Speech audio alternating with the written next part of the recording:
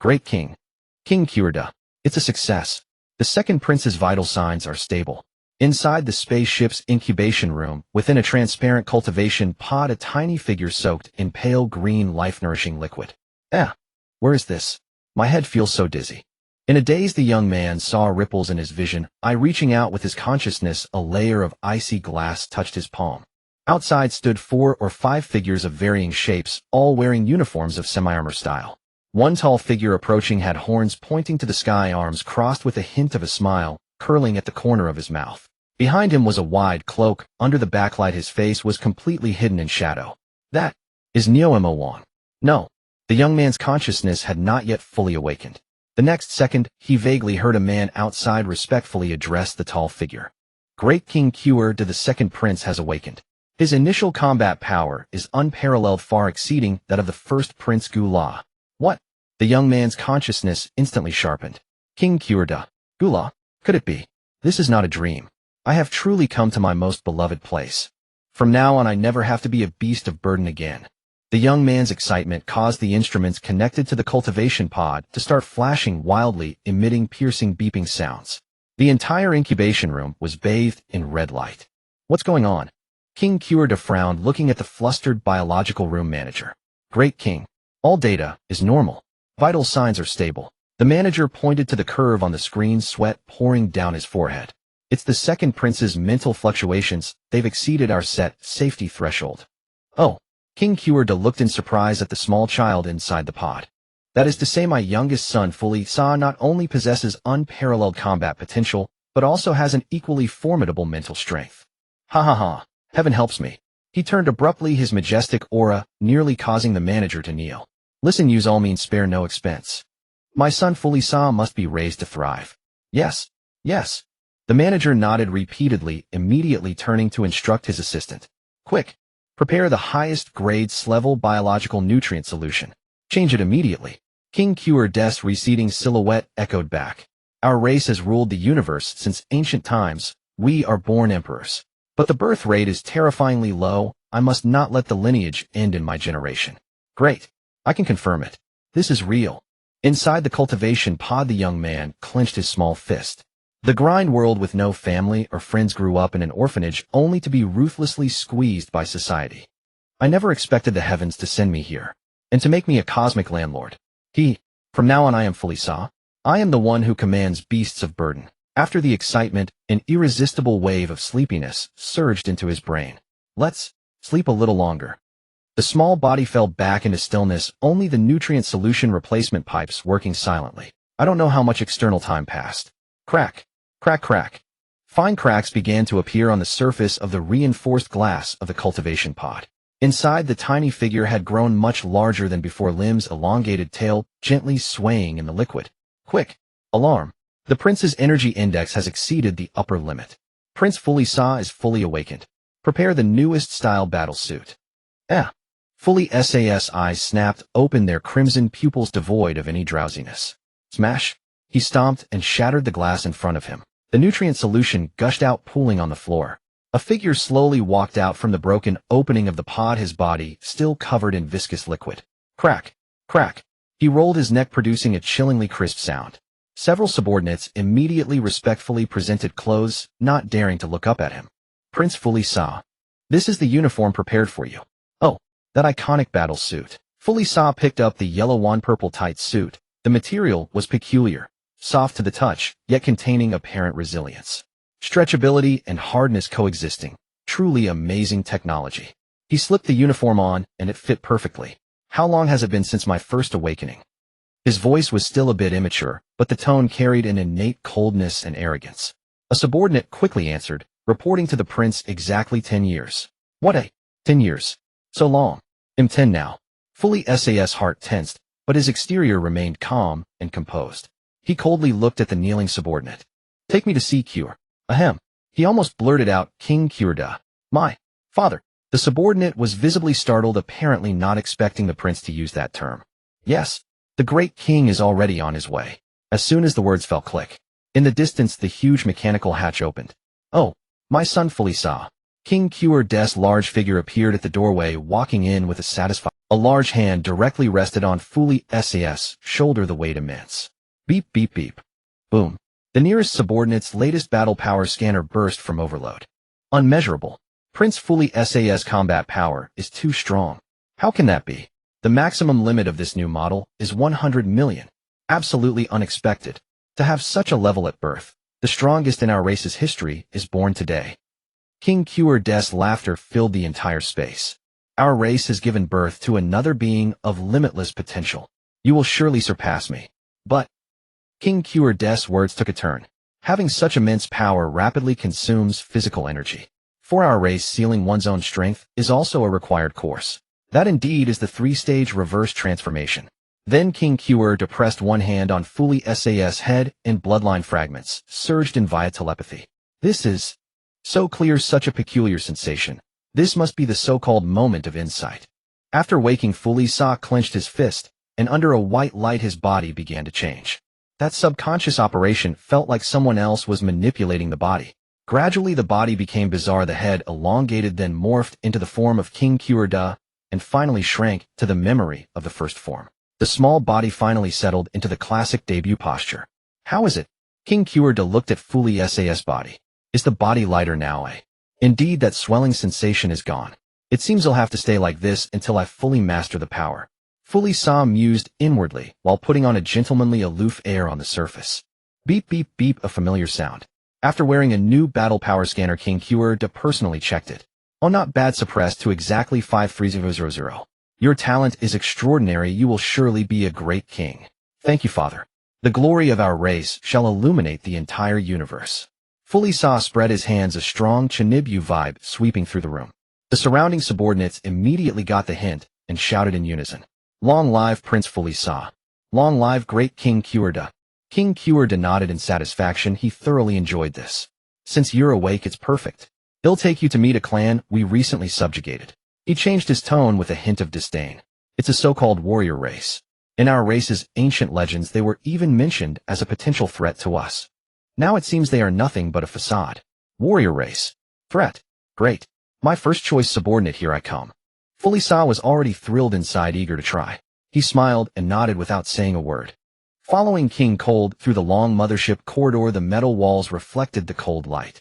On one side was a huge porthole, and the boundless universe spread out like a painting. In the deep darkness, billions of twinkling stars dotted the void. Distant nebulae were dreamlike, with colorful ribbons of light intertwining.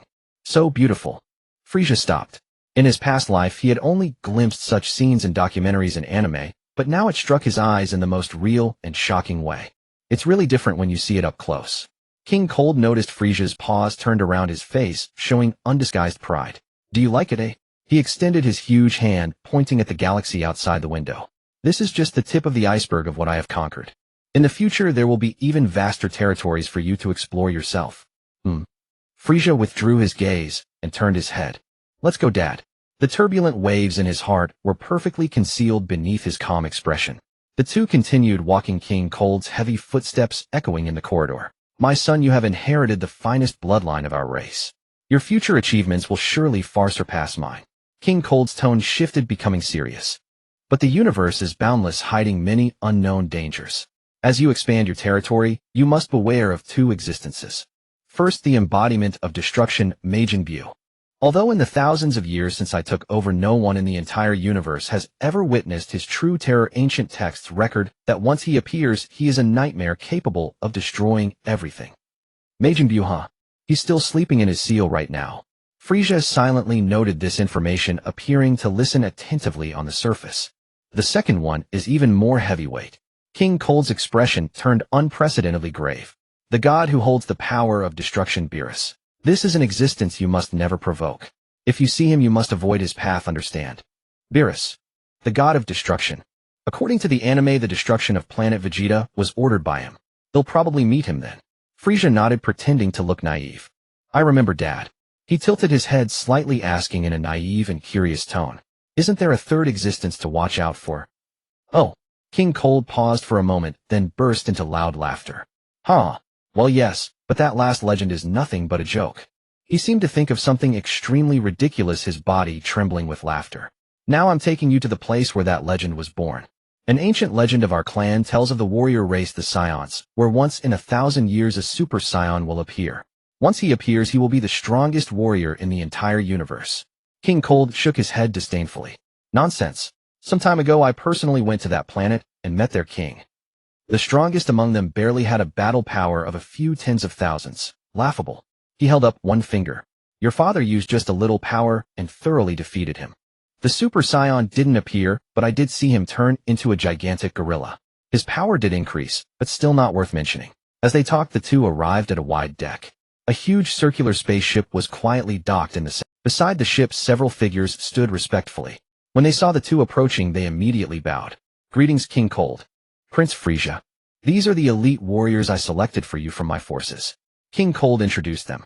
Dodoria, Zarbin. Two robust figures stepped forward and knelt on one knee. And King Cold was interrupted by the sudden sound of upbeat music. Then 5 figures appeared before everyone, dancing in with exaggerated poses and strange steps. Jinyu. Force. The purple-skinned leader struck a handsome pose, while the other 4 also froze in their own stances. Greetings, Prince Frieza. The 5 said in unison. So it's exactly like the original. Frieza almost burst out laughing, but his good upbringing made him suppress his smile.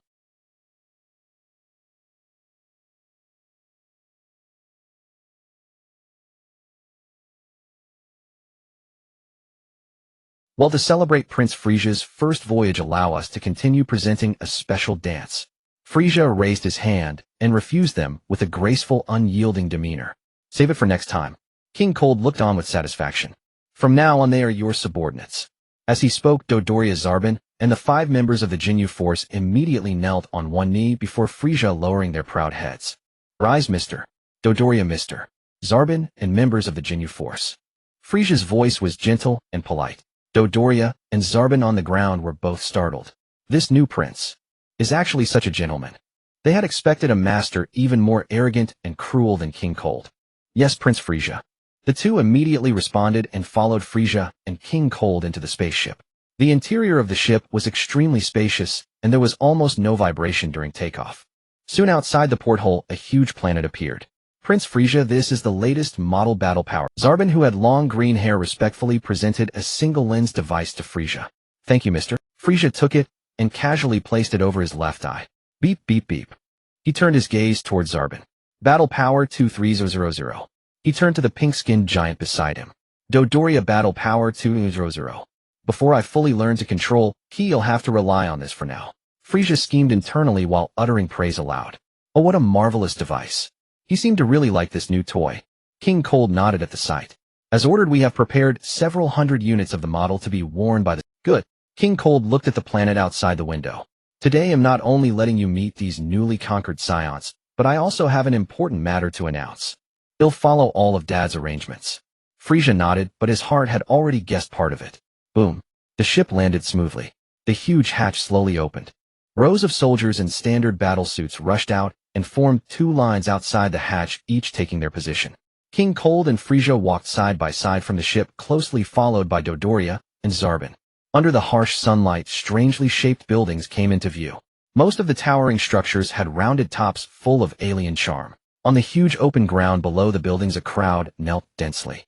At the front was a man, also wearing a cape. His spiky black hair was highly recognizable, and a thick beard hung from his chin. He was none other than the king of the Saiyans, King Vegeta. At this moment, he kept his head bowed low, seemingly submissive, but his tense body and unwilling posture betrayed his inner thoughts. The seed of betrayal has already been planted. Of course, only I know this. Frieza looked at that figure, a playful smile curling in his heart. Long time no see, King Vegeta. King Cold stepped forward, his aura of absolute dominion freezing the very air. King Vegeta, prostrate on the ground, shuddered violently, cold sweat instantly soaking the battle suit on his back. He clenched his teeth, lowering his head even further. I pay my respects to the great King Cold. Heh. King Cold let out a light chuckle, indifferent to the resentment simmering beneath the Saiyan King's respectful facade. I'm not here for anything else this time. He paused, his colossal shadow looming over the Saiyan King below. Your Saiyans have served my Cold Force for quite some time. It's time for you to meet your new leader. With that, King Cold's massive hand gently rested on his son's shoulder. Allow me to introduce my second son, Frieza. All the Saiyans present, including King Vegeta, instinctively lifted their gazes, slightly sizing up the legendary prince, who though just born possessed terrifying potential. He was surprisingly small, even somewhat frail. Yet the innate nobility and sense of detachment emanating from him were impossible to ignore. King Cold, satisfied with their reactions, dropped a bombshell. I am here today to formally announce my abdication. From this day forth, the Cold Force will be fully taken over by Frieza and renamed the Frieza Force. What? The moment these words were spoken, the entire assembly erupted in shock. A barely suppressed commotion rippled through the kneeling Saiyan crowd. King Vegeta in particular snapped his head up, his face a mask of sheer disbelief. Abdicate? Hand over such a colossal empire to a child only 10 years old? Everyone, don't worry. King Cold seemed to relish their astonishment. He spread his hands and added slowly, "You'll continue doing exactly as you did before." He looked at the conflicted King Vegeta on the ground and said with a grin, "However, my child might be even more ruthless than I am." These words were like a bucket of ice water, extinguishing the faint glimmer of hope that had just kindled in the Saiyans' hearts. King Vegeta couldn't help but clench his fists, veins bulging on his forehead. A new tyrant, and potentially more terrifying than the old one. "Everyone please rise." A gentle, polite voice rang out, instantly shattering the tense atmosphere. Frieza was smiling, his red eyes curving into a charming crescent, bringing a warmth like a spring breeze. He took 2 steps forward and gently beckoned to the Saiyans still kneeling on the ground. This sudden kindness left everyone stunned. The wisdom of the ancients, first the carrot, then the stick, works like a charm. Frieza chuckled inwardly, then waved his hand. Zarbon behind him immediately understood and stepped forward, opening a metal case filled with scouters, presenting it to the crowd. "Here are 500 of the latest model battle power scouter, a small gift from me. You've all worked hard serving the Frieza Force." After speaking, Frieza personally took one from the case and walked slowly to King Vegeta, handing it to him. Oh, King Vegeta was utterly shocked. He stared blankly at this affable new master before him. This Frieza was nothing like King Cold had described. He hesitated for a moment before hastily extending both hands. Thank you, Lord Frieza." He respectfully accepted the scouter, but his mind was cursing furiously. What a deceitful little brat. What schemes is he plotting? However, Frieza's amiable voice sounded again. King Vegeta's hand, reaching for the scouter, jerked violently. "Here it comes." He knew it wouldn't be that simple. Frieza maintained his perfect smile as he uttered a sentence that froze the air in the entire hall. "Tell them to open fire." Slap. A sharp crack rang out as King Vegeta, losing his grip, dropped the scouter he had just received, sending it clattering to the floor. What? He couldn't believe his ears. Frieza's smile slowly faded. He looked at King Vegeta and repeated word by word, "I said tell those hidden in the shadows to open fire on me." His gaze swept over the shadows of the distant buildings. "Or do I need to personally drag them out?" As his words fell, a bone-chilling cold began to emanate from Frieza's small frame. He slowly raised his right hand, pointing a slender index finger at a pavilion behind him. At his fingertip, a faint crimson light materialized, rapidly coalescing into a point of energy. "That's about the best I can do. I can't manage a precise shot, Lord Frieza." King Vegeta immediately cried out in alarm, cold sweat pouring down his face. "You misunderstand. Those soldiers are only for your safety. They aren't." His excuses faded away under Frieza's increasingly cold stare. King Vegeta swallowed hard. He knew he had no choice. He slowly closed his eyes. When he opened them again, they held a look of grim resolve. He gave a tacit nod towards the hidden sniper positions. In an instant, swish, swish, swish, dozens of blinding beams shot out from all directions, striking with pinpoint accuracy at the small figure in the center of the clearing. Boom, boom, boom, boom. A series of violent explosions thundered in succession, deafening all.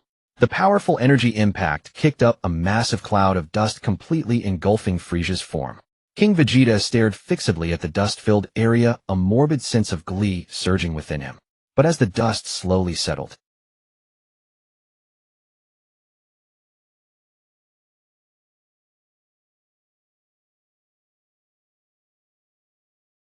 "Oh, this!"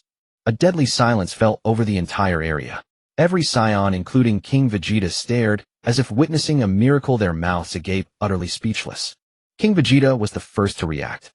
He immediately put on a fawning smile, spewing flattery. "Lord Frieza is truly invincible. Your divine might covers the world." Frieza was non-committal to his praise. "Truly a superhuman physique. Simply invincible. This feeling. It's incredible." A flicker of excitement passed through his mind. He then looked at King Vegeta, who was practically prostrate on the ground. Do you understand now? His voice was not loud, yet it reached the ears of every Saiyan with perfect clarity. Even standing still you can do nothing to me. So just obediently follow orders. Why? Yes, Lord Frieza. King Vegeta knocked his head on the ground, not daring to lift it again. Ha ha ha. King Cold, watching his son's performance from the side, laughed heartily with satisfaction. Well done, Frieza. Truly exceptional. He patted Frieza's shoulder and turned to board the spaceship. Let's go, Frieza. Farewell, great King Cold. Farewell, Lord Frieza. King Vegeta felt an immense wave of relief, ecstatic that these two plagues were finally leaving. Not so fast, father. Frieza suddenly spoke, halting in his tracks. King Vegeta's heart leaped into his throat as he if I may ask, does Lord Frieza have any other instructions? Frieza turned around, a gentle smile, one that made King Vegeta's blood run cold, returning to his face. I'm very interested in you Saiyans, especially in the promising little ones, he said with pointed, take me to your nursery. All color drained from King Vegeta's face as he stood frozen in place. King Vegeta's back was straight, but his heavy footsteps felt as if they were filled with lead, each step treading upon his shattered dignity. He silently led the way ahead, traversing cold corridors that glimmered with a metallic sheen. This way is the breeding chamber for elite Saiyans.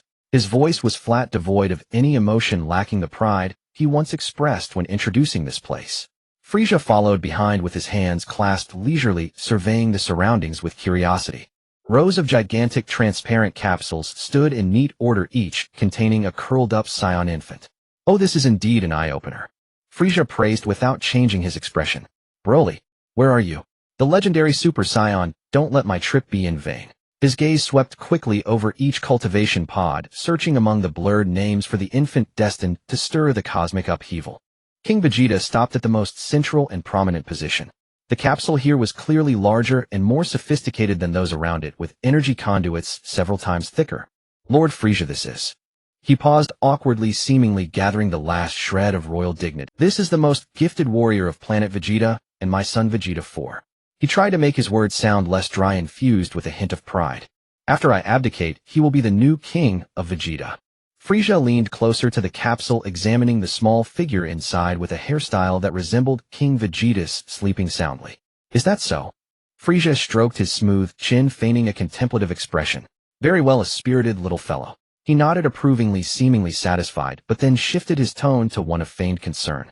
However, in such a vast breeding chamber, is there truly no one whose talents can rival his? The words caused the air in the breeding chamber to instantly freeze. King Vegeta's body completely stiffened. Impossible, he shouted instinctively, as this pertained to the last dignity of the Saiyan King, not allowing any outsider to question it. But as soon as he spoke, he realized he had lost composure, icy sweat instantly soaking through the back of his battle suit. He looked at Frieza's half-smiling face and quickly bowed his head deeply. Lord Frieza, this is absolutely not the case. My son is the undisputed strongest.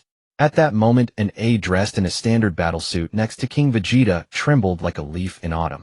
Well, he stammered, his voice as faint as a mosquito's buzz. There was indeed one person whose potential test results surpassed those of the prince. King Vegeta turned sharply, his fierce gaze seeming to want to swallow his aide whole. Lead the way. Frieza still smiled, his gentle tone carrying an irrefutable command. The aide did not dare look at King Vegeta's face, trembling as he led the way to a rather secluded corner of the breeding chamber. There was only a solitary cultivation capsule here, starkly out of place among the surrounding elite equipment. The capsule was filled with murky green nutrient fluid, within which floated a male infant looking much sturdier than the others, sleeping deeply.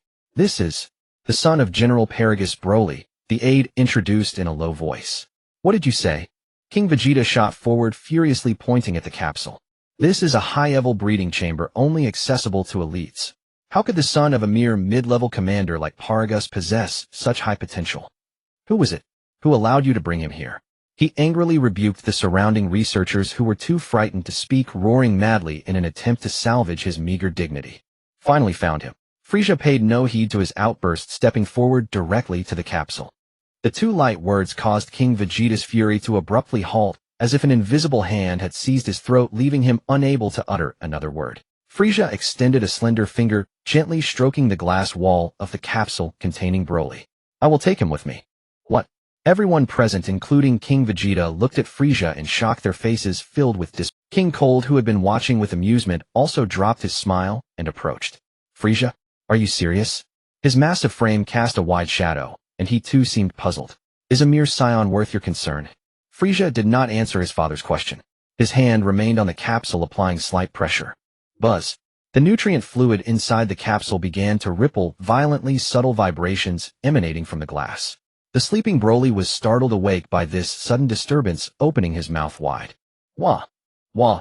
The piercing cry resonated throughout the entire breeding chamber, its volume astonishing enough to make the metal walls hum. Goodness, with such lung capacity, it would be a shame if he didn't sing tenor. Frieza tilted his head towards Dodoria. Take a good look at his combat power. Dodoria immediately nodded, activating the detector on his left eye, aiming the lens at the wailing Broly in the capsule. Beep, beep, beep. Beep, beep, beep, beep, beep. The detector emitted an unprecedentedly urgent alarm, the shrill sound, causing Dodoria's flabby flesh to quiver. Extreme shock and confusion gradually appeared on his pink face. No, it's impossible. He stammered out the number on the screen that made him question his life. This little brat's combat power is over 10,000. Over 10,000. At this revelation, the room fell silent. The anger and unwillingness on King Vegeta's face completely froze, replaced by a blank expression and an incomprehensible bewilderment. A newborn with a combat power over 10,000. This number exceeded the values of nearly 99% of the elite adult Saiyans present. It even surpassed the combat power of the proud Saiyan King himself. Even King Cold completely dropped his amusement, leaning forward to closely observe the little monster in the capsule, whose cries shook the heavens. Is this really happening? Could it be? The legendary Super Saiyan who appears once in a millennium is real. King Cold's heart surged with tumultuous waves, and his gaze towards his son became even more profound. Mr. Sabo. Frieza gently waved his hand. Sabo immediately understood, stepping forward gracefully and skillfully dismantling the various pipes and fixtures connecting to Broly's capsule. King Vegeta watched this scene in horror, his fists clenched tightly into his flesh, his nails breaking and bleeding without him noticing. His heart was filled with the most resentful curses. Damn, that damn monster. Not only does he want to take my throne, but now he aims to seize the very foundation of the Saiyans. King Vegeta. Frieza's gentle voice rang out again, making King Vegeta feel as if he had plunged into an ice cave. He was not done yet. Vegeta, for you will come with me as well. Frieza pointed to the most magnificent capsule nearby that belonged to the prince. Boom. These words were like a thunderclap, shattering King Vegeta's last psychological defense. Lord Frieza. He could no longer care about royal dignity. His knees buckled, and he heavily knelt on the cold metal floor, desperately bowing his head towards Frieza. He is my only son, the future of planet Vegeta. I beg you, please don't get lost. A thunderous shout, and Dodoria's stout foot had ruthlessly kicked King Vegeta in the chest. Bang! King Vegeta flew back like a broken sack, crashing into the distant wall and spitting out a large mouthful of blood. Dodoria disdainfully spat on the ground. Lord Frieza regards your son, that is a blessing you have earned over several lifetimes. What are you so dissatisfied about? He strode past the prostrate King Vegeta, who was coughing blood, and approached the capsule of Vegeta, for roughly tearing the entire capsule along with its base off, and easily hoisting it onto his shoulder. King Vegeta knelt dazedly on the ground, watching his son and the infant named Broly being treated as spoils of war, prepared to be taken from this planet. It's over. The future of the Saiyans has been ruthlessly severed by this demon. His world turned gray. Finally, Frieza's voice was like the scythe of death, lightly slicing through the hearts of every Saiyan, bringing endless chill. Take me to the quarters of the lower-class warriors. What? Not even sparing the lower-class warriors. All the Saiyans felt a chill rising from the depths of their souls. What else could this capricious new master want? King Vegeta had completely lost his reaction, slumping there like a soulless statue. At that moment, a tall figure stepped forward and lifted the powerless King Vegeta from the ground. The newcomer was none other than the captain of Frieza's Special Forces, Jinyu. Lord Frieza, this guy seems to have gone stupid. It's fine. Frieza casually pointed towards the aide who had been next to the king. That Saiyan gentleman, you lead the way. The pointed-out Scion's body trembled sharply, and then a look of extreme flattery immediately appeared on his face. Lord Frieza, this way, please. The adjutant bent nearly 90 degrees at the waist, exuding an extreme posture of servility as he led the group toward the other end of the planet. This place was starkly different from the metallic, futuristic coldness of the elite incubation room. The air was thick with a sour, rancid odor mingled with sweat, dust, and cheap food. Low stone-built structures crowded together in chaotic disarray, resembling the most common slums found across the universe. Most of the Scions here were clad in tattered rags, their bodies bearing various scars. Upon seeing Frieza and his entourage, their expressions shifted instantly from numbness to utter terror. They prostrated themselves on the ground, burying their heads deeply, not daring to commit any transgression. The path ahead was blocked by a murky puddle of some unknown mixed filth. Upon seeing the sewage, the adjutant didn't hesitate for even half a second.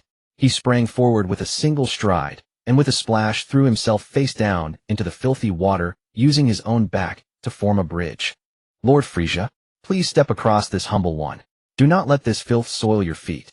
Oh, Frieza paused mid-step, watching with keen interest the Scion lying in the mud, still forcing a sycophantic smile up at him. After his internal mockery, he immediately let out his signature laugh. Oh ho ho ho ho. Adjutant, you are quite the considerate one. Crack. Without any courtesy, he lifted his foot, and with a crisp sound planted it firmly in the center of the adjutant's spine. Ugh. The adjutant felt a force of immense weight press down from his back, as if his entire spine would snap from that one step. The excruciating pain nearly made him black out. Yet he didn't dare let out a scream. Instead, he forced an even more radiant smile onto his face and let out a dry, nervous chuckle. Only after Frieza and his entire party had crossed did the adjutant stagger up from the sewage drenched in mud, yet he scurried forward with a look of honor on his face. Serving Lord Frieza is the supreme glory of this insignificant one. I would be your beast of burden without any hesitation. Frieza turned his head slightly, casting a glance at him. You are quite clever. He paused, then announced in a slow, deliberate tone. From today onward you shall be in charge of all communications regarding matters on planet Vegeta. Is it true? Thank you, Lord Frieza. Thank you, Lord Frieza. The adjutant trembled with excitement, immediately bowing and scraping his posture 100 times more fawning than before. Just then Frieza suddenly lowered his voice to a volume only the two of them could hear. Take me directly to Bardock's house. The joy on the adjutant's face froze, and he stood there stunned. But he dared not ask nor show any hint of confusion. He quickly composed himself, adopting an even more respectful demeanor. Yes, this way, Lord Frieza. The group skirted through a few narrow alleys where every low-class warrior they passed bowed in submission, fearfully speculating about the new master's intentions. Soon they arrived before a particularly dilapidated stone house. Bardock, Jine, come out. The adjutant, who had been groveling moments before, instantly changed his demeanor. He shouted arrogantly at the stone house as if he were the master of the place. Creak. The stone door was pushed open and a Scion woman with a slender figure and neat short hair appeared before them. This is Lord Frieza and Lord King Cold, the adjutant immediately introduced. Upon recognizing the visitors, the woman, named Ginna's face drained of all color. She immediately fell to her knees. Frieza cleared his throat, lightly masking his momentary distraction, and adopted a gentle tone. A pleasure to meet you, Lady Jine. Ginna's body trembled. She quickly responded, I am unworthy. Lord Frieza, may I ask why you would grace this filthy place with your presence? Zarbon stepped forward gracefully to explain on his behalf. Lord Frieza is merciful and cares for the future of every Scion. Thus he has come personally to select a few promising children to be brought to the Frieza Force headquarters for elite training. One day these children will become the backbone of the army. Zarbon's words carried a hypnotic charm. Lord Frieza does not disdain even the children of low-class warriors. So where is your child? Ginna's body went rigid, her mind a complete blank. Alarms blared in her heart. She shook her head frantically. Lord Frieza, my family doesn't have. Giant. The adjutant beside her immediately barked in a harsh tone. I advise you to think carefully before you speak.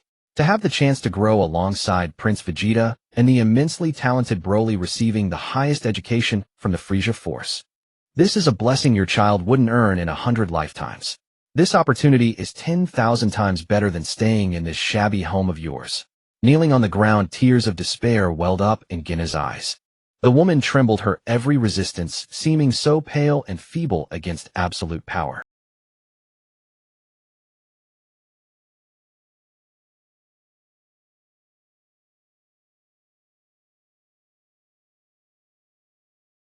Finally, she slowly rose to her feet and led the group inside the house. Oh my, Frieza chuckled as he indescribable odor, even stronger than outside. Dodoria's massive bulk surged forward, his huge paddle-like hand raised high, about to strike the back of Ginna's head.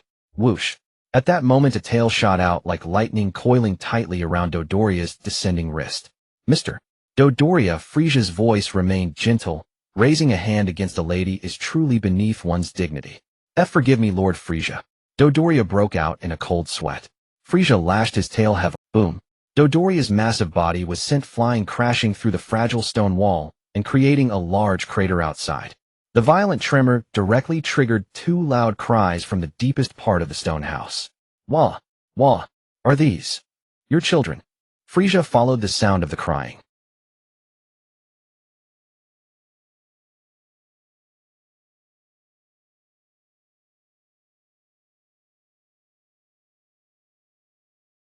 This is my eldest son, Raditz. Jine pointed at the older boy, her voice trembling. And this is my younger son, Kakarot. Excellent. Zarbon immediately understood and stepped forward to dismantle the incubation capsules. No. Jine was terrified to her very core, but maternal instinct made her spread her arms, shielding the capsules of her two children. Frieza glared sideways. An invisible, yet mountain-heavy pressure instantly enveloped the entire stone house. Ginna's legs trembled violently, nearly forcing her to her knees again. But looking at her crying sons and the capsules, tears in her eyes, the power of maternal love from the depths of her bloodline actually overcame the fear of the mighty demon. She stood up straight, staring defiantly at Frieza without retreating a single step. Frieza's tail swished lightly behind him. He withdrew his pressure. It seems I cannot prevail against your persistence, my lady. He suddenly laughed. How about this? Those two little ones, Broly and Vegeta, could indeed use a maternal figure like yourself to care. Why don't you come along as well and be responsible for the daily needs of these four children? What do you say? Ginna's mind went completely blank. What? I promise you will receive the highest standard of treatment from the Frieza Force, and your range of movement will not be restricted in any way. Frieza looked at the stunned Jine and offered another condition she couldn't refuse. Your husband Bardock, once he returns from his mission, I will permit him to join the Frieza Force as one of my direct subordinates and live together with you. He will no longer have to participate in those low-paying, life-threatening trash missions. An immense benefit was laid bare before her. Upon hearing Bardock's name and the promise of a bright future, Jine snapped out of her daze. Is it true? Lord Frieza? She lowered her face, her heart in turmoil. Finally, she made her decision slowly and solemnly, raising her head and nodding. I am willing. Frieza gave a satisfied smile. Zarbon and another soldier immediately stepped forward, carefully lifting the incubation capsules of Raditz and Kakarot. The entourage departed from the dilapidated dwelling in a grand procession.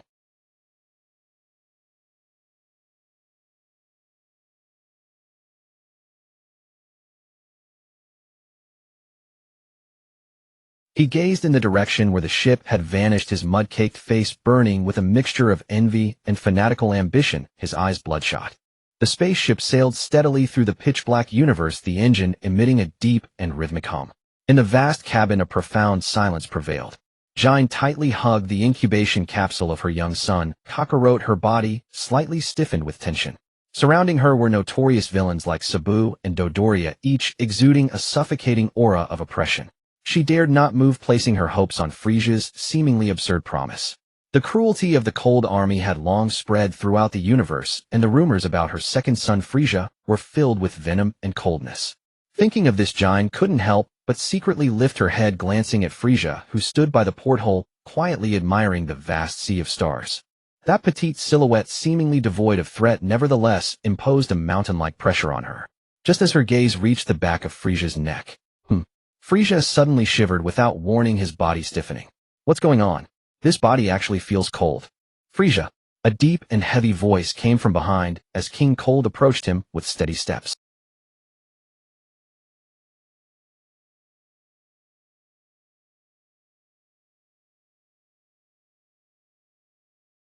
That little brat, named Broly, indeed has an abnormal battle power level. The legendary Super Saiyan perhaps really exists. It would be best to deal with it sooner rather than later. Frieza casually responded, Father, I know my limits. He turned around wearing his usual smile. The stronger they are, the greater their contribution to our army, right? Be careful not to raise a tiger to trouble. King Cold's expression suddenly became serious. Father Frieza suddenly adopted a playful tone, his eyes sparkling with something peculiar. What's wrong? The old father looked at his son's sudden change in demeanor somewhat puzzled. I've just been born and haven't trained a single day yet. Frieza tilted his head and said in a sweet voice, as long as I can always keep them under control no matter how strong they are, they won't be able to stir up any waves. Oh. Upon hearing this, King Cold was first taken aback, then a beaming smile of great satisfaction appeared on his face. Huh.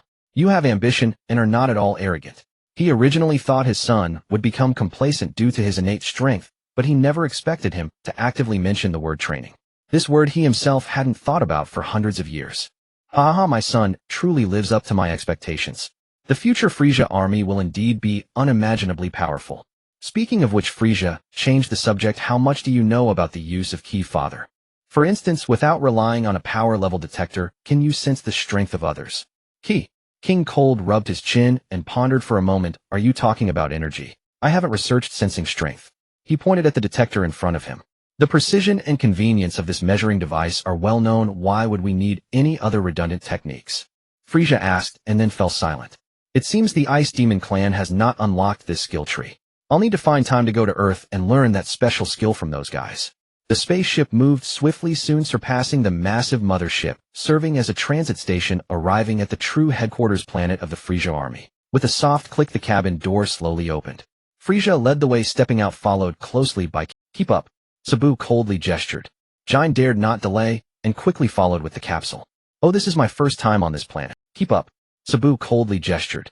Jine dared not delay, and quickly followed with the capsule. Oh, this is my first time on this planet. Frieza looked around, his eyes filled with fantastical buildings and constantly flying vehicles, making the entire planet resemble a futuristic city built in the cosmos. This is truly magnificent, far superior to the tiny rented room I lived in my past life. King Cold's laughter followed, full of pride. This is the headquarters of the Frieza army, fighting across various fronts.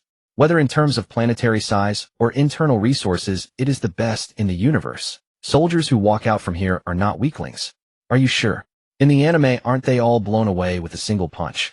Frieza squinted his eyes, gazing at a squad of soldiers standing guard in the distance. We greet Lord Frieza. King Cold. A loud voice echoed, and the soldiers immediately knelt on one knee, bowing their heads upon seeing them. Oh ho ho ho. Thank you for your hard work, everyone. Frieza revealed a friendly smile, and even raised his hand in a wave. Frieza, King Cold said softly beside him, there's no need to be so courteous with these lowly soldiers. Not at all, father. Frieza shook his finger. For these lower-tier warriors, even the slightest kindness from us, the prominent figures, will become their motivation to loyally serve in the future. As soon as he finished speaking, the soldiers who had been kneeling on the ground seemed to be infused with a powerful force, a warm current surging within them. They abruptly stood up, their posture straightened, taking a synchronized step forward, then solemnly saluted before turning to leave their patrolling steps, becoming even more robust. King Cold watched this scene, once again taken aback. A moment later, he burst into even louder laughter. Huh. My child, not only do you possess unparalleled potential, but your intellect is also remarkable. Under the barrage of praise from his father, Frieza felt somewhat numb. He walked into the core buildings of the headquarters, greeting various individuals he encountered along the way, regardless of their rank, in the same manner. In the following days, a message spread throughout the entire Frieza army headquarters. The newly appointed King Frieza is a benevolent, powerful, and understanding monarch. In a luxurious and spacious room that seemed almost excessive, Jine gently stroked the hair of Raditz and Kakarot, while beside them Vegeta and Broly were holding gigantic bottles, gulping them down. This was her third day at the Frieza army headquarters. On the first day, she was directly assigned to this path. On the second day, all 4 children were removed from the incubation chambers, and their health indicators were every day. Dedicated maids would deliver the finest food and various necessities on time, and even the maids spoke to her with particular politeness, always wearing respectful smiles. Everything here was completely different from the lair she had imagined. Frieza really isn't a villain. She looked at the 4 children playing happily, and deep within her heart, this thought surfaced clearly for the first time. Knock, knock, knock. A soft knocking sound interrupted Jine's thoughts. Come in. She casually replied, thinking it was just another maid delivering something. The door opened, and the voice that rang out was that familiar yet eagerly awaited sound. Jine, how are you and the boys? That voice was unmistakable. A voice both gravelly and tender, already etched into the depths of her soul. Jine whipped around, her heart pounding violently against her chest. A vast horde of grotesque demon soldiers of all shapes and sizes poured out from every direction, a pitch-black sea that instantly surrounded the 4 of them completely. She scrambled to her feet and threw herself into the arms of the man standing in the doorway. The familiar scent of sweat earth and a faint trace of blood washed over her.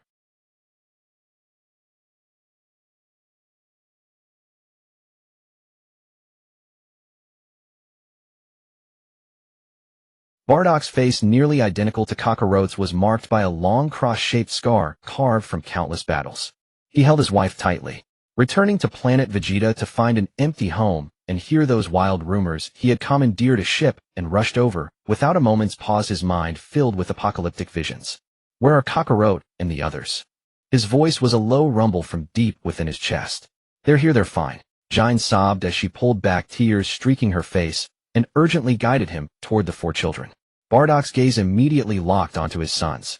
He strode over and lifted Kakarot from the plush cushion. The little one was sturdy, heavier than he remembered. He was spotlessly clean, his small Saiyan uniform immaculate. Bardock looked down at himself, covered in grime and dried alien blood from his last mission. A long, slow breath escaped his lungs. He turned his head and lowered his voice, so only Jine could. They didn't do anything excessive, did they, eh? Jine shook her head quickly. No, they treated me with great respect. Bardock pondered. This was too strange. I came all the way in without anyone stopping or questioning me. There was even a guide assigned to me. Frieza couldn't possibly fake this to such an extent. It seems the rumors of his cruelty are debatable. Working under him, perhaps it's truly worth a try. But he was a battle-hardened warrior, a realist.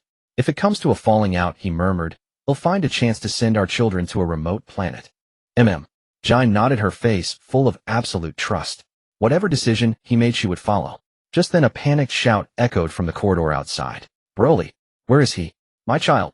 The door was thrust open again, and a man in a tattered white cloak with disheveled hair burst in, his eyes darting wildly. Colonel Paragus. Bardock recognized him immediately. So that single-person ship that was following me was yours.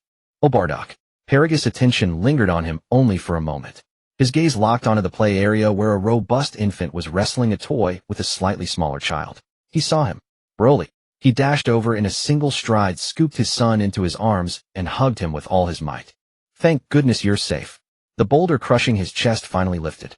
With Broly taken away, little Vegeta sat alone in place.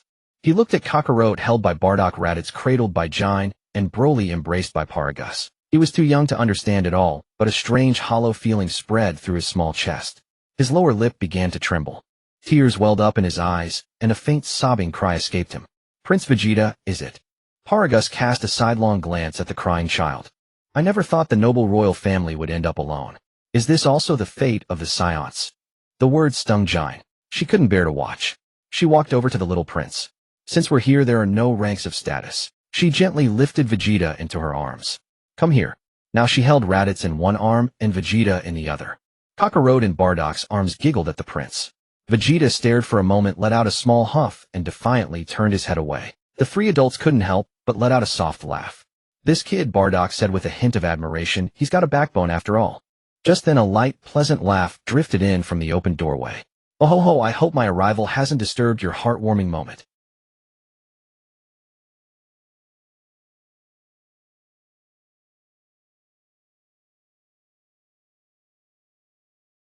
You may withdraw.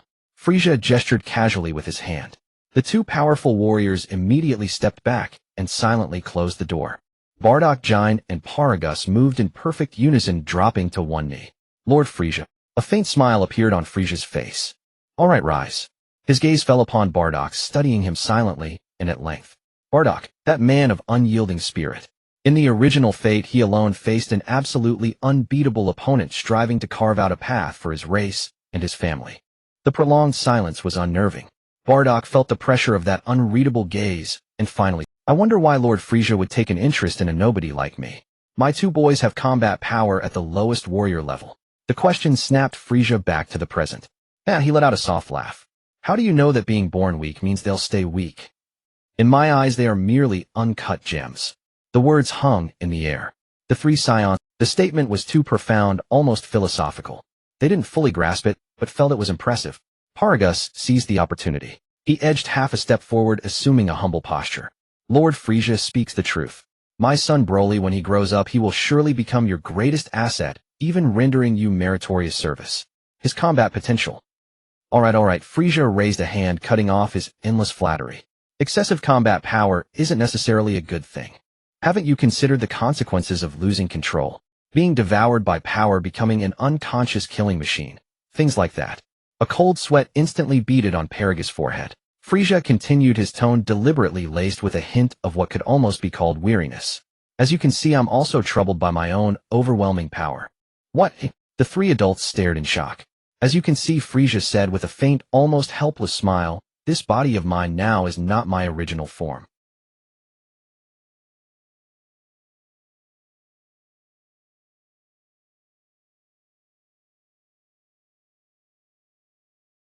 He waited quietly, letting the words ferment in their minds while observing their reactions. This should completely dispel any disloyal thoughts they might have. The first to snap back to reality was Bardock. He raised his head, and for the first time his gaze was so direct, filled with undisguised sincerity. With Lord Frieza's talent, I'm sure you will soon adapt and find a way. Frieza nodded in satisfaction. Bardock, every promise I made to your lady before holds true. And from today onward, the basic combat training of these 4 boys will be entrusted to you. He looked at the Saiyan warrior. The practical combat experience you've honed on the battlefield is far superior to those armchair strategists. I have high hopes for you. With that, he turned to leave. Lord Frieza, Paragus began, his trembling voice full of Frieza paused at the door, but didn't look back. Just go back and do your regular duties. Broly will thrive here. He stepped out of the room, leaving a crestfallen Paragus behind. Frieza didn't spare another thought. His footsteps echoed down the corridor as he headed straight for the Grand Hall where King Cold resided. The Grand Hall was empty and deathly silent, with only Frieza's own footsteps echoing across the mirror-smooth floor. King Cold sat on the towering side throne, propping his chin, with one hand seemingly dozing. Hearing the footsteps, he opened his eyes. Oh, Frieza, my son. King Cold rose to his feet. Have you dealt with those Saiyans? Frieza walked to the foot of the throne, flashing his signature smile. Father, I've given them a dose of reassurance. I believe they will behave from now on. Good. King Cold nodded with satisfaction. The reason I came is that there's something I wish to discuss with you. Speak. King Cold sat back down, assuming a dignified posture. Though I have abdicated, if there's anything you need my help with, do not hesitate to ask. Now you are the king, all decisions are yours. Frieza's smile deepened. The Frieza Force. I need you to manage it for a while. He paused, then continued. I'm going to a place where I can fully train and master this power. It shouldn't take long before I return. King Cold was slightly surprised, but still nodded. Just as Frieza finished speaking and was about to turn and leave, boom. A terrifying, unimaginable sensation descended from the heavens, enveloping the entire headquarters. It was not a forceful pressure, but rather a primal suppression. It was like an antelope encountering a lion. A shudder from the deepest core of life, compelling one to prostrate and offer everything. What's happening? Something that can give me this feeling. Could it be? Frieza's heart clenched. Beyond the massive doors of the hall, backlit by the light, 2 figures slowly. One was slender with purple skin, 2 tall pointed ears, and a long slender tail, swaying leisurely behind him. The other was taller with light blue skin and a peculiar hairstyle, holding a staff with a floating orb at its tip. Beerus. Whis. These 2 names exploded in Frieza's mind, freezing his thoughts.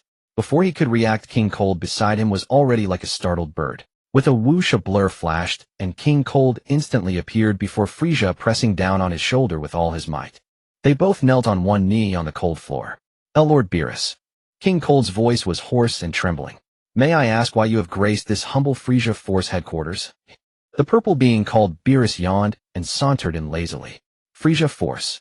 Yai. King Cold bowed his head even lower. This is my younger son Frieza. His potential and character are excellent, far surpassing his elder brother. I have abdicated and chosen him as the new leader. He elbowed Frieza sharply. Frieza, quickly, pay your respects to Lord Beerus. This lord is the god of destruction who governs the balance of the universe. Frieza instantly feigned a look of astonishment, jerking his head up. His face first showed shock, then morphed into a fervent blend of terror and adoration. God of destruction. His performance drew a stifled giggle from Whis nearby. TCH. Everyone please rise. A gentle, polite voice rang out, instantly shattering the tense atmosphere. Frieza was smiling his red eyes. He spoke while casually finding a seat and crossing his legs. I just took a stroll through a few nearby galaxies. All garbage planets. Can't even make a proper meal. Such planets naturally have no reason to exist. He raised a finger and tapped lightly. The casual gesture and simple words left King Cold so terrified he could barely speak. He immediately turned and roared at the guards, who were already trembling like leaves in a storm. Go. Now, have every top chef in the headquarters kitchen make the finest pastries. Bring them all. Go. The guards pardoned as if from death scrambled away. Beerus paid no heed to the commotion, fiddling with his nails before turning his gaze to Frieza. Frieza, is it? Yes, Lord Beerus. Frieza replied respectfully, his demeanor utterly humble. I recall there's a planet called Vegeta around here, isn't there? Here it comes. Frieza's heart sank, but his face remained obedient. Yes, my lord. Beerus responded casually. From today you will destroy useless planets on my behalf. Tell them to open fire. Slap. A sharp crack rang out as King Vegeta, losing his grip, dropped the scouter. Time to head back. Was destroying so many garbage planets has made me sleepy. Time to go home and get a good rest. Very well, Lord Beerus. Whis replied with a smile. Before turning to leave, Beerus' vertical pupils fixed on Frieza with undisguised harshness and warning. I hope you can do this job well. You lazy gluttonous cat, just wait until I grab a few top chefs from Earth. Then I'll have you wrapped around my finger. Frieza ranted inwardly, but appeared even more reverent on the surface. A dazzling pillar of light flared in Beerus, and Whis vanished from the hall. The suffocating pressure dissipated as well. Just then from the shadows in the distant corner of the hall a soft thud was heard. Someone collapsing to their knees. King Cold's nerves, which had just relaxed, tensed again. Who's there? From the shadows, two figures dragged themselves out dazed. They were Bardock and Paragus, who had been about to return to planet Vegeta to handle some trivial matters. They had just witnessed Frieza and King Cold kneeling before the two mysterious figures and had been too terrified to breathe. Not until the name God of Destruction and the command to act as his agent of destruction were seared into their ears. In an instant they understood. The Frieza force they feared was nothing in the face of the true apex of the universe. That God of Destruction was the ultimate arbiter of life and death. And their race, their home planet, had been casually sentenced to death by that being. Forgetting all hierarchy and fear, they scrambled to their feet and rushed before Frieza. Lord Frieza. Bardock's face was covered in cold sweat, his voice distorted with emotion. You heard that too, didn't you? Frieza put on a helpless expression. This is unfair. Paragus clenched his fists, veins bulging. We Saiyans just want to live. How dare you? King Cold, now restored to his imperial authority, glared at the two distraught Saiyans, a terrifying aura pressed down on them. However, Frieza raised a hand to stop his father. Father, allow them this one rudeness. His words were soft, but King Cold halted. Frieza looked at the two Saiyans, consumed by despair. The respectful smirk on his face had faded, replaced by calm. However, he shifted his tone. I do not intend to follow Beerus' orders. At these words, the entire hall fell into deathly silence. Bardock and Paragus were stunned. King Cold was the first to react, letting out an incredulous roar. Have you lost your mind, Frieza? Defy Beerus. Do you know what the consequences will be? Our entire army will be erased. According to the original timeline, that cat should still be asleep for decades. With that time given, this bogus talent and my knowledge of future forms. Black Frieza beating Ultra Instinct, kicking ego. There's no reason I can't cultivate a stronger form. Worst case, he'll just bribe him with gourmet food. I refuse to believe I can't handle a gluttonous cat. These Saiyans, with their ability to grow stronger from battle, are far more useful than ordinary soldiers. I must keep them by my side. Frieza ignored his father's outburst and spoke calmly. Don't worry, father. When I return, you will be at ease with the decision I made today. With that, Frieza turned without a backward glance and strode toward the docking bay. His silhouette stretched long against the grand hall's doorway, leaving behind the frozen, stunned expressions of the others. At the docking port of the Frieza Force headquarters, a sleek circular spacecraft hovered silently in midair. Lord Frieza. Dodoria and Zarbon had long been respectfully standing on either side of the ship, having waited for some time. Frieza glanced at the two. This Dodoria is brave enough, but his brain is lacking. And he's so ugly. Having him around really drags down my aesthetic. Zarbon, on the other hand, at least looks presentable and has a sharp mind, knowing how to read my intentions. Though most of the time he's just deluding himself. He immediately raised a finger, pointing in Zarbon's direction. Zarbon, you shall accompany me. Then he turned to the other side, toward the bulky, spiky pink giant. Dodoria, the conquest missions are urgent. With the special forces on an expedition aside from them, you are the only one within the force capable of such a task. At these words, a joyful expression immediately bloomed on Dodoria's face. Rest assured, my lord. I will not fail you. Zarbon quickly followed Frieza's steps, and the two entered the spacecraft one after another. The hatch closed, and the ship ascended silently into the sky, soon turning into a speck of light that vanished above the planet. The interior of this latest model expedition ship was vast, and its performance was dozens of times superior to standard models. Lord Frieza, the information transmission officer you recently appointed, was a stroke of genius. No sooner had the ship entered stable flight than Zarbin began a lengthy introduction, not forgetting to offer his praise. This man was originally a royal adjutant harboring resentment towards some of King Vegeta's old followers, yet he holds many secrets. With a single promotion from you not only secure his loyalty, but also use his hand to uproot those old opposing factions one by one. Such profound wisdom leaves me, Zarbin, in utter admiration. Frieza, seated on his throne, was slightly taken aback. I just thought that guy was somewhat clever and casually gave him a promotion. Your ability to overthink things is truly impressive. The short-distance wormhole jump technology installed on this ship was also submitted by him. Zarbin continued, this technology was derived from the remnants of the Tsufrians, the indigenous people of planet Vegeta, who were conquered and exterminated. With support from Headquarters RD Department, it was quickly developed and implemented. Lord Frieza's wisdom and foresight truly surpass ordinary beings. Seemingly oblivious to Frieza's speechlessness, Zarbin grew even more fervent. In the eyes of others, a minor figure casually promoted, but in truth, he was already a key piece you had laid down. Frieza was growing numb. Lord Frieza, may I ask the destination of our journey? Earth. Earth? Zarbin heard the name for the first time and immediately fell into thought. A planet in a remote region of the northern galaxy with a high proportion of water, a beautiful blue star. According to records, its level of civilization and combat strength are both low-grade. After the introduction, Zarbin lapsed into brief contemplation. A few seconds later, a flash of inspiration struck him, and his entire demeanor shifted. I see. As expected of Lord Frieza. Zarbin dropped to one knee with a thud, arms spread wide, his expression fervent. The northern galaxy, due to its great distance and lack of suitable midway planets for garrisoning, has always been a blank spot on our army's conquest map. I was foolish enough to think you merely wished to relax in a remote area, but you have already conducted thorough research on this unknown star region. You intend to use this insignificant planet as a springboard to establish the Frieza Force's first bridgehead in the northern galaxy, thereby incorporating the entire galaxy into our dominion. A perfect sovereign. Under your leadership, the Frieza Force shall ascend to the pinnacle of the universe. Roar, roar, roar, you really know how to glorify me. Outwardly as calm as an old dog, Frieza forced a laugh, but inwardly a storm was brewing. I just want to go home and eat some local dishes. He closed his eyes, ignoring his still rambling subordinate, and began to anticipate. Earth is the only old acquaintance I have in this world. Although I know this Earth is different from the one in my memories, I still hope to eat twice-cooked pork, dry pot pork intestines, sweet and sour spare ribs. Frieza was lost in memories of food, his tail wagging unconsciously. Time passed during the long space voyage. Lord Frieza, we have entered the northern galaxy region.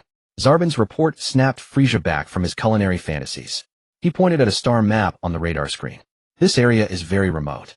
According to the chart, the currently explored star systems are mainly located in these four corners. Shall we begin our search from here? Frieza glanced at the screen. No. He raised a finger, pointing at a light spot in the center of the screen with an unusually high energy heat index. Starting from this planet as the center, search the surrounding area, and you will find it. With such a high energy reading, what else could it be but a star? With the sun as a reference, finding Earth would be a piece of cake. Though puzzled, Zarbin faithfully executed the order. The ship changed course, beginning its search with that massive star as the center. Sure enough, just 3 hours later, a familiar azure planet appeared in the distance. There it is. Frieza smiled, faintly pointing at the beautiful planet while his tail began to thrash uncontrollably from side to side. Whoosh! The ship vanished instantly. The next second, it had silently landed in a barren rocky area. The hatch opened and Frieza flew out on his iconic toilet-shaped small hovercraft. Find the person on this planet with a power level around 139. Yes. Zarbin immediately activated his scouter. This planet's combat strength is far too low, the highest doesn't even exceed 200. Why would Lord Frieza take special notice of such insignificant power levels? No better than ants. Could there be some deeper meaning I am failing to grasp? Found him, Lord Frieza. Zarbin quickly locked onto the target. To the northwest, there are two similar energy signatures. Let's go. Frieza's hovercraft rose slowly, and together with Zarbin, they flew toward the destination. Far away in front of a small house on Mount Pozu, two elderly men were leisurely drinking tea in the courtyard. Gohan, am planning to participate in the World Martial Arts Tournament soon. Are you interested? Mutant, also known as the Turtle Hermit, took a sip of tea. The elderly man across from him was none other than Son Gohan, who had originally adopted Son Goku. With you participating, Master, where would my chances be? Old Son Gohan replied with a smile. The two exchanged banter, the atmosphere peaceful and harmonious. Crack! A sharp sound rang out as the teacups in their hands shattered upon hitting the ground. Do you feel that, Gohan? Mutan's face had lost all trace of its smile. Is it? Am I just getting old and muddled? Son Gohan's body trembled slightly, the aura being emitted. How immense is it? Two overwhelmingly powerful, incomprehensible auras were rapidly approaching from the horizon. Let's go outside and see. Mutant immediately stepped out of the mountain gate, staring intently at the distant sky. Though the two auras were terrifyingly immense, they seemed to carry no killing intent. That was a blessing in disguise. I hope. They are not enemies. Cold sweat beaded on Mutant's. Otherwise, this world would be finished. They're here. Mutant and Gohan tensed up. Frieza and Zarbin slowly descended from the sky, finally landing steadily before Mutant and the elder Gohan. These two, such a flood of memories.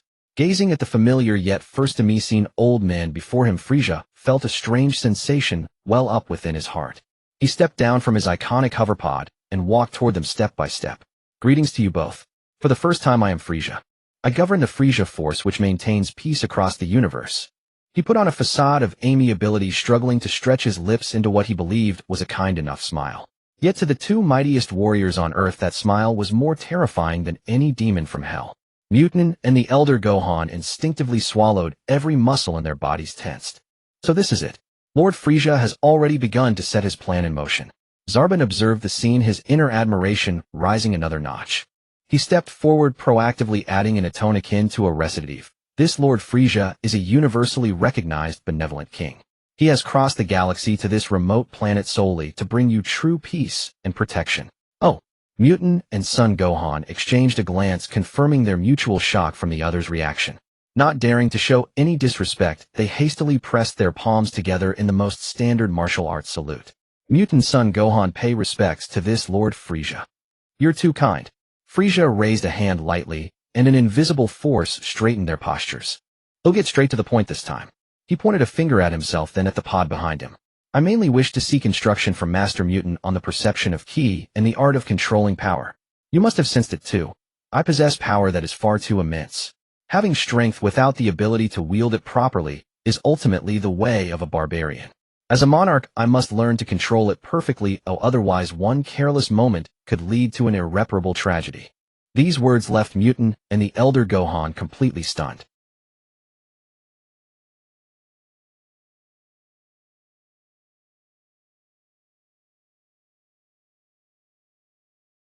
The two exchanged looks, their inner turmoil and doubt almost written on their faces. Zarbin noticed this, his brow instantly furrowing as a hint of displeasure leaked out. Lord Frieza has already spoken to you in a tone of request.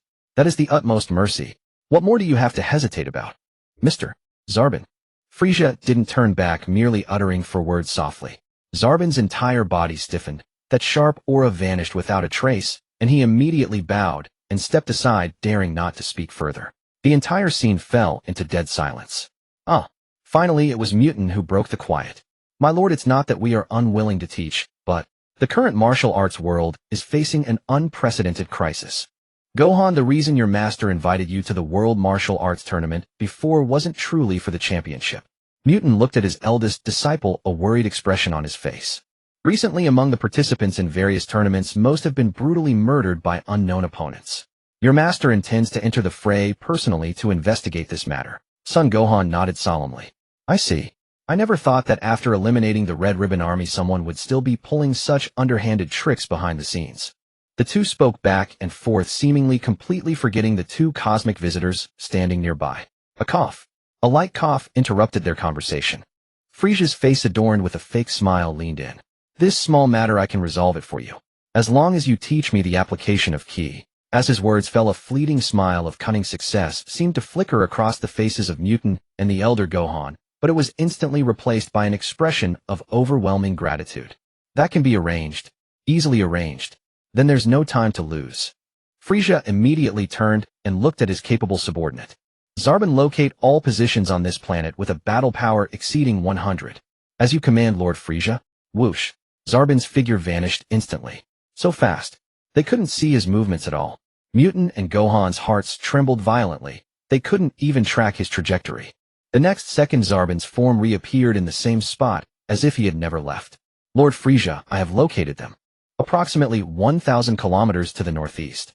There is a gathering of energy sources far surpassing the native Earthlings' battle power, with several exceeding 100. Frieza smiled faintly. Then, gentlemen, let us go together.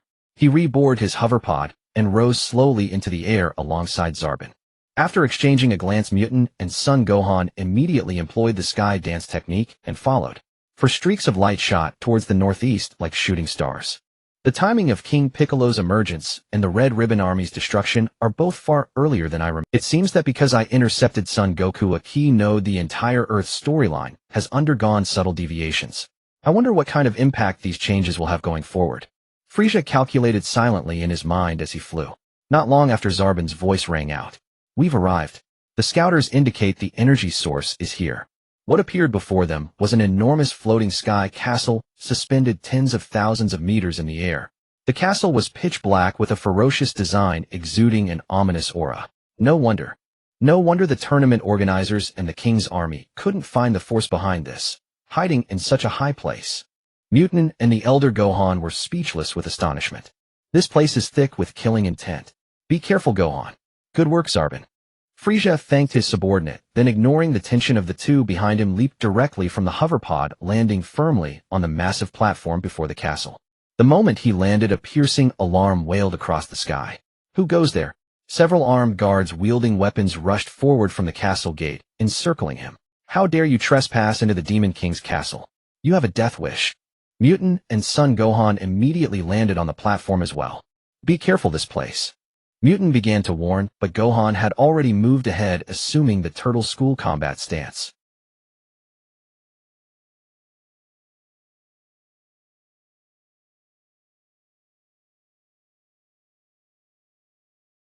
A vast horde of grotesque demon soldiers of all shapes and sizes poured out from every direction, a pitch-black sea that instantly surrounded the four of them completely.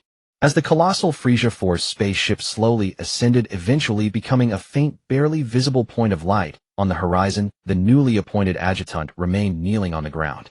Before the opponent could retract his move, old Piccolo had already risen, leveraging the backward momentum to kick out in midair, striking the soldier square in the chest. Bang! The soldier flew backward like a kite, with a broken string crashing heavily against the distant castle wall and falling unconscious on the spot. I'm not so old that I can't handle a wretch like you. On the other side, Mutant faced a similar incoming blade. Instead of dodging, he merely reached out, gently pushing and redirecting the soldier's wrist. A subtle force instantly neutralized the opponent's strength, sending the weapon flying from his hand. Mutant pressed his advantage, landing several lightning-fast kicks that sent that soldier flying as well. However, realizing they were no match in single combat, the soldiers quickly changed tactics, swarming in a dense black mass. Mutant and Piccolo stood back to back, soon finding themselves in a fierce struggle. In the chaos, a few demon soldiers noticed Frieza watching leisurely from the side. That shorty over there looks like the easiest target. Let's take him out first. You're asking for death.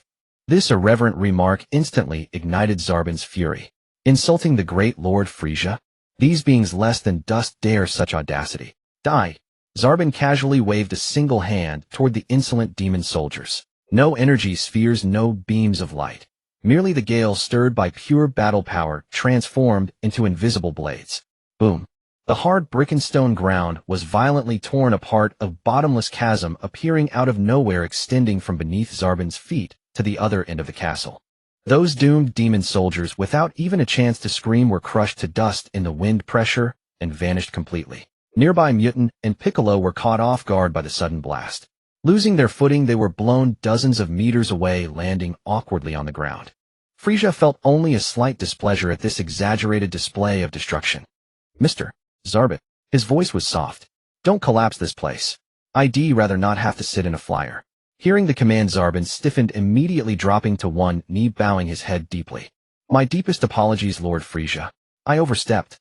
Over there, Mutant and Son Gohan staggered to their feet, their faces etched with indescribable shock. They stared blankly at the abyss carved by sheer physical force, unable to utter a word for a long time.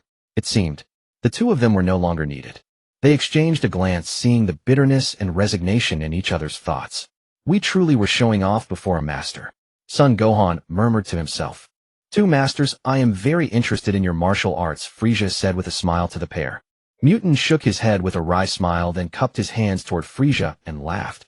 I will teach you all those techniques later, my lord. Frieza was quite satisfied with this outcome. The demon soldiers who had initially charged forward aggressively were now utterly terrified after witnessing Zarbon's world-shaking strike. Fear overwhelmed everything. Many who feared death had already dropped their weapons, spreading the wings on their backs and fleeing in panic. I don't want to die. Run, one demon soldier shrieked. Boom. But in the next instant, a blinding bolt of lightning descended from the sky, striking him precisely. His body was instantly reduced to a charred lump falling from the air with black smoke. Anyone else who wants to flee, feel free to try. A cold, arrogant voice rang out. The terrified demon soldiers immediately parted ways, revealing a tall, sinister-faced demon walking forward. Lord Tambourine. All the demon soldiers prostrated themselves, trembling. Who dares to storm the Demon King's castle fearless of death? Tambourine looked around, then spotted Mutant and Son Gohan. So it's the legendary figures of the martial arts world. Both of you are on my assassination list. You've come to die yourselves. It's you. Mutant pointed at Tambourine, his hand trembling with rage. Countless martial arts masters' lives. You demon took them all. Today I will rid the world of your evil. Tambourine waved dismissively, then noticed the bottomless chasm nearby. Having missed Zarbon's earlier move, he assumed it was caused by a lightning strike. His gaze finally settled on Frieza nearby. And this is... Zarbon stepped forward, but Frieza, since I've been here so long, it's time to stretch a bit. Crack, crack. Frieza gently tilted his neck, producing crisp sounds, then walked with a gentlemanly stride up to Tambourine. What? This shorty wants to spar with me, Tambourine, one of the 3 demon generals. Tambourine sneered contemptuously. Make your move. Frieza swished his tail, watching him impassively. You're asking for it. Tambourine's demonic claw clenched, shooting toward Frieza's heart with a whisk. Watch out. Mutant and Son Gohan cried out in unison from afar. Crack. A crisp sound of bone breaking rang out. Then a heart-wrenching scream. Mutant thought Frieza, this lord who didn't understand Ki, had been hurt and was about to rush over, but he witnessed a sight he would never forget. Frieza remained standing still, unmoved. Tambourine, who had attacked him, lay on the ground in agony, clutching his right hand, which was twisted at a grotesque angle, his forehead covered in cold sweat. You?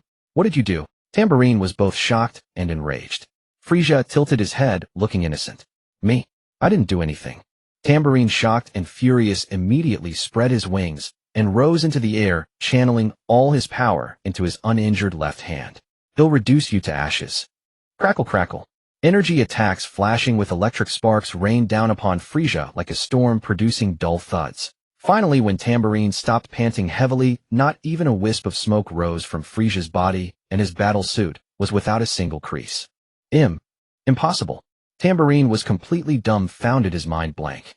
He even forgot to fly, his body trembling uncontrollably from sheer terror, and he fell straight down from midair. Zarbon activated his scouter at the right moment. Battle power 160. Not even worthy of being called an ant. And yet it dares to challenge Lord Frieza, whose battle power is 530,000. His voice was soft, yet it reached Mutant and Son Gohan's ears clearly. The two stood frozen, processing this number that was enough to overturn their worldview. 530,000. Let me try out my blade on you. Frieza extended a finger toward Tambourine on the ground, a purple light beginning to gather at his fingertip. Ever more powerful energy converged at his fingertip, the pressure it emitted causing space itself to warp slightly. Go! Whoosh! That purple beam of energy, moving at a speed beyond visual perception, grazed past Tambourine's head and shot, like lightning, toward a distant mountain on the horizon. Boom, boom, boom, boom, boom. No earth-shattering roar. Only a continuous muffled rumble. In the distance, an immense mushroom cloud rose slowly, accompanied by rolling thunderclouds. Then a shockwave powerful enough to tear everything apart swept over. Mutant and Son Gohan tumbled across the ground several times before stopping. Tambourine was also slammed violently against the wall by the blast, turning his gaze toward the explosion. The place Frieza had pointed at, the vast continuous mountain range, had vanished completely. Only the mushroom cloud remained still, expanding, connecting heaven and earth. The 3 people on the ground and all the surrounding demon soldiers, seeing this, dropped their jaws. Tambourine trembled so much he couldn't even crawl, uttering meaningless sounds like ah. His mind had completely shut down, he couldn't even speak. Mutant and Son Gohan exchanged a difficult glance finally, and utterly understanding the true meaning of Frieza's earlier words. One careless move, and irreversible tragedy will occur. After the same shock, Zarbon quickly recovered, his face brimming with fanatical adoration. Lord Frieza's power is far more than this. He immediately knelt on one knee, beginning his praise in a sing-song tone. The Emperor who commands the billions of legions across the universe, the benevolent and wise Lord Frieza? For the safety of his billions of subjects, he willingly seals away his own world-destroying, uncontrollable great power. Such a magnanimous act, putting the world first. What other king in the entire universe could achieve this? He grew more excited, his voice rising. Frieza's entire body broke out in goosebumps. Among the terrified demon soldiers, many of whom had lost control of their bladders, the quick-witted ones immediately dropped their weapons and prostrated themselves, copying Zarbon's posture. Long live Lord Frieza! We are willing to submit. We are willing to follow the great Lord Frieza. One shout, and a chorus of agreement followed. Cough. Frieza cleared his throat, lightly glancing at Zarbon, who seemed ready to continue his flattery. Zarbon took the hint and shouted, "Take us to your so-called Demon King." As soon as the words were spoken, Tambourine, as if grasping a lifeline, scrambled to Frieza's feet, kowtowing frantically. My lord, I know where that despicable Demon King is. He'll lead the way." Frieza narrowed his eyes, watching his pathetic demeanor. "Oh." Tambourine immediately hunched over, scrambled to his feet, and respectfully led the way. Frieza, Zarbon, Mutant, and Gohan moved unimpeded through the depths of the castle, surrounded by the prostrate demon army. On both sides of the path, a dense sea of demons knelt, not daring to lift their heads. Dan Balin trembled as he pointed forward with one hand, indicating a magnificent palace that dwarfed all surrounding buildings. With each step he took, his legs quivered in fear, worried that the death god behind him might decide to take his life, leaving him as nothing but charred remains. Ascending the long staircase, the group entered the palace. Inside, it was a stark contrast to the chaos outside. The floor was as smooth as a mirror, and dozens of towering columns carved with grotesque demonic figures reached the ceiling. At the moment they stepped into the grand hall, 3 figures emerged from the shadows, blocking their path. Meanwhile, more demon soldiers appeared from behind the surrounding columns. The presence of these soldiers was clearly far superior to the rabble outside. Armed with exquisite weapons, they surrounded Frieza and his group, forming an airtight formation. One of the 3 demon generals, sporting a bird-like head and clad in battle armor, stepped forward, exuding an arrogant air. "You ants, daring to intrude upon the Demon King's palace. Kneel down at once and welcome His Majesty the Demon King, who will bring eternal terror to this world." Following his gesture, everyone looked up.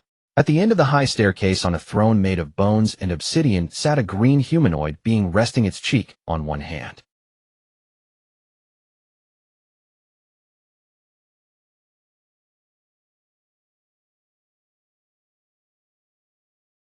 Frieza's heart sank as he realized the being was not in an old age state. Where are the Dragon Balls? He couldn't be bothered with the taunting bird-headed demon, his voice low, yet resonant, throughout the grand hall. These 3 short words visibly startled the figure on the throne. Then it erupted into a piercing laugh. "Ha! You are too late." The Demon King Piccolo cast a disdainful glance to the side. Their 7 Dragon Balls that should have been filled with vitality and brilliance now lay dull and lifeless like ordinary stones on a velvet cloth. Frieza's face darkened instantly. "Zabon." "At your service," Zabon replied. "Step forward." Zabon obeyed respectfully. "Kill all the rabble outside, not a single one left." Frieza's command was devoid of any emotion, chilling to the bone. Zabon revealed a cruel smile. "As you command, Lord Frieza." The Demon King Piccolo's sinister smile froze, and he twitched slightly. "You dare? Kill him." The 3 demon generals, sensing the Demon King's fury, transformed into shadows, charging toward Frieza from 3 different directions. Swish! Frieza didn't even move. His swift tail left only a faint afterimage in the air. Pop! Pop! Pop! A series of faint explosions. The 3 arrogant demons and the surrounding demon soldiers instantly turned into blood mist as their heads exploded in midair. Their headless bodies, still maintaining their forward momentum, staggered a few steps more before collapsing in front of the already terrified Dan Balin. With muscles and nerves not yet fully extinguished, the decapitated bodies twitched on the ground, blood gushing from their severed necks.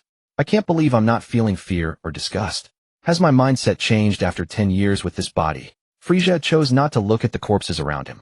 Outside the palace, a hellish scene unfolded.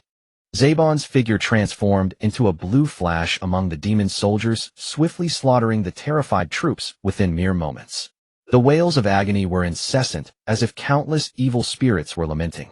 Danba Lin stared blankly at the corpses of his fallen comrades, listening to the increasingly sparse screams outside. His mouth gaped open, eyes rolling back, and a liquid flowed down his pants, soaking the ground. In the next second his body went limp, and he fell backward onto the ground, motionless, utterly silent. In less than a minute, the once heavily guarded Demon King's castle was suddenly reduced to only the Demon King Piccolo and Frieza's group. Piccolo suddenly clutched his head and let out a tortured scream, his face twisted. All 4 of his children, connected by blood, had perished in an instant, the intense backlash nearly shattering his spirit. Wutian and Gohan, witnessing this bloody and cruel scene, moved their lips as if wanting to say something. Frieza turned his head and cast a casual glance at them. Teachers, these guys are vile fiends. Leaving them alive is merely a threat to the world. Being merciful to enemies is cruel to oneself. You 2 esteemed seniors should understand this principle, right? Wutian and Gohan exchanged glances, then slowly closed their eyes, choosing silence. They no longer heeded the screams outside. The sense of justice inherent to martial artists was crushed by the reality of the situation. Demon King Piccolo finally regained his composure from the intense pain. He stepped forward, his towering figure appearing directly in front of Frieza, his blood-red eyes filled with hatred and madness. Zabon, finishing off the rabble outside, silently returned to Frieza's side. Lord Frieza, should I take care of this ant for you? Demon King Piccolo finally regained his composure from the intense pain. He stepped forward, his towering figure appearing directly in front of Frieza. Yet Zabon didn't even spare him a glance, simply kneeling before Frieza, awaiting the command of his one and only lord. No need. Frieza spoke leisurely. I will make him understand what true terror is. Ha ha. Die. Demon King Piccolo laughed in rage, his mouth opening to an exaggerated extent as a beam of blue energy radiating with the essence of destruction shot forth toward Frieza and the other 3. Duck! Wutian and Gohan immediately reacted, trying to dodge to the sides. However, the speed of that energy beam was so fast that they hardly had time to take any effective evasive action. At the critical moment, Zabon appeared before them. With a casual wave of one hand, a light blue energy barrier enveloped the 2 elders. You 2 are still useful to Lord Frieza, so you cannot die here. Frieza smiled slightly, then simply raised his hand, extending his index finger. Boom. That artillery capable of destroying a city exploded right at his fingertip, the violent energy transforming into a surging wave that swept through the entire Grand Hall. Demon King Piccolo grinned wickedly, watching the area shrouded in smoke, thinking he had annihilated these ignorant fools. However, as the smoke slowly dispersed, a terrifying scene that would be etched in his memory forever appeared before his eyes. Frieza remained standing in place, even his posture unchanged. Zabon behind him, along with the 2 old men protected by Zabon, were completely unscathed, not even a wrinkle in their clothing. No, it can't be. Demon King Piccolo let out a disbelieving roar, staring in terror at Frieza. Beep beep beep. Zabon timely pressed a button on the scouter. Battle power 260. Is this what they call the Demon King, who brings terror to the world? He cast a disdainful glance at Demon King Piccolo, then turned again to Frieza, his face displaying that self-absorbed fervor once more. Thus Lord Frieza is the brave one who brings hope to the universe, the Emperor of Despair. The 2 elders nodded in agreement. Frieza ignored his subordinate, who was starting to overact again. He lightly blew at non-existent dust on his fingertip, looking at the completely dazed Demon King Piccolo with an expression as if looking at a clown. What's wrong? Keep going, Your Majesty, the Demon King. Piccolo Daimo reacted in a fury. He took a step forward, his figure instantly closing in on Frieza. With a furious roar, he raised his palm, transforming it into a sharp hand blade, and brought it down heavily towards Frieza's head. Frieza stood motionless, merely tilting his head slightly. Bang! A dull thud echoed. The powerful hand blade, strong enough to split rock, struck his neck. Piccolo Daimo felt as though his palm had struck something far from human flesh. Its texture was harder than the rarest steel he knew. A force of recoil surged through his arm, spreading throughout his body, numbing half of it. Just as he tried to withdraw his hand, an icy-cold palm seized his wrist like lightning. An irresistible, immense force instantly clamped down on him. Piccolo Daimo exerted all his strength, but the hand remained immovable. Let me go. In terror, he swung his other hand, furiously punching at Frieza's body. Bang, bang, bang. Yet with each punch he threw, Frieza's grip tightened. The sound of bones straining under pressure rang out, an excruciating pain shot through his wrist. Aya! Piccolo Daimo's legs gave way, and he fell heavily to his knees, trembling, cold sweat streaming down his forehead. In that moment, he felt a terror unlike any before. This being before him was no ordinary person. In centuries of terrorizing Earth, he had never seen nor even heard of such an existence. Could it be? Could you be a lord from the demon realm? This humble one failed to recognize your greatness. Please forgive me. Abandoning all pretense of demon king dignity, he immediately began to beg for mercy. Frieza did not answer. He merely flashed a sinister smile. Crack. Snap. With just a slight twist, Frieza tore Piccolo Daimo's arm clean off from the shoulder. Purple blood gushed from the wound like a fountain. Piccolo Daimo clutched his empty shoulders, scrambling backward. Summoning the last of his strength, he let out a roar, the stump writhed, and with a burst a brand new arm emerged. But he was now panting heavily, his face deathly pale, devoid of any trace of his former arrogance, as the self-proclaimed Demon King. Trembling with terror, he knelt before Frieza. My lord, whatever you desire I can provide it. Just spare my life. Oh. Frieza cast a meaningful glance at the groveling figure on the ground. Pity. You are far too weak for me. He slowly clenched his fist. Boom. A seemingly ordinary straight punch, carrying the force to pierce anything, drove straight through Piccolo Daimo's chest. Then Frieza raised his arm, lifting the Demon King entirely off the ground. Blood dripped from Frieza's arm, pattering onto the pristine floor. Huh. Piccolo Daimo stared in disbelief at the arm piercing his chest, his life force rapidly ebbing away. In a final desperate grasp, he clung to Frieza's arm. My child will avenge me. His throat bulged violently, and with the last of his strength, he spat out a slime-covered egg. The egg transformed into a streak of light speeding out of the Great Hall. Zarbin, Frieza commanded coolly. At once, a figure instantly intercepted the egg in midair, cradling it steadily in his hands. Frieza flashed a wicked grin, looking down at the dying Piccolo Daimo, and spoke softly. What I want is him. Ha ha. He laughed heartily, then with a flick of his arm hurled Piccolo Daimo's broken body into the air. Dispose of it.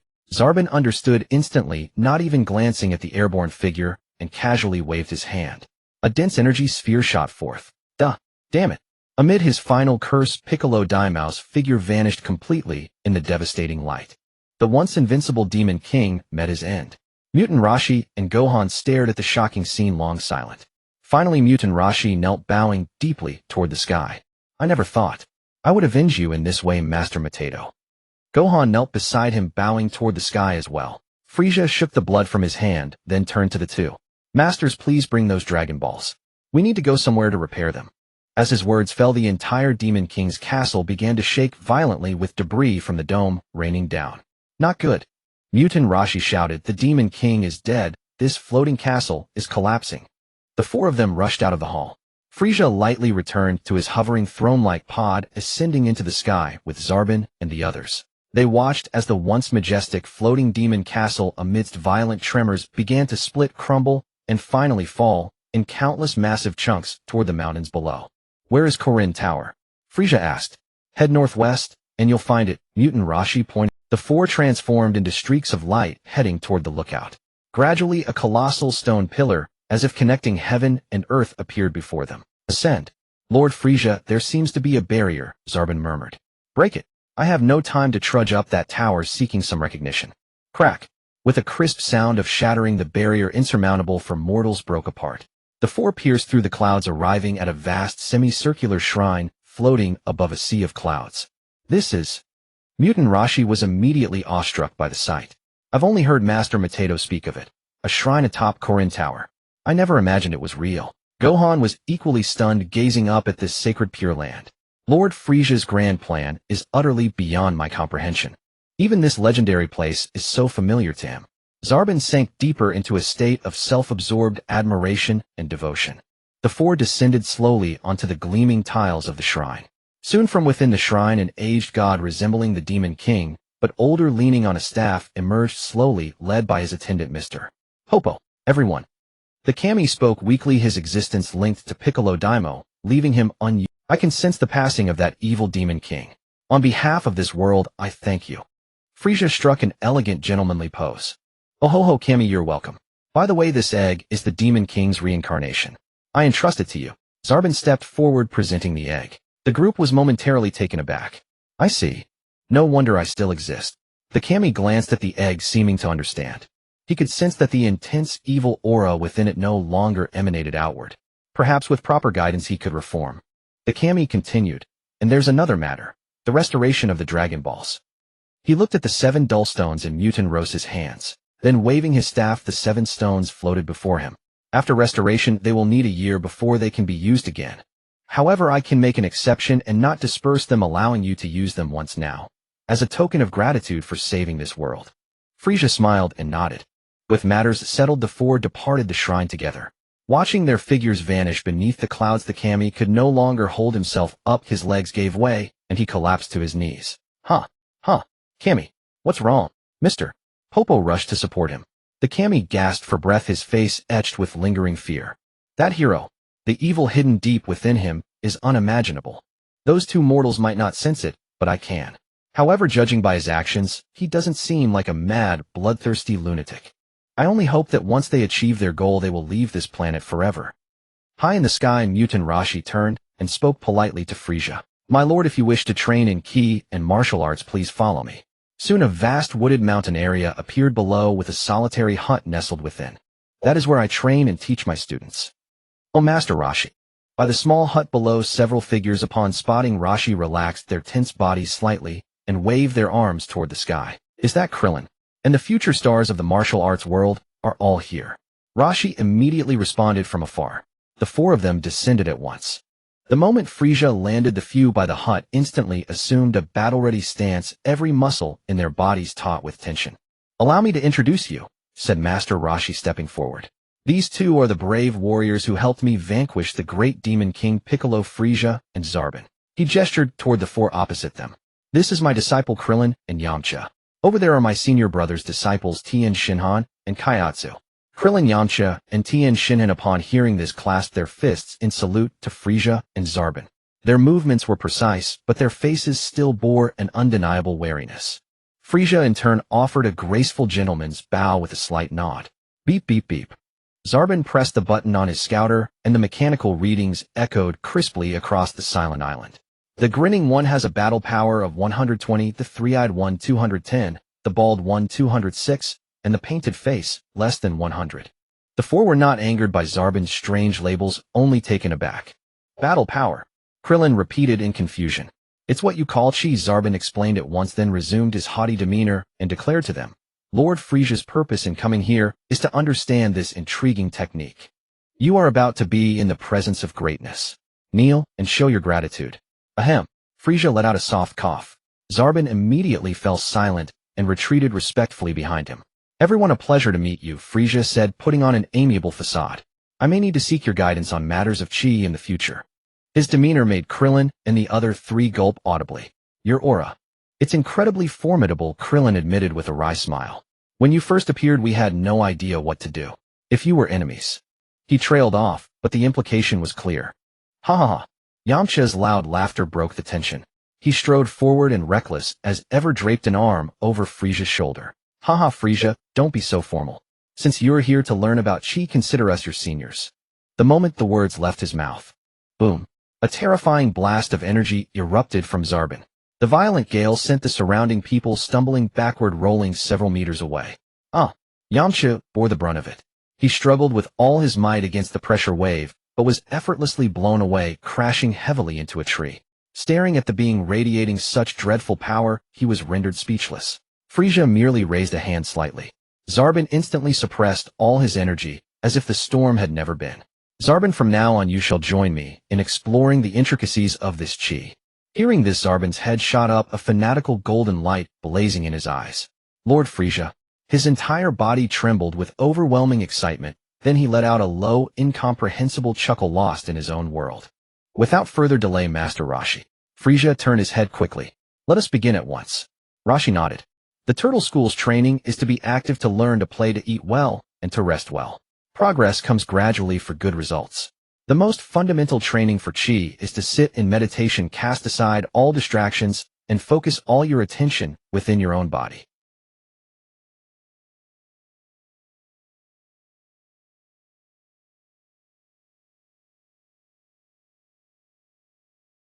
For example, the flow of your blood, the beat of your heart. From these, perceive that sensation of energy. Zarbon stroked his chin, looking thoughtful. I see. Frieza also appeared contemplative. Empty my mind, look inward to my Dantian, sense my surroundings. Is that it? He slowly closed his eyes, recalling the tropes from the Xinxiao dramas and cultivation novels of his past life. The immense aura that naturally radiated from him began to flow in a new way, no longer expanding outward, but converging inward, slowly gathering toward his lower abdomen. Such a warm sensation. A strange warm current rose within him. The others outside watched the scene with rapt attention. They could sense that Frieza's once abyssal and terrifying energy was now becoming gentle and smooth, yet its total volume was steadily increasing, spreading outward in a placid manner. This energy was so vast that everyone present was astonished. Beside him, Zarbon was also roused from his meditation. He felt that warm current of energy brush against his cheek. So this is Lord Frieza's aura. This comprehension speed is terrifying, Krillin exclaimed in disbelief, nearly shouting. Meanwhile, Frieza's body began to slowly lift off the ground, ascending into the air. He even mastered the sky dance technique. Tien Shinhan said with a wry smile, while Kairatsu beside him had his mouth wide open, utterly speechless. Truly there is always a higher mountain. Rashi and Gohan exchanged glances and nodded in unison. This feeling. Frieza opened his eyes. He found himself suspended in midair with the astonished faces of the group below him. Ha ha ha. He spread his arms in exhilaration, his body transforming into a streak of violet light, naturally surging into the clouds. The blazing sun shone upon him, plating his sleek form in a shimmering coat of golden radiance. Clap, clap, clap. Magnificent. Absolutely magnificent. Zarbon immediately flew to his side, clapping excitedly. As expected of Lord Frieza mastering it so quickly, Frieza merely offered a faint smile. It will still take some time to skillfully manipulate the chi. Then the two descended slowly back to the hut. Master Rashi. Frieza's gaze swept across the surroundings. Is there an open space nearby? Rashi was taken aback. What are you? Frieza revealed a chilling smile. I wish to try after releasing the first seal how much of my power I can. Then come this way. Krillin immediately led the way, pointing to a desolate mountainous area in the distance. That mountain range is where Yamcha and I usually train. It's spacious enough and completely uninhabited. The group followed Krillin and soon arrived at a region spanning several kilometers of flat terrain. The ground was riddled with craters of all sizes, surrounded only by barren rock and devoid of any vegetation. Not bad. Frieza nodded in satisfaction. This place suited his needs perfectly. He slowly turned around and addressed the people behind him. Well then, everyone, I suggest you keep your distance. Don't think I've already mastered control. As soon as he finished speaking, Zarbon's figure instantly retreated backward, putting over a kilometer of distance between them without a moment's hesitation. Master Rashi, Gohan, Krillin, and the others felt a chill run down their spines. They immediately retreated even farther than Zarbon, scrambling to find massive boulders for cover. Whoosh! Frieza exhaled a light breath and slowly closed his eyes. Clenching his fists, he slightly lowered his body into a half-crouching stance. The warm current within him, born from the Turtle School's cultivation method, was now surging with an unprecedented ferocity. This warm current. Here it comes. The next moment his eyes snapped open, a flash of golden light gleaming in his pupils. Huh! With a long roar, an overwhelmingly terrifying aura erupted from him, like a tsunami shooting out in all directions. Boom! The ground beneath his feet shattered instantly, spiderweb-like cracks spreading wildly as the solid rock layer turned to powder. The distant cliffs began to shake violently, countless fragments of stone raining down as if the apocalypse had arrived. Zarbon over there felt an unimaginably massive wave of air pressure crashing into him, nearly suffocating him. This is Lord Frieza's ki. He planted his feet firmly on the ground, letting the air blast laden with debris batter against his body relentlessly. Each impact made him tremble slightly. Perfect. Krillin and the others hiding behind rocks farther away were also struggling. They were channeling all their energy to withstand the violent shockwaves, their faces etched with sheer terror. Is he even human? Yamcha finally realized just how reckless his earlier shoulder-patting gesture had been. Cold sweat instantly drenched his back.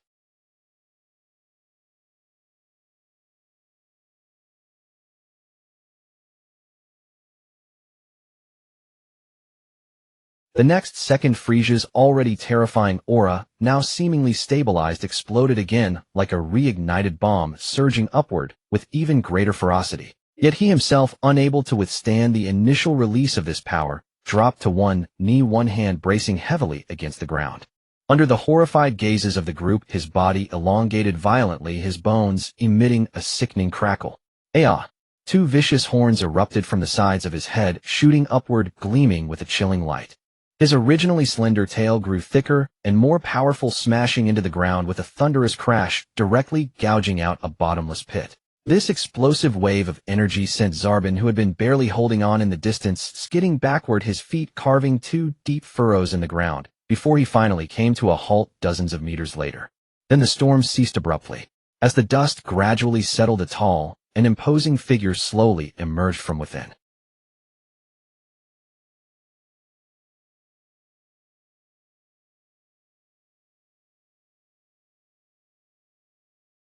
What a majestic form! Frieza slowly raised his hand and clenched his fist. The swelling sensation has lessened.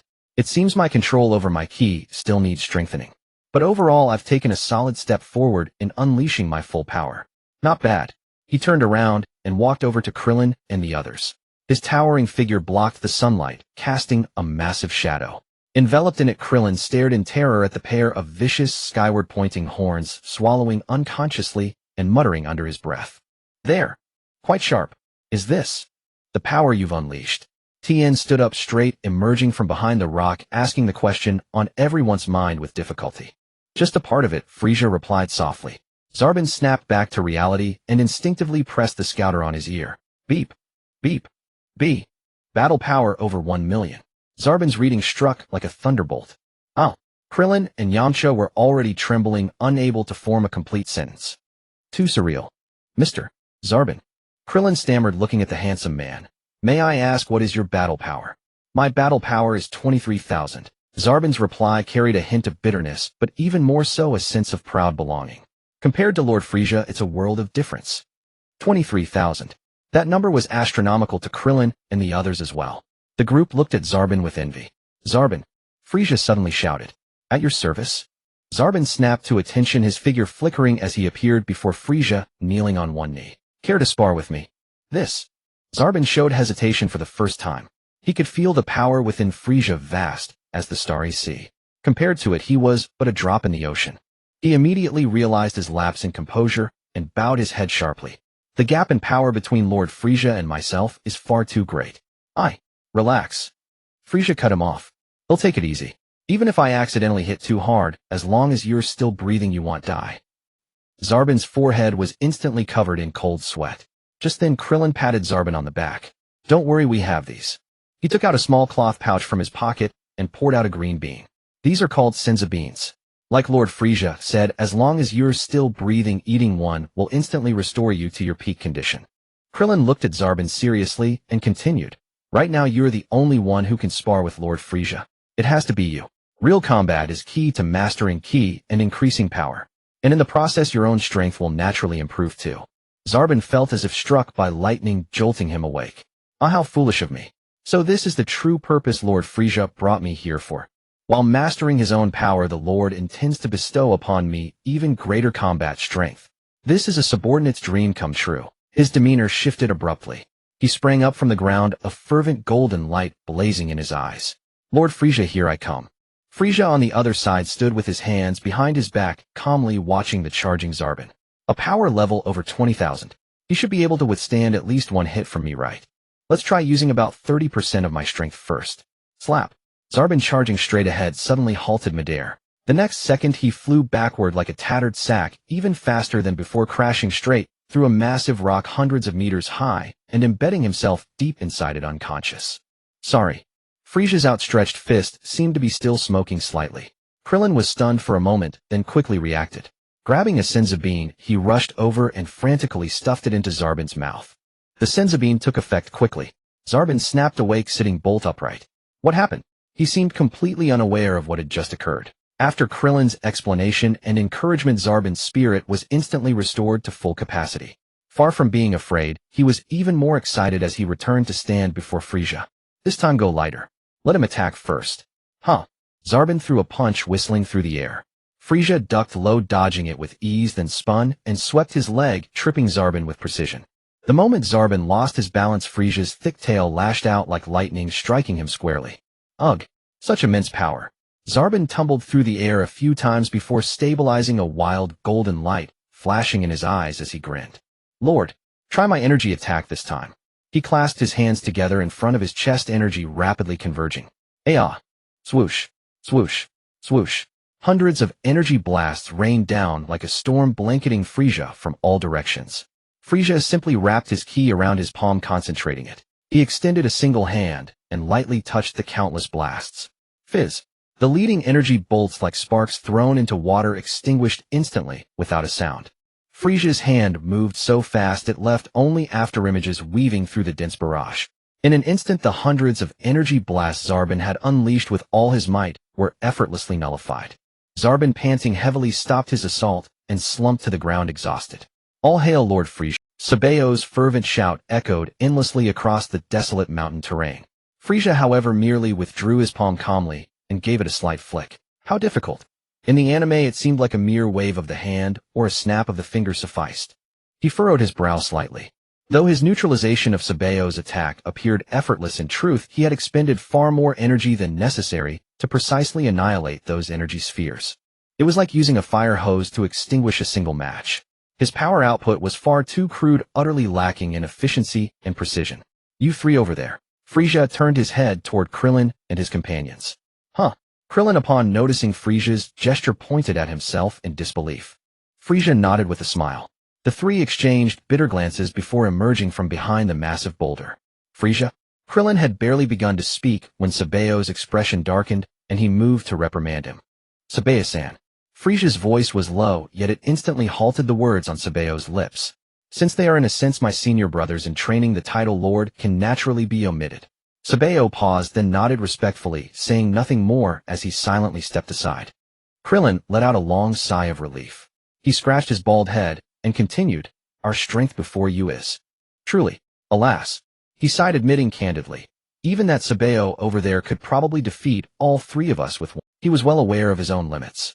Tien Shinhan and Yamcha beside him also smiled bitterly, sharing the sentiment. They possessed at least that much self-awareness. He's merely curious about your techniques and your understanding of energy and the turtle school. Mutant Rashi spoke up at the right moment, revealing Frieza's inner thoughts with a smile. Is that so? Krillin looked uncertainly at Frieza. Indeed. Frieza's reply was crisp and decisive. I have a great interest in various techniques and martial arts as well. Upon receiving the affirmative, the three lined up. Krillin was the first to step forward. Regarding my years of training, I believe I have the deepest understanding of the turtle school's ultimate essence. As he spoke, he brought his palms together and slowly drew them to his waist. A soft blue energy began to gather and coalesce in his hands. Frieza watched intently. The energy within Krillin belonging to the turtle school seemed drawn by an invisible force, converging toward a single point, continuously compressed and solidified within his palms. Then Krillin uttered the classic timeless words. Ka, me, ka, me.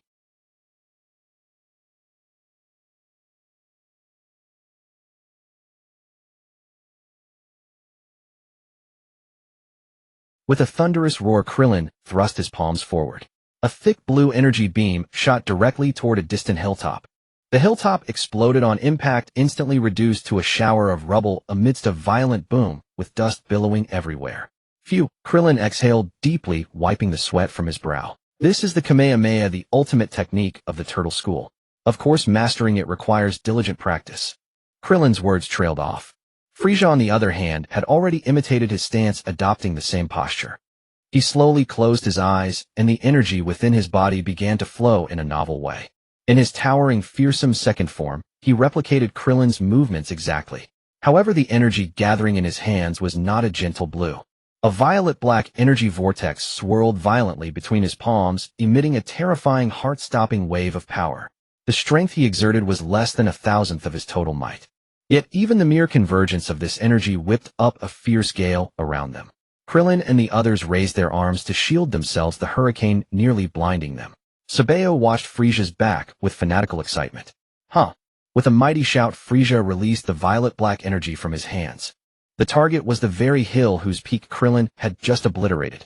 In an instant, the entire mountain, along with the surrounding area for hundreds of meters, was engulfed in a towering plume of dust and violet light.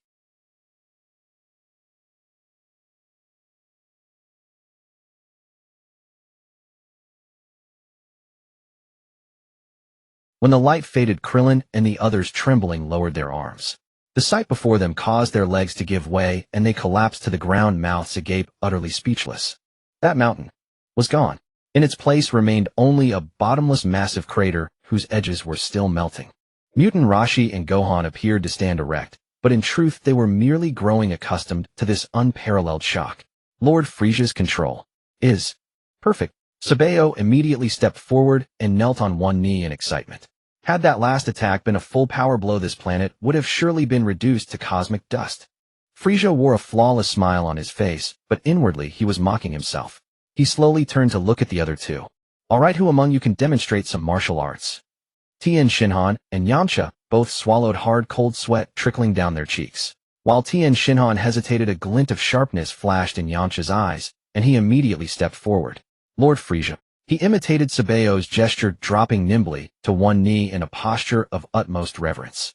My Wolf Fong Fist. I believe you will find it most intriguing. He lifted his head, a fawning smile on his face. This scene caused Sabeo, who had just risen, to scowl deeply.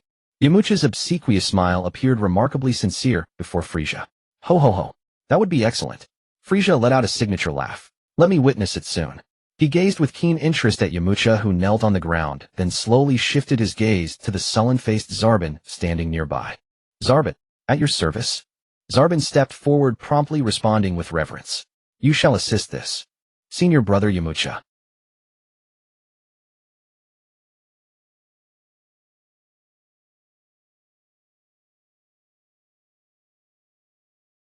As you command, Lord Frieza. Yamcha's smile froze on his face, his movements halting as he stood there utterly dumbfounded. What? Come now, don't let Lord Frieza lose interest. Zarbin twisted his neck, eliciting a chilling crack of bones. He strode slowly toward Yamcha, each step carrying an oppressive weight. Though it's mere entertainment, I shall treat it with utmost seriousness. Zarbin bared his teeth, assuming a standard combat stance. Yamcha's mind went blank, a dull hum echoing in his ears. Huh. He wore an expression of disbelief, tremblingly pointing at himself, and then at Zarbin.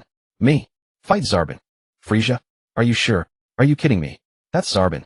The monster with a battle power over 20,000, the one you just sent flying with a single punch.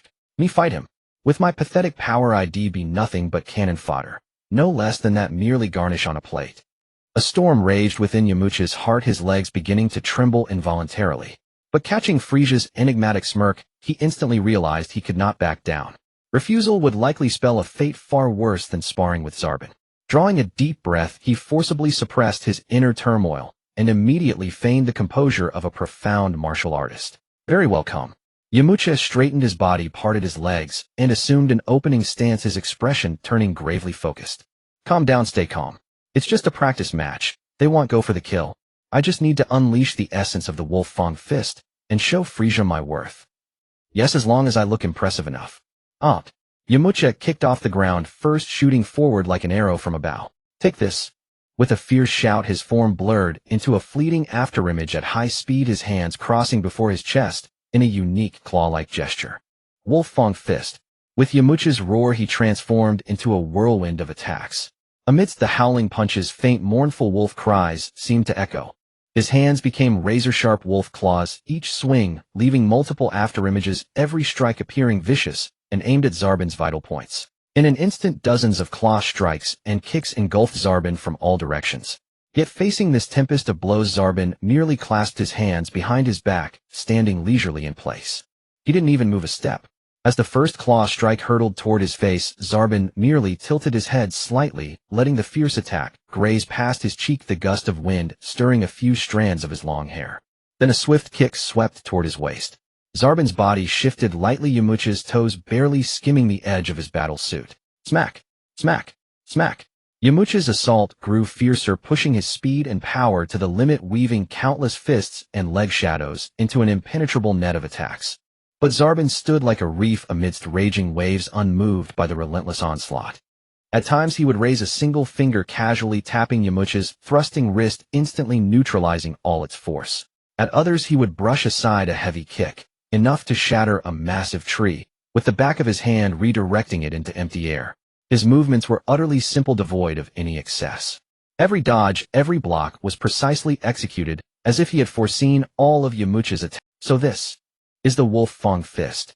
In the distance, Frieza folded his arms, a flicker of intrigue in his eyes. Oh, I can faintly sense the spirit of a lone wolf despite facing an overwhelming opponent. That unyielding pride remains. T-God indeed has some skill. He silently commended Yamcha's resolute expression. But now Yamcha was panting heavily, beads of sweat covering his forehead. He couldn't believe that his proud, hard-earned ultimate technique was so pitifully ineffective against his opponent. The latter hadn't even taken his hands from behind his back. Heavens! My moves are utterly useless. Frieza won't even spare me a glance now. Yamcha roared, unleashing the last of his chi, merging his claws into a massive phantom wolf's head and hurling it viciously at Zarbin's chest. This was the ultimate secret of the Wolf Fang Fist, the Wolf Fang Piercing Strike. Facing this desperate attack, Zarbin's grin finally faded slightly. He no longer dodged. Just as the wolf head phantom was about to make contact with his body, Zarbin's right hand, still behind his back, finally moved. His arm moved so fast, it was merely a blur. Snap! A soft sound.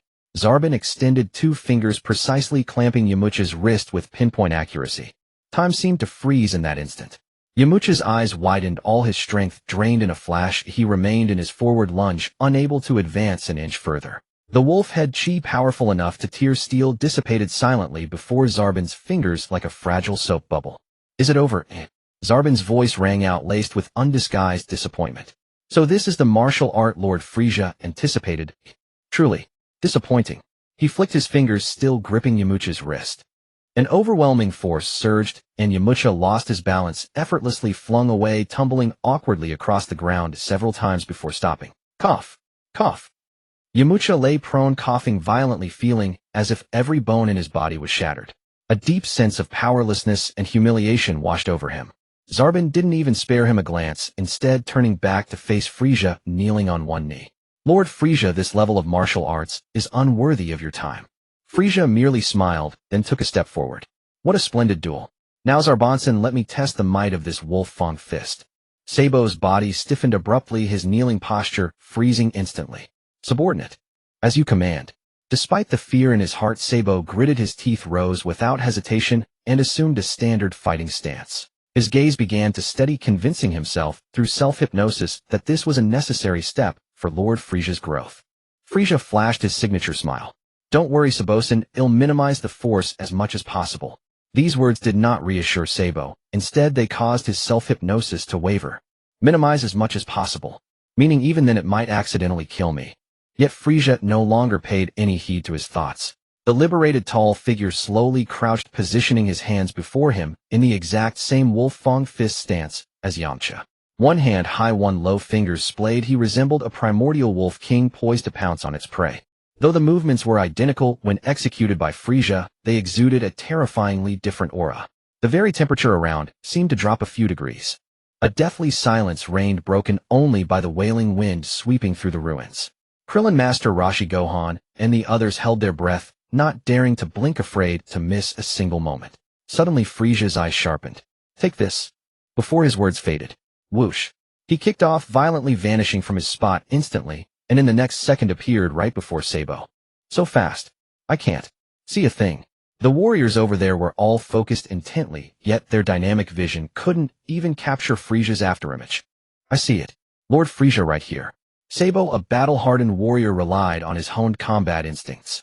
The moment Frieza appeared, he instinctively jerked his head to one side. A sharp claw strike grazed past his cheek. Boom. The terrifying claw strike did not dissipate. The wind pressure it generated blasted directly into a massive rock dozens of meters behind Sabo, instantly punching a huge hole through it. Sabo felt a searing sting on his cheek as a few strands of green hair drifted down. Just the wind pressure. And it. His shock was far from over as Frieza's attacks came relentlessly. Boom, boom, boom. Frieza's figure had completely transformed into a violet-white lightning bolt, unleashing a tempestuous assault around Sabo. Punch after punch, each swing tearing through the air with a piercing shriek. Gradually, the very air began to resonate with the mournful howls of wolves. This technique took me nearly 3 years to master, yet Frieza grasped its essence in an instant. Yamcha, standing by, was utterly astounded. He stared blankly at the figure in the arena, executing the martial arts moves with perfect precision, even fiercer than his own. Tien, Shinhan, and Krillin also had cold sweat trickling down their foreheads. Such talent was unheard of. Tien, can you see it? Krillin swallowed hard. Tien shook his head, his 3 eyes rotating rapidly in an attempt to track the movement. He could barely make out a blur of light and shadow, unable to distinguish who was who. At the center of the battlefield, Sabo's situation was utterly miserable. He had pushed his neural responses to the limit, yet could only dodge left and right, barely evading Frieza's attacks. The punches that seemed to miss him transformed into razor-sharp blades constantly slicing into his body. The battle armor pride of the Frieza force was now riddled with countless gashes and scars. In many places the wind pressure had even pierced through the armor, leaving bloody streaks on his tough skin. How terrifying! Lord Frieza is utterly terrifying. He truly only watched it once. In such a short time, he has already broken through to such a level in technique. Sabo roared inwardly. If this continued, even if he wasn't hit directly, he would be flayed alive by the endless wind blades. Ah! He let out a furious roar, unleashing all the energy within him, without reservation, pushing it to its maximum. A pale blue aura exploded from his body. Instinctively, he wrapped this immense energy tightly around himself, forming an invisible energy armor. He could dodge no longer. He had to counterattack. His fist, brimming with surging energy, defiantly met Frieza's incoming claw. Bang! Bang! Bang! The two finally stood their ground, engaging in the most primal and brutal exchange. The moment their fists collided, the resulting shockwave erupted like a tsunami, spreading in all directions and shattering the already broken ground into countless fragments. Countless rocks were hurled into the air, only to be ground into dust the moment they touched the wind pressure surrounding the two fighters, forming a dense cloud of dust. Krillin and the others were forced back by the blast wave, barely able to see the two wildly intertwining figures within the dust cloud. Yet Frieza at the storm's center grew increasingly puzzled. Strange. At first I could feel Sabo's punching speed was close to mine, requiring concentration to handle. But now, in his perception, Sabo's movements began to resemble a stuttering animation. Every motion, every detail of his power exertion was vividly and clearly presented in Frieza's mind. Too slow. Far too slow, Sabo. A furious shout erupted from the dust cloud laced with him. Sabo opposite him shuddered violently. He felt Frieza's fists suddenly become several times heavier. Each blow numbed his arms and churned his blood and chi. I've already given my all, Lord Frieza. He was on the verge of collapse. Just then the mournful wolf howls echoing across the battlefield suddenly changed. The sound was no longer a wolf's howl. It grew higher, more majestic, as if piercing the clouds. Like the roar of a dragon. In an instant, Frieza's speed surged once more. His attacks were no longer a storm of blows, but transformed into precise pinpoint strikes. Aiming at every joint of Sabo's battle armor, in the center of each plate, he delivered a series of fast, accurate, and ruthless blows. Each time just one strike. A single hit, then withdrawn. Crack, crack, crack, crack. After a series of eerily crisp sounds, Frieza's figure abruptly halted before Sabo, slowly retracting his stance. Time seemed to freeze at this moment. Crack, crack, crack. Under Sabo's horrified gaze, his sturdy battle armor began to show cracks from the chest, instantly spreading across the entire suit. Clatter. With a crisp sound, the entire suit of armor shattered into countless pieces, falling from, and all the fist force Frieza had just unleashed after shattering the armor did not diminish. Instead, it transformed into dozens of visible white energy bolts hurtling toward the distant mountains behind Sabo. Boom, boom, boom, boom. The earth trembled violently. Everyone, including Sabo, who had just narrowly escaped, instinctively turned to look back. In the distance upon the continuous mountain range, enormous and deep holes had appeared, as if pierced by some invisible divine weapon. Smoke slowly billowed from those holes. The entire scene was dead silent. Everyone's mouths hung open, staring in disbelief at this miraculous sight. Frieza exhaled softly, calming the surging energy within him. Ha! Ha ha ha! Truly worthy of Lord Frieza. This wolf-fang fist in your hands is simply turning the mundane into the miraculous. Yamcha was the first to react.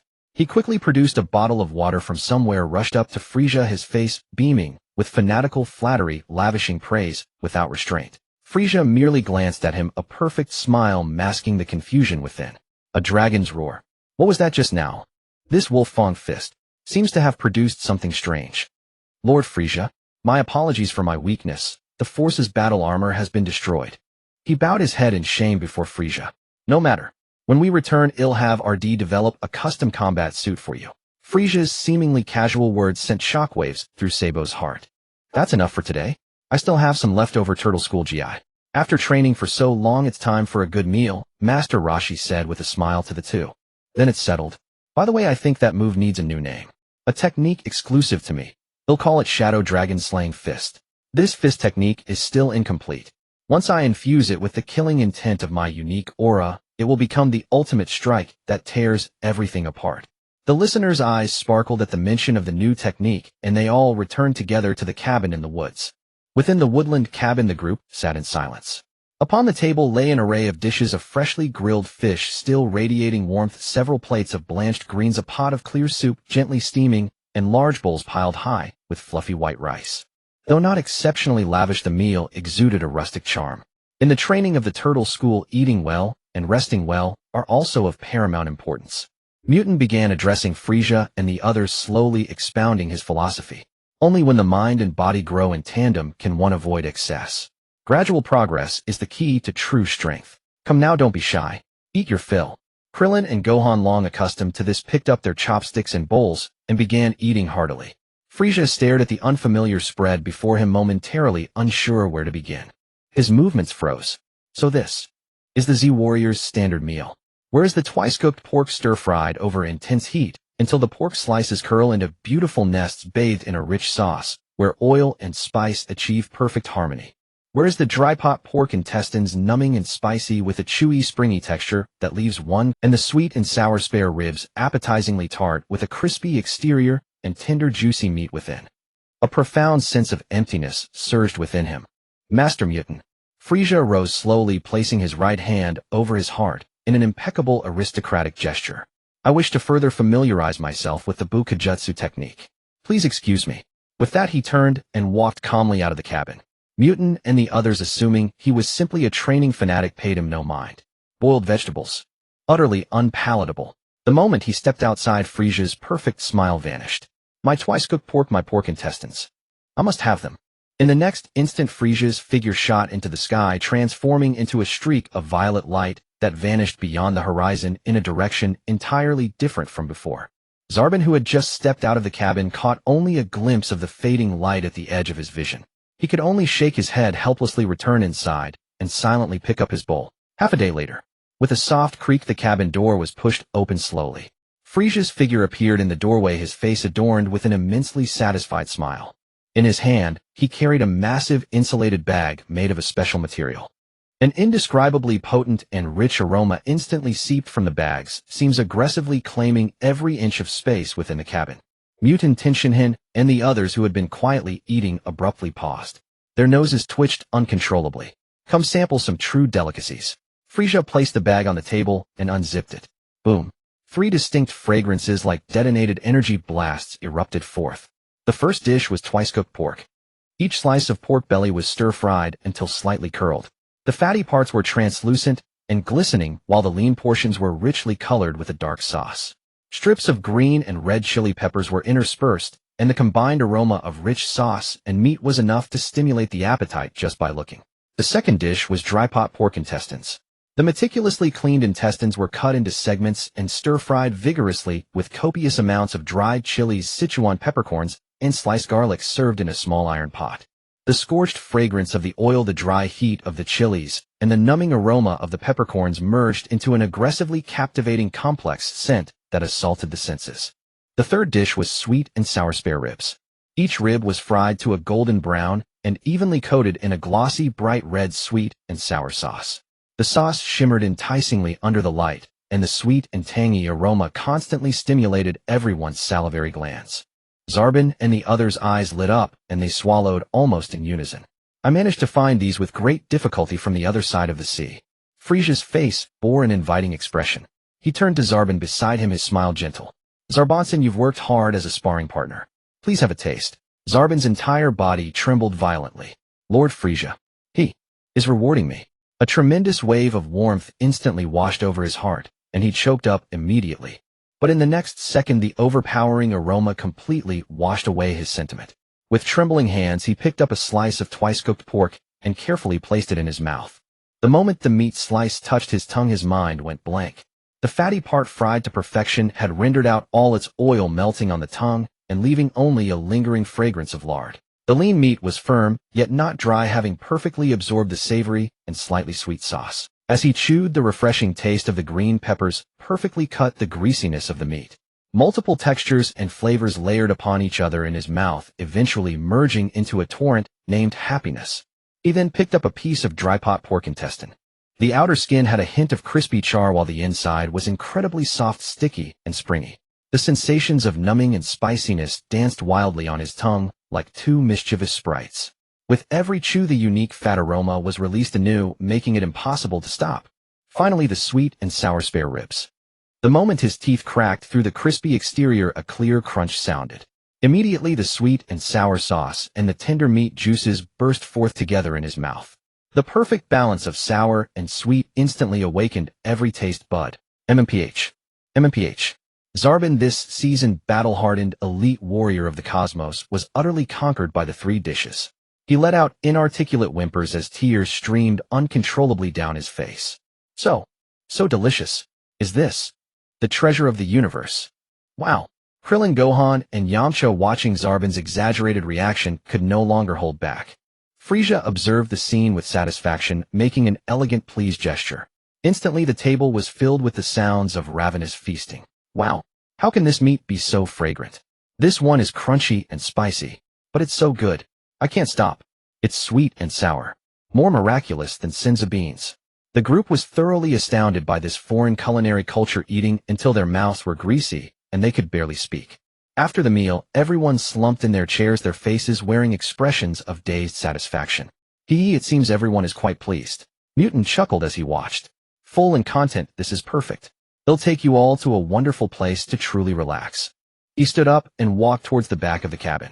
There's a natural hot spring at the rear mountain. It works wonders for relieving fatigue and restoring stamina. The group followed Mutant through a small grove of trees and indeed found a steaming pool. Misty vapor shrouded the surroundings. The spring water was crystal clear, revealing the bottom surrounded by scattered rocks of various sizes. Frieza slowly stepped into the hot spring. The warm water instantly enveloped his body, and the fatigue accumulated from the battles seemed to be gradually washed away. He leaned against a rock and let out a long breath. This feeling, it's like returning to my earth. A long-lost pure sense of relaxation spread through his limbs and bones. His consciousness amidst the rising steam began to grow hazy and drift. Shadow, Dragon Kill Fist. And that move. The different Kamehameha. Frieza savored the moment of tranquility. Cherish the present. Who knows what lies ahead on the path to come? Morning light streamed through the window of the forest cabin. Frieza slowly opened his eyes. My body feels so light, and the power is much more stable. The lingering warmth of the hot spring and a night of deep sleep had calmed the raging power within, rendering it docile and obedient. Every fiber of muscle, every inch of bone exuded an unprecedented sense of harmony. The turtle school is truly not to be underestimated. After assessing the changes in his body, he pushed open the wooden door and stepped outside. The air in the forest far from the city was exceptionally fresh, carrying the fragrance of grass, trees, and earth. On a distant boulder, Mutant and Gohan had already sat cross-legged, entering a meditative state. Their eyes were closed, their breaths so faint as to be nearly imperceptible. Frieza focused his gaze and discerned the subtle secret within. Those two auras, as weak as ants, flowed and operated with a precision akin to the most intricate machinery. Each cycle coursed through their bodies with perfect efficiency, without a single trace of excess or waste. It's like masters in wuxia novels circulating their chi. No, this is practically cultivation. Frieza chuckled inwardly to himself. The next moment, a flash of inspiration exploded in his mind. That's right. The memories of those xianxia novels from my past life might not be impossible to realize in this world. With such a powerful physique and unfathomable latent strength, what I lack is precisely a stable and efficient energy core.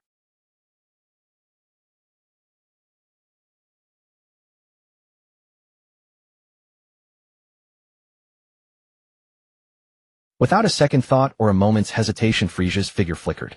He shot into the sky like a bolt of purple lightning, instantly landing on the distant empty training ground. Frieza planted his feet apart, and his aura began to emanate slowly. It was no longer the violent outburst of before, but a conscious guidance. Under his will, the energy within his body flowed through his limbs and bones, converging like 100 rivers returning to the sea, all gathering into his dantian. A purple flame-like aura swirled around him, emitting a low roar. Then the outward flaring aura suddenly contracted inward, completely condensing into his lower abdomen. Frieza closed his eyes, initiating internal sight. In his spiritual perception, within his lower abdomen, the vast energy had coalesced into a rapidly spinning vortex. At its center it collapsed into a bottomless micro-black hole, frantically devouring and compressing the incoming energy. It works. Ha ha ha ha, I'm a genius. Feeling the surging power of the second stage completely controlled by this Dantian, obeying his every command, a perfect arc curled at the corner of Frieza's mouth. He opened his eyes, a sharp cold light flashing and vanishing. Now let's go a step further. He clenched his fists and an aura far more massive than before erupted like a volcanic explosion. The ground began to shake violently, countless rocks shattered and flew into the air. In the distant forest cabin, Mutant and Gohan were instantly jolted awake by this earth-shattering surge of energy. Zarbon was the first to rush out of the cabin, his face filled with horror as he looked towards Frieza's location. Lord Frieza has grown even stronger. In the desolate mountain region, Frieza's relatively proportionate form underwent a drastic mutation. Muscles swelled at a visible rate, bones emitted a teeth-grinding crack, his head elongated sharply, becoming as grotesque as an alien. His face broadened sideways, his nose vanished completely, and the corners of his mouth split to his ears, revealing gleaming white teeth. His appearance was eerily terrifying. No other discomfort excellent. Then, all at once, the transformation did not. After that grotesque form lingered for only a moment, Frieza's entire body suddenly erupted with a blinding white light. Within the light, his tall, deformed silhouette began to shrink rapidly. His elongated head reverted to its original contours, and the horns and bone spurs on his head dissolved inch by inch in the white radiance. Zarbon had rushed to the airspace above Frieza at top speed. He could only see a colossal, blinding white light sphere below, and within it an immense aura still rising at a terrifying accelerated rate. Beep, beep, beep, beep, beep. He immediately took a scouter from behind his ear and put it on.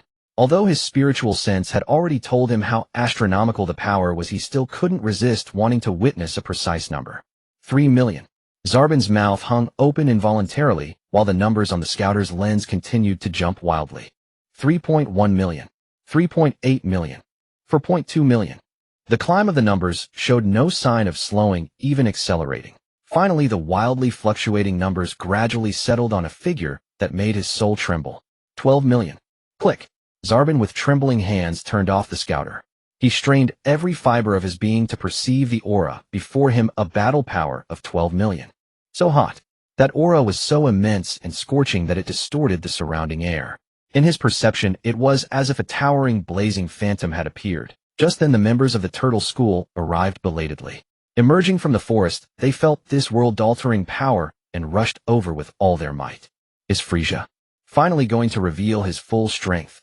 Mutant looked solemnly at Zarbon, and Zarbon descended slowly, nodding heavily at Mutant. His face was an uncontrollable mix of excitement and fanatical reverence. To witness Lord Frieza's true great power, we should be honored. Krillin, Yamcha, and the others could only force smiles in response, their hearts filled with unspeakable bitterness. One reality after another, like merciless hammers, shattered their small martial arts worldview completely. So there really were insurmountable barriers in this world. At that moment, the blinding white light finally began to recede.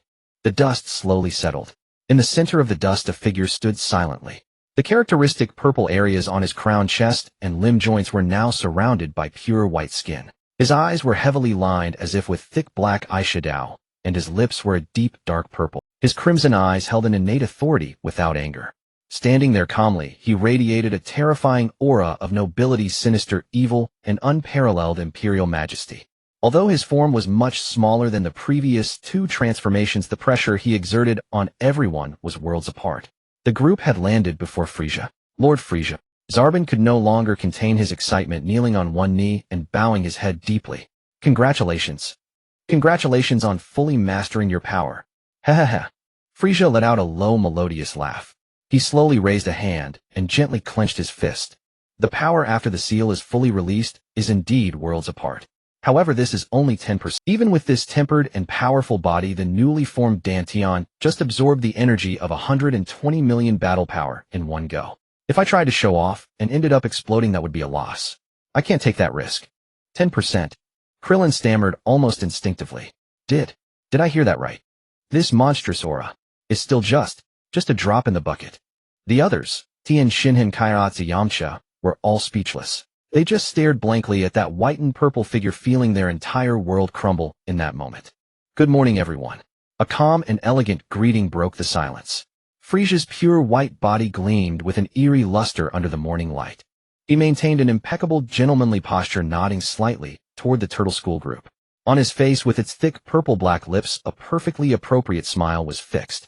Oh, oh, Krillin and Yamcha jolted, almost springing to respond, their movements stiff as marionettes. Mutant took a deep breath, forcibly suppressing the palpitations in his heart. Zarbon remained kneeling on one knee, his bowed posture devout, as if worshipping a deity walking among mortals. Everyone snapped out of their extreme shock, but no one dared to speak first. That aura of 12 million battle power, though perfectly contained within Frieza without leaking a trace. Yet in their perception, that white and purple figure was itself a black hole radiating infinite heat, constantly distorting the space around it and tearing at their spirits. Lord Frieza. Tien was the first to muster the courage to speak, his taut muscles revealing the torment he was enduring. Now that you possess such overwhelming power, do you still need to learn these trivial skills of ours? Even he, with the steadiest mind and firmest martial heart, began to waver. Before absolute power, any technique seemed pale and futile. Mr. Tien. Frieza's figure instantly appeared before Tien, so fast that no one reacted. He gently raised his hand and placed it on Tien's shoulder. Though there was no force, Tien felt as if a whole mountain pressed down on him, instantly breaking out in goosebumps. The mere pressure of his existence emanating from that being nearly suffocated him. I am quite looking forward to how much surprise your techniques will bring me. Frieza's breath was gentle, yet it made Tien's soul tremble. Surprise. No, this is clearly a judgment. Tien gritted his teeth, sweat sliding down his temple. He knew this was the final test, the last dignity of his martial artist's pride. He suddenly stepped forward, breaking free from that invisible pressure. Since you honor me so, I will unleash my techniques without reservation. Tien focused his mind and erupted with his full aura. Since you honor me so, I will unleash my techniques without reservation. Tien focused his mind and erupted with his full. He extended his index finger and flicked it toward a massive rock not far ahead. Dodon Ray. A highly condensed yellow energy beam shot from his fingertips, swift as lightning, striking the rock's center with pinpoint accuracy. There was no violent explosion, only a faint sound. On the hard rock, a smooth, mirror-like, bottomless miniature hole appeared, its edges scorched black from the heat. Oh, excellent. Before Frieza finished praising, he casually raised his right index finger. The same fingertip motion, the same energy concentration. Only this time he aimed at a towering, mist-shrouded peak in the distance. Swish! A slender thread of purple light vanished into the distant mountain, silent and unseen. The group looked on in confusion, as if nothing had happened. 1 second. 2 seconds. Boom! As the ground beneath them shook violently, that 100-meter peak in the distance seemed to detonate from within, shattering in a deafening roar. Countless tons of rock and earth blasted thousands of meters into the air, rolling smoke and dust surging upward, forming a small mushroom cloud. Frieza gently blew on the non-existent smoke from his fingertip. Beam energy is my specialty. He still wore that harmless smile.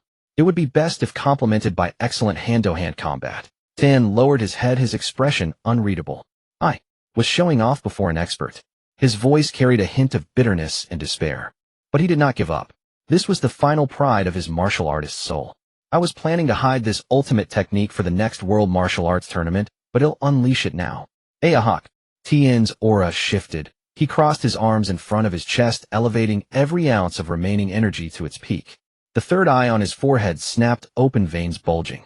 Under the impact of his powerful aura, Tien's body began to shake violently, his figure growing blurry like a reflection in water. Then the blurry image solidified again and split in two. 2 became 4. Finally, 4 Tien Shinhan, identical in aura, appearance, and demeanor, stood at 4 directions before everyone. This. Zarbon's usually calm face finally showed a hint of surprise. This ant can actually perform such a refined technique. Amazing. Krillin and Yamcha immediately let out sincere admiration, surpassing their understanding of martial arts. Tien's understanding of energy is indeed unique. Mutant stroked his beard, a glint of approval in his eyes. This is my latest creation, called the Four Witches technique. One of the Tien figures spoke, his voice tinged with fatigue. Using energy, I create 3 clones with independent consciousness and physical form. However, another Tien interjected with a wry smile, this technique divides the user's original power and speed equally into 4. As the words fell, the other 3 clones turned into streams of light, merging back into his main body. Tien's face grew pale, clearly showing the technique's immense toll. Having finished his demonstration, everyone involuntarily turned their gaze to Frieza awaiting his evaluation. Is that it? Not going to explain the principle. Using energy to make clones, then what? If I already understood, why would I need you to demonstrate it for me? The key is the method. Frieza's mind was a storm of complaints, but his surface remained impassive. He cleared his throat, ignoring the panting Tien, and slowly shifted his gaze to Zarbon, still kneeling on the ground. Zarbon shuddered at Frieza's meaningful glance. Then Frieza's gentle voice directly rang out. Zarbonson, did you understand? Bam! Zarbon's mind went blank, then a surge of immense joy and gratitude flooded him like a tidal wave. So that's it. So that's how it is. Lord Frieza had me observe carefully, not to judge how strong this three-eye dance technique is, but to let me see clearly. He specifically had this man demonstrate his ultimate move, so I could learn this exquisite technique and become stronger. Lord Frieza, you go to such lengths to nurture your subordinates. Zarbon was suddenly enlightened, a rush of loyalty surging through him. He immediately stood and bowed deeply to Frieza with reverence. Yes, Lord Frieza, I already understand 70 to 80%. Without waiting for Frieza to speak further, he turned to the bewildered Turtle School group and explained clearly in the tone of a top student lecturing peers, the so-called Four Witches technique is far more complex than you imagine. It is not a simple energy illusion, but a high-level application involving both energy and spirit. Zarbon held up one finger. Step 1: Energy Core Division. The user must forcibly extract the stable circulating energy within their body into 4 independent non-interfering microenergy cores. The difficulty lies in the fact that the extraction process can easily cause energy rampancy or dissipation. One must possess precise control over their own energy to ensure the absolute stability of the 4 cores. He raised a second finger. Step 2: The most critical step: mental parallelism. While dividing the energy cores, one must simultaneously split their singular consciousness into 4 independent parallel threads of thought. Each thread controls one energy core. This requires an immensely resilient and pure mental power. The slightest mistake can lead to mental derangement at best, or at worst becoming 4 lifeless dull puppets. Finally, Zarbon opened his palm. Step 3: Physical construction.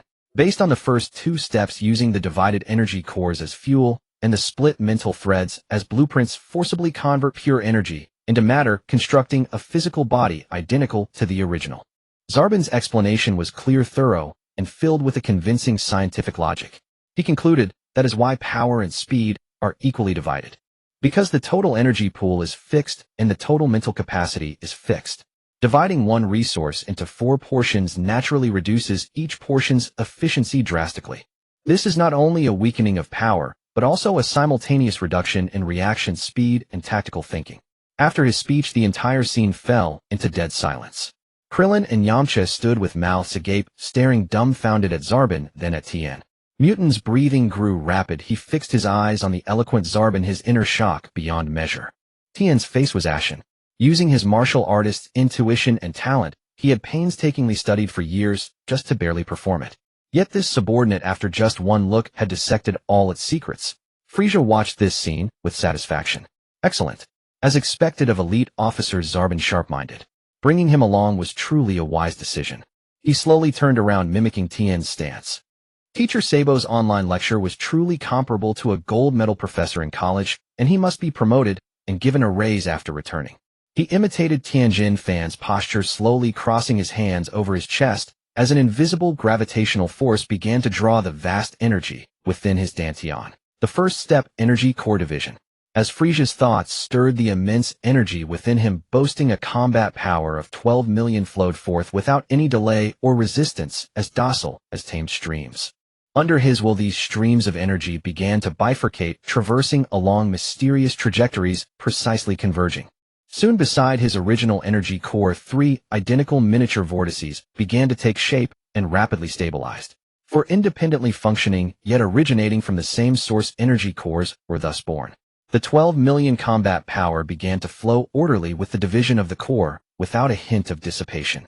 For others, this step would be as difficult as climbing to the heavens, but for him it was as simple as breathing. The second step: mental parallelism. This step seemed a bit mystical, however. Frieza closed his eyes. In an instant, an extraordinarily strange sensation swept through his entire consciousness. His thoughts were no longer a singular point, but were instantly stretched, expanded, and then split into 4 perspectives capable of independent thought. He could see his own form with closed eyes as well as perceive everything around him from 3 different angles: left, right, and behind.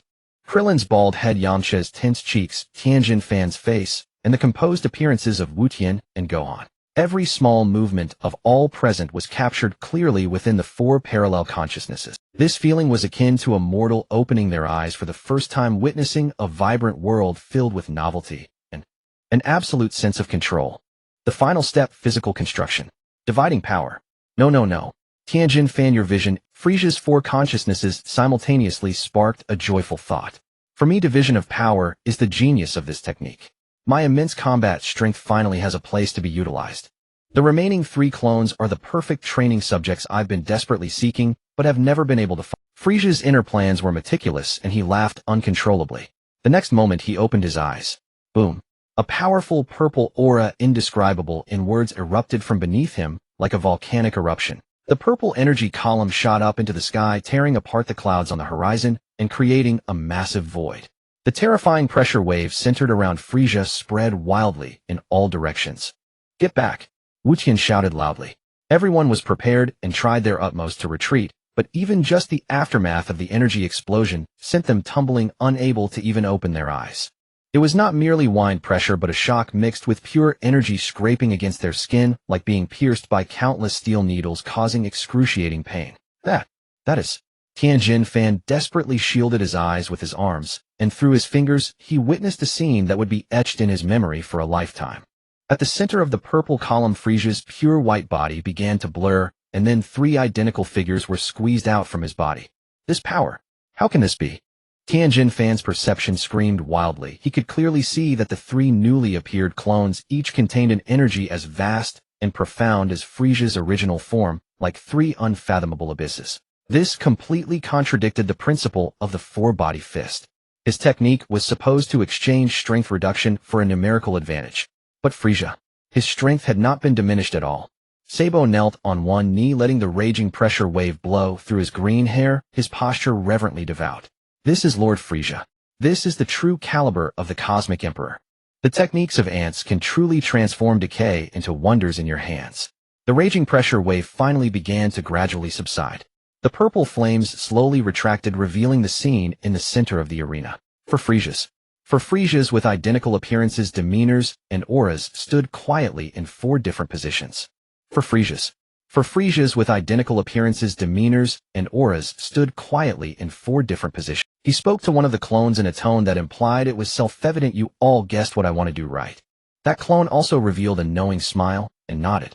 It stepped forward, taking a defensive stance. In the next moment, the original Frieza suddenly twisted his waist, the muscles in his right arm bulging instantly as he concentrated terrifying power at the tip of his fist. Yeah, boom. A fully committed heavy punch struck solidly against the abdomen of that clone. The massive sound of the explosion instantly echoed, causing Krillin and the others to feel a ringing in their ears.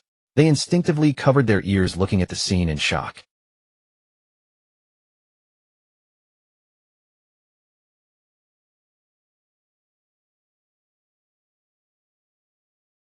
Meanwhile, the enormous rock behind it, which stood over 10 meters high, could not withstand even a second under the aftermath of the punch, and with a loud bang it shattered into dust.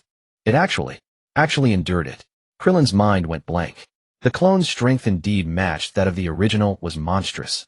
Frieza was immensely satisfied. He pointed at the 3 clones, saying, You. Number 1, these will be your designations from now on. The 3 clones nodded in understanding. They then extended their fingers, and faint purple light glimmered at their fingertips, which was highly condensed. Sizzle, sizzle, sizzle. They used this fingertip energy to burn the clear black numbers 1, 2, and 3 onto their chests, distinguishing each other. After completing this, the original Frieza's elegant face blossomed with a frenzied and bloodthirsty smile. Come on. With a command, the 3 clones' figures instantly vanished from their spots. They immediately unleashed powers equal to that of the original Frieza, transforming into 3 streams of white and purple light rushing towards the original from 3 different directions. Bang, bang, bang, bang. The 4 figures of Frieza engaged in a fierce battle the next instant. It was no longer a fight that could be captured by the naked eye. The air filled with countless afterimages moving at incredible speeds, and the terrifying sounds of impact echoed like a dense thunderstorm. The original Frieza faced off against clone number 1's iron fist, dodged number 2's sweeping leg, while simultaneously raising his hand to block number 3's elbow strike from behind. The immense pressure came from all directions, with each strike containing enough power to obliterate a small planet. Yet this pressure filled him with unprecedented excitement and thrill. This was the battle he desired. Whoosh, whoosh, whoosh. In the fray, all four raised their hands simultaneously, letting forth thin purple beams of death that wildly shot across the battlefield. The beams intertwined and collided in the air, producing piercing shrieks. Each beam flew past their bodies, shooting into the distance, leaving behind deep, bottomless holes in the ground and mountains. The entire rocky area began to shake violently under this terrifying self-training, as if the apocalypse was descending. For the first time, Frieza felt overwhelmed under the assault of the three selves, but the smile on his face grew ever brighter. Their tactical coordination was nothing short of flawless. Number 1, like a seasoned battlefield commander, conveyed clear instructions to his two companions with nothing more than a subtle gesture. In an instant, three figures shifted positions, trapping Frieza's true body at the center. Three fists, each brimming with terrifying power, struck at his vitals from three utterly cunning angles. Damn it! Frieza attempted to unleash his power, forcing a retreat to regain control of the battle. Yet a triumphant smirk crept across the face of the third clone, a face identical to his own. His 5 fingers snapped open. An overwhelming, suffocating binding force erupted, coalescing into a massive purple sphere that completely enveloped Frieza's true body. No good. This bastard was fainting all along. He couldn't break free. Frieza struggled frantically, channeling all his strength. Violent ripples spread across the surface of the purple energy sphere, yet it held him fast, stubbornly binding him in place. In that infinitesimal opening, the attacks of number 1 and number 2 arrived. Boom. Thud. A heavy punch and a sweeping kick struck Frieza's cheek and abdomen simultaneously. Ugh. A torrent of blood-mixed saliva spewed uncontrollably from his mouth. Agony lanced through him, but he couldn't even react.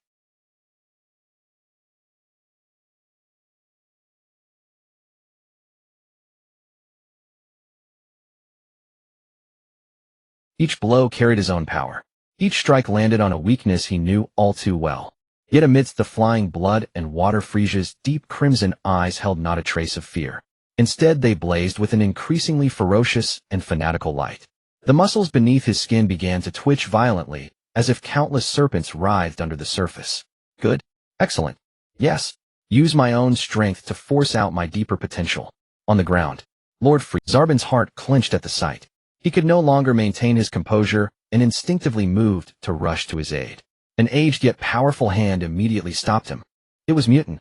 Don't go, Mutant said, his voice unusually steady. Frieza is using this method to forcibly awaken the dormant potential within his body. If you go up now, you'll only ruin his training. He paused, watching the breathtaking self-inflicted battle in the sky, and added, besides, this level of combat is beyond anyone's interference. Let's just watch. Zarbon's fingers cracked audibly from tension, veins bulging beneath his skin. Finally, he slowly lowered his attacking stance. Of course, I understand Lord Frieza's profound intentions. But if one day the ones surrounding you were real enemies, what would I do? With my ant-like combat power, how could I still stand before you like I do today? An unprecedented thirst for power blazed like fire within his heart. He turned abruptly to face Mutant and Gohan, speaking with an unwavering resolve. From now on, please ensure my training is on par with Lord Frieza's. At that moment, the battle in the high heavens shifted abruptly. The purple sphere imprisoning Frieza's true body began to show fine web-like cracks on its surface. Now, Yaha! A surge of power more immense and violent than ever before erupted from Frieza's body. Boom! The sphere shattered with a roar. The overwhelming energy wave instantly surpassed the combined strength of the three clones. The third clone, responsible for maintaining the bind, bore the brunt and was blasted back dozens of meters. Before he could steady himself, a white-purple afterimage appeared before him like a phantom. It was Frieza's true body. He acted counterintuitively, seizing the third clone by the neck. Get lost! Frieza hurled his arm, sending the third's body flying like a ragdoll into the higher sky. Ea! Kamehameha! Frieza's hands came together at his waist. A sphere of energy, a fusion of purple and black, condensed rapidly before erupting into a colossal beam of light. The third clone in the air couldn't even react before being utterly consumed by the torrent of energy. Without leaving a single trace of ash, he vanished into the immense radiance. Number 1 and Number 2, who had just stabilized themselves, were both shocked.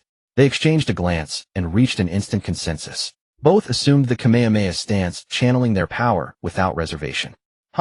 Two equally formidable energy beams shot from left and right, converging on Frieza's true body at the center. Facing the pincer attack, Frieza only sneered. Shadow. Dragon Fist. His hands traced strange patterns before his chest. An unbelievable scene unfolded. Two ferocious black dragon phantoms materialized from behind him, opening their massive maws to literally devour the energy beams. After consuming the energy, the black dragon phantoms grew more solid. They charged through the remaining energy undiminished and speed hurtling toward Number 1 and Number 2.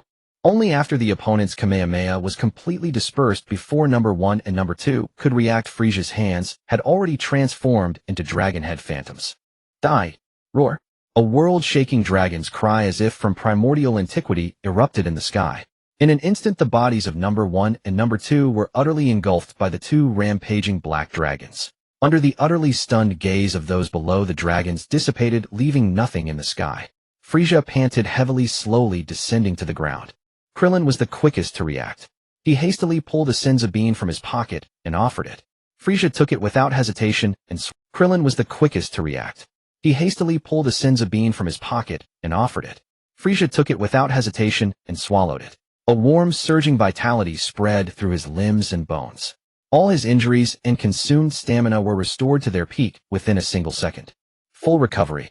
The second greatest artifact of the Dragon Ball world is indeed useful. Frieza straightened up, flexing his muscles, feeling the power within him surging even more fiercely than before. The extreme pressure from moments ago had actually pushed the liberated power within him to 20%. Excellent. This way, next time I can create even stronger clones and squeeze out even more power. Krillin. Frieza spoke slowly. How many Senzu beans are left? Krillin instinctively patted the small pouch at his waist, then grimaced and shook his head. None left. The yield is too low, they never grow many at a time. Then go get more. Zarbin snapped at but Krillin grumbled.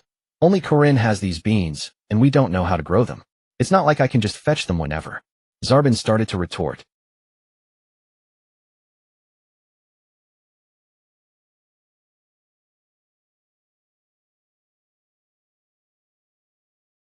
Whoosh! A piercing sound tore through the clouds. A streak of violet light shot upward along the colossal pillar that connected heaven and earth, ascending at an unimaginable speed. At the end of the light was a circular structure perched above the sea of clouds. The streak halted abruptly and Frieza's figure landed firmly on the floor without stirring a single breeze. Before him stood a plump snow-white cat leaning on an ancient wooden staff, as if it had been waiting for a long. It appeared nonchalant, but its claws gripping the staff tightly had already embedded deep into the wood the moment Frieza appeared. Ha ha ha ha. Frieza let out a series of his signature low chuckles, striding forward gracefully and leisurely. He gave a slight bow, executing an impeccable aristocratic salute. A pleasure to meet you, Sage of Karen Tower. I am Frieza. This gentlemanly demeanor, however, filled Corinne with unprecedented pressure. The terrifying aura hidden beneath that elegance nearly suffocated him. Frieza straightened up and got straight to the point. I've come to collect some Senzu beans. Haha.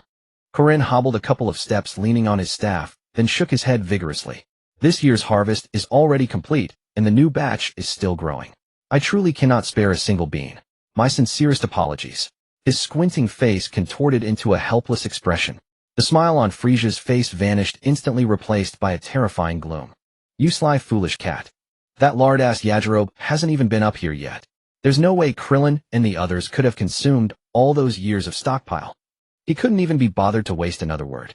With a slight crook of his fingers, several inconspicuous jars in the corner immediately defied gravity, humming as they floated toward Frieza. This overwhelming, irresistible telekinetic force instantly exposed Corinne's clumsy lie.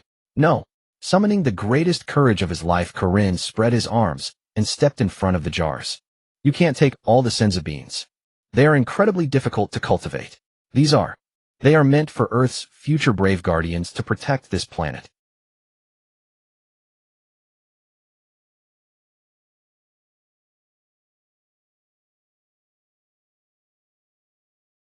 Ugh. The white cat's body was hoisted into the air, its limbs flailing helplessly. Don't be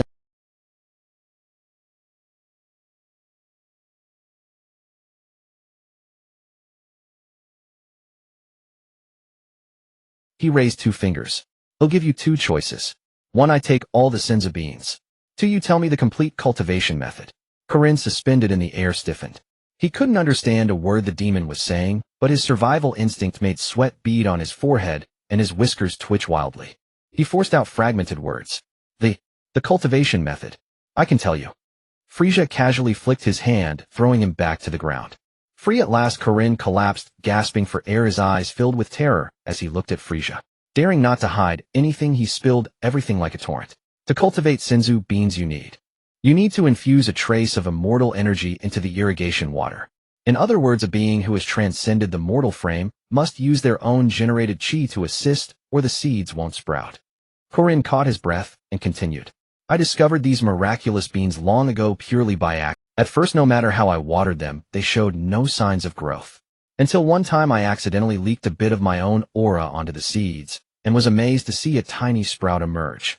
After that, through constant slow feeding with my immortal energy, I eventually harvested these little beans. At first I had no idea what they did. I only found that eating one was incredibly filling, so I just used them as daily rations. It wasn't until I was gravely injured on a trip and accidentally swallowed a bean that I discovered their miraculous healing power. From then on, I carefully stored them, waiting for the true guardians and heroes who would need them to offer my aid. Frieza listened to the lengthy explanation and slowly nodded. He stared at Corinne, and the brief silence made the atmosphere tense once more. So you're saying you can fulfill neither of my conditions? Corinne trembled all over on the verge of, but Frieza sank into deep thought. So that's it. So that's what the original story meant by extremely difficult to cultivate. It requires immortal energy, or rather divine power. That's not entirely impossible to achieve. Golden Frieza, the aura of that transformation is proof of having initially stepped into the realm of the gods, isn't it? He knew better than anyone how crucial the Senzu beans were to him now. This was the key to firmly stepping into that next level, and even surpassing it. In the anime, how could that mere 4 months of training be so easily accomplished? The original Frieza was first tormented in hell, hanging from a tree for over a decade with spiritual pollution, which forged his unbreakable endurance and mental fortitude. After being reborn relying on that mental strength, he managed to leap several tiers in 4 months and achieve a preliminary physical transcendence. Unfortunately, it was precisely this rapid 4-month improvement that left his foundation extremely unstable, resulting in severe energy leakage and the humiliating beating from Vegeta. For someone who knows all this, if I'm going to do it, I'll do it to perfection. The foundation must be laid more solidly than anyone else's. Speaking of other things imbued with energy beyond the mortal. There might be one thing that, speaking of other things imbued with energy beyond the mortal. There might be one thing that, just as the tension reached its peak, Frieza suddenly laughed. He stepped forward, and to Corinne's shock reached out and gently patted the cat's furry head. This gesture was more terrifying than having his neck gripped. I've thought of a good idea for the cultivation method. So hey, erase the plan, I'll take a portion for now. Wait for my good news. Hearing this, Corinne felt as if a pardon had been granted, and immediately stepped aside from the jars without a second thought. With a slight movement of Frieza's fingertip, the lid of one jar opened by itself, and dozens of emerald Senzu beans floated out, automatically packing themselves into the small cloth sack he had taken from Krillin. Having done that, he lingered no longer.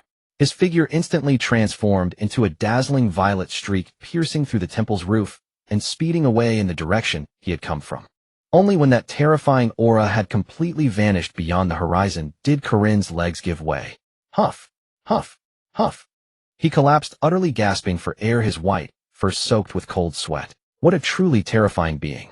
It was only recently that he descended upon the celestial temple, and now, in such a short time, he possesses such an unfathomably powerful aura. Corinne trembled, staring at the spot where the light had vanished. This person must be befriended, not antagonized. Otherwise, Earth is doomed. Klin and the others felt a blur before their eyes. The purple streak of light that had pierced the heavens had returned its entire round trip, taking less than a quarter of an hour. Frieza's figure reappeared before them, as if he had never left. Zarbon. Without any preamble, his voice rang out across the empty arena. Notify Frieza Force Headquarters immediately. Dispatch all available troops to search for a colossal tree known as the Tree of Might. Its defining trait is that it drains the life force of an entire planet. Have them concentrate their search in clusters of lifeless dead stars. Since it is called the fruit offered to the gods, it must contain a trace of ethereal celestial energy. And I'm curious to taste what that fruit is like. I wonder if it can provide even the slightest enhancement to this body which already possesses a battle power in the hundreds of millions. As you command, my lord. Zarbon dared not show the slightest hesitation. He bowed deeply to Frieza, then transformed into a streak of light soaring into the sky and speeding toward the landing site of his spacecraft. Watching his loyal subordinate vanish from sight, Frieza smiled with satisfaction. He then casually tossed the small pouch filled with senzu beans to Klin, who was still standing there in a daze. If I am ever too injured to move, I'll be counting on you, Mr. Klin. Klin was taken aback by this sudden heavy responsibility. Fumbling, he caught the bag of senzu beans and nodded instinctively. The next second, Frieza's form split into four once more. The suffocating, violent clash of energy again enveloped the area, and the raging storm of power scraped a layer off the very earth itself. At the distant Frieza Force headquarters on a planet transformed into a metal fortress. Is that so? I understand.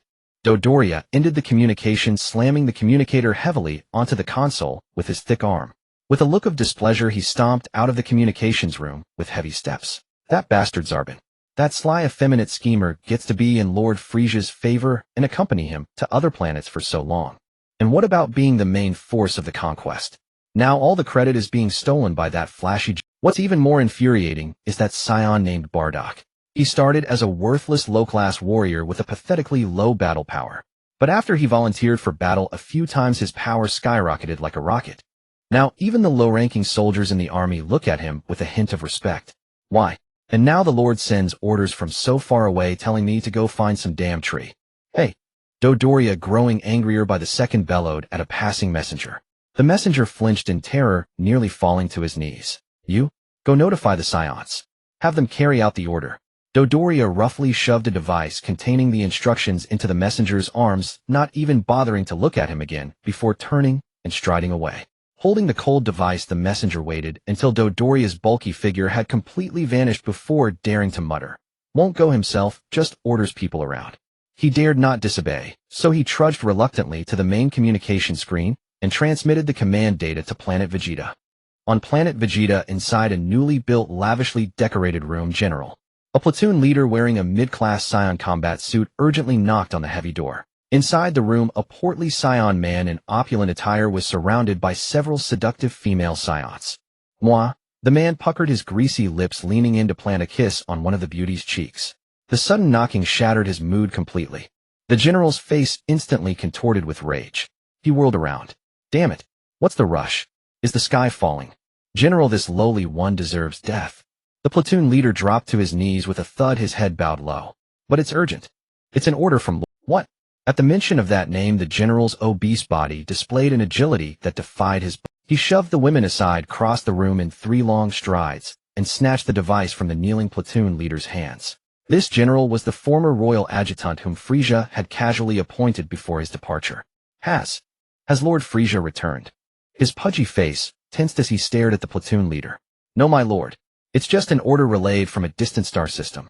Phew. The general let out a sigh of relief, wiping the cold sweat from his brow. He then lowered his head to read the contents of the directive. I see. Looking for a tree, huh? He tossed the device aside carelessly and waved his hand impatiently.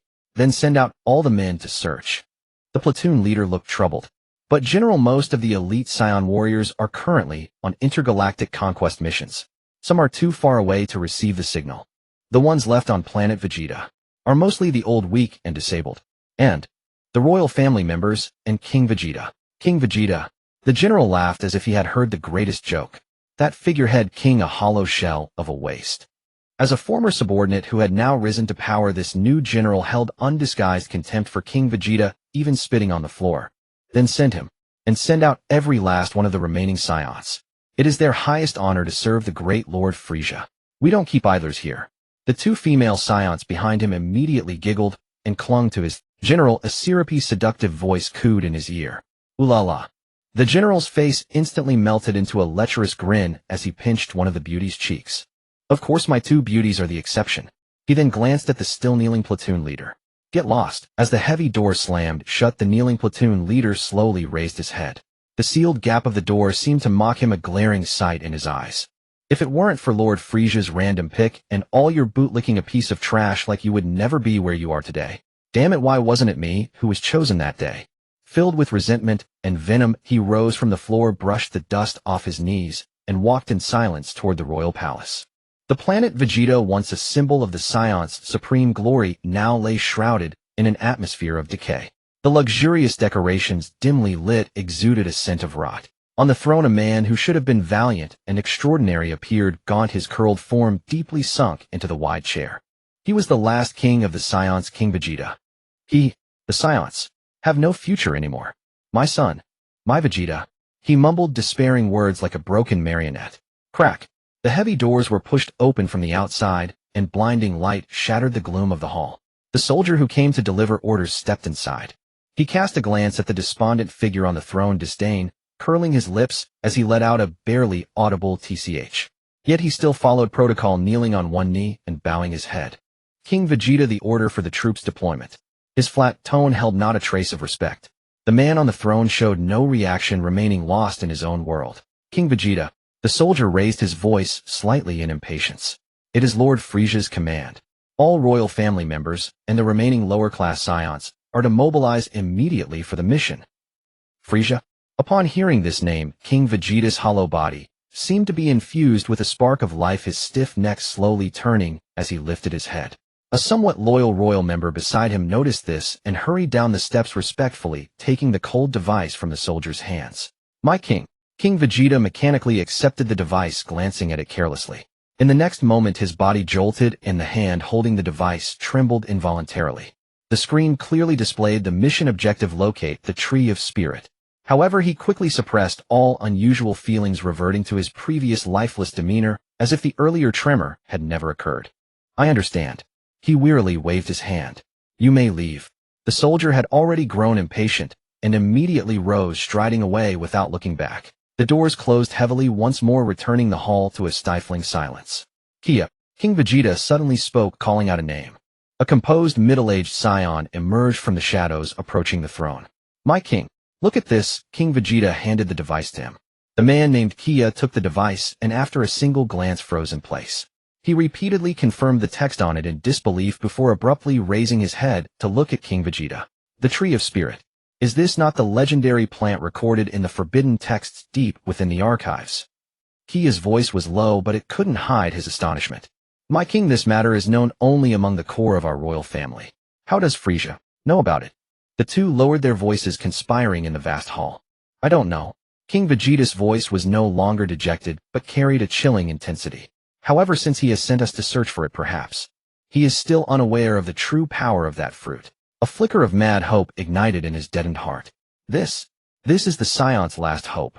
It is said that the fruit meant for the gods rests at the very top of the Tree of Spirit. As long as one consumes it, they can gain world-destroying, incredibly powerful strength. Originally, I wanted to send someone to search for it as soon as we took over this planet Zufu. But soon after, that bastard Cooled found us, claiming to be the #1 race in the universe. Memories surged forth, humiliation and resentment morphing into a fierce rage. King Vegeta chuckled darkly, his laughter filled with malice and madness. He suddenly stood up from the throne, his hunched back straightening at that moment. Go. Immediately gather all who are absolutely loyal to the royal family. Follow me. To the desolate star region. The Tree of Spirit must be there. Kia was invigorated by the king's determination, his blood boiling. Understood, my king. He bowed deeply, and then became a blur, rushing out of the hall. King Vegeta remained alone in the vast hall, his expression twisted with sheer fury. Frieza, cooled. The pain of losing a child. The disgrace of losing a nation. I will make you pay back 1,000-fold. Whoosh, whoosh. Several Saiyan royal-class spaceships took off directly from the surface of planet Vegeta, soaring into the depths of the universe. Below, a few remaining Frieza soldiers looked on in disbelief. Hey look, aren't those the ships of the Saiyan royal family?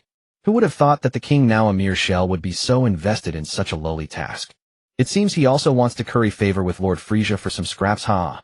Yeah. Mocking laughter echoed on the ground. In the outer orbit of planet Vegeta. Hold on. A massive Frieza military warship blocked the way of King Vegeta and his group. Where are you going?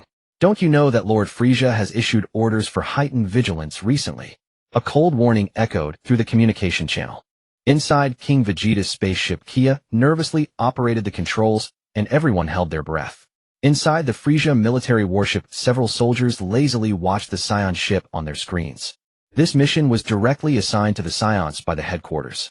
A soldier pulled up the record. Oh, so it's this mission, letting those useless ones search for some broken tree. It seems it's not important, otherwise they wouldn't be allowed to take it on. Another soldier scoffed. All right, let's not waste time.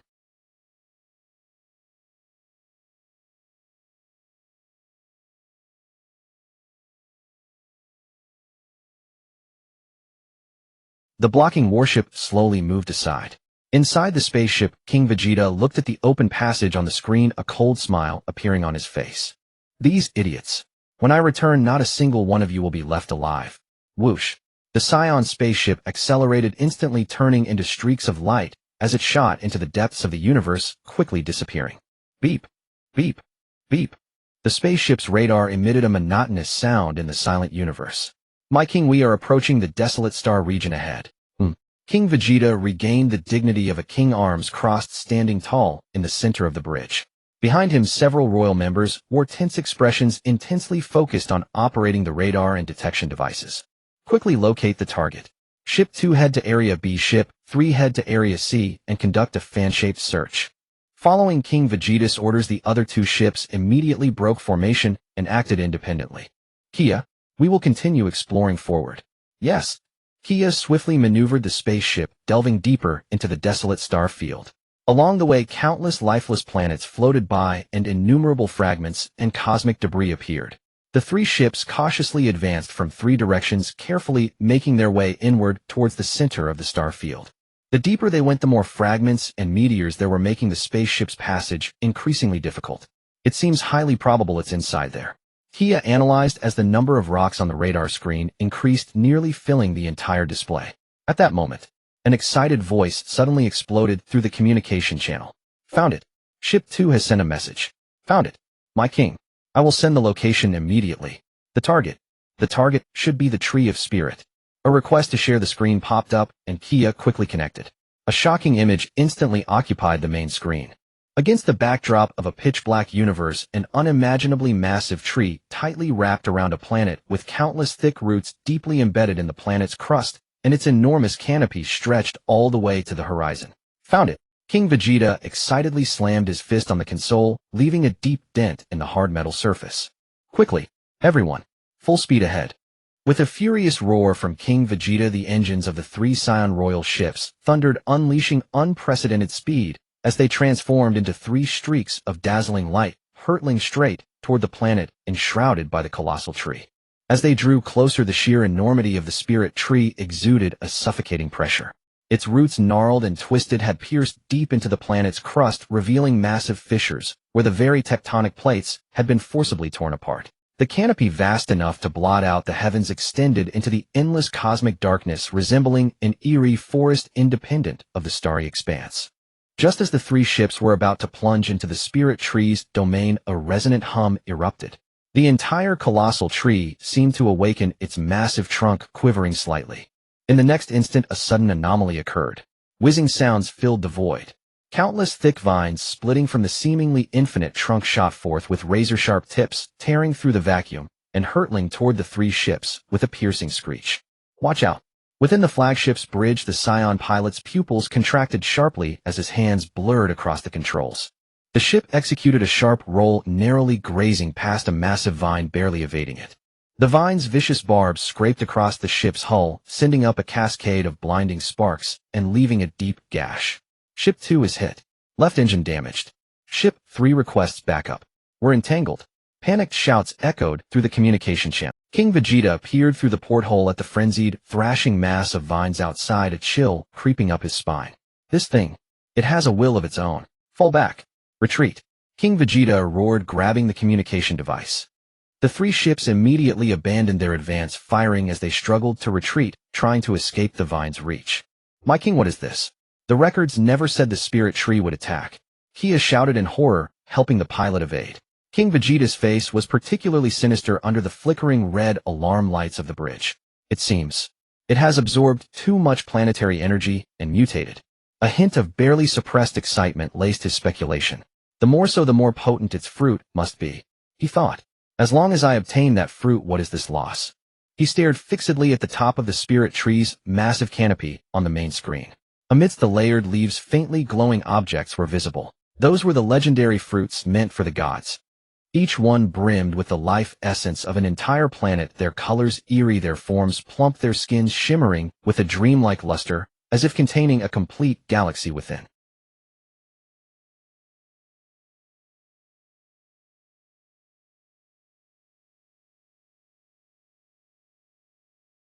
Board the small attack ships. Smash every last one of these damned tentacles. He paused, adding with a tone of near greed. Attention! Attack only the vines. Do not damage the spirit tree's main trunk. Our target is the fruit at the top. Understood. With the command, the belly hatches of the 3 massive mother ships slid open. Humming sounds filled the air. One by one, spherical single-pilot ships like killer bees from a disturbed hive detached from the motherships. Within moments, hundreds of small ships densely filled the space, forming a steel tide that surged toward the wild, dancing giant tree. An unprecedented battle erupted in the silent cosmos. Open fire! Open fire! Tear them apart! Countless energy blasts shot from the small ship's cannons, tracing brilliant lethal arcs through the dark void, precisely striking the oncoming vines. Explosions erupted in rapid succession. Vines struck by energy blasts were instantly blown to pieces, their shattered remnants drifting silently in the vacuum.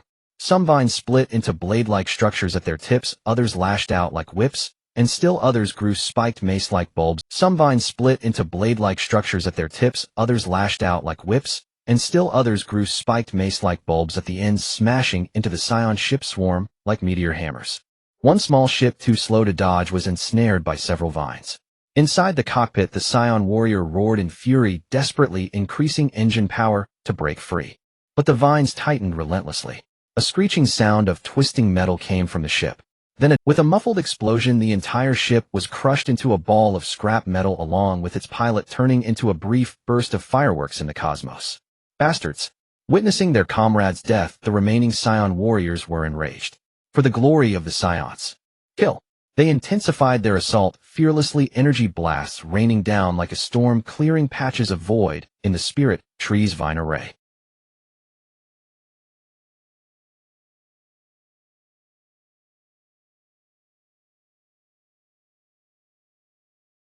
However, the spirit tree's regenerative power was terrifyingly strong. The severed vines regrew from the breakpoints within mere breaths, as if inexhaustible. The battle descended into a brutal stalemate. Scion ships were constantly destroyed, but the spirit tree's vines were also heavily decimated. In just over 10 minutes, they had lost nearly 30 small ships. King Vegeta remained silent, his eyes locked on the battlefield. His mind raced. We must suppress its regeneration. Kia.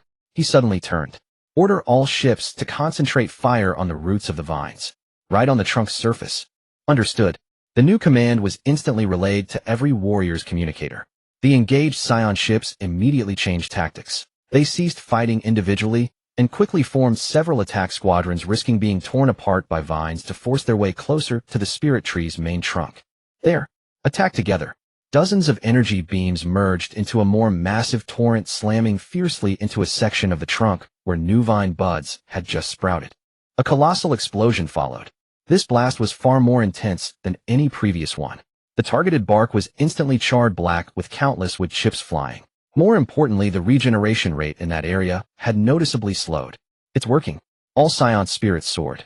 Keep it up. Don't stop. Having found the weakness, the Scion warriors launched a frenzied suppression. They ignored the flailing vines, pouring all their firepower onto the spirit tree's main trunk, specifically targeting the areas where vines were growing. The spirit tree seemed to feel immense pain, its entire massive form trembling violently. The once ferocious vines became sluggish and disordered. New vines grew fewer and slower until finally, under the Scion ship's relentless saturation attack, no new vines could sprout. All the vines extending into space, deprived of subsequent energy support, gradually ceased moving and hung limply.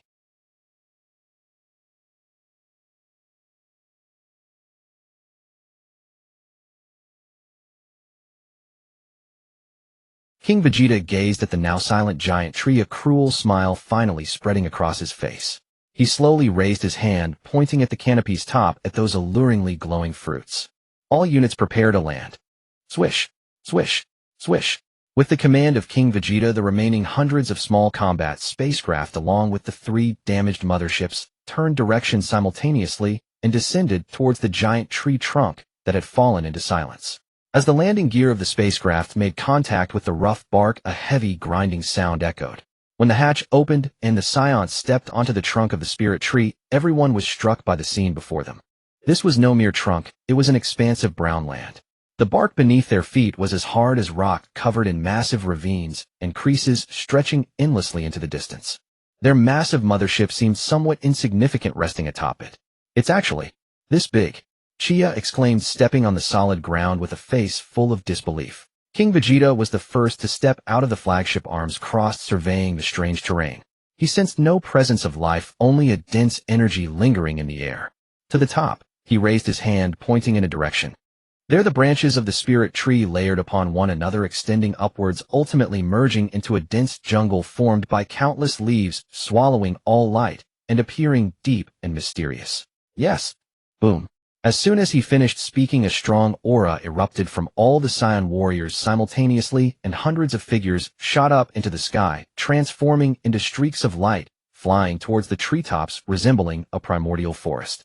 Upon entering the canopy, the environment changed dramatically. Countless thick, twisted branches intertwined, haphazardly forming a huge and complex 3-dimensional maze.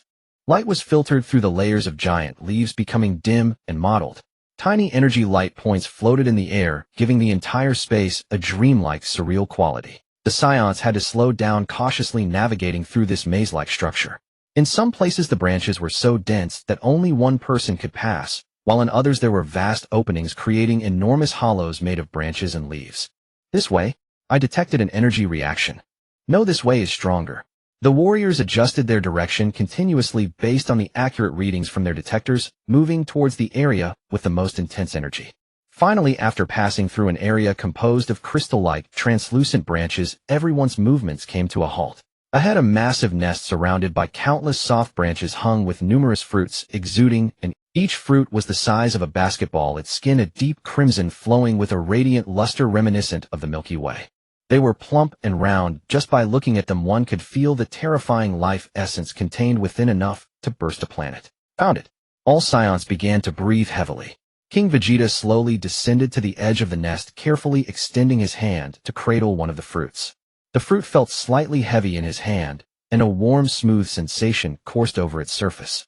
Gulp. He couldn't help but swallow hard, his heart racing uncontrollably. He could clearly feel that just holding this fruit, pure energy was drilling down his arm into his body. "Eat it." A frenzied thought roared in his mind. But reason held him back firmly.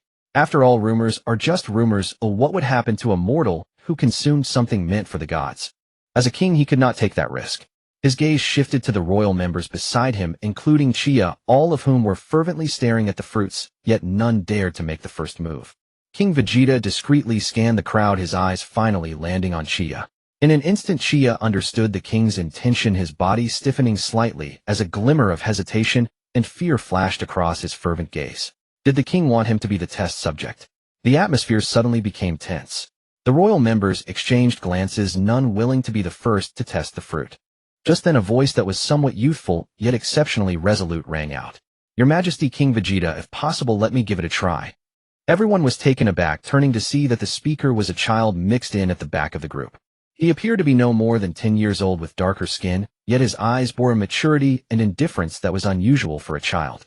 How did such a small child get mixed in? This kid? Could he be Bardock's son? One royal guard instinctively voiced, then quickly shut his mouth. "What is your name?" King Vegeta asked, intrigued as he regarded the child. "Dales," the boy replied succinctly, ignoring the whispers around him. His appearance did resemble that of the lower-class warrior named Bardock, quite closely.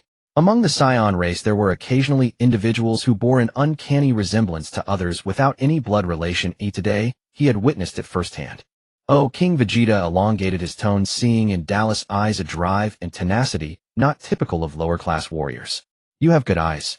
Then Dales, this glorious task is entrusted to you." With that he tossed the fruit from the spirit tree, and Dales caught the fruit steadily without a hint of hesitation. Crack! He opened his mouth wide and took a large bite. The crisp sound resonated clearly in the silent canopy as juice splattered from the corners of his mouth. An indescribable sweetness and richness exploded on his taste buds as if the essence of all fruits in the universe was contained within, yet it surpassed any known flavor.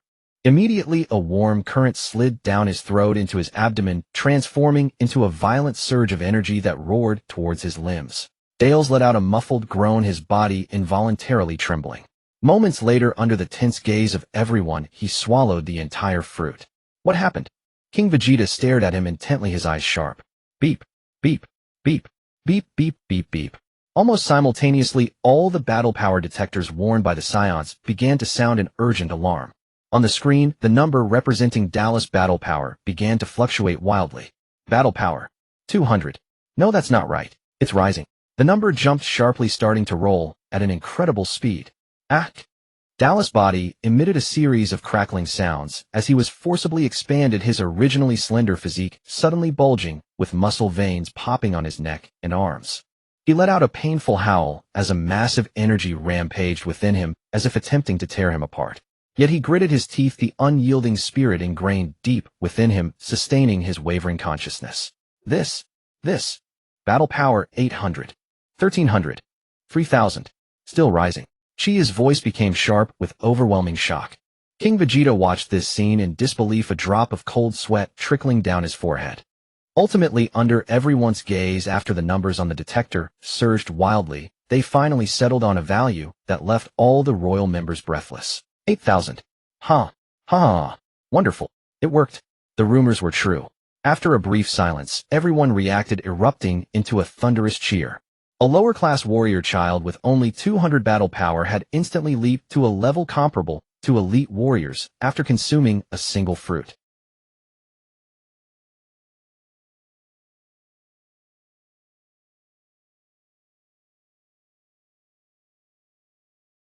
Mine. Get away. This is mine. They rushed at the nest, clutching the spirit tree fruits to their chests, greedily devouring them, without regard for their image. Some even grabbed a fruit in each hand, feasting ravenously. For a moment, the top of the spirit tree witnessed a chaotic scene akin to monkeys scrambling for fruit. The previous distinctions of kings and subjects and the notions of hierarchy were shattered in the face of absolute power. King Vegeta also discarded all royal decorum, grabbing a fruit and shoving it into his mouth. Just as all Saiyans were reveling in the surge of power within them, an unexpected change occurred. My power. A Saiyan royal member who was laughing suddenly fell silent. Just as all Saiyans were reveling in the surge of power within them, an unexpected change occurred. My power. A Saiyan royal member. No. Help. Help me. His words were not yet finished. Bang. With a muffled, massive explosion, that Saiyan exploded into a mass of bloody flesh-red mist and chunks splattering onto those nearby. Following that, it seemed like a chain reaction. Bang, bang, bang. The sound of explosions rang out one after another as several more Saiyans met the same fate, dying in excruciating agony. Those who had not yet erupted were terrified, collapsing to the ground. Some reacted quickly, turning to flee in the direction they had come from, attempting to escape the scene. However, just after they took flight, their bodies exploded in midair, turning into a brilliant, yet fleeting blood mist. Young Dales was also writhing on the ground in pain as the overwhelming energy surged chaotically within him, surpassing his bodhi's limits and threatening to burst forth at any moment. No, I can't die here. I haven't become the strongest yet. Having fought alone at the lowest tier since childhood, the deep-rooted desire for power and indomitable spirit within his soul erupted at this moment.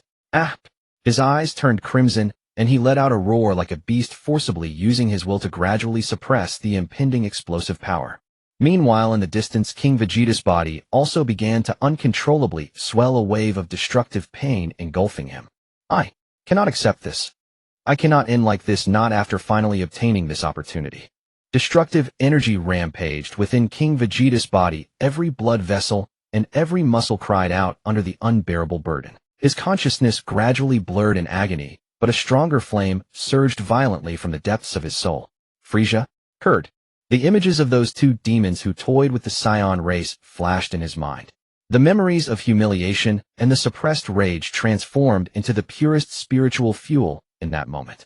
He cannot die, at least not before tearing apart those two bastards with his own hands.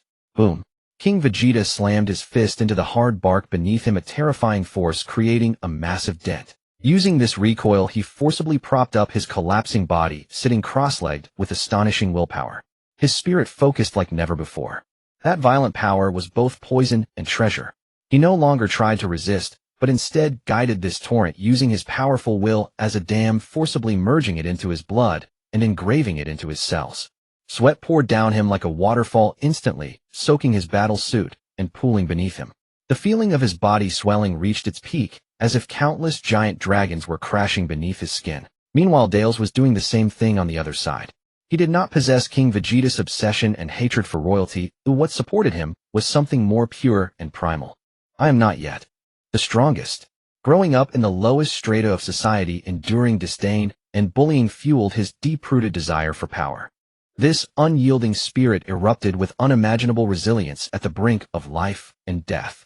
After an unknown amount of time, King Vegeta was the first to open his eyes. The storm within him had calmed. However, the sight before him sent a chill down the spine of even the most battle-hungry Saiyan. The ground was littered with severed limbs, shattered organs, and blurred flesh covering this nest with carnage. The air was thick with the smell of blood. Those weak-willed, greedy individuals had all turned to fragments in the frenzy of power. King Vegeta shook his head in annoyance. A bunch of worthless fools. He struggled to lift his arm and open the public channel of the power scanner. Everyone who can hear me, listen carefully. After consuming the fruit of the spiritual tree, the most important thing is to maintain your heart. Cowardice and greed will only accelerate your demise. Do not forget the glory of the Saiyans. After saying these words, King Vegeta, drained of his last bit of spiritual energy, blurred before his eyes and fainted completely. As he and the other survivors fell unconscious, the sounds of flesh bursting gradually ceased. A bizarre scene unfolded. The scattered flesh on the tree trunks seemed to be imbued with life, slowly writhing before ultimately being absorbed into the trunk of the spiritual tree beneath them. Before long, the brutal battlefield was left with only the tattered clothing and fragments of battle suits of the Saiyans. King Vegeta. King Vegeta slowly opened his eyes amidst violent shaking. Chia looked at him anxiously. What happened to me? He sat up and found that the previous splitting headache and swelling sensation had vanished completely. In its place was an unprecedented lightness, his limbs filled with explosive power. He looked around. From the hundreds of Saiyan warriors, fewer than 100 remained. But each of those who survived had changed. Their auras were robust and solid, their gazes sharp with the edge of having survived. Through this cruel selection, those who remained were the top tier in both strength and mental will. King Vegeta stood up and immediately shouted to all the survivors. Everyone. His voice was as loud as a bell, shaking the leaves around him. First, congratulations to everyone for surviving. Again, congratulations, you are now powerful beings beyond elite warriors. All the surviving Saiyans puffed out their chests, faces alight with uncontrollable joy. They could clearly feel the surging power within them, a realm they had never dared to dream of. From this day forward, there will no longer be distinctions between upper, middle, and lower-level warriors on planet Vegeta. King Vegeta's words detonated like a bomb among the crowd. Our goal is singular. He raised his arm, fist clenched. Let the Saiyans become the strongest race in this universe. Frieza and his father Kurd. They will pay the blood price for their arrogance and ignorance. Roar. The long-suppressed fury ignited in an instant, and all the survivors let out a thunder. Among them, some had lost family and comrades in missions against Frieza's army, while others were filled with resentment over the long-standing oppression of the Frieza clan. Many more had an extreme thirst for power. Of course, there were a few who exchanged complex glances in the crowd. To them, while Frieza deserved to die, the allure of a new and more powerful Saiyan throne after eliminating this cosmic emperor was equally tempting. But for now, everyone shared the same objective. King Vegeta looked at the crowd's reaction with satisfaction, waving his hand to signal for silence. However, despite your rebirth, our current combat power is likely still insufficient to deal with the two demons Frieza and Kurd. His words doused the flicker of complacency that had just ignited among them with cold water. Everyone fell silent. No matter how arrogant they were, they understood Frieza's terror. King Vegeta's gaze turned towards the massive nest not far away, where countless spiritual tree fruits radiating an eerie glow remained. First, we need to take time to fully master this new power. Secondly, the fruits over there can continue to help us grow stronger. His tone suddenly rose, filled with incitement. If we continue like this, the legendary existence of our race will eventually be born among us. Super Saiyan. The moment he uttered these 5 words, excitement exploded in the eyes of all the Saiyans. Indeed, the strongest warrior in the entire universe. a legend that appears only once every millennium. If revenge against Frieza was the driving force, then becoming the legendary Super Saiyan was the ultimate dream that could make all warrior tribes go mad. Frieza must be afraid of a Super Saiyan being born among us, which is why they constantly suppress and monitor us. King Vegeta waved his hand, making a final declaration. This time sending the Saiyans to search for the spiritual tree will be their greatest mistake. Roar! The Saiyans below became fervent once more. Those who heard that they too might become legends had their desires for power and kingship grow even more. At King Vegeta's command, all the Saiyans immediately scattered, beginning their most basic daily training to adapt to their surging powers. King Vegeta turned to Chia. You activate automatic navigation for all our fleets, allowing them to run randomly in the universe to avoid suspicion from Frieza's army. Just leave enough energy for our return. Yes. Chia immediately accepted the order and flew towards the direction of the spaceship's landing. After handling this matter, King Vegeta's gaze swept through the crowd, finally landing on a child silently practicing punches in a corner. Dales. He approached the child. Kid. Dales halted his movements, turning to look at him with eyes that belied his age, cold and indifferent. Let's practice together. King Vegeta took a keen interest in him. This young child exhibited willpower and potential that surpassed many adult Saiyans. For some reason, looking at this child reminded him of his son who had been taken away early, and an indescribable feeling spread in his heart. Dale said nothing, his gaze serious as he assumed a fighting stance. In the next moment, a large and a small figure collided violently, beginning a wholehearted training session. Months passed in the blink of an eye. At the top of the spiritual tree, King Vegeta sat cross-legged, his eyes tightly shut, completely motionless. The branches beneath him were dyed pale by the aura that emanated from him. Suddenly he opened his eyes. There was no earth-shattering aura, no deafening roar, everything was utterly ordinary. He slowly floated upwards, every cell in his body filled with a heavy sense of power, as if he could effortlessly shatter mountains and fill seas with a mere gesture. He raised his hand, and within his palm a faint purple light flickered, condensing into a small energy sphere. Whoosh! The energy sphere transformed into a slender beam of light, silently shooting towards a gigantic meteor in the distant void. The meteor, comparable to a small satellite, disintegrated the moment it came into contact with the beam, as if wiped away by an invisible hand, along with the surrounding debris vanishing into the most primitive particles. The cloak behind him rustled in the invisible breeze, and King Vegeta was completely restored, surpassing even the demeanor of his former glory. King. Such destructive power. Chia appeared behind him at some point, his face filled with uncontrollable delight. This far exceeds Frieza. King Vegeta merely nodded slightly, showing no hint of joy. But it's still not enough. His gaze was profound, as if piercing through the endless universe, seeing the two demons seated upon their thrones. I previously sent someone to secretly gauge Kuld's combat power, but the detector with a ceiling of 100 million couldn't withstand it and exploded on the spot. This statement froze the look of joy on Chia's face. Moreover, Frieza's combat power is likely far more complex than rumored. King Vegeta continued, each word striking Chia's heart like a heavy stone. Otherwise, that old Kuld wouldn't willingly abdicate to a son who is not his equal. Among us there must be more than two individuals whose combat powers can consistently exceed that value to be eligible to challenge them.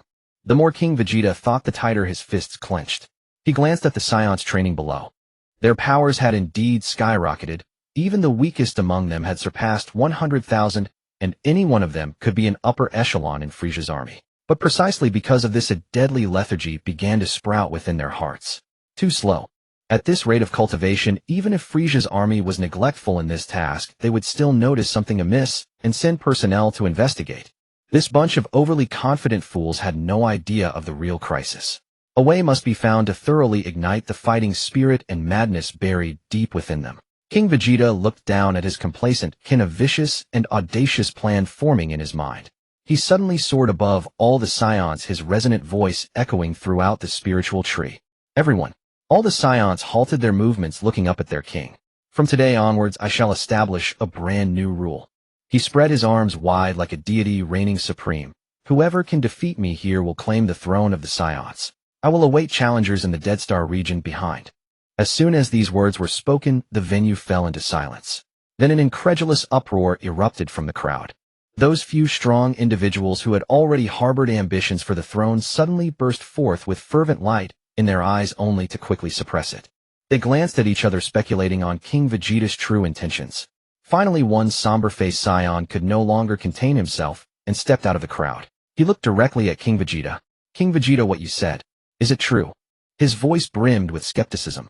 Isn't this a scheme to root out those among us with ulterior motives, then eliminate them? Fool, I was just worrying about how to find an excuse to deal with you. Once you help me eliminate Cooled and his son, I will naturally bring you treacherous individuals to justice. A fleeting murderous intent flashed through King Vegeta's heart, but his face revealed an arrogant nonchalance. Of course it's true. We Saiyans only believe in power. Isn't it natural for the strong to be king? His words were filled with incitement, completely igniting the inner flames of some.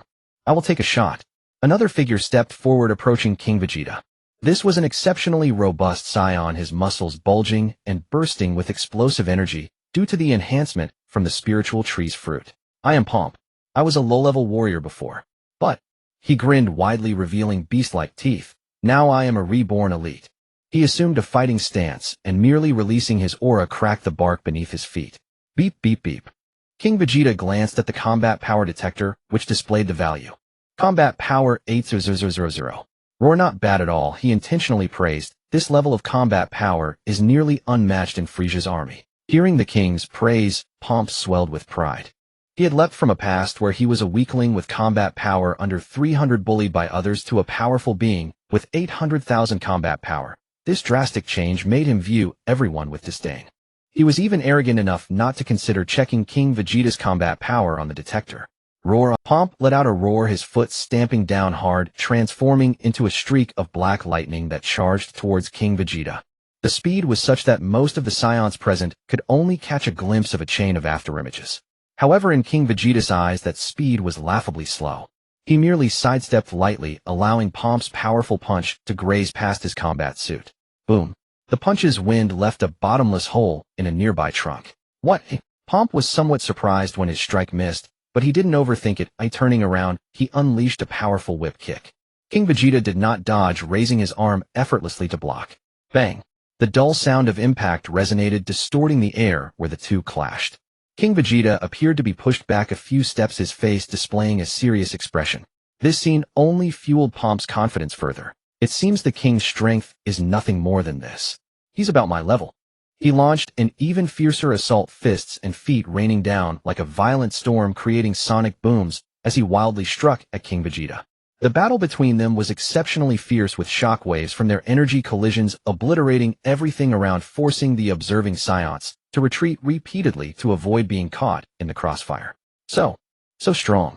Pomp can actually stand toe-to-toe with the king. This is terrifying. Is this our new power? Just as everyone was in awe, Pomp seized a gap, and a heavy punch grazed King Vegeta's cheek. Although it was merely a scratch, it drove Pomp completely insane. I hit him. I can win. The Saiyan throne is mine. He cackled madly, channeling all his strength into his right fist, a dazzling energy glow enveloped. It's over. King Vegeta, step down for me. Pomp roared, unleashing what he believed would determine the victor and seize the throne. However, what he saw was King Vegeta's suddenly cold and indifferent face. All previous seriousness and effort vanished, replaced by a Catan mouse-like mockery and impatience. King Vegeta slowly raised his right hand, extending a finger. He gently tapped it against Pomp's fist, which was capable of shattering mountains.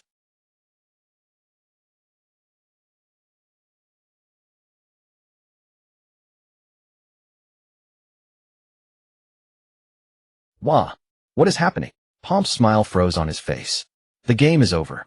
King Vegeta's voice clearly reached everyone's ears. Now you fools, take a good look. Boom. An indescribably terrifying aura erupted from the aura, transformed into a towering beam of light piercing the heavens. All the Saiyans present had their combat power detectors blaring sharp alarms simultaneously. Beep, beep, beep, beep, beep, beep, beep. The values on the screen began to soar at an unfathomable speed. 1 million, 2 million, 3 million. Finally, under the horrified gaze of all the Saiyans, the number steadily settled at 4 million. How is this possible? The king's true power is 4 million. Many who wished to seize the throne immediately withdrew. Boom. Pang Pu was struck by an unseen attack on his face, blood and a few teeth spraying into the air, his entire being smashed into the massive rock behind him, falling silent.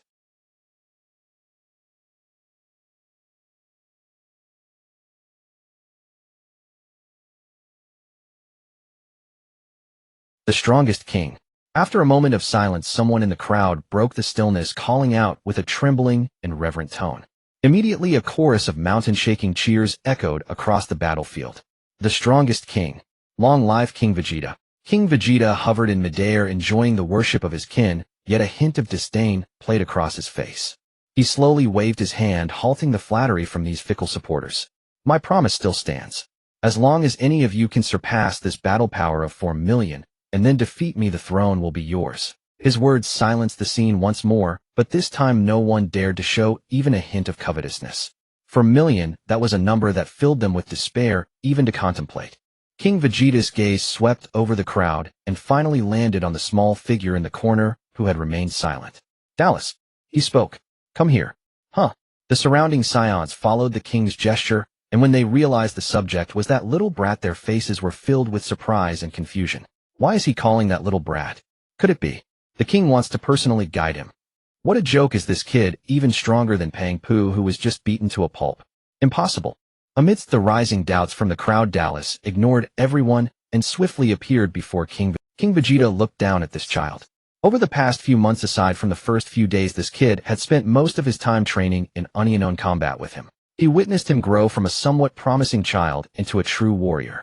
This kid's growth rate is simply astonishing. A complex emotion flowed through King Vegeta's heart as he remembered his own gifted son who had been taken from him too soon. Dallas. This time King Vegeta's words were unexpectedly sincere, stripped of his usual ferocity and authority. Once Prince Vegeta is brought back, will you be willing to become his friend and support him? These months of companionship had led him to develop a genuine admiration for this silent, yet resolute child. His words truly came from the heart. Dallas looked up, meeting King Vegeta's gaze. He simply nodded lightly without speaking. Then he took a step back and assumed a battle stance identical to that of King Vegeta. Your Majesty, this time I will give it my all. He softly uttered these words. In the next moment, boom! A pure white immense aura surged forth from his small body. The energy wave was violently beyond imagination, causing the already battered ground of the Dead Star to sink and crack, the hard rocks being ground to dust. The Saiyan crowd watching from the back was blown away by this sudden, terrifying energy wave, stumbling back, and some of the weaker ones were even directly sent flying. This energy, how is it possible? This little brat's battle power actually has 380,000. A Saiyan who barely stabilized his stance looked at the horrifying number on the detector and screamed in shock. In an instant, all the arrogant, self-important figures shut their mouths. They stood frozen as if struck by a petrifying spell, their minds blank. Whoosh! Dallas. His speed was such that no one except King Vegeta could capture it. They could only see a blurred shadow tearing through the air with a shrill scream, charging straight at their king. Crack! A tiny fist collided heavily with a large scarred hand. Bang! The terrifying energy wave exploded outward from the two, and the already shattered ground instantly erupted into a shower of debris. Both disappeared from the spot. Your talent, I misjudged it. In midair, an intense battle was unfolding as King Vegeta blocked attacks coming from all directions. He expressed heartfelt admiration. This child, whether in temperament or willpower, is of the highest quality. He is truly a genius born for battle. If he can become Vegeta's right-hand man in the future of our Saiyan race will be as strong as steel. King Vegeta barely sidestepped a kick aimed at his head from Dallas. Just as he was about to say something, Dallas' attack changed again. In an instant, a rapid punch came, catching even him off guard.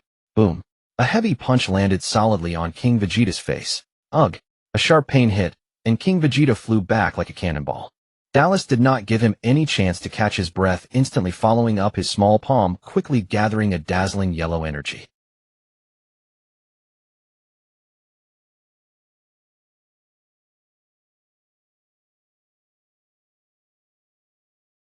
Bang! A violent explosion spread across the distant sky, forming a massive mushroom cloud of smoke that obscured everyone's view. Dallas hovered in the air, expressionless, without a moment's hesitation, his palms glowing again, each holding a compressed energy sphere. Ea! Accompanied by a childish roar, he wildly waved his arms. Whoosh! Whoosh! Whoosh! Whoosh! Countless thin, yet deadly energy bullets rained down like a storm, wildly targeting the center of the smoke. Boom! Boom, boom, boom! The continuous explosions echoed across the sky, causing the entire Dead Star to shake violently under this terrifying energy bombardment, as if it would fall apart at any moment. The explosions and smoke grew larger, blindingly bright, making it impossible for all spectators to look directly. The watching Saiyans were utterly dumbfounded. What level of battle is this? They believed that after being empowered by the spirit tree's fruit and months of training they had been reborn, but now it seemed in the face of those two monsters they were as fragile as newborns. Let alone participating in the battle, even a single energy bullet from them could probably kill them instantly. This little brat is terrifying. Everyone's mind involuntarily conjured an absurd thought. Could it be? This little brat is really going to. At that moment a roar filled with endless rage erupted from the center of the smoke. An invisible immense force instantaneously suppressed and purified that area. Both the raging smoke and the continuously fired energy bullets were completely blown away and obliterated in an instant. King Vegeta's figure reappeared before everyone's eyes. His clothes were tattered, his body covered with wounds of varying depths, and a trickle of blood slowly ran down his chin. He stretched his arms forward surprisingly, using his own energy to create an invisible energy shield that blocked the subsequent attacks. This kid actually strikes so fiercely. Good. Very good. King Vegeta surged with energy, dissipating the last remnants of energy waves, his figure flashing as he escaped, appearing behind Dallas at a speed beyond Dallas' comprehension. Dallas' heart raced, and just as he turned around a fierce knee strike slammed hard into his poo. A mouthful of blood gushed from Dallas' mouth, and his body instantly curled up like a shrimp. But it wasn't over. King Vegeta seized his tattered collar with one hand, while the other transformed into a furious iron fist, relentlessly pounding his dust-covered face. Blood splattered everywhere. Whoosh. After unleashing a storm of attacks, King Vegeta mustered all his strength and swung what he believed to be the final punch to end the battle. Blood splattered everywhere. Whoosh. After unleashing a storm of attacks, King Vegeta mustered all his strength.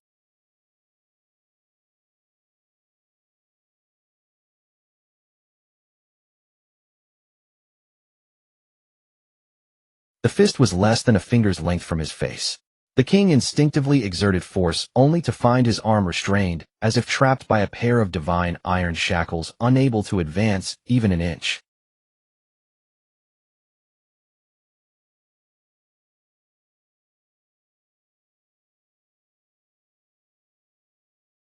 His face was bloodied and in disarray, but in his black pupils burned an unprecedented frenzied and fiery flame. This sense of oppression, this boiling power, could it be? The terrifying force that had been restraining King Vegeta suddenly loosened. His heart jolted violently. He hesitated not a moment, instantly recoiling in a violent retreat, putting over 100 meters between himself and his foe. His gaze locked onto the blood-soaked child below, and the ominous premonition churning deep within him surged to its zenith. Before he could act, abrupt transformation erupted. Roar. A roar tore from Darl's throat, utterly inhuman, saturated with boundless fury and raw primordial power. Zzzt. Zzzt. A faint crackling hum, like arcing electricity, emanated from his body. The very air warped and shrieked in protest. Boom. An aura of unimaginable magnitude, vastly surpassing anything before, erupted from Darl's small frame like a slumbering leviathan awakening from eons of dormancy. I shall become the strongest. Now, this is the moment to prove myself. Within his mind, only this singular crystalline will remain, pure, absolute, unyielding. He slowly raised his head. For a fleeting instant the black irises of his eyes drained of all color, bleaching into a chilling, blinding white, before snapping back to normal. His disheveled black hair began to lift uncontrollably, rising, falling, then surging upward again with each escalating bellow, as though defying some invisible crushing restraint. A maelstrom of savage energy coalesced into tangible shockwaves, tearing another layer from the already shattered earth. Below, the watching Saiyans were hurled off balance by that overwhelming, irresistible pressure, blinded, unable even to open their eyes. Beep, beep, beep, beep, beep, beep, beep. A shrill, ear-splitting alarm wailed anew. Power level, still rising. For million. Beep, beep, beep, beep, beep. A shrill, ear-splitting alarm wailed anew. Power level, still rising. Still rising. One Saiyan stared trembling to his very soul at the detector's screen, his voice dying mid-sentence as the display dissolved into chaotic static. Could it be? This boy truly embodies the legend. King Vegeta hovered far away, disbelief etched across his face as he gazed upon the tiny figure at the epicenter of that cataclysmic aura, a guttural cry escaping him laced with both terror and a flicker of desperate hope. It was coming. Within that searing white aura, a streak of incandescent gold now began to bleed forth. Darl's muscles swelled beneath his battle suit, each fiber thrumming with explosive volcanic might. Suspended amid that churning sea of white and gold energy, his body rose slowly, involuntarily into the air. Veins pulsed violently across his brow as blinding white-gold radiance erupted from his aura, so intense none dared meet its glare. Crack, crack, crack, crack. Every remaining power detector, still active, shattered instantly, lenses exploding, casings fracturing, reduced, in an instant, to scattered shards of scrap metal. When the light faded, a figure stood bathed in golden flame, radiant, sovereign, unassailable. His hair was no longer black, but stood rigidly upright, every strand blazing with brilliant molten gold. His oncy obsidian eyes now gleamed with cool, serene, emerald clarity. In that instant, every Saiyan still standing collapsed, knees buckling, bodies crumpling helplessly to the ground, trembling uncontrollably. Even King Vegeta, the supreme sovereign of the Saiyan race, descended slowly from the sky. The ferocious aura surrounding him deflated like a punctured balloon, vanishing without trace, replaced instead by a profound ancestral awe rooted deep in his bloodline. He dropped to one knee, bowing low the head that had only recently reclaimed its regal dignity. Super Saiyan. It has truly manifested before my eyes. In that moment, all will to fight dissolved utterly. Darls descended, gently landing before him. Golden light cascaded from his form, illuminating King Vegeta's dazed profile, and casting long, reverent shadows over the Saiyans around them, who now prostrated themselves, as if before a deity. From this day forth, you are the king of the Saiyans. King Vegeta spoke these words in a voice even he did not recognize, laced with resentment, defeat, and an unexpected quiet release. It was over. Every calculation, every contingency. None had foreseen that this child was the fabled Super Saiyan. The reign of King Vegeta ended here today. Henceforth there would be only one king of the Saiyans, King Darls. At that thought, a strange lightness filled him. He lifted his head sharply and declared with full-throated conviction the dawn of a new age. A new king has risen. Hail King Darls. He rose personally, removed the crimson royal cape, symbol of absolute authority, from his own shoulders and draped it solemnly over Darl's small frame.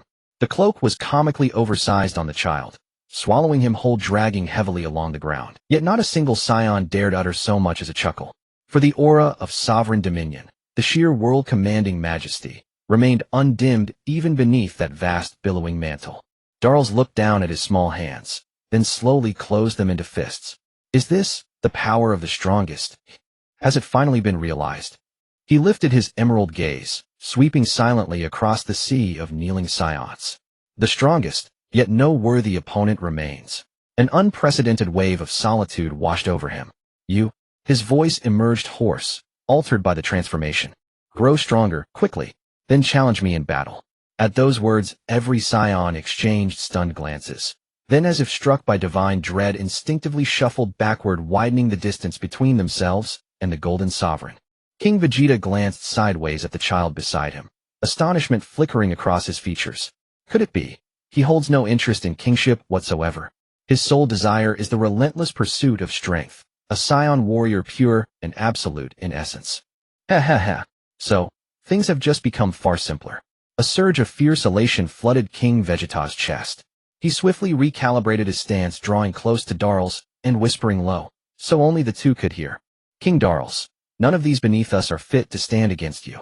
But should you seek a truly formidable adversary, my son, stolen long ago, Prince Vegeta, possesses unmatched potential, universally acknowledged as peerless. With proper guidance he too shall ascend as a Super Saiyan, a rival worthy of your satisfaction. His tone dripped with seductive promise. Darl's emerald eyes shifted, locking onto him. If that proves true, I shall return the throne to King Vegeta's taut frame relaxed, then instantly re-stiffened into solemn composure. It was done. 1 year later. The former Death Star, scarred by countless brutal battles and pummeled by endless meteor impacts, had fully disintegrated, dissolving into cosmic dust.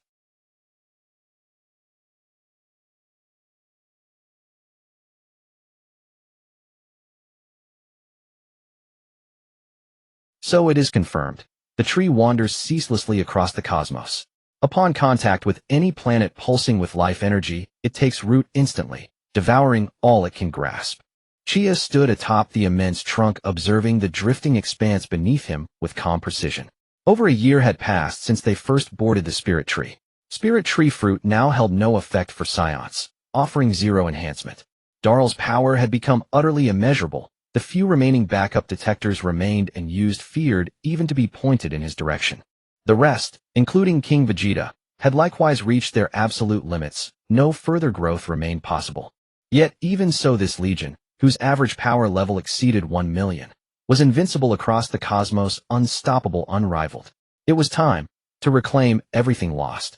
Over that year, King Vegeta had fulfilled his vow completely and gone far beyond, treating Darls with extraordinary tenderness, almost as if he were his own son. And Darls, who had never known parental love, responded to such devotion with unwavering obedience, even beginning to call the former king uncle. King Darls. King Vegeta approached the youth, who sat eyes closed in quiet repose. The time has come to reclaim all that was taken from us. Darls opened his eyes slowly and nodded. As uncle says. Chia understood instantly, turned, and issued the summons. Moments later, every Scion warrior stood assembled, disciplined, ready.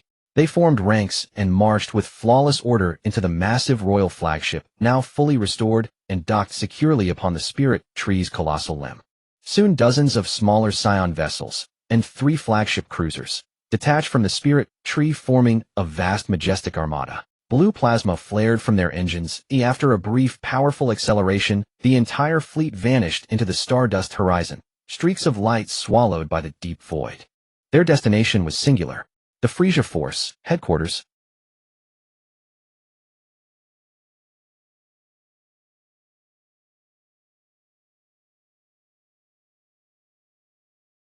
Without even a second glance, he shifted his body with effortless grace, dodging a pincer attack from 2 other clones approaching from either side. We are witnessing the birth of a legend.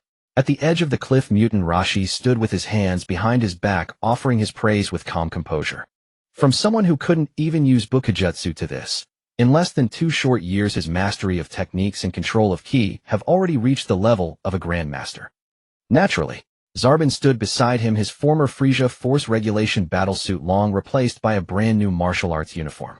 Unlike the turtle character emblazoned on the chest and back of the Turtle School disciples, the symbol he had custom-ordered was a capital F. The iconic cape behind him still flapped loudly in the wind. Lord Frieza could end this training, which has already reached its saturation point, whenever he wishes. He crossed his arms, his entire demeanor a world apart from when he first arrived on Earth, utterly transformed. "You too, Zarbon." Mutant Rashi addressed the long-haired, alien-skinned man. Zarbon did not turn his head, but a faint, almost imperceptible smile curled at the corner of his lips. "On this planet teeming with ants, you count as someone, mutant Rashi." Boom. Frieza forced back 3 clones simultaneously and stretched his arms. "That's enough." The 3 clones nodded in understanding, then transformed into 3 streaks of light, merging back into his body. Frieza slowly descended to land beside Zarbon. "Zarbon, how long has it been since we came to Earth for training?" 1 year and 8 months, Lord Frieza." Zarbon bowed as he replied. "That long, huh?" Frieza rolled his neck. "Any news on the Divine Tree?" "I have confirmed multiple times, my lord. I dispatched all the Scions to search far and wide, but there has been no response yet." "A bunch of fools." Frieza's aura instantly turned heavy, the very air around them growing dense. Zarbon immediately dropped to one knee, lowering his head. "I am incompetent, my lord. However, the archives within the Frieza Force contain no information regarding the Divine Tree. These idiotic dogs within the army have dared to slack off against my orders. I suppose I've been too focused on my training all these years. Come back with me." Frieza decided not to pursue the matter further. "We'll deal with the Dragon Balls when we return." As he spoke, he shot towards the spherical spaceship parked nearby. Zarbon quickly rose and followed close behind. The spaceship roared into the sky, arcing across the horizon before vanishing in a flash of light. Why is Lord Frieza so abrupt? What exactly is this Divine Tree, that he would abandon the fully repaired Dragon Balls to prioritize it? Zarbon's mind was filled with doubt. As if in answer to his thoughts, Frieza spoke calmly. "The value of the Divine Tree lies in its fruit. Eating just one fruit will cause a massive surge in battle power, even allowing some to break through their own." Frieza paused before continuing. "I originally ordered the entire army to search for it, but those fools only sent the Scions. I'm not worried about how strong those monkeys could get from eating the fruit. I'm worried they'll eat them all. Even I don't know how long it takes for the tree to bear fruit again." After speaking, he looked down at his clenched fist. "With my current power, even if a Super Saiyan appears among them, I have nothing to fear. But Those loyal subordinates who followed King Cold for years will likely meet a grim fate. Damn it, before the company is even officially listed, we have to start with an internal purge.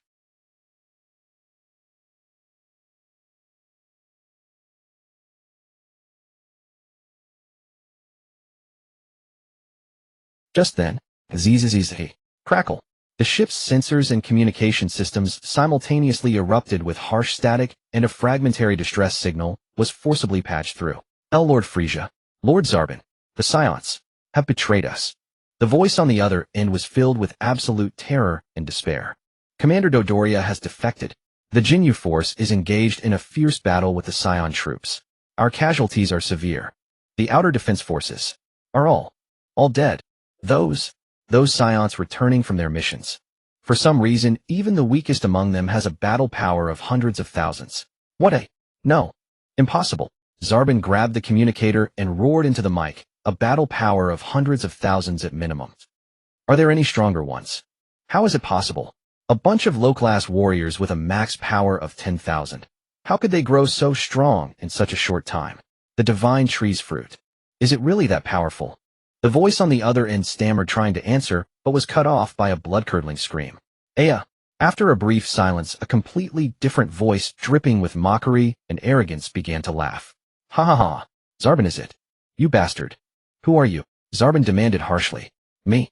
I am merely a former king here to reclaim everything burning with the fire of revenge. Ha ha ha. Zarbon, is it? You bastard. Who are you? Zarbon demanded harshly. Me. I am merely a former king here to reclaim everything burning with the fire of revenge. It was replaced by an uncontrollable volcanic eruption of rage. You? Frieza. They'll be waiting for you at the army headquarters. Come and face your doom. King Vegeta roared. Then with a sharp crack he crushed the communicator in his hand. The communication was cut. Bastard. Veins bulged on Zarbon's forehead as his aura surged uncontrollably. Leave those worthless Scions to you. Frieza instructed calmly, as if the entire incident was nothing more than a boring farce. With your current abilities, you shouldn't have to worry about mere grunts with powers in the hundreds of thousands, should you? He paused, then added, as for Dodoria, spare his life for now. When I return, I will publicly execute him along with their so-called new king in front of everyone. I want every scheming wretch in the universe to see clearly what happens to those who defy me. Understood, my lord. Zarbon replied with deep conviction. The results of our rigorous training together all these years are long overdue. It's time to remind those who harbor foolish hopes what true fear tastes like. A cold, formidable confidence began to emanate from him. The headquarters of the Frieza army has now become a hell on earth. The once orderly and technologically advanced metallic structures are now riddled with large gashes and charred craters. Countless corpses of Frieza soldiers are scattered everywhere, while the air is thick with the acrid smell of burnt flesh and the heavy scent of blood. Damn it, JIS. Use that move. The blue-skinned alien Bart shouted hoarsely at his companion, a white-haired red-skinned fellow. He is a member of the Jinyu Force, proud of his claim to be the fastest in the universe, but now his speed is meaningless in the face of the enemy. Alright. JIS looked desperately at the group of approaching Scions, their faces twisted in cruel mockery, making him doubt that this is all just a nightmare. In the next moment, the instinct to survive overwhelmed the fear. The two of them surged into the sky, their bodies spinning rapidly in midair, transforming into a red and blue intertwining hurricane. Crimson Comet Impact. As they shouted in unison, the red and blue hurricane merged together, unleashing countless purplish-red energy blasts that cascaded toward the Scion army below like a torrential rain. Mere trifles. A burly Scion stepped forward with a cold smile, facing the dense barrage of energy blasts without flinching. Bang, bang, bang. He simply swung his arms with precision, each strike accurately knocking away an energy blast. The uncontrolled energy blasts scattered wildly, striking the distant Frieza soldiers who were still resisting. In an instant, a more harrowing chorus of screams and wails echoed across the battlefield. After dealing with the barrage, the Scion pushed off the ground, transforming into a black shadow that charged into the swirling storm. Bang! Bang! Two muffled collisions sounded as JIS and Bart were sent flying from the whirlwind, crashing heavily into the outer wall of a metallic structure, embedding themselves deep within. Ugh! The two of them coughed up a mouthful of blood in unison. JIS struggled to raise his head, watching as the Scion approached leisurely, each step shattering his psychological defenses with a cat-and-mouse demeanor. No. Impossible. This is a nightmare, it's all fake. Spare. Spare me. Before he could utter more, a thick torrent of energy shot from the Scion's hand, completely engulfing him and the building behind him. Ugh.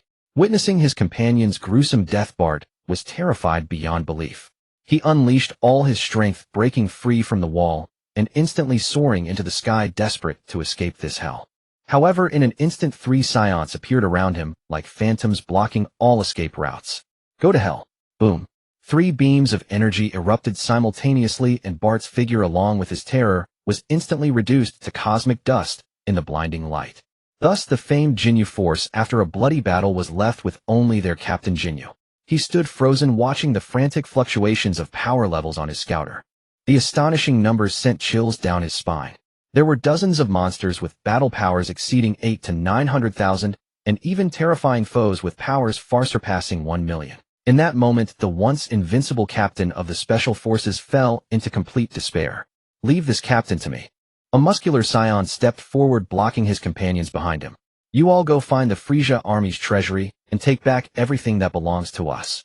Let me take good care of you. He turned to Ginyu, revealing an extremely cruel smile. This fool. Jinyu's face, once filled with despair, suddenly showed a strange change upon seeing the other Scions turn to leave, leaving only this one opponent. Ha ha. Ha ha ha ha. He suddenly burst into loud laughter. Are you scared out of your wits? The burly Scion slowly approached him, radiating an overwhelming sense of pressure. Suddenly, exchange. Ginyu opened his arms wide in an exaggerated X shape, a blinding beam of light erupting from his whole body, shooting straight at the Scion. TCH. The Scion, exceedingly arrogant, dismissed this seemingly superficial move, not bothering to dodge or evade, prepared to take it heed. However, something beyond his imagination occurred. Ugh. The moment the light touched his body, a soul-wrenching pain coursed through him. Oh! He let out a piercing scream. As their souls were forcibly pulled from their bodies, intertwining in the air before being infused back into each other's forms, everything was completed in a flash. The Scion opened his eyes again, only to be horrified to find that he was staring at his own reflection. What? This? What is happening? His voice, his body had completely transformed into Ginyu.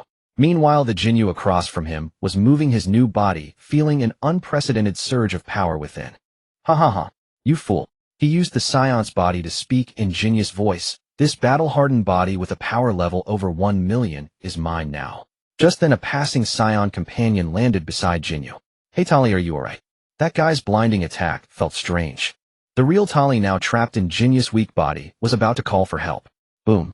The Tali opposite him, which is Ginyu occupying his body, raised his hand without hesitation. A wave of energy shot out instantly, obliterating Jinyu's old body along with Talus' soul into nothingness. It's nothing. Ginyu imitated Talus' voice, pretending to be nonchalant, just the captain's last desperate struggle. Oh, the companion, suspecting nothing, nodded.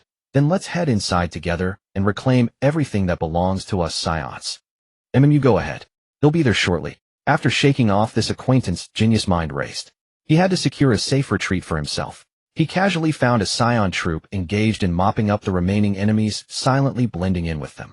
Meanwhile, at the center of the battlefield. Oh! King Vegeta waved his hand, unleashing a powerful energy wave that scattered a group of once mighty Frieza soldiers, leaving no trace behind.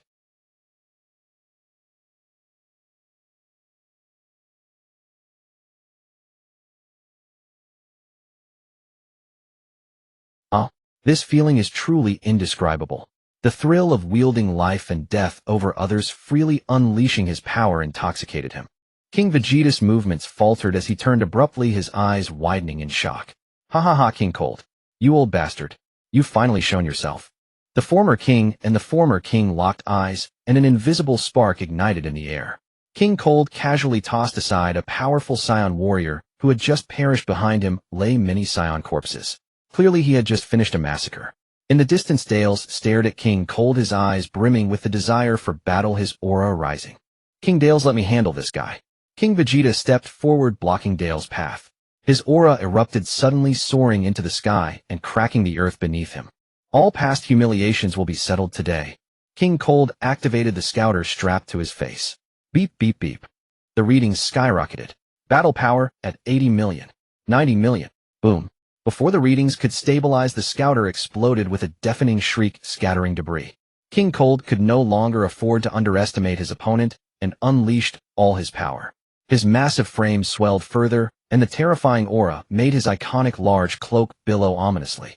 The ordinary Frieza soldiers and Saiyan warriors engaged in battle around them were paralyzed by the overwhelming destructive aura from the two, halting their fights and gazing in horror at the epicenter of the battlefield.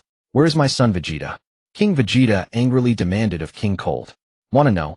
King Cold sneered, "Then defeat me first."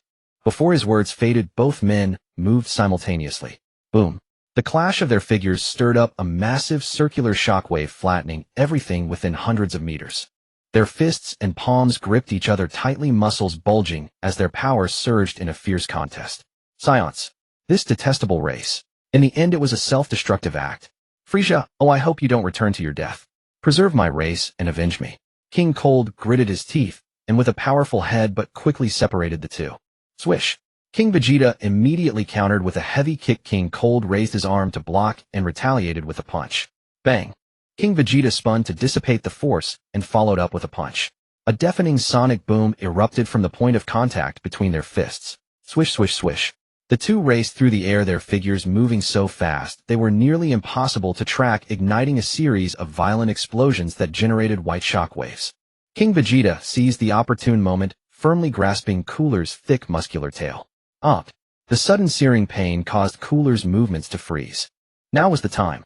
King Vegeta's arm muscles bulged as he swung Cooler's massive body, slamming it viciously into the ground. Boom. The hard metal floor instantly bore a deep, jagged crater, as Cooler's entire form was embedded within shards of metal scattering in all directions. King Vegeta pressed his advantage, descending from the sky to deliver the final blow. At this critical juncture between life and death, Cooler's eyes snapped wide open. The primal instinct to survive overpowered his agony. He rapidly gathered energy with one hand before his chest. Die. A sphere of concentrated, annihilating energy materialized in his palm, in an instant hurtling towards the descending King Vegeta. The attack came without warning, and the distance was too close. King Vegeta could only hastily cross his arms before his chest to block. Arc. Accompanied by King Vegeta's roar, that formidable energy was actually deflected by his sheer might, flying off to trigger a far more violent chain of explosions among the distant structures. Impossible. Cooler's eyes were wide with disbelief. King Vegeta granted him no respite, driving both knees together in a brutal strike against Cooler's abdomen. Oof. Crushed by this heavy blow, the already fractured floor completely disintegrated. Cooler coughed up a mouthful of blood mixed with stomach acid, feeling as though every bone in his body was about to shatter. "Old man, I grow endlessly stronger through battle. And with the effect of that fruit of the gods, you've gravely underestimated our warrior race." King Vegeta hoisted the far larger Cooler with one hand, and the two slowly ascended into the air. Thump, thump, thump. He gripped Cooler's body, unleashing a flurry of punches in midair, each blow carrying a vengeful satisfaction. "Ha ha ha. What's wrong? Is this all the mightiest race can muster? How does it feel to be defeated by me, an ant in your eyes?" King Vegeta seemed almost crazed, finally hurling the barely conscious Cooler to the ground. He looked down upon the former emperor of the universe prostrate on the floor. "Come here, lick my boots clean. Beg for mercy properly, and I might graciously spare your life."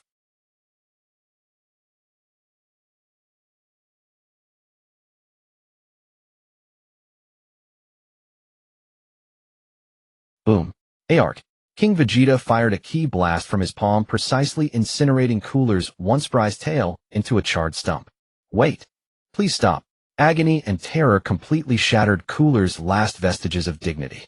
Without further hesitation, he began crawling, humiliated and slow, towards King Vegeta's battle boots. Ha ha ha. The Saiyans who were clearing the battlefield witnessed this scene, and as if by unspoken agreement, erupted into unrestrained mocking laughter. Crack. King Vegeta raised another finger, firing a thin beam of light that cleanly severed one of Cooler's imposing horns from his head. "Hurry up." Mercy. Cooler had lost all trace of his former lofty authority, completely abandoning his pride as he accelerated his crawl towards the king's shoe. Just then a frantic voice rang out. "Prince Vegeta and the abducted Saiyans are here." The traitorous General Dodoria appeared, dragging a massive metal cage. Inside, Jine was shielding a group of young Saiyan children behind her. "Oh, my son." King Vegeta kicked the now approaching Cooler aside, rushing excitedly towards him. Along the way, Jine had seen countless corpses. The maids who were once friendly and would chat with her were now nothing but mutilated cold bodies. Instinctively, she shielded all the children behind her body trembling slightly. Dodoria opened the cage and barked at Jine, "Hey, woman, in the presence of the great King Vegeta, kneel." Slap. He mercilessly backhanded Jine, sending her sprawling to the ground. Ugh. The moment Jine fell. Mom, Auntie Jine. The four children instinctively stood in front of her. Broly, seeing Jine on the ground, trembled all over. Wah. He let out an angry cry. In the next instant, a power far exceeding normal limits erupted from his small frame. He transformed into a green blur, charging straight into Dodoria. What? Caught off guard, Dodoria was sent flying back several meters by the immense force. A large hole was torn in his scouter, and bloody welts appeared on his skin. This brat. He tried to move, but Kakarot and Raditz had already latched onto his legs one on each. Vegeta jumped up and began a rapid haphazard pummeling of his face. Glistening tears filled the eyes of the children. Get off. Dodoria lashed out, kicking the two small boys away with a single movement. Each then grabbed the young Vegeta, who was still flailing at his face. King Vegeta, he said, presenting the young Vegeta as if offering a prize. King Vegeta's heart swelled with joy as he reached out to embrace his son. Slap. Young Vegeta fiercely slapped his hand away, glaring at him. The old king's mind went blank in an instant.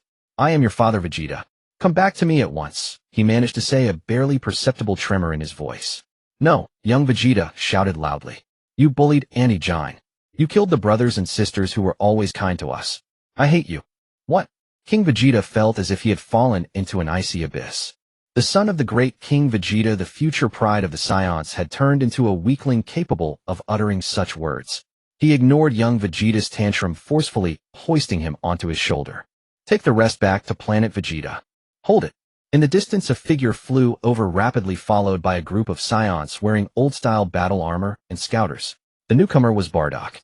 My king. He immediately spotted Jine lying on the ground nearby, blood at the corner of her mouth, and the sobbing children.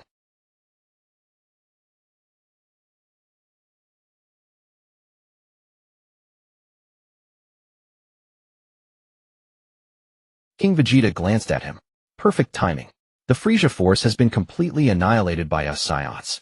Return to planet Vegeta, and well, claim this planet as well. Also, the current king is King Dales over there. Bardock followed his gaze and locked eyes with Dales. Both were startled. Bardock quickly regained his composure, suppressing his shock, and said in a low voice, it's best not to underestimate Frieza. You've gone too far, Vegeta 3. What's this? Been Frieza's dog for so long you can't change your ways, a burly Saiyan nearby sneered. Is that your woman over there? A real bitch, not an ounce of Saiyan pride. Bastard. Bardock instantly erupted, throwing a straight punch at the insolent Saiyan. Boom. The fist connected solidly. What? Bardock's heart sank. The other hadn't budged an inch. Is that it? The Saiyan grabbed Bardock's wrist, his scouter beeping. Beep, beep, beep. Battle power 20,000. Ho-ho, a mere ant. Snap. With a casual flick, Bardock was sent flying by a tremendous force, crashing heavily into the distant rubble. Kill all these ungrateful traitors. King Vegeta roared in fury. Aark. The Saiyans Bardock had brought were utterly helpless against their power-boosted brethren, and screams began to echo one after another. No, you beasts. You'll be the ruin of the Saiyans. Bardock slowly rose from the debris. A blood-stained headband drifted down from a fallen comrade, landing right before him. He snatched the headband and tied it tightly around his forehead. You've all lost your minds. Beep, beep, beep. His aura surged once more, the scouter's reading finally settling at 40,000. Bardock struck out, completely collapsing a teetering building above him. Massive metal debris crashed down, momentarily blocking him from King Vegeta's group and kicking up a thick cloud of dust. Seizing the chance, he kicked the still-stunned Dodoria away, swiftly scooped up Jine, grabbed the three children, and turned to dash towards the spacecraft they had arrived in. Naive fool. From beyond the dust cloud, King Vegeta activated his scouter. What does it matter if I can't see? A cruel grin spread across his lips. Targeting the cluster of moving heat sources on his scouter, he raised his hand and fired a lethal energy beam. Imminent. Bardock and the others, still in their desperate sprint, watched helplessly as the annihilating light sped towards them. Boom. A colossal explosion blossomed in the sky, its violent shockwaves stirring up a vast cloud of smoke. Let me go. Little Vegeta struggled fiercely in the grip of Vegeta 3, his gaze fixed on the disc. Brett'll discipline you properly when we get back. Vegeta 3 waved his hand, and the other Saiyans immediately understood, beginning the final cleanup of the battlefield. What a ruthless bastard, not even sparing his own kind. A light, airy voice echoed from the smoke. What? That voice? Frieza. Vegeta 3 exclaimed in delight, turning toward the haze. As the smoke cleared, a slender figure stood unscathed, shielding Bardock and the others. This form? Lord Frieza. Bardock voiced the incredulous guess in his heart. Indeed. Are you all alright? Frieza did not turn around to Ojin, and the others quickly nodded. Dodoria below shuddered violently under Frieza's indifferent glance, retreating step by step. Fr. Frieza. Huh. Haha, what use is your appearance now? The traitor laughed maniacally, pointing at the collapsed King Cold nearby. Even Lord Cold is now a beaten dog. Frieza's gaze swept over him without a pause, as if looking at an insignificant insect. Vegeta 3 was momentarily stunned, feeling a lightness in his hand. Little Vegeta had vanished. Tali, what are you doing? The other Saiyans shouted at their comrade. Fool. The Saiyan called Tali spoke in a completely unfamiliar voice. Jinyu. He held little Vegeta and charged toward Frieza with a grin. Lord Frieza. Jinyu, tears and snot streaming, tried to approach. Mind your manners, Captain Jinyu. A graceful figure descended from the sky. Zarbon had just arrived from the spaceship. Zarbon, go. Understood. In an instant, Zarbon appeared beside the dying King Cold, feeding him a miraculous. King Cold felt a warm current surge through his body, his power instantly restored to its peak. Astonished, he was about to speak, but Zarbon said, Rest assured, Lord Frieza's power is now unfathomable. King Cold swallowed his words and chose silence.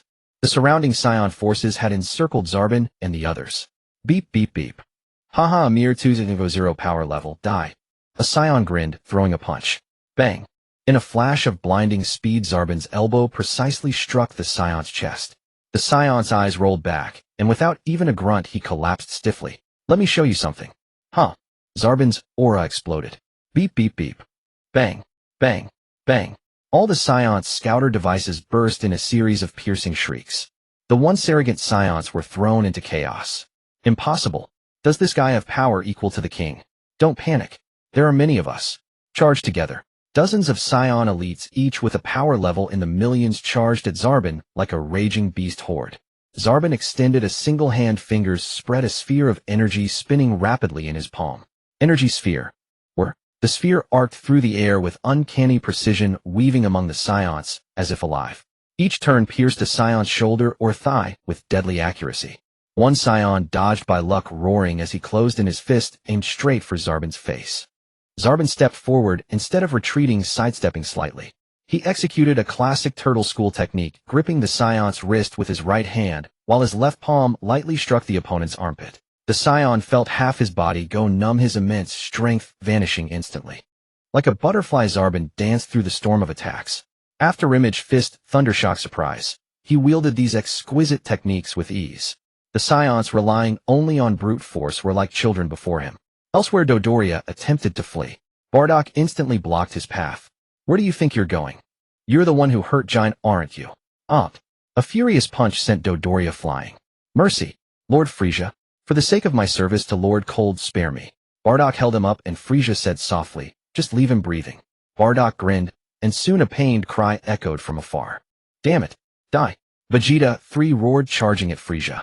Boom. The moment he took off, a tremendous force yanked him back. I won't let you disturb Lord Frieza. He'll be your opponent. King Cold hurled him back to his spot, then turned to see the once mighty Saiyan force being routed by Zarbon alone. Just then Tals finally moved. Whoosh. His speed was so great that even Zarbon couldn't track it. His black hair stood on and a faint golden aura enveloping him, his eyes flashing white for an instant. This is... Frieza was slightly startled. You're Frieza? Your reputation precedes you. You must be strong. Ha ha ha. Frieza looked at the familiar face. If I'm not mistaken, you're Tals. Correct. You're different from the Tals I know. Impressive. Frieza observed him with interest. This brat even knows the pseudo-Super Saiyan form. He's either holding back or close to becoming a true Super Saiyan. Lord Frieza. Jinyu wanted to intervene. Watch the kids. Frieza turned to Tals. Let me show you what your boss is capable of. The two moved to an open area, releasing a powerful clash of auras. In an instant, the battlefield was swept by gale force winds, drawing the attention of all combatants. What immense pressure. Frieza, what have you been through? King Cold could barely keep his eyes open against the wind. At the center, Tals bore the brunt, his golden fist clashing with Frieza's. Boom. The ground erupted. Frieza kicked him away, then vanished, and lashed with his tail, sending Tals flying. Whoosh, whoosh, whoosh. Death beams targeted Tull's limbs. Up. Tull's aura surged, his hand wrapped in energy, deflecting the beams with force. "Oh my, you're quite strong," Frieza remarked, then casually raised his power, surpassing Tull's level. Boom. Tull's was wounded, blood streaming down. "I won't hold back anymore. You're truly formidable." Tull's face lit up with intense excitement. The ground began to shake. Frieza watched him with equal eagerness. This kid actually did it. A dark-skinned Goku transformation. How rare. The faint golden aura solidified, his hair shimmering as it turned from black to yellow, his pupils shifting to green.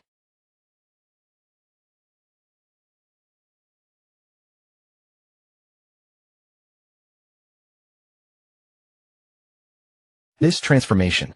I never imagined Saiyans could be this powerful. But soon you'll all witness Lord Frieza's terror. Haha, you're finished, Frieza. Vegeta 3 shouted. There's no way you can defeat a Super Saiyan. At these words, everyone stared at Tull's in shock. Is that so? Frieza replied coldly. Ya what? A purple aura erupted beneath him, the metal ground instantly cracking under the pressure. The powerful energy wave swelled continuously, the purple deepening into a dark red, clashing against the golden aura. Super Saiyan Tull's appeared in an instant, kicking Frieza in the neck. But a shocking sight unfolded. Boom, boom, boom. The metal ground collapsed under the impact. Yet Frieza stood motionless, staring at Tull's with a smile of utter despair. Impossible. Vegeta 3 let out a terrified scream. The mightiest warrior in the universe, the legendary Super Saiyan, whose kick could shatter stars, had been so effortlessly caught by Frieza. Tarle's heart trembled as well. He could sense that the terrifying power he had channeled vanished without a trace the moment it touched Frieza's neck, like a stone sinking into the sea. The opponent's frail body seemed like an insurmountable chasm. Though he hadn't unleashed his full strength, Frieza's nonchalant demeanor sent a chill down his spine. Whoosh. Tarles dared not linger. He lashed out a swift whip kick at Frieza, using the recoil to create distance and hover midair. In the distance, Frieza slowly extended one palm, keeping the other hand behind his back. To deal with you, this is enough. His calm words rang clearly in everyone's ears. Tarles gritted his teeth. No matter how composed he tried to be, being so blatantly belittled ignited a fury that surged uncontrollably to his head. Don't underestimate me. His aura erupted once more, his golden flames blazing brighter. His fists turned into countless afterimages, raining down on Frieza from all directions like a dense storm. Yet Frieza stood his ground, merely using his outstretched right hand to neutralize the tempestuous assault entirely. His hand shifted from claw to finger, then to blade, each block and deflection embodying the pinnacle of martial arts. Tarles felt as though he wasn't attacking an enemy, but charging at an ancient towering mountain. No matter how hard he pushed, the opponent remained utterly unmoved. Bang! Frieza twisted his wrist, sending Tarles staggering back with a deft force. Damn it! Enraged, Tarles conjured dozens of energy spheres that streaked toward Frieza in rapid succession. Whoosh! Frieza's figure split into countless afterimages, evading the barrage entirely.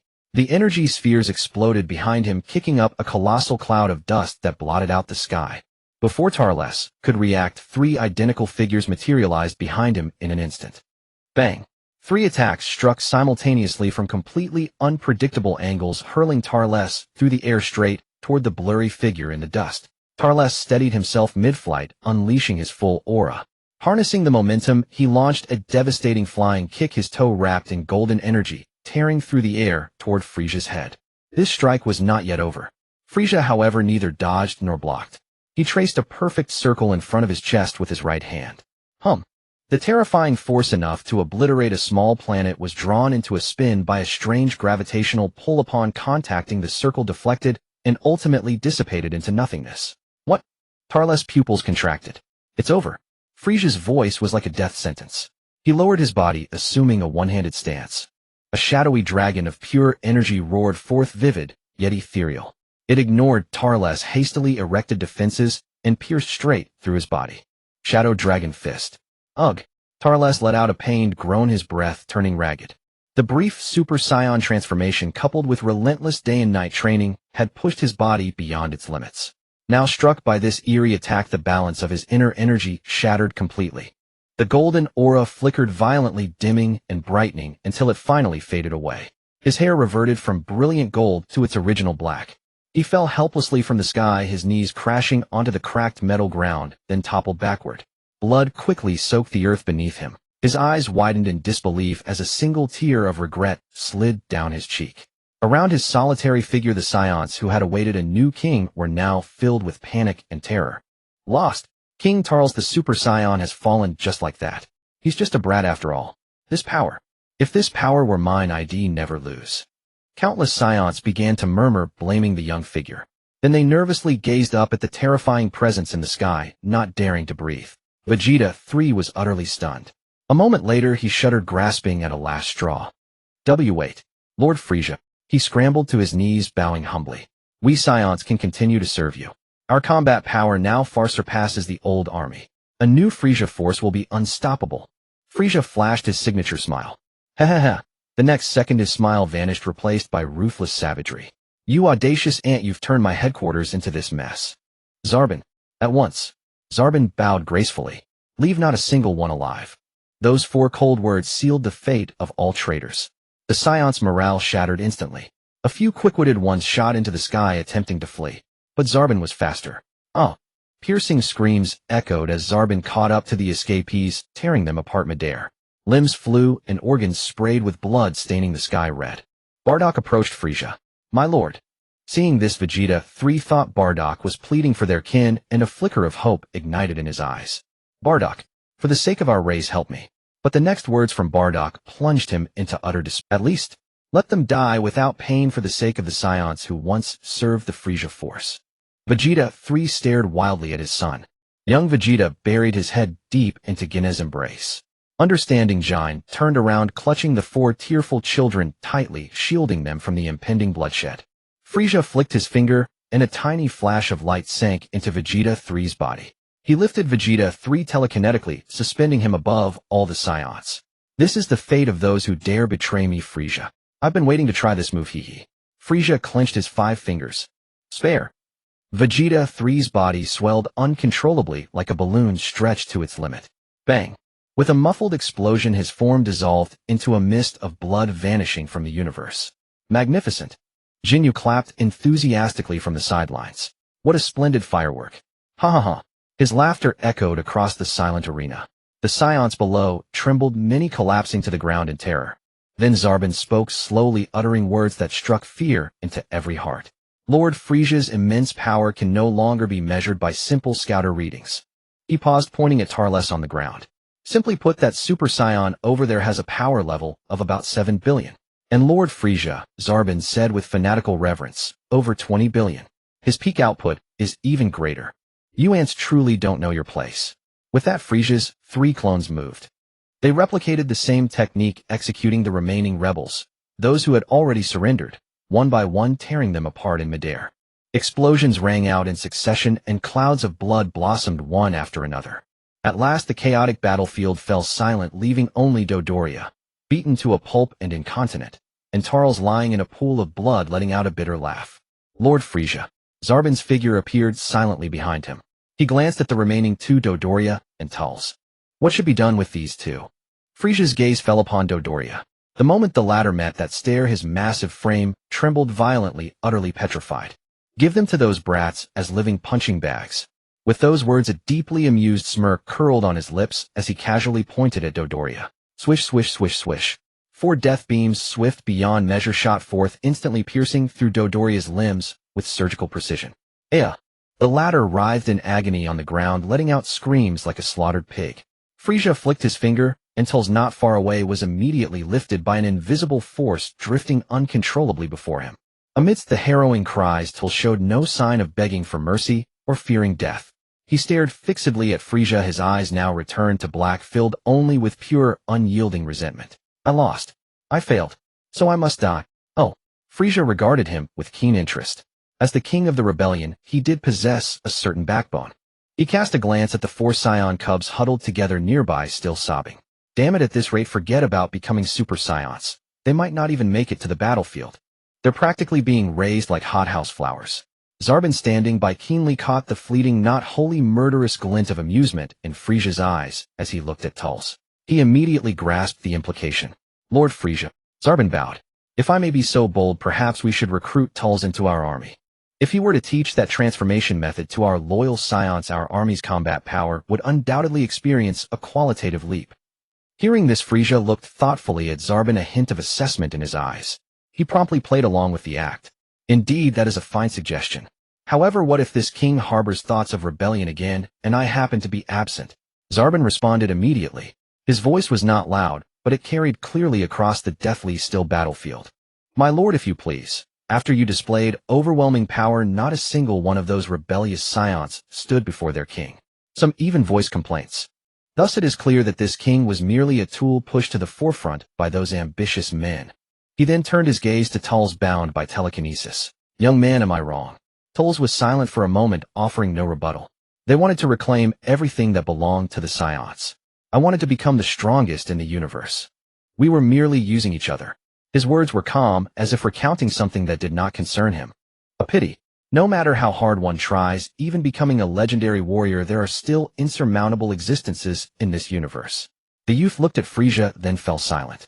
Damn, this kid's got potential. He has the makings of an emperor. Frieza was slightly startled inwardly. This fortitude far surpassed the Tulls he knew. He cleared his throat softly, turning his gaze to Bardock with feigned authority. Bardock, I recall your assigned task was to instruct these children. What? Do you dare defy my orders and go off to battle on your own? How audacious! Bardock's heart tightened. He immediately knelt on one knee. Yes, that is true. Your subordinate willingly accepts punishment. Upon hearing this, Jine closed her eyes and clasped her hands together, silently praying for her husband. A cold smile hung on Frieza's face. As punishment. At these words, the little ones' hearts leaped into their throats. Tulls shall be placed under the care of you and Jine. Hearing this, Bardock, Jine, and Tulls were all taken aback simultaneously. A flicker of indescribable emotion crossed Tull's lifeless eyes. Frieza gave a signal. Zarbon understood. He took a green bean from his robes and flicked it with his finger. The senzu bean transformed into a streak of light, shooting precisely into Tull's mouth. An unimaginably gentle energy surged into his body, and all his injuries vanished without a trace in an instant. Even more astonishing to him was that the power he had exhausted from the deadly battle was not only fully restored, but had even surpassed its pre-transformation peak. Feeling the surging power within him, Tulls hesitated no longer. He descended from midair, knelt on one knee before Frieza, and bowed his proud head deeply. I shall remember your lordship's mercy in sparing my life. Behind him, Bardock also came to his senses and spoke solemnly. Your subordinate will surely care for him as if he were my own son. After they spoke, they couldn't help but exchange glances, the atmosphere somewhat peculiar. Kakarot, who had been hiding in Ginna's arms, curiously poked his head out and walked up to Tulls. Hello, my name is Kakarot. The other three cubs followed suit, gathering around and beginning to chirpily introduce themselves. The 5 Scion cubs stood together, the scene bordering on comical. Starting today, Zarbon. Frieza dismissed them, issuing a new command. You will impart everything you learned from Earth to the Frieza Force, especially the mastery and sensing of ki. From now on, you shall serve as the chief instructor of the Force. Your subordinate will not fail your trust. Zarbon was overwhelmed with excitement. He knelt on one knee, his voice trembling slightly. Father. Frieza turned to King Cold. I must still entrust the command of the Force to you. I will be leaving for a time soon. King Cold looked at his son, who had been completely transformed, and nodded with satisfaction, asking no further questions. Jinyu, handle the recruitment for the Frieza Force. Restore the Force to its peak combat strength as quickly as possible. Yes, Lord Frieza. Jinyu struck a perfect pose. Bardock, your subordinate is here. How many Scion troops remain? Bardock answered promptly. On planet Vegeta, that general and his cohort who have entangled interests are... Aside from them, the team led by Colonel Paragus is on an investigation mission in a more distant star sector and has yet to return. General, he is the former adjutant you appointed before your departure, my lord. That guy I used as a human cushion back then. I recall just casually giving him a communications post. Can't believe he climbed the ranks to become a high-ranking officer. Frieza racked his memory. There was indeed such a person. What is his character like? Extremely selfish and insatiably greedy. Bardock did not mince words. He exploited the prestige of your lordship's personal appointment to build his own power base on planet Vegeta. Money, women, authority. He left no stone unturned. Excellent. Frieza's orders were cold and direct. Within one day, eliminate every factor that is detrimental or useless to the Force. Take over all the useful supplies and connections he left behind. Do not disappoint me. Bardock raised his head, meeting Frieza's gaze with unwavering resolve, showing no sign of retreat. Your subordinate obeys. Having given all his orders, Frieza finally looked at Tulls, who was staring wide-eyed at the little brats. Now then, you can tell me the location of the divine tree. Upon hearing this, Tulls immediately stopped his exchange with his new little brothers. He hurried to his spaceship, extracted a complete star chart image and location markers from the main computer, and handed them to Frieza. Frieza took the data, confirmed it was correct, and collected the Sinzabine sapling. Without any further delay, after settling everything, he shot into the sky, transforming into a violet streak of light, heading straight for the target in that unknown star region. In the depths of the cosmic void, a colossal tree too immense for words to describe drifted with a slow, steady motion. Surrounding it were countless shattered remnants of planets like gravestones left in its wake. Frieza's figure hovered nearby, sensing the overwhelming life force radiating from it. The location is near here. Found it. The scale of this spirit tree far surpassed his memories. It was practically a living planet made of wood. Without hesitation, he vanished and reappeared on a trunk as thick as a mountain range. The touch beneath his feet was firm yet elastic, and the entire tree pulsed with an ancient, powerful rhythm. It's far larger than in the anime. The energy contained within it is incalculable. Frieza did not linger. He soared higher, heading toward the densest forest where life energy was most concentrated. A presence. And not just one. His speed surged, transforming into a violet blur that tore through the tranquil green world. Soon a vast nest-like area appeared before him. Crystal-clear fruits, each the size of a basketball, lay quietly within a woven vine cradle, radiating a tempting luster. Indeed, this tree is not the spirit tree I once knew. Frieza landed beside the nest, scrutinizing the fruits closely. Their size, appearance, and the life essence nearly overflowing from within were vastly different from the descriptions in the original work. He reached out and immediately grabbed one. The fruit felt warm and heavy in his hand, as if galaxies swirled within. Without a second thought, he bit into it. Crack! A crisp sound echoed, and an unimaginably vast energy surged into his body. This energy was not violent, but extremely gentle. Instead of directly boosting his combat power, it worked like billions of tender hands, refining every cell within him. Every corner of his body felt unprecedentedly light. Sizzling. Layers of black, oily grime oozed from his skin, emitting a foul odor quickly accumulating into sludge. The legendary marrow cleansing. So even I, Frieza, am to cultivate the physical body. With a thunderous burst of aura, he vaporized all impurities around him. He examined himself again. His skin was now smoother and more delicate than ever, like a newborn's. He clenched his fist lightly, and a series of crisp pops echoed from his bones. In mere seconds, his muscles and skeleton, as if tempered 1,000 times, were enhanced several-fold. Whoosh!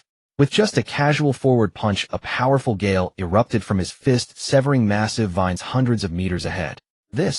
What thrilled him more was that the long-standing faint bottleneck within him seemed to loosen noticeably. The limiter that had restrained his power from growing exponentially was about to break. Just then he snapped his eyes open. A wisp of strange energy, as fine as a hair yet pure beyond measure, was slowly converging along his meridians toward his dantian. The sensation was incredibly soothing, like rain after a long drought. As expected of a divine object.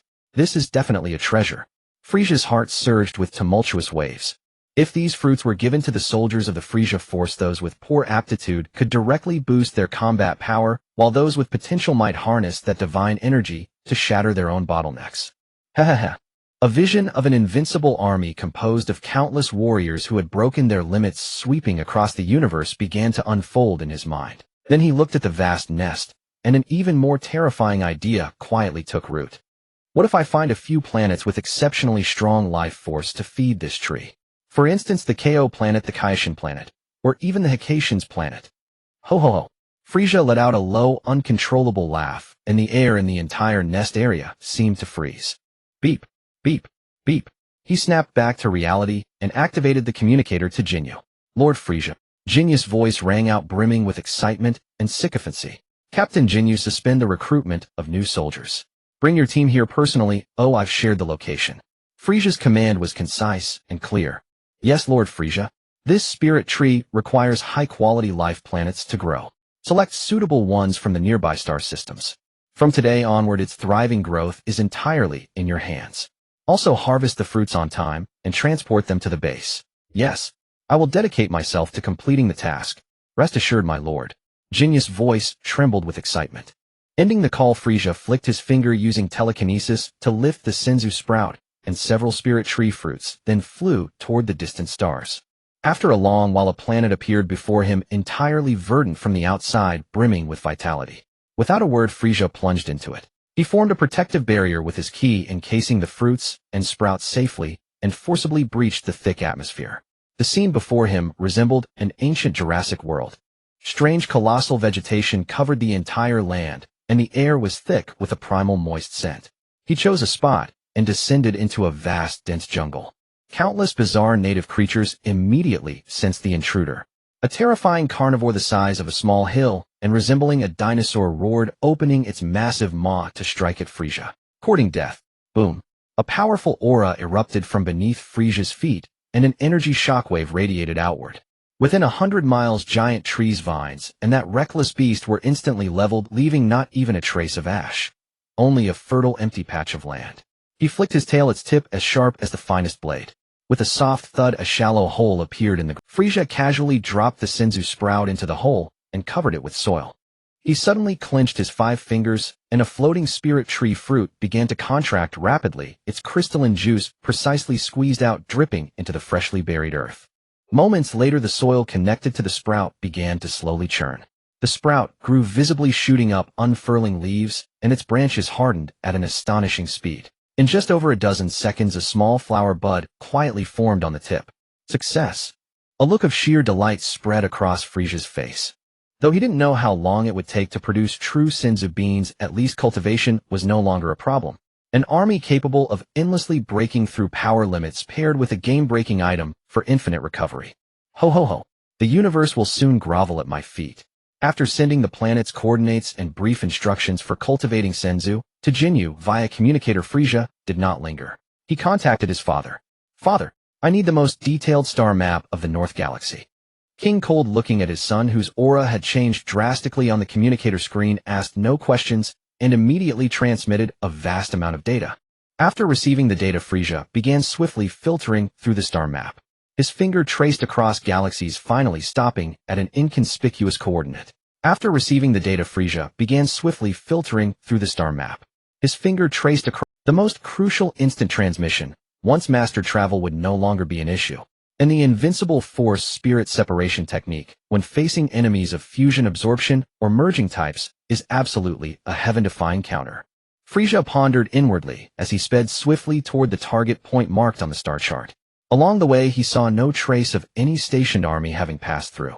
Clearly, this remote region had never been trodden by the iron hooves of the Frieza force. Watching the anime, he had no concrete concept of the 4 great galaxies. He never imagined that merely the North Galaxy was so vast. At his current speed, he had been flying wildly for who knows how long. If he had taken a spaceship, it would probably take at least a month to arrive. Frieza sighed as he accelerated once more. The star chart data indicated that the target marked in red was very close. Without the slightest hesitation, he immediately suppressed and lowered his immense energy until it was imperceptible. Finally, I've arrived. Gazing at the planet before him, perpetually shrouded in thick, white mist, Frieza concealed his form, swiftly plunged into it, and landed silently, without a sound. The spot where he landed seemed to be the central plaza of some city. The ground was paved with peculiar bluestone slabs, and the surrounding architecture was rounded and bizarre, devoid of any sharp edges. The moment he landed, strange-looking beings in odd attire emerged from the buildings and gathered around. They curiously examined this uninvited guest, Frieza. These creatures had pink skin, bald heads covered in patches of varying shades, and large, slightly protruding eyes that seemed utterly harmless. Whoosh, whoosh, whoosh. Almost simultaneously, several figures instantly appeared in the center of the plaza. Alien, what is the purpose of your arrival here? An elderly Yardration older with deeper colored patches on his head and wrinkled skin spoke slowly while leaning on a spiraled staff. By his side stood several guards of the same race, noticeably more robust than the surrounding crowd. Their battle power was decent, around 10 to 20,000. Frieza swept his gaze over them. Aside from these guards, the locals were all weaklings. Even these guards were merely slightly stronger ants in his eyes. These fellows, perhaps using force, could compel them to teach the techniques. But there was no guarantee they wouldn't play tricks. The original story didn't detail their methods. If they held back or deliberately taught wrongly, it would be troublesome. They'll have to put on an act. Frieza made up his mind instantly. He gave a light cough, and his face instantly switched to an innocent expression. Mimicking the Son Goku he remembered, he grinned, revealing a bright smile. Or a Son Goku. As he spoke, he even scratched his smooth back of his head laughing. I come from a very, very distant planet, and I am a space explorer. I heard that incredible techniques can be learned here, so I specially came to visit. All right. Saying this, he opened his palm, and a crystal-clear fruit with what seemed like a galaxy swirling within it appeared. A spirit tree fruit radiating a tranquil and boundless vitality. This is a magical fruit I obtained during my travels. Eating it can strengthen the body. It's truly remarkable. Can I use it in exchange for the opportunity to learn? Frieza's performance was flawless, his tone sincere, his eyes clear like a naive young man inexperienced with the world. The surrounding Yardratians looked at each other, their gazes all drawn to the unfamiliar fruit in Frieza. As natural masters of energy manipulation, how could they not sense the immense, almost tangible life force contained within that fruit? This is an absolutely top-tier treasure. The energy within it is incredibly powerful, utterly pure, and without any This is an absolutely top-tier treasure. The energy within it is incredibly powerful, utterly pure, and without any impurities. However, the guard's tone suddenly shifted, carrying a hint of caution. His face looks a bit like the leader of the Frieza force on the galactic wanted list. He immediately opened the communicator on his wrist, and a three-dimensional projection appeared before the two. It showed Frieza in his suppressed first form with horns on his head and an arrogant expression. Frieza caught a glimpse of that familiar image from the corner of his eye, and his originally gentle gaze turned icy cold. Damn, I didn't expect my portrait to reach such a backwater place. Am I really that famous? Just as the hand behind his back began to gather energy, ready to raise the place to the ground the moment he was The elderly Yardratian squinted, leaning closer to the wanted poster, then looked up to carefully compare it with Frieza. His head is completely bald. What are you talking about? If your eyes are bad, go get them treated. Slap. Without a second thought, the elder raised his staff and struck the guard hard on the head. Then he turned to Frieza, his face full of apologetic smiles. Haha. Forgive me, you must be embarrassed, Mr. Son Goku. It's certainly no problem that you wish to learn the mystic arts of our clan. However, the process will be extremely tedious and arduous. Those without the ability and mental fortitude will never learn. Though his words were righteous, his protruding eyes were glued to the fruit in Frieza's hand from start to finish, his greed undisguised. Frieza sneered inwardly but kept that innocent smile on his face. Ha ha ha, Aura isn't afraid of hardship. Actually, on my planet, I'm a bit of a famous martial artist. Huh. With that, he suddenly sank his hips and planted his feet, striking a white crane spreads its wings pose in front of all the Yardratians. Then he followed with a black tiger steals heart. Each move was vigorous and forceful. Though he used no energy, it astonished the locals who had never seen such martial arts. Damn it, for the sake of these divine techniques, I've really gone all out this time. If Jinyu or Zarbin and those guys saw this, where would my dignity be? Frieza ranted inwardly, yet his face still wore that smug, I'm really impressive expression. Good. Then make the arrangements quickly. The elder nodded repeatedly and signaled behind him. Monta, go prepare a set of our clan's sacred garments for Mr. Goku to change into. Having given his orders, the elder turned and made a pleased gesture. Mr. Goku, please follow us to the meditation hall. A triumphant smile flickered across Frieza's face. Without ceremony, he tossed the spirit tree fruit to the elder and immediately strode forward to follow. The group crossed the plaza and entered the tallest and most magnificent circular building. Inside, it was a world unto itself, with walls etched with countless intricate patterns that emitted a faint glow, and the air was filled with a peculiar energy fluctuation. Before long, the Yardratian, named Monta, hurried over, carrying a neatly folded set of clothes. The outfit was bizarre in style, with wide sleeves and pant legs predominantly white. The vest was deep blue, the bright red trousers were exceptionally conspicuous, and the peculiar scarf wrapped around the neck looked extremely uncomfortable to wear. Mr. Goku, this is the attire worn only during our clan's sacred training. Monta respectfully presented the clothes to Frieza. Frieza stared at this utterly ridiculous outfit, remaining silent. Frieza accepted the ludicrous outfit with an expressionless face. Thanks. He quickly donned the clothes. When he gazed upon a mirror-smooth wall within the meditation hall and saw his current reflection, even his famed composure faltered, his cheek involuntarily twitching. What kind of grotesque sight was that? A loose white top, a deep blue vest, those outrageously conspicuous red pant legs, and the thick choking scarf wrapped around his neck. He looked like a clown who had escaped from a cosmic circus. Endure. For instant transmission. For that divine technique. Frieza took a deep breath, instantly restoring his naive and innocent facade. The elder nodded repeatedly, his bulging eyes scrutinizing Frieza as he praised Mr. Goku. This attire truly makes you look quite distinguished. Hee hee. All those years and his eyes have been utterly useless. Frieza's mind churned with sarcasm, but his feet followed the elder without hesitation. The group continued deeper into the structure. Mr. Goku, the mystic arts of our planet Yardrat are fundamentally different from combat styles that rely solely on raw power. The elder began his explanation as they walked. It emphasizes the perfect unification of mind, technique, and body.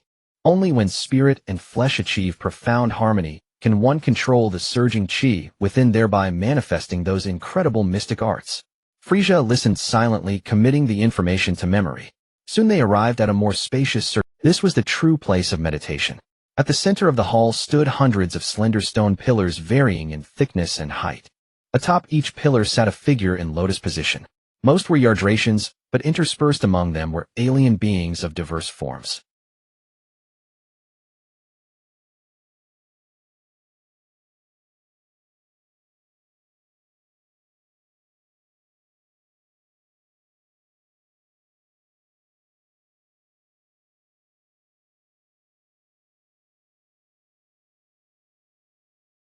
The elder stroked his beard, introducing them with evident pride.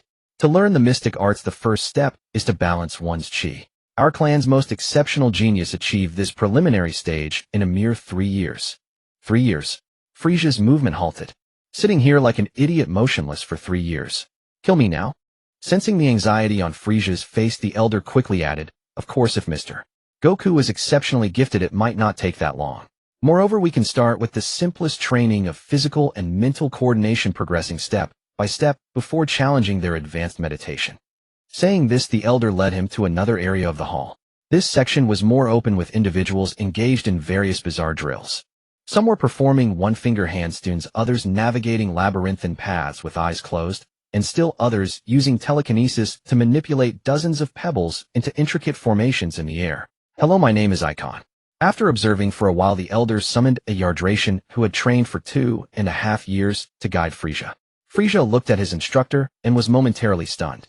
The fellow sported a jet-black, glossy hairstyle parted down the middle, which combined with his pink skin and bulging eyes looked utterly bizarre. How did you?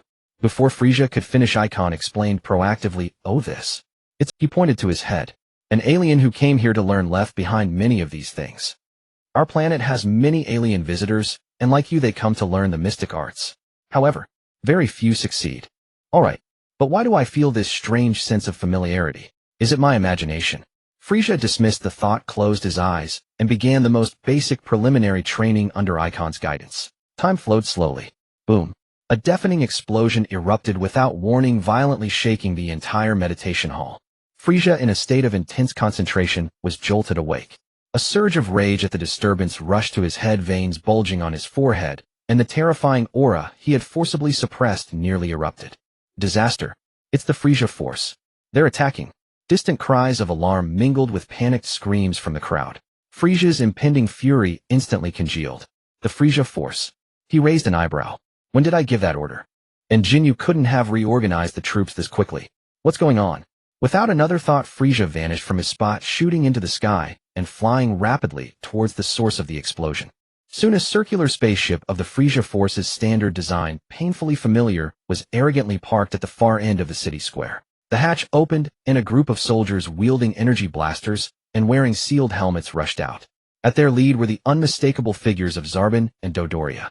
And between them, on a hovering seat resembling a baby carriage, sat a miniature version of Frieza in his. Seeing this, Frieza's eyes widened. What is this? A parallel dimension? Or some kind of illusion? As he stood bewildered, the Frieza on the hovering seat spoke. I am the Emperor of the Universe, Frieza. A clumsy declaration followed, the voice deliberately lowered and pompous, punctuated by a few suppressed coughs from the speaker's apparent discomfort. Hand over all the valuable treasures on your planet, and I, the Emperor, might consider sparing your lives. Zarbon and Dodoria immediately chimed in with exaggerated shouts. Did you hear that? We are the mighty Frieza force. The armed underlings grew even more arrogant, raising their weapons and unleashing wild barges at the surrounding buildings.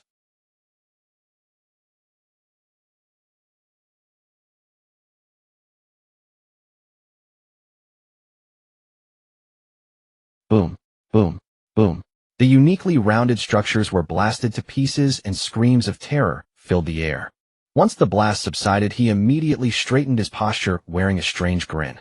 Hand over the treasure quickly. Then I will retreat immediately. How about it? The elder stumbled out from the rubble, wiping the cold sweat from his brow.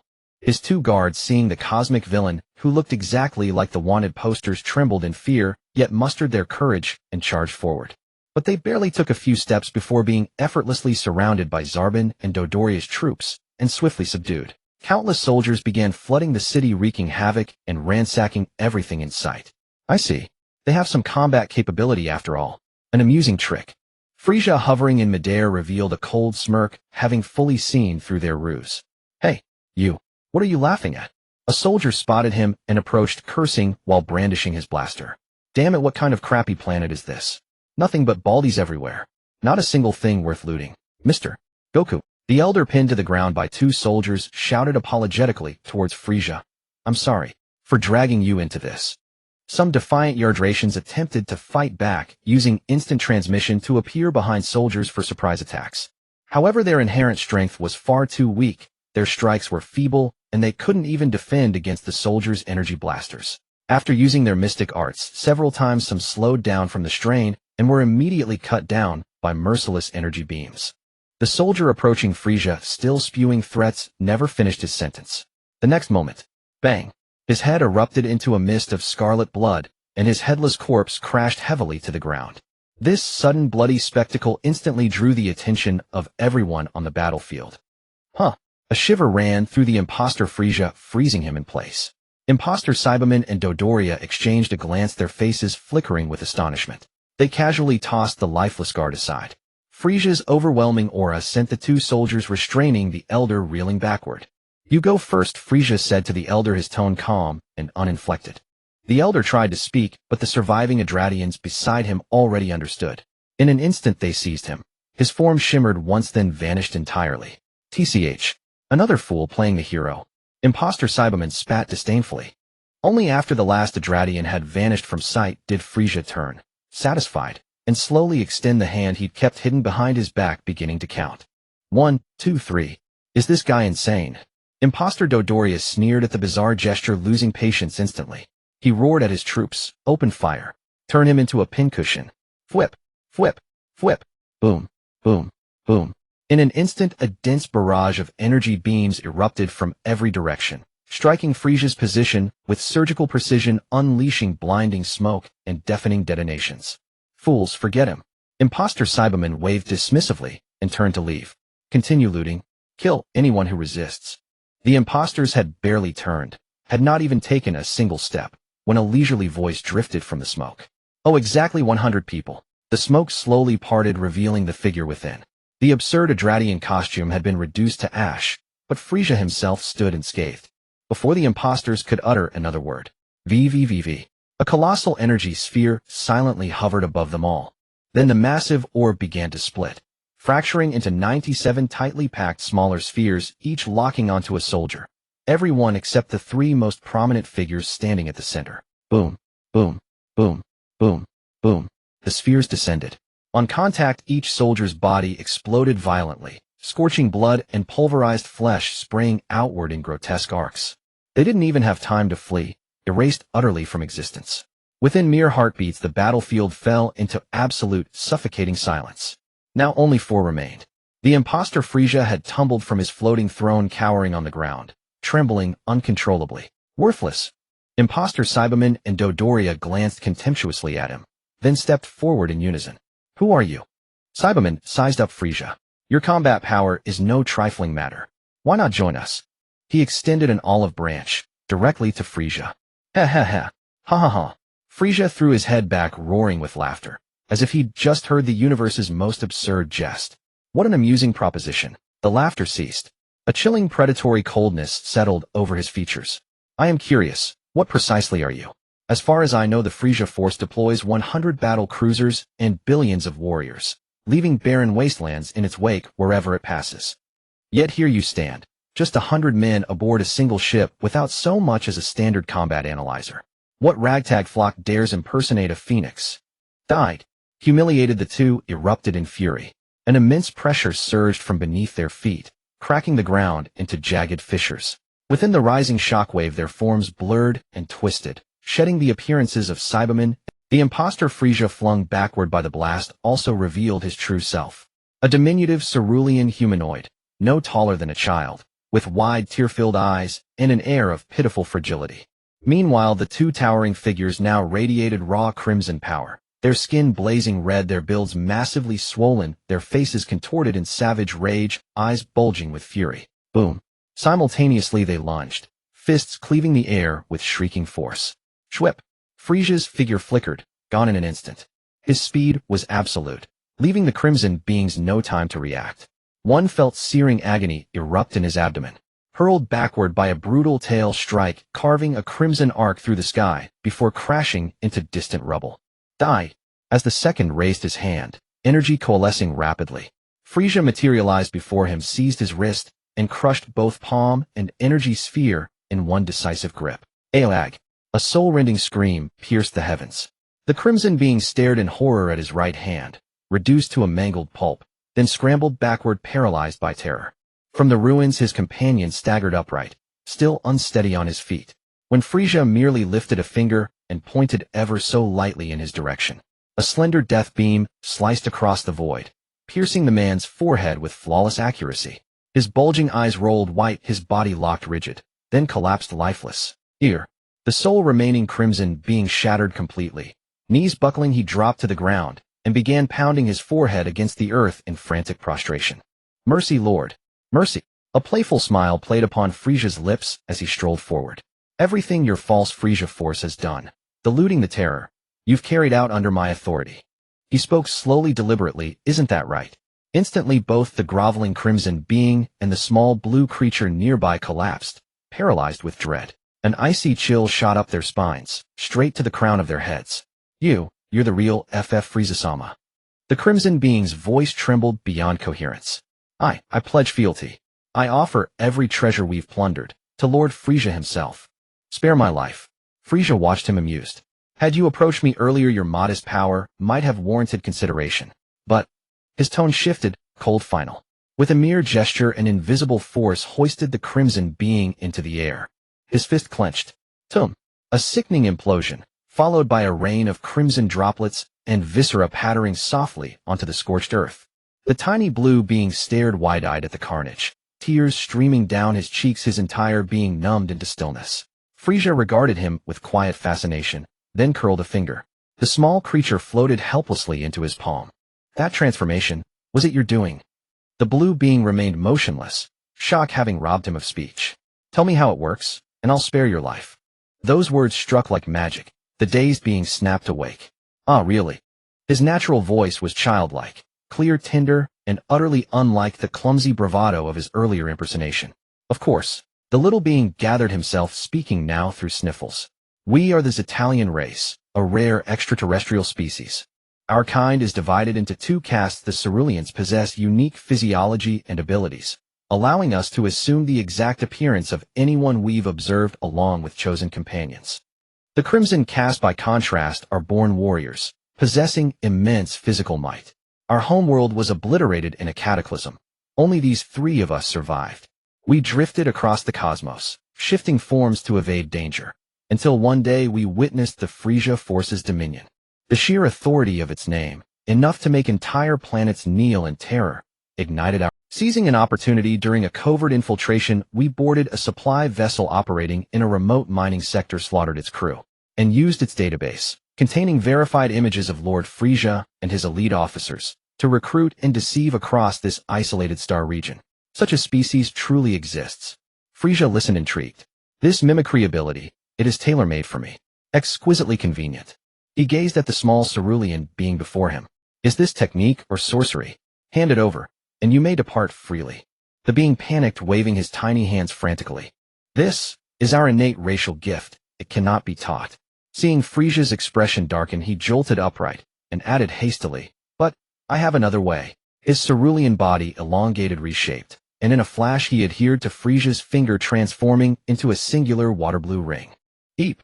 The ring emitted a soft, childish cry. A faint cerulean ripple enveloped Frieza, and his form began to shift rapidly. In the blink of an eye he stood, identical in every detail to the Crimson Zetalian he'd just slain. Frieza marveled, flexing his thick scarlet arms with delight. Oh ho ho ho! A magnificent ability indeed. Then your life belongs to me. Yeah.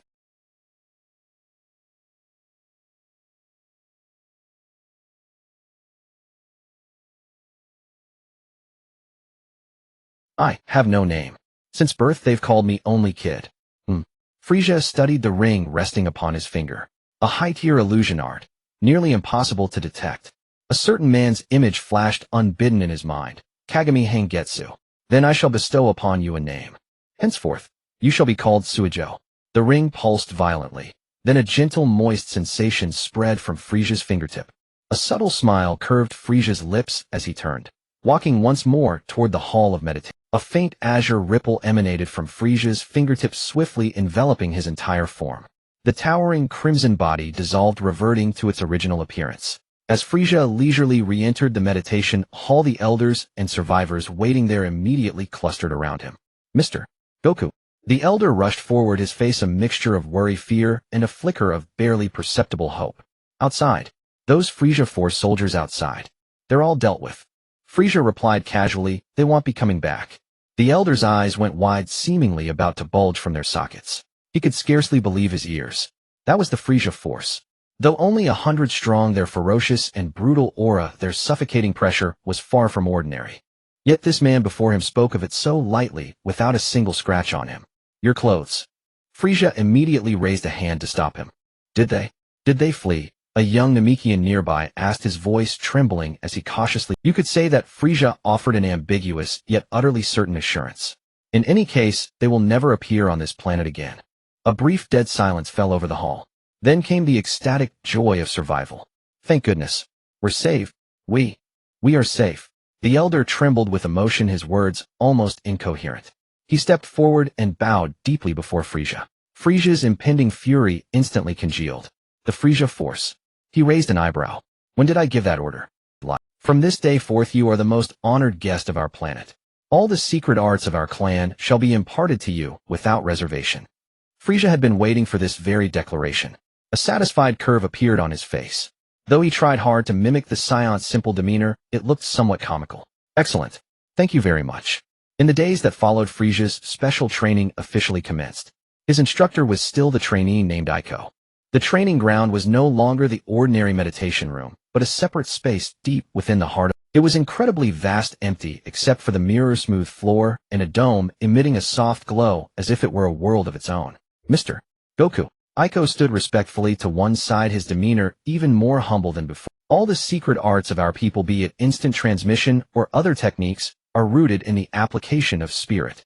And instant transmission is one of the most profound methods of spiritual manipulation. Frieza sat cross-legged, floating in midair, eyes closed, appearing half asleep. Get to the point. Aiko dared not dally and got straight to the core. That is to say, before learning how to move, you must first learn how to be still. This stillness means achieving perfect unity of spirit and body without the slightest waste. Aiko raised a finger, gesturing earnestly. Please imagine your body is a vessel and your spiritual power, what you call ki, is the water. Under normal circumstances, the water is always in motion. Even an imperceptible tremor wastes energy and creates unnecessary noise. What you must do is bring this water to a complete standstill, turning it into a perfectly smooth, unruffled mirror. Frieza finally opened his eyes and gave him a glance. I see. It's much like learning to control ki. Isn't this just basic energy control? I've already mastered this. The moment the thought crossed his mind, the faint aura around him vanished. The next second, his very presence seemed to disappear. The vast energy that once surged within him like a galaxy was compressed, restrained, and finally returned to nothingness. If he closed his eyes, Aiko would have believed the space before him was empty, occupied only by a cold stone. Is this right? Aiko's face showed an expression of incredible admiration. Amazing. Truly amazing. Mr. Goku, your control over energy is the most extraordinary I have ever seen. However, he changed his tone, piquing Frieza's interest slightly.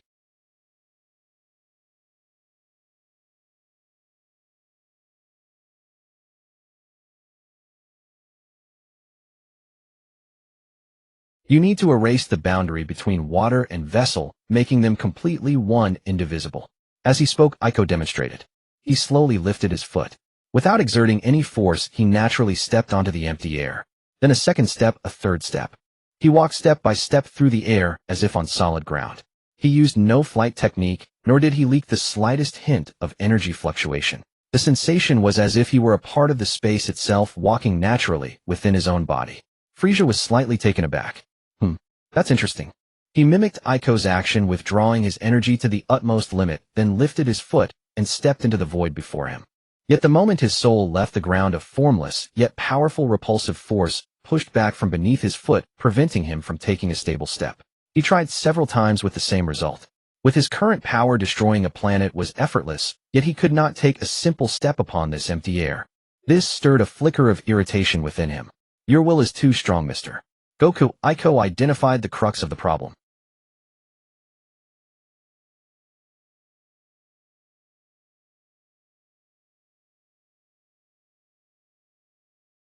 You need to empty your mind to forget the self. Empty my mind. Forget the self. Frieza fell into thought. So think of nothing, not even who I am. In this moment, I am no longer Frieza, nor am I that youth from another world. I am nothing. The sounds around him, Aiko's presence, even the space itself, seemed to vanish from his consciousness. He immersed himself in absolute nothingness, seeking that so-called spiritual unity. The process was tedious and dull, a form of torture for Frieza, who was used to solving everything with brute force. It took him 3 full days to finally grasp the trick, managing to take a few shaky, stable steps in the air. Excellent. Aiko's praise was genuine and heartfelt. For someone of your power level, achieving this in 3 days is a miracle. Next is the core of instant transmission, perception and targeting. Aiko pointed into the distance, though nothing was there. Every life in the universe has a unique key. The first step is to precisely locate your desired target among billions of distinct life forces. That's simple. Frieza's perception instantly expanded, like an invisible spiderweb covering the entire planet and extending to nearby star systems in a flash. Countless points of life varying in strength appeared clearly in his mind, like a star chart. The second step, Aiko continued, is to project your consciousness onto that point. Do not think about the distance, do not think about the complexity of the process. You must simply believe that your consciousness in this instant is already there.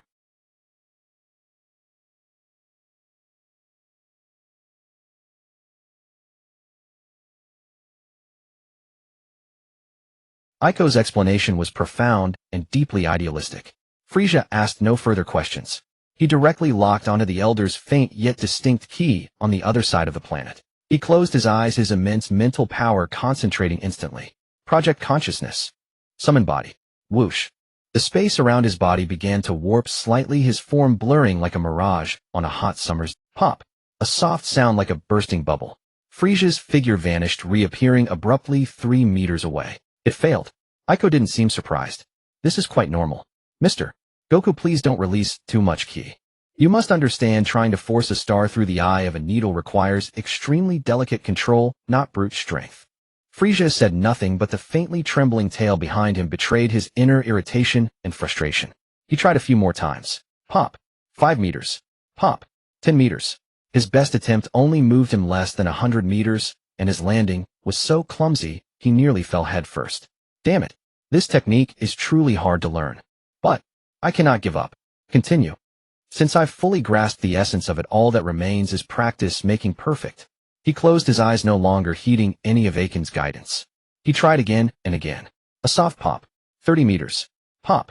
80 meters. Pop. 200 meters. Each failed landing was more precise than the last, and the teleportation distance visibly grew. Frieza immersed himself entirely in this monotonous drill, his absolute desire for control over power reaching its zenith. He began to crave more than mere distance. He sought to minimize energy consumption with each teleportation and to perfect the projection of his mental energy. This process was akin to a master craftsman wielding an invisible chisel to sculpt his spirit and energy with utmost precision. Gradually, Frieza's body began to undergo a transformation. A faint steaming white luminescence emerged from his skin, enveloping him entirely. The radiance was not the release of chi, but the overflow of pure spiritual energy condensed to an extreme degree. This is... Awaken stood frozen, rubbing his eyes in disbelief at the sight before him. It was the sign of achieving instant transmission. From his memory, only the most gifted prodigies of his clan, after years or even a decade of arduous training, could ever hope to reach this realm. Yet this man before him. The 4th day? How is this possible? What kind of monster is he? Frieza remained oblivious to the tempest raging within Awaken's heart. In his world of perception, everything became unprecedentedly clear. The once blurry map of life now shone with each point brilliantly bright and distinctly outlined. He could even easily distinguish the unique texture of each life, forms chi much like identifying the shape of every single grain of sand in a pile. His own consciousness seemed to have shed some constraint, allowing him to project his mind freely to any corner of his perception. He extended his perception infinitely, crossing galaxies and nebulae, until he locked onto an alto-familiar coordinate Frieza Force Headquarters. There an exceptionally radiant white point pulsed with vigorous energy. This aura, it's Zarbin. Frieza's spiritual energy condensed to a peak, and his consciousness traversed an immeasurable distance, in an instant precisely arriving beside Zarbin. No longer the faint pop of a bubble bursting. Swoosh! A crisp sound of space being torn apart rang out. Frieza's figure vanished from the spot, leaving only a faint halo of white light slowly dissipating, and a stupefied Aiken. Frieza Force Headquarters Training Ground. Your movements are too slow. Zarbin barked at a few young scions, demonstrating the turtle school martial arts himself. He threw a standard straight punch, carrying a sharp wind pressure aimed at the empty space ahead. Faster. Fiercer. Before he could finish, a figure appeared without warning in the path of his fist. What? Zarbin's pupils contracted sharply, but his fist had already been launched, its momentum. Just as the terrifyingly powerful fist was about to touch the other's chest, a hand appeared out of nowhere and caught his wrist with casual ease. All the force vanished instantly. Zarbin's body stiffened. When he saw the face of the newcomer, cold sweat soaked his back. Without a moment's hesitation, he withdrew his fist, stepped back, and knelt on one knee. Lord Frieza. He bowed his head deeply, not daring to raise it. 1,000 apologies. I failed to detect your arrival and nearly offended you. Ha ha ha. Frieza looked at Zarbin's terrified expression and let out a long-lost hearty laugh.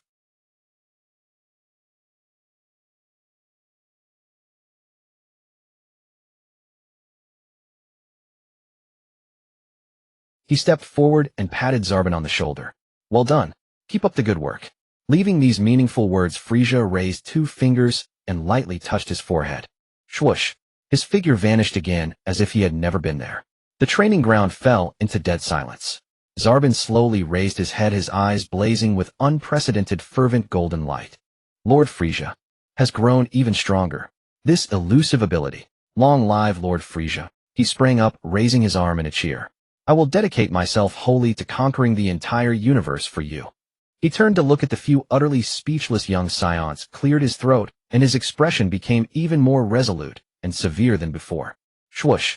Frieza's figure reappeared in the training room on planet Namek. Astonishing. Truly astonishing, Mr. Goku. Aiken's voice trembled slightly as he looked at Frieza with awe.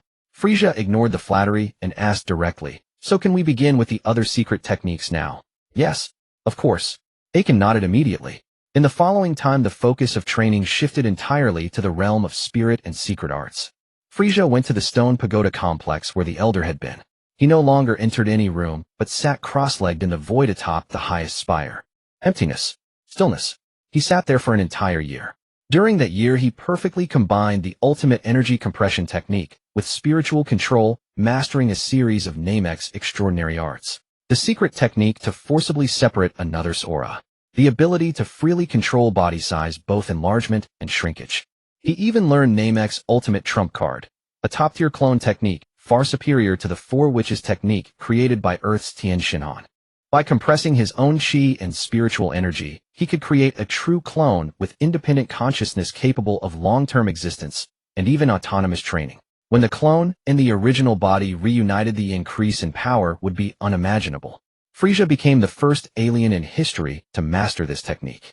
He left a clone indistinguishable in aura from himself on Namek to continue its spiritual cultivation while his original body slowly opened its eyes.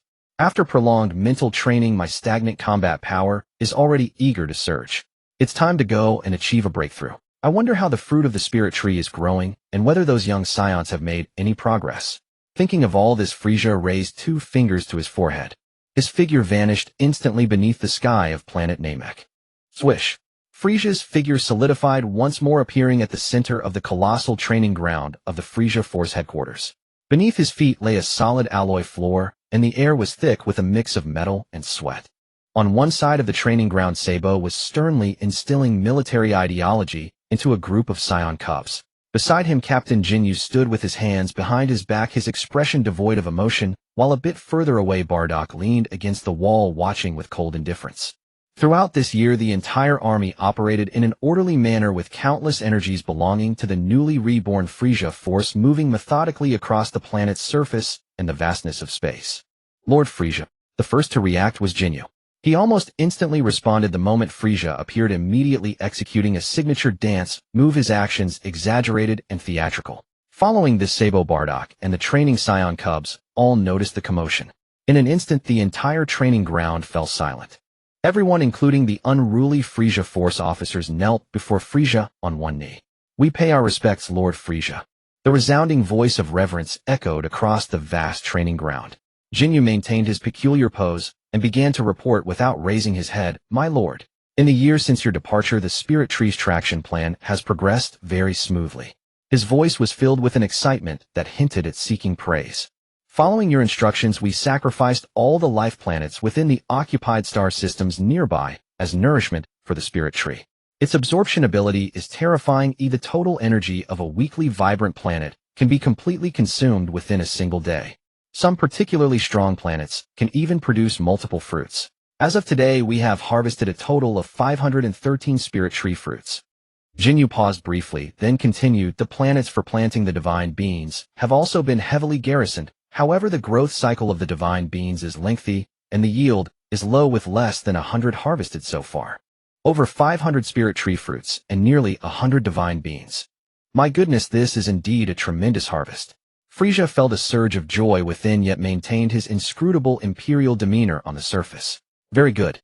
His voice was soft, yet it clearly reached everyone's ears. "Jinyu, I am quite pleased. Go fetch some divine fruits." "As you command." Jinyu cast a smug glance at Sabo beside him, then immediately turned and dashed towards the storage room where the fruits were kept.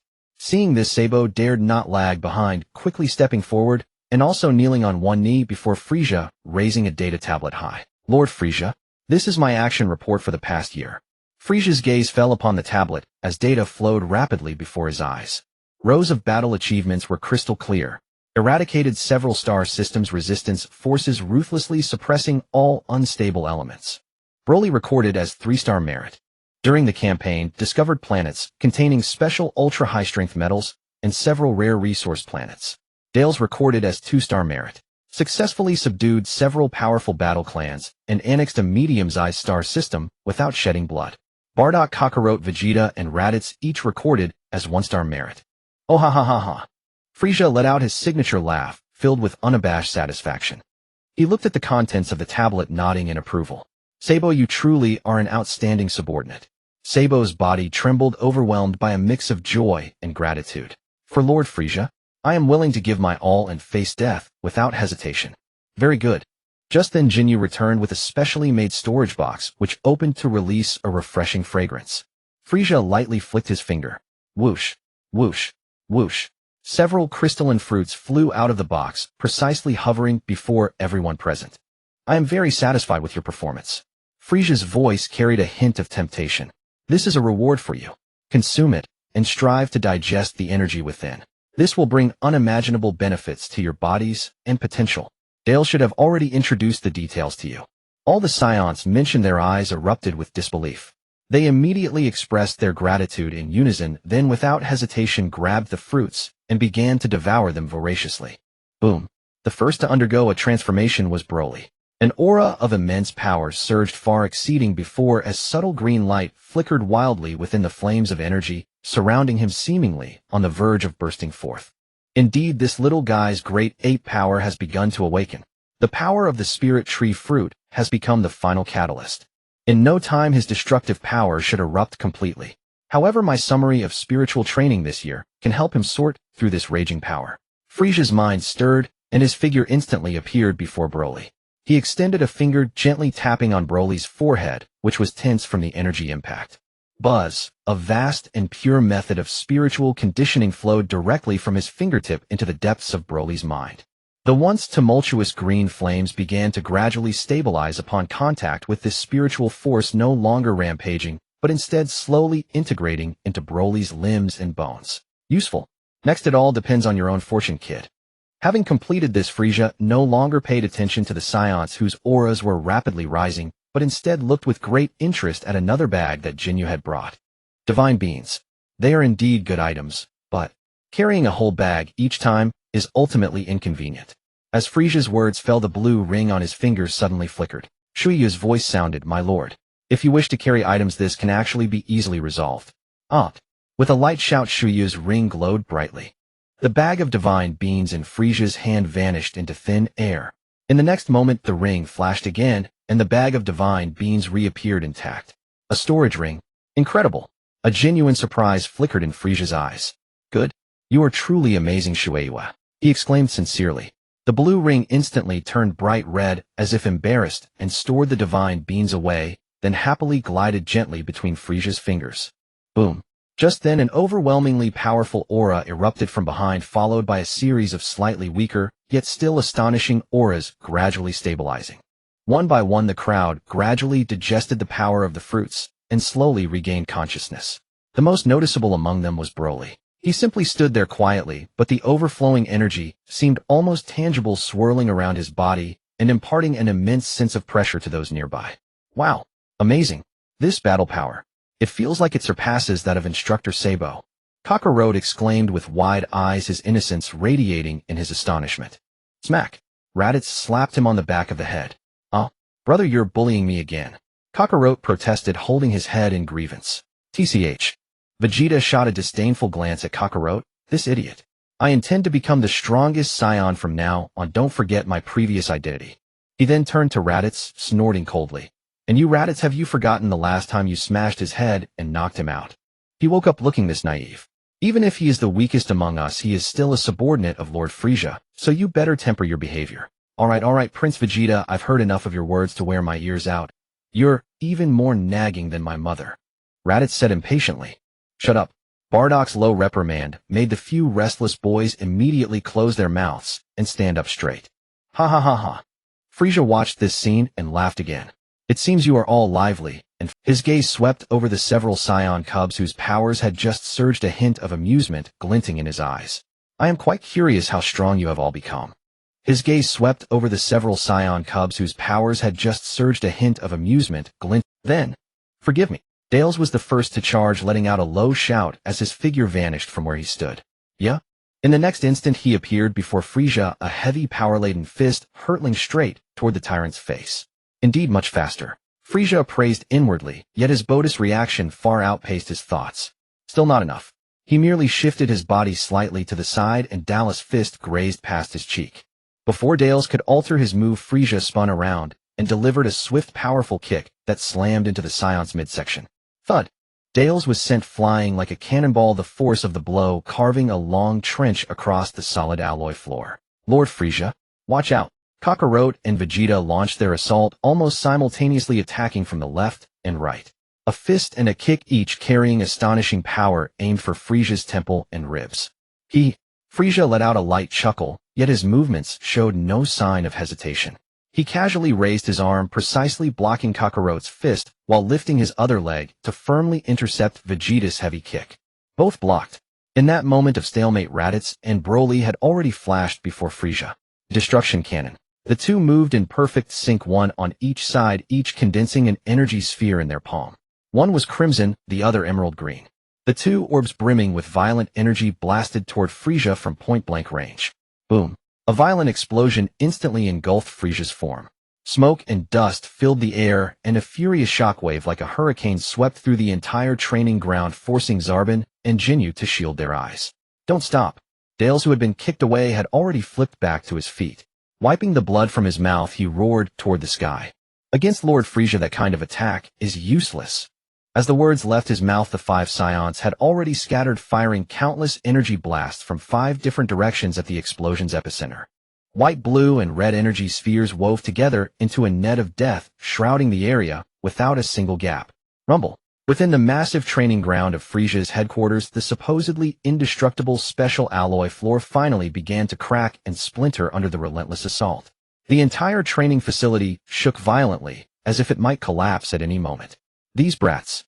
Their combat instincts are truly remarkable," Zarbon remarked gravely, staring at the heart of the battlefield. In just 1 year, they've transformed from those crying little waifs into such battle-hungry warriors. Scions really are something else.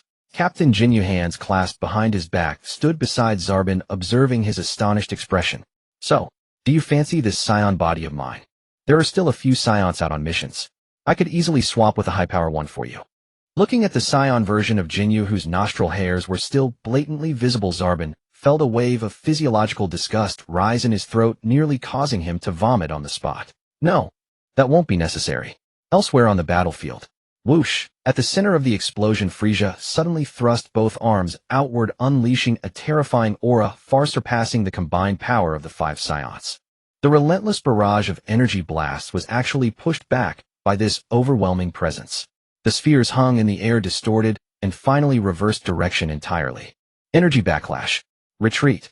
Dales was the first to shout a warning. The 5 Scions hesitated not a moment, instantly launching skyward, narrowly dodging the energy orbs they had fired, now rebounding back at them. Slap! A sharp long tail tearing through the air with a piercing shriek lashed brutally across Kakarot's back.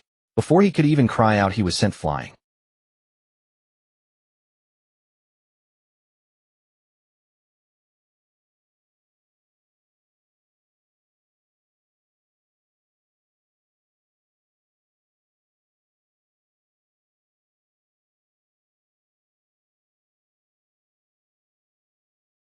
Only Broly, as Frieza's fist came, instinctively crossed his arms to block. Although he was knocked back, he landed steadily on his feet.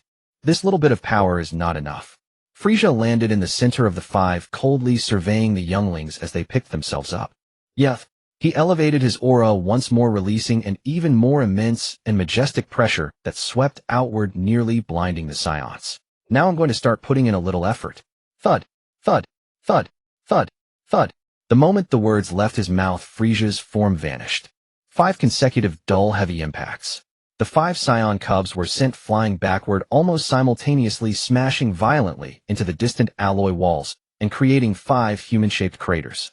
Trickles of blood began to flow from the corners of their mouths. Everyone, Jine, drawn by the commotion, stepped out and was met with this heart-wrenching sight. But Bardock pulled her into his embrace, holding her steady with a firm grip. Don't worry. Their strength is far more than this. Watch closely. Boom. As if answering Bardock's words, 5 powerful auras erupted from the rubble. Amidst the furious roars, the entire planet began to tremble violently. Pale golden light burst forth from the bodies of the 5 Scions, dazzling and brilliant. Broly was the first to step forward amidst the surging flames of energy. His usually disheveled black hair stood on end, and the wild aura surrounding him shattered the alloy floor beneath his feet. The other 4 completed their transformations as well. Pseudo-Super Saiyan.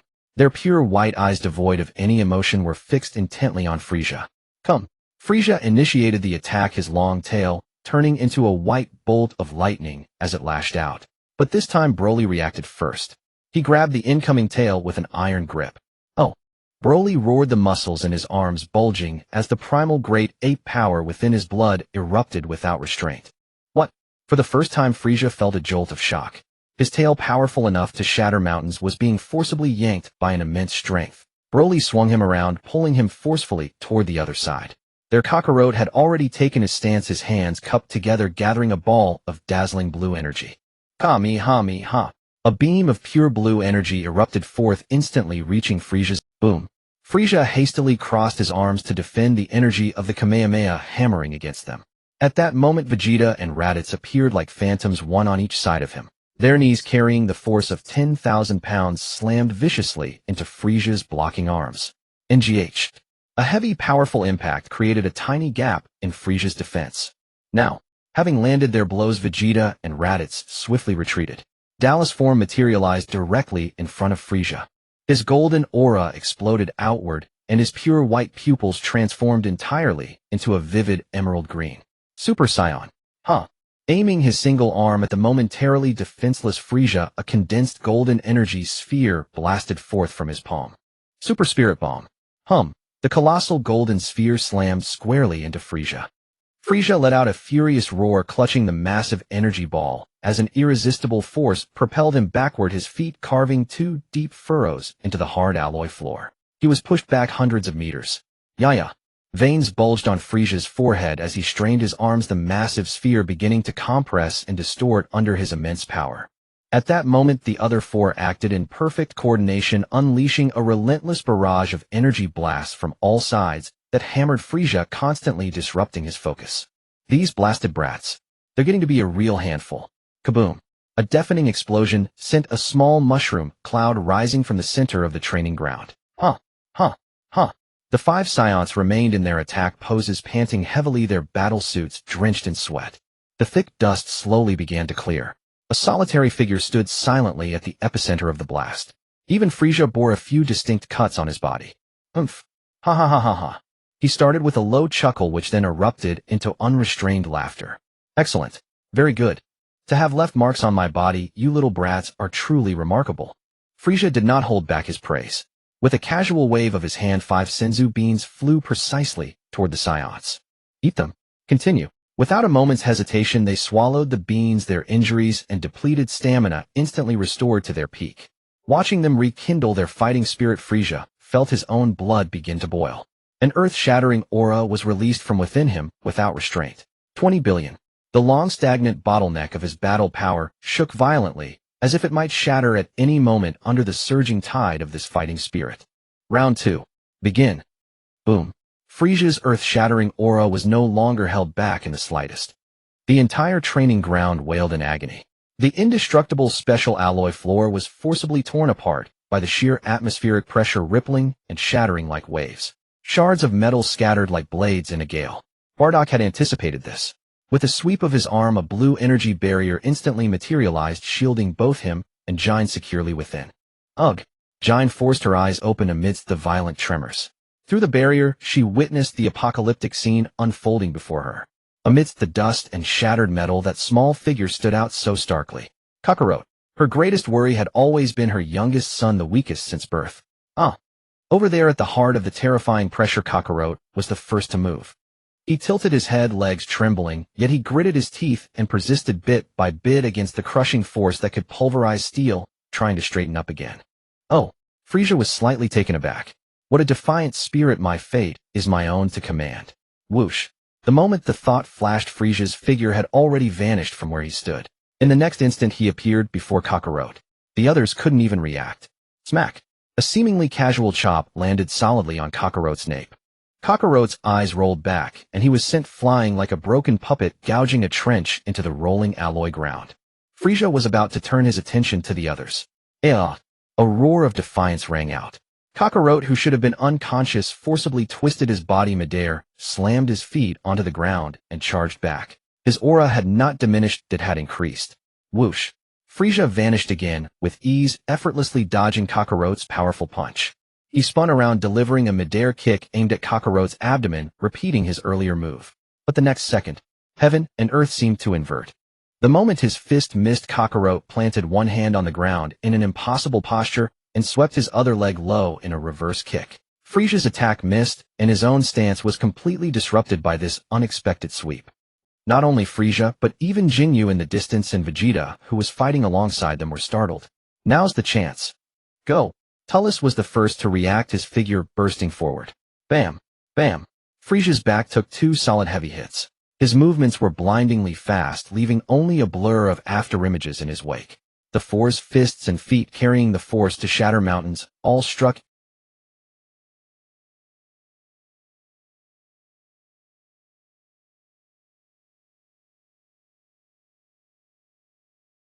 Meanwhile, Broly, Tullus, Vegeta, and Raditz had already surrounded him from 4 directions. Thump! Thump! Thump! Thump! The 4 of them launched their most ferocious assault without hesitation. Frieza simply stood there with his arms crossed, looking completely at ease. Swish! Swish! Swish! His movements were blindingly fast, leaving only a blur of afterimages in his wake. The 4's fists and feet, carrying the force to shatter mountains, all struck empty air. In mere seconds, a series of piercing sounds cut through the air, and the 4 figures were sent flying backward, violently hurled away by an invisible force. Damn it! Kakarot watched this scene, still struggling to charge forward. Frieza's smile finally. His eyes sharpened, and he slowly raised a finger towards Kakarot. Whoosh! A blindingly fast purple beam instantly pierced through Kakarot's right shoulder. Kakarot let out a pained roar as blood gushed out. He could no longer hold himself up and collapsed heavily to the ground. Kakarot, Jine let out a heart-wrenching scream and tried to rush out. Bardock held her down firmly. His expression remained unchanged, but the arm gripping Jine was bulging with veins. Little brother. Raditz's eyes turned bloodshot. With a cry, he charged recklessly at Frieza. Seeing this, the fallen Vegeta raised a hand, and fired a massive energy blast at Frieza before charging forward himself. Frieza casually swatted away Vegeta's blast, then easily dodged Raditz's wild, uncoordinated punches. In a flash, he appeared like a phantom behind the five of them. Frieza aimed a single palm at the five youths who hadn't yet reacted, and a sphere of terrifying energy began to rapidly condense. Oh no, the aura of this attack far surpassed any before. This was no joke. Seeing this, Bardock's own aura began to flare, ready to intervene at any moment. Patience, Zarbon appeared beside him, blocking his path. Look closely at Lord Frieza's palm. Everything is within his control. Bardock focused his gaze. Indeed, Frieza's fingers were slightly curled like a knight holding reins. That violent energy sphere was like a fox caught by the tail, fierce in appearance yet unable to escape his grasp. Still, if that energy hit them, those boys would surely die. Damn it. Tullus was the first to get up. He glanced back at the others, then stretched his arms forward, erecting a thick golden energy shield to protect everyone. A massive torrent of energy slammed into the shield with overwhelming force. Tullus was pushed backward by the irresistible power, his feet carving two deep furrows into the air. Crack, crack. Fine cracks began to appear on the shield. Hold it together. Vegeta roared, flipped to his feet, and pressed both hands onto Tullus's shield.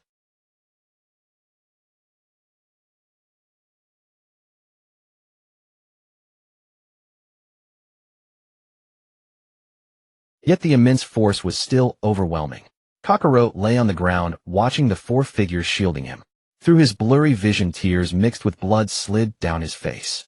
He struggled to push himself up, his right arm hanging limply, blood staining the ground beneath him. Brothers. 1 step. 2 steps.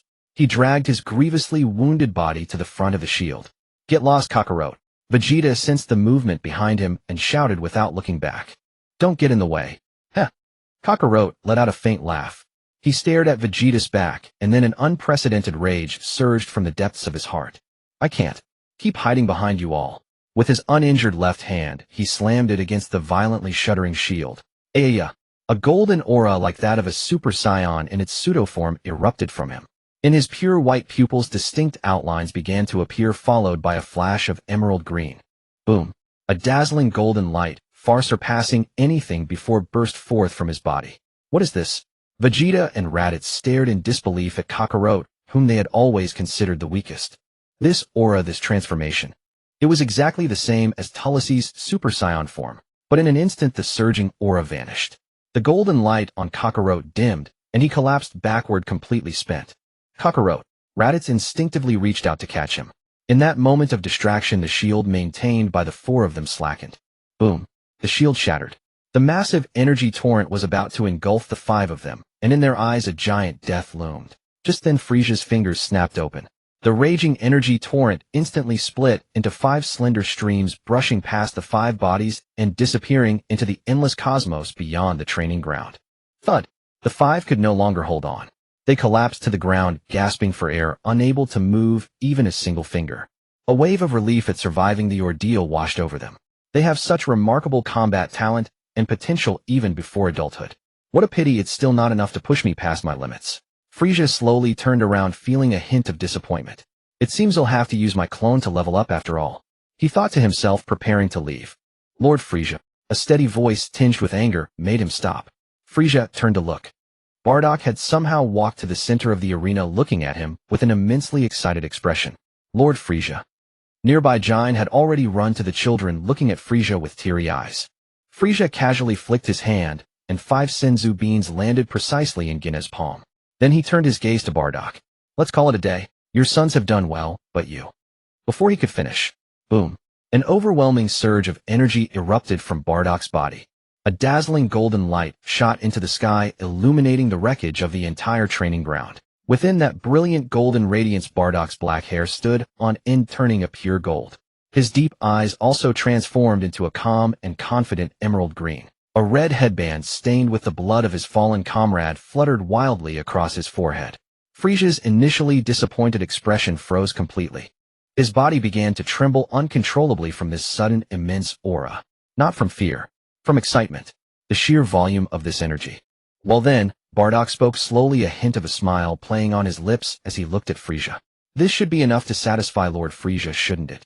On the other side of the training ground, Jinyu and Zarbin were utterly speechless, stunned beyond measure by this. Heh. Frieza's suppressed low chuckle reverberated across the shattered training ground. He gazed at Bardock, golden hair bristling, aura blazing with indomitable might, and felt the ferocious clamor of battle lust surging through his veins. That surge of exhilaration raised gooseflesh across his entire body. His energy surged anew. Come Super Saiyan, let us fight. Bardock, whoosh. Before the final syllable left his lips, Frieza had already vanished, transforming into a violet streak that struck first. He launched no energy blast, only pure unadulterated hand-to-hand combat. A vicious, sweeping kick sliced the air with a shriek aimed straight at Bardock's face. Here, with a sharp cry, Bardock's golden aura plummeted downward. He lowered his center of gravity drastically. In the split second the kick whistled overhead, he planted one hand on the ground and spun upward like a pivot, his entire body coiling into motion.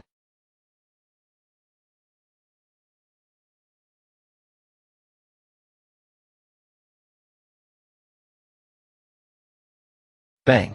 Caught utterly off guard, Frieza could only cross his arms in haste to shield his torso. An unimaginable force slammed into him, numbing his arms instantly. He was hurled backward by sheer physical power, carving a long white streak across the sky. Before his backward momentum even ceased, Bardock was already upon him. Palm outstretched, a sapphire energy sphere coalescing instantly before launching as a follow-up strike. Boom! The sphere detonated against Frieza's chest, accelerating his flight even further. Bardock paused, not a heartbeat. In a flash of gold he reappeared, impossibly, directly ahead of Frieza's trajectory, intercepting his fall. Clasping his palms together high above his head, he channeled every ounce of strength into a single point. Ah! With a thunderous roar, his fists became a celestial hammer, splitting heaven and earth, as it descended toward the onrushing Frieza. Whoosh! Yet the anticipated impact never came. At the very instant the blow was about to land, Frieza vanished, utterly. In the next breath he materialized directly behind Bardock, his long sinewy tail lashing forward like a white whip, crackling with wind-tearing force. Whoosh! Without turning, Bardock twisted his body midair, shifting sideways several meters, and evaded the treacherous counterstrike with instantaneous precision. Thus suspended in midair they assumed their stances, two radiant figures, one gold, one violet, beginning a dizzying dance of flickers and evasions. Each appearance left only a blurred afterimage before vanishing again. Thud, thud, thud, thud. Dull, meaty impacts echoed continuously through the air, each collision rippling visible distortions across the space below. Outside the training ground, all observers stared transfixed at this celestial duel unfolding above. So fast, Sabo murmured, awestruck. Completely impossible to follow. Jis gritted his teeth, straining to track their movements, yet seeing only intersecting flashes of light. The younger warriors stood agape. This was the true essence of peerless mastery. Boom! A deafening explosion sent one figure crashing from the heavens, plowing through crumbling auxiliary structures, unleashing plumes of smoke and shrapnel. Who had fallen? All minds converged on the same question. Creak! From within the twisted wreckage of mangled metal, Frieza slowly rose.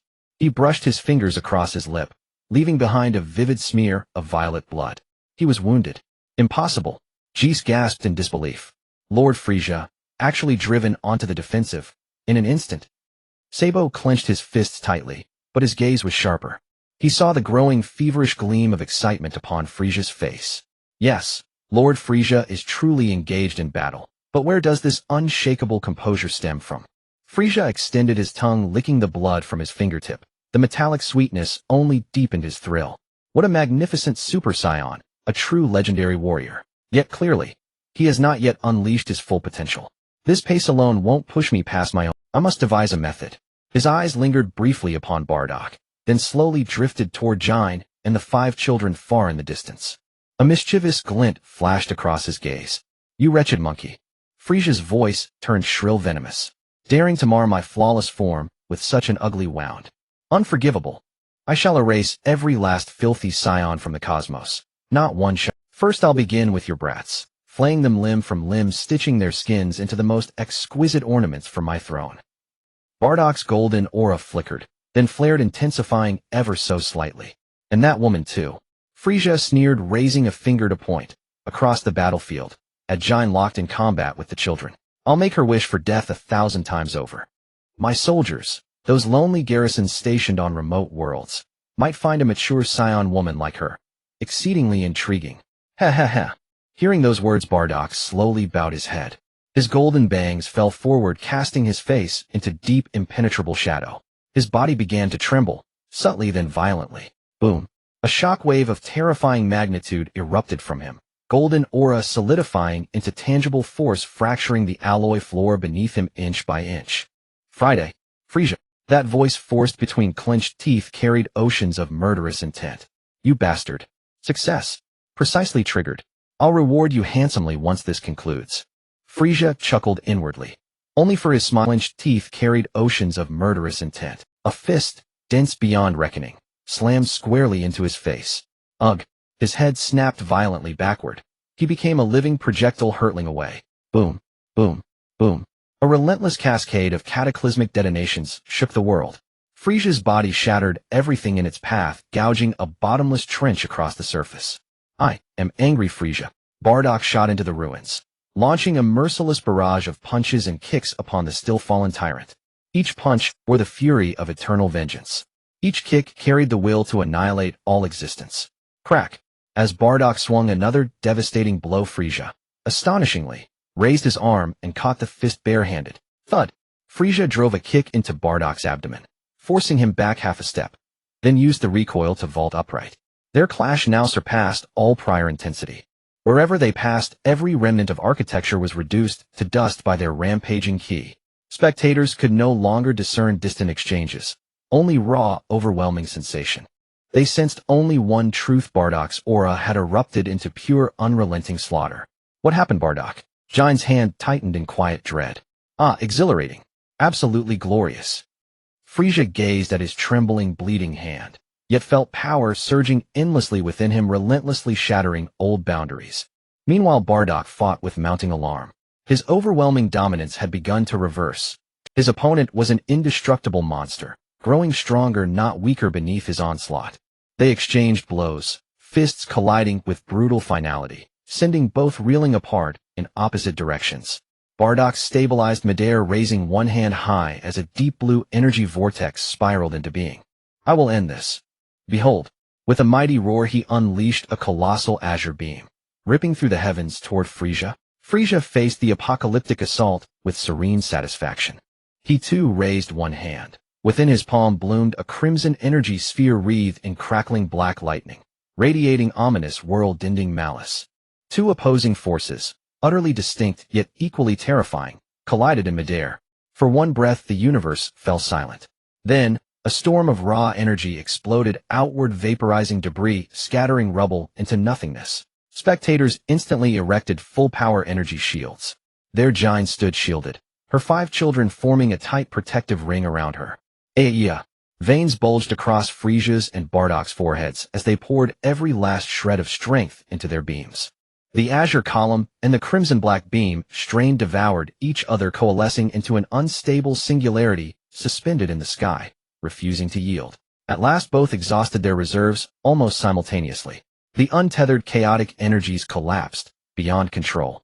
Kaboom! An unprecedented cataclysm engulfed the entire training ground. Blinding white light robbed all witnesses of sight, even for a fleeting moment. The shockwave hurled both Bardock and Frieza away, crashing heavily onto the ground. Bardock's vision blurred, his radiant golden aura dissolving like mist, black hair falling gently as his body went utterly still, embedded deep into the warped metallic earth.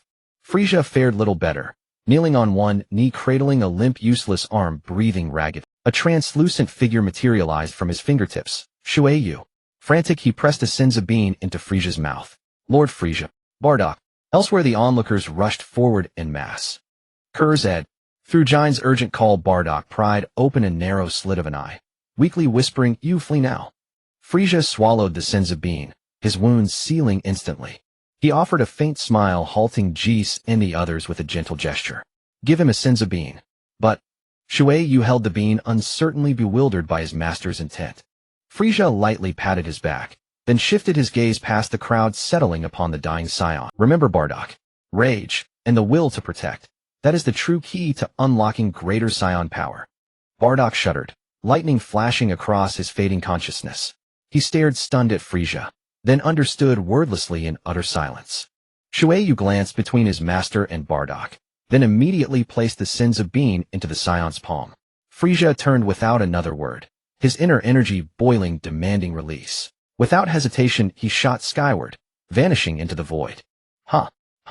Frieza's heavy, ragged breaths echoed silently through the void of space. The energy swelling violently within him surged like an uncontrollable torrent, rampaging wildly through his meridians.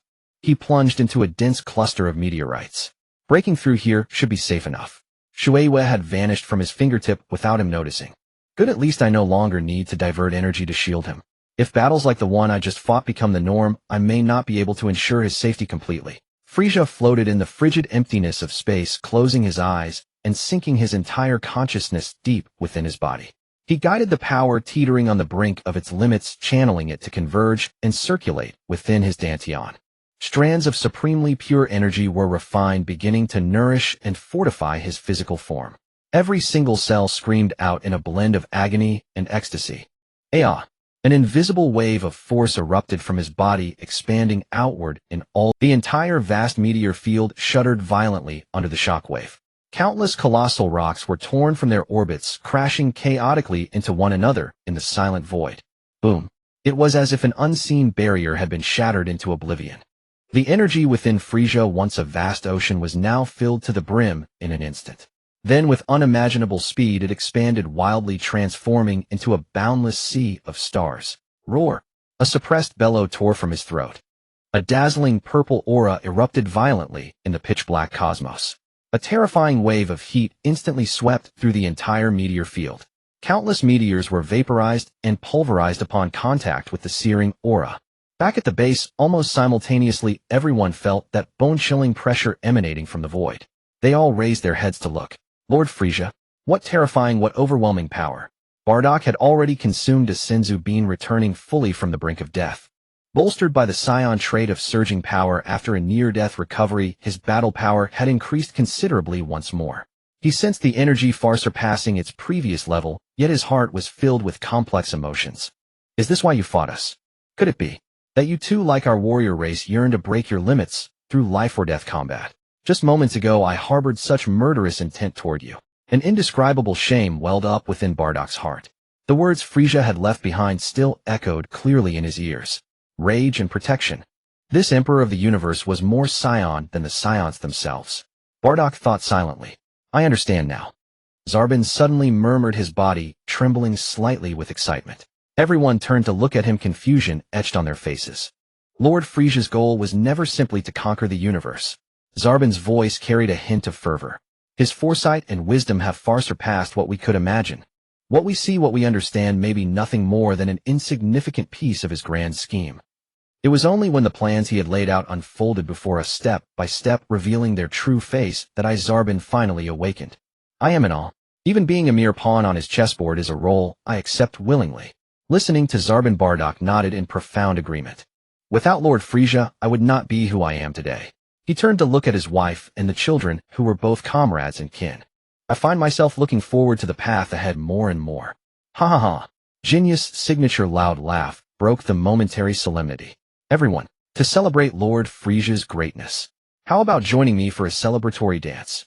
Shink. The moment the words left his mouth, everyone except Jinyu took a synchronized large step backward, leaving Jinyu alone in the spotlight, striking his classic poses and dancing as if no one else was there. Raditz and Vegeta exchanged a glance, both seeing the blazing fighting spirit reflected in the other's eyes. I will become a Super Saiyan. The two roared in unison. Then in perfect sync, they turned to face Uncle. Please train me. Broly shouted, beating the others to it. Oomph. Vegeta said nothing, but his defiant posture spoke volumes. Dad? Me too. Raditz pressed forward, unwilling to be left out. Kakarot and Tarbell also cast eager, longing looks.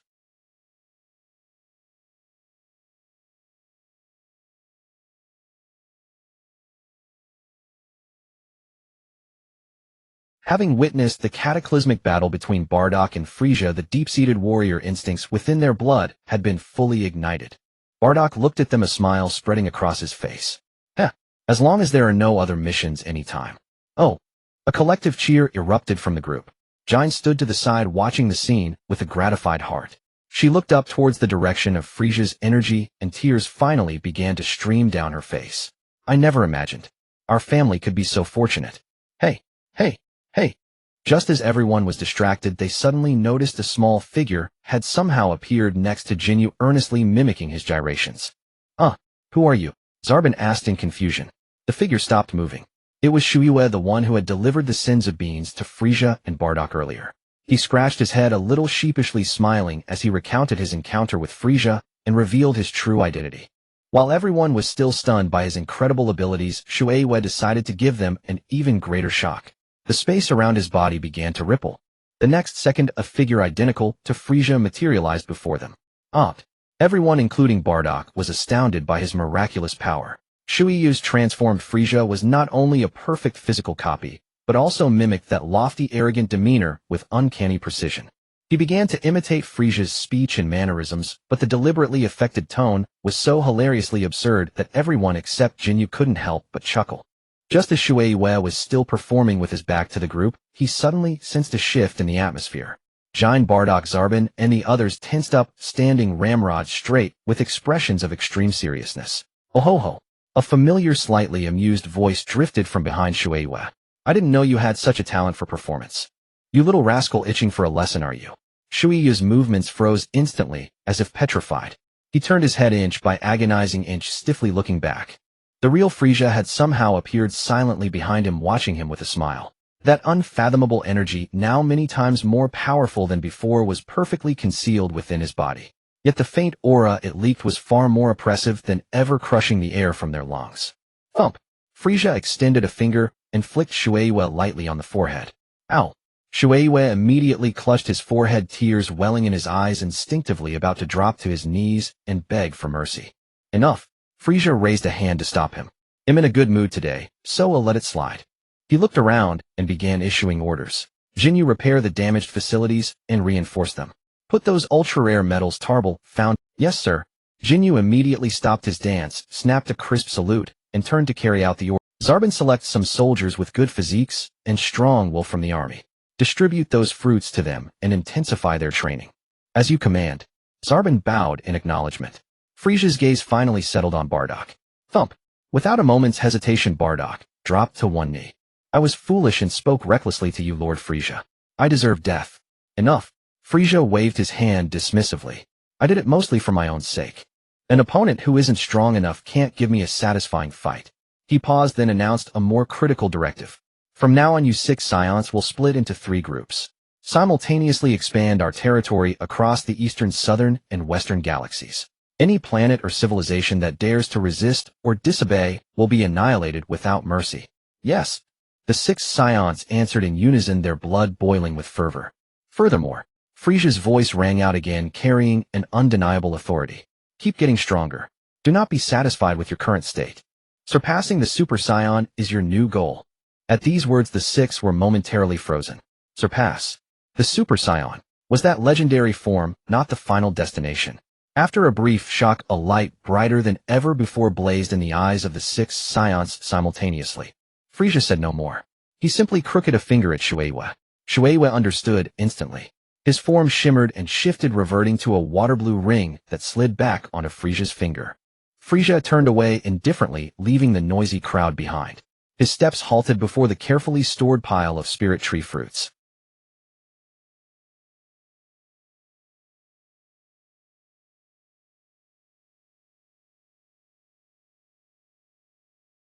The warm, moist juice slid down his throat like a warm current, traversing his limbs and bones, eventually converging into those cells that had just undergone sublimation and breakthrough. Every corner of his body was being more deeply nourished by this energy. Frieza let out a comfortable sigh. Then an extremely peculiar energy separated from the fruit, precisely locating its kin within Frieza's body. A trace of divine power obtained long ago when he consumed the first fruit from the spirit tree. The two strands of divine power merged silently, without causing any stir, merely swelling slightly. It seems the current state is far from reaching saturation. Frieza ceased his musings and devoured the remaining fruits in one go. 1, 2, 3. As the fruits were continuously consumed, the gathering point of divine power within him began to slowly coalesce from a single thread into a small cluster. Finally, an indescribable sensation emerged within his perception. It was an energy entirely different from Qi, one of a higher order, more profound and mysterious. It seems only with the synchronous strengthening of the spirit can one better comprehend this mystical power. His gaze involuntarily drifted toward the distant depths of the cosmos in the direction of planet Yardrat. My other self must train diligently. Well, what needs to be done is nearly complete. Dragon Balls. Here I come. A smile spread across Frieza's face. He raised a finger, gently touched it to his forehead, and closed his eyes to search for those familiar auras in the universe. The lookout. This aura is... Whoosh. Frieza's figure vanished from the ruined training ground of the headquarters. The lookout. The sky was clear and cloudless, with a gentle breeze perpetually blowing atop the temple. Mr. Popo and the Guardian both shuddered simultaneously as an aura that made their very souls tremble descended without warning. A figure they knew all too well appeared on the white marble platform of the lookout. The tall figure draped in a white cloak and turban clenched his teeth upon recognizing the visitor. You are Frieza? Though his body trembled slightly with fear, he forced himself to stand firm, glaring at the uninvited guest. Oh, it's been over 2 years, and you've grown this much. The Guardian, leaning on his staff, hastily tottered between the two, placing himself in front. Stop. Piccolo. The young man before him was tall and stern-faced. None other than Piccolo, the reincarnated offspring from the egg spat out by the Demon King, Piccolo, whom he had once vanquished, the second-generation demon. I remember you. Piccolo's muscles tensed all over as he stared fixedly at Frieza. Frieza in turn smiled at him, a hint of Catan mouse playfulness in his eyes. What, you don't accept this? As he spoke, he released a faint wisp of his aura like an invisible mountain range, precisely striking at Piccolo. Slap. Piccolo's legs gave way, and he was instantly crushed to the ground, gasping for breath, as if bearing an entire grand palace on his back. Damn it. If I had enough opportunity. I, the great Demon King. Even while pinned down, Piccolo roared stubbornly. Frieza casually withdrew his pressure. Fine, I'll give you that chance. But, in this world, no one other than me, Frieza, is willing to help you grow stronger. Piccolo spat on the ground and retorted venomously, you... Frieza ignored him, leisurely raising his middle finger. If you can make this finger of mine bend, even slightly, I'll give you some pointers. How about that? Frieza smirked playfully. The veins on Piccolo's forehead bulged. You bastard. He roared, using all his strength to leap from the ground, his body transforming into a green blur as he charged at Frieza. Boom. A powerful punch landed solidly on that slender finger. Yet the finger remained utterly un-upped. Piccolo screamed in agony as an immensely powerful recoil from the finger shattered the bones of his entire arm. He staggered back, cradling his limp arm, his face a mask of disbelief as his arrogant pride was rapidly replaced by an emotion called fear. The Guardian also cried out sympathetically, clutching his own arm, his aged face twisted in pain. Piccolo. Stop. Shut up, old man. Piccolo gritted through the pain, still defiant. But the next second, Frieza's figure vanished before his eyes. A chill surged from behind. He whirled around, only to find Frieza already behind him, a hand lightly gripping his shoulder.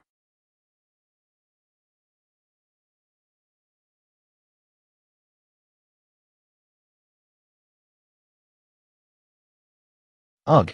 The Guardian let out a piercing cry, rolled his eyes back, and collapsed to the ground, nearly fainting. Mr. Popo, terrified out of his wits, immediately fell to his knees, begging for mercy.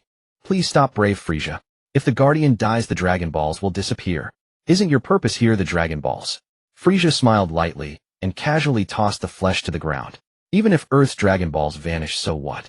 There are other Dragon Balls in this universe. What?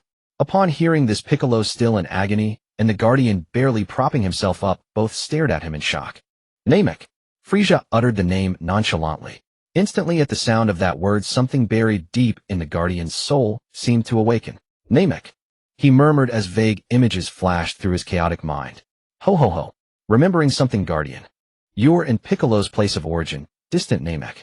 Piccolo looked incredulously at Frieza, then at the Guardian. What are you talking about? What Namek? I am the Demon King, the ruler of the Demon Clan. If you don't believe me, go see for yourself.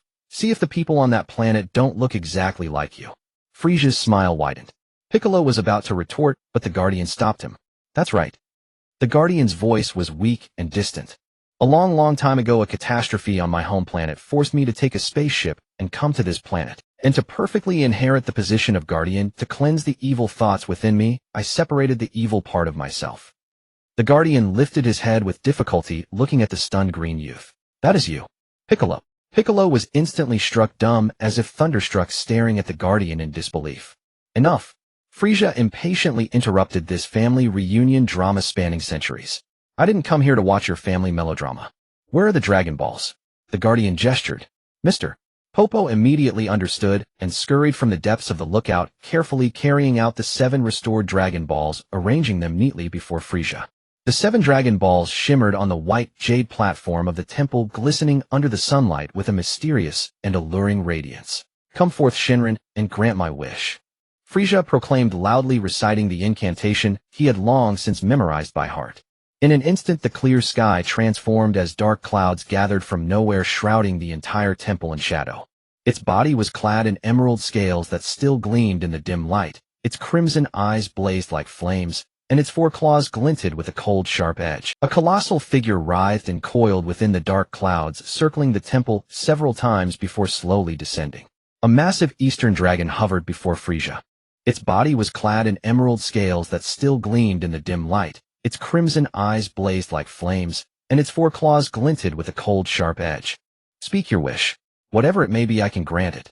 Shenron's deep and majestic declaration echoed through the entire temple, causing the very air to tremble. Speak your wish. Whatever it may be, I can grant it. Shenron's deep and majestic declaration echoed through the entire— If you don't state your wish soon, I shall depart. Shenron said, its crimson pupils fixed on him with a hint of impatience. Grant me near immortality, the ability to fully regenerate even from a single cell. Frieza snapped back to reality and quickly voiced the wish he had long conceived, though with a trace of uncertainty. A simple task. Shenron's eyes flashed with red light. Excellent. Frieza could barely contain his inner elation as he slowly spread his arms, ready to embrace the eternal moment he had dreamed of.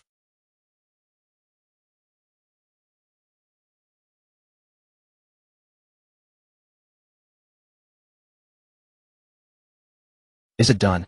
I feel nothing different. He clenched his fists, sensing no change in his physical strength or energy. This wish, I cannot fulfill. What? At these words, not only Frieza, but even Kami, the creator standing nearby, was taken aback. Such a thing had never happened before. Shenron himself admitted there was a wish he could not grant. The dragon then offered his explanation. Your body has undergone countless enhancements and mutations, elevating its life form far beyond ordinary beings. To enact such a fundamental alteration is now far beyond my capabilities. As expected, it wasn't that simple. Kami is too old, his life force has waned, limiting the power he can bestow upon Shenron. Frieza quickly adjusted his mindset. In that case, let's change it. Grant me mastery over every language in the universe. Surely that is within your power. This is simple. However, the volume of information is immense and will require some time to transfer. Agreed. As Shenron's eyes flared with red light for a second time, a torrent of information, vast beyond imagination, surged into Frieza's mind. Countless alien scripts, pronunciations, and grammatical structures became as natural as if they were innate, effortlessly understood, absorbed, and mastered by him. He felt as if he had experienced the birth, growth, and evolution of countless alien civilizations in an instant. Those languages were no longer mere symbols, but had become an integral part of his cognition. It is done. Your wish has been granted. Farewell. Shenron's body began to turn transparent, dissolving into motes of light. The 7 Dragon Balls lost their divine power, reverting to ordinary stone spheres as they shot off in 7 different directions across the globe, vanishing beyond the horizon. The sky returned to a clear, cloudless blue. Indeed, I need the Dragon Balls of Namek. Frieza opened his portable star chart and quickly located the general position of planet Namek. His perception extended instantly, crossing the boundless sea of stars, searching the universe for life signatures similar to Piccolo's and Kami's. Found them. Yet in the next second, his movements halted abruptly. The life forces of those Namekians were rapidly weakening and vanishing one after another. No. Frieza's heart tightened, and a surge of rage welled up within him. My Dragon Balls. Hearing this roar, Piccolo, standing nearby, felt an ominous premonition wash over him without understanding why. Just as Frieza's figure was about to disappear, Piccolo instinctively reached out and grasped his shoulder. "Where are you going?" Before he could finish, both of their forms vanished from the temple without a trace. Whoosh! The space shifted and an intense sensation of weightlessness hit them. Planet Namek. The once peaceful village was now a sea of flames. The ruins of buildings billowing black smoke, the air thick with the stench of burning and blood. Frieza and Piccolo appeared beside a dying Namekian. Before Piccolo could recover from the dizziness of instant transmission, Frieza shouted urgently at the dying man, "What happened? Where is the Grand Elder?" The Namekian, covered in wounds, slowly raised a trembling hand and pointed towards a distant hill. Before he could explain further, Frieza's senses had already swept ahead. Over there, a deep and ancient life force distinct from the other Namekians still remained. Good, he's not dead. Whoosh! Without hesitation, Frieza activated instant transmission, again his figure vanishing towards the hill. Wait! Piccolo came to his senses and tried to follow. "My people!" The dying Namekian grabbed the edge of his cape, his voice barely a whisper. "Place your hand on me and merge with me. Take my final strength and protect our people." The man looked at Piccolo with pleading eyes. "Place it on you. Give me your power." Piccolo was stunned. What did this mean? "Rest assured, I am about to die. I will only serve as a key to knowledge and power. Hurry." Piccolo hesitated no more and placed his palm on the Namekian. Boom! A powerful aura erupted, enveloping them both. Within the radiance, a flood of memories, combat experience, and pure energy poured into Piccolo's body. This is... When the light faded, only Piccolo remained. The Namekian had merged with him. What incredible power. So this is fusion. Piccolo felt the surging strength within him, an unprecedented sensation of might filling his entire being. He quickly stood up. But this isn't enough. I need more. Then, sensing the faint life forces of other survivors on the planet, his form flickered and sped off in another direction. Meanwhile, outside the Grand Elder's massive, peculiar structure. "Old man, your protectors are gone now. If you don't want your entire race wiped out, hand over the Dragon Balls." A strange-looking brute with light blue skin and short orange hair grinned menacingly as he held a Namekian warrior by the head. The captured warrior, who bore a strong resemblance to Piccolo, spat out a mouthful of blood, showing no fear. The Dragon Balls are not for scum like you. You're asking for death." Bang! The brute smashed him into the ground, raising a cloud of dust, then planted a foot on his body. "Enough, Bido." A man in a deep blue flowing coat intervened from a short distance away. "Securing the Dragon Balls is the priority." "As you command, Lord Bojack." The brute named Bido replied respectfully. Behind Bojack stood a voluptuous long-haired woman with striking features, a short-statured young man wearing a scarf, and a youth with an arrogant demeanor carrying a sword on his back. The five of them prepared to stride towards the massive building. "Where do you think you're going?" A cold voice sounded from behind them. Frieza's figure appeared beside the dying Namekian warrior. He radiated an undisguised, terrifying, killing intent, glaring at the five intruders. "I don't know how you vermin escaped your seal, but daring to lay hands on my Dragon Balls means you must die." Frieza's perception locked onto the Grand Elder, whose ancient and profound aura, though faint, showed no violent fluctuations and remained steady and prolonged. "Seems like this old man still has a decade or so of life left. Damn those scum, if I hadn't learned instant transmission early, by the time I reached Namek, they'd have already been wiped clean." Frieza cursed inwardly, yet his face wore his usual elegant smile. "Let's relocate." His words were light, but carried an unyielding command. "You wouldn't want the Grand Elder to suffer any mishaps during battle, causing the Dragon Balls to vanish, would you?" Bojack's crew was stunned by Frieza's malicious words, and seeing his arrogant demeanor only fueled their... "Who does this brat think he is? Has he never heard of our cosmic pirate crew?" Bido, the most hot-tempered, pointed at Frieza arrogantly. "Trash, lacking both ability and resolve. I really wonder how you lot even became movie bosses." Bojack's crew naturally didn't understand Frieza's mockery, but they were well aware that this man had been belittling them like garbage since his arrival. "You bastard." Bido couldn't take it anymore and struck first, his fist as big as a boulder hurtling toward Frieza's face with a gust of wind. Buzz. Frieza didn't even move, he merely clenched his fingers. An invisible, overwhelmingly powerful psychic force instantly enveloped all five of Bojack's crew. Then he flung his arm up. The five figures, like stones launched from a catapult, flew uncontrollably into the distance. Boom. Boom, boom, boom. Bido, Zunya, Gokua, and Bujin crashed into solid rock pillars one after another, sending debris flying and dust billowing. Only Bojack managed to twist his body midair, touch the ground with his feet, and stabilized himself. Not bad strength, he has the right to boast. Bojack flexed his joints which cracked audibly. Kneel now, and I might consider letting you die painlessly. Oh ho ho ho ho. Frieza let out his signature laugh. You really know how to joke. Boom. In an instant the ground beneath Frieza's feet cracked, and a purple aura erupted skyward.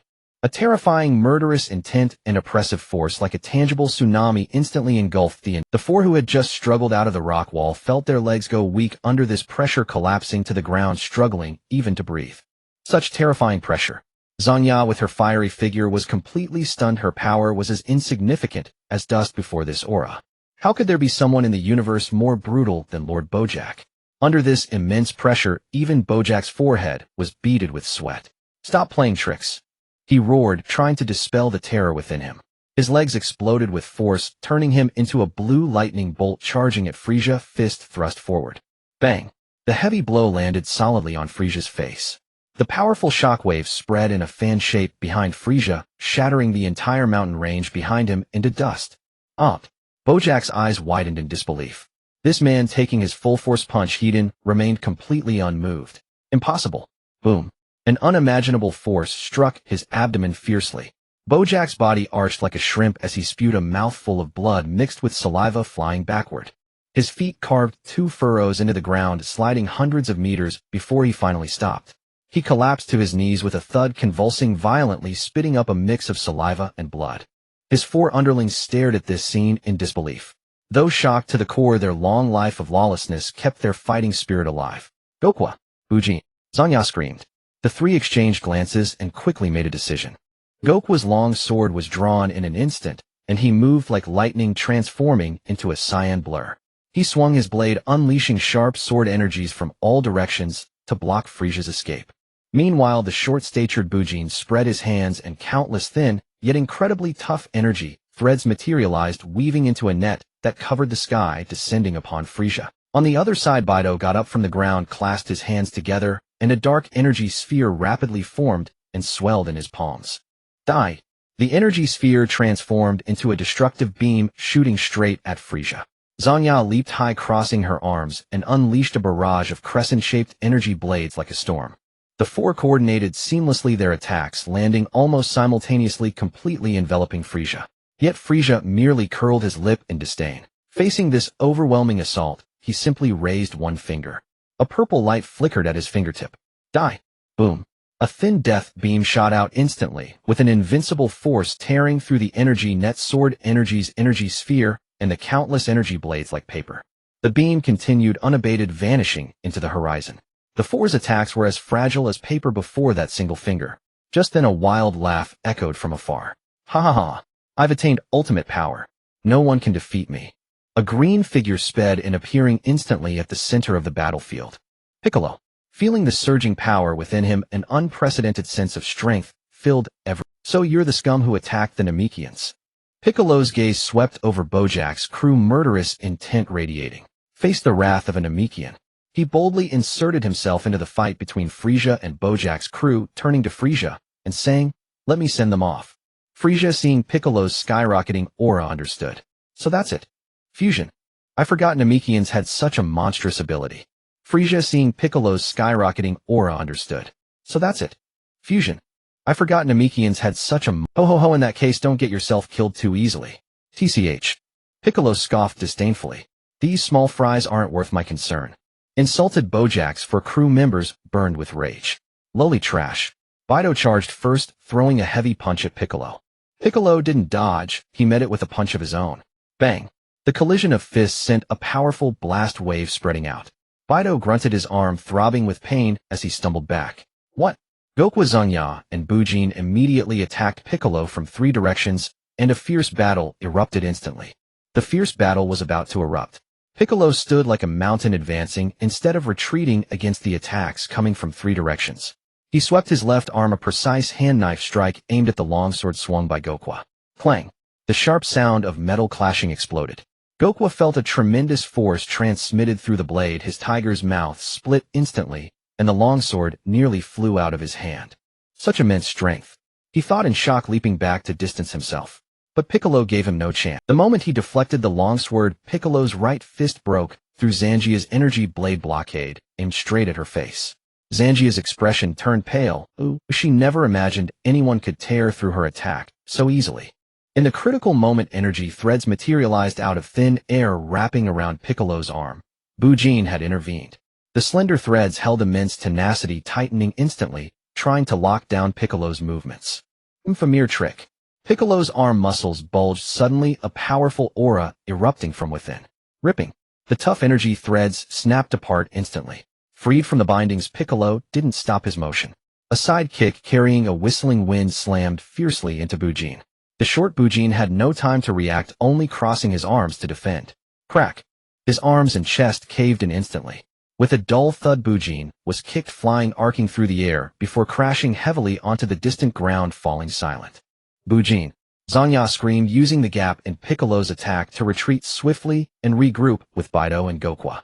The three huddled together, their faces grim as they stared at the green-skinned demon before them. In a single exchange, they had lost a comrade. The Namekian's power far exceeded their expectations.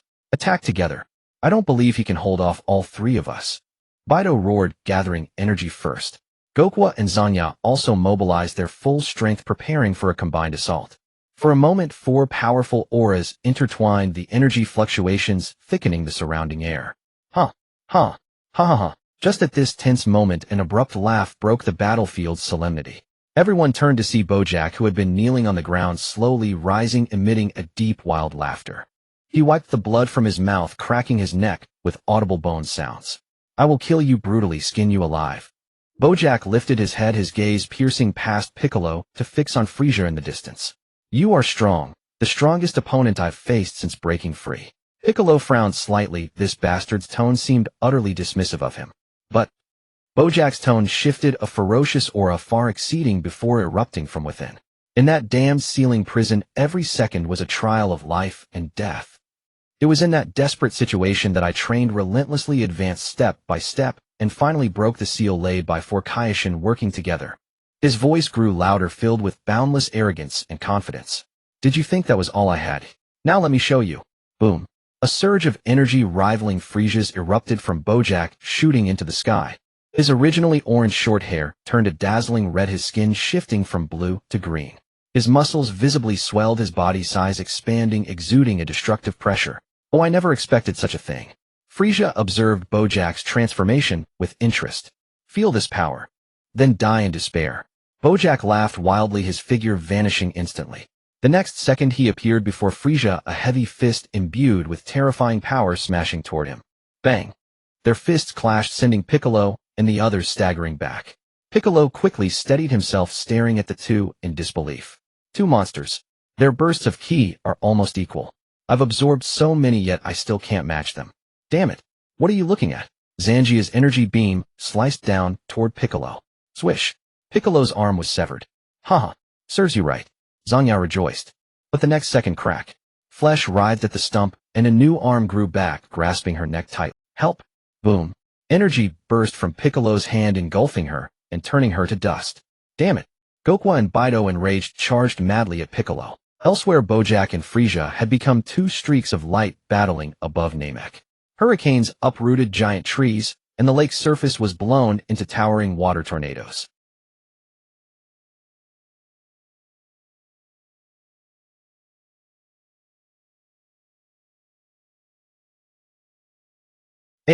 Bojack's muscles bulged like coiling dragons. Frieza's forehead veins also bulged, as if using all his strength. Huh. Frieza roared, driving a fierce knee into Bojack's chin. But Bojack took the blow, his neck bending back to the limit, then slowly pushing forward again. What? As Frieza hesitated, Bojack seized the moment, flipping his hands to grip Frieza's shoulders. A brutal headbutt slammed into Frieza's forehead. Whoosh.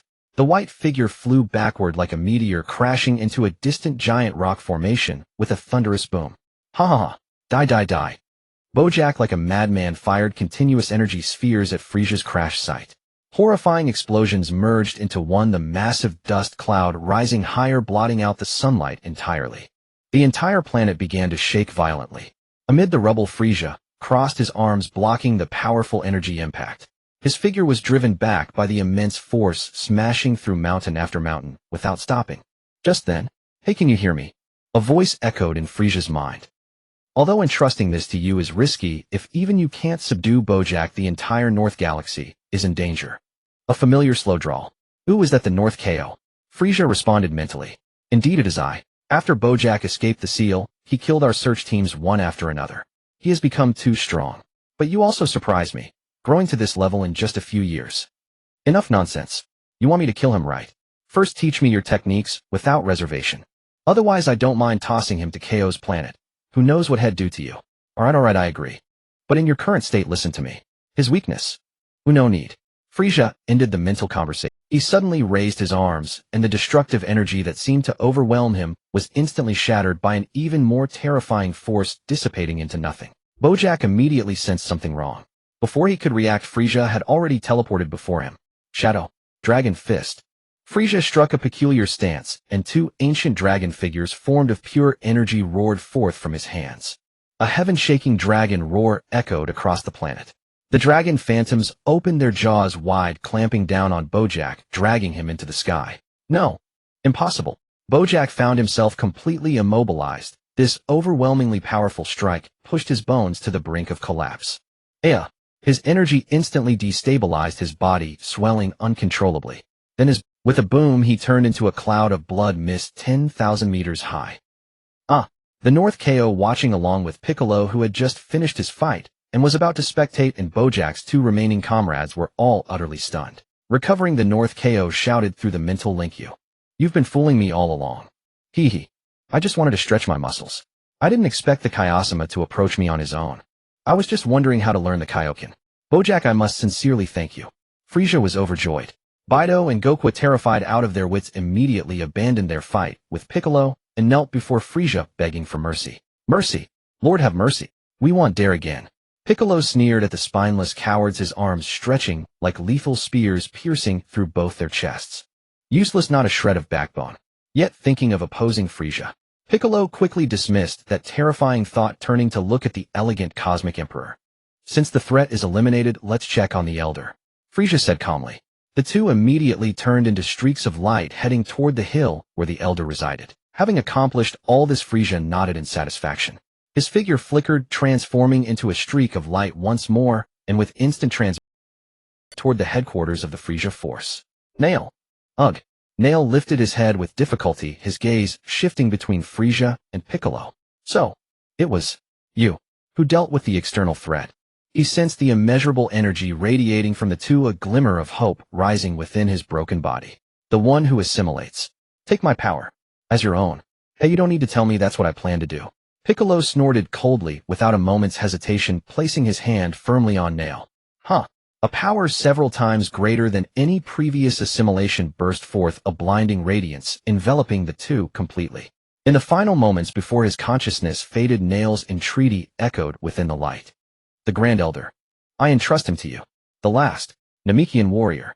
Hearing this final testament, Piccolo responded with his usual arrogance. This lord has no intention of staying on this boring planet. But rest assured, this lord's name will resound throughout the entire cosmos in the name of the great demon king, striking fear into the hearts of all those petty scoundrels. They won't dare to set their sights here again. Nail's final consciousness shifted from reluctance to acceptance. You really are a strange one. Then, I leave it to you." The light faded. Piccolo cast a solemn glance at the spot where Nail had vanished, then a terrifying sharp light erupted from his eyes. "This power, I won't lose to anyone." Ho, congratulations." A light, airy laugh sounded behind him. It was oomph. Piccolo turned around for the first time, not immediately showing hostility. "I really have to thank you for this." He stretched his body, feeling the surging, overflowing energy within. "But I don't think this lord would lose to you now." Piccolo was brimming with confidence, not hiding his fighting spirit. "Alright, if you want to fight, wait until business is done." Frieza waved a hand, dismissively, not taking him seriously at all. "Come, go meet your elder. The Grand Elder." The two entered the enormous and peculiar building one after the other.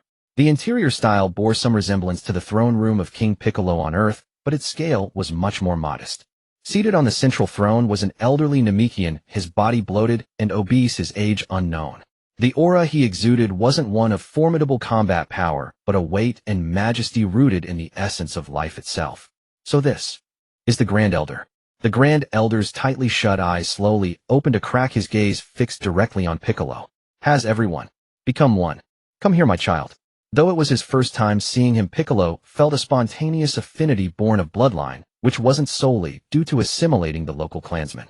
A gentle yet vast force surged into Piccolo's body, thoroughly awakening the dormant potential. A gentle yet vast force surged into Piccolo's body, thoroughly awakening the dormant potential within him, which had been slumbering due to the fusion. Huh. Every cell in Piccolo's body rejoiced, his power level leaping once again. After doing this, the Grand Elder gasped heavily, seemingly having expended a great deal of energy. Are you alright, Grand Elder? Piccolo instinctively steadied him, the first time in his life he had ever worried. It's nothing. The Grand Elder waved a hand. Your inner power is very strong. Ooh, I cannot draw it all out.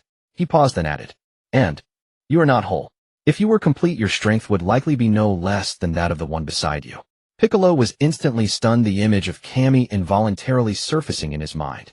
Ho ho ho ho, Frieza laughed from the side, breaking the touching atmosphere. What a grand family reunion across the starry sea. Grand Elder, why not unlock my potential as well? The Grand Elder shook his head with effort. Although your body is filled with evil chi, that is not the reason I am unwilling. His tone became unprecedentedly grave. It is your potential. I cannot see its end. It is too terrifying, like a bottomless abyss. I feel that if I were to touch it, I myself would be devoured by it. I am truly sorry. I wonder if that perverted old man could unlock it for me. Frieza's momentary disappointment rekindled into hope. As compensation, the Grand Elder said, lightly tapping his palm. In the space before them, the air rippled faintly, and 7 large orange orbs much bigger than Earth's Dragon Balls materialized out of thin air. The Dragon Balls are here. This is what you came for, isn't it? Ho ho ho, the Grand Elder is truly a man of understanding. Then I want stand on ceremony. Outside on the open ground. Frieza arranged the 7 enormous Dragon Balls neatly, then recited the summoning incantation in fluent Namekian. A phenomenon far surpassing the appearance of Earth's Shenron unfolded in Namek's sky.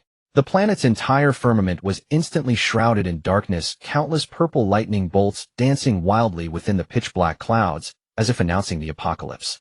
Boom. The 7 Dragon Balls erupted with blinding light, and an immensely thick pillar of golden light shot up into the sky from them.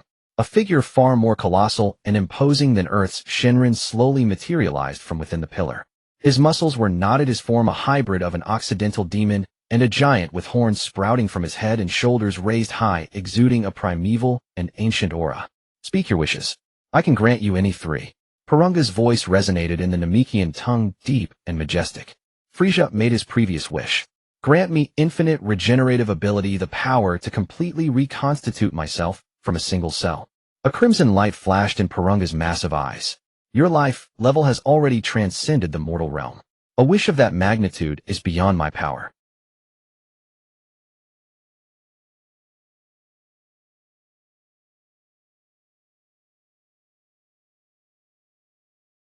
A dragon with special abilities.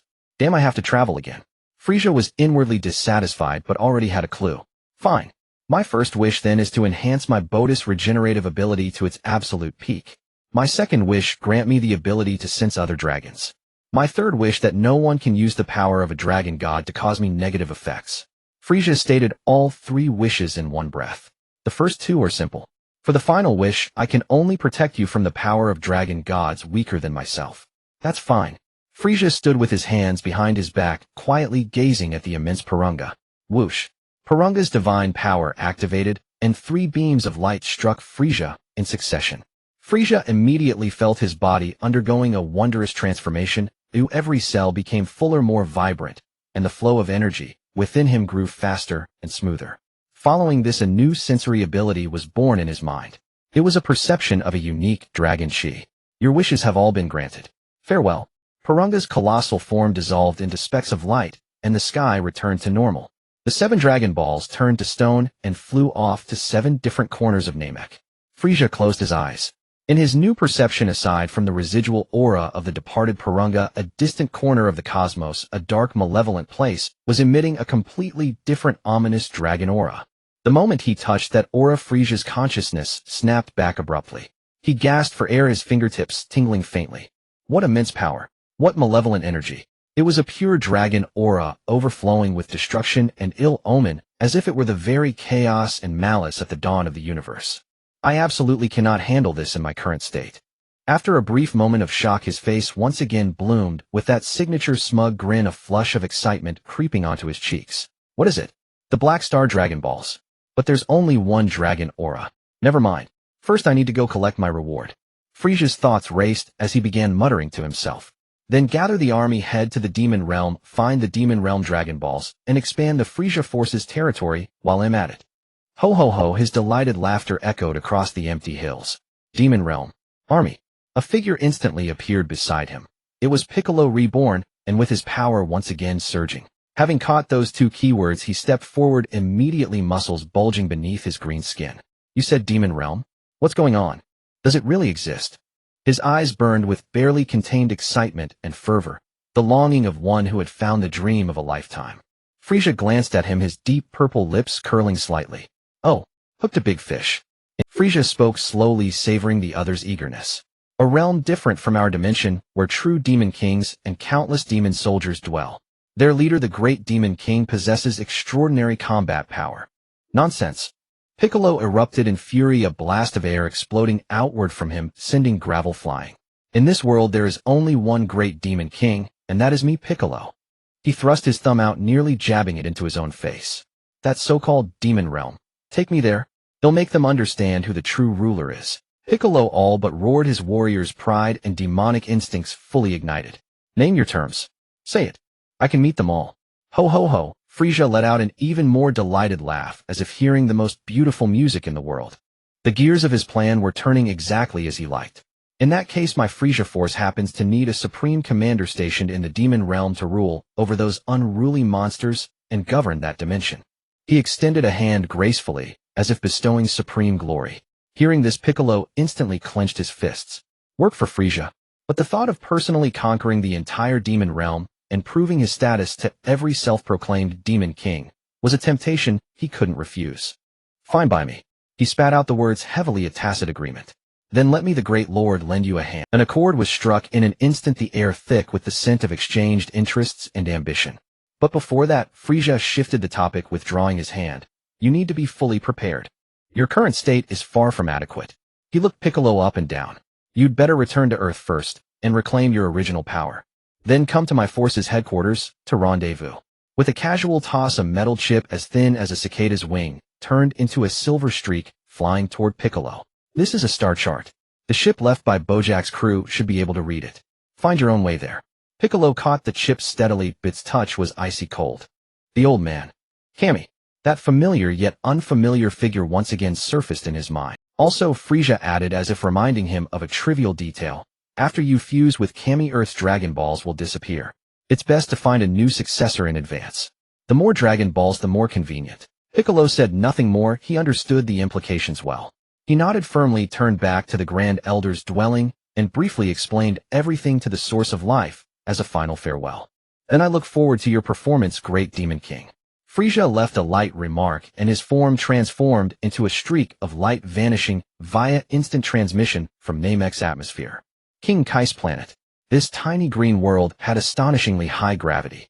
A short, plump, blue-skinned deity wearing black sunglasses and sporting two long antennae drove his beloved red vintage car in circles along the only ring road. One hand on the wheel, the other waving, he looked exuberant. In the back seat sat a hat-wearing ape, his trusty subordinate Bubbles. Faster, Bubbles. Feel the speed of the wind. This is youth. North Kai cheered, joyfully savoring the rare leisure after the Bojack incident. Boom. A deafening crash. Frieza's figure materialized out of nowhere in the middle of the road. The exquisite red car had no time to brake and slammed headlong into him. The sturdy space alloy hood instantly crumpled and twisted, spewing thick smoke as it broke down completely. My car. North Kai crawled out of the wreck, covered in dust and utterly dejected. He was about to curse the reckless driver, but froze the moment he saw who it was swallowing every word. Frieza. His antennae shot up in terror, cold sweat drenching his back. Ho ho ho, Lord Kai. Frieza remained as elegant as ever. He spoke calmly. It's time to fulfill your promise. I rid the entire North Galaxy of the menace Bojack. What about the techniques you promised? North Kai coughed loudly, trying to hide his embarrassment and uncontrollable fear. How does this guy know instant transmission? How long did it take him to get here? 1/10 of a second. Or less. Fine. Since that's the case, I, the old man, am a man of my word. He forcefully cleared his throat, clasped his hands behind his back, and put on a teacherly air, striving to maintain his dignity as a deity. What you're about to learn are my two ultimate techniques, the Kaioken and the Spirit Bomb. Listen, the Kaioken is a technique that temporarily multiplies your combat power, speed, and strength by several times. But it puts immense strain on the body. With your current physical strength, you should be able to handle a considerable multiplier. The Spirit Bomb, on the other hand, borrows life energy from all things in the universe to form a massive energy sphere. Theoretically, as long as enough life forms are willing to give you their energy, its power has no upper limit. The Spirit Bomb. I have a new idea, Frieza stroked his smooth chin, a new plan more befitting his evil emperor style, quietly taking shape. Very well. Begin. He was already growing impatient. Hold on. Kai immediately waved his hand, trying to regain control. To learn my two signature moves, you must first complete 3 training courses personally designed by me. It's tradition. Non-negotiable. First, catch my pet Bubbles. Kai pointed at the ape who had already jumped out of the wrecked car and was scratching itself. He's incredibly fast. This is to train your speed and reflexes. Second, hit Gregory with this hammer. As he spoke, a small winged grasshopper in a suit appeared out of thin air and, oblivious to danger, made a face at Frieza. He has little strength, but is extremely quick and erratic. This is to train your explosive power and accuracy. As for the third, Kai paused dramatically, trying to build suspense. That is to maintain absolute calm and focus under the assault of my terrible puns. Frieza stared at him expressionlessly. Are you serious? He didn't want to waste a single second on such pointless games. A suffocating pressure instantly descended on the tiny planet. Without any extra movement, Frieza merely released a sliver of his aura. Boom. North, Kai, Bubbles, and Gregory were sent flying like flies swatted by an invisible giant's hand, tumbling and rolling across the grass for over a dozen meters before stopping. You monster. North Kai struggled to his feet, trembling all over. He finally faced reality. The monster before him wasn't here to learn. He was here to take. He'll teach. He'll teach right now. North Kai completely gave up resistance and hastily blurted out all the secrets of the Kaioken and the Spirit Bomb. The essence of the Kaioken lies in pressurizing and exploding your internal energy to the limit. You must imagine all your ki as a surging river, then detonate countless explosives within its channel. Forcibly increase the flow speed by several or even dozens of times. The key is that you must use your powerful mental strength and body to restrain this rampaging power, ensuring it destroys your enemy before it destroys you. The method of the Spirit Bomb is a form of resonance. You must empty your mind, tune your spiritual frequency to match the life in the universe, and request a bit of life energy from flowers, trees, birds, beasts, intelligent beings. From everything.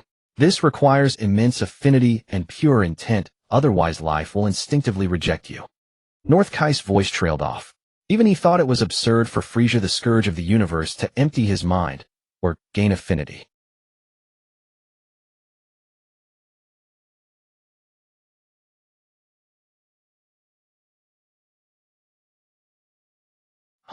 As he attempted it, a faint red aura flickered uncontrollably around Frieza's body for an instant before vanishing.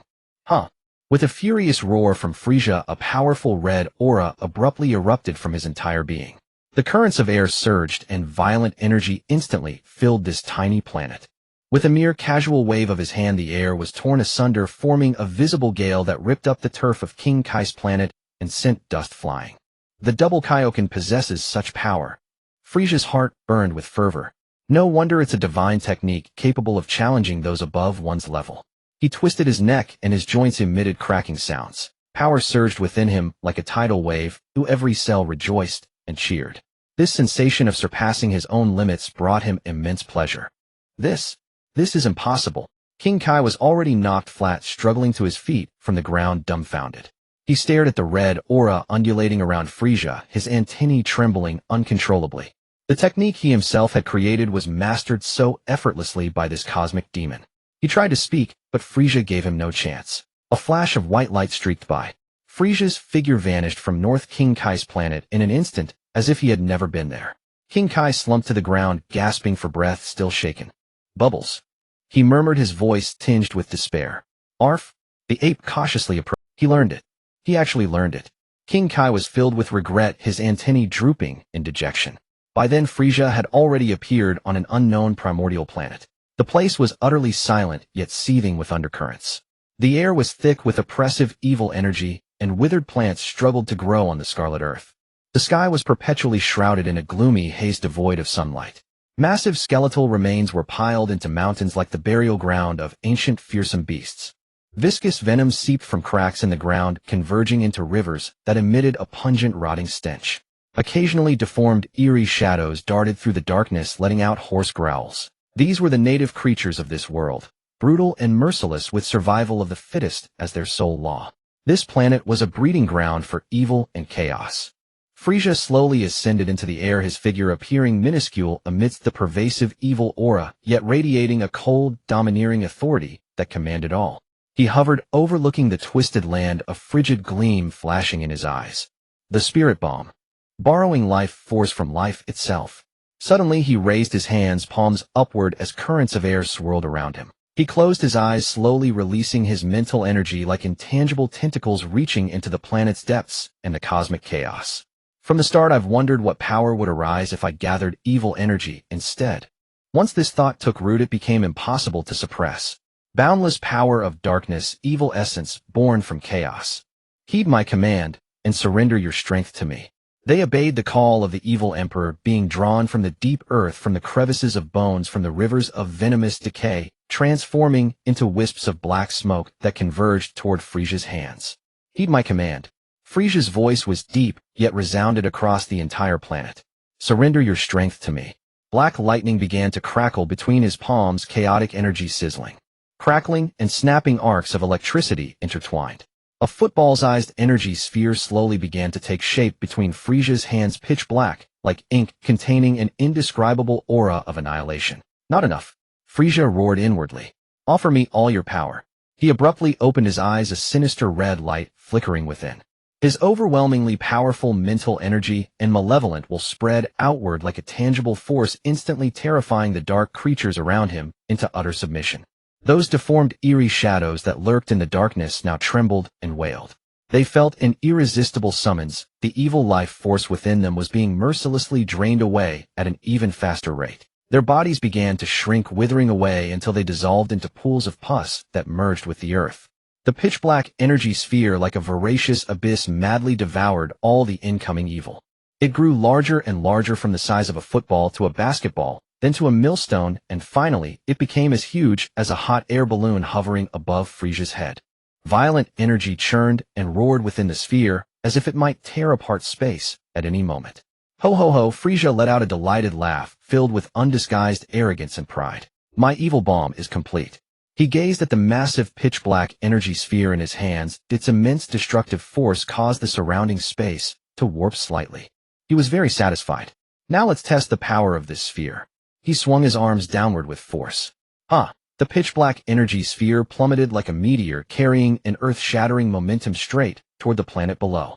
Before it even touched the surface, the terrifying pressure of its energy wind had already arrived. Rumble. The ground immediately gave way. Massive fissures centered on the energy sphere spread wildly in all directions. The rocks and soil closest to it, unable to withstand the intense heat and pressure, began to burn, disintegrate, and turn to dust. Boom. The moment the energy sphere made contact with the planet, a mournful cry echoed from the entire world. A colossal black shockwave swept everything in its path at visible speed. The planet's surface buckled under the strain, covered in a web of cracks. The next second, an earth-shattering explosion resounded through the cosmos. Bang! The entire planet from the inside out completely burst apart. It instantly disintegrated into countless fragments of rock, scattering in all directions through space. The pitch-black evil bomb did not stop. It pierced through the epicenter of the explosion and continued onward, vaporizing all the debris in its path into nothingness. Its target seemed to be the distant, faintly shimmering galaxy. How astonishing! Frieza was somewhat surprised by the terrifying power of his signature killing move. He watched as the pitch-black sphere of energy with unstoppable momentum headed straight for a vibrant, life-bearing planet in the distance. A cold smirk curled at the corner of his mouth. These planets are nutrients for the spirit tree. I can't waste them carelessly. Frieza pointed a finger, and a barely perceptible energy wave shot into the distant evil bomb. Boom. Another, even more violent explosion erupted. The powerful shockwave, even from Frieza's position far from the epicenter, sent him reeling backward a great distance. His aura flickered for a moment before he stabilized himself. Incredible. He looked at the void where the life-bearing planet had been. Though it was still there, the residual waves of the evil bomb were enough to deal a considerable blow to its ecosystem. His assessment of the evil bomb rose even higher. A truly terrifying technique. A dreadful thought flashed through his mind. What if I were to absorb this evil bomb into my body? Frieza shuddered. At least with my current body, I dare not attempt it lightly. He weighed the pros and cons in his mind. Great power often comes with greater risk. Until he mastered the golden form, it was best not to take excessive risks.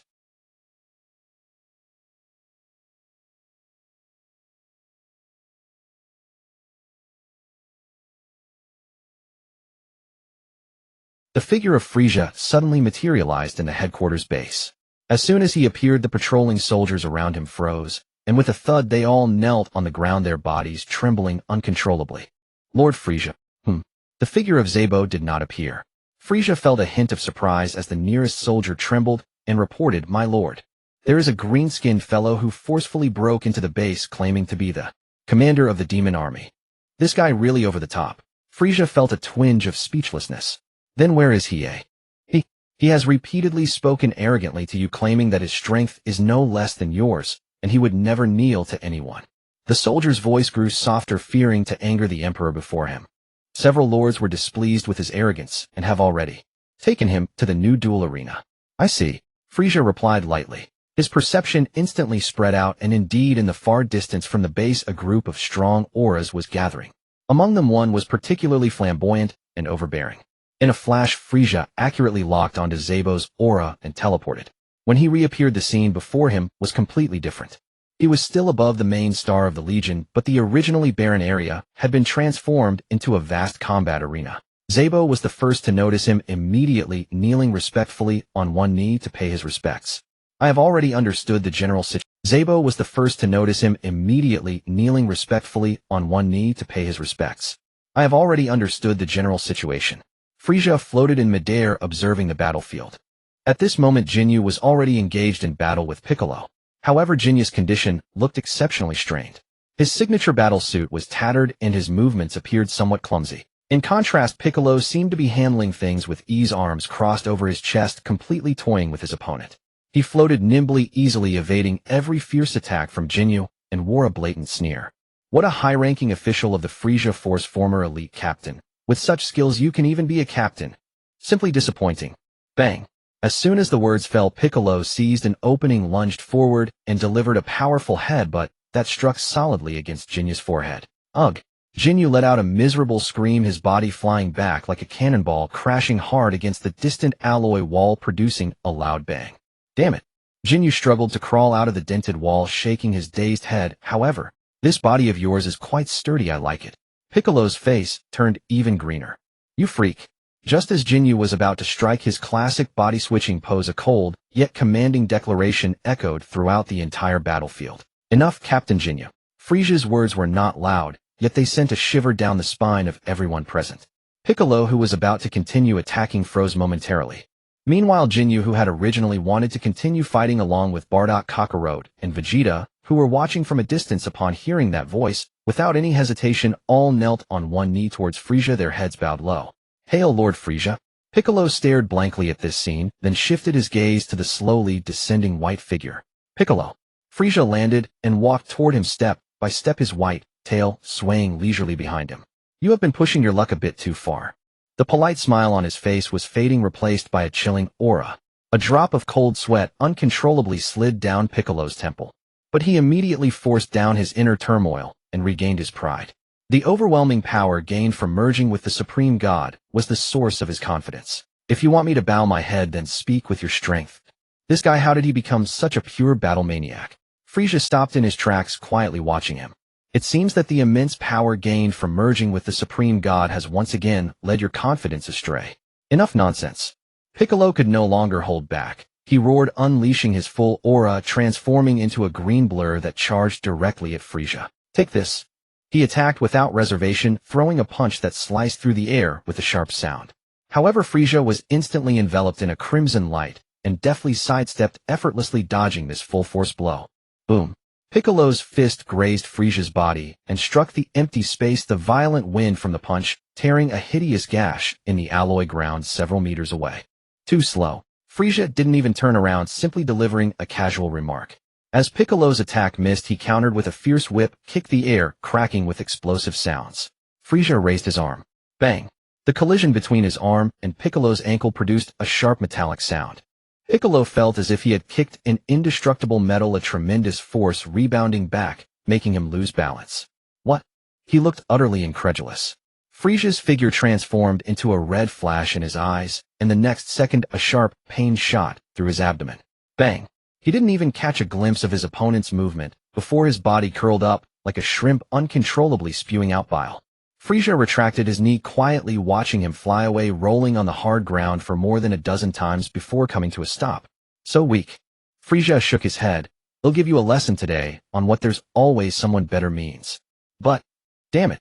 Piccolo struggled to rise, supporting himself with his arms, blood dripping from the corner of his mouth. He was unwilling. Demon Flash. Piccolo roared, gathering all his energy into his palms, the energy instantly shooting out. Facing this attack, capable of piercing through planets, Frieza remained standing in place, not even attempting to dodge. He simply extended two fingers enveloped in crimson energy. Under the horrified gaze of everyone, he casually pinched the high-temperature energy beam. ZZZ. The violent energy rampaged at his fingertips, yet could not advance an inch. Partial coverage of the King Kai fist. Frieza casually flicked his fingers, sending the energy blast off course, shooting into the sky and disappearing into the horizon. Now do you understand? Frieza took a step forward, his terrifying aura crashing down on Piccolo like a tidal wave. Piccolo trembled all over his legs, uncontrollably shaking, nearly collapsing. He could feel that his opponent had not even truly unleashed his full power. By the way, let me tell you something. Frieza's voice, like a demonic whisper, clearly reached Piccolo's ears. The previous move could instantaneously double my combat power, and my current maximum limit is 50 times. This sentence became the last straw that broke Piccolo's confidence. After countless assimilations and developments, finally reclaiming his true form, Piccolo had indeed surpassed the ordinary Super Saiyan, with the capital to be arrogant. Born with over 100, he suddenly had astronomical combat power, feeling invincible. No, it's impossible. He screamed, squeezing the last ounce of strength from his body, charging at Frieza recklessly, his fists and feet turning into countless afterimages, completely enveloping Frieza. Useless struggle. Frieza moved leisurely amidst the dense attacks, with all punches and kicks landing in empty space.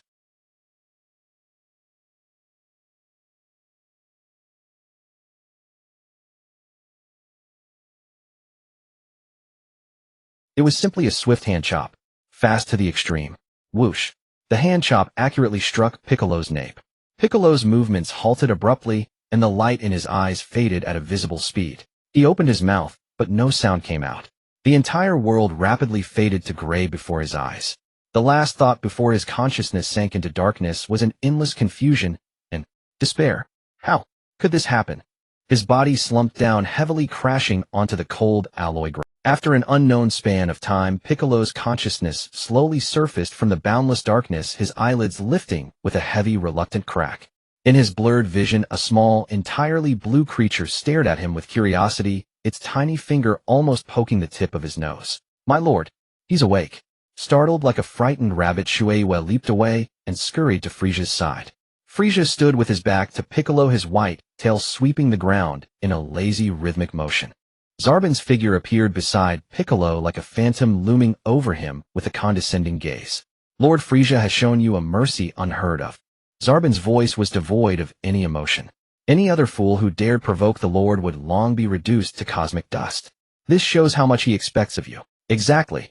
A youthful voice chimed in. Kakarot had somehow wandered over, staring at Piccolo's green face without a trace of fear. Mister, what you said earlier was so rude. Lord Frieza is the strongest. The little ones behind him, Vegeta and Raditz, nodded in unison, wearing expressions of profound agreement. Heh! A dry, self-mocking chuckle escaped Piccolo's throat. Struggling, he propped up his battered body with his arms and slowly sat up. The searing pain within his body constantly reminded him of that crushing defeat. He looked at the white back, a figure that hadn't even turned around at his awakening. I am indeed no match for you. Piccolo began, each word seeming forced through clenched teeth.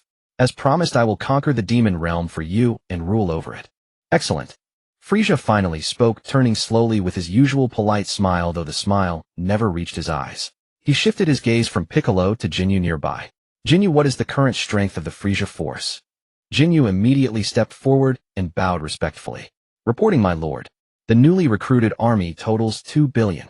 Among them 400 million are stationed in the North Galaxy, 500 million in the South, 500 million in the West, and 600 million in the East. An unstoppable force. Warriors who have consumed the fruit of the spirit tree number 30 million. 10,000 elites remain at the home base as personal guards, the rest are deployed to strategic points across all galaxies. Good.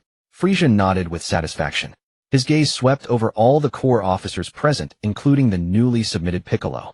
Piccolo's arrival also means I can initiate a new plan. As you may have heard, I intend to attack the demon realm. Apart from a few insiders, most present wore puzzled expressions.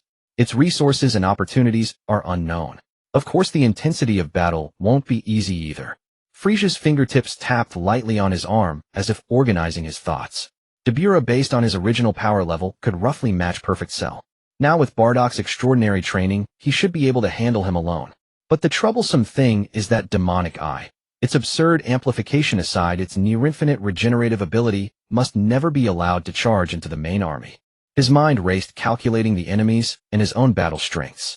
The demon realm King Dabura possesses an artifact known as the Third Demonic Eye. Frieza immediately shared the crucial information he knew with the group. Wearing this item grants a massive boost in combat power and extremely potent regenerative abilities. Its only weakness is being struck on the back of the head 3 times in succession. He paused, adding a decisive arrangement. I will deal with him personally. A chill ran through everyone present.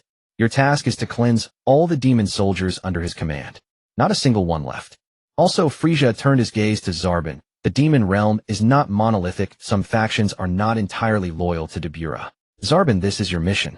Offer them generous terms and win over every force we can. If they refuse kindness. Frieza's words trailed off, but the killing intent was unmistakable, and Zarbon understood perfectly. You know what to do? Additionally, the demon realm also has Dragon Balls. Order the troops to capture Namekians alive during the cleanup. As you command. Zarbon knelt on one knee, his voice deep in acknowledgement. Jinyu. Here. The looting of the demon realm's resources is your responsibility. Cut off all their supply lines as quickly as possible, especially watch for any item shops. No rare goods must fall into the hands of the demon realm army. Understood. Mission guaranteed. Jinyu excitedly struck a signature pose. Bardock. Frieza's call made the silent Saiyan warrior lift his head. You 3 father and sons along with Vegeta, Tarbell, Broly, and Piccolo will advance with me on the front line. Select an elite squad from your direct units. Frieza's aura surged abruptly. The demon soldiers are countless, but we have only one thing to do: slay gods and Buddhas alike. Yes, sir. Bardock and the others roared in unison without a moment's hesitation. After issuing the string of commands, a blazing flame ignited in Frieza's eyes, a thirst for conquest and battle. He cast a final glance at Piccolo, the warrior he had just crushed. Kakarot. Here, my lord. The little one immediately jumped out. Take Piccolo to choose a fruit. Every bit of power before battle helps. Sure thing, my lord. Kakarot cheerfully responded, and without ceremony grabbed Piccolo's arm. Let's go, mister. The sudden gesture made Piccolo freeze entirely. He looked down at the kid who wasn't even half his height, whose innocent face was full of pure goodwill. An inexplicable feeling stirred quietly within him. As everyone set about their tasks preparing for war, Frieza closed his eyes. Lord Kai, can you hear me? He focused his will, crossing the endless sea of stars to communicate telepathically with North Kai. You madman. You actually want to meddle with the demon realm. It's not as simple as you think. North Kai's terrified shriek echoed in Frieza's mind. You mean the current dark demon realm is backed by an even more unfathomable force, correct? Frieza's thought was calm and steady. How do you know all this? That's not for you to know. As far as I'm aware, those truly great beings won't be free for the next 20 years. And in 20 years, even if I face an angel, I won't bat an eye. North Kai was utterly stunned into silence by Frieza's audacious claim. Tell me the entrance to the demon realm. Just give me the precise interstellar coordinates. Frieza's thought carried an undeniable command. Listen well, Kai. When I'm polite, I call you Lord. If I'm displeased, I can put a halo over your head anytime. Even if you don't tell me I can find the relay station to the demon realm, ITLL, just be more troublesome. A blatant threat. Sigh. This old man has truly boarded your pirate ship. North Kai let out a long sigh filled with helpless resignation. I can tell you the location, but don't go too far. Since you know Lord Beerus, you should also know that above him exist even more terrifying beings. If you make a single misstep, our entire seventh universe will vanish. I understand. Frieza's thought was concise and forceful. The next second their telepathic link broke. In Frieza's mind, a never-before-seen interstellar coordinate was clearly etched. He opened his eyes, and on the Army's interstellar blueprint his finger traced across, precisely marking the newly acquired coordinate. He turned and issued the final command. Within 3 days, assemble the main force and deploy according to plan. Target the demon realm. Move out. Yes, sir. The earth-shaking reply resounded throughout the entire base.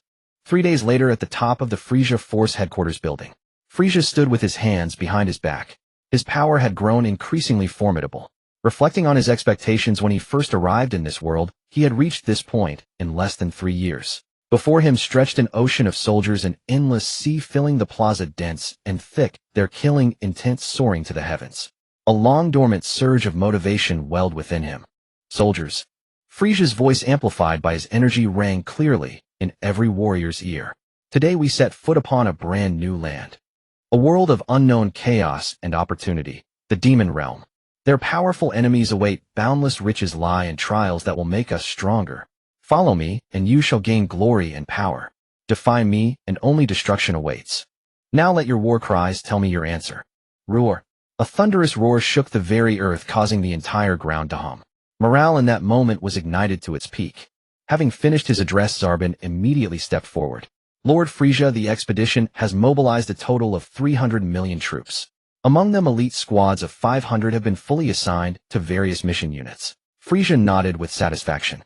He and his high-ranking officers entered a colossal mothership. Then, with the mothership as the center, countless smaller vessels like a roused swarm of bees slowly ascended, following closely behind, forming a vast fleet that blotted out the sky, heading toward their predetermined target. At an unknown coordinate in a dead void of space, Lord Frieza, a researcher in a white lab coat, hurried to the command platform, a hint of fervor on his face. Regarding the special energy fluctuations at this coordinate, we confirmed it as a dimensional channel 3 days ago. The dimensional cannon developed specifically for this purpose has completed calibration. Ho ho ho. Good work. Frieza sat high upon the mothership's command throne, his white tail wagging gently with delight. Prepare the wormhole emitter. At the researcher's command, several technicians operating the mothership swiftly input commands on their screens. Beep beep.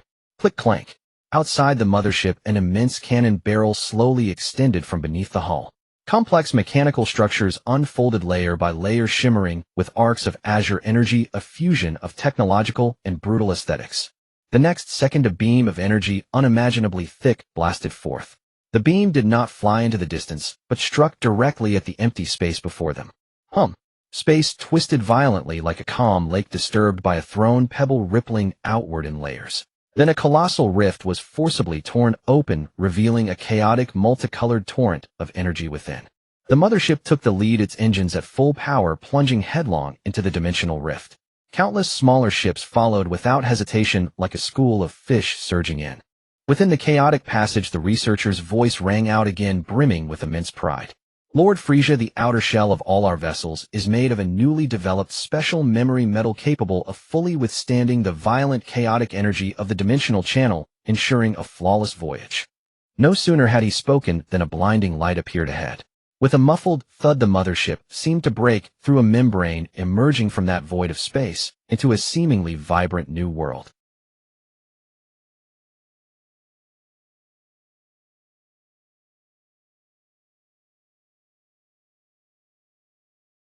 With the sudden appearance of the Frieza Force, ordinary residents of the third demon realm immediately fell into turmoil. What is that? Countless demon folk of varied appearances pointed at the dense fleet in the sky, their faces etched with terror and confusion. Frieza gestured to Zarbin beside him. Zarbin understood instantly and maximized the power of the ship's external speakers. Residents of the demon realm, listen up. All who surrender now and lay down their arms will be exceptionally granted the status of subjects of the Frieza dynasty, enjoying privileges equal to all who surrender now and lay down their arms will be exceptionally granted the status of subjects of the Frieza dynasty, enjoying privileges equal to the nobility. As Zarbin continued his grand proclamation, the crowd below began to divide. Some in tattered clothes clearly at the bottom of the demon hierarchy started to waver. They had lived a precarious existence here, and a promise of hope held a fatal allure for them.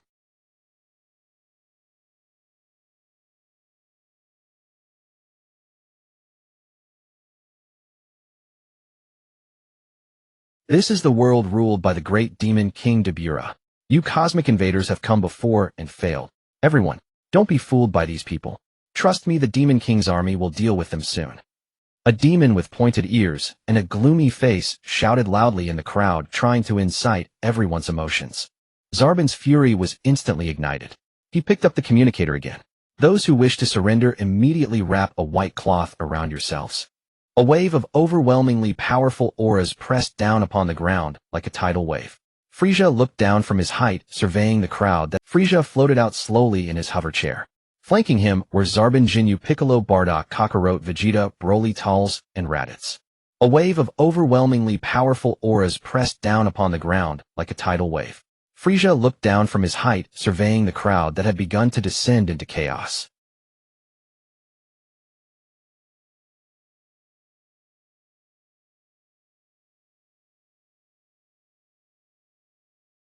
Then he turned his head, not sparing another glance below.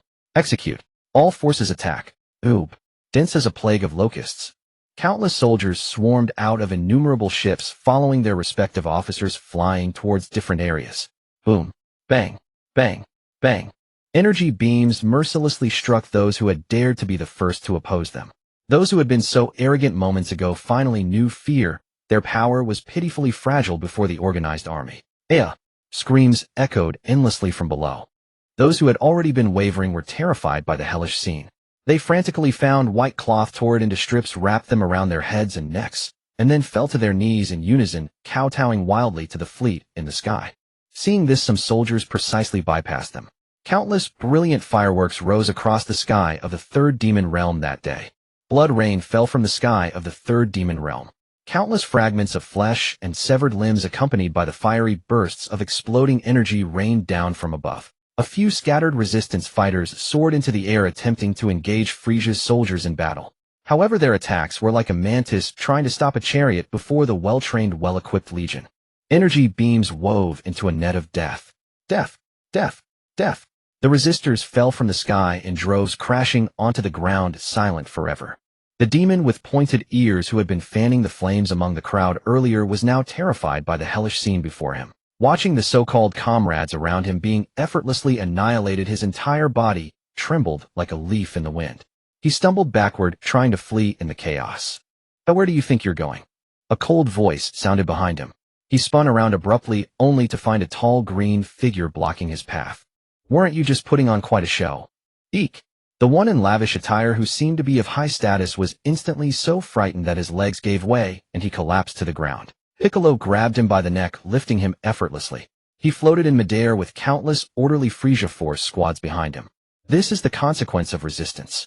Piccolo's words were not loud, but they clearly reached the ears of every trembling demon resident below.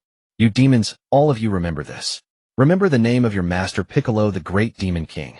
He paused, as if savoring the majesty of the moment. A deep blue form-fitting martial arts uniform appeared with a striking demon character printed on both the chest and back. This was A deep blue form-fitting martial arts uniform appeared with a striking demon character printed on both the chest and back. This was exactly the attire he wore in his past life as the great demon king. This sight utterly shattered the psychological defenses of all who were still watching. More and more residents began frantically searching for white cloth, tearing it into strips to tie around themselves, kneeling in submission and madly kowtowing toward the legion in the sky. At that moment, a figure shot up from a building that looked like a shop below, heading straight for Frieza. It was Zarbin. He knelt on one knee before Frieza's baby carriage, a hint of excitement in his demeanor. "My lord, during my search I discovered a marvel of the demon realm." Zarbin opened his hand, revealing several wriggling beetles in his palm. According to the shopkeeper, these are called revival beetles. Their effect is comparable to senza beans. He then took a small box from his chest. Opening it, inside was a pitch-black, oddly shaped insect. "And this?" "The fusion bug." Zarbin's explanation carried a note of uncertainty. "Though I find it hard to believe, it is said that if you split this bug and have two people each consume a half, they will fuse into one, giving birth to an unparalleled warrior." Frieza looked at the items in his hand, displaying a perfectly timed hint of surprise. These are indeed the bugs from the anime, though they were never used, and a new version of Super Saiyan 4 came out. Ho ho ho, what fascinating little things. His white tail wagged with delight. Now distribute the revival beetles to the entire army as strategic supplies.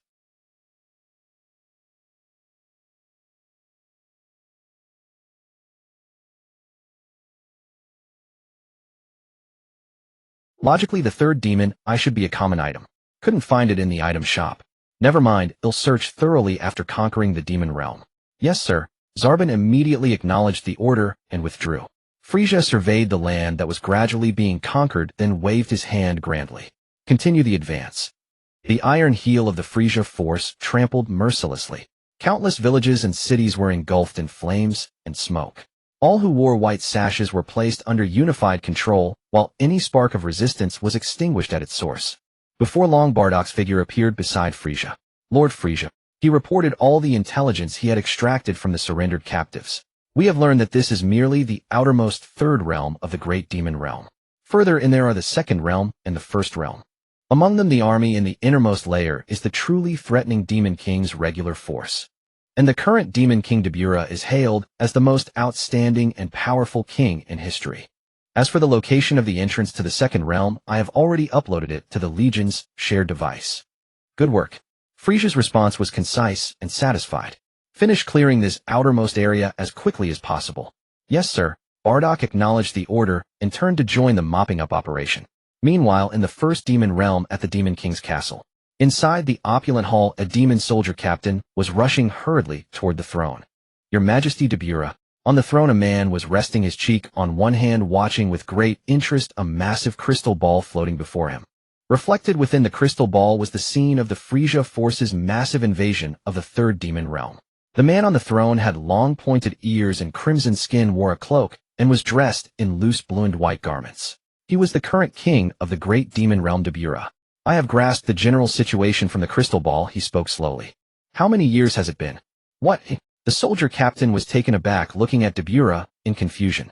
It's been several hundred years since we last had invaders.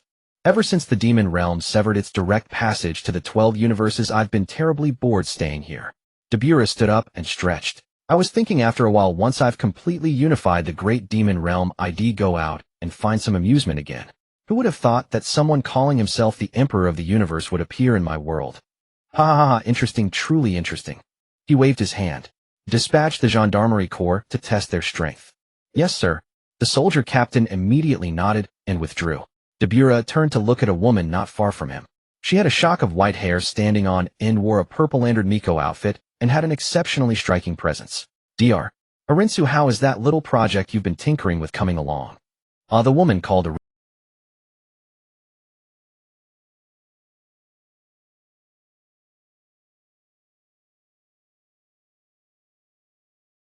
Her words were filled with regret.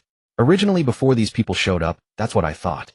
A strange smile suddenly appeared on Arinsa's face as she too looked at the crystal ball. But now, that evil energy emanating from the leader of these invaders might perfectly fill that. Her fingertip traced lightly across the surface of the crystal ball, stopping precisely on Frieza's image. If only I could successfully collect his blood. Dabura let out a low laugh. That's simple. After we capture him alive, they'll personally cut off his limbs and hand him over to you intact to use as a lab rat. Ha ha ha. Arinsu joined in the laughter. The hall was filled with their unrestrained laughter. At the entrance to the second realm, the demon realm's garrison had just arrived. The captain, upon crossing the spatial rift, was utterly stunned by the sight before him. A mountain of corpses and a sea of blood. This was the only phrase that came to his mind. The air was thick with an inescapable stench of blood and charred flesh, the ground stained a dark red, with countless mangled bodies piled high, forming a desperate depiction of hell. Although this was merely the outermost third realm, the strength of the demon soldiers was still inferior to these regular troops. However, they hailed from the great demon realm, having defeated countless invaders since ancient times. How could they collapse so quickly? He raised his head to gaze at the approaching dark army in the distance, an indescribable chill creeping up his spine. Especially at the forefront of that army, the overwhelming pressure radiating from them was terrifying. The garrison captain clenched his fists tightly, gritting his teeth, forcibly suppressing the turmoil within. This enemy is not simple. We must not be careless. We are one of the direct units under His Majesty Depura. He suddenly turned, shouting at the soldiers behind him. The hopes bestowed by His Majesty must not be disgraced. Oh. The garrison shouted in unison. The previously tense atmosphere swept away, replaced by a soaring battle spirit. They quickly established a defensive line before the entrance to the second realm, standing ready. The leading guide Sabo raised his arm, halting the advancing steps of the army behind. Lord Frieza, a formidable force has appeared ahead. It should be the regular army of the demon realm. Sitting in a baby stroller, Frieza gazed at the neatly arranged troops in the distance. Indeed, there was not a weakling among that group, and some even exuded a presence comparable to Sabo's. Interesting. Who will go and behead the enemy commander? Lord Frieza. Bardock stepped forward, immediately cupping his fists to request the mission. He looked at the distant enemy, battle intent already burning fiercely in his eyes. Frieza smiled slightly, waving his finger gently. In that case, go ahead. But leave one alive for interrogation. The rest, not a single one shall remain. Yes, Bardock replied, and instantly transformed into a streak of light, dashing towards the garrison. In the blink of an eye, he hovered above the garrison. Frieza's army scion squad leader Bardock. He looked down coldly at the demons below. A figure slowly emerged from the garrison, letting out a low laugh. Demon King's army garrison Vice Captain Zam. This individual had a horn on his head, deep blue skin, long pointed ears, and bulging muscles that strained against his armor. He carried a fierce wolf fawn club on his shoulder, his size nearly twice that of Bardock. Zam looked up at Bardock, grinning cruelly. Little guy, I will personally smash every bone in your body. Oof. Bardock responded only with a cold chuckle. In the next moment, his figure vanished from sight. Zam's swinging wolf fawn club collided violently with Bardock's fist, wrapped in energy, unleashing a powerful gust that sent debris flying from the ground. Zam felt a tremendous force coursing through the wolf fawn club, his hands going numb as he uncontrollably staggered back several steps. He was taken aback. This outsider's power far exceeded his expectations. This is interesting. Zam roared, unleashing deep purple demonic energy. As he swung the wolf, Bardock stood firm, confronting the attack's heat. Bang, bang, bang. The two figures dashed rapidly in midair, the sounds of fists and weapons colliding echoing continuously, each impact triggering fierce energy explosions that illuminated the blood-red sky. Zam's attacks were forceful and heavy, each blow accompanied by a howling that tore through the air. In contrast, Bardock was swifter and more agile, his strikes clever and deadly, always finding the weak points in his opponent's defenses. In the heat of battle, Bardock's cheek was grazed by the spikes of the wolf fawn club, and his combat suit's shoulder armor was shattered. What's wrong? Scion, is that all you've got? Zam forced Bardock back with a swing, mocking him as he looked at the numerous wounds covering his body. Looks like you invaders from the universe are nothing special. But before his laughter could fade, a terrifying aura that made his heart race suddenly erupted from Bardock.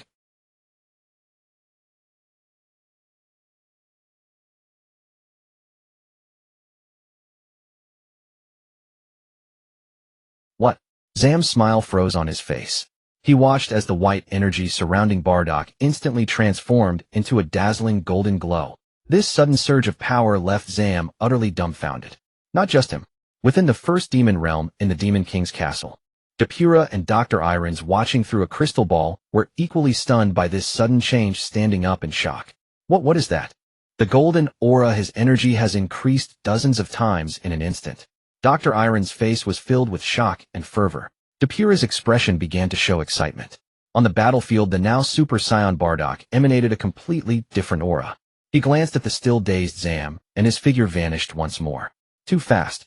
Zam barely had time to think this thought before a golden fist slammed fiercely into his abdomen. Pooh! Zam spat out a mouthful of blood, his massive body curling up like a shrimp, the wolf fawn club slipping from his hands. Bardock's figure appeared behind him, delivering a clean and precise chop to the back of his neck. Crack! The sound of breaking bones echoed as Zam's head tilted at an unnatural angle, life extinguished. The powerful vice-captain of the garrison couldn't withstand a single move from the transformed Bardock. This terrifying scene left all the garrison members below feeling their hearts drop, their morale beginning to waver. Bardock gave them no time to react. He transformed into a golden flash, charging directly into the ranks of the garrison. The slaughter began. Cries of despair rose and fell. Wherever the golden light passed, it was a scene of bloodshed and carnage. The garrison captain's eyes widened in disbelief as he frantically tried to intercept Bardock, but the latter's speed was simply too fast. He couldn't even catch a glimpse of his movements, let alone protect his soldiers. He could only watch helplessly as his comrades who had fought alongside him for many years were slaughtered one by one.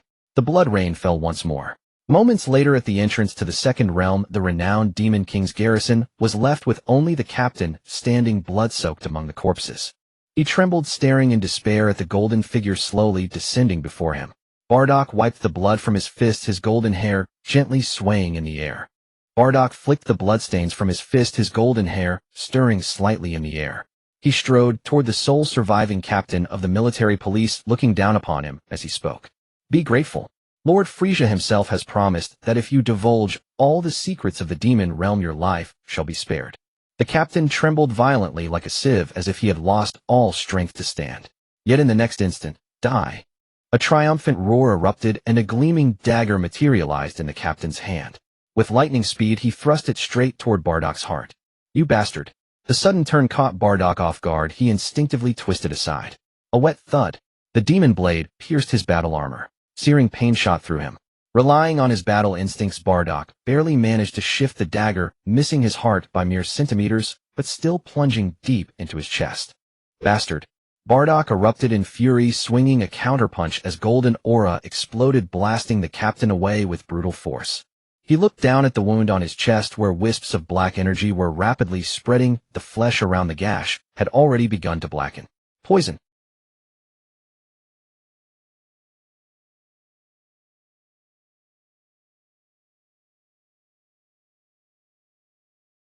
He struggled to his feet, blood gushing from his mouth, yet he paid it no heed.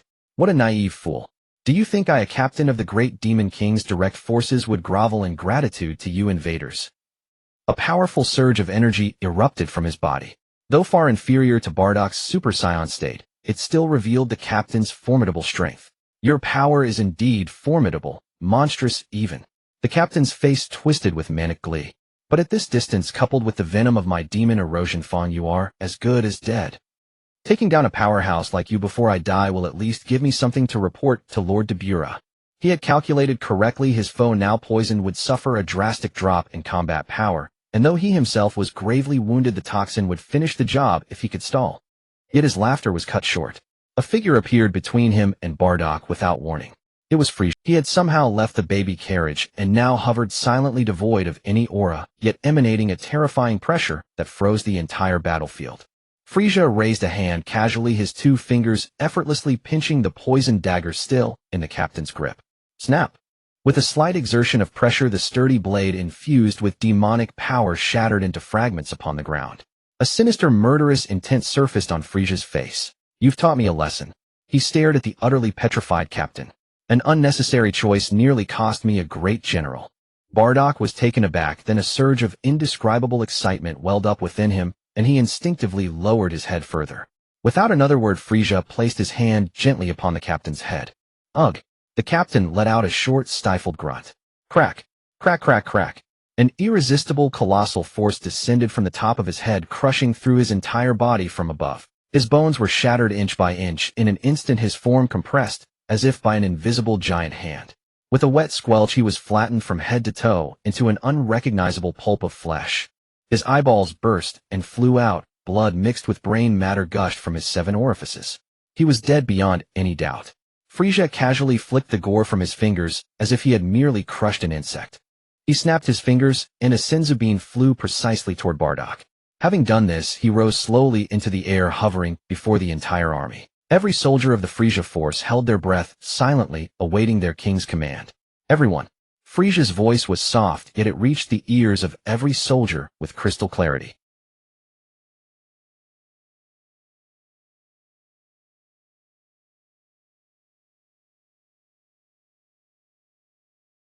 After a brief silence, roar, a thunderous, frenzied battle cry erupted, soaring. The lingering oppression born of the demon realm's eeriness was now utterly ignited, transformed into boundless fighting spirit and a bloodthirsty craving.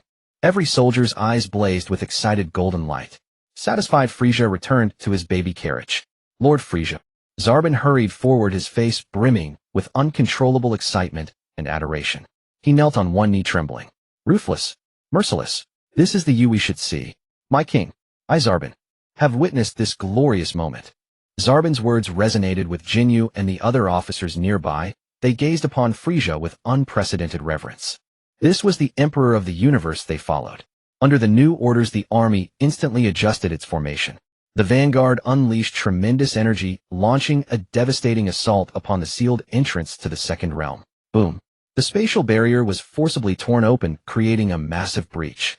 The dense ranks of the Frieza force poured through like a flood, bursting a dam, surging madly into the second demon realm. The vista before them opened up. This place was no longer the barren, blood-soaked third realm. The sky was an eerie green with 3 dim suns hanging high, casting a faint light. Upon the earth grew grotesque, colossal plants. Blue rivers meandered across the land, and in the distance rolling dome-shaped mountains stretched endlessly. The air was thick with an ancient pure life force. Gazing upon this world, both familiar and alien, Piccolo couldn't help but sigh. It's so similar to Namek. It seems that what you said before, my lord, about the Namekians, perhaps they truly are in this layer. Frieza nodded, his gaze sweeping across this new territory. He extended a single finger pointing toward the vast land ahead. Raise this place. The army, like a tide of ink, instantly stained the picturesque second demon realm. Most of the nobility had already fled to the third demon realm. The resistance forces, burdened with dread, fixed their eyes on the malevolent invaders. But the closer they drew, the more terrified the defenders became. Hey, didn't the military police go to deal with them? How long has it been? Impossible. The scattered troops finally realized. Has Lord Dabura abandoned us as pawns? No, I don't want to die. Some demons, long accustomed to the peace of the second realm, began to throw down their arms. If the military police had fallen, what could they use to stop the invaders? Their lives. Before his crystal ball, Dabura muttered, "A bunch of useless fools. Dr. Arinsu, I am going to the meditation chamber. The command of the third demon realm is temporarily yours." With that, before Dr. Arinsu could react, the figure on the throne had vanished. The moment the command was given, murderous intent surged. Oh. Tens of thousands of Frieza army soldiers no longer hesitated.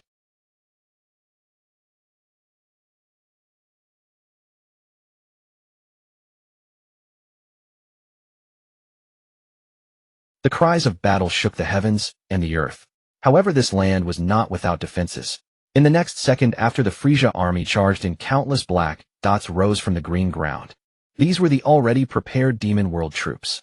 Their armor was more refined, and their aura was far more solid and seasoned than that of the Third Realm's forces. Faced with the overwhelming invaders, their formation showed no signs of chaos. Instead, it erupted with even fiercer battle intent. The war had officially begun. The two massive armies clashed directly in the sky and on the ground of the Second Demon Realm, engaging in the most primal and brutal confrontation, without any tactical maneuvering. Boom, boom, rumble. From a high vantage point, it was a grand, yet brutal spectacle. The colorful energy beams of the Frieza army collided with the dark, magical energy torrents of the demon soldiers, instantly erupting into countless radiant orbs of light. Each flash represented the extinguishing of a life. The shockwaves from the energy explosions tore the ground apart, uprooting bizarre plants and reducing them to powder. The blue river began to boil, soon stained with the crimson hue of death. Piccolo charged boldly at the forefront.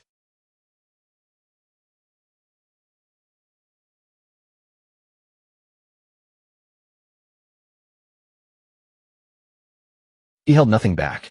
Demon bullet barrage. With consecutive palm strikes, golden energy bullets pierced through the void, vaporizing a demon centurion who attempted to organize a defense along with dozens of soldiers behind him. He needed to clear these obstacles quickly. That thought became increasingly clear in his mind. The Lord had mentioned that the Mechikaz people might be on this layer. His kin were still alive. With this thought, Piccolo's strikes became even more ruthless. He wanted to find them as fast as possible. Inside the Demon King's castle, the light of the crystal ball illuminated two completely different faces. Dr. Elan's face was a mixture of uncontrollable shock and frenzy. Meanwhile, Demon King Dabura watched as his gendarmerie was slaughtered and the enemy successfully clashed head-on with the Second Demon Realm forces. Yet there was no anger on his face. He slowly extended his long tongue, meaningfully licking his lips. It was the expression of someone who had discovered interesting prey. Elan's Dabura's voice carried a peculiar delight. "These bugs from beyond the realm are much sturdier than I imagined. The one who turns into a blonde, and an existence even he respects." He did not look at Elan's, his gaze fixed on the small figure leading the army into the second realm within the crystal ball. "Frieza, It's time. Depura suddenly turned his massive cloak sweeping through the air in an arc. I will go to the demon pool for an in-depth meditation to elevate my state to perfection. Your Majesty, you want to do it personally? Dr. Ellens exclaimed in surprise. Of course. Depura interrupted her, an expression of absolute confidence and arrogance appearing on his face. These guests have traveled a long way. As their host, I naturally must greet them in the strongest form. He paused and glanced at Ellens. Before I emerge from the demon pool, find a way to hold them off. Command authority is completely entrusted to you. With that, he no longer lingered and walked straight toward the depths of the hall. The heavy stone doors slowly closed, sealing off everything. Within the hall, only Dr. Ellens remained. The respect and submission on her face vanished without a trace the moment the stone door completely shut. In its place was an almost mad coldness and calculation. Naive Demon King, she murmured to herself, quickly walking to a console on one side of the hall, her hands moving rapidly over it. War is not a game of solitary combat. As she operated, the wall behind the hall cracked open, revealing a massive cultivation center filled with bizarre pink liquid. Countless glass tubes crisscrossed, connecting to numerous large cultivation tanks. Activate the imitation demon project now. 3. The command was given. Gurgle. Gurgle. The liquid in those cultivation tanks began to boil violently, and indistinct humanoid forms started to take shape within, twisting and struggling. However, these creations seemed extremely unstable. Most of them had just coalesced when they suddenly expanded, with painful howls exploding into a puddle of flesh, further clouding the cultivation liquid. Failure, failure, and more failure. These life forms, created to imitate the legendary embodiment of destruction, the demon Bu, could not even maintain the most basic form due to the lack of the crucial core cells. But Ellens did not care. Although the success rate is only 1 in 10,000, the base is large enough that a few can last for some time. Finally, several of the organisms in the cultivation tanks stabilized. They broke free from the tubes and staggered out of the tanks. These creatures varied in form. Some resembled blobs of walking mud, while others were missing limbs, yet without exception, they exuded an ominous and chaotic aura. They were inferior enhancements, far from the true demons, but they were numerous and fearless. Ellens issued her command once more. Relay the order. The Demon King's direct Crimson Blood team to assemble immediately at the entrance of the second realm. Moments later, a team of demon warriors clad in blood-red tight combat suits with a calm, yet murderous aura silently appeared in the hall, kneeling on one knee. The captain at the forefront had a pair of curved horns on his head. Dr. Ellens. Dr. Ellens turned around, a metallic box appearing in her hand. She opened the box, revealing neatly arranged black seeds that resembled shriveled beans. Crimson Blood Captain, these are modified planting seeds. Each one has been infused with my failed demon cells. I call them evil planting humans. Take them along with those defective products. Ellens pointed to the deformed creatures still crawling out of the cultivation tanks. Go to the second realm, and let those clueless invaders experience the true enthusiasm of the demon world. The demon pool, located at the deepest part of the Demon King city, is where the demon kings of generations have poured their life's demonic energy, serving as a training ground for them to break through their own limits. Dapula had already shed his signature cloak and garments, his bare demon body slowly sinking into the viscous ink-like waters of the pool. Hiss! Hiss! The piercing sounds emanated from every inch of skin where he made contact with the water, rising not as ordinary heat, but as a demonic aura so concentrated that it could corrode all things. Excruciating pain. A deep-seated agony instantly swept through every nerve of Dapula. This was the process of refining oneself and reforging in a stronger form. Dapula's facial muscles twisted in pain, yet he emitted not a single groan. He began to meditate, forcibly guiding this violent power, transforming it into a part of his own demonic power. Strange black patterns centered around his eyes began to slowly spread to the skin around him, writhing as if they were alive. His aura amidst this painful transformation rose steadily, becoming increasingly unfathomable. Meanwhile, another team was traversing the deep corridors of the Demon King city. They were the Crimson Blood team, directly under the Demon King, each member exuding a contained yet lethal aura. Their goal was the spatial passage leading to the second demon realm. In the team, a slightly younger member couldn't help but approach their captain, lowering his voice. Captain, are these black beans given by Dr. Ellens really effective? Those things for cultivating people are merely low-tier cannon fodder sold to interdimensional merchants, aren't they? The captain of the Crimson Blood team did not turn back, nor did he slow his pace. Shut up. He coldly spat out 2 words. Do you think His Majesty values that woman for her looks? Her talent and intellect are unparalleled in the entire demon realm. Just her ability to start from scratch and conduct replication experiments based on ancient demons created by the Great, which is proof enough. The items she provides are absolutely not inferior.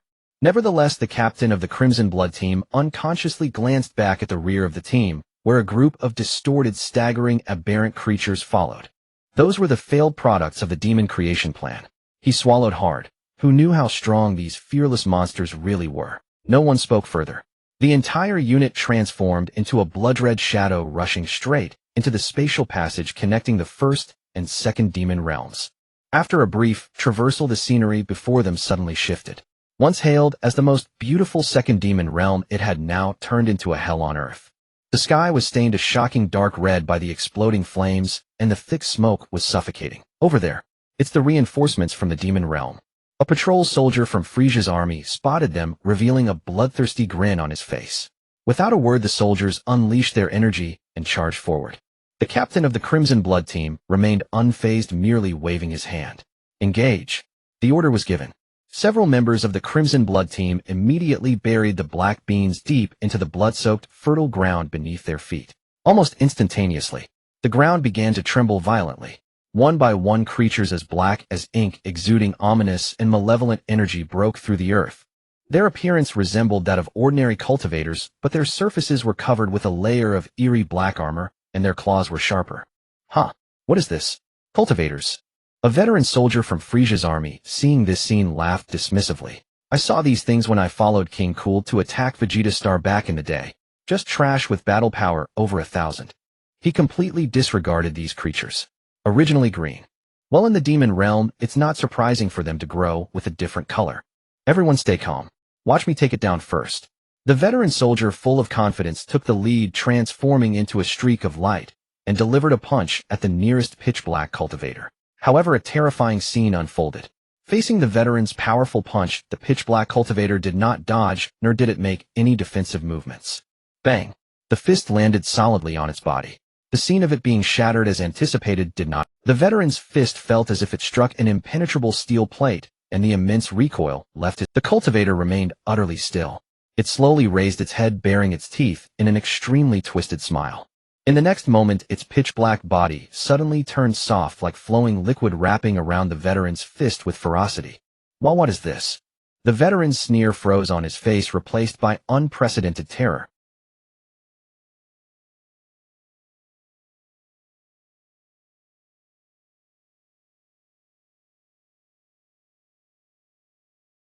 He couldn't even let out a scream. Attack! The surrounding soldiers snapped out of their brief shock, their faces a mix of terror and fury as they launched their assault. Whoosh! Dozens of high-energy blades tore through the air, slashing from all directions onto the pitch-black Bioman. Clang! Clang! Clang! A cacophony of metallic clashes rang out, sparks flying off the Bioman's eerie black carapace, yet not a single decent wound was left behind. So tough. Every soldier who attacked felt a chill in their hearts. Surrounded by several foes, the Bioman's body sparkled with firelight, while the veteran in its arms had long since died, his entire form compressed into an unrecognizable pulp. Upon witnessing this, the Crimson Blood Squad leader's previously uncertain face was instantly replaced by a fanatical excitement. That woman, Dr. Arinsu, has truly cultivated something remarkable. Plant them all, he ordered decisively. And it's your turn. He spun around, pointing at the group of staggering, grotesque creatures behind him. At the command, more Crimson Blood members buried the black beans into the ground, and one by one evil biomen burst forth from the soil. Along with the wobbling failed biomagian copies, they surged as a filthy tide, charging straight into the Frieza forces' lines. The slaughter began. Oh, help! My hand! Stay back, monster! The soldiers' screams rose and fell, their formations instantly shattered into chaos. These artificial creations were unstoppable and fearless. Of course, the Frieza forces were not without. Some squad leaders quickly organized their teams for counterattacks, coordinating skillfully. Often at the cost of one or two injured members, they could barely eliminate a single evil bioman. The failed biomagian copies proved even more troublesome. Their limbs could stretch grotesquely, their bodies like boneless rubber. Even when struck, heated by powerful energy blasts and blown into pieces, those fragments would slowly writhe and merge, restoring their form. The once overwhelming advance of the Frieza army's vanguard was forcefully halted by this small special unit and the artificial monsters. Far in the rear at Frieza's location. Lord Frieza, a powerful enemy has appeared ahead. Our offensive is stalled. A messenger knelt on one knee the screen before him, displaying the frontline footage. Frieza sat in his hoverchair watching his soldiers being slaughtered on the screen. Interesting. He uttered 3 words softly, his tone unreadable. My lord, there's no need for you to trouble yourself with such trifles. Vegeta, unable to contain himself, stepped forward, his battle aura surging. Kakarot and the other Saiyans were equally eager. Let us go clean up that trash. Frieza raised a hand to stop them. I've been sitting too long, it's time for some exercise. Before his words faded, his form had already drifted from the hoverchair. Boom. A terrifying sonic boom exploded in place and Frieza vanished, transforming into a violet-white streak of light charging straight to the front lines. On the battlefield, the artificial creations continued their rampage, tearing gaping holes in the Grunt's defenses. The Crimson Blood Squad remained calmly at the entrance of the space tunnel, like an impassable reef cluster. Just then, a unique oppressive laughter rolled like thunder from the sky. The retreating Frieza soldiers paused at the sound, then erupted in ecstatic relief. It's Lord Frieza has come to the battlefield. All soldiers ceased their retreat, their morale surging back at an unprecedented rate. The Crimson Blood members tensed, looking up at the sky with grim expressions. The slowly descending figure. The enemy commander himself had come to the front. Such immense pressure. His mere presence seemed to freeze the air over this sea of corpses. Then Vegeta, Broly, Tulls, and other elites appeared behind Frieza. The pressure on the entire Crimson Blood Squad peaked. The leader's brow beaded with cold sweat, but he forced down his agitation and stepped forward to rally his men. If you want to pass, you'll have to step over my... Whoosh. A violet tread beam too fast for anyone to see flashed by the instant the words began. It pierced the Crimson Blood Squad leader's forehead with pinpoint accuracy. The word corpse was forever lodged in his throat. Huh. The surrounding members stared blankly at their leader. A small hole had appeared in the back of his head, the charred flesh curling outward. The resolve on his face had yet to fade. What happened? That was the only thought in the remaining members' minds. After a moment of stupor, the vice leader jolted awake from sheer terror. Quick! Form a defensive formation. He roared hoarsely. The surviving members snapped out of their daze, hastily forming a circle back to back. You? Attack! The vice leader pointed at the rampaging evil biomen and failed biomagian copies, issuing his final command. High above, Frieza's handsome face finally twisted into a sinister grin. Boom. He vanished. The next moment he appeared in the midst of the fearless monsters. An evil bioman charged at him with a screech. Frieza didn't even glance, casually extending a finger. A flash of light at his fingertip, and the monster, capable of withstanding energy blades, expanded from within and exploded into a shower of gore with a piercing shriek. A failed biomagian stretched its arm like a whip, aiming for Frieza's nape. Frieza caught the rubbery limb and swung it fiercely. The massive body of the biomagian was used as a flail, crashing into another group of monsters with a howling wind. Bang! The biomagian and evil bioman were smashed together into an indistinguishable pulp. This was no longer a battle, it was a one-sided, brutally savage massacre. Every move Frieza made carried a morbid elegance, each strike bringing utter destruction. The Crimson Blood members watched in terror, their blood running cold, their will to flee shattered. Meanwhile, the Frieza grunts watched with fervor, erupting in thunderous cheers. Zarbon observed from afar, his face alight with fanatical adoration. A Lord Frieza's combat is art itself. How grand and elegant a fusion of violence and aesthetics. Just as Frieza was reveling in the pleasure of this one-sided massacre, an unexpected change occurred. On the ground, the fragments of the evil Cybermen and pseudo-androids he had blasted into pieces, those viscous pitch-black chunks of flesh, had not lost their vitality. They began to writhe. At first it was merely a slight twitching, but soon the movement grew violent. Countless shreds of flesh, as if drawn by an invisible force, started to converge toward a single point. They fused, stretched, and entangled with one another like a cauldron of boiling asphalt. A massive twisted shadow slowly rose from this filthy pulp of blood and flesh. Ho ho ho. Frieza's laughter abruptly ceased. He hovered in midair with keen interest, observing this bizarre spectacle. Moments later, a colossal monster stitched together from the remnants of countless creatures materialized at the center of the battlefield. It had no fixed form. Its enormous body was covered in twisted limbs and black carapaces, with countless tentacles flailing chaotically.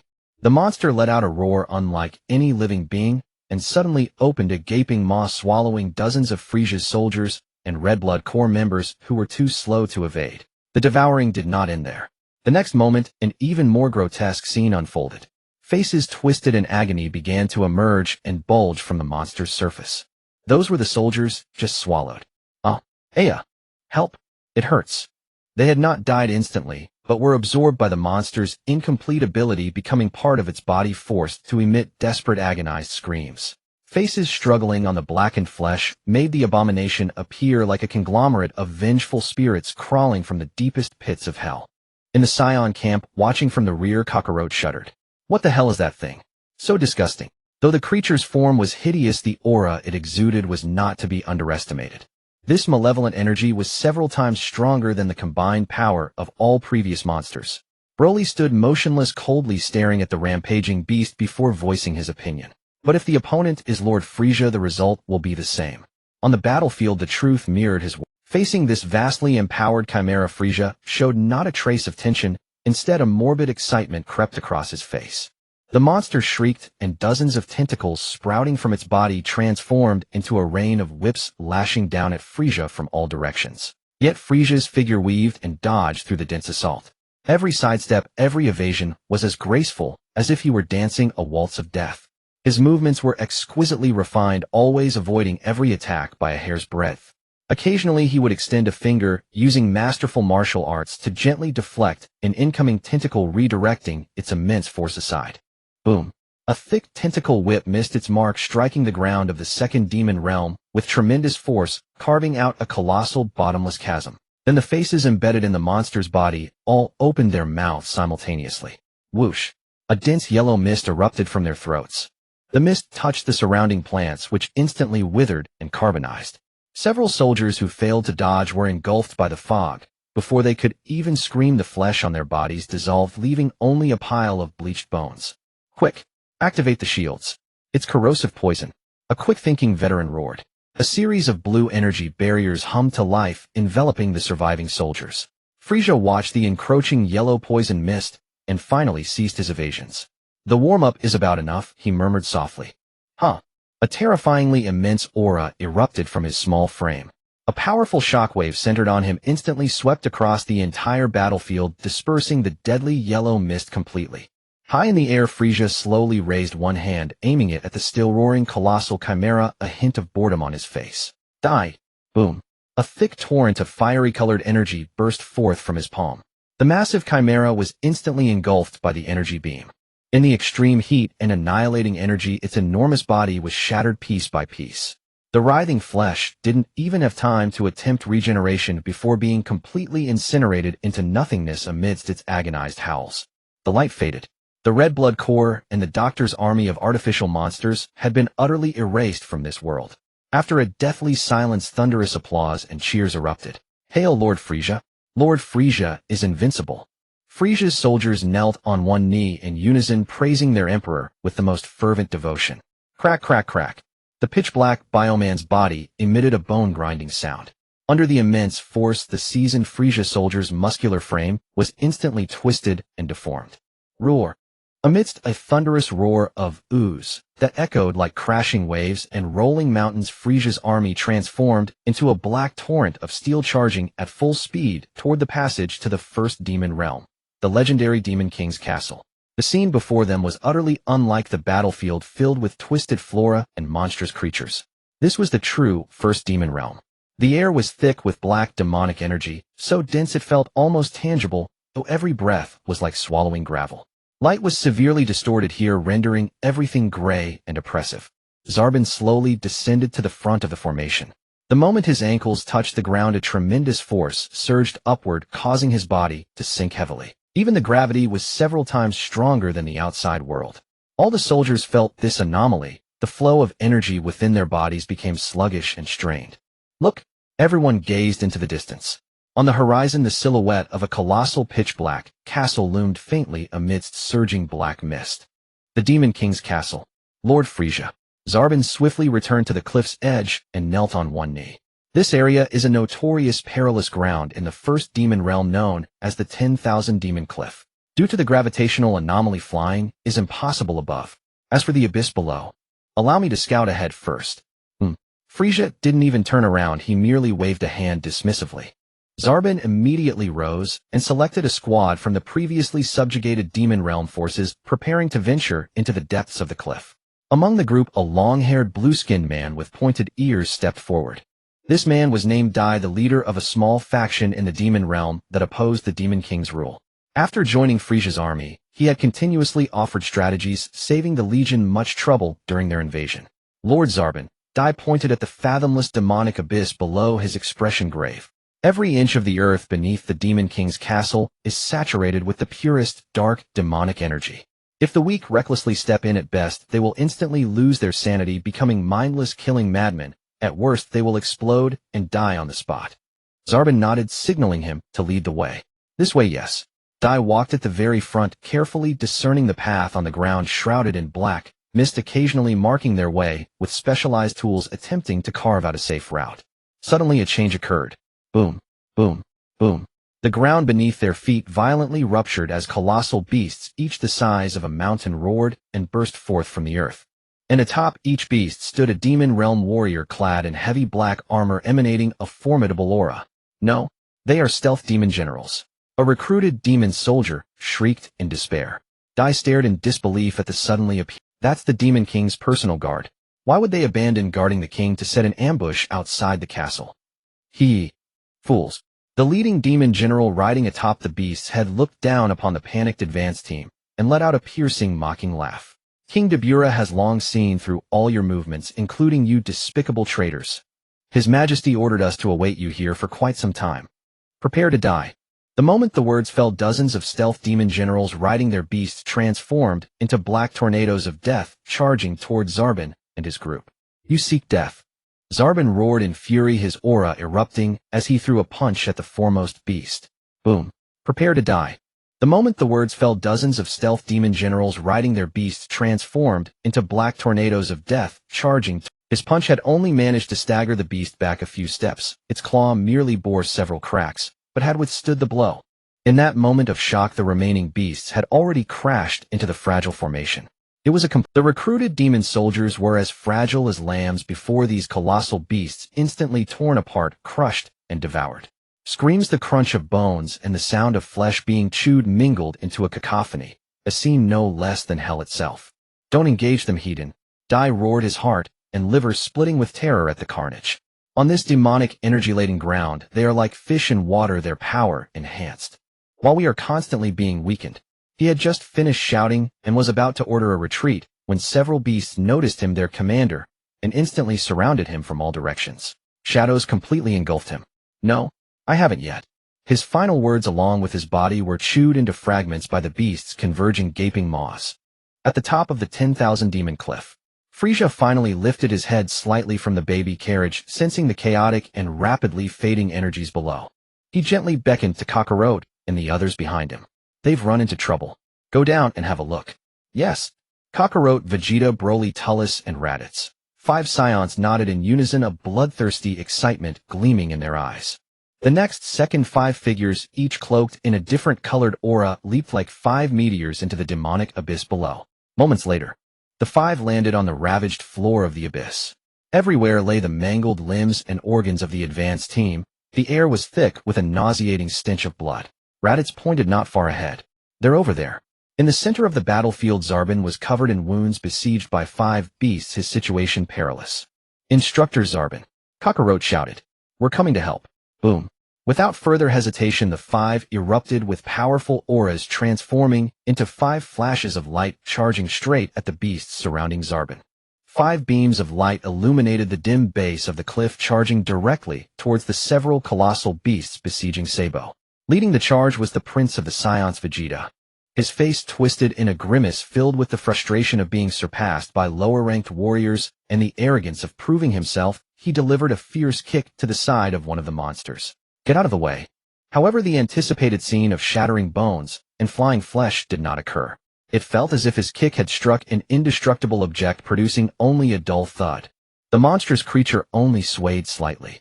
In the next moment, its massive fanged head turned back completely unharmed, and within its hollow eye sockets, dark demonic energy surged, seemingly mocking Vegeta's audacity. What? Vegeta's mind went blank. Without time to think, his honed battle instincts made him instinctively raise his arms, crossing them protectively over his chest. Bang!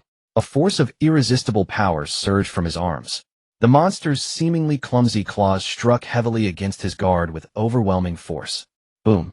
Vegeta was sent flying like a cannonball, carving a long trench into the hard demonic. Vegeta!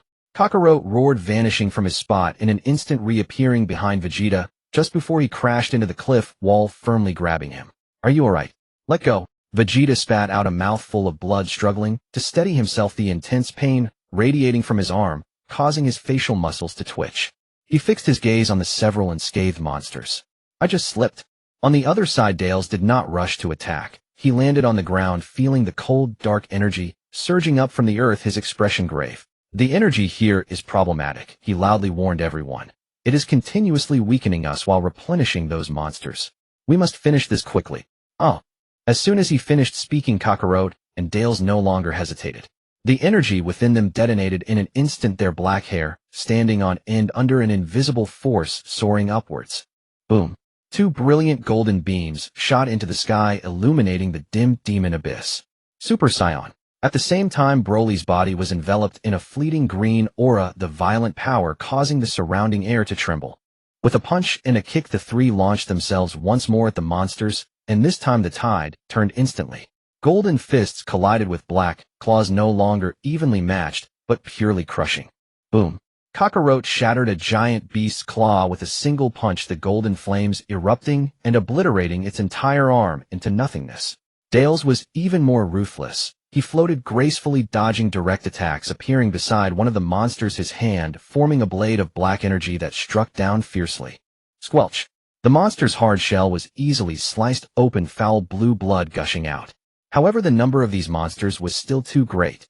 Although the trio's power surged, they could only barely entangle with the monsters in front of them, still being firmly suppressed in place. Meanwhile, in the center of the encirclement, Sabo, drenched in blood, was in a precarious situation. Just then, an unexpected change occurred. A cunning monster had been lurking beneath the ground, suddenly bursting forth from behind Vegeta, leaping into the air. It opened its gaping maw, its sharp claws engulfed in dense black energy, aiming for the heart of Vegeta, who had just steadied himself. Raditz was not far from Vegeta, unable to react in time. Watch out! Kakarot, who was struggling with the giant beast, noticed this deadly change. Without a second thought, he erupted with energy, blasting away the enemy in front of him and charging towards the two behind him, using his body to push them away forcefully. Kakarot, what are you doing? Vegeta and Raditz were pushed to the ground by an immense force, turning just in time to see a sight that made their hearts race with fury. Swish! The razor-sharp claws, carrying corrosive black energy, slashed heavily across Kakarot's arm. An injury not too deep appeared in an instant. However, the viscous black energy seemed to smell blood frantically burrowing into his body through the wound. Oh! An unprecedented intense pain surged from his arm throughout his entire body. Kakarot felt as if the energy within him was flooding out at a terrifying speed. The golden flames extinguished in an instant, his black hair fell, and he slumped to the ground weakly. Raditz and Vegeta, who had been saved, were left dumbfounded. Brother! Raditz let out a piercing howl, his eyes turning crimson in an instant. He struggled to rise, recklessly charging towards the fallen Kakarot. Meanwhile, Vegeta stared blankly at Kakarot, who was about to be devoured by the giant beast, his mind a complete blank. Why? Is this the low-ranking warrior I despise the most, this bottom feeder? Here to protect me? A mix of humiliation, anger, and unwillingness exploded within him. The pride of the Saiyan Prince was shattered at that moment. Damn it! Vegeta's hands gripped the ground, his nails cracking under the pressure, trickling blood. Is this what it takes? To make me go all out? Ahap! The raging aura finally broke through the last shackles, erupting violently from his small frame. The golden light was even more dazzling and domineering than when Kakarot transformed earlier. On the other side, Raditz desperately reached out, trying to grasp Kakarot, watching helplessly as the giant beast's gaping maw was about to descend, despair and fury completely consuming his reason. Boom! Another golden beam shot up from the ground. Their black hair instantly stood on end, transformed into a brilliant gold. Super Saiyan. At that moment, they both awakened. With a bang, their figures vanished in an instant. Raditz, moving faster than the limits of sight, snatched the unconscious Kakarot from the jaws of the beast, carrying him securely on his back. You guys. Dales, engaged in a fierce battle, glanced at the situation, overhear a flash of surprise crossing his face, but he quickly regained his composure. He and Broly combined their strength, temporarily forcing back the monster before them, shouting at Raditz, "You take Kakarot to get healed. Leave this to us." Raditz nodded heavily without a hint of hesitation, carrying his brother, transforming into a streak of golden light, racing towards the summit of the abyss of demons. Meanwhile, Vegeta slowly stood up from the ground. He raised his head, pure fury burning in his green pupils, his gaze locked onto the group of monsters driven into a frenzy by the death of their companions. Next, his voice was cold and cruel, filled with the joy of unleashing fury. "Prepare to receive my wrath, you filthy insects." In the instant his words fell, Vegeta's figure vanished. The next second he appeared directly in front of the largest beast, delivering a heavy punch infused with boundless fury that struck fiercely against its head. Boom! A muffled sound erupted, as if a watermelon had been smashed by a hammer. The enormous beast's hard head burst apart under Vegeta's fist. Red and white liquids mixed with the foul-smelling blue blood gushed from its 7 orifices. It could only emit a cry of agony before its body collapsed backwards, crashing to the ground and kicking up a cloud of dust. The demon general riding on its back was caught off guard, thrown into the air by the immense force, and fell to the ground in a disheveled manner. "You little brat." The demon general scrambled to his feet, looking at his now silent steed, his face filled with rage and disbelief. "You dare kill my mount? Die." He suddenly drew out the long sword wreathed in black, demonic energy at his waist, and took a step forward, cleaving downward towards Vegeta. The chilling, malevolent sword energy tore through the air before the blade even reached him. TCH. Vegeta couldn't even be bothered to dodge. He simply stood still, his green pupils reflecting the demon general's twisted face, filled with fury. The demon general's movements seemed to him as if they were slowed down countless times, every detail. The demon general's movements seemed to him as if they were slowed down countless times, every detail clearly visible and filled with flaws. Too slow. This is ridiculously slow. He suddenly raised his hand, moving quicker than the demon general, and grasped his sword-wielding wrist. What? The demon general was greatly alarmed. His full-force strike was effortlessly caught by this little brat. An irresistible force emanated from the opponent's palm, rendering him unable to move. Before he could react further, boom. Vegeta's other hand had already transformed into a golden blur, mercilessly crashing into his stomach. Ugh! The demon general's eyes bulged as he spewed a mouthful of bile. His entire body was hurled backwards, violently colliding with a few giant beasts that were preparing to charge in from behind. Boom! The immense impact caused the giant beasts and their riders to lose balance, tumbling to the ground in chaos, temporarily creating a gap. Now's the time. Dallas' eyes flashed with brilliance as he seized the opportunity. He exchanged glances with Broly, and they both shouted towards the edge of the battlefield, "Sabo! Instructor Sabo!" Up! Exhausted Sabo was holding on only by sheer willpower. Upon hearing the shout, he hesitated not a moment, using his last bit of strength to leap upwards, his body soaring into the sky. Just as he left the ground, Dales and Broly instantly completed their energy build-up together. Double Kamehameha. Both of them thrust their palms forward simultaneously. Boom. 2 powerful streams of blue energy erupted from their palms, rapidly merging in midair, transforming into a more robust and dazzling column of destructive light than before. The light column, with unstoppable force, instantly engulfed the area below that had descended into chaos from Vegeta's strike. Those demon generals who had just climbed back up, and those lurking underground yet to surface along with the massive mounts, were completely turned to nothingness, unable to even let out a scream upon contact with the light column. The devastating energy torrent carved a massive chasm at the bottom of the abyss of demons. At the cliff bottom, silence momentarily reigned. Sabo slowly descended from the sky, his legs giving way as he knelt on the ground, gasping for air. He looked at the figure before him, engulfed in golden and green flames, feeling the overwhelming, heart-stopping power emanating from them, and a complex smile of gratitude appeared on his face. "Well done." His voice was weak and hoarse.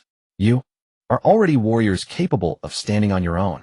As soon as he finished speaking, he could no longer hold on, his body swaying as he slowly fell forward. A strong and powerful arm reached out just in time to support him. It was Broly. He silently lifted the exhausted and unconscious Sabo, the green flames swirling around him, forming a protective barrier. On the other side, the battle was not yet over. The remaining enemies, enraged by the death of their comrades, abandoned their formation and roared as they charged wildly from different directions towards Vegeta and Dales.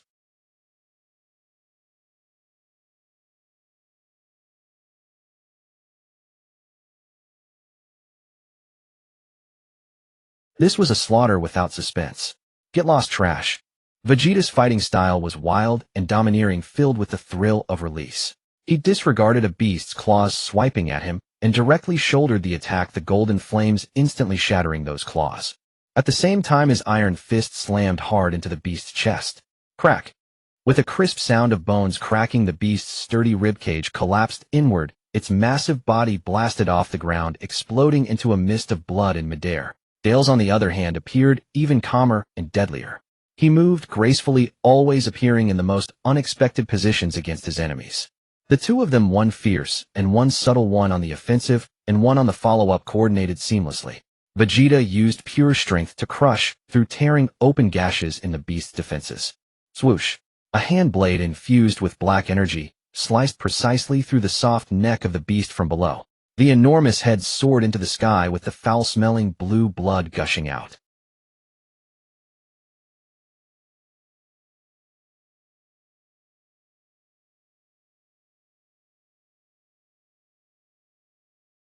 Meanwhile, Dales acted like a top-tier assassin, always seizing every tiny opening created by Vegeta to deliver the most lethal blows to their enemies.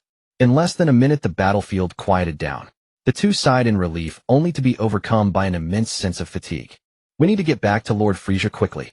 If we stay any longer, even a Super Saiyan will exhaust their energy and die. Dales looked at Vegeta. 5 beams of light illuminated the dim base of the cliff, charging directly towards the several colossal beasts besieging Sabo. Leading the charge was Zzzzzzaki. Within the crimson blood pool, countless arcs of lightning flashed wildly, coiling around the figure at its center. Dapula's tightly shut eyes snapped open, his irises blazing with pure feral scarlet. The lightning swirling about him surged into even greater frenzy, his already ruddy skin deepened further, turning nearly black. A bestial roar tore from his throat as he shot skyward, the blood pool detonating violently, sending crimson waves surging high. His form ripped through the vaulted ceiling of the demon sovereign's citadel and hovered motionless at 10,000 zhang above the earth. He gazed down upon the silent ancient demon soil below and opened his mouth. Demon abyss soldiers, awaken. His voice rolled like an invisible tidal wave sweeping across the entire 10,000 demon cliff. At the cliff's base, the ever-present black demonic energy churned violently, not as formless mist, but coalescing, stretching, and finally taking shape, humanoid figures clad in crude armor, each gripping a weapon. Faster, faster still. Daryl's and Broly bounded up the sheer cliff face with Sabo in tow, racing desperately toward the summit. Vegeta, however, had already vanished far ahead, blazing forward at incomparable speed. Mid-leap, Daryl's instinctively glanced back over his shoulder. Below, the once vacant expanse now writhed with darkness. Countless newly forged demon soldiers emerging from the churning miasma, legion upon legion vanishing into the horizon. Soon they reached the summit. Frieza stood with arms folded behind his back, observing the grand spectacle of demon soldier creation unfolding beneath him. His expression utterly devoid of tension, only cool fascination. My lord. Daryl's rushed forward and dropped to one knee, reporting without delay. An anomaly has erupted below. The malevolent energy has fully taken physical form. It appears the enemy has abandoned their prior traps and stratagems. These new demon soldiers are no trivial threat. Frieza merely chuckled softly. Oof. So they're formidable. What of it? His voice dripped with absolute arrogance and contempt. No matter how fearsome, they remain no match for the Frieza force. Slowly he turned, his scarlet gaze sweeping over the endless host of demon legions below, cold and regal as a sovereign surveying his domain. Since they favor overwhelming numbers, then we strike. Yes. From the cliff's edge, the assembled Frieza force soldiers roared in unison, a thunderous, earth-shaking cry. Like floodwaters bursting through a breached dam, they leapt from the summit, charging headlong, fearless, and unflinching into the onrushing tide of black-clad demon soldiers. The eerie spatial restraints that once clung to this realm had vanished entirely, dissolved the moment the demonic energy assumed solid form. Battle erupted everywhere, atop the skies, across the scorched earth, along the jagged cliff walls. The true war of the netherworld had at last begun.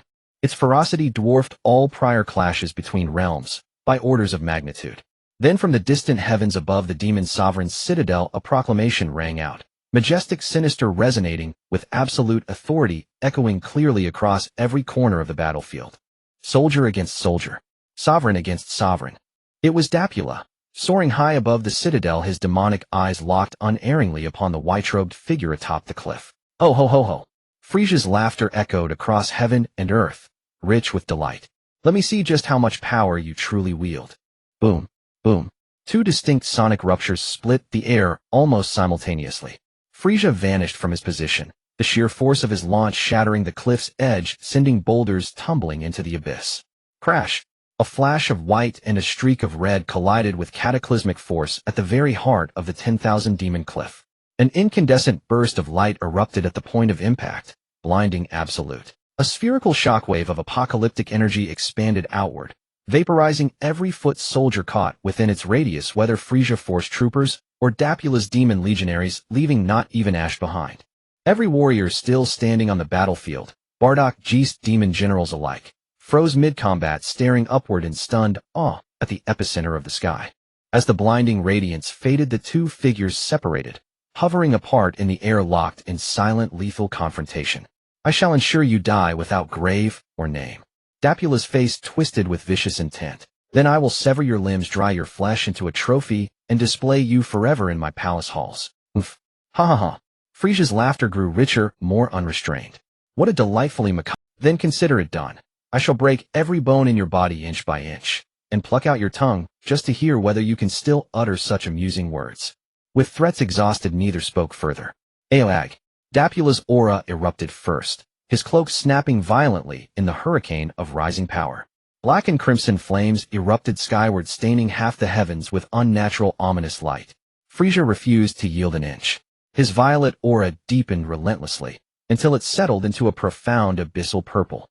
Black and crimson flames erupted skyward, staining half the heavens with unnatural, ominous light. Frieza refused to yield an inch. His violet aura deepened relentlessly, until it settled into a profound abyss. Bardock instantly unleashed golden aura, shielding himself from the scorching wind and concussive pressure, barely holding his ground. Dapula glanced down at the brilliant golden specks upon the earth. Golden warriors. Once I've crushed your master, I'll capture each of you, alive, to study your nature in exquisite detail. Dare you divert your focus? Frieza's furious rebuke cracked across the void. In the next instant, he crossed a kilometer in a blink, appearing directly before Dapula. Yah! A devastating punch, brutal, unadorned, hurtled straight for Dapula's face. Concussive force rippled outward in visible rings. What? No skull shattered. No crimson spray followed. Instead, Dapula raised his hand and caught the blow midair, his grip unshakable, though the fist alone could shatter planets. Only at this arm's length did Frieza truly behold the transformation. This Dapula. Why does he look so unlike the version from the canon? Having absorbed the entire blood pool's demonic essence, Dapula was wreathed in dense black mist, his face etched with intricate, grotesque demonic sigils, exuding an aura of malevolence far surpassing his former self.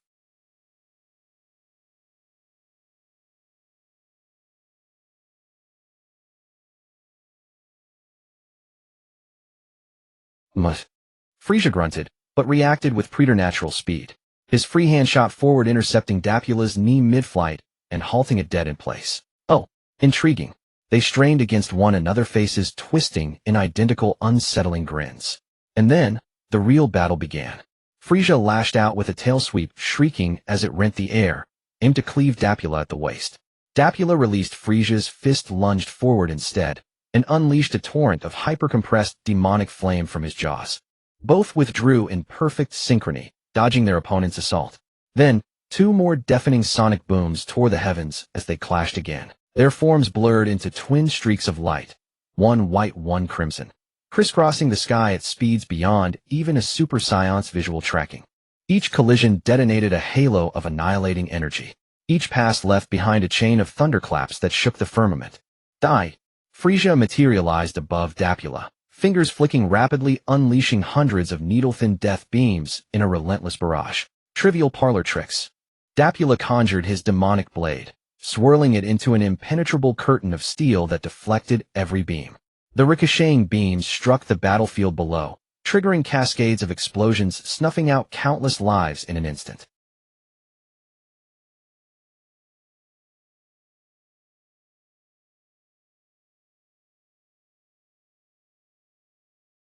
Frieza smirked, sidestepping effortlessly. then gathered a massive orb of purplish destruction in one palm and hurled it downward with crushing force. Taste this vermin. Kerkum. The crescent blade and the energy sphere detonated midair, producing an explosion vastly more catastrophic than the last. Below, Bardock and Vegeta watched the celestial duel unfold, a primal thrill surging through their veins, their very blood seeming to ignite with exhilaration. Is this the battle between the Cosmic Emperor and the Sovereign of the Netherworld? Before the smoke of the blast had even begun to disperse, Frieza surged forward again, driving a devastating kick straight into Dapula's face. Thud!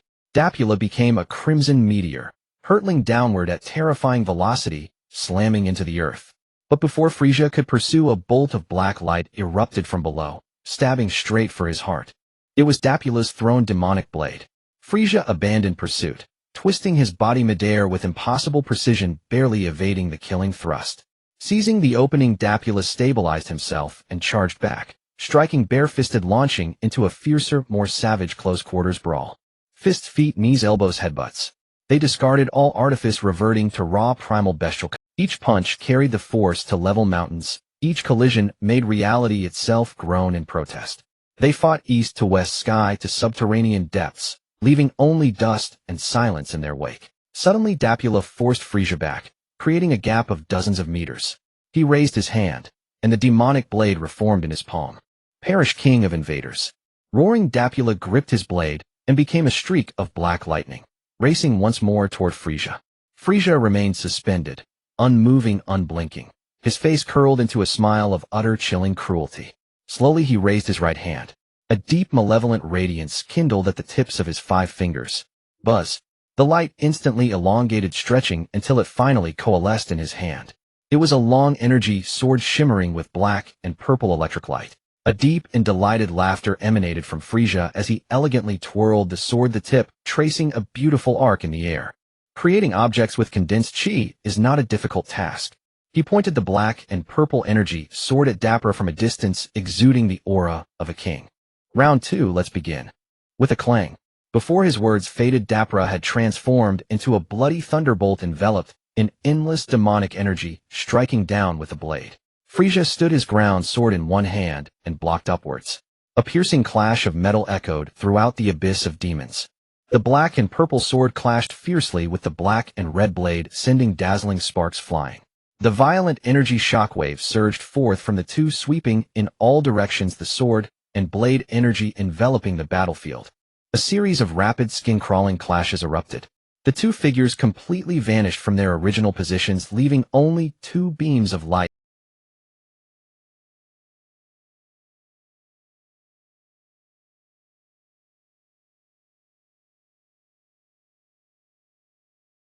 With each intersection, a deafening sonic boom echoed through the sky.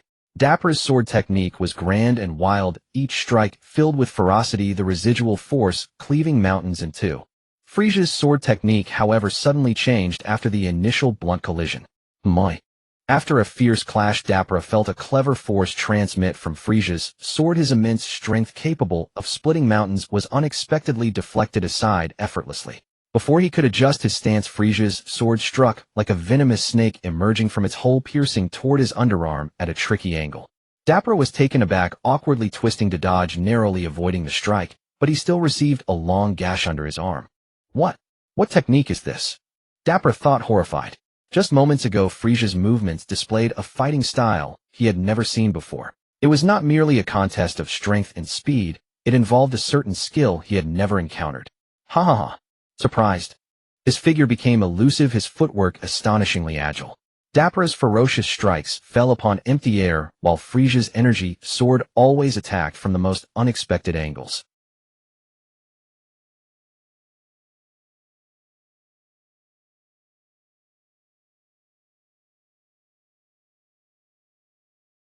Horizontal slashes, vertical cuts, diagonal sweeps, thrusts. These basic sword techniques in Frieza's hands transformed into infinitely variable and lethal killing moves. His movements flowed like water, and it was no exaggeration to say he swept away all enemies beneath his sword dance. The profound swordsmanship refined through chi and technique is something a brute like you will never comprehend. Frieza's heart was filled with mockery.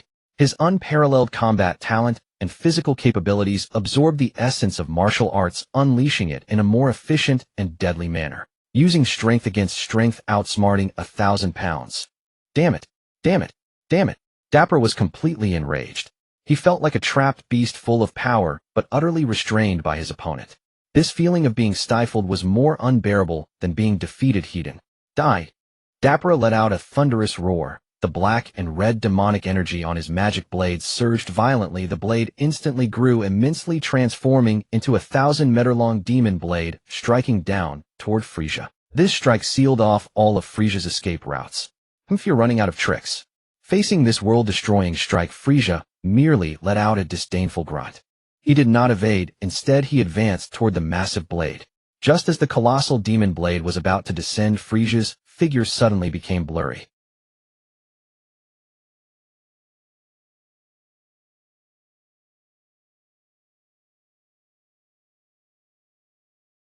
Each stab precisely hit the weakest points of the demon blade's energy flow. Bang! Bang! Bang! Bang! A series of dull explosions resounded from within the demon blade. Under Dapper's horrified gaze, the powerful demon blade he had gathered began to collapse from within, fracturing inch by inch, and finally, with a loud explosion, it burst into a myriad of black and red light spots. Wah! What? The technique was shattered. Dapper's mind shook violently, exposing a massive opening. Now is the time. Frieza's figure appeared ghost-like before him. Game over. As the cold words fell, Frieza's energy sword did not stab toward Dapper's vital points. Clang! With a flick of his wrist, the sword transformed into a purple long shadow, precisely striking Dapper's wrist where he held the blade. Up! Dapper let out a tragic scream, feeling an irresistible penetrating force. The magic blade slipped from his hand, tumbling through the air. In the next moment, a blood hole appeared on his wrist, and Dapper clutched his wrist. The cold edge of the sword was already aimed at his brow. Spit! At the very instant the icy edge of the energy blade was about to pierce Dabura's forehead, a shockingly vulgar, spitting sound shattered the chaos of the battlefield. A turbid stream erupted from Dabura's mouth, blazingly fast, defying reason. Frieza froze mid-motion. That glob of saliva had locked onto his energy blade. Hiss! The liquid struck the blade with pinpoint precision. In the next breath, something uncanny unfolded. Where the spittle touched, the ceaseless black-purple lightning coursing along the blade stuttered, then recoiled. A sickly ashen stone hue surged outward with terrifying speed. Crack! Crack! Crack!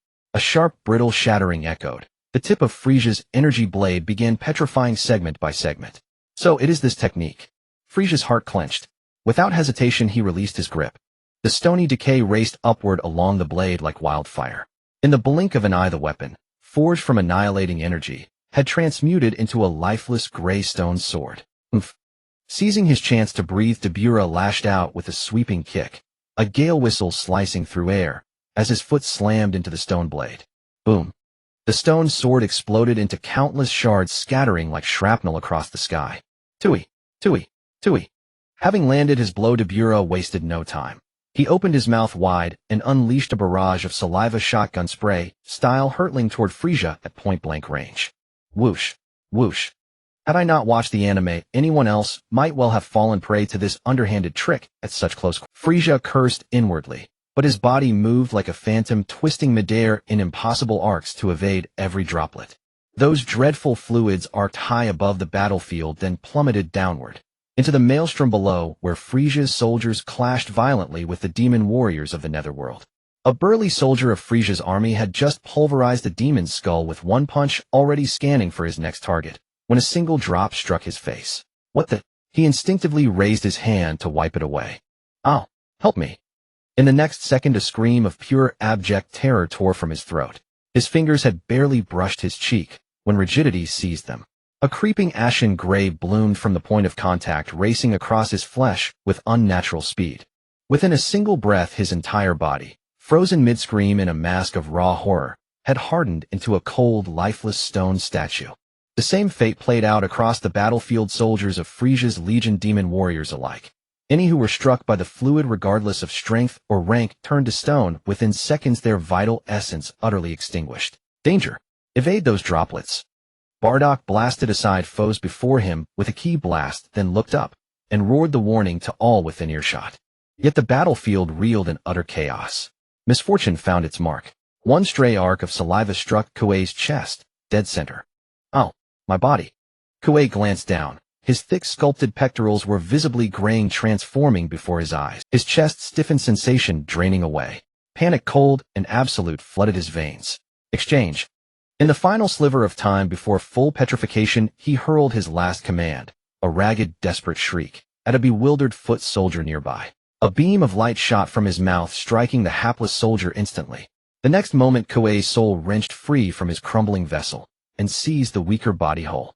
His own scion form, boasting 1,000,000 combat power, solidified completely into stone, then collapsed with a thunderous crash, shattering upon impact.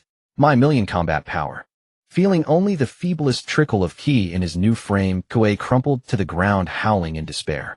He scrambled upright at once, crawling frantically behind Bardock and the others, never daring to raise his head again. High above, the aerial duel between Dabura and Frieza raged on, their spit-dodging game unrelenting. Is this supply truly inexhaustible? How can he keep spitting like this? Frieza's patience, worn threadbare by repeated evasions, snapped entirely. Whoosh.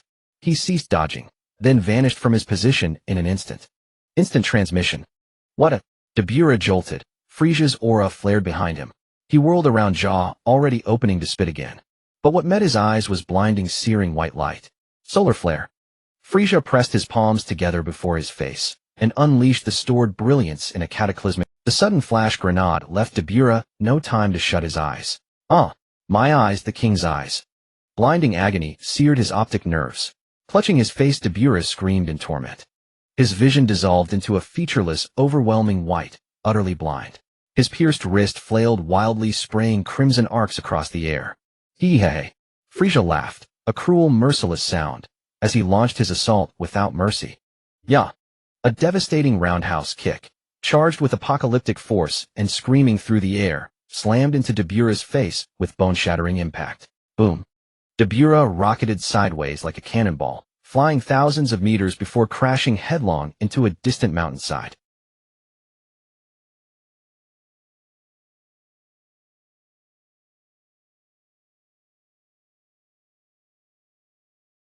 The cliff face exploded inward, carving a colossal human-shaped crater, rock fragments exploding outward in all directions. Da-da-da-da-da. Hovering in midair, Frieza's hands blazed with violent black-purple energy, pulsing, crackling. In the next instant, a storm of energy blasts, like falling stars, began raining down relentlessly upon the cavern Dabura had carved into the mountain. Boom. Boom boom. The entire base of the 10,000 demon cliff trembled violently beneath the onslaught. Rock faces fractured and collapsed. A bizarre netherworld flora was ripped from the earth by savage shockwaves. Even the dense mountain stone began to melt under sustained blistering heat. Boom. The clash of purple and red, two flames representing utmost power, erupted above the abyss of 10,000 demons. No frills, only the purest and most brutal duel of strength. This time it was no longer a one-sided suppression. For muscular arms locked in a fierce grip, deep purple flames and dark red demonic energy wildly intertwined and devoured each other. Zing. Ziz. Powerful energy enough to distort space erupted from the point of their grasp, transforming into uncontrollable black-purple lightning, slashing in all directions. Crack. An electric arc tore through the sky, accurately striking a Frieza soldier engaged in battle. He didn't even have time to scream before being turned into a pile of charred remains amidst the blinding electric light. More arcs scattered, shredding the battlefield below into fragments. Centered around Frieza and Dabura, waves of destructive energy swept downwards. The hard terrain of the demon realm easily flipped like soft cloth. Countless soldiers in combat were caught up by the tempest and torn to shreds. Within a radius of several kilometers, the area transformed into a deathly vacuum that no one dared to tread. Oh no. The fully committed Frieza and the unleashed Dabura let out beast-like roars simultaneously, veins bulging grotesquely on their faces. Gale force erupted from them, causing ripples in the space around them. In this stalemate of power, Dabura's mouth suddenly bulged. Still coming. Old coin. Frieza sneered inwardly. A technique I've already seen is ineffective against me. Without hesitation, he raised his right knee sharply, accompanied by a piercing shriek that tore through the air and struck fiercely at Dabura's head. Still coming. Old coin. Frieza sneered inwardly. A technique I've already seen is ineffective against me. Tremendous force. Ha ha. However, at the moment Dabura's head was thrown back, he let out a triumphant cackle. It was all part of his plan. Using the momentum from the backward thrust, he channeled all his strength and slammed his head down fiercely. Boom. A headbutt even more forceful and ferocious than Frieza's knee strike smashed solidly into Frieza's face. Ugh! A sharp pain shot through Frieza's face as purple blood erupted from his mouth and nose. He was sent flying backwards by this sudden blow. But it wasn't over. Depura still clung tightly to Frieza's arm, his body straightening in the air, legs kicking like battle axes towards Frieza's chest. Bang! Bang! Bang! The white figure transformed into a streak of light, flying backwards at an unimaginable speed, crashing through several unique black mountains of the demon realm. Boom! Ultimately, a massive cloud of dust shot up into the sky on the distant horizon. Frieza's figure was completely buried beneath countless fragments. At that moment, the entire battlefield eerily fell into silence. Whether it was Frieza's forces or the demon soldiers, everyone stopped their actions, staring blankly at the sky. In the high sky, only the Demon King, surrounded by raging flames, stood proudly. No, it's impossible. Sabo punched the enemy before him into a pulp, yet could not mask the horror on his face. Lord Frieza has been knocked away. That guy. Vegeta gritted his teeth, staring intently at Depura's figure. Turmoil, rage. Hiding behind Bardock, Jinyu stared blankly at the demonic figure in the sky, with his weak minion body, a surge of extreme greed and desire crazily blossoming in his heart. That body. So magnificent. Just then, as everyone had different thoughts, the ruins burying Frieza suddenly shook violently. Rumble. Countless shattered stones began to slowly rise, hovering in midair. Along with the white figure that had sunk deep into the mountain, it gradually ascended. His flesh was torn, covered in purple blood and dirt, looking utterly disheveled. Yet those grotesque wounds were visibly healing at an astonishing rate. This recovery ability, pushed to the limit, can actually rival Wolverine. Impressive indeed, but the energy consumption is too great. Frieza felt the rapidly depleting energy within him, his murderous intent reaching its peak. I can't delay any longer. I must use my strongest power in one go to finish him off. King Kai Fist. He growled the 3 words. 50 times. Boom. A far more violent and fiery crimson aura erupted fiercely from beneath Frieza's feet, shooting upwards. That terrifying aura even caused Depura in the distance to be momentarily stunned. Whoosh. The ultimate speed surpassed the perception limits of everyone present. In the previous second, the white figure was still far in the sky. In the next second, it stood directly before Depura without warning. What? Depura didn't even have time to react. Thud. A dull sound of flesh being pierced resonated clearly in the silent battlefield. A fist enveloped in crimson energy pierced straight through the Demon King's chest. While Depura looked down, incredulously staring at the arm protruding from his chest, blood gushing out of his mouth in torrents. He reached out his hands, tightly grasping Frieza's arm that had pierced through his body. A wicked smile emerged on Frieza's face. He looked at Depura's expression of pain, slowly, inch by inch, beginning to twist the arm he had thrust into the other's chest. Zizzle. The sound of internal organs and bones being forcefully churned was enough to make one's scalp tingle. Alt. Depura's screams were heart-wrenching, echoing throughout the abyss of 10,000 demons. Below everyone, whether it was the Frieza army's officers or the fearless demon soldiers, even Jinyu, who had just been indulging in greedy fantasies, gaped with their mouths wide open, dumbfounded at the unbelievable scene above. Air. Ha! Ha! A strange maniacal laughter suddenly erupted from Depura's throat, contrasting sharply with the grotesque blood hole in his chest. Frieza felt a tightness in his arm. The chest that had been pierced and shredded by him suddenly tightened. Countless newly born flesh and bones frantically regenerated and healed firmly, locking his arm that was inserted within. What immense strength!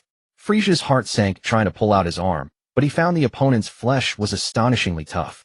Without hesitation, his other empty fist, enveloped in the crimson aura of 50 times the Kaioken, transformed into a dense shadow, wildly attacking Depura's still laughing face. Eat shit. Oh la la, oh la la, oh la la. Bang. Bang bang bang bang bang. A series of extremely muffled impacts sounded. Half of Depura's face was instantly beaten into a bloody mess, completely shattered. However, amidst the shattered flesh, the magic eye on his forehead, filled with blood vessels, still stared at him fiercely. Tearing sounds erupted. Countless scarlet threads shot out from the magic eye like living tentacles, reattaching and pulling together the splattered flesh. In just an instant, that battered face was restored to its original state. Boros, this abomination is too defiant. Frieza's heart stirred with a storm of shock. This had completely surpassed what rapid regeneration could explain. Before he could react further, boom, an irresistible immense force suddenly smashed into his abdomen. Air. The intense pain surged, causing his entire body to arch backward as that restrained arm was forcibly yanked out of his chest. Purple blood spurted from the corner of Frieza's mouth, only to be instantly evaporated by the ultra-high temperature of the Kaioken on his surface. How is this possible? The 50-fold Kaioken enhancement actually caused him to bleed with one strike. Thoughts raced and Frieza endured the intense pain, stabilizing his form midair, flipping his palm. A condensed ball of annihilation energy instantly gathered, launching at Depura before him. Ha ha ha. Facing this strike that could destroy stars, Depura merely laughed maniacally, not dodging at all, and simply swung his arm forward. Bang! That deep purple energy ball was actually swatted away by him with a single slap.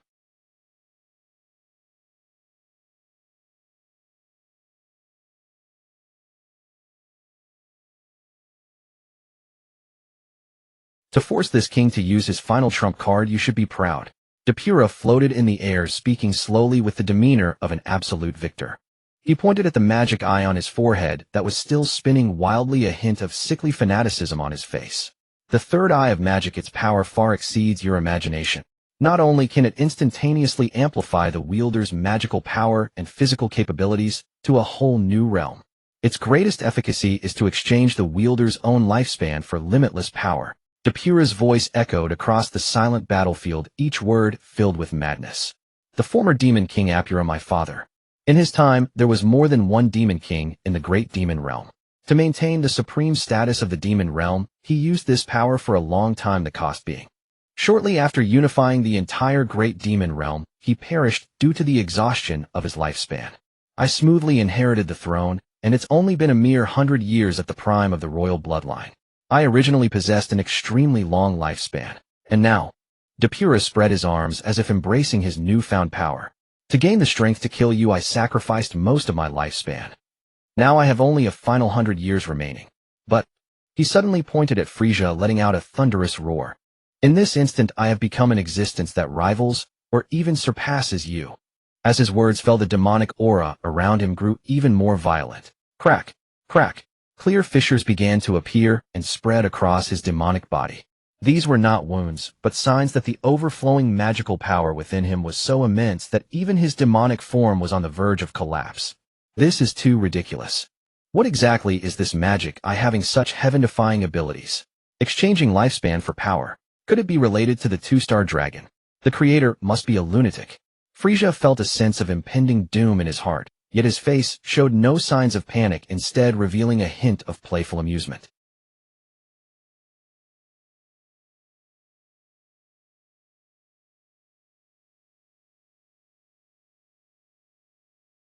It seems you've nearly reached saturation. Shut up. As if struck in a sore spot, Depura instantly exploded in rage. Killing you is enough. Boom. The space beneath his feet suddenly exploded, and he turned into a dark red streak, violently charging towards Frieza at a speed surpassing before. The battle erupted once more. This time it was a true cataclysmic showdown. Boom, boom, boom. The crimson and deep red shadows collided wildly in the sky, each clash releasing terrifying shockwaves capable of tearing the earth apart.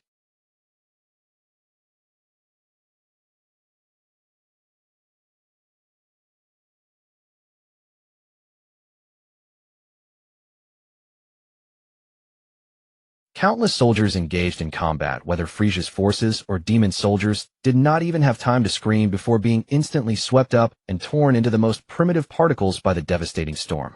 The earth was peeled layer by layer, mountains flattened one after another.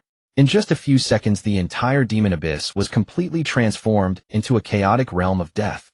Below, Broly and Dales and others could only exert all their strength to hold up an energy shield, struggling to endure in this apocalyptic storm, horrified as they gazed at the battle above, which had become completely untraceable to the naked eye. Ah! Frieza and Depura roared simultaneously, their bodies radiating the most extreme brilliance. Another earth-shattering clash of fists. Crack! This time what shattered was not the earth nor the mountains, but the sky. At the point where their fists met, a pitch-black fissure suddenly appeared in the sky above the demon abyss, rapidly spreading in all directions at a terrifying speed. The sky of the entire first demon realm seemed like a fragile piece of glass smashed open to create a massive hole. Through that dark hole, a completely different sky could be seen, a crimson world filled with sulfur and that was the second demon realm traversed in the previous war. Get over there. Depura roared, his demonic energy erupting again, and with a punch, he sent Frieza crashing into that spatial rift. In the next second, he followed, closely rushing into that brand new realm. Boom. Two streaks of light tore through the crimson sky of the second demon realm, and the battle showed no signs of slowing, instead becoming even more furious. The smoky world trembled under their power. Magma gushing from the ground was swept up thousands of meters into the air, forming a spectacular rain of fire. However, even this new space could not withstand the already limit-exceeding powers of the two. Bang! In an even more violent clash of energy, the sky of the second demon realm also shattered in response. On the other side of the fissure was a dead world shrouded in rubble and withered plants. The third demon realm. Two entangled shadows carrying the momentum to annihilate everything once again smashed through the barriers of space. Boom. They descended like two meteors from the sky, crashing directly into the cold, desolate land of the third demon realm. Bang! Bang bang! On the ground of the third demon realm, Frieza's fists transformed into countless afterimages mixed with blazing red flames cutting through the air. Depura extended his demonic hand, attempting to catch the myriad of fist shadows. Whoosh! Before his palms could make contact, Frieza's entire figure had vanished in an instant. Depura extended his demonic hand, attempting to catch the myriad of fist shadows. Whoosh! Before his palms could make contact, Frieza, a clone. Boom! The strength of the three merged into a single strike, three crimson fists crashing solidly against Depura's back. Wog! Depura let out a muffled groan, uncontrollably flying forward. He suddenly spread his limbs in midair like a kite, as the demonic energy within him surged once more, forcefully halting his descent. Just as he stopped, the three Friezas simultaneously opened their palms, unleashing their energy. Three thick waves of crimson fire energy, trailing long tails, shot toward him. Trivial technique. Depura immediately turned around, facing the three attacks capable of annihilating star systems, his face filled with mad contempt. Huh. He took a deep breath, his cheeks visibly swelling with an incredibly rich demonic energy. Whooshed! With a thunderous roar, a far more violent and wicked dark red demonic flame erupted from his mouth. The flames clashed. Initially, they were evenly matched, but within just a second, the flame wave emitted by Frieza's clone began to be gradually suppressed. Amidst the terrifying flames, countless jumping black currents accompanied it, devouring the crimson energy wave under unimaginable high temperatures. Whoosh! Crumble! The three clones were instantly engulfed by the raging demonic flame, twisting and distorting the very space of that area. The terrifying demonic flames continued their momentum, striking heavily upon the ground of the third demon realm, forcibly melting a bottomless pitch-black abyss. An intense sense of crisis surged from behind. Depura's pupils constricted as he was about to turn around. Frieza's roar echoed in his ears. At some point, the real Frieza had circled above him, his muscles expanded to the limit, his hands clasped high, aimed at his head. Bang! The strike, infused with 50 times the power of the Kaioken, smashed directly into Depura's face. Crack! His recently restored face instantly caved in and shattered. He was like a cannonball shot by immense force, crashing through the shattered sky of the second demon realm, plummeting downwards. The shrill scream shattered the boundaries of space. Bang! Bang! He was sent crashing back into the first demon realm. Finally, with a tremendous explosion, dust soared into the sky above the already ruined 10,000 demon cliff in the first demon realm. The territory of the first demon realm suffered yet another devastating blow. The ground instantly heaved, a giant mountain, only to crack apart in the next second, forming a terrifying canyon resembling a spider's web. Amidst the dust, Depura covered his deformed face and staggered out of the deep pit. Hiss! His concave face visibly twitched and regenerated, bones and flesh restoring at an astonishing speed. Though possessing an almost immortal body, it still hurt. A heart-wrenching pain. Each rapid regeneration consumed even more demonic power. Frieza in the sky gasped for breath, the crimson flames around his body flickering, clearly nearing his physical limit. Below, the just recovered Depura also gasped heavily, his chest rising and falling violently. The two, one above and one below, gazed at each other from afar, feeling a profound fatigue from their earth-shattering melee and energy exchanges. The consequences of their battle continued to ferment. The space surrounding the great demon realm was torn apart by their violent powers, creating dark fissures. From those fissures, an ancient evil aura slowly seeped out, transforming into countless tiny black particles floating in the air. On the battlefield below, any surviving demon soldiers or Frieza soldiers who encountered these strange black particles were immediately eroded. Their eyes instantaneously lost their luster, turning pale white, and then they frantically lunged at anyone nearby, completely losing their sanity.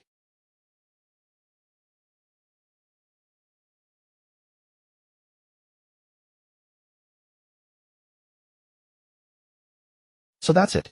With the barrier of the great demon realm shattered, the hidden demon realm in the cracks of space. This power truly belongs to the demon god. A fervent smile appeared on his face as he disregarded the Dabura below, slowly raising his hands. The omnipresent dark power birthed from the chaotic evil aura. Frieza's voice resonated through the heavens, filled with the dominance of a ruler. Obey my command, and lend me your power. As if responding to their master's call, the evil energy spilling from the fissures instantly found its outlet, transforming into torrents of black energy, surging toward Frieza's palms. A pitch-black energy sphere as dark as ink, yet filled with countless stars flickering within, began to rapidly gather and grow above his head. You won't get away with this. Dabura below glanced up, immediately discerning Frieza's intent, his face filled with fury. He fiercely gathered the remaining demonic power in his hands, shining with a blinding dark red light. A crimson energy beam concentrated with all his might roared toward Frieza in the sky. Boom. However, in midair, that energy beam collided with an invisible wall, exploding violently into countless light particles, disappearing without a trace. Who is it? Dabura roared in anger. As the smoke cleared, 5 golden figures and 1 green figure suddenly appeared in the center of the battlefield between Frieza and Dabura. Bardock, Kakarot, Vegeta, Dales, and Raditz. 5 golden-haired Super Saiyans. And Broly engulfed in the green flames of the great ape power. Except for Bardock, the youthful faces of the others formed a stark contrast to their ferocious auras. Trash. Get out of my way. Dabura looked at the suddenly appearing Saiyans, letting out a disdainful roar. Arrogant words. Vegeta's youthful, yet incredibly proud voice rang out. A waste of life force for power, I alone can deal with you. Before he finished speaking, he charged forward, transforming into a golden streak of light. However, before he could react, Dabura's figure vanished in an instant, appearing directly in front of him the next second. A massive arm like an iron claw directly pinned Vegeta's body, propelling him at an unimaginable speed toward a giant rock slab. Ugh! Boom! A gigantic circular pit was forcefully smashed into the rock slab, with Vegeta himself deeply embedded within. Dabura held his head tightly with one hand, wearing a sadistic grin. The small Vegeta let out a scream of excruciating pain. Vegeta, bastard. The others, shocked, immediately rushed to attack Dabura. Kakarot was the first to arrive, throwing a furious punch at Dabura's cheek. Bang! Not a budge. Dabura didn't even glance at him, as if nothing had happened, casually kicking out. Bang!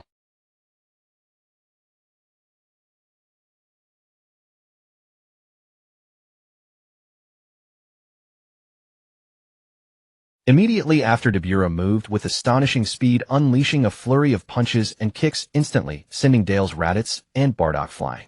Dabura held Vegeta's small head, mercilessly rubbing it back and forth against the hard rock slab. The golden aura gradually dissipated as he reverted from Super Saiyan, his consciousness beginning to blur. Just then, roar! Broly suddenly flashed with green light all over, an unimaginable surge of energy erupting from his tiny body. In that moment, even Frieza, who was gathering dark energy, paused. He charged like a green cannonball, head-butting Dabura and sending him flying. Just as Dabura intended to deal with this troublesome little brat, the battered Bardock and the others had already strained their injuries to rush up. However, it lasted only a moment. After awakening his inner potential, Broly's green light quickly faded, and he helplessly fell toward the ground. Just as Dabura intended to deal with this troublesome little brat, the battered Bardock and the others had already strained their injuries to rush up again, firmly grabbing his hands and feet. In the sky, Frieza looked down at the brutal battlefield below, and then at the immensely inflated dark energy ball in his hands. Almost there. The dark energy from the demon realm is simply immeasurable, far surpassing that of the evil planet. Ho ho ho. Just hold on a little longer, everyone. He let out a joyful laugh. Don't worry, even if you die, I can resurrect you with the Dragon Balls. Then he closed his eyes, beginning to draw upon the endless dark power with all his might. Below, taking advantage of the moment when everyone was desperately restraining Dabura, Kakarot swiftly flashed to Vegeta's side, pulling something from his pocket and shoving it into his mouth. "Hey Vegeta, quickly eat the revival bug." Ugh. Vegeta slowly came to his senses, pain and humiliation flooding over him. Damn it. He slammed a fist against the rock slab behind him, an overwhelming sense of helplessness pouring out from the depths of his heart. A drop of scalding liquid uncontrollably slid down his face. He looked into the distance, seeing his adoptive father Bardock being smashed into a shower of blood by Dabura Dale's battlesuit, shredded, revealing a gruesome imprint on his chest, and Raditz's long hair, even torn off at a section. And the recently erupted Broly had sunk into the ground like a puddle of mud. At that moment, Frieza's officer Sabo had somehow arrived beside the two. He took out a peculiar bug from his pocket, forcefully split it in half, and handed it to the two. "Now only you can help Lord Frieza by some time." Vegeta looked at the half-bug, his clenched fist cracking from the pressure. A fusion bug. Eating it means having to fuse with Kakarot. Such a thing. But then he glanced at the bloodied companions fighting in the distance, and at the overwhelmingly powerful Demon King. He abruptly grabbed the half-bug. No way. Dabura, in the distance, seemed to sense something breaking free from Bardock and the other's restraints, launching a powerful energy wave toward the three. This energy hitting any one of them would be enough to obliterate them. In a critical moment, a green figure descended from the sky, blocking in front of the three, unleashing its full power. Demon Flash. It's Piccolo. He used all his strength to block that destructive energy wave. After the impact, he was left smoking all over, helplessly falling downward. "Piccolo! Uncle Piccolo!" "Green-faced uncle!" Sabo exclaimed in shock, immediately rushing down to take the severely injured Piccolo away from the battlefield. Kakarot and Vegeta's eyes widened, all hesitation transformed into overwhelming rage at that moment. No longer hesitating, they angrily swallowed the half-bug. Instantly, a blinding white light erupted. When the light faded, a completely new warrior appeared on the battlefield. He wore the standard armor of Frieza's officers, draped in a crimson cloak containing a power that sent shivers down the spine within his small frame. He glared fiercely, facing the Demon King ahead. Golden light erupted from him, like the entire first demon realm was bathed in gold. Dabura's movements suddenly halted, and then in a fit of rage he hurled a punch directly at the youthful, yet resolute face. Boom. What? His fist, capable of shattering stars, was effortlessly caught by the small boy with a single hand. The boy slowly moved his fist aside, raising the face that fused the features of Kakarot and Vegeta. "You? Who are you?" Dabura roared in disbelief.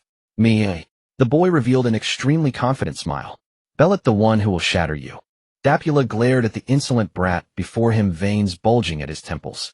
He surged with force, trying to pull back the trapped fist.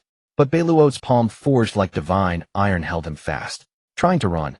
"He'll see you off." A savage sweep of the leg bearing a golden blaze slammed squarely into Dabula's face. The Demon King's face twisted grotesquely to one side, his eyes were knocked askew, and saliva spurted uncontrollably. A sizzling hiss. His saliva struck the rock below and instantly petrified the hard surface, corroding it into powder. In an instant, Beluot's other fist thundered into his abdomen. Dabula doubled over, and with a whoosh was smashed into the yawning black abyss below. High above, Felisa snapped his eyes open the moment the two brats' fusion erupted with an astonishing. He only glanced before closing them again, resuming his singular focus on absorbing the dark force. "Damn!" From beneath the abyss came Dabula's suppressed roar. "A mere Hedishong. A pair of snot-nosed. I, Dabula, have ruled the demon realm for a century. Never have I endured such indignity.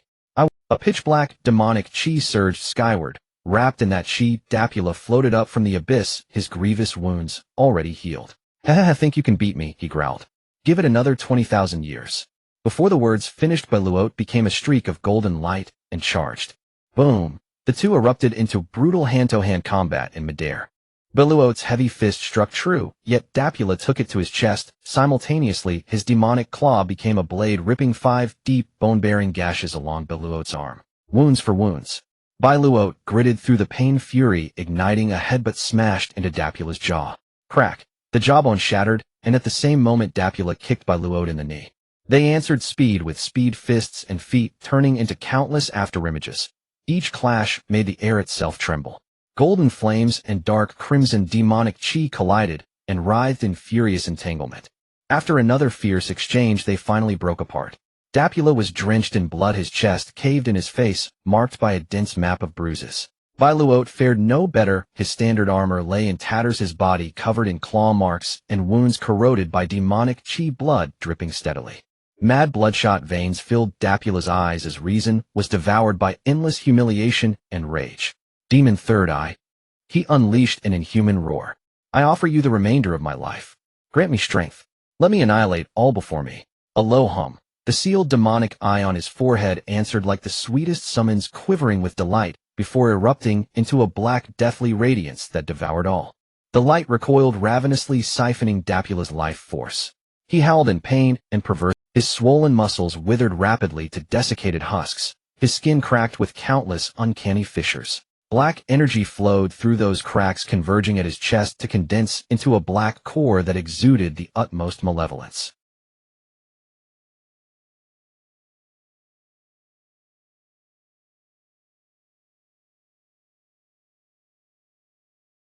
This was bad. Bailuot's alarm bells rang. He had to strike first. He bellowed, channeling all his strength into a fist that thundered at the desiccated Dapula. The desiccated Dapula raised his withered arm and threw a punch. Where the fists met, space shredded inch by inch, collapsing into a black void. An unrivaled backlash struck, flinging Bailuot hundreds of meters backward. His arm went completely numb, convulsing uncontrollably. This was trouble. The foe had not only healed, but his aura had surged by dozens of times. Yet even so, he had not used his full power. After the fusion was undone, the barrier that had restrained the Super Saiyan shattered. Bailuot roared as golden flames again leapt skyward, scaling unprecedented heights. Crackling lightning gathered and danced around him, making his hair stand more erect. Just as he neared the top of that peak barrier, a hum, and the dazzling golden light abruptly died out without warning. He disintegrated. Their first use of the Hedeshang fusion, the ferocity of battle, their grievous injuries, and the final explosive surge of energy triggered an emergency failsafe to prevent both hosts from rupturing. The fusion was forcibly undone at once.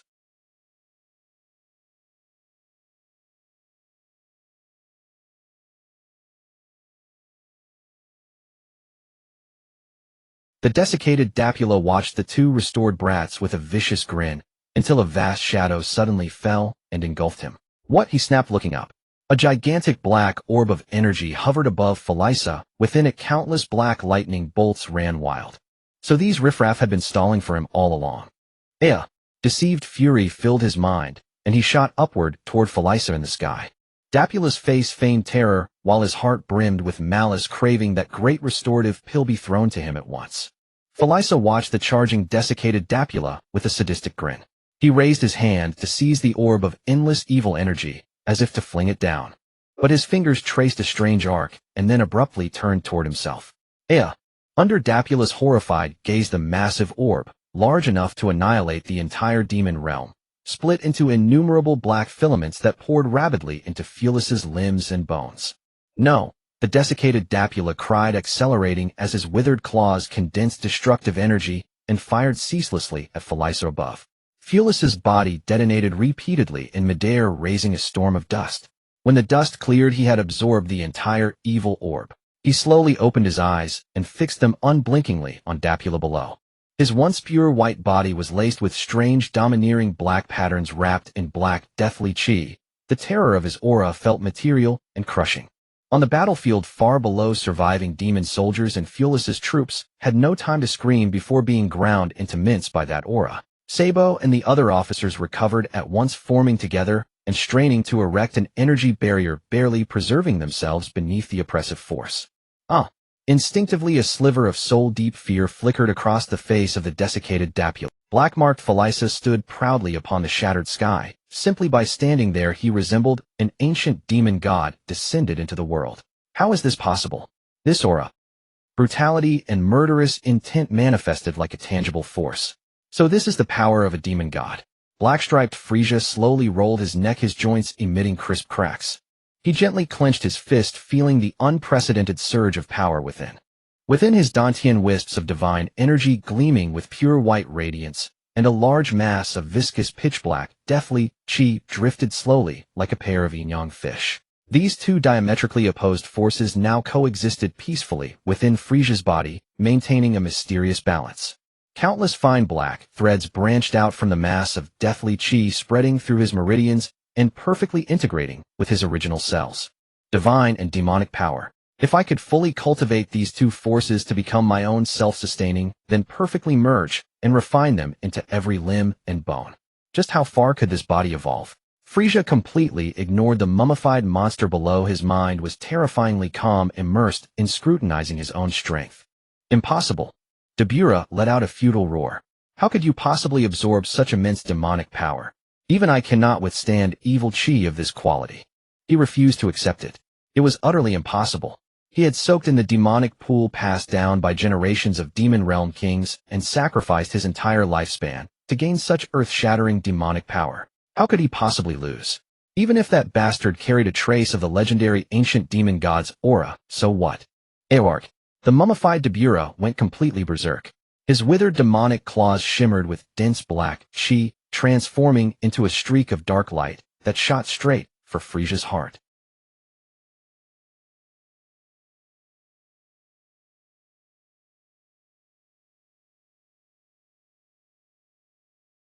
A massive rebounding force traveled up his arm, instantly shattering every bone in it into pieces. Yet the power gained from sacrificing his life had also maximized his regeneration. His shattered arm restored itself in the blink of an eye. Refusing to believe it, he launched another assault.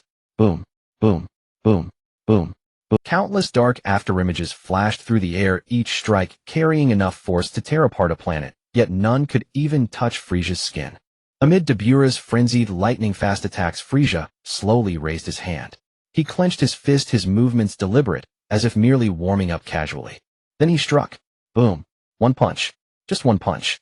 Frieza's fist pierced through Dabura's chest, emerging from his back. Time seemed to freeze in that moment. Dabura lowered his head, staring in disbelief at the arm that had penetrated his chest. The demonic core, condensed from his lifetime of demonic power and vitality, was effortlessly grasped in that hand. Awark. Power drained away like floodwaters through an open sluice. Dabura let out an agonized scream as his mummified body began to crack and rapidly disintegrate. At that moment, the bizarre demonic eye on his forehead spun wildly. Just as Dabura's body lost all value, the eye struggled to tear itself free, attempting to flee alone. It seemed to possess an independent consciousness, spinning in the air before instantly locking onto Frieza. It sensed the vast ocean-like life force within him. Greed. Utter greed. Whoosh.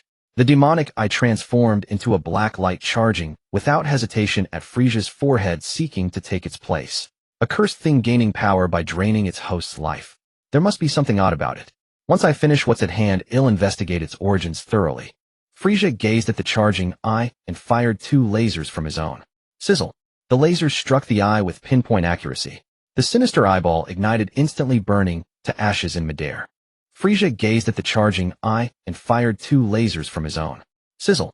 The lasers struck the eye with pinpoint accuracy. The sinister eyeball ignited below. Jinyu watched the Demon King's form vanish into smoke, his face falling with disappointment. Frieza opened his palm, observing the black core still faintly pulsating within. The core contained immense Demon King chi, but he sensed it offered no benefit to his own deathly chi. He was about to casually crush it. Wait, Lord Frieza. A crisp, urgent female voice suddenly rang out from far away. Everyone looked. A woman with spiky white hair and long pointed ears was piloting a small aircraft, racing toward them at top speed. Before the craft had even stopped, she bowed deeply to Frieza midair, her posture low and brimming with sincerity and reverence. My lord, could you entrust that demonic core in your hand to me? Frieza glanced at her, knowing full well who she was. In the anime, she worked with the Great Witch to create two Magents. Though not as strong as the original Bu, they were still formidable. She's talented. You're the one who created those artificial monsters that blocked our army's advance. Frieza spoke coolly. Give me one reason not to kill you. Arians trembled at his emotionless words, immediately leaping from the aircraft and kneeling on the void. My lord, I can create countless powerful soldiers for you. Just give me that demonic core, so I can study the principles of Demon King Chi. Oh, Frieza finally showed a flicker of interest. You mean to create androids for me? Yes. Arians bowed her head, even lower, nearly touching her knees. And their strength? Absolutely 10 times stronger than those previous failures. That core, condensed from Dabura's entire life force and amplified demonic power, can perfectly assemble that body into the strongest Majin. It is perfect in every way, except it lacks a powerful cellular source to sustain its core.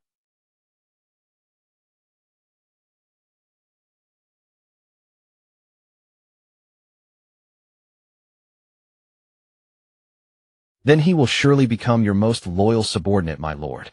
Ho ho ho. Frieza let out a— That is indeed a fine proposal. A being to rival Majin Buu. And he had no fear that this woman could cause any trouble. Go ahead. Frieza flicked his finger, and the black core shot through the air like a beam of light, landing precisely in Ariance's hands. Ariance cupped the core, gazing at this perfect artifact with fanatical reverence. She then kowtowed heavily to Frieza before turning, piloting her aircraft at full speed toward the Demon King's castle. My lord, do you truly trust that woman so readily? Bardock and other officers flew forward. He was the first to voice his doubt. Frieza chuckled lightly.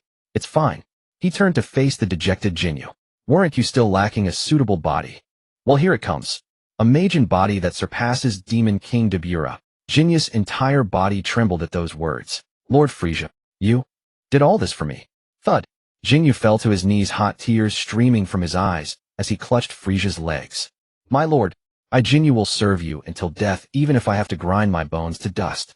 Frieza wore a benevolent smile, patting his back gently, while Zarbin and the others watched with helpless grins.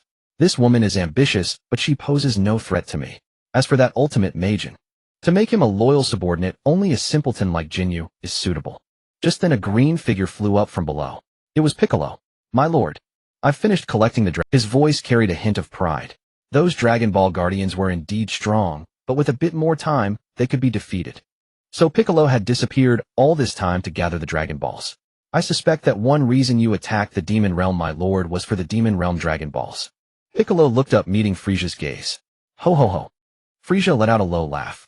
Clever, truly worthy of the great Demon King with the mind of a god. Oomph. Piccolo turned away with a snort. Then lead the way, Piccolo. Without a word, he erupted in a ring of white air, transforming into a streak of light that shot toward an unknown direction in the second layer of the Demon Realm. One after the other, they became two beams of light, piercing the heavens and earth, swiftly sweeping across the ravaged landscape. The spatial fissures along the way were expanding at a visible rate, devouring all matter around them, and the entire Demon Realm teetered on the brink of collapse. Soon they arrived at a region known as the Sanctuary of the Second Demon Realm. The environment here was starkly different from the battlefield. Though equally shrouded in demonic aura, it remained untouched by the war, preserving its pristine terrain. Piccolo halted before a massive valley.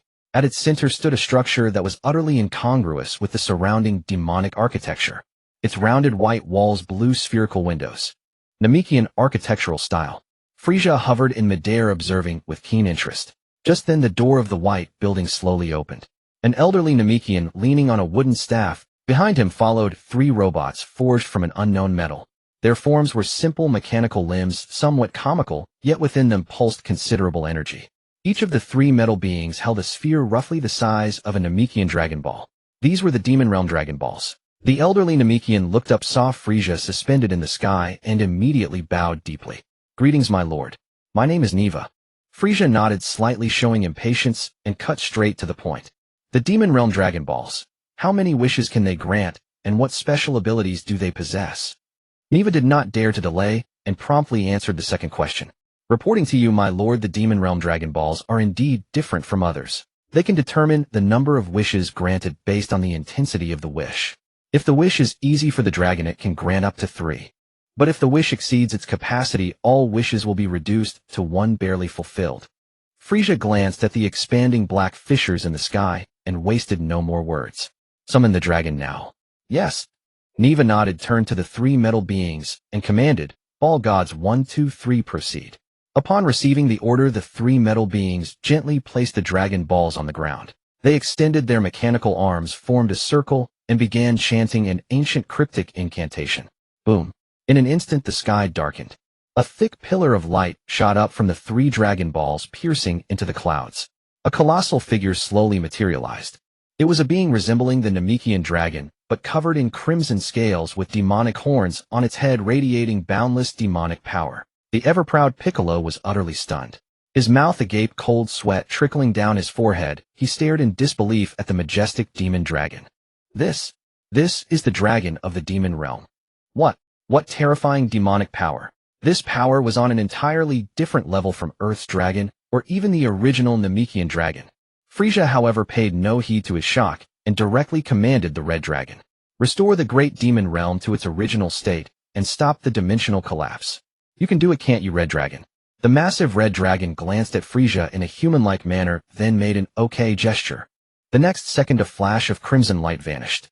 The dimensional walls of the great demon realm, which had been crumbling and collapsing, instantly ceased their destruction and began to close and repair at an astonishing speed. The mountains and lands destroyed by the battle were also swiftly restored by this power. In just a few breaths, the entire demon realm returned to its state before the battle.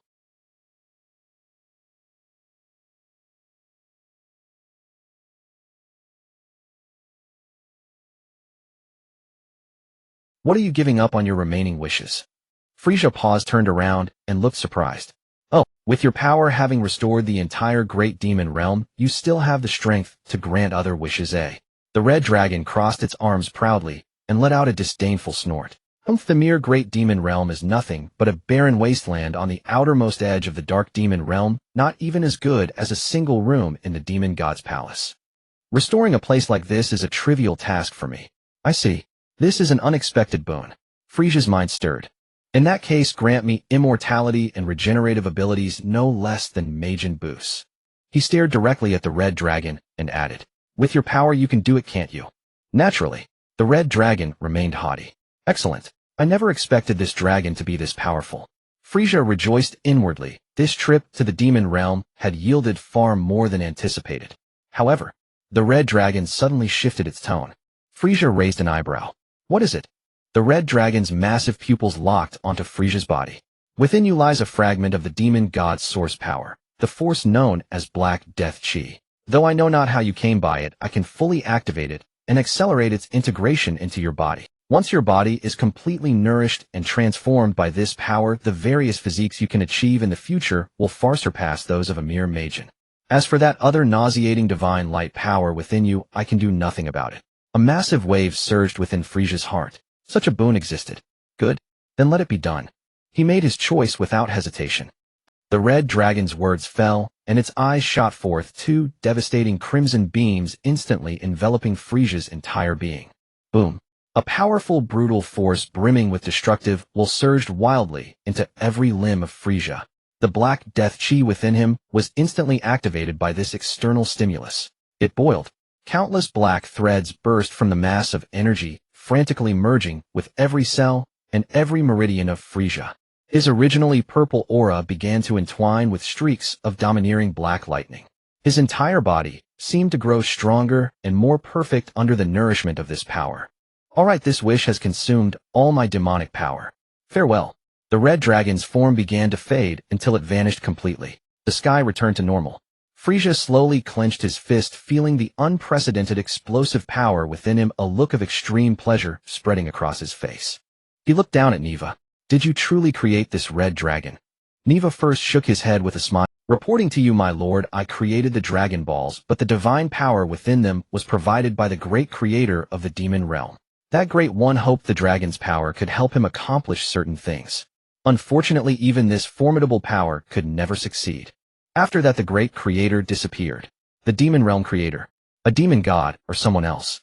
I should wait until I fully enter the divine realm before dealing with such beings. Frieza stroked his chin, lost in thought. All right, back to the demon city. He said to Piccolo beside him. Let's go see how Elan's artificial soldiers are doing. The moment the words fell, both their figures vanished simultaneously. Their figures flickered, and they were already hovering above the first demon realm.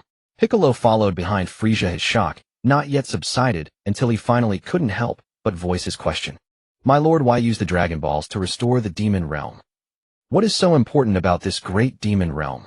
In his eyes, this barren, chaotic dimension held no value beyond a few external resources.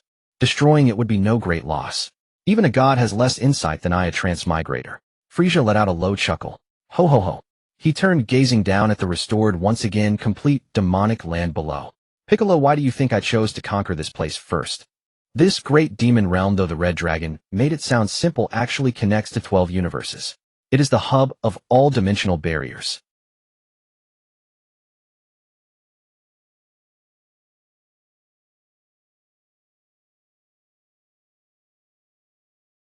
His eyes shot wide open, staring at Frieza in disbelief. This man's ambition. The cosmos is this vast, and still he is not satisfied. Piccolo's mind churned like a storm. Where did this man learn such classified information unknown even to the gods? He was like a bottomless black hole, forever impossible to fathom. To stay by his side, was it a blessing or a curse? Meanwhile, in the deepest recesses of the Demon King's castle, a vast biochemical cultivation chamber teemed with bizarre life forms. The walls were not made of metal or stone, but of some twisted, faintly pulsating flesh tissue. A network of dark red blood vessels spread across it, emitting a faint, eerie glow. In the center of the room stood a massive cylindrical biopod, its container crafted from an unknown blood. Inside the pod, a shapeless mass of humanoid biomass floated silently. In the murky culture fluid, countless tubes connecting to its body. The Great Witch Mamba had been summoned and stood shoulder to shoulder with Aaron's before the control console. A look of morbid fanaticism on her face, Aaron's carefully opened a slot and gently placed the black demonic core radiating pure magical power inside. On the massive screen before them, countless complex data streams flashed and surged wildly. Good. Demonic King energy, so that's it. Energy conductivity, cell activity, soul compatibility. All perfect. Aaron's roared with excitement, her hands flying across the screen. Inject the life source fluid. At her command, several thick pipes immediately descended from the ceiling, piercing the top of the biopod. A mysterious liquid, crystalline, yet entwined with wisps of black energy and countless specks of light, was injected into the pod. The principle of the demonic core is to use the most fundamental cells of Demon King Dabura as a primer to construct a biological core. It is both a heart and a source of power. It will completely fuse this blank shell into the strongest Majin. Boom. The moment the liquid was injected, the energy within the biopod went completely berserk.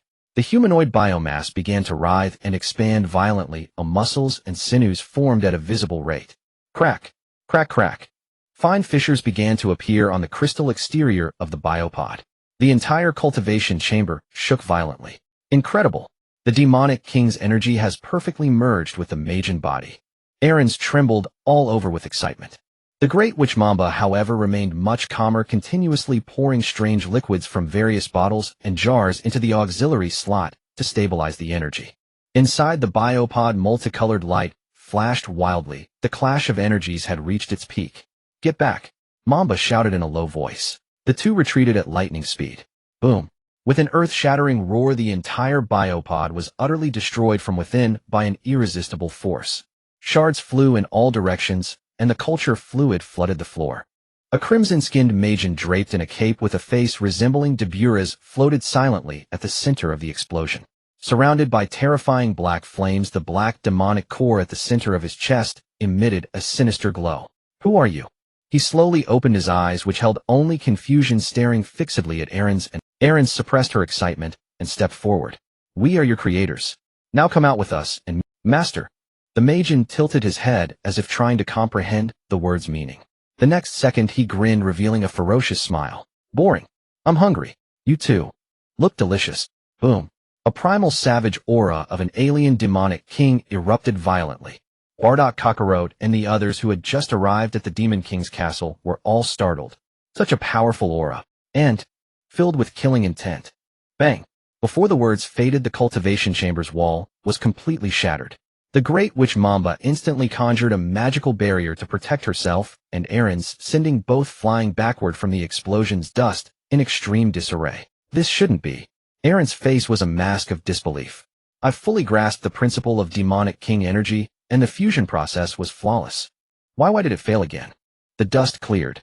The Crimson Majin hovered arrogantly in midair, looking down upon the assembled officers of the Frieza force. So much food. Yaya. He let out a strange shriek, his powerful aura surging forth as he transformed into a red blur, shooting toward Kakarot with a whoosh. Madman. Swish. Kakarot instantly erupted in golden flames, transforming into a Super Saiyan, and threw a punch to meet him. The others immediately scattered and joined the fray against the Majin. The shockwaves of the battle further reduced the already ruined Demon King's castle palace to rubble. This Majin's power exceeded all expectations. His fighting style was utterly chaotic, purely instinctual, yet his strength and speed were monstrously abnormal. Even more terrifying was his freakish regenerative ability. No matter how severe the injury, his body would instantly restore itself the next second. He single-handedly took on several Super Saiyans and held his own. Suddenly, The Magian's form twisted and directly transformed into a massive red net that covered half the sky, descending upon them all. No, dodge! Aaron's cried out in alarm. That's Boo's ability. If he swallows you, it's over. In that critical moment, the Great Witch Mamba thrust both hands upward, chanting an arcane incantation. An invisible wave instantly enveloped the great net, causing the Magian's movements to pause momentarily. I can't hold it for long. Its power is too great. But that moment was enough.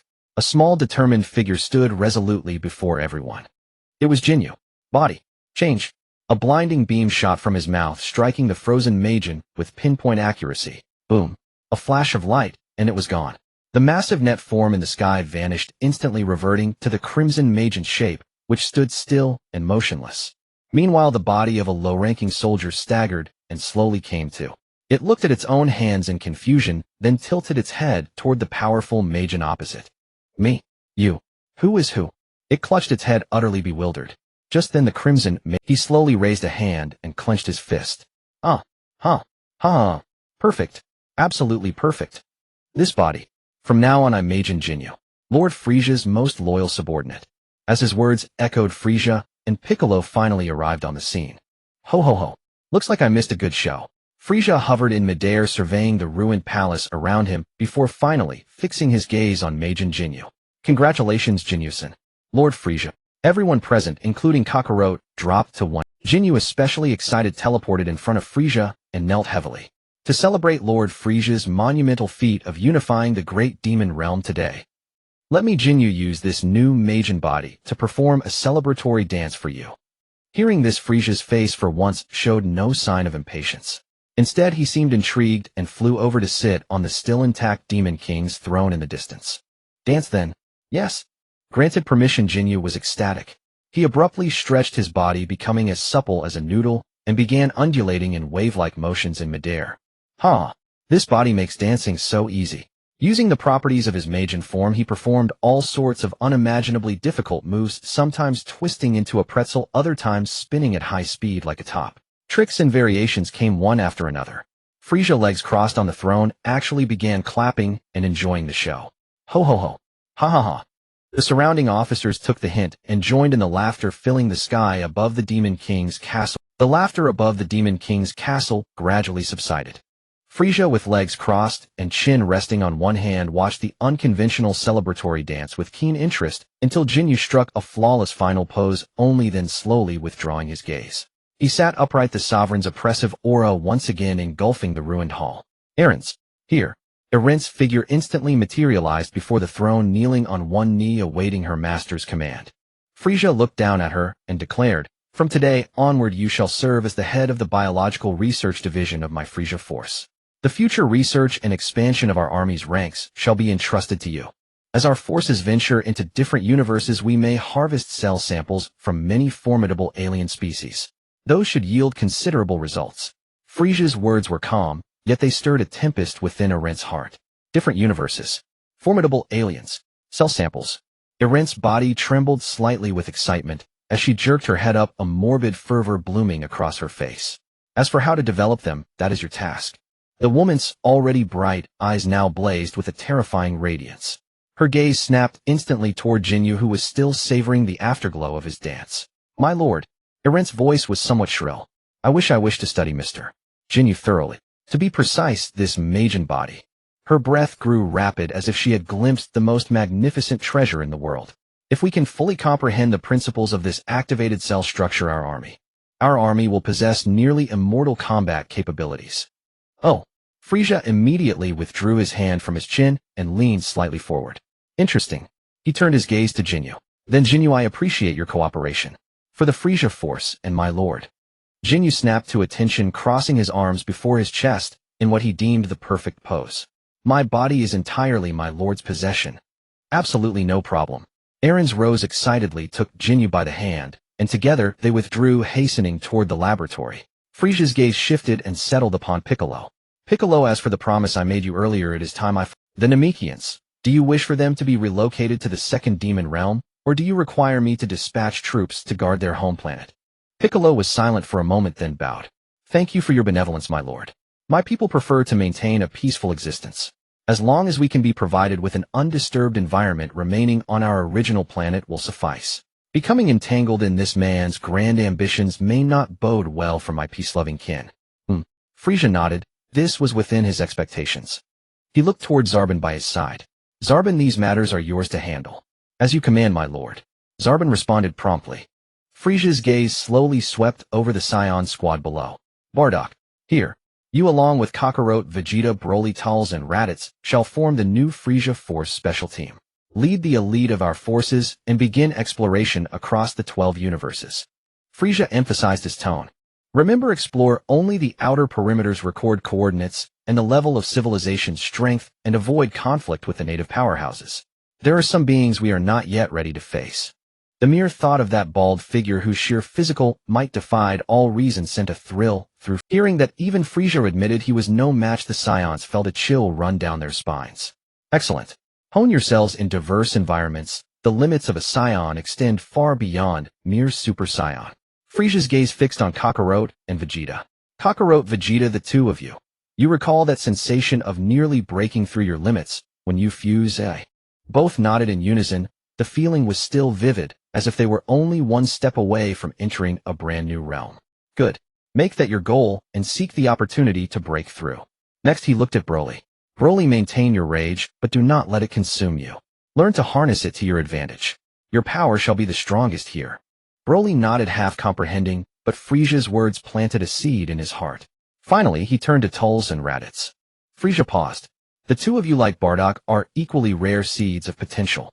Even under the rigid system of the former planet Vegeta, your talents far surpass the so-called elite warrior ratings. This simple praise sent a jolt through Talz and Raditz. They had always been regarded as low-class warriors. Never had they received such high acclaim, especially from Frieza himself. Struck by Frieza's precise recognition and approval, the group lowered their heads, in unison, a sentiment of a scholar dies for a confidant, surging within their chests. Frieza's gaze finally returned to Piccolo. As for this place, you, a professional demon king, shall be the new ruler of the great demon realm. A playful smile curled on his lips. With the knowledge and memories of so many at your disposal, governing this realm should be a trivial matter for you. Piccolo responded with a knowing smile. I shall not disappoint you, my lord. Satisfied, Frieza arose from his throne. He looked at Zarbon and issued the final command. Prepare to return to our universe. Yes. Zarbon instantly understood. His figure flickered and vanished toward the third demon realm to initiate the cross-universe dimensional canon. The limit of my physical form was already shattered during the battle with Super Dubra, and after absorbing that black, deathly aura, I gained a sudden enlightenment on the essence of power. Now is the time. Once I fully unleash my power, I shall be able to consume more of the accumulated divine tree fruits. As for that so-called divine power of light, it's time to ask that little old man about it. The Kai must know something. The moment the thought flashed, Frieza's figure had already vanished from the demon. Instantaneous movement. In a single instant, Frieza's figure directly appeared in the third demon realm before the dimensional gateway through which they had first entered this place. The several demon soldiers tasked with guarding the entrance were yawning in sheer boredom. The next second, a figure materialized out of thin air carrying a familiar, yet spine-chilling aura that jolted them alert. They instantly fell to their knees, their heads bowed deeply to the ground. Lord Frieza. Frieza didn't spare them a single glance. He looked back in the direction they had come from, as Zarbon's figure had yet to appear. He had nearly forgotten. No matter how fast Zarbon was, how could he possibly compare to instantaneous movement? Moments later, a streak of light shot down from the heavens at tremendous speed. It was Zarbon. Landing on the ground, he saw Frieza already waiting there, and his breath caught in his throat. Hurriedly, he dropped to one knee, panting, his face filled with apology. Lord Frieza, this subordinate is late. Frieza slowly raised his hand. Zarbon's heart tightened, believing his lord was about to mete out punishment. Yet that slender finger merely tapped lightly against his forehead. The fault is mine. Whoosh. A vast torrent of spiritual information surged instantly into Zarbon's mind. It was a profound spatial movement technique. Countless methods of coordinate sensing, aura locking, and energy manipulation all laid out clearly within his consciousness. This is the method of instantaneous movement. Frieza withdrew his finger, his voice flat. Pass it on to all the core elites. Whether you can master it depends on your individual comprehension. From now on, whether for survival or conquest, this technique will prove quite useful. Zarbon's body trembled violently, not from fear but from overwhelming excitement and ecstasy. Such trust. Such a blessing. He slammed his forehead to the ground, striking it heavily. Thank you. Such mercy and greatness. Zarbin can only repay a fraction of this by excelling in all I do for you. I must improve my power as quickly as possible. Among the current elites, Eris controls cell modification technology. Jinyu has obtained a Majin body. The Saiyan squad has broken through collectively, and even Piccolo has become the new Demon King. I have become the weakest. Having received such recognition and favor from Lord Frieza, I must not disappoint him. In Zarbin's mind, a frantic plan for his future direction began to take shape. Frieza paid no heed to his inner turmoil, merely casting a casual glance at the dimensional cannon. Begin. Yes. Zarbin immediately rose, and together with the surrounding soldiers began operating the massive cannon. Boom. As before, a twisted spatial rift was forcibly torn open, emitting a deep, profound glow. Frieza and Zarbin entered the spaceship and passed straight through the chaotic dimensional tunnel. Light and shadow shifted, a familiar aura washed over them. At last, they had exited the demon realm.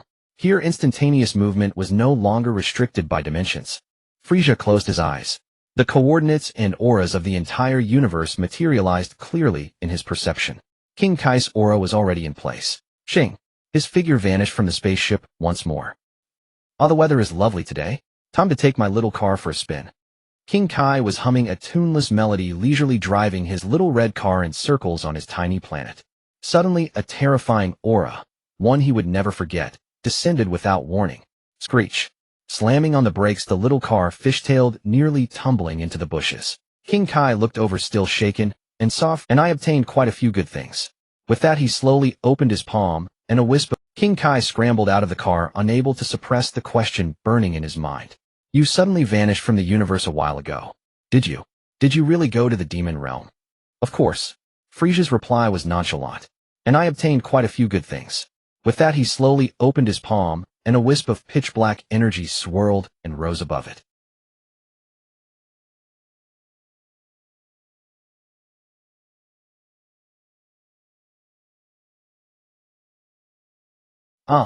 The moment he saw that wisp of energy, King Kai let out a terrified scream, stumbling backwards several steps before collapsing onto the ground.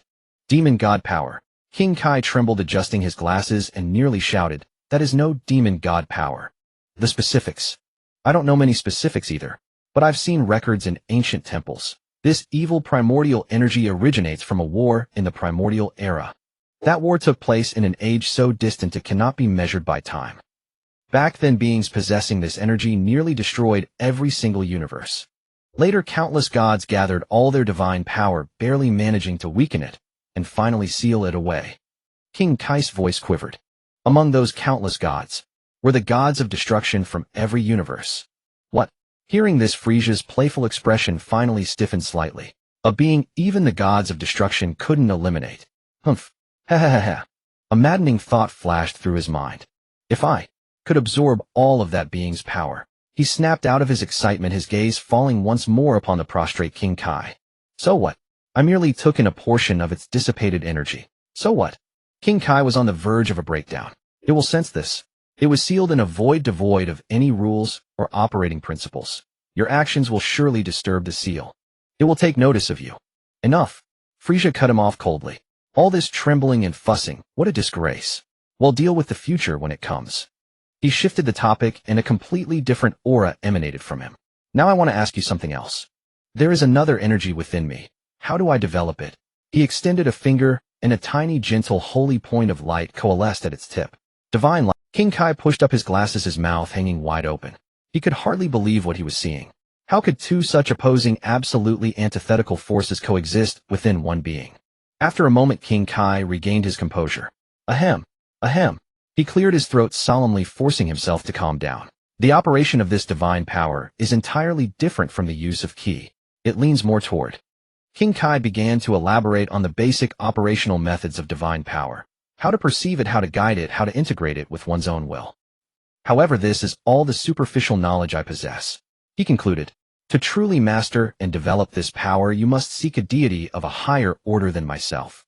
Frieza narrowed his eyes, recalling the time of the martial arts tournament. That lord, the man whose entrance was overwhelmingly grand and terrified Piccolo. Frieza paid no heed. A pitiful wretch frightened by Dabura reduced to near death by a single sitting from Fat View. He looked down upon the Kai. Send a message. Tell him to come see me. Tell whom? The Kai asked, caught off guard. Your superior's superior, the Supreme Kai, of course. Frieza's tone carried not a shred of respect. Tell him Dabura is dead. As long as he helps me master the power of light, I can take care of Bu as well. Bu, the original entity. The cellular strength holds considerable value for Ellis research. This. The Kai was at a loss, cold sweat trickling down his brow. The Supreme Kai's rank is far above mine. I can't directly relay a message to him. Frieza slowly turned his head. I don't care how you do it. Find the Grand Kai, find anyone. Just get him in front of me. An icy, murderous intent erupted from Frieza. The Kai nearly stopped breathing, and the very air on the small planet seemed to freeze solid. Otherwise, it's not as if I can't fight my way to the sacred world of the Kai myself. The power of the Dark Dragon can still reveal that location to me. The killing intent was tangible, piercing every inch of the Kai's skin. He was utterly broken. I will. He'll find a way. I swear. Before the words faded, Frieza's figure had vanished. The Kai collapsed to the ground, gasping for air, as if he had just been pulled from the water. Somewhere in the universe, on a barren, rocky planet, Frieza's form appeared out of thin air. He sat cross-legged upon a massive boulder. Within him, the limits shattered during the fierce battle with Super Dabura were already stirring restlessly. All he needed to do now was to fully harness this surging power and make it his own. Boom. An unprecedented, terrifying aura exploded from him. Within that aura, a strand of pitch-black death chi was clearly discernible. In an instant, the skies of this ill-fated planet churned and changed color. The hard ground cracked inch by inch with massive fissures spreading as if to tear the planet apart. Violent air currents transformed into tornadoes connecting heaven and earth, sweeping everything away and completely altering the planet's ecosystem. Torrential rain poured down and lightning serpents danced wildly. The entire planet groaned and trembled under Frieza's aura. After a long while, the aura slowly receded. Frieza stood up from the boulder and lightly tapped his foot. Boom. A dull, thunderous roar. From the point where his foot landed, cracks spread frantically across the entire rocky planet. In just 3 seconds, half the planet shattered into pieces. The churning planetary core was exposed to the vacuum, and countless surviving natives perished instantly, with the broken continents turning into cosmic dust. Frieza paid it no mind. He pressed 2 fingers together and touched his brow. Whoosh. His figure teleported, returning to the warehouse of his army's headquarters. Inside the warehouse, mountains of divine tree fruits pulsed with enticing energy. With a wave of his hand, the ring water moon on his finger gave a faint glimmer. A full 100 divine tree fruits were stored within it. The next second, his figure vanished again. Another starry region of the universe. A beautiful purple planet without any warning suddenly exploded into a brilliant ball of flame. Then another. And another. Deep in the cosmos, numerous planets began to explode one after another. This was the result of Frieza's power going berserk after consuming the divine tree fruits, failing in his attempt to circulate the power of light within him. Not easy. Amidst the planetary debris, Frieza shook his hand. A soft white light on his right hand flickered violently a few times before dissipating into nothingness. Just as he was about to head to the next planet to continue his attempts, a commanding voice echoed directly in. Stop! Frieza paused. The void before him rippled. 2 figures emerged from within. The leader was short in stature with light purple skin, a silver-white mohawk hairstyle, long pointed ears, and wore a pair of earrings. Beside him stood a tall, stern-faced attendant.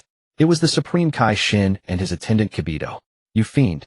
Kibito glared at Frieza the moment he appeared, and upon seeing the floating planetary wreckage, his fury knew no bounds. How can you commit such atrocities, destroying so many innocent lives? The Supreme Kai raised a hand, halting Kibito's tirade. He adopted a lofty posture, looking down upon Frieza. Frieza, do you recognize me? Frieza was momentarily taken aback. Does this guy still think him the original? He couldn't help but let a smirk play on his lips. Ho ho ho ho. I was wondering who it was. If it isn't the esteemed Lord Supreme Kai. Seeing him like this, the Supreme Kai's eyes sharpened. The messages relayed by the Grand Kai and the Kai are an insult to my intelligence. Setting aside your boastful talk, how dare you be so cruel as to annihilate so many planets? He shifted his tone, laced with scrutiny and disdain. And you claim you killed the Demon King Dabura? You must be joking. Dabura is an existence I myself would need to take seriously. You, take him seriously. You were too scared to move. Frieza, already knowing his secrets, merely smiled and said nothing. Seeing this, Kibito immediately interjected, full of arrogance. Mortal, Don't think calling yourself the Emperor of the Universe means anything. Before Lord Supreme Kai, he could defeat you with a single finger. Ah, the Supreme Kai raised his hand with a theatrical gesture. Kibito, keep it down. Keep it down. The smile on Frieza's face slowly faded. His entire demeanor sank. Whoosh. A blur of motion. Before the Supreme Kai and Kibito could even react. 1 second. Frieza's figure had already reappeared in its original spot, as if he had never moved. Across from him, the once arrogant Supreme Kai and Kibito now had faces swollen like pigs' heads. They knelt in the void, tears and snot streaming down, trembling uncontrollably. Lord Frieza. I will take you to the sacred world immediately. The Supreme Kai wailed, his speech slurred. With your power of light, you will certainly not be rejected by the sacred world. Please, follow me. If you weren't still of some use, you'd be ash by now. Frieza said coldly. Yes. The two nodded frantically as if pardoned and turned around respectfully. With a whoosh, a holy light enveloped the three, instantly tearing through space. Only a single deeply respectful phrase echoed in the void. This way, my lord. Swish. The three reappeared, now standing in a verdant expanse. This place was filled with towering mountains and a gentle, pure aura. It was the holy domain, the God realm. Frieza could distinctly sense that this aura made the strand of dark energy within him exceedingly restless, with wisps of black mist stirring at his surface, yearning to burst forth and wreak havoc. Truly an unruly creature. The impulse for destruction had barely arisen when Frieza forcefully suppressed it with his absolute will. Smack! He casually stomped his foot onto the ground. The earth trembled violently, and a solid footprint was left behind. As expected of the holy domain, quite sturdy. The god of destruction Shin and Jebet were horrified. The solidity of this planet far exceeded that of the mortal realm, yet beneath this demon's foot, it was as fragile as a biscuit. My lord. The god of destruction Shin mustered his courage to speak about divine power. Actually, Frieza coldly interrupted him. With your qualifications, I hold no expectations. He didn't give the god of destruction any chance to respond, and directly posed the core question of his visit. Where is the god of destruction's sword? Upon hearing this, the god of destruction and Jebet froze in shock. After a moment, they regained their composure and trembled as they pointed towards the highest peak in the distance. Frieza's figure flickered, immediately heading in that direction. The god of destruction and Jebet exchanged glances, quickly communicating with their divine senses. My lord, this demon still wishes to draw the holy sword. With his evil aura, how could he possibly achieve that? No matter, Jebet. The god of destruction thought with a cold smile that holy sword will repel all evil, yet the pure divine energy within him will ensure he is not harmed by its power. He absolutely cannot pull it out. It is said that only the one destined to save the era can draw this sword, and will possess unparalleled power. Him. A wicked, infamous scoundrel. How could he be worthy? We can merely watch the show. The god of destruction had already devised a plan, thinking after he fails we can step in to help him sort out his divine power flow. That would count as doing him a favor. With ulterior motives, the two followed behind. Soon the three arrived at the mountain peak. Embedded in the rocks at the summit was a sword gleaming with brilliance. Frieza sensed from afar a powerful and pure divine energy continuously emanating from the sword's body. This is the Z-sword sealing that old man. It indeed plays out like a legend of the sword in the stone. He stepped forward, gripping the cold hilt with one hand. Buzz. The divine sword seemed to sense the incongruous evil intent within him, about to unleash a fierce counter-energy. But in the next moment, a strand of divine energy flowed from Frieza's body, acting like a mediator, instantly merging with the sword's power and soothing it. Ah! Frieza let out a low roar, his arms' veins bulging as he exerted force outward. The ancient rocks beneath his feet began to crack inch by inch, his muscles bulging dramatically, approaching the state of full power. Crack! A faint scraping sound. The divine sword was pulled out by an inch. Yikes! The god of destruction and Jebet's heads elongated in shock, their eyes nearly popping out as cold sweat slid down their foreheads. No! How is this possible? Frieza, with a surge of energy, did not use the dark energy, instead wrapping his arm in a primal purple aura. Boom! The divine sword responded, being forcefully drawn out from the rocks that had sealed it for countless ages. Swish! The immense force swung the sword, cutting through the air with a crescent-shaped, terrifying sword chi that directly struck the ground, carving a bottomless, terrifying chasm. Ah! The sword chi passed right between the god of destruction and Jebet, scaring them to sit down on either side, staring blankly at their falling hair and the ghastly scar on the holy ground. the last remnants of their imagined divine image completely shattered. Frieza wielded the divine sword with one hand, creating gusts of wind that tore through the air. Oh ha ha ha! What a magnificent sword! Countless tiny sword chi scattered, shredding the surrounding rocks into a state of ruin. My lord Frieza. Jebbet, watching the mountain peak nearing obliteration, could no longer hold back and cried out, "Please! Stop! The holy domain! It can't take it anymore." Frieza glanced at him, then positioned the sword horizontally in his hands, gripping the hilt. He gathered all his strength. This time, he no longer held back. Wisps of black mist emerged from beneath his skin, forming eerie black patterns. An even more terrifying power erupted from every cell in his body. The indestructible divine sword began to visibly bend. The two sitting behind were completely dumbfounded, their minds blank. What on earth is he doing? The divine sword bent to an unbelievable degree, emitting a mournful cry under the strain. Crack! Bang! Accompanied by a crisp sound of breaking, the god of destruction's sword shattered into two pieces. Frieza casually tossed the broken sword aside, as if discarding a useless toy. Before long, the two broken sword segments began to emit a strong glow and aura. Soon a hunched old man appeared within the radiance. He bore some resemblance to God of Destruction Shin, but was much older, squinting his small eyes with heavy bags, and sporting a tuft of white hair. Cough! Cough! Upon his appearance, he greedily inhaled a breath of fresh air, then began to cough violently. I have finally emerged. That wretched old cat. While scolding, he carelessly began doing senior citizen exercises. Once he had stretched his limbs, he glanced sideways at the three individuals present. Frieza still maintained that playful smile. Old God of Destruction, how does the long-awaited fresh air feel? What? Shin and Jebbet were once again blasted away by this revelation. Old God of Destruction. Isn't that the legendary ancestor? The two hurriedly knelt, rolling and scrambling to show their respect. But upon seeing Frieza still standing arrogantly, the old God of Destruction instantly frowned, putting his hands behind his back as he began to lecture. If it has only been a few million years, are the youth of today so impolite? Upon seeing me, you dare to... He hadn't finished speaking. Frieza merely flicked his finger. A tiny, nearly invisible light bullet quietly floated before the old God of Destruction's face. Puff! A soft sound. The light bullet exploded on his face, causing the old God of Destruction to fall backward, smoke billowing from his face. Yikes! Shin and Jebbet were scared out of their wits, frantically trying to pat the dust off his face. Ancestor, are you okay? Frieza coldly interjected, cutting through the chaos. If you keep blabbering next time, it won't just be a ugh. The Elder Kai slowly regained consciousness, then abruptly snapped his eyes open and sat upright.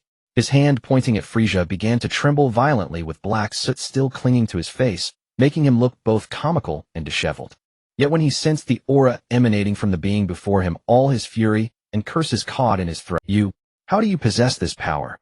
The Elder Kai's face was etched with sheer disbelief. Without even bothering to dust off his robes, he stumbled hastily toward Frieza, squinting his small eyes as he scrutinized him closely. Frieza's brow furrowed. The Elder Kai immediately sensed the icy killing intent and jolted, quickly retreating several steps to maintain what he deemed a safe distance. This power. The master of this power is the Lord of all demons. The Elder Kai's voice trembled with barely suppressed fear. Though faint, it's unmistakable. You've actually harnessed it for your own use without being controlled. He studied Frieza from head to toe, as if beholding some monstrous anomaly. You possess some skill. An ordinary magen, even empowered by this force, would ultimately become a puppet of its master, a pathetic tool to break his seal. Frieza's interest was piqued. Oh, a living fossil indeed, knows quite a bit. Care to enlighten me, Elder Kai-sama? He drawled, his nonchalant demeanor sending a chill down the Elder Kai's spine. Ahem. The old man cleared his throat, glancing at Shin and Kibito, who were already petrified with fear, and noticed the look of intense longing in their eyes. Very well. He paused, then began to recount the long-buried secrets of antiquity. That demon is the antithesis of the sole will of the entire universe. In the primordial era, his ambition was so terrifying that he led his demonic legions to trample countless worlds. Ultimately, the gods could endure no more and launched a crusade against him. The Elder Kai sank into a distant memory, a flicker of fear in his clouded eyes. At that time, I was still a young man. If not for that accursed old witch. Ahem. Seeming to recall something unpleasant, he forcefully steered the conversation back. That war was horrifying. Countless dimensions collapsed in the clash of gods and demons, entire universes reduced to nothingness. In the end, in the realm of nothingness, countless gods pooled their power to barely cleave his body apart. Yet even that could not kill him. All they could do was seal his remains separately.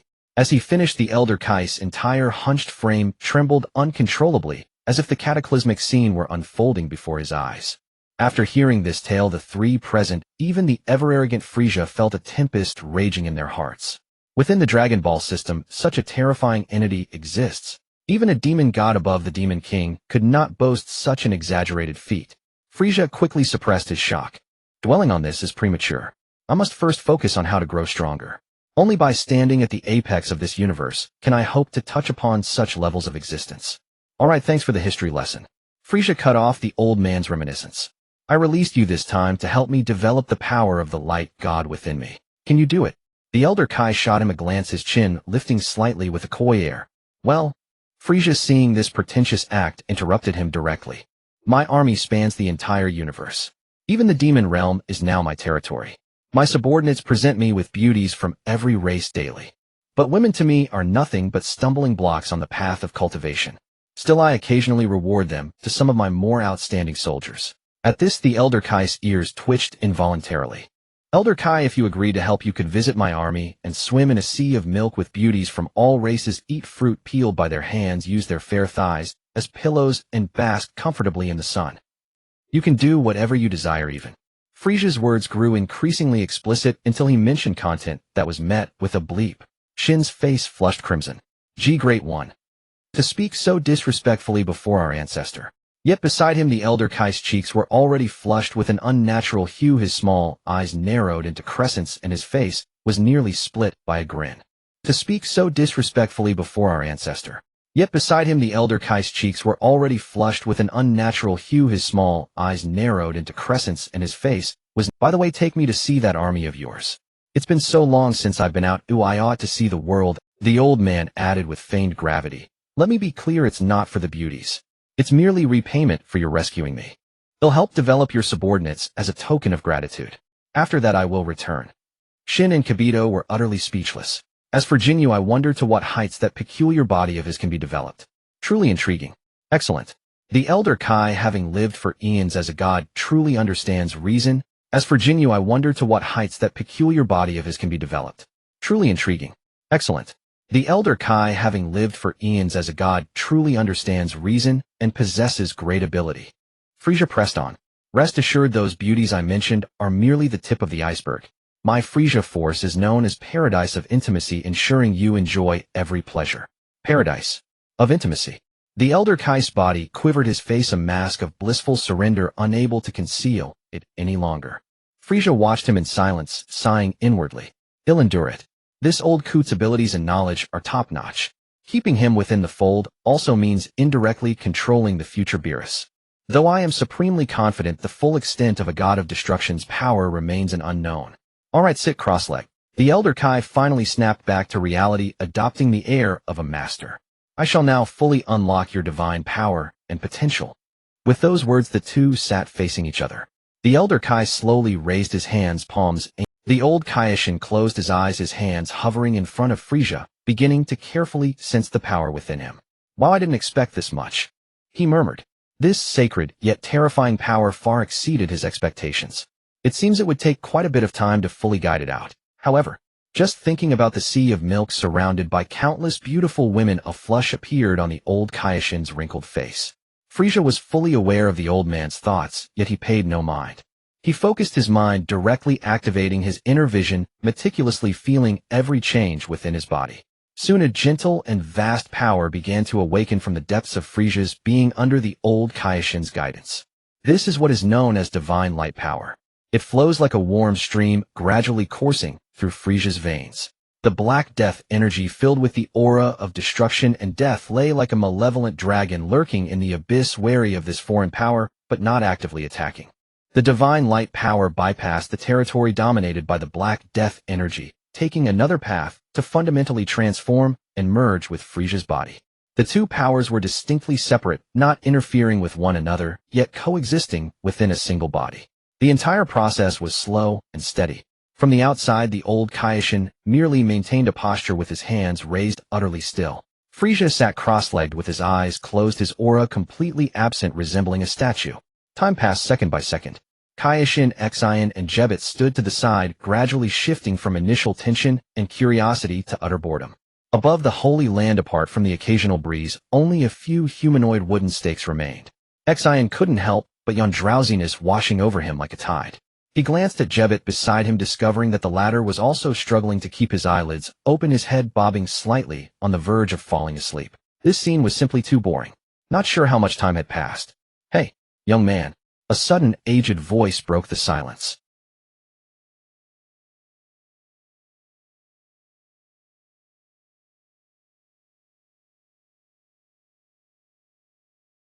"Hurry and bring me some pictures." "Pictures?" Xion looked puzzled, completely not understanding the meaning of the word. The old Kaioshin remained in his position, unable to move, only able to express his urgency through words. "I can't use my clairvoyance now. Oh, it will take at least another 20 hours to develop. Without something to look at, he'll die of boredom." "Then, what kind of pictures are you talking about?" Jebet leaned closer, asking curiously. The old Kaioshin chuckled, his small eyes narrowing into crescents. "Of course I mean picture collections of voluptuous, lively big sisters. The ones in swimsuits are best. The less clothing, the better." Kaioshin, Xion, and Jebet's bodies instantly stiffened. Zin's face flushed bright red as he stammered, "Oh, old ancestor. This is utterly inappropriate. You are." "Enough with the nonsense." The old Kaioshin impatiently interrupted him.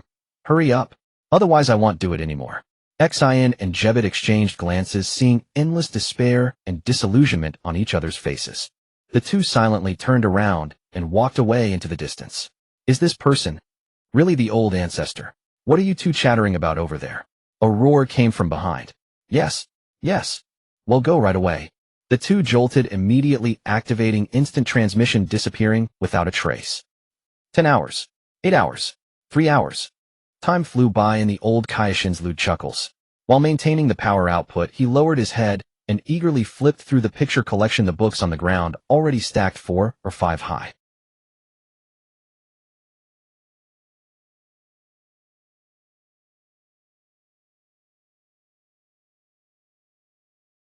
The reason he hadn't risen yet was simple. This divine light power was far too profound. It brought not merely a surge of aura, but a leap in realm and evolution of life's essence. This wondrous sensation was beyond words to describe. If the Black Death energy is the ultimate output attribute, then this divine light power resembles a form of support. It is reshaping the essence of my life, allowing my body and soul to bear greater power. Frieza was immersed in this unprecedented enlightenment, greedily absorbing every subtle change. Almost there. The old Kaioshin, satisfied, put down the pictures, slowly retracting his hands and standing up. "On my back." He patted his back while twisting his stiff body. He suddenly noticed that Frieza across from him still had his eyes closed, showing no signs of awakening. Why isn't he waking up?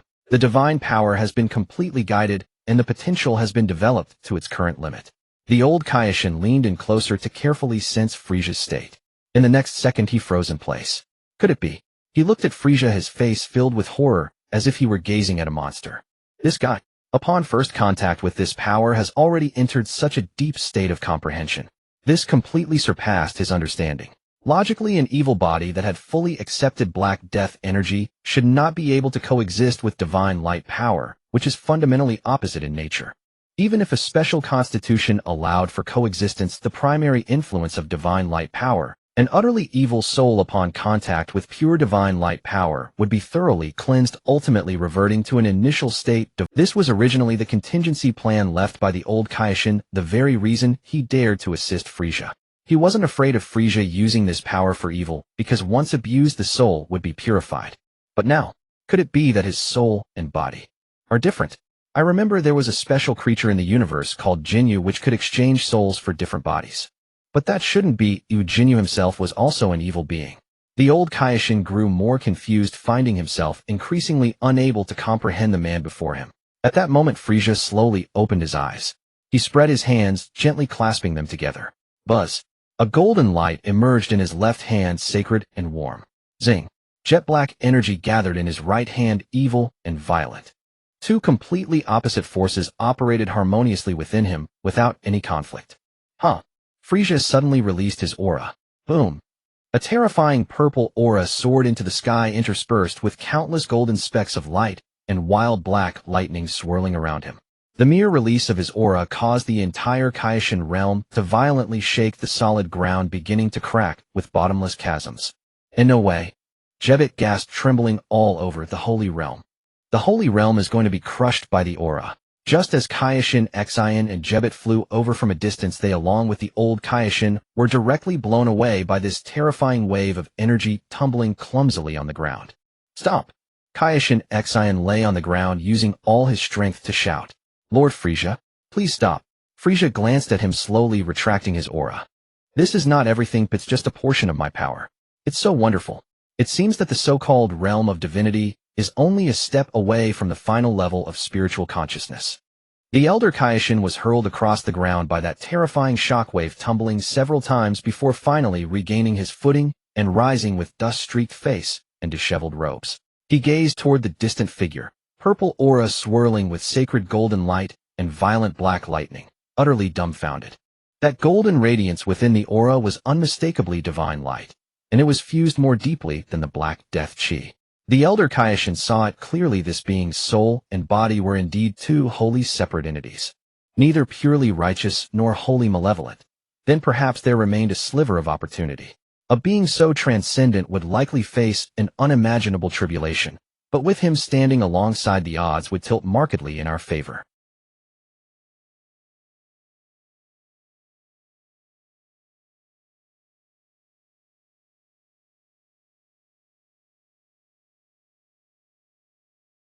"Frieza, now that you have mastered divine light, I shall bestow upon you another divine technique," said the elder Kaioshin, his voice resonating as he slowly approached. With those words, the elder extended a single finger and sharply tapped Frieza's forehead. A low hum reverberated, and an immense torrent of information flooded instantly into Frieza's mind. "This is clairvoyance," chuckled the elder Kaioshin with a sly grin.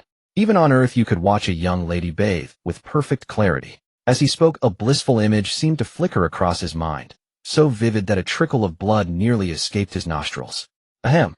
He coughed sharply, forcing his expression into stern gravity, and continued, "And another technique, the true instantaneous movement. By locking your vision upon a target through clairvoyance, then channeling divine energy, you may traverse the distance in a single breath. Yet this movement consumes immense divine energy, far too taxing for your current state. Should you wish to deepen your comprehension of divine energy further, you must seek out the angels. Their mastery surpasses even my own." "Angels?" Shin, the younger Kaioshin, stepped forward, bewildered. The elder Kaioshin shot him a sharp glance and scolded, "Youngling, this is precisely why you must study diligently. Beyond even the grand Kaioshin, the angels stand as the supreme beings of this universe. They govern and restrain the destroyers, guiding them with wisdom and authority." Shin stood frozen, stunned. Even the destroyer, hearing of them for the first time, felt his worldview shatter anew. Frieza, however, received the revelation with quiet familiarity. "Then come with me to the Frieza Force headquarters." "Wait." Shin urgently raised his hand. "What of Majin Buu?" Frieza turned his gaze upon him. "Cold." "Then come with me to the Frieza Force headquarters." "Wait." Shin urgently raised his hand. "What of Majin Buu?" Frieza turned his gaze upon him. Cold, detached, utterly indifferent. "Should word reach you, contact me immediately." With that, he strode away without looking back and seized the elder Kaioshin's collar in one swift motion. "We're about to begin." Clairvoyance. A flash of incandescent light blazed in Frieza's eyes as divine energy erupted outward. His consciousness surged beyond his physical form, hurtling across the infinite star seas at an indescribable velocity. Countless planets streaked past his perception, until with absolute precision he locked onto the Frieza Force's headquarters planet buried deep within the cosmos. Every detail of the planet's surface unfolded before him, crystal clear down to the finest grain. In a silent pulse of will, shun, their forms vanished from the Kaioshin realm. Within the vast plaza of the Frieza Force headquarters, planet space warped, and Frieza appeared midair, gripping the elder Kaioshin by the collar. Patrol soldiers froze in astonishment, then instantly recognized their sovereign, faces blazing with fervent devotion as they dropped to one knee in unison. "Lord Frieza." Their thunderous, synchronized cry shook the heavens. "Go, summon the contingent of female captives," Frieza commanded, coolly releasing his grip. "Yes, sir." One soldier snapped to attention and bolted toward the captive encampment. The elder Kaioshin flinched at the spectacle, but the moment he heard female captives, his eyes lit up, his Adam's apple bobbing as he swallowed hard. Glancing at Frieza, he found no reproach, only serene indifference. And so they stood side by side in the plaza's center, waiting in silent stillness. Soon a radiant procession advanced. Women of breathtaking diversity, skin like azure crystal, ears and tails soft, with fur, figures sinuous or lush, each a paragon of celestial allure drawn from countless starfaring races. Their gazes swept past the kneeling soldiers, locking solely upon the diminutive figure at the plaza's heart. My lord, their voices shimmered with yearning and absolute surrender. To be claimed by such a sovereign, so formidable, so implacable, was the highest honor imaginable. Yet Frieza regarded them only with glacial detachment. From this day forth you shall serve the one beside me. He gestured toward the elder Kaioshin, whose mouth now hung slightly agape, saliva glistening. Do not judge him by appearance. He is a genuine deity. Pleasure him well, and your lives shall ascend to realms of unimaginable privilege. Yes, yes, yes. At once their adoration pivoted, burning ecstatic, as they prostrated themselves before the elder Kaioshin. Thus the elder Kaioshin floated away, flushed with triumph, enveloped by a fluttering entourage of devoted beauties, while Frieza turned without hesitation and strode toward the central throne hall. Inside the main hall, King Cold presided over strategic briefings with departmental commanders outlining galactic expansion. Then, a familiar yet alien presence rippled from behind. My son, Frieza. King Cold whirled around, and there stood the small, indomitable silhouette. But this time Frieza's aura sent a tremor through his father's core, a faint veiled pressure elusive as mist, rendering even a being of his stature unable to fully grasp its depth. You've grown stronger. Ha ha ha. Indeed, father. What brings you home this time? Frieza walked straight to his obsidian throne and seated himself with sovereign ease. I have secured the allegiance of a deity who has lived 10 million years. What a... King Cold's eyes widened in disbelief. 10 million years, surely rivaling Beerus himself. Ha ha ha. His combat strength remains modest, yet his knowledge and abilities are astonishing. Treat him with reverence, father. Let him unlock your latent potential. You shall far surpass your present self. Ha ha ha. My son, you grow ever more extraordinary. King Cold roared with unrestrained pride. Thereafter Frieza summarized the great demon realm's developments while King Cold reported progress across the 4 galactic quadrants. As father and son conversed with animated rapport, a woman hurried into the outer threshold of the hall. My lord, it was Jine, Bardock and Kakarot. They're gone. With husband and child both absent, her voice trembled with raw anxiety. Frieza met her gaze calmly. Rest assured, by now their power renders them unmatched across the cosmos. I have issued new orders, they are merely preparing. Sabo is near Namek. When he returns, accompany him. You shall find them together. This outer exploration poses no grave danger. Tears of gratitude welled in Jine's eyes. She bowed deeply, then turned and departed swiftly. What lies ahead for you? King Cold asked his son. The path of ever greater strength, Frieza replied, his resolve etched in steel. Enemies exist who dwarf Beerus beyond measure.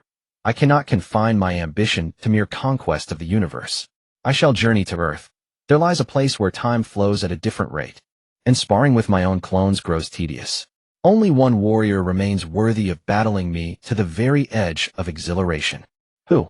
King Cold leaned forward, curiosity alight, then instinctively drew his neck inward. This old man can scarcely endure your games anymore. A strange, chilling smile curved Frieza's lips. My dear elder brother, cooler. And in his eyes cold anticipation flickered, quiet, lethal, absolute. King Kurd was taken aback, surprised that Frieza would mention him. Your brother. Gula, he repeated the name. Yes, you two brothers should meet. However, he has always held himself in high regard. During the years you were absent, the Legion has had conflicts with his forces at the edge of the galaxy. King Kurd paused, seemingly weighing his words. I have mentioned you to him as well.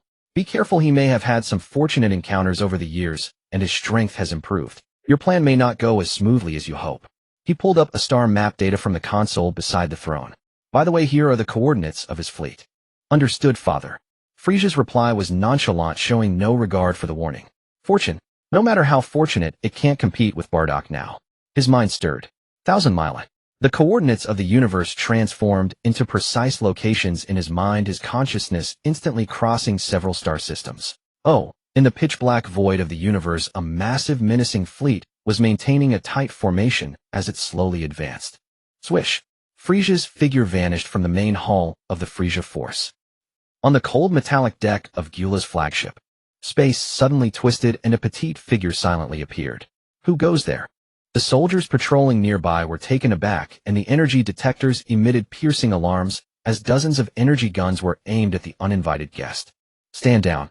A steady voice rang out. A blue-skinned handsome alien stepped forward from the crowd, and upon seeing the newcomer immediately gestured to halt his subordinate's impulsiveness. This is Lord Frieza, the brother of Lord Gula. The man hurried towards Frieza, and under the astonished gaze of all the soldiers knelt respectfully on one knee before him. Frieza pays his respects to Lord Frieza. Clatter. The soldiers behind him, seeing this, dared not be negligent, and all sheathed their weapons, kneeling in unison. This way, please. Frieza stood up and made a gesture to lead the way. Frieza did not even glance at him and walked straight into the ship's interior. Frieza followed closely behind, and the two quickly arrived at the vast and empty main hall of the ship. At the end of the hall on a high throne sat a figure resembling Frieza, but with purple skin.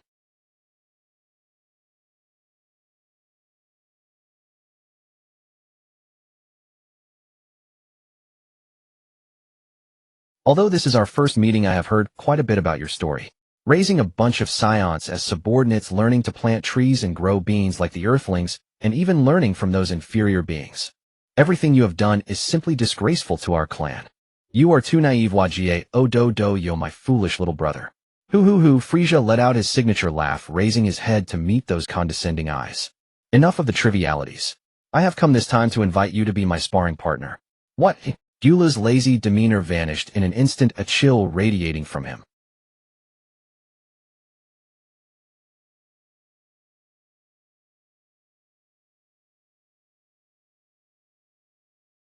He slowly stood up from the throne, and a cold, killing intent began to permeate the entire hall. It's time for you to understand who truly is the strongest in the universe. Crack. The throne beneath him was crushed to pieces by this pure pressure, turning into rubble. Gyula's figure gracefully descended, meeting Frieza's gaze. Let's change the venue. Frieza nodded, and in a flash the two figures broke through the dome of the hall, appearing on the expansive external deck. Frieza and the members of the mech squad immediately soared into the air along with other soldiers, creating a vast combat area for the two. Everyone held their breath. Come on. Frieza beckoned with a finger. Swish. Before the words faded, Gula moved. His figure vanished like a ghost, and in the next moment he appeared before Frieza, delivering a kick filled with terrifying power, accompanied by a sharp whistling sound. Frieza didn't even move, casually raising his arm. Bang! The powerful attack was effortlessly blocked by that slender arm, the resulting air waves spreading outwards, causing the distant soldiers to stagger. What? Gula was startled, immediately retreating, his hands outstretched, conjuring dozens of purple energy, or shooting them like a torrential rain towards Frieza. However, Frieza casually strolled through the barrage, every attack brushing past his body without a single. Too slow. The strength, speed, and energy concentration methods all have glaring flaws. Frieza felt a tinge of boredom. Seeing this, Gyula's anger surged, and he roared, his aura exploding once more, transforming him into a purple streak of light, his fists and feet attacking Frieza like a torrential storm. Bang! Bang! Bang! Frieza stood with one hand behind his back, using only the other hand to deflect all the attacks. Sometimes blocking with the back of his hand, sometimes flicking with his fingertips, every movement exuded ease and enjoyment. Impossible. Gula became increasingly alarmed as Frieza's movements seemed able to predict his next step perfectly. No matter how fast he accelerated or changed his moves, it felt like a child swinging fists at an adult, utterly powerless. Finally, Frieza seemed to lose patience. After blocking Gula's heavy punch, he casually lifted a foot and lightly kicked Gula in the abdomen. Boom. Gula flew backward like a cannonball, crashing into the edge of the deck, creating a massive dent in the hard alloy armor. Ugh. Gula clutched his abdomen, gasping for breath as he struggled to lift his head, staring fiercely at the unscathed figure in the distance. Impossible. How could you? Not even break a sweat. Frieza smiled silently. That silent smile was the most cruel trampling on Gula's pride. Ah! The overwhelming humiliation spurred Gula, his eyes instantly filled with bloodshot veins, the composure of a king completely vanishing, replaced by primal rage. Frieza. Boom. A terrifying aura surged from within him, his body began to dramatically expand and transform. Bones cracked and restructured with a nauseating sound. The bone spikes on his head extended backward, his mouth covered by a layer of biological armor. Sharp bone spikes grew from his limbs, and shoulder armor began to swell. Final form. Transformed Gula was significantly larger than before, radiating an evil aura stronger than ever. This is my true power. Die. Gula roared, charging at Frieza, again his speed several times faster than before. However, faced with this power, Frieza simply shook his head lightly. He was even too lazy to block with his hands. As Gula's heavy punch came, Frieza merely tilted his body slightly to evade effortlessly. As Gula's kick swept in, Frieza's figure vanished, appearing above him in the next moment. Gula frantically fired energy blasts in all directions, blasting the entire deck into pits, yet not even grazing the hem of Frieza's clothing. This was no longer a battle. This was a farce. A one-sided torment, like a cat playing with a mouse. On the deck, Gula panted heavily, attacking wildly, yet all in vain. Frieza's figure flickered around him, sometimes gently tapping his shoulder from behind, sometimes poking his elbow at the moment of his punch, causing his attacks to veer off course. All the soldiers of Gula's army, including Frieza, were left dumbfounded, their minds blank. The one they pledged allegiance to, hailed as the strongest in the universe, Gula, was now being toyed with so mockingly by his brother. Finally, Frieza seemed to grow tired of playing. In the instant Gula swung his fist and exposed a massive opening, Frieza's figure appeared behind him, delivering a light chop to the back of his neck. Doom. Gula's massive body suddenly stiffened, his bloodshot eyes instantly losing their gleam, and he fell straight forward, crashing onto the deck and reverting to his original form. The entire place fell into silence. Frieza slowly walked up to the fallen Gula, looking down at him. Brother. His voice was soft, yet it echoed clearly throughout the entire warship. Now do you understand who is the strongest in the universe? Cooler's cheek pressed against the metal deck, the question echoing in his ears with endless mockery. A deathly silence surrounded him. Salza and all the soldiers of the Cooler Corps stood frozen, staring blankly at the two figures, one standing, one lying down. Face and dignity were shattered into pieces at this moment. Father was right. How ironic. The naive one was me all along. Cooler stirred, using his arms to push himself up slowly from the deck. He dusted off his clothes with a composed motion, his anger having subsided. Don't get too cocky. He stared at Frieza, the pride of an emperor rekindling within him after the devastation. Enough, Frieza said, unwilling to meet his gaze. If we're going to fight, let's find a suitable place. This place is too fragile for our training. Where? Frieza retracted his aura, reverting to his harmless diminutive form. Come with me to Earth. There's a place called the hyperbolic time chamber. It's a separate dimension where time flows differently. For every 24 hours on Earth, we can spend a year inside, while only a day passes outside. Cooler paused for a moment. A day equals a year. An intriguing place indeed. He quickly regained his composure and snorted coldly. Do you really think I'll be your sparring partner? Of course, Frieza smiled, his expression brimming with certainty. After all, you care so much about the title of universe's strongest. Now that I've crushed you so easily, don't you want to win it back with your own hands? Oomph. Cooler let out a heavy snort, but offered no rebuttal. That was precisely the burning desire within him at this moment. Hey, Frieza chuckled. Then let's go. He extended a hand in an inviting gesture. Cooler did not respond immediately. Instead, he turned to face his subordinates, who were still kneeling on the ground. Listen up. His voice resonated across the entire fleet. From today onward, the Cooler Corps will temporarily merge with the Frieza Force. All troops are to set course for Frieza Force headquarters and await orders. Sir. A thunderous response echoed through the cosmic void. Having done this, Cooler turned back to face Frieza. This was Father's wish. I will cooperate with you for now. But, his tone shifted, laden with warning. If I find you unworthy of being the leader, I will take over immediately. Frieza said nothing, but his face bore an expression of anticipation. Whoosh. The moment the words fell, both figures vanished from the deck without a trace. Earth, the lookout. Mr. Popo was watering the garden when two terrifying auras suddenly descended. His hand trembled, nearly dropping the watering can. He hurried to the edge of the lookout and saw Frieza and another stranger of similar appearance already standing there. A young Namekian also emerged from the temple, the new guardian of Earth. We want to use the hyperbolic time chamber. Frieza got straight to the point without any pleasantries. Mr. Popo nodded and asked no further questions. He began explaining the rules out of habit. I must remind you, it's best not to stay inside for more than 2 years. Otherwise, the entrance will disappear from the outside, and you'll be trapped in there forever. Frieza waved his hand impatiently. As long as one is strong enough, breaking the dimensional barrier isn't difficult. Like Bu, I can now focus my energy into a single point and tear it open as well. Seeing this, Mr. Popo said no more and led the two toward the peculiar entrance. Frieza stopped and called softly to the ring on his finger. Shueyue, come out. A flash of light shimmered, and the ring transformed into a humanoid figure standing respectfully to the side. Stay outside. The environment inside is not something you can withstand. Creak, Mr. Popo opened the door to the time chamber.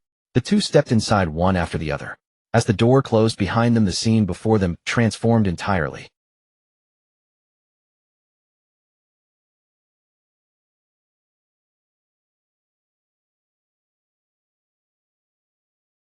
A vast white world stretched endlessly with no bounds in sight. The air was thinner than outside, and the gravity on the white ground had increased tenfold. But this had no effect whatsoever on Frieza and Cooler. What they needed was time, and this boundless stir. The two flew a considerable distance inward, ensuring the shockwaves of their battle wouldn't affect the entrance. Try this. Frieza tossed a divine fruit to Cooler. Cooler caught the glistening fruit, which exuded an enticing fragrance. Also, this is what you got from imitating earthlings and growing trees.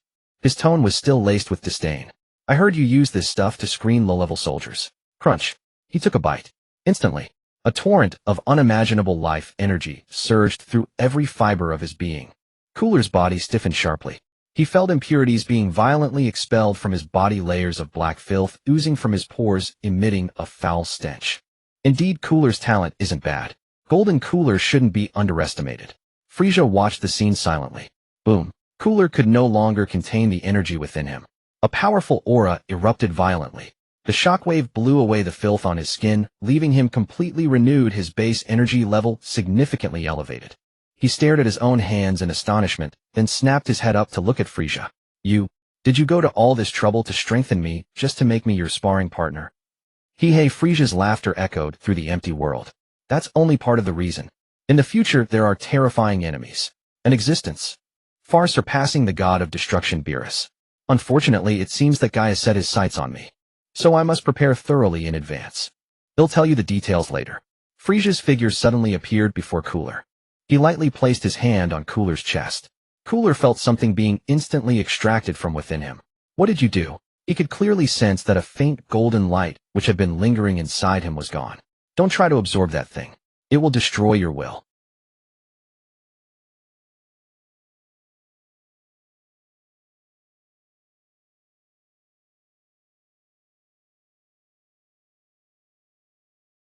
A cold sweat broke out on Cooler's back. So-called fortuitous encounters come with greater risks, the greater the reward.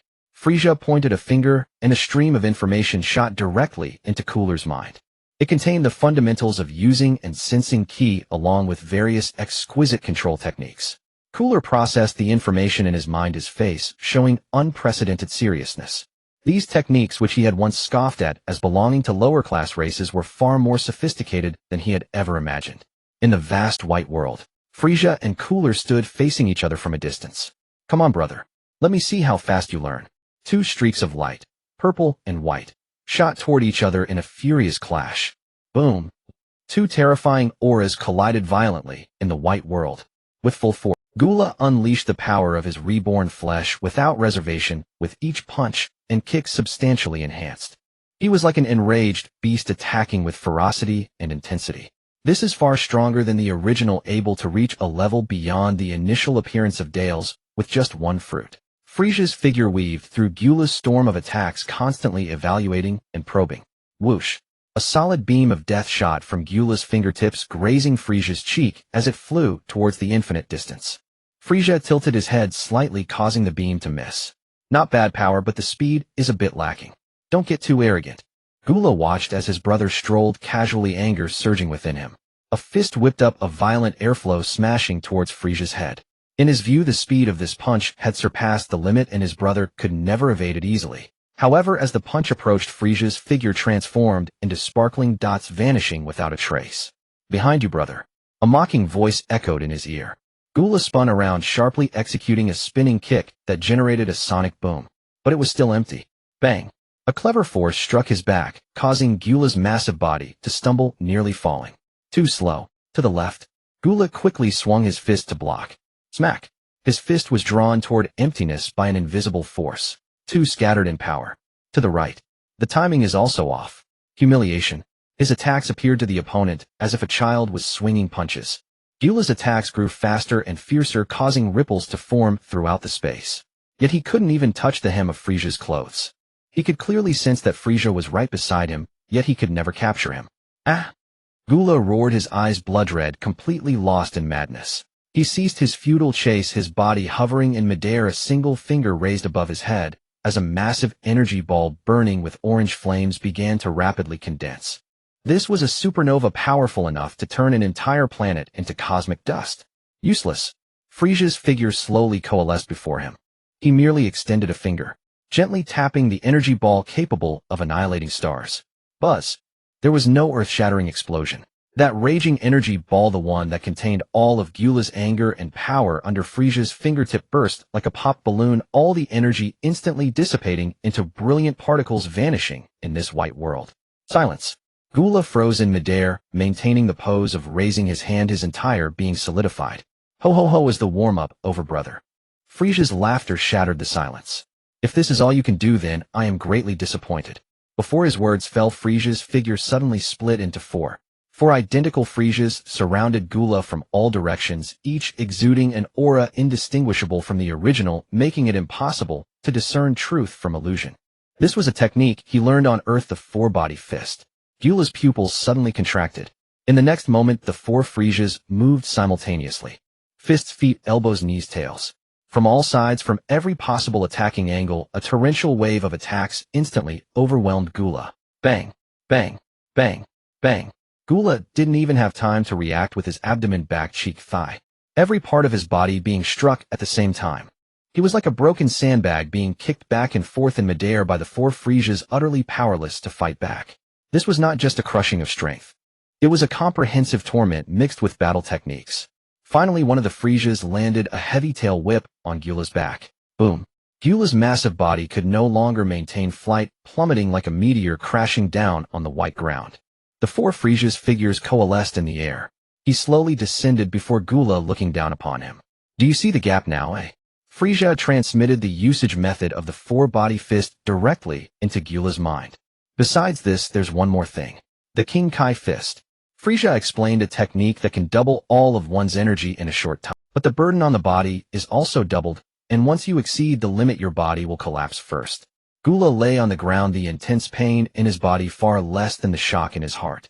For body fist, King Kai fist, these techniques he had never heard of, utterly baffling, completely overturned his understanding of combat. He struggled to prop himself up, the pride of a king preventing him from remaining on the ground. He stared at Frieza, breathing heavily. Frieza? Let me see your true power. Gula knew that even just now Frieza still hadn't used his full strength. That ease, that mocking attitude indicated that he still concealed something deeper. Ho ho ho. Don't get scared and lose your confidence. Let's talk. Gula growled. Show me the extent of the gap between us. All right. Frieza's smile slowly faded. Since you wish to see so much. The aura around him began to change. No longer was it the pure energy from before. A cold, evil aura that seemed capable of devouring all light began to emanate from his body. The white skin of Frieza began to manifest strange black patterns which flowed across his surface like living beings exuding an aura of despair. An oppressive force far more terrifying than before descended. Black pattern form. Buzz. The most bizarre scene unfolded. The Black Death aura that erupted from Frieza did not spread outward, but formed energy currents around him, being drawn back into his body. The black air flowed constantly over his skin like an ancient demonic god descending. This is the power I've newly mastered, the power of Black Death. Frieza's momentum was completely different, the power surpassing that of mortals, already showing signs of divine might. There is also a power, the power of light. Though activated, how to coexist and utilize it remained a question. Gula was completely stunned. The power of light. Wasn't that the golden energy Frieza had just extracted from him? The thing that Frieza deemed would destroy will and turn one into an idiot. He himself had also mastered, and he was even attempting to wield it. This guy, what kind of monster was he? A massive wave surged in Gula's heart as he finally felt the almost insurmountable chasm. Frieza had already far surpassed him in realms. But, looking at the figure exuding endless death energy before him, the shock and dread in his heart instantly transformed into boundless fighting spirit. What his brother could do. As the older brother, he had no reason not to be able to do it. The King Kai fist. Gula growled, no longer thinking of those distant matters, but focusing all his mind on the recently acquired technique. Hewa. A crimson aura erupted suddenly from his normal body. His muscles began to swell, veins bulging, his skin turning red from the excessive flow of energy. 20 times. King Kai Fist. Boom. Gyula's aura surged to an extremely terrifying level in an instant. Though far from Frieza's black pattern form, it was enough for him to see his opponent's back. Roar. He ignored the tearing pain from his body, turning into a stream of crimson light, charging once more toward Frieza.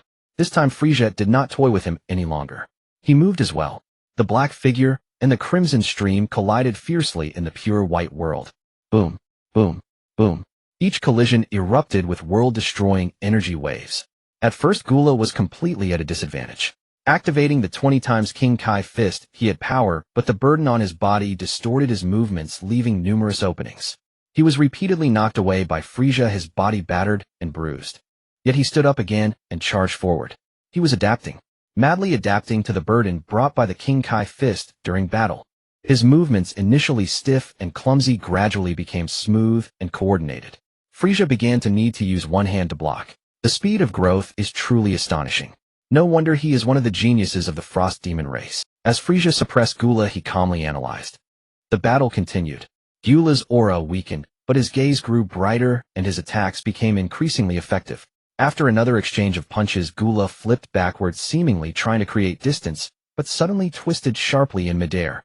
He combined the control of energy Frieza had just taught him with his primal battle instincts.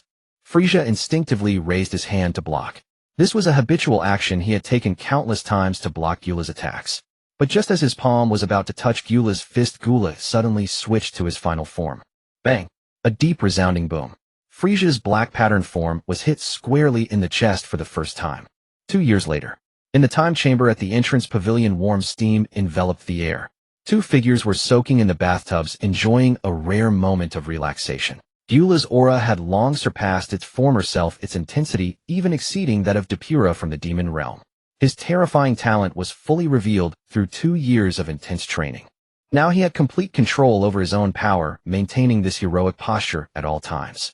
Frieza's progress was equally astonishing. With a modified body, his recovery ability no longer relied on external items like senzu beans. Combined with his full-scale battle against Gula, his combat power had solidified immensely. To be honest, I never expected to reach this point today. Gula leaned against the wall of the tub, gazing into the endless white in the distance, suddenly speaking up. At first I thought it was a huge joke that my father chose you. I do not covet the army and territory he left behind, but over these days I have discovered that you are indeed stronger than me, not just in terms of combat power. Frieza turned his head, looking at the stage boss with slight surprise. His personality differs from the original. Not only is he steady, but he also engages in self-reflection. This kind of character will definitely not be simple in the future. Brother, Frieza slowly spoke. Do you have any understanding of the realm of gods, eh? Gula showed some interest. I've heard some rumors about the destroyer gods, but I have no concept of true gods yet. The leap of life can be understood this way. Frieza stood up from the water, saying, when we go out later, I will take you to a place. Just do as I say. Frieza began to briefly outline his plan. Gula listened, his facial muscles twitching unnaturally. Beside him, a massive hourglass representing the 2 years was nearly full. The two of them stood up, their auras shaking instantly, drying their bodies. Creak. The entrance door of the time chamber was opened. After reuniting with the water moon waiting outside, he transformed back into a ring and was placed on Frieza's finger. In the next moment, Frieza, along with Gula, vanished in an instant. Planet Yardrat. The moment Frieza and Gula appeared on this planet, several familiar, yet strange auras surged from deep within. The leading elder, accompanied by several guards, instantaneously teleported in front of the two. Is this Mr. Goku? The elder was momentarily taken aback, then shifted his focus to the tall figure beside Frieza. Gula, maintaining his final form, was significantly larger than Frieza, exuding an overwhelming presence. This is Wunu. Gula expressionlessly uttered the 2 words. Frieza had been prepared, but when he heard Gula seriously say this name, he nearly couldn't hold back a laugh. Elder, this is my partner Wunu. We are here for him for a deeper training of chi and spirit. Frieza began to earnestly fabricate the relationship between the two and the purpose of their visit. Upon hearing that he was a friend of Mr. Goku, the elder instantly nodded, repeatedly full of enthusiasm. Gula could only comply, helplessly responding with half-hearted remarks.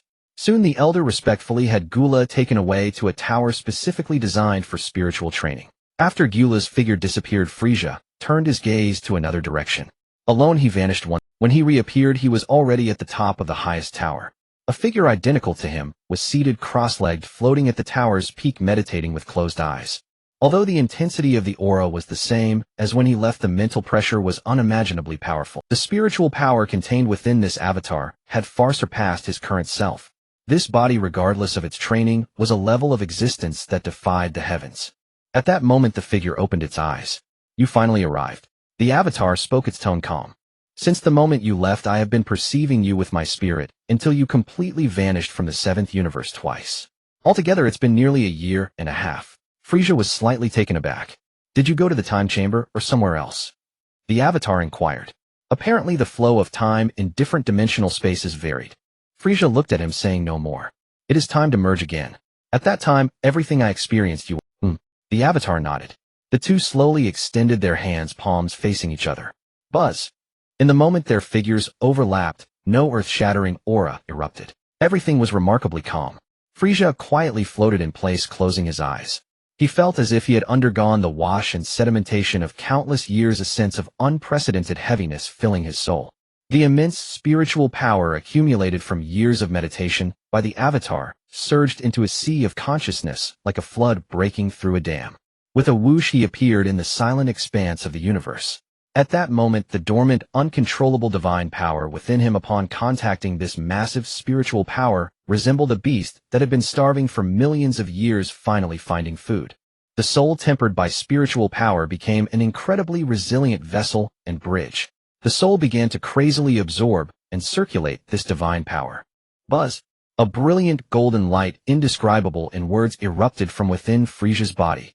This radiance was not blinding, rather it was warm, noble, and filled with a sacred aura. Frieza's body was undergoing earth-shattering changes.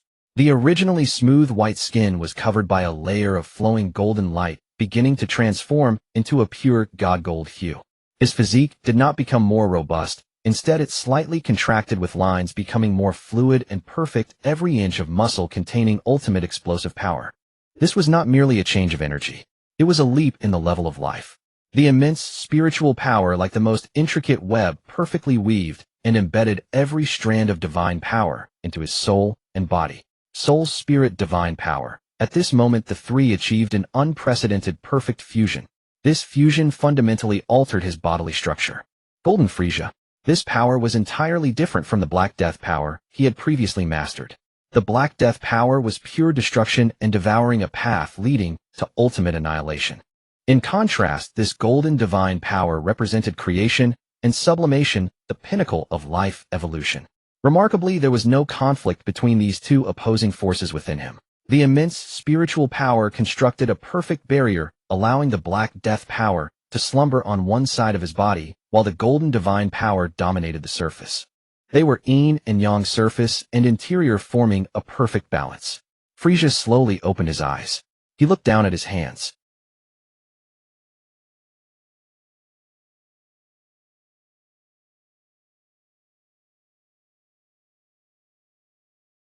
He could sense that the energy within him seemed boundless, with each breath exchanging with the essence of. He slowly clenched his fist. There were no earth-shattering waves of energy, no pressure that could tear apart space. All the power was perfectly contained within. An indescribable feeling of strength brought him genuine joy. Golden Frieza had finally arrived. This was the power of a god. Frieza raised his head, his gaze directed towards the endless sea of stars, as if he could see through to the very end of the universe. Then he separated a true avatar once more. As the avatar appeared, it also gazed at the main body. So that's how it is. The journey in the demon realm kept you for an additional year, and Depura inside has become so powerful, while you, having absorbed the divine power, have surpassed him beyond imagination.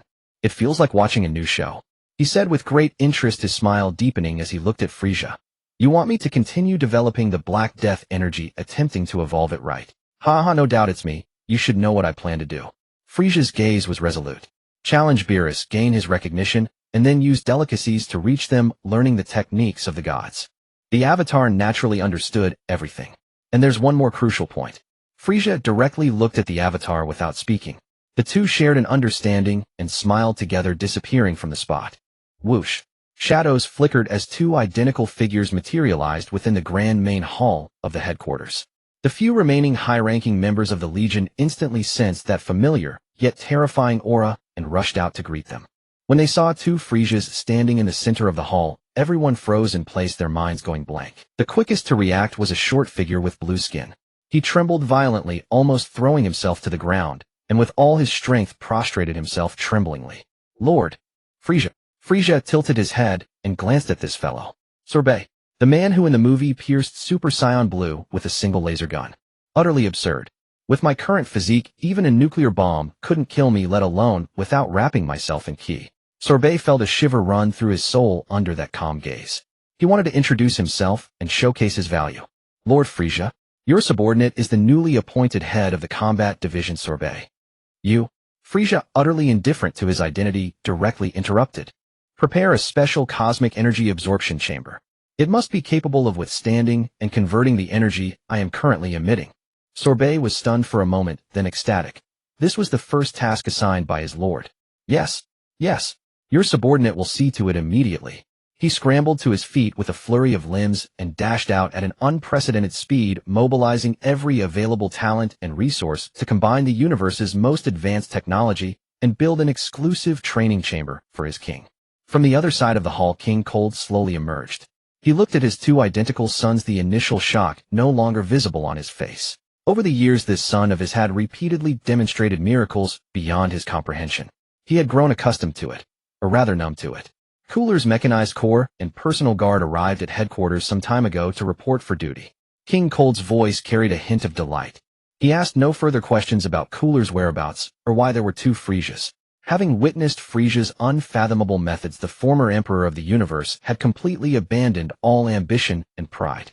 All he needed to do was follow orders to enjoy a peaceful old age and secure his status. Frieza gave a slight nod in acknowledgement. Just then an aged figure tottered out from the side hall. It was the elder Kai. The old man was now in high spirits. Freed from his seal, he was well-fed and well-treated, with two stunning beauties supporting him by the arms, his complexion far better than in years past. As he emerged, he stared intently at the two Friezas. This monster. A tempest raged within the elder Kai's heart. Through his eyes, Frieza's true body showed a profound fusion of divine light, power, and soul. The other clone, however, harbored an utterly pure and extreme malevolent aura, the very embodiment of dark death force. One devoted to the sacred, the other to the wicked. This fellow was nothing short of a genius. Such training not only doubled the efficiency, but also allowed each force to reach its pinnacle in its respective domain. If he ever attempted to merge them in the future, the process would flow naturally, without any hindrance.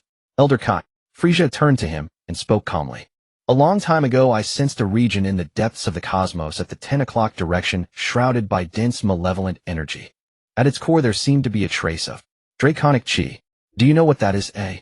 Snapped out of his shock, the elder Kai followed Frieza's indicated direction, squinted, and activated his clairvoyance. The entire cosmic layout flashed through his mind. Moments later, he withdrew his ability, a hint of confusion on his face. I have been sealed for too long, and am unfamiliar with the current changes in the universe's structure. There is indeed a very powerful resentment there. It must be a star domain that emerged later. As for the draconic chi you mentioned, that I did not detect. Frieza pondered thoughtfully. Since it has no direct connection to that terrifying ancient being, I have the confidence to venture there.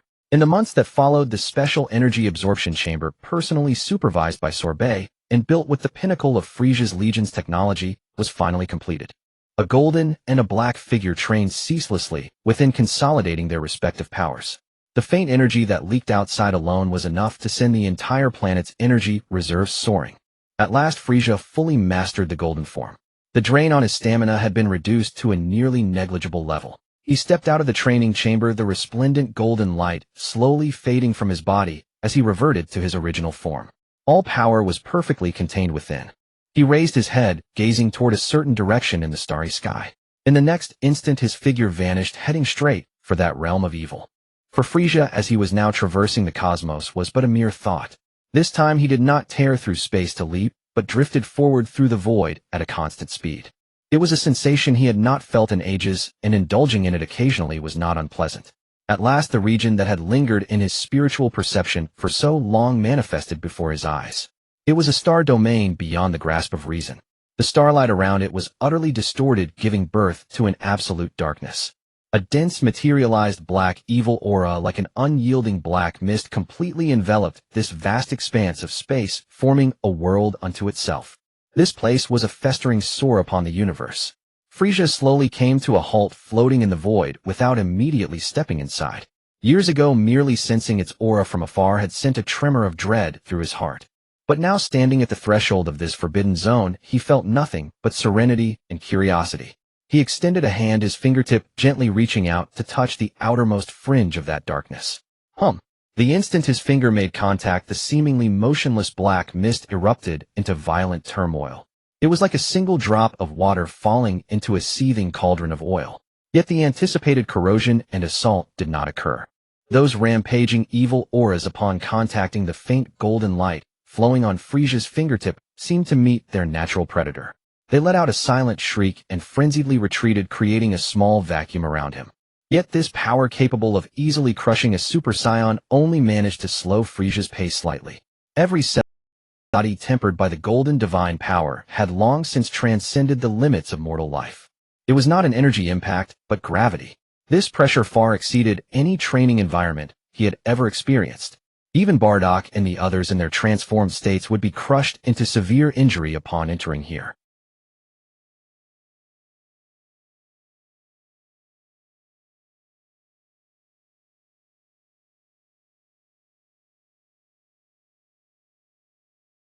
This level of gravity could not even make his body feel heavy, it was merely a minor constraint. At the same time, an even more terrifying transformation occurred. The boundless evil auras from all directions, upon sensing the vast ocean-like divine light power within him, descended into utter frenzy. They were no longer mindless energy, but had transformed into a tide of pure malice surging towards him from every angle. It was not simple energy erosion, but a pollution and devouring aimed directly at the soul. Had it been the previous Frieza, even if he could resist with the power of Black Death, his soul would inevitably have been burst apart by this endless evil aura, eventually assimilated into a part of this place. But now, get lost. Frieza roared, spitting out two words. A dazzling golden light to the extreme erupted from him as the center. The light was not blazing, but rather infinitely gentle, yet it carried a supreme sanctity and majesty. Where the golden light touched, the surging black evil aura seethed restlessly, its waves of assault breaking and scattering in vain. The absolute darkness, once so thick one could not see their hand before them, was forcibly carved out by him into a domain bathed in sacred golden light. Frieza floated in the center of this radiance like the sole deity of this realm. An unparalleled place for cultivation. Far from any discomfort, he felt a hint of pleasure. The supergravity here could be used to temper his physical body. And this pure extreme evil aura served as the perfect whetstone for wielding his divine light power. A single day of cultivation here was likely more effective than a year of meditation in the outside world. Truly, all things have their appointed time. He retracted some of his golden light, ceasing large-scale purification, and merely maintained a thin layer of radiance on his skin. He then began to walk, heading towards the deepest part of this dark star domain. He did not fly, but walked step by step through the void. With each step, the space beneath his foot rippled, with a visible wave spreading out in all directions. It was a spatial distortion caused by the struggle between his power and the terrifying gravitational field of this place. The deeper he went, the more horrifying the gravity became. The concentration and malice of the evil aura also grew geometrically, like billions of vengeful spirits wailing at his ears, trying to burrow into his soul. Frieza's golden light grew ever brighter, his golden form like a descending great Buddha. He walked for an unknown duration. Then he stopped. At the edge of his vision, at the very center of this dark, evil aura, a planet of unimaginable colossal size floated silently. It was not a planet composed of rock and metal. It was a conglomerate of evil condensed from an infinite, highly concentrated black, evil aura. The entire planet was a dark purple, its surface covered with enormous ravines. Black lightning continuously exploded across its surface, yet emitted not a single sound. An aura of ultimate evil emanated from that planet. Frieza stared quietly at it. At that moment he perceived it. Hidden within the depths of that pure evil aura was a trace, faint yet immensely pure, of dragon chi. This dragon chi was utterly different from the terrifying existence he had sensed in the depths of the demon realm. It was not so violent, but carried a hint of sorrow and unwillingness, as if it were imprisoned here. Frieza floated before the colossal black planet, the contrast in their sizes like a speck of dust against a mountain. He reached out his hand.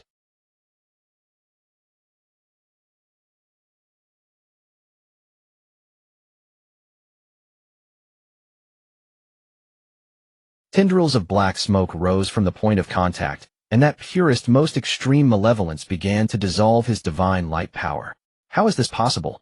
Frieza's movements paused slightly. This energy, could it be that even my perfectly mastered divine light power cannot completely purify it? It seems that the current divine light is insufficient. Just as he pondered this, a faint fluctuation transmitted directly to his soul from the depths of the planet. Save me. That was an incredibly weak voice, intermittent, yet imbued with a strange magical power.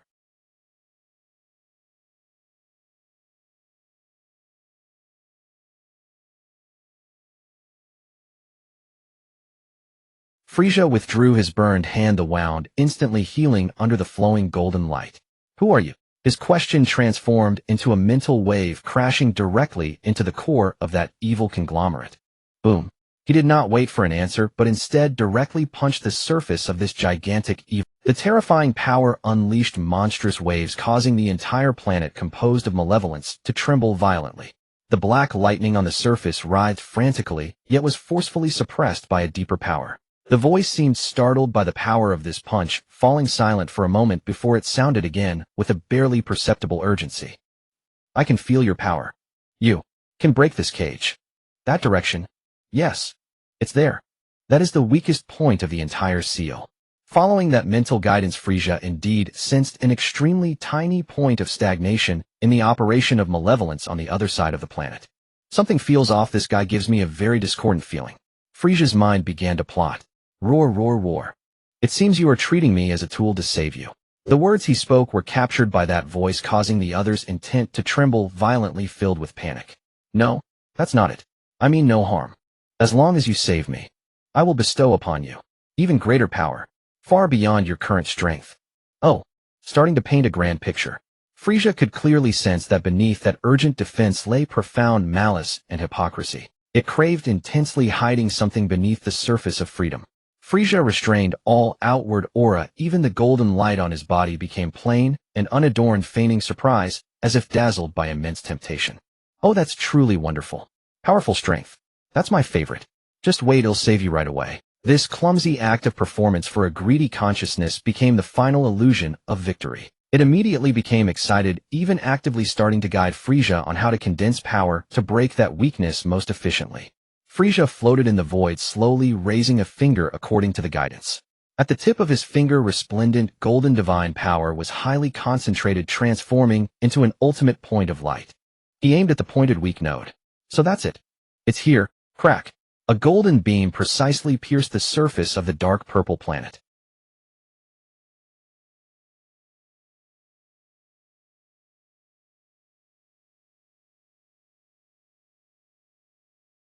At the center of this black energy, a circular shadow burst out at an unimaginable speed, tracing a pitch-black trajectory through the vacuum of space.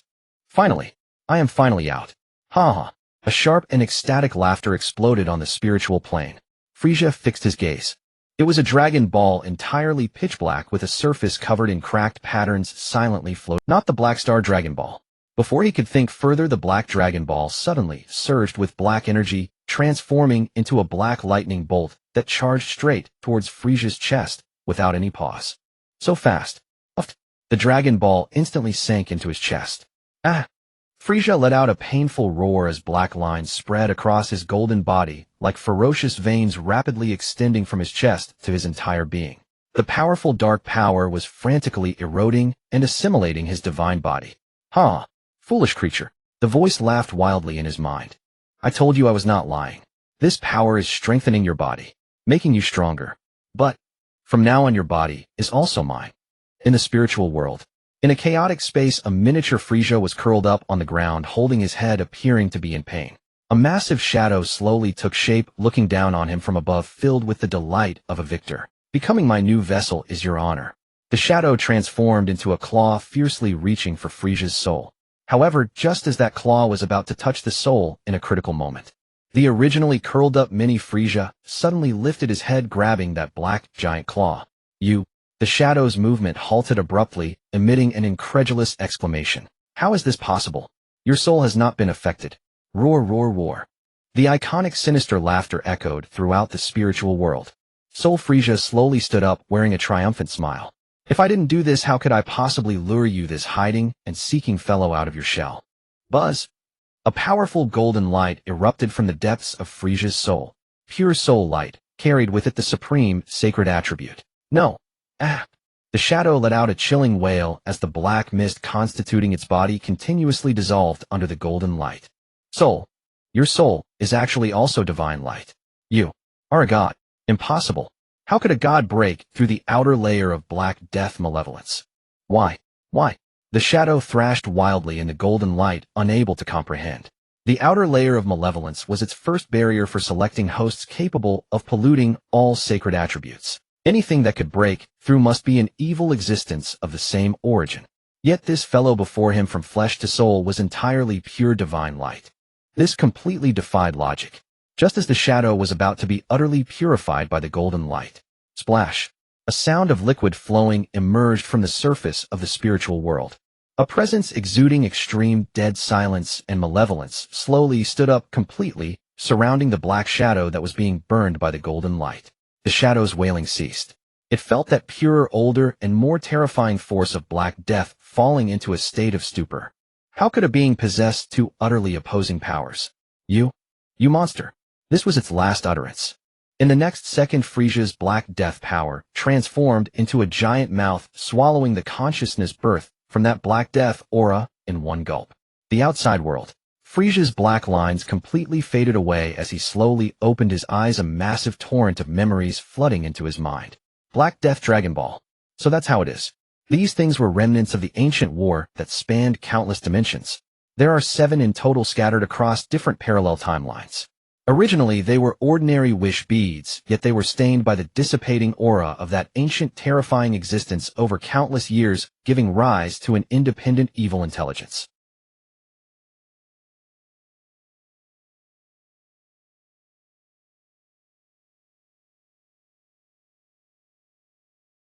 This cunning thing, by continually absorbing the lives and souls of powerful beings, seeks to condense a perfect physical form.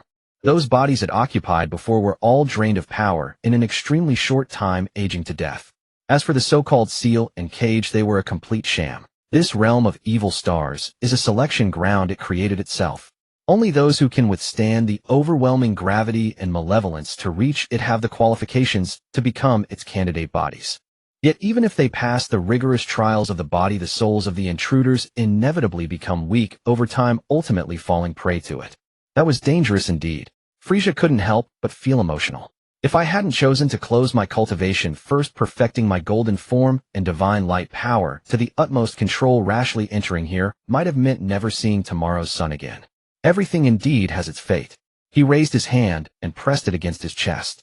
The Black Death Dragon Ball, devoid of its intelligence, was slowly taken out.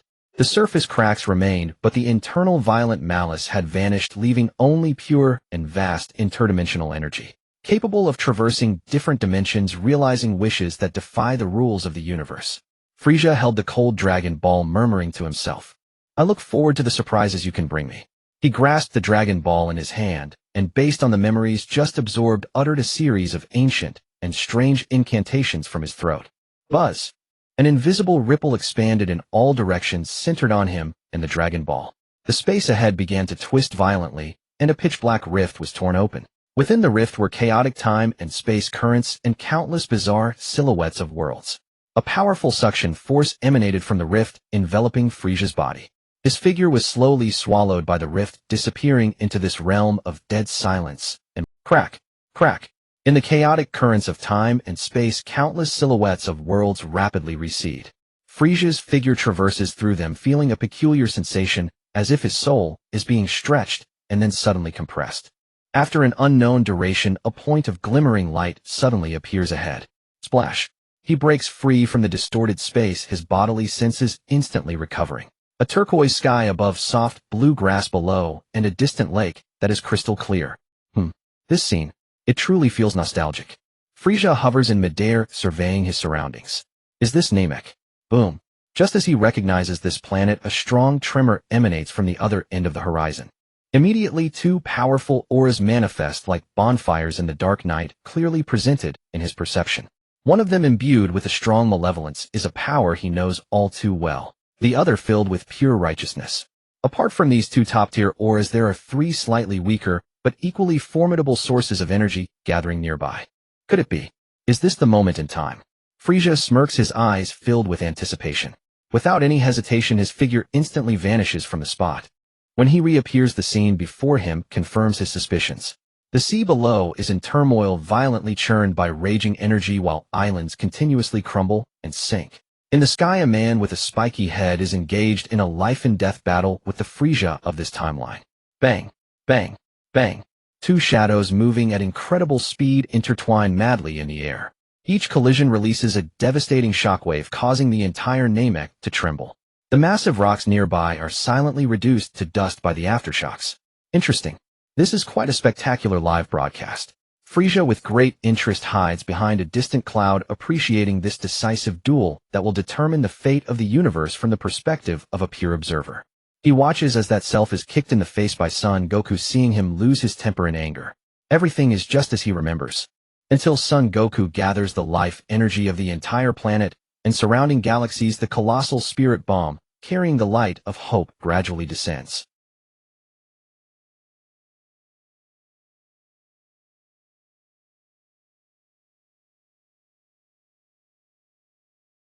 Krillin is about to sacrifice himself. The show is just beginning. Indeed, just when Son Goku and the others think victory is at hand, that battered and hopeless figure, which should have perished, slowly rises again. Goku. A piercing scream. Bang. Poor Krillin, under the horrified gaze of everyone, suddenly expands, transforming into a brilliant firework. You dare to do this to Krillin? Son Goku's body trembles, each word squeezed out through gritted teeth. Unforgivable. Ah! The golden aura surged upwards, tearing through the clouds. The sky instantly turned pitch black, with countless lightning bolts dancing within the dark clouds, as if offering tribute to a legendary warrior. The Super Saiyan Son Goku was born. That iconic moment even earned applause from the distant Frieza. However, just at this most intense moment of the universe, at the instant Son Goku is about to take revenge, an anomaly occurs. Buzz. The ground beneath him, the entire Namek, deep within its core, an overwhelming malice of pure darkness suddenly breaks through the surface. It is a pure black shadow, moving so swiftly that even the newly transformed Super Saiyan Son Goku cannot react. Its target is the Frieza of this timeline, who is stunned by the birth of the Super Saiyan. The shadow plunges straight into the chest of that Frieza. Ah! The chilling scream reverberates through heaven and earth, but this time the voice is mixed with a strange ecstasy and a tremor of power surging. The unimaginable black death energy centered on his chest instantly envelopes his entire body. Sinister black patterns spread across his white skin, rapidly turning dull and dark under the erosion of the black mist. The immense power within him is surging at an incredible speed. The aura that had been completely suppressed due to the birth of the Super Saiyan instantly surpasses it, continuously climbing to a height that fills everyone with despair. How is this possible? In the distance, Goten looks in horror at the new, deathly, aura-emitting Frieza. His power is even stronger than that of his father in Super Saiyan form. Is there no hope? The anger that had just ignited instantly vanished, replaced by bitterness and reluctance. Goten. Son Goku's golden aura fluctuates violently as he glares at the black Frieza, shouting without turning back, "Get Goten out of here. He still has a breath left. Hurry." "But Dad, even if I'm no match for him, I can still hold him off for a moment." Son Goku's heart is already filled with a determination to die. His only thought now is to hope his child can run as far away as possible. But stop hesitating. Get out of here now. Goten, tearful, no longer hesitates, lifting the injured Piccolo and swiftly flying towards the spaceship. "Did I allow you to leave?" A cold, emotionless declaration resounds. The Black Death Frieza's pitch-black eyes, devoid of any light, suddenly flash. Whoosh, whoosh. Two beams of black lightning, swifter and more sinister than death rays, tear through space, heading straight for Goten and Piccolo's backs. So fast. Son Goku's pupils constrict. He wants to intervene, but realizes his body can't keep up with the speed of those two black beams. Damn it. It's too late. Goten. He lets out a desperate roar. Boom. The blinding black light explodes behind Goten, kicking up a storm of dust. Goten instinctively closes his eyes, waiting for death to arrive. But after a long while the anticipated pain does not come. He trembles as he opens his eyes only to see a scene he would never forget. A pure white figure having appeared behind him at some point single-handedly blocks the potentially fatal attacks. Frieza? Goten is utterly stunned. How could there be another Frieza? Not just him, even the distant Son Goku and the Black Death Frieza are equally dumbfounded. Roar, roar, roar. The pure white figure emits that characteristic laughter, turning to Goten, who is staring blankly, and says, "Hurry, and leave while I'm still in a good mood, I'll help you for free this once." Goten's brain has completely crashed, but his survival instinct remains. Without any hesitation, he unleashes all his strength, carrying Piccolo, as a stream of light swiftly disappearing into the horizon. How could even a fake of this king has appeared? The voice of Black Death Frieza is filled with outrage at being desecrated. Looking for death. He can't be bothered to spare Son Goku a glance, casually swatting out a hand. The extreme wind from the slap strikes Son Goku's face. This newly born Super Saiyan, unable to react, is brutally knocked away like a baseball crashing into the distant mountain, unsure of his fate. Having completed all this, the Black Death Frieza's figure flashes and directly appears in front of the pure white imposter, throwing a punch wrapped in intense Black Death power, without any flourish, straight to Frieza's head.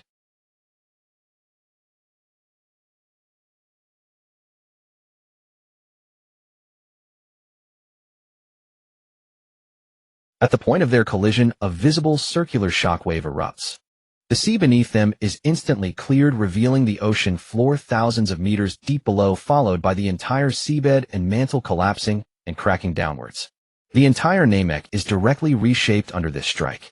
In the distant mountain ruins, Son Goku struggles to prop himself up, spitting out a mouthful of blood. When he sees the scene before him, he freezes completely. That Black Frieza. He has already experienced the power of that slap, which filled him with a sense of helplessness and despair. But now another Frieza has effortlessly blocked such an attack. His worldview has been relentlessly shaken within just a few minutes. The legendary Super Saiyan has now become a mere spectator without any qualification to intervene in the battle. The Black Death Frieza's pitch-black eyes reveal astonishment for the first time. He can feel that the power he unleashed has vanished into thin air, effortlessly neutralized by the opponent. Meanwhile, that pure white self examines him with the disdainful expression of a jester.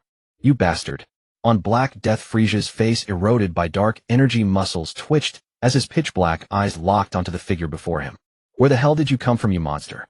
How can you possess such overwhelming power?" His roar was filled with fury and a primal hint of fear. "A dead man doesn't need to know that much." Pure white Frieza replied calmly, his composure and mockery forming a stark contrast to the other's madness. Interesting. Frieza's thoughts raced.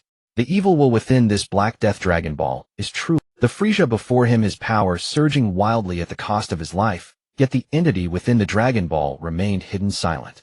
Clearly it plans to drain this timeline's Frieza dry before turning its sights on me. Quite the clever, arrogant words. Black Death Frieza could no longer endure such humiliation, treating him like a plaything. He let out an inhuman roar and vanished instantly from his spot.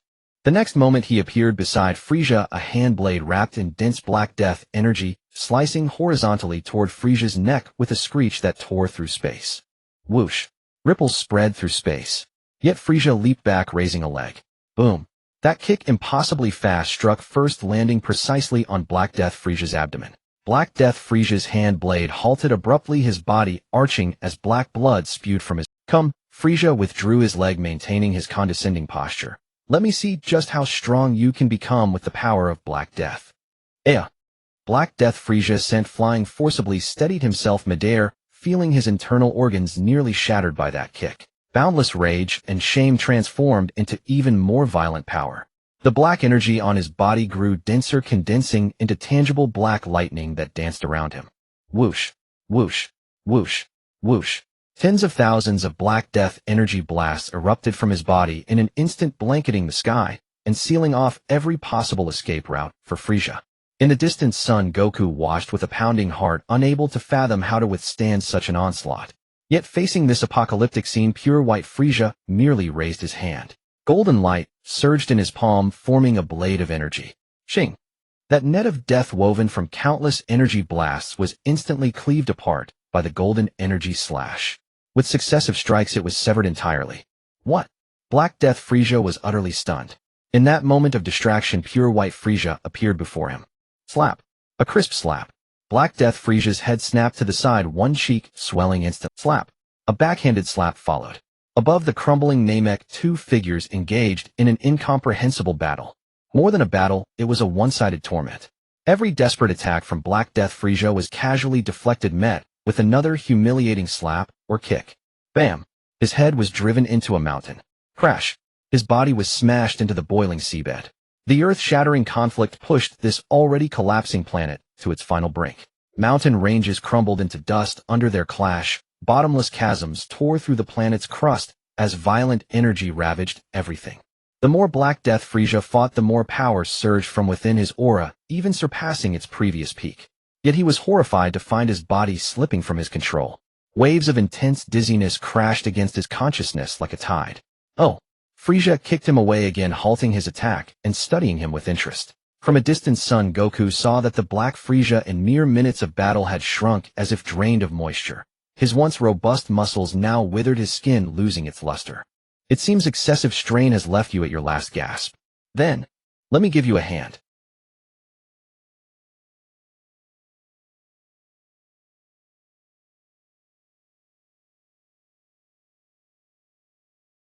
A presence even more terrifying than Black Death Frieza's power exploded forth. Black Mark Mode. The instant that aura emerged, both Super Saiyan Son Goku in the distance and the faltering Black Death Frieza felt their thoughts and vision freeze simultaneously. Too fast for their senses to even register. The next second, thud, a hand wrapped in black markings plunged precisely into Black Death Frieza's chest and yanked out. A Dragon Ball radiating black energy was torn out. Black Death Frieza's scream began, but cut short. All the power within him along with the violent Black Death energy was drained away in an instant. The blackness faded from his body, restoring his original appearance. But now he was utterly spent, his battered form plummeting helplessly from the sky. Boom!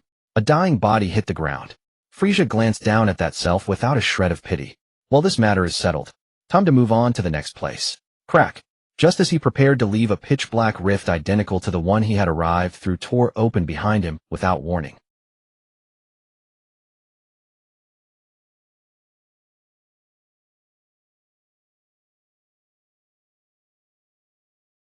One had a stern expression, the other a defiant smirk. Son Goku and Vegeta. Time patrol. Frieza paused. You. Vegeta, upon seeing the carnage below and the eerie Frieza before him, immediately assumed a combat stance. Are you the one disrupting the timeline? He was about to strike. Wait, Vegeta. The man who looked identical to Son Goku, but with a calmer, more composed demeanor, stopped him. Time Son's gaze swept over Black Mark Frieza holding the Dragon Ball, then to the dying Frieza below and the stunned Super Saiyan Goku in the distance. He spoke coolly. Explain what you've done here. Ho ho ho. Frieza let out his signature laugh as the black markings faded, reverting to his pure white form. You're looking for this, aren't you? He held up the Black Death Dragon Ball, then slowly tucked it away. Time's Son frowned. Hand it over and return to your own timeline immediately. Otherwise, don't blame us for being harsh. Two who can transform into Super Saiyan 4. And who knows if they can break through limits. Truly troublesome. Frieza's mind raced. Right now, collecting the Dragon Balls is paramount. No need to clash with them here. Don't worry, Frieza put on a flawless, innocent expression. I'm collecting these things to take revenge on the fiend inside. It nearly killed me. As he spoke, under the astonished gazes of Time's Son and Vegeta, the Dragon Ball in his hand gave a crack as he crushed it on the spot. Both were taken aback. Are you really that kind-hearted? Of course. Frieza spread his hands, playing the part perfectly. Don't play tricks. We can find you anytime. Vegeta snorted, seemingly accepting the. He glanced down at the dazed Super Saiyan Goku of this timeline and frowned. Did you interfere with the fight? They just want to restore the story to its original course, right? Frieza understood their intent perfectly. He grinned, revealing a sinister smile. Ching! An incredibly fast death beam shot from his fingertip, not aimed at anyone, but plunging straight into the planet's core. Boom! Boom boom boom. The entire Namek trembled violently, magma erupting from fissures on the surface. The planet's destruction had entered its final countdown. Frieza turned and shouted to Son Goku below. Hey Son Goku. There's a spaceship nearby. Leave quickly, this planet is about to explode. Having done this, Time's Son and Vegeta exchanged a glance and reopened the time tunnel. Before leaving, Time's Son gave Frieza a long, hard look. You'd better behave. Well, investigate those strange Dragon Balls. With those words, their figures vanished into the warped tunnel. Frieza's smile instantly faded. From now on, when collecting Dragon Balls, I must find a way to suppress their aura, or else those annoying two will keep coming. He opened his hand, and the ring water moon flickered with a faint light. The Dragon Ball, which should have been shattered, reappeared intact in his palm. Master. Water moon gleamed joyfully in Frieza's consciousness like a child seeking praise. Well done. The ring flashed a cheerful blue light. Frieza gripped the Dragon Ball once more, sensing the cross-dimensional energy within it. A pitch-black rift slowly opened before him. He stepped into it, his figure vanishing completely from this doomed planet. A gentle breeze swept across the ground beneath with solid rock. Unlike the vibrant Namek, this place was desolate, and the atmosphere of the entire planet felt particularly sparse. A group of weak chi alongside several powerful ones. Frieza's senses instantly expanded, quickly detecting the eruption of several unique energies belonging to Super Saiyans. Among them, one opposing presence was filled with primal cruelty, overwhelmingly strong. Frieza's figure flickered and appeared near the battlefield. As soon as he appeared, he saw a familiar figure being pushed aside by a massive arm. It was Vegeta. Boom. He was forcefully embedded into a large rock slab, the terrifying power even creating a massive circular dent in the hard surface. A burly man with green hair held Vegeta's head and continued to press him into the rock. Haha, Vegeta, I won't let you die so easily. The green-haired man's eyes were devoid of pupils entirely, white, emanating a terrifyingly violent aura. The legendary Super Saiyan Broly, an original character from the movie. In contrast to my own timeline, this being is an entirely different entity. This guy is the true. At the moment Frieza appeared, Broly, who had been torturing Vegeta, paused suddenly, turning his head, his pure white eyes locking onto Frieza's position. Another piece of trash has come to die. His roar was filled with pure killing intent. Roar, roar, roar. Frieza let out his signature laugh, as expected of you being able to discover this king immediately. In the distance, Son Goku, future Trunks, and others noticed Frieza's appearance, their faces filled with dismay.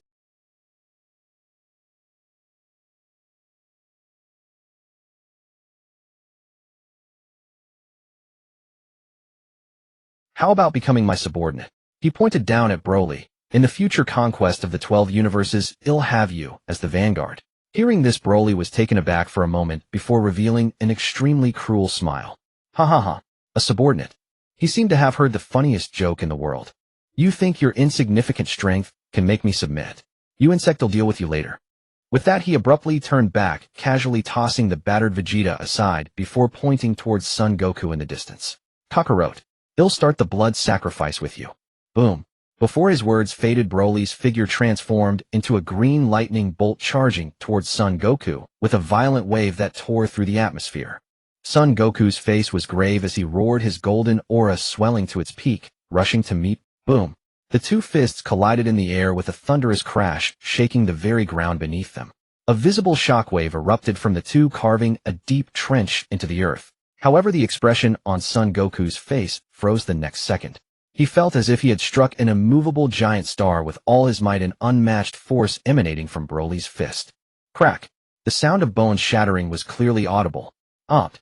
Son Goku cried out in pain, his arm dislocated by the immense force, and he uncontrollably flew backward. Uncle Goku! Dad! Trunks and Gohan shouted in alarm, simultaneously rushing towards Broly from either side like beams of golden light. Broly didn't even turn around. As the two closed in, he casually swung his elbow back while lifting a foot. Bang! Bang! Two dull thuds echoed. Under Piccolo's horrified gaze, Trunks and Gohan's attacks never even touched Broly before being precisely hit in the abdomen by the prior strikes. Both of their bodies instantly arched, flying backward, crashing through buildings. Their Super Saiyan forms were shattered on the spot, blood spitting from their mouths as they became trapped in the rubble. This was an utterly one-sided massacre. Every move Broly made carried pure destruction and violence, devoid of technique, yet executed with unmatched speed and power. Piccolo gritted his teeth, fingers aligned, aimed at Broly's back. Special beam cannon. A spiraling, deadly beam shot out with a piercing shriek. However, Broly didn't evade at all. A boom. The penetrating energy failed to pierce through his flesh and blood. The next moment, Broly's figure appeared before Piccolo like a ghost. A massive hand easily pierced through Piccolo's chest. Trash, how does it feel to be penetrated? The battle was one-sided. Watching Son Goku and others being utterly powerless against Broly, repeatedly suffering serious injuries and collapsing, Frieza merely observed coldly. He slowly raised his hand, and invisible energy expanded from his center, silently enveloping the entire battlefield. The Dragon Balls might appear at any moment. I must preemptively isolate this place's aura to avoid attracting those two annoying patrol team members. At that moment, Vegeta, who had been smashed into the rock and had already lost consciousness, twitched and grabbed, struggling to crawl out of the pit. Upon seeing Broly's overwhelming battle power, the last shred of fighting spirit he had was completely crushed. It's over. Vegeta, covered in blood, muttered in disbelief. We're all going to be killed. A deep sense of helplessness and despair enveloped this proud Saiyan prince. A figure silently landed beside him. The Prince of the Saiyans is indeed in a dire state. Hearing this familiar yet piercing mockery, Vegeta struggled to lift his head, and when he saw that pure white and handsome face, he was momentarily taken aback. Then he even let out a bitter laugh. Heh, I never expected that my last fantasy before dying would be seeing you. Frieza. Smack.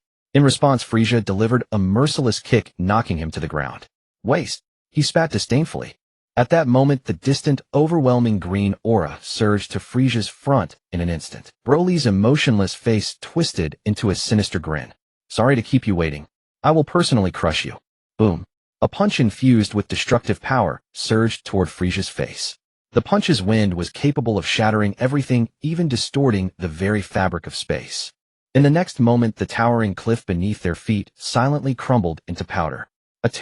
In the next moment, the towering cliff beneath their feet silently crumbled into powder. A terrifying shockwave erupted, flattening everything around them. Trash. Broly's frenzied movement stilled as he stared incredulously at the foot that blocked his violent strike. How could you block my attack with just your foot? If you deserve my praise. Ha ha ha. Such incessant banter. Frieza let out a delighted laugh, while Broly's sadistic grin deepened. The power in his hands surged explosively, his surrounding green aura almost materializing. Oh! He roared, his arm muscles bulging as he lifted Frieza off the ground. However, Frieza, elevated in midair, twisted his body at an impossible angle. That long tail swept through the air, leaving a graceful, yet deadly white streak. Bang! Broly barely had time to react before a searing pain shot through his chest, a horrific wound bursting forth. Whoosh! His massive frame was launched like a green cannonball. Boom, boom, boom.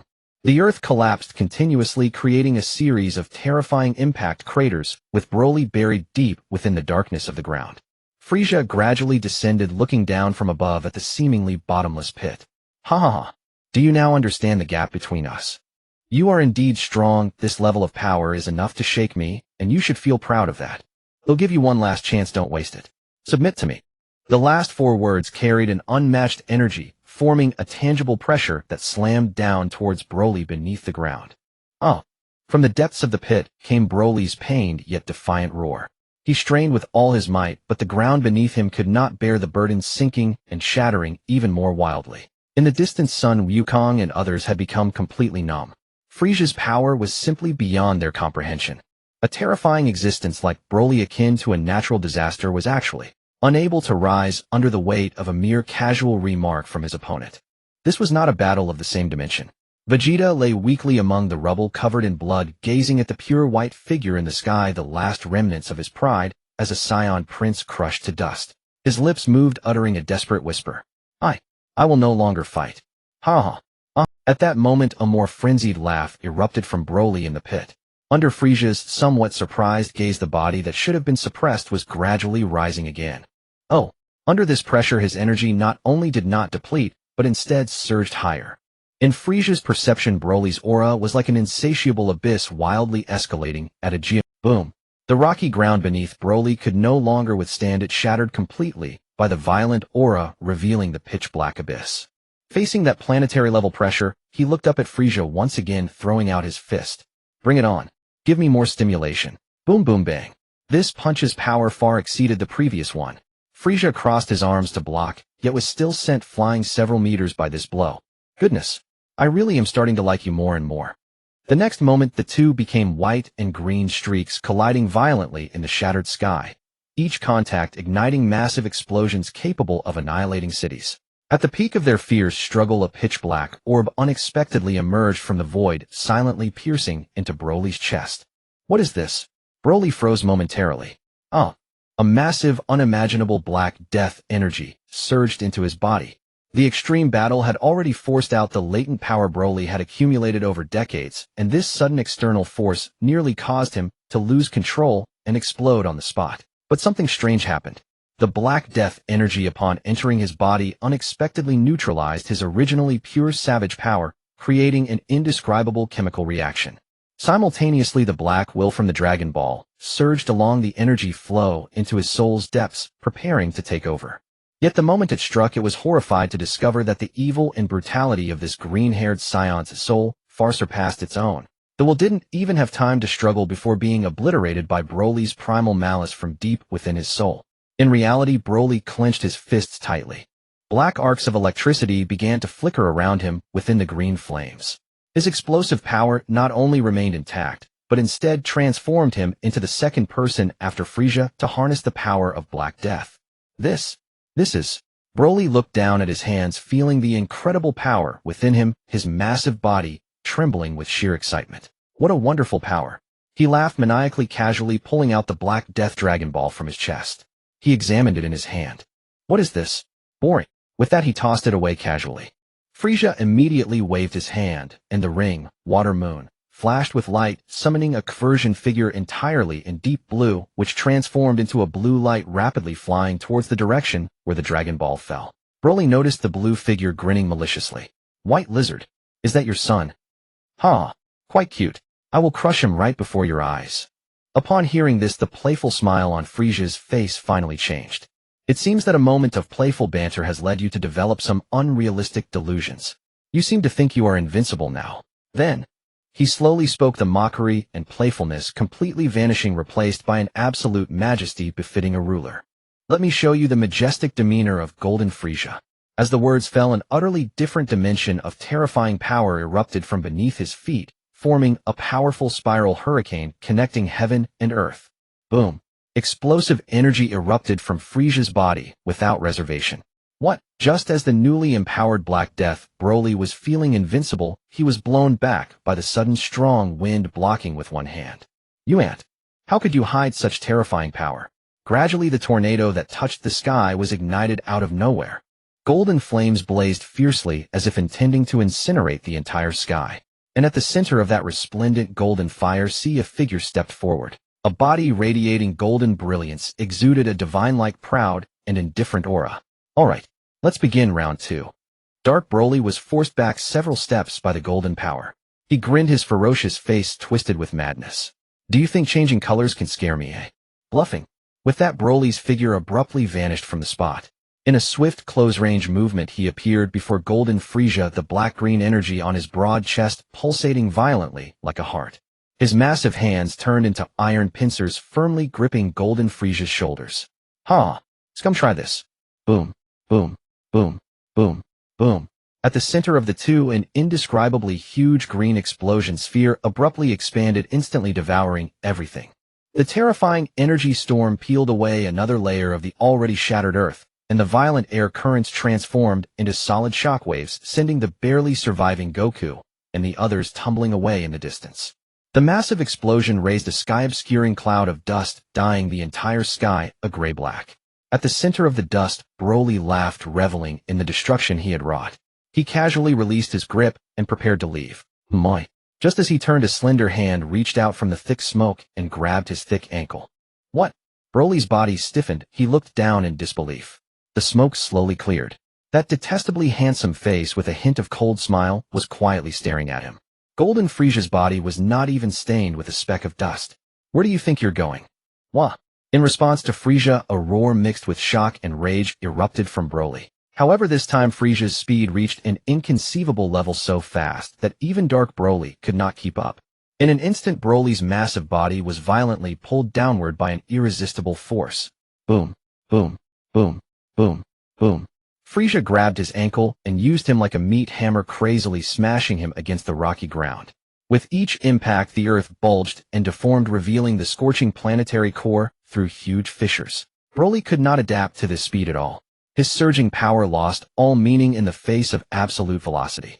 Every time he tried to exert force, his body was already slammed in another direction. His mind was dizzy, the world spinning. Boom.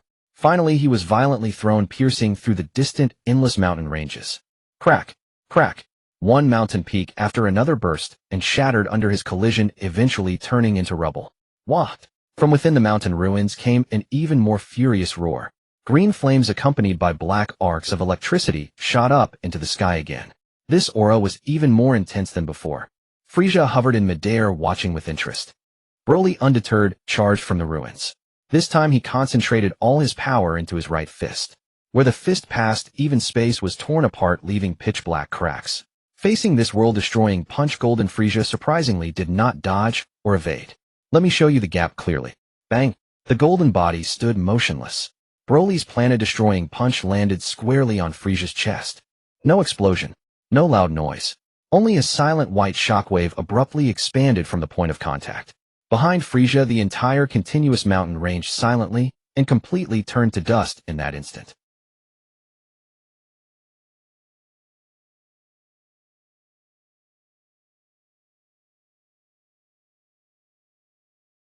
His strongest power had been so easily withstood. What's wrong? Frieza smiled, tilting his head. Weren't you going to tear me apart? Boom. Ugh. The next second, a golden fist casually sank into Broly's chest. Puffed. A large mouthful of blood, mixed with saliva, sprayed from his mouth. His body turned into a green meteor, flying backward, smashing through countless remaining giant rocks along the way, leveling distant building ruins completely. Boom. In just a moment, Broly flew back into the sky. Clutching the bone-deep crater on his chest, he panted wildly. I cannot be defeated. He raised one hand high, a black-green energy sphere gathering frantically in his palm. His aura surged to an unprecedented limit at that moment. Disappear. Along with this planet. He clenched his hand, and then fiercely swung it. The concentrated energy sphere, the moment it left his hand, rapidly expanded from a tiny point of light. A massive green energy sphere surrounded by black lightning slowly pressed toward Frieza, and the planet itself carrying an aura of total annihilation. You scum? Kakarot too. All of you disappear. Facing this terrifying energy capable of destroying everything, the severely injured Goku, Piccolo, Trunks, and the others in the rubble below silently closed their eyes, awaiting death. This power was beyond even despair. However, Golden Frieza finally made a new move. He merely bent his body slightly, assuming a kicking stance. In the next instant, he stomped hard, lifted his leg, and kicked. Yah! Bang! That planet-destroying energy sphere, like a kicked ball, was forcibly altered in its trajectory by him flying upward into space. Outrageous! Broly, still unwilling, roared and charged down, bracing his arms against the massive energy sphere, using all his strength to try and force it back to the ground. Frieza's entire body blazed with dazzling golden light. He transformed into a golden meteor without any dodging, charging straight toward the center of that energy sphere. Swish! His entire body effortlessly passed through the collection of energy. The residual force of the sphere carried him higher into the sky, but in the moment he passed through, he had already appeared before Broly. Under Broly's horrified gaze, Frieza grabbed his neck. Then the two continued to ascend higher. In an instant they broke through the atmosphere. The vacuum and silence of space instantly enveloped them. Without oxygen, no powerful body could act recklessly in the vacuum. Broly's frantic struggles finally began to slow. He opened his mouth wide, but could not make a sound. The madness on his face was gradually replaced by the agony of suffocation until he finally fell completely unconscious. Frieza, holding him by the neck, tossed him down like trash. A spark fell from the heavens toward the ground. Whoosh, whoosh, whoosh, boom. Broly's body burned from the fierce friction with the atmosphere, finally crashing heavily into the surface, forming a bottomless crater. His muscles, swollen to their limit, began to shrink rapidly. His green hair faded, and his form returned to its original size. A black-haired, ordinary-looking man lay at the bottom of the pit, covered in wounds, unable to rise again.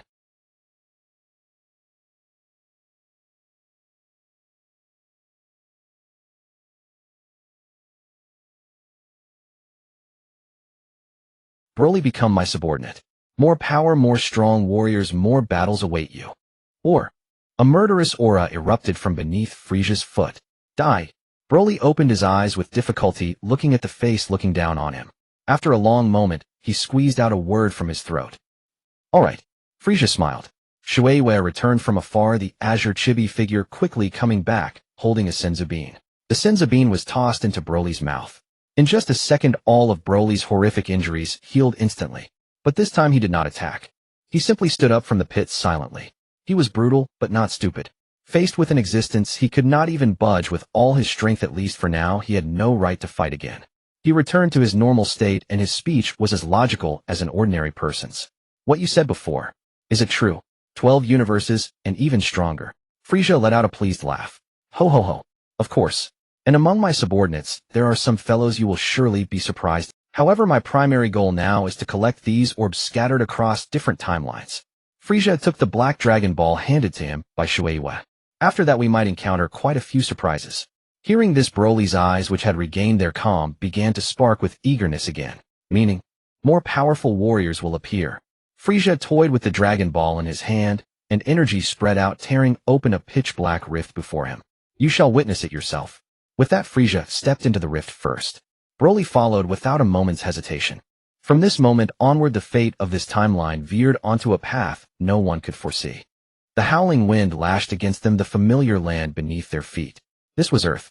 Frieza recognized it at once, the most iconic setting from the anime, the very first scene of Dragon Ball he had ever watched. In the distance stood a white four-cornered arena. Upon it was a green speckled creature, the ultimate android Cell. Below the arena, a man in an orange martial arts GI and his companions waited in tense, and on the stage another man with a ridiculous afro struck a fighting pose. He was Mr. Satan, the world champion who had deceived all of Earth's gullible fans. Frieza and Broly descended directly from the sky. Creak, creak. The unique sound of their footsteps immediately drew everyone's attention. Ho ho ho. What perfect timing. Frieza let out his signature laugh. Frieza. Krillin trembled with fear, instinctively taking a large step back. Future Trunks stepped forward, his hands instantly clenching into fists. How are you still alive? I clearly sliced you to pieces and blasted you into dust, right? Frieza interrupted with amusement, his gaze playful as he regarded the youth from the future. Seeing Future Trunks' reaction, Krillin seemed to muster a shred of courage. He forced a smile. Huh. Haha, so what if he's revived? With everyone's strength now, we shouldn't have to fear someone like Frieza, right? Before he could finish, Goku and Vegeta's bodies instantly tensed. A bead of cold sweat silently trickled down Vegeta's temple. Idiot. Vegeta snapped at Krillin. These two bastards in front of us are definitely not from this timeline. Correct, Vegeta. I must commend you on that. An elegant yet oppressive voice echoed from the arena. Cell chuckled slowly. With a casual wave of his hand, he sent Mr. Satan, still holding his pose, flying like a fly, crashing into a distant mountain wall. I can't be bothered with common riffraff. This Frieza has a very peculiar energy signature. Cell's gaze locked onto Frieza with keen interest, completely ignoring everyone else. A pleasure to meet you, my brother. He stared at Frieza, offering what he considered an equal's greeting. But no sooner had he spoken than a wave of savage energy surged from Broly. Carrot, Vegeta. His eyes instantly became bloodshot and his aura began to rise uncontrollably.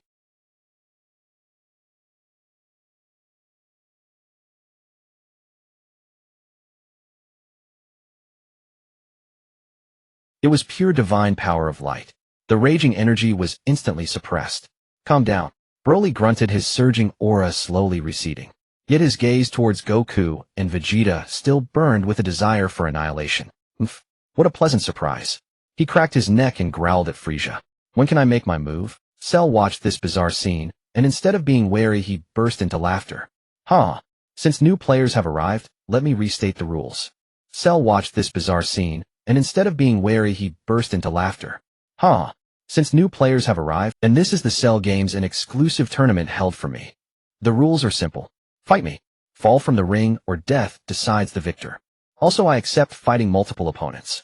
Every word from Cell dripped with absolute confidence, as if he were the god of this world. Frieza, unhurried, gave a slight nod. He turned sideways and introduced to Goku and the others, "This is Broly, a Saiyan." What a... Goku and Vegeta exclaimed simultaneously. A Saiyan? There are others besides us. Vegeta's face was a mask of incomprehensible shock. Broly grinned, flashing them a cruel smile. Then his gaze slowly shifted, landing on Gohan, who stood beside Goku. Kakarote's son. We meet again. This time I'm going to show you my affection. The undisguised malice made Gohan's nerves instinctively tighten. Enough. Cell was growing impatient. Who's coming up first?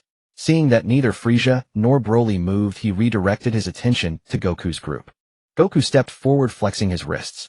He'll go. He leaped, landing nimbly on the arena facing. They didn't attack immediately, but began the unspoken pre-battle dialogue. Your energy seems stronger than before. Cell smiled. Yeah, I trained hard in the hyperbolic time chamber. Goku replied in kind. The moment the words left his mouth, boom, the ground beneath Goku's feet exploded and a golden aura shot skyward. The power of a Super Saiyan erupted without reservation. Are you done? Then I suppose it'll get a little serious. Boom. A power matching Goku's but far more malevolent. Are you done? Then I suppose it'll get a little serious. Boom. A power matching Goku's but far more malevolent exploded from within Cell. A similar golden aura blazed around him. The immense pressure made it hard for Krillin and the others in the distance to breathe. Ah! Goku roared and vanished from his spot. The next second he appeared before Cell, throwing a heavy punch imbued with all his might straight at Cell's face. Bang! Cell casually raised his left hand and blocked the punch with ease. At the point of impact, a visible ring of white air exploded, shattering the entire arena floor to dust. Too slow, Goku. Cell kicked out the motion so fast, not even an afterimage was visible. Goku's pupils contracted, and he crossed his arms to block in front of his chest. Boom. The immense force sent him flying, tracing a golden arc across the sky. Frieza watched the battle with folded arms, a faint contemptuous smile on his face. He turned to the already impatient Broly and whispered, "There are 3 of them here. You can let loose with—" Broly turned his head, his eyes filled with inquiry. Frieza pointed his finger, ticking them off one by one.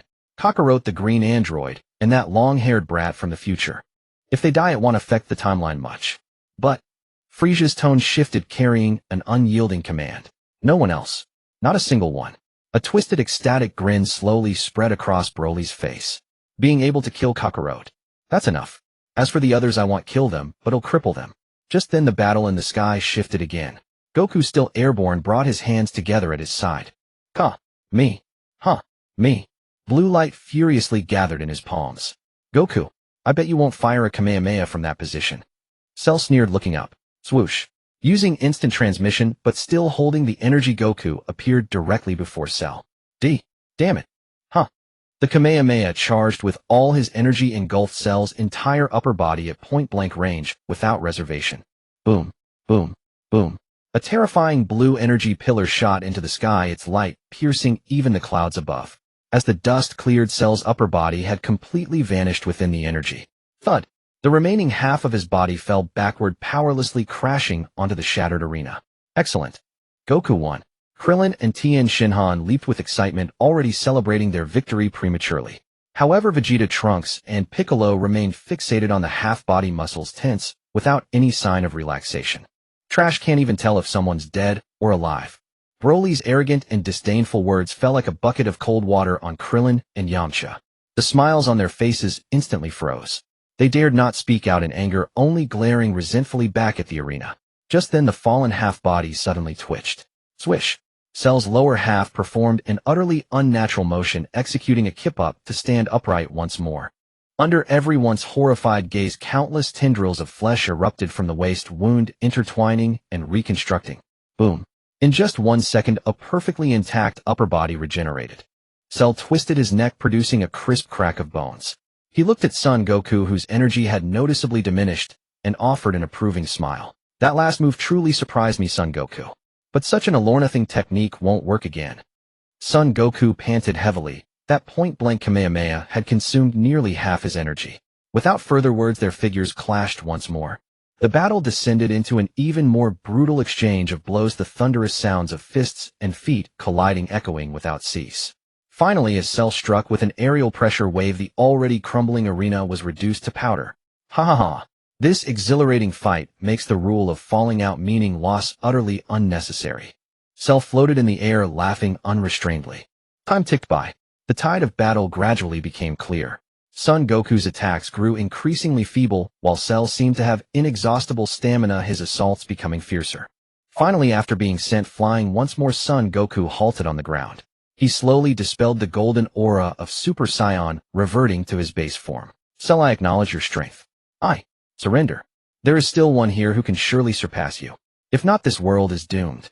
Son Goku's voice was not loud, yet it reached everyone clearly. What a... Everyone gasped in disbelief. Cell also halted, hovering opposite, stunned and furious. Are you joking?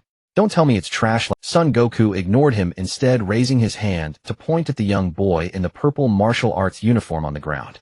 He will be your opponent next. All eyes converged on Son Gohan. As the second battle began, faced with Gohan's hesitation and reluctance to fight, Cell's patience rapidly wore thin. To thoroughly enrage this youth of immense potential, he decided to employ the cruelest means. 2. Cell opened the tip of his back tail and spat out 9 miniature blue creatures that bore a striking resemblance to him. Cell Juniors. Since your son refuses to show his true power, let him watch as you are slowly tortured to death. Cell issued commands to the 9 Cell Juniors, but his gaze playfully flickered toward Frieza and Broly, who had been watching the spectacle. Of course I can't let you 2 new guests just watch the fun. Go, my children, play with them too. Cell spread his arms like a conductor. Don't underestimate them. Despite their size, their combat power is far from weak. As the words fell, 2 Cell Juniors transformed into blue lightning bolts, darting toward Frieza and Broly. Facing the rapidly approaching Cell Junior, Frieza did not even change his posture. He merely kept his arms crossed, his pure white tail casually sweeping backward. Schlick. The head of the Cell Junior charging at him was severed from its body like tofu cut by a blade tumbling away. The headless corpse, carried by inertia, stumbled a few more meters before collapsing powerlessly. On the other side, Broly displayed a completely different style. He flashed a cruel grin, neither dodging nor evading, allowing the Cell Junior to reach him. The moment the Cell Junior swung its fist, Broly seized its head. Boom. A golden aura erupted from Broly as he ascended to the initial Super Saiyan state. Crack. His hands gripping the Cell Junior's head tightened with force, fingers sinking deep. Bang. The Cell Junior's head burst like a crushed watermelon, spraying red and white matter all over Broly. Broly casually flicked the remains from his hands and extended his tongue to lick a droplet of liquid that had splashed onto his cheek. This bloody and shocking scene left everyone present stunned. Both Cell and Son Goku's group were plunged into a deathly silence. TCH. Vegeta was the first to react, sneering at Cell's slightly stiff expression. I thought these little vermin you created were something special. Vegeta's taunt seemed to break some balance. The remaining 7 Cell Juniors screeched and simultaneously lunged at Son Goku, Vegeta, Trunks, and the others. Battle erupted instantly. Except for the spots where Frieza and Broly stood, the entire battlefield descended into a brutal struggle. Vegeta and Trunks could barely hold their own, but the others were practically being beaten one-sidedly. The speed and strength of the Cell Juniors far exceeded their ability to cope. Krillin was kicked in the abdomen by a Cell Junior, sent flying backward to crash into a cliff wall, his fate unknown. Gohan, fight now. Your latent power is far greater than this. Son Goku panted heavily, struggling to fend off a Cell Junior's assault while shouting at his still-dazed son. Ho ho ho, need a little help. Frieza tilted his head with a feigned benevolence. Vegeta spat. Don't be ridiculous. To think him being suppressed by this garbage. Seeing Tien Shinhan's arm broken by an elbow strike and the group on the verge of annihilation, Goku finally couldn't help but call out, go help them. Frieza nodded in acknowledgement, and Broly with a cruel smile charged toward the 7 Cell Juniors. Ha ha ha, get out of my way, scum. Broly's savage roar thundered across the battlefield. He didn't even charge at the 7 Cell Juniors besieging the Z-Fighters, but abruptly changed direction mid-stride.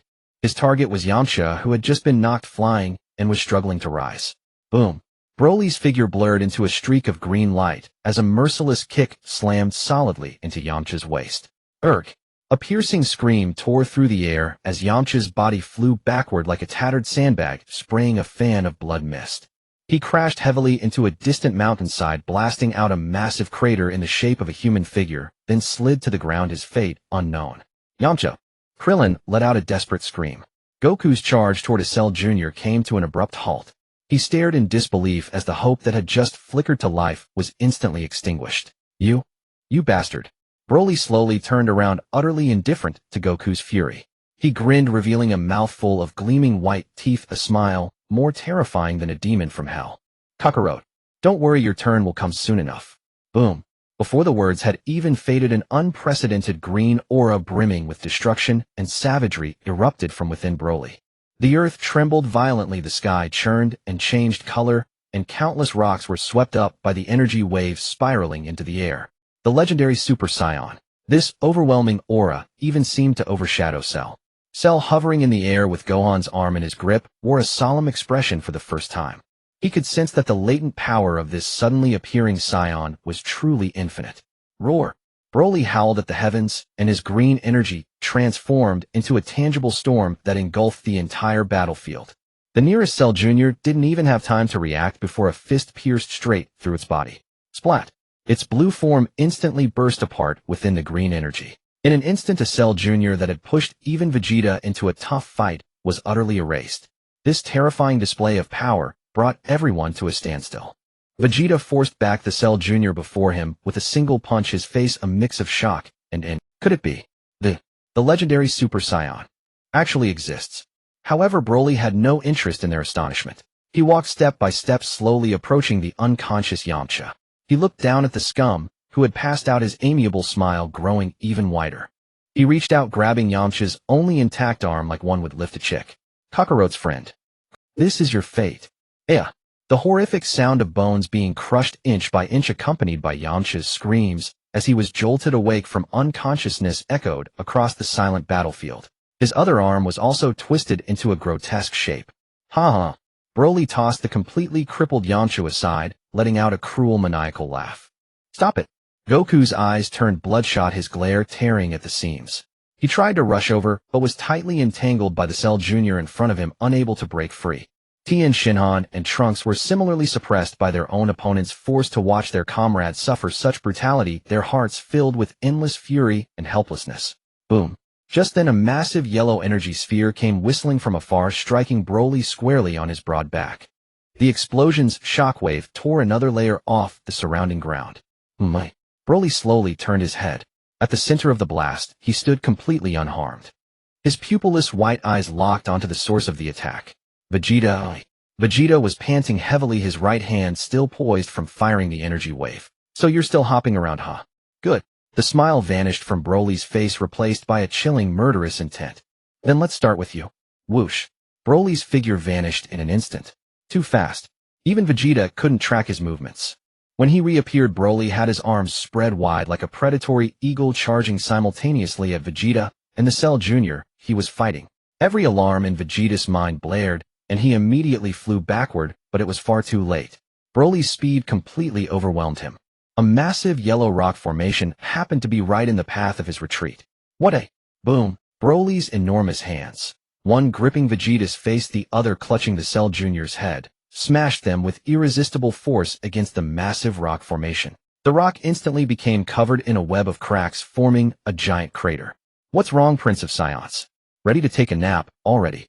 Broly laughed maniacally, his hands suddenly tightening. Bang! The Cell Jr.'s head was the first to be crushed, blue fluid splattering everywhere. Vegeta let out a muffled grunt, his golden aura instantly dissipating. He fell unconscious, dangling limply from Broly's grip against the rock. Uncle Vegeta. Gohan, held aloft by Cell, watched as his comrades fell one by one to brutality. An unprecedented rage began to fester wildly in his heart.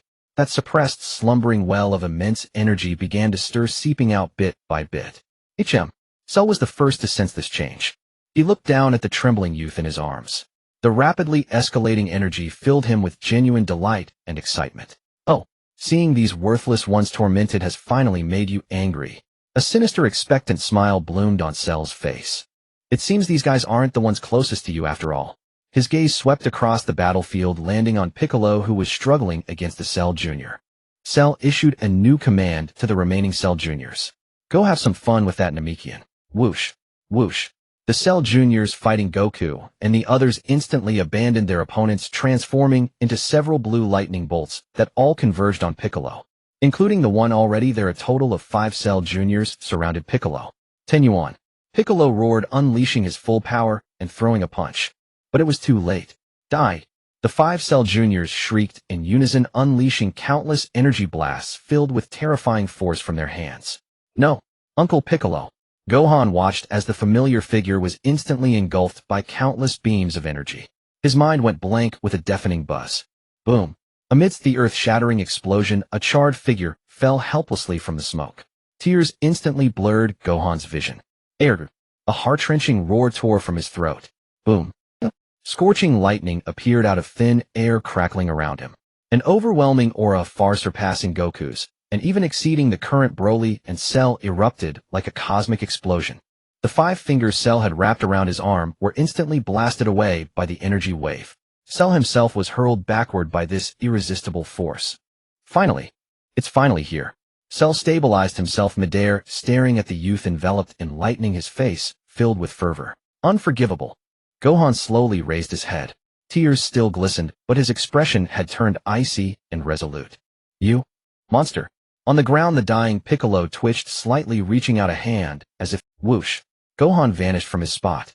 The next second he appeared before Cell, snatching the small bag of senzu beans. Then he casually waved his hand at the Cell Juniors who hadn't yet reacted. Bang! Bang! Bang! With just a few casual punches the bodies of those once invincible Cell Juniors shattered like fragile glass, dissolving into countless blue specks of light. Gohan instantly appeared beside Piccolo, pried open his mouth, and flicked a senzu bean inside. With a flash of light all of Piccolo's injuries healed instantly, and he sat up with a start. Gohan. You. Uncle Piccolo stepped back. Gohan tossed the entire bag of beans to the arriving Trunks. Take these, share them with the others. Oh, okay. Trunks, stunned by the transformed Gohan, scurried off to rescue the others. It's about time. Frieza, who had been watching the show, finally spoke slowly. He extended a hand, and an invisible immense aura instantly spread, enveloping the entire battlefield in a massive sealed space. The performance should enter its next phase. Just then, the battlefield shifted in an instant. Boom. A sound so deep and heavy it seemed to crush the air itself.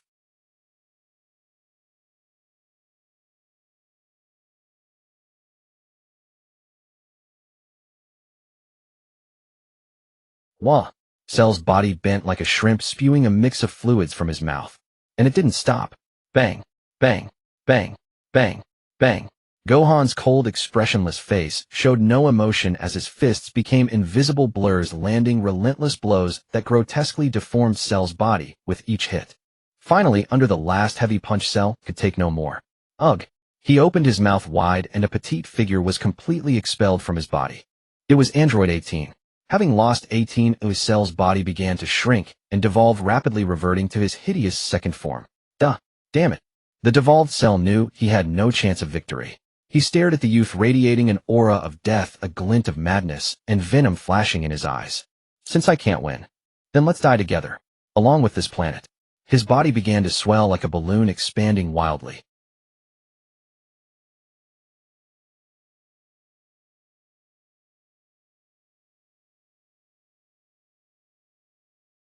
On the other side, Broly, who had just finished torturing Vegeta, completely ignored Cell's impending self-destruction. His white eyes were locked onto Goku in the distance. His face bore a look of regret, resignation, and unwavering resolve. He used instant transmission, appearing beside the about-to-explode Cell, placing a hand on him. Sorry, everyone. His gaze swept over Gohan, over Piccolo, and finally settled on Frieza's face. I don't know what your goal is, but I believe Gohan can protect Earth well now. You'd better not cause any trouble. With that, he looked up at his son in the sky and gave one last gentle smile. Whoosh. Dad. Amidst Gohan's anguished scream, Goku and Cell's figures vanished from on the distant King Kai's planet. A devastating explosion occurred silently. The battlefield fell into a dead silence. Clap. Clap. Clap. Frieza slowly applauded, a playful smile on his face. Magnificent, truly a magnificent performance. It allowed me to relive that delightful scene from my childhood. What did you say? Gohan whirled around, lightning dancing wildly around him, his furious gaze piercing Frieza. Either get out of Earth or be killed by me. His boundless power had clouded his usual judgment. At this moment, he only wanted to destroy every enemy before him. Ha ha ha. Broly stopped in his tracks, laughing hysterically. Kakarot is dead. Kakarot took that insect away. His laughter cut off abruptly, his savage face turning to Gohan. Son of Kakarot, now you will bear the full brunt of my fury. Tensions flared, just as Gohan and Broly were about to erupt into a cataclysmic battle. That won't do. A cold voice rang out abruptly across the battlefield. Whoosh. A beam of purple energy faster than anything imaginable shot out from the void, without warning, piercing straight through Trunks' chest as he was feeding a senzu bean to Vegeta. Trunks froze, looking down in disbelief at the massive hole in his chest. Everyone was utterly stunned. Under everyone's horrified gaze, space twisted, and a figure stepped out, crackling with black light. It was the same perfect body, the same handsome, yet evil face. It was Cell.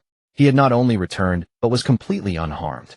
Embedded deeply in the center of his chest was a jet-black Dragon Ball. He walked with a leisurely, oppressive stride, ignoring everyone, and headed straight for Frieza and Broly.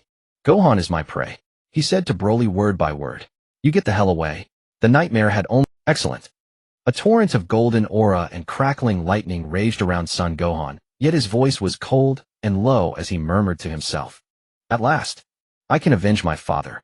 Boom. The earth shattered once more beneath his footfall. Son Gohan's figure blurred into a streak of golden lightning, crossing the void in an instant to appear before Black Flash Cell. AAH.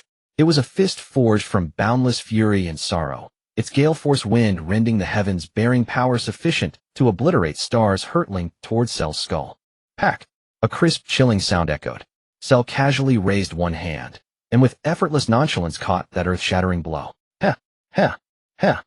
A deep rumbling laugh escaped him as his fingers slowly clenched, crushing force so immense that Gohan's knuckles cracked in rapid succession.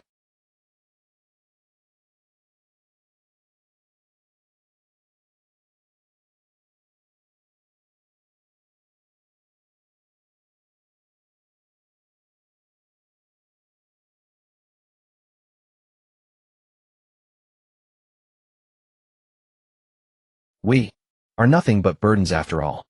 He seethed at his own helplessness, refusing to witness the despair unfolding on the battlefield, turning instead toward where Vegeta and Trunks had fallen. At the heart of the battlefield, Gohan and Cell's clash erupted in full fury. Each collision unleashed cataclysmic energy vortices, golden lightning and obsidian arcs entwining, then exploding outward in blinding bursts. The air detonated in rapid, relentless succession, more densely, more ferociously than in any prior battle, resounding across the sky without pause. Elsewhere, cough, cough. Vegeta awoke amid violent coughing. The energy of a senzu bean surged through his body, rapidly mending his wounds. As he pushed himself upright, his first sight was his son, Trunks, lying motionless beside him, his body already cold. Trunks, that son from the future, who always addressed him as father, with reverence laced with quiet. The massive wound in his chest still exuded faint black mist, the lingering aura unmistakably revealing its source. Ah! A dry guttural roar rose from Vegeta's throat. Trunks! Damn it! A cry of utter despair finally tore free.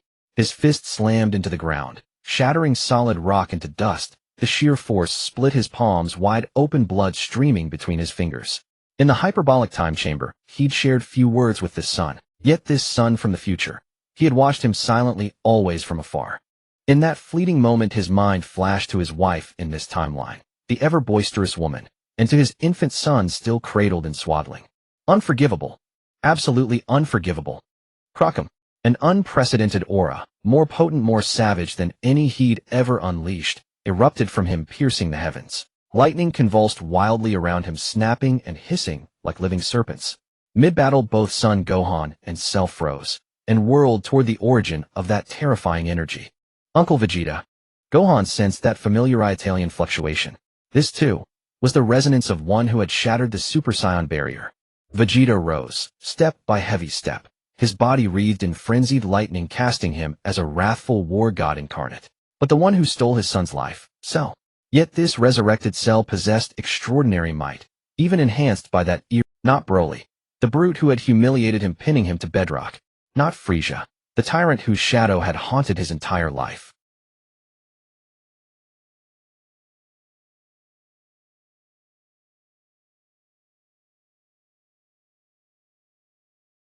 Facing Vegeta's furious charge, Cell merely kicked, casually, contemptuously.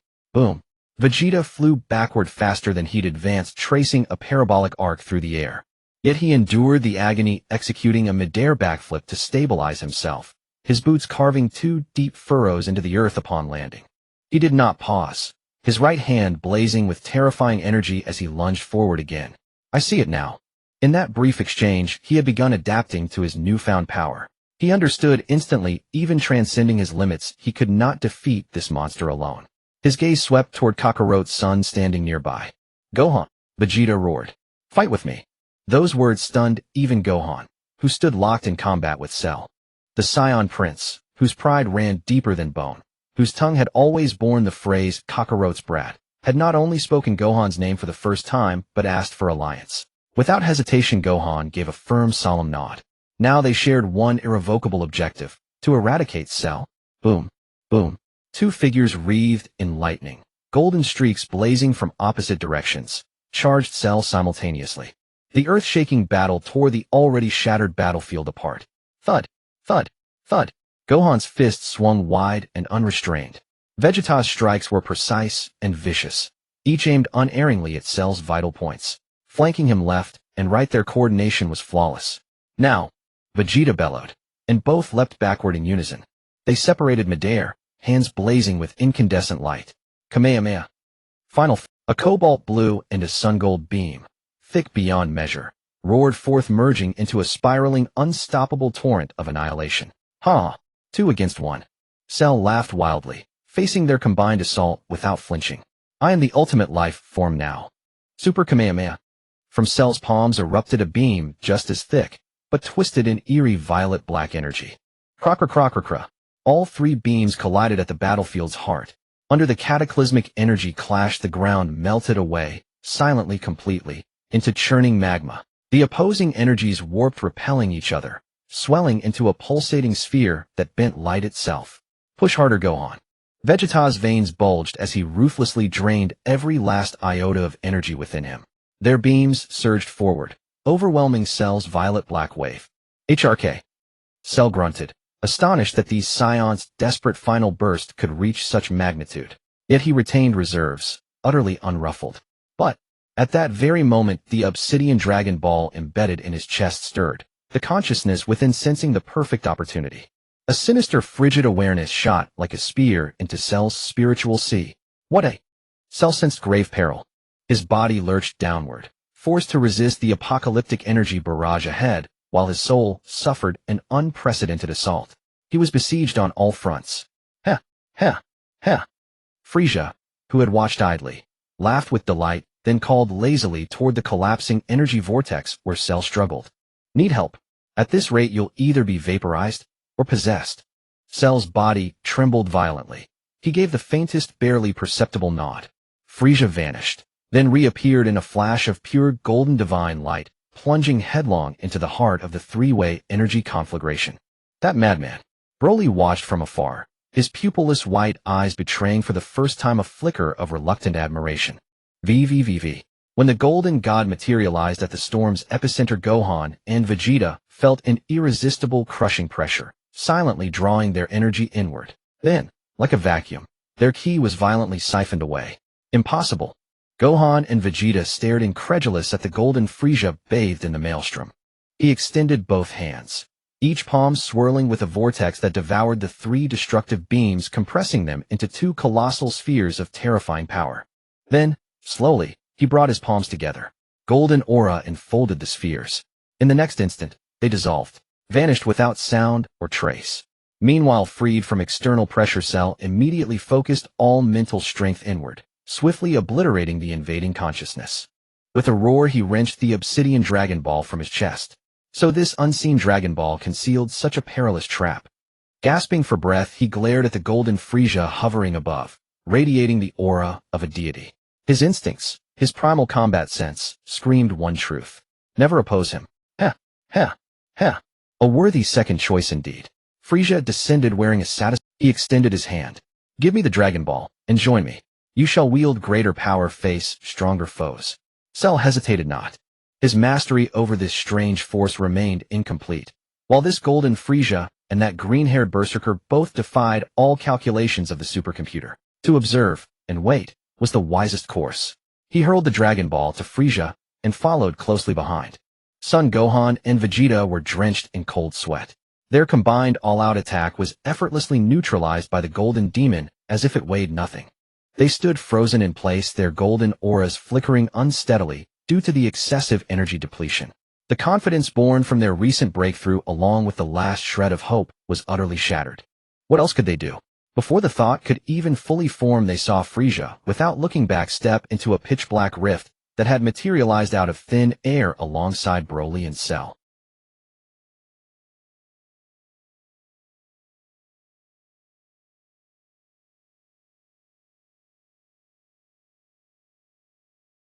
Cell's gaze was locked onto the slowly rotating black Dragon Ball in Frieza's hand. This thing can even traverse through time. Frieza went through all this trouble crossing different timelines to collect it. There must be an extraordinary secret hidden behind it, perhaps even a power capable of subverting everything. A greedy thought began to fester wildly in his mind. Just then an icy gaze fell upon him. Broly with his white pupilless eyes stared at him impassively. I suggest you abandon any ludicrous ideas, you insect. Broly's voice was flat, yet it carried an overwhelming pressure that dominated the world. Behave yourself. It's better for everyone. Having witnessed Frieza's unfathomable methods, Broly was filled with anticipation for what surprises this lizard might bring him. He would never allow any insect to spoil his fun. Cell averted his attention from the Dragon Ball and met Broly's gaze. Silence. This green-haired fellow was indeed far more formidable than Goku or Vegeta, but in the end he was just a simple-minded brute. In my eyes, you're merely a slightly stronger ant, Cell sneered. What are you being so arrogant for? Between them, a violent aura and an eerie black mist began to clash, the tension reaching a breaking point. Enough. Frieza's emotionless voice rang out, and the two immediately ceased their friction. If you wish to be lost forever in the temporal turbulence, by all means proceed. Frieza didn't even turn around, idly toying with the Dragon Ball. This great king certainly won't give you a hand. Cell and Broly fell silent simultaneously. Without further exchange, the three leaped straight toward the shimmering light at the tunnel's end. Snap! The light shifted, and the three reappeared. The landscape was identical to the previous timeline, endless rocky terrain. This was still Earth. Yet the next second, a terrifying energy fluctuation made Cell look up sharply. What is that? High above, two blurred silhouettes were colliding at speeds imperceptible to the naked eye. Each impact generated earth-shattering explosions, shockwaves tearing through the clouds and resounding across the entire land. One of the figures, the iconic martial arts GI, the golden Super Saiyan aura, Son Goku, and his opponent was Vegeta. Cell exclaimed in astonishment. That worthless fool. How could he possess such immense power? Broly was also fixated on the aerial battle, his attention on the Vegeta locked in combat with Goku. This scum is actually surprising me. He could sense a primal savage impulse surging within that Vegeta similar to his own, and he's brimming with evil energy. Their battle instincts were ignited simultaneously. The restlessness, craving carnage, and collision with the strong caused their own energy to uncontrollably surge. Wait! Frieza interrupted their impulse, once more his gaze locked on the Vegeta in the sky who bore an M mark on his forehead. It seems our appearance here is no coincidence. The Dragon Ball has chosen one of them as the next vessel. He analyzed calmly. At this point in time, both of you are still too crude in your use of the Black Death Chi to stand against them. Though reluctant to admit it, Broly and Cell could clearly sense that the energy radiating from these two Saiyans at this moment far exceeded that of Son Gohan and Vegeta from the timeline they had just left. At that moment, the battle above reached its climax. Boom! Goku's energy wave clashed violently with Majin Vegeta's, and both were sent flying backward by the immense recoil.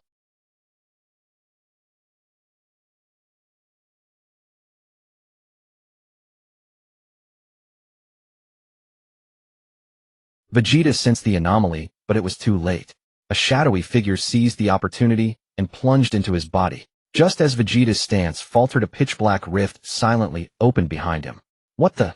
Vegeta, already eroded by Babidi magic with his soul, and while teetering on the brink of collapse, had his defenses utterly shattered by this far vaster and more ancient malevolent consciousness in an instant.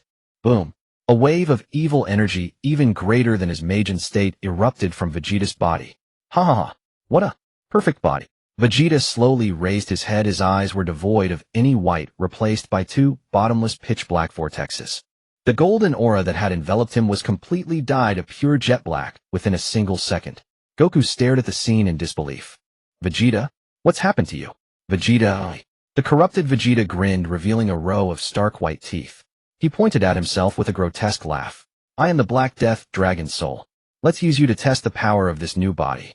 Before his words faded, his figure had already vanished. Bam!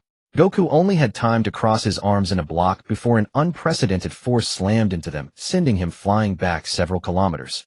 The Black Death Dragon Soul Vegeta's attacks were wild and erratic, each punch and kick infused with corrosive Black Death Chi that harmed on contact. Super Saiyan 2 Goku was completely on the defensive, barely managing to dodge and block. After being kicked away once more, Goku finally realized that ordinary means were no longer enough to confront this monster before him. He halted midair, clenching his fists. Aewa! With a roar that shook heaven and earth, a terrifying energy, far surpassing Super Saiyan 2, erupted from Goku. Golden hair grew wildly, reaching his waist. His brow bones protruded, and his eyebrows vanished. Savage golden lightning crackled around him. Super Saiyan 3. What is that? On the distant ground, Broly and Cell both cried out in shock. That immense, suffocating energy had completely surpassed their current understanding. Ho ho ho. Only Frieza still wore an amused smile on his face. What a delightful development. At this rate, Goku's time left in the living world will soon run out. As for that possessed Vegeta, once they've exhausted each other, I'll finish him off myself and claim the Dragon Ball. As for the occupied soul, its evil essence will be directly purged by the soul-washing machinery of hell, causing no alteration to the timeline whatsoever. Killing two birds with one stone.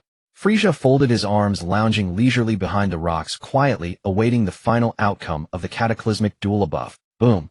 Golden energy clashed violently with pitch-black, demonic energy. The entire planet trembled fiercely under the force. Boom. Pure physical strength, the ultimate power. The trembling of the mountains was drowned in the explosive sound of the air. In the sky, two streaks of light intertwined wildly at a speed beyond comprehension. Bang, bang, bang. Each collision tore the clouds apart. It seemed not like two people, but two meteorites crashing into each other. Huh. What a thrill. What a thrill. Black Death Dragon Soul Vegeta was like a mad demon, his attacks wild and reckless, pushing violence and bloodlust to the limit. A tricky elbow strike wrapped in dense Black Death energy aimed straight for Son Goku's heart. Hum. A sonic boom exploded.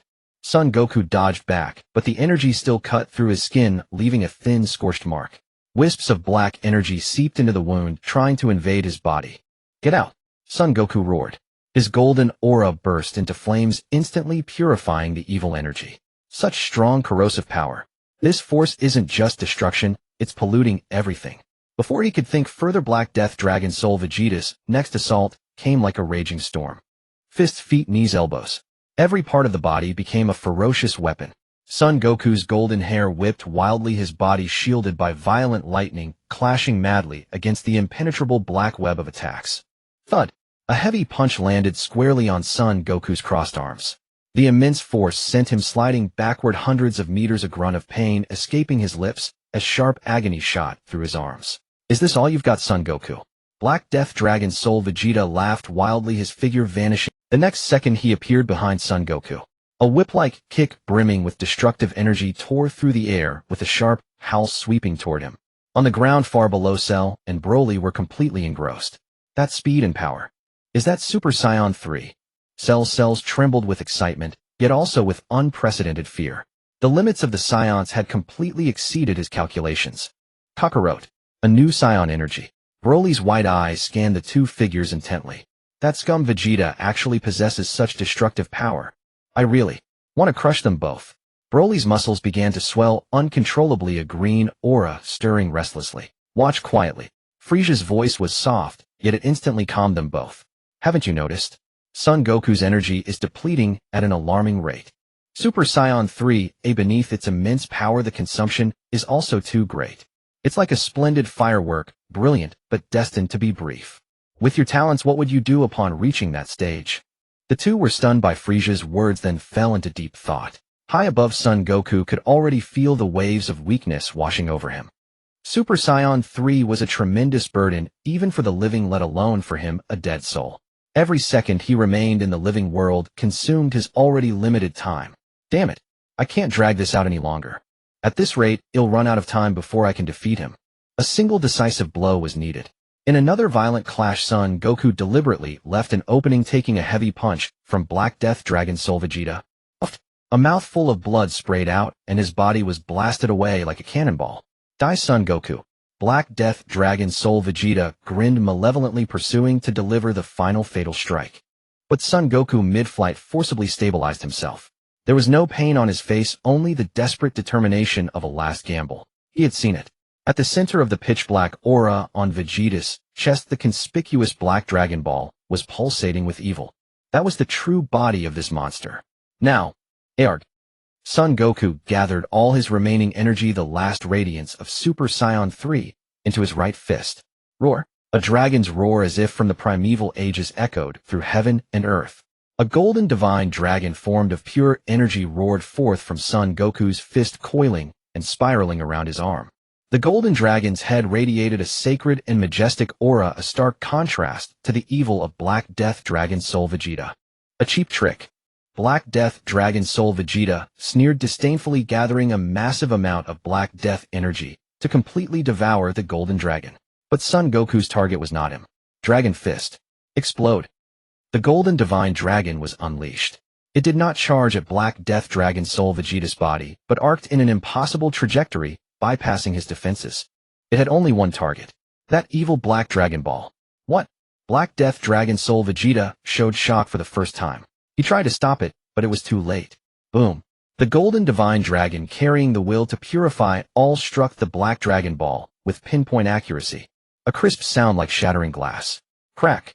A deeper fissure appeared on the supreme, evil. Then the Dragon Soul carrying the evil will and Black Death energy was pulled from Vegeta's soul, and through the crack was drawn into the Golden Dragon soaring into the sky. No.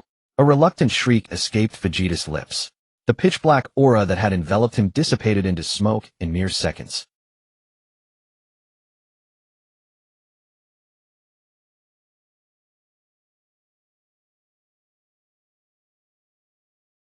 His body convulsed violently, spewing copious amounts of blood. All strength left him, and he plummeted straight down from 10,000 meters toward the earth below. The battle was over. Only Son Goku remained in the high sky. He gasped for air, his entire strength drained by the Dragon Fist. The Super Saiyan 3 form could no longer be maintained. His golden hair rapidly shortened, reverting to its original state. He had won. But the next second his body began to turn ethereal and transparent at a visible rate. No. Time. The excessive consumption of energy had finally exhausted his time in the living world. Just then, swish, swish, swish.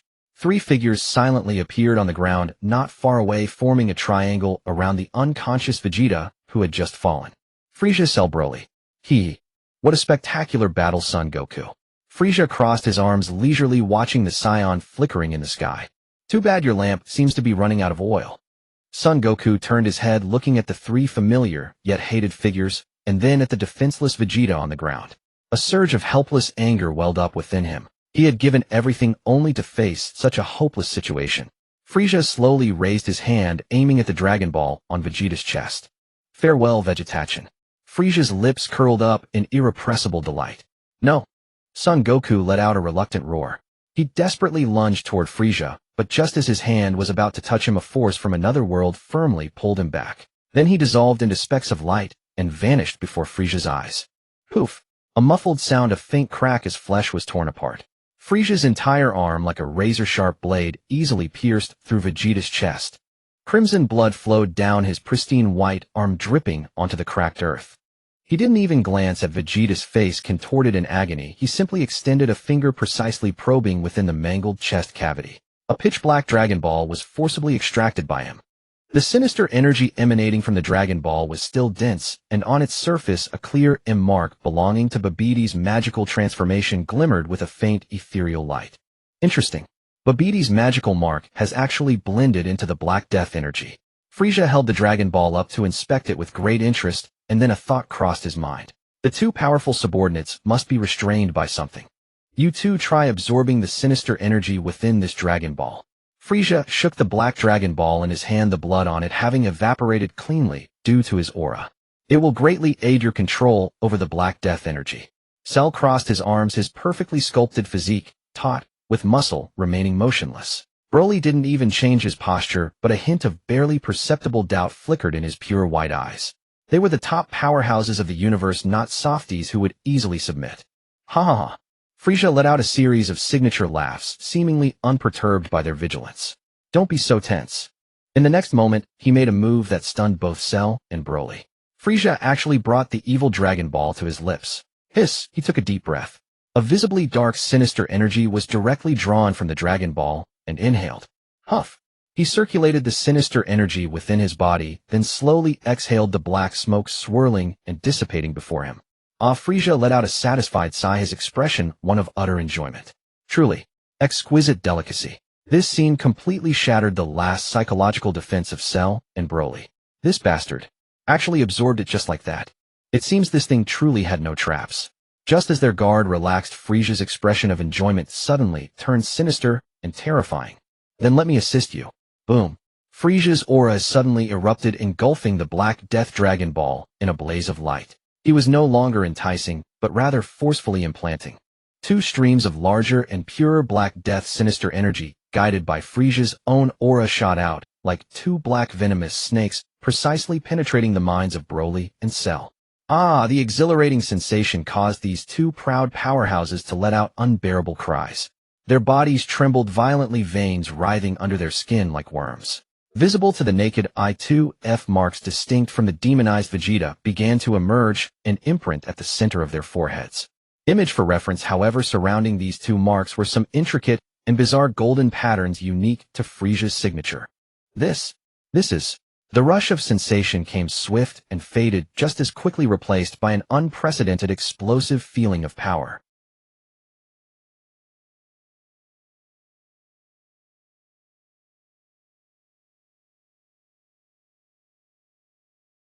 Merely clenching his fist released a gust of wind that shattered a towering mountain peak in the distance into a cloud of dust. What immense power! Broly felt this new energy, and his bloodthirsty nature was once again ignited. Cell was also reveling in this sudden surge of power. Countless strong cells within him cheered. This refined Black Death energy was far more powerful than what he had absorbed before. That Frieza guy, though despicable, was unexpectedly kind this time. With this power, extra thoughts began to bloom once again in his perfect mind. He raised his head and saw Frieza currently facing away from them, seemingly admiring the masterpiece of Broly's punch. Opportunity. A fierce glint flashed in Cell's eyes. His right hand came together, a highly condensed energy instantly forming into a purple hand blade. Got it. He flashed and silently appeared behind Frieza, the hand blade carrying the momentum to tear through space, aiming directly at Frieza's back. Broly saw Cell's movement, but did not stop him. Instead, he revealed a fervent smile. However, just as the energy blade was about to touch Frieza's body, even less than a millimeter away. Unlike the exhilarating feeling from earlier when the energy was implanted, now a severe pain exploded within their souls. It was a pain that transcended physical torment. Broly's muscles, inflated to the limit, suddenly shrank, his transformation collapsing, the green aura dissipating, and he returned to his normal state, collapsing to his knees. Cell fared even worse. All the energy he had gathered completely dissipated in an instant. The invincible hand blade turned into specks of light, and he collapsed to the ground, clutching his head, emitting inhuman wails. It's you. What did you do to us? The two clutched their heads, incredulously gazing at the figure that slowly turned around. Frieza turned around, looking down at the two kneeling on the ground, unable to maintain their complete forms due to the excruciating pain. His laughter filled with unparalleled joy. How could I not take some precautions against such tyrants as you? His words were casually spoken, yet they sent Cell and Broly into icy despair. Within the sinister energy, just now I mixed in a bit of my soul power, directly embedding it into your souls through Babbidi's magical mark. If I'm going to do it, I'll do it to the fullest. I also left some of my mental energy in your brains. Cell, just to look after you, I even planted a bit in your core. As long as you give birth to the slightest hint of rebellion or any unrealistic thoughts. Frieza opened his fingers, mimicking the act of crushing something. You will poof explode like a watermelon. He chuckled gleefully, savoring their expressions as they transitioned from shock, anger, to utter despair. The two kneeling on the ground clenched their fists tightly, their nails digging deep into their palms, but it was futile. The pain they had just experienced had surpassed their capacity to endure suffering. Even as such powerful beings, they were utterly weakened in an instant. Frieza's words were undoubtedly the truth. After a long silence,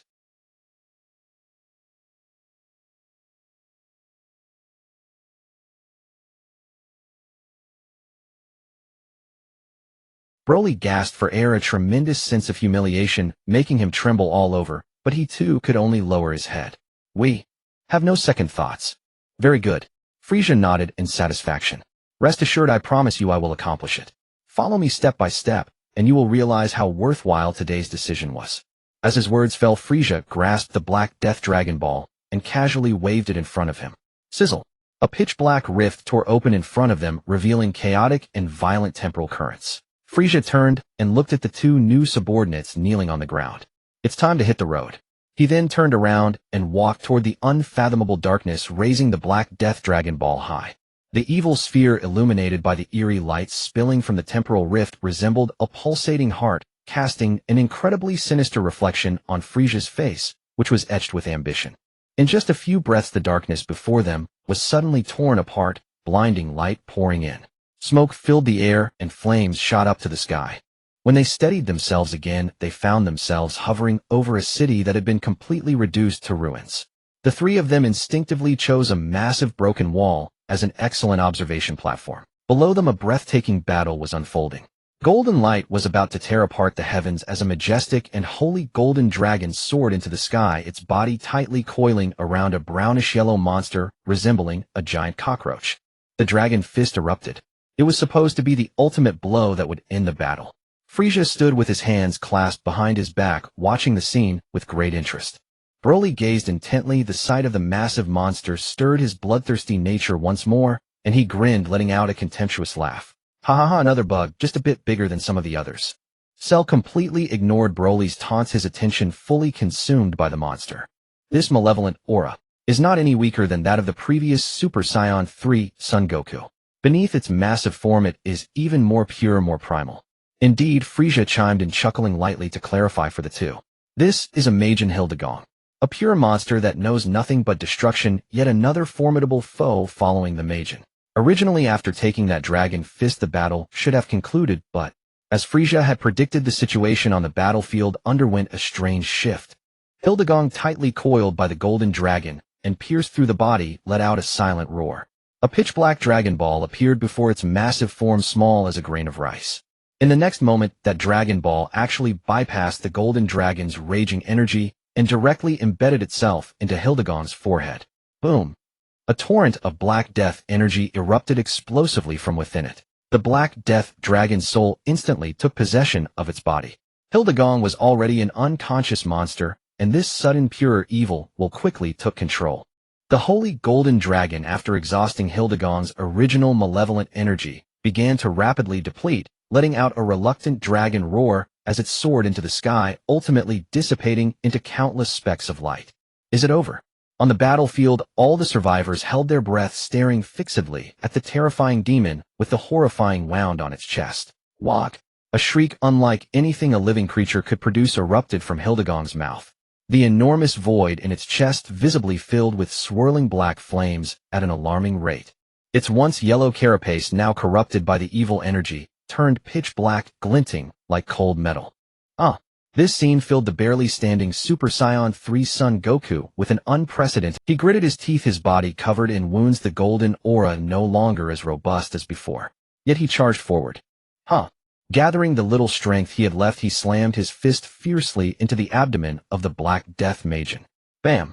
The golden aura exploded into a trivial ripple. For Hildegong's massive form, this strike was no more than a light scratch. This time, the hollow face of the Majin actually emitted a clear, scornful tone. Not painful, not it spoke. The faces of Vegeta and the others on the ground, dragging their injured bodies, were unable to hide their horror. Damn it! Vegeta slammed his fist into the ground. This guy is no longer something Kakarot can handle alone. Everyone attacked together. Alright. The golden aura of Super Saiyan 2 reignited around Vegeta. Gohan unleashed his full potential, surrounded by pure white energy. On the other side, Goten and Trunks refused, and Super Saiyan 3 Gotenks confidently made his entrance. For beams of light charged towards the towering Black Death Majin from 4 different directions. Super Ghost Kamikaze attack. Gotenks was the first to strike, unleashing several tiny ghosts identical to himself, who cackled as they lunged at Hildegong. Boom, boom, boom. A series of explosions erupted on the monster, but only raised clouds of black dust. Die? Vegeta's final flash followed closely behind, a thick energy beam, carrying all his might, precisely striking Hildegong's chest. Kamehameha. Gohan poured all his energy into his hands as a dazzling blue-white beam hit almost simultaneously with Vegeta's attack. The two massive streams of energy capable of easily destroying a planet merely made the Majin's enormous body lean back slightly. As the dust settled, it remained unscathed. How is this possible? The confident face of Gotenks displayed fear for the first time. The Black Death Majin seemed thoroughly enraged, suddenly swinging its arm. Boom! The massive arm stirred an unparalleled gust of wind, instantly dispersing the energy auras the 4 had gathered. The 4 figures were like kites with severed strings, violently swatted away and crashing heavily into the ruins, unable to move again. The monster lowered its head, raising its mountain-like giant foot, aimed at the immobile individuals on the ground, and slowly pressed down. Shadows engulfed the earth. It's over. Just as that giant foot was about to land, crushing everyone into meat paste. A slender yet destructive purple energy beam surged from afar, precisely striking the boom. The explosion's power wasn't great, but it made the Magent's downward action pause for a moment. Who was it?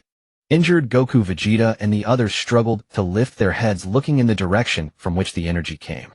Three figures hovered quietly above the distant ruins, looking down at everything from a height. Frieza, Cell, and Broly. The three powerful opponents who had once brought them endless nightmares and deaths. How could they appear here? And why? Would they save them? Countless questions instantly filled Goku and the others' minds. No need to thank us, son Goku. Frieza's familiar yet chilling voice rang out, laced with a hint of mockery. Cell's gaze fell on the struggling Son Gohan, revealing his disdain. Son Gohan can't even transform into a Super Saiyan anymore. Abandoning the path of a warrior for the evolution of a human is an exceedingly foolish choice. Ha ha ha. Broly's arrogant laughter echoed across the battlefield, his gaze fixed on the ruined Vegeta, his violent battle intent nearly tangible. Vegeta, you pathetic waste, remain as useless as ever. I really want to press you into that rock slab right now so you can never crawl out again. Now is not the time for reminiscing. Goku struggled to hold himself up, clearly out of options as he looked at the three uninvited guests, the last glimmer of hope prompting him to speak. First, let's deal with this monster. Otherwise, Earth will be finished. Don't misunderstand, Son Goku. Now is not the time for reminiscing. Goku struggled to hold himself up, clearly out of options as he looked at the three uninvited guests, the last glimmer of hope. Frieza had also explained to Cell and Broly that the timeline must not be altered carelessly lest it attract the attention of the Time Patrol. Cell snorted coldly, stepping off the broken wall. It's time for Piccolo's cells to play their role. As he stepped forward, his perfect green form began to swell and grow at an incredible speed. His muscles bulged, bones elongated, and the spots on his body stretched with his momentum surging. In an instant, Cell transformed into a massive creature identical to the distant Hildegong.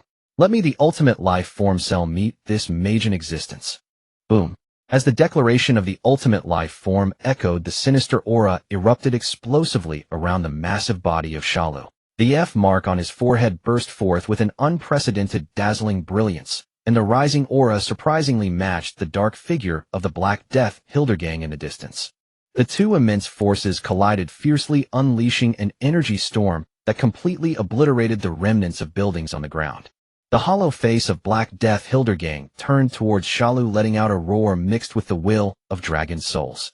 You possess the same aura as I do. Why do you oppose me? How dare you compare yourself to me? Shalu's response was filled with disdain and arrogance as he mercilessly swung a fist, his massive hand tearing through the air and striking Hildegong squarely in the face.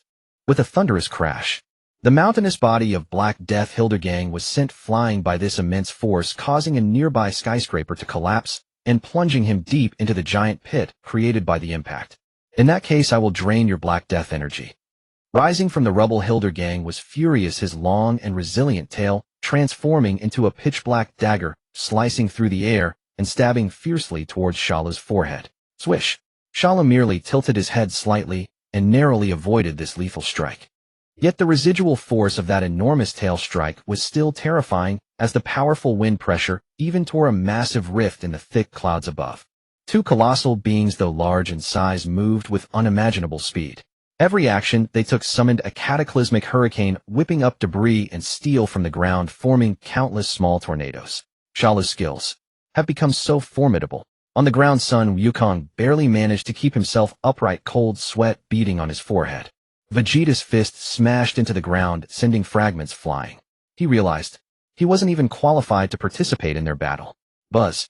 Shalu extended his hands, and two thin, cicadawing-like energy blades rapidly formed in his palms. Chi Yuan slash. Like two high-speed rotating saws, Shalu wielded one in each hand, transforming them into weapons that combined offense and defense, swinging them to counter Hildegong's torrential tail attacks. Clang clang. The crisp sounds of metal clashing were incessant, each collision sparking brilliant fireworks. Swish! In a moment of deflecting the giant tail once more, Shalu seized the opportunity to leap into the air, violently tossing the two Chi Yuan slashes towards Hildegong. Go! The two lethal discs sliced through the air, aimed directly at the neck of Black Death Hildegong. Naive! Black Death Hildegong shouted loudly as his massive body performed an unbelievable spinning leap, perfectly evading the trajectory of the two Chi Yuan slashes. Huh. Shalu let out a cold laugh. It is you who are naive. He suddenly flicked his hands, manipulating the energy from afar. The two discs that had flown far away acted like living boomerangs, tracing a bizarre arc and cutting towards Hildegang's back from two extremely tricky angles. Roar! Just as the death blades were about to slice him in two. Hildegang's body began to blur, ultimately transforming into a mass of pitch-black smoke. The Chi Yuan slashes lost their target, passing through the smoke and flying far away. Shala's movements momentarily froze. This guy disappeared. In the sky above the battlefield, Hildegang's figure was nowhere to be found. Be careful. This is his ability. On the ground, Goku, who had been hit, immediately yelled a warning at Shalu with all his might. The next second, the dispersing pitch-black smoke eerily reappeared around Shalu, rapidly coalescing with astonishing speed. Ha ha ha. The grotesque face of Hildegang emerged first from the smoke, followed closely by his entire body. He tightly grasped Shalu's body, using his massive limbs to fully restrain him, while his tail raised high, aiming directly at Shalu's heart. Now, let's see how you dodge. Hildegang roared, and his giant tail suddenly struck down. The tip of the tail penetrated Shala's chest without any obstruction, even maintaining its momentum as it passed through Hildegang's own still partly ethereal form. Ha ha ha. With a successful strike, the illusionary demon let out a hearty laugh. What? The laughter of the illusionary demon abruptly halted. A giant green hand, having appeared unexpectedly, firmly grasped the tail that had punctured through, stained with purple blood. It seems that when you attack, you can't fog away anymore. Shala's icy words rang out. The hollow face of Hildegang showed intense fluctuations for the first time, reflecting the shock of the Black Death Dragon soul. You actually didn't die. What a pity. As the ultimate life form, I am not something a lowly existence like you can contend with. Shala tightly gripped Hildegang's tail and forcefully pulled it out. Boom. Then he delivered a solid punch directly to Hildegang's face. Whoosh. Hildegang flipped in midair, suddenly opening his mouth to unleash a torrent of pitch-black magical flames. The flames instantly engulfed Shalu's massive form, sizzling as they burned through the very fabric of space. Releasing his grip on the tail, Hildegang swiftly retreated. His entire being was now frantically gathering sinister energy, ultimately coalescing in his mouth. What ultimate life form? Die. Boom. A colossal energy column, unprecedented in size, mixed with pure annihilation, shot toward Shalu. Amidst the dust, a brilliant purple light suddenly illuminated the scene. Barrier. Shalu spread his arms wide, and a translucent purple energy barrier blocked all magical flames and energy outside. No, it's impossible. Hildegang instinctively took a step back.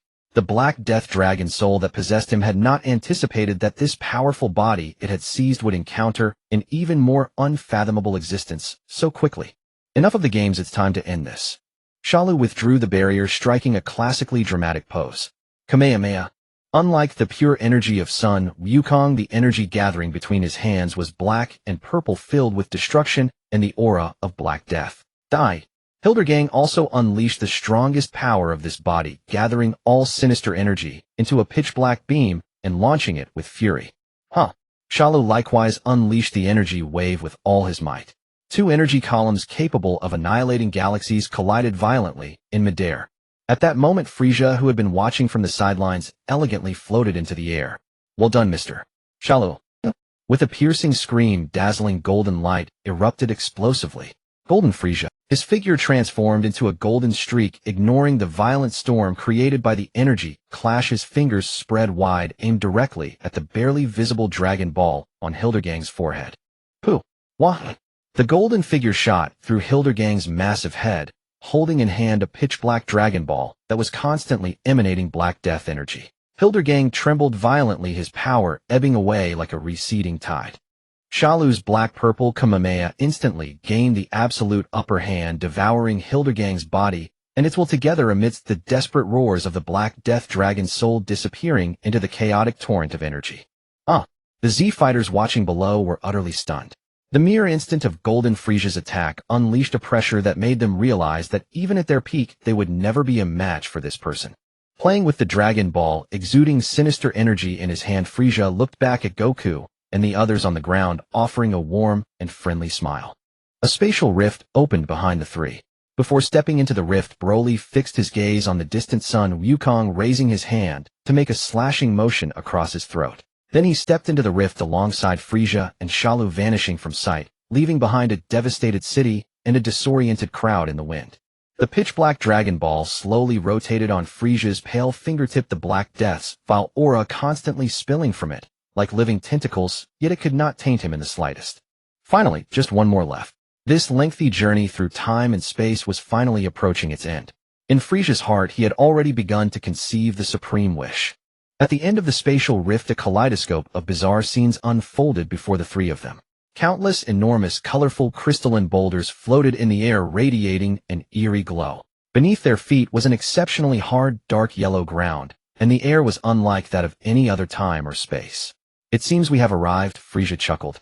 This place is hell. Hell. Cell and Broly both withdrew their gaze from this strange world. The realm where the dead are reincarnated. Cell's tone carried a hint of interest. Correct. Frieza put away the Black Death Dragon Ball, floating with an elegant poise. Before his words faded, an aura of extreme evil erupted behind the three of them, soaring into the sky. That aura was filled with chaos. A demonic figure with a ferocious visage, purple-shelled horns atop its head, orange-earth skin clad in purple armor, and a thick long tail flashed past them at a speed imperceptible to the naked eye. Its target was the two figures locked in a confrontation in the distance. It was none other than Son Goku and Vegeta. You two again. Cell sneered disdainfully at the familiar figures. What a small world. On the other side, Goku and Vegeta, who were sparring with that demonic creature, instantly sensed the immense auras of these three uninvited guests. Frieza, Cell, and Broly. Goku's face was etched with shock as he dodged the creature's attack. You three. Did you escape from the prison of hell because of the soul cleanser's explosion? He then noticed a crucial detail. Why don't you have the halo of the dead on your heads? Vegeta punched the creature back half a step, but his body went numb from the tremendous recoil. He stared intently at Frieza and the others, the truth leaving his mind blank. Could it be? You've been— Ho ho ho. Frieza's signature laughter rang out. Instead of worrying about us, you'd better worry about your— The humanoid monster, calling itself Janemba, seemed provoked by their conversation. It let out an inhuman shriek, its body instantly dissolving into countless colorful cubes, only to reform a second later, appearing right before Goku and Vegeta. Janemba paid no heed to Frieza's trio. Embedded in its chest was a pitch-black Dragon Ball radiating an ominous evil aura. But unlike the previous Hildern, this Dragon Ball contained only pure Black Death energy, without the unique will of the Dragon Soul. It seemed that Janemba, originally formed from the evil thoughts gathered by the Hell Cleanser, had undergone a strange mutation in its chaotic consciousness during the struggle with the Black Death Dragon Soul. The excessive clash of conflicting consciousnesses caused the body to transcend the mind, turning it into a killing machine driven solely by indiscriminate destruction. Its goal was simple: eliminate the weakest one in sight first. Whoosh! Janemba's figure vanished. Vegeta's battle instinct screamed a warning. He spun around only to see a fist rapidly enlarging before his eyes. Bang! A solid punch. Vegeta was sent flying backward like a cannonball, crashing violently into a massive colorful crystal, which instantly cracked and shattered with a roar. Damn it! Vegeta leaped up from the rubble, wiping blood from the corner of his mouth, his golden aura erupting furiously. Don't underestimate me, monster. Super Saiyan Vegeta. Big Bang attack. The energy sphere shot from his hand, hurtling straight toward Janemba's face. Faced with this planet-destroying strike, Janemba merely cackled and extended its palm. Boom! The energy sphere detonated at its fingertips, kicking up a massive cloud of dust. Did I get it? Vegeta panted heavily. As the dust cleared, Janemba stood completely unscathed, even playing with the residual energy shards on its fingertip before casually crushing them. How can this be? The next second, Janemba grinned, revealing a sinister smile. Its fist passed through a small spatial portal that appeared before its own body, and when it emerged, it was already behind Vegeta. 2. Vegeta had no time to react. A heavy blow struck his back, sending him lurching forward with a spray of blood from his mouth, his golden aura dissipating instantly. Vegeta! Goku roared, instantly teleporting to Janemba's side, delivering a full-powered roundhouse kick aimed at its neck. Janemba's body, as if boneless, bent backward at an impossible angle, dodging the kick. Simultaneously, its other hand transformed into a blade, slashing horizontally toward Goku's waist. Goku hastily retreated, narrowly avoiding the strike. This guy's fighting style was too bizarre. Physical attacks seemed nearly ineffective, and it could distort space at will. Die! Vegeta gathered his power again, ignoring his injuries, and furiously unleashed a barrage of energy spheres at Janemba.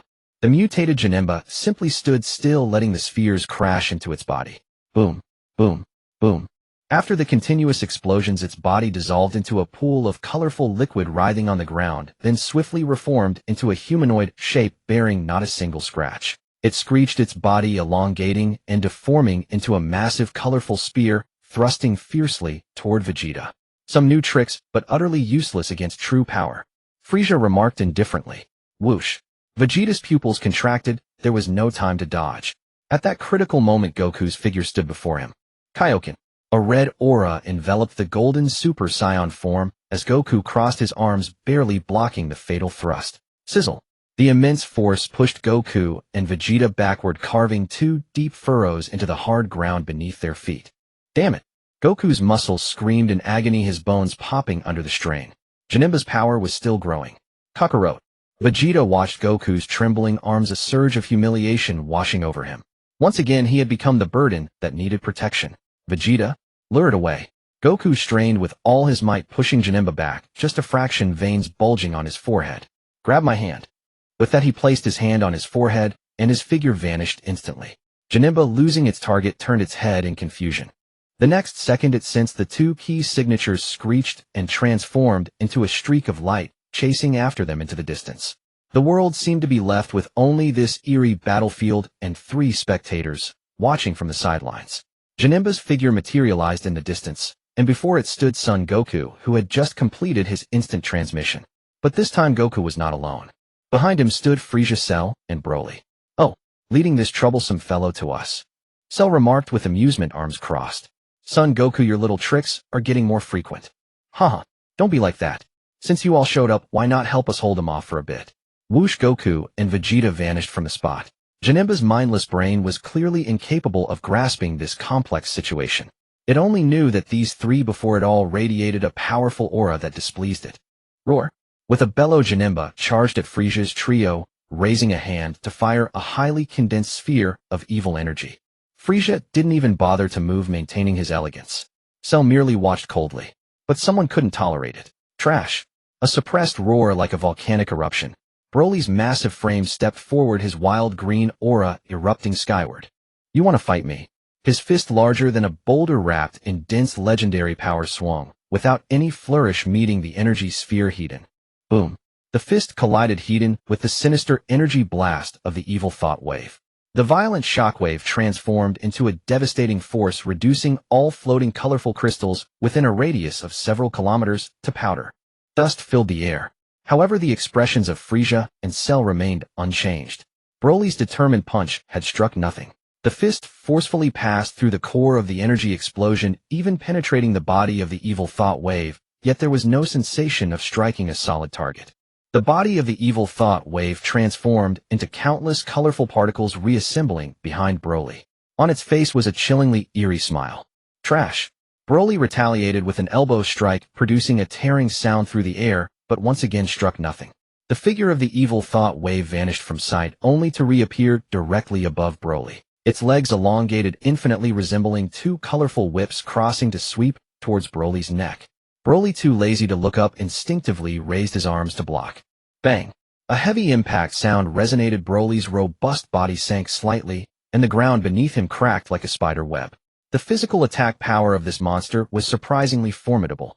The evil thought wave gave Broly no chance to breathe.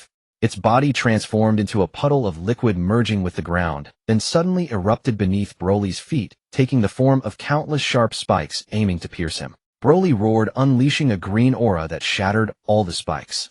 However, the fragments quickly reassembled a short distance away, morphing back into the evil thought wave.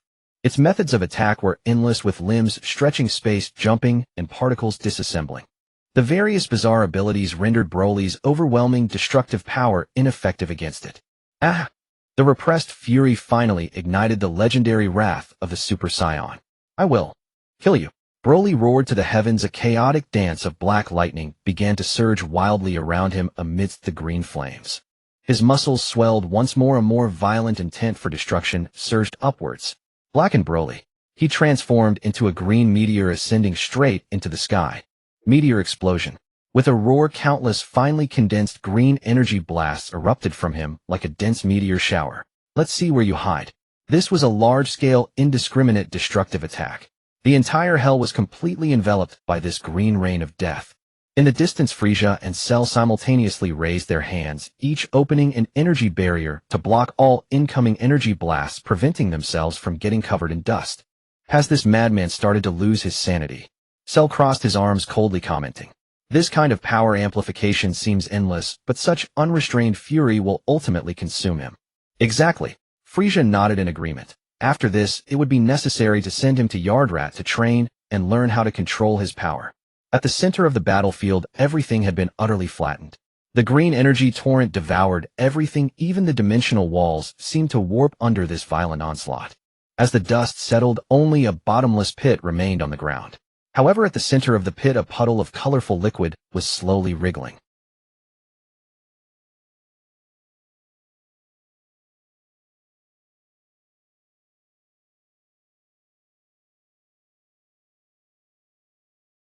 The aberrant evil thought wave emerged unscathed. Tilting its head, it seemed intrigued by Broly's previous attack. It let out a strange laugh and casually picked up a remaining colorful crystal. In its hand, the hard crystal began to twist and deform, its material structure forcibly altered. In just a few seconds, an ordinary stone transformed into a sharp sword radiating with multicolored light. The evil thought wave swung the sword with satisfaction, its figure flashing as it charged towards the newly landed Broly. Swish! Swish! Swish! The sword light was fierce, and wherever the sword energy passed, mountains shattered and stones split, all aimed at Broly's vital points. Broly remained unfazed, using his aura to clash with the strange sword, using his flesh and blood. Clang! Clang! Clang! The metallic sounds of clashing continued endlessly. Broly's combat power was exceptional, successfully blocking all the sword attacks of the evil thought wave.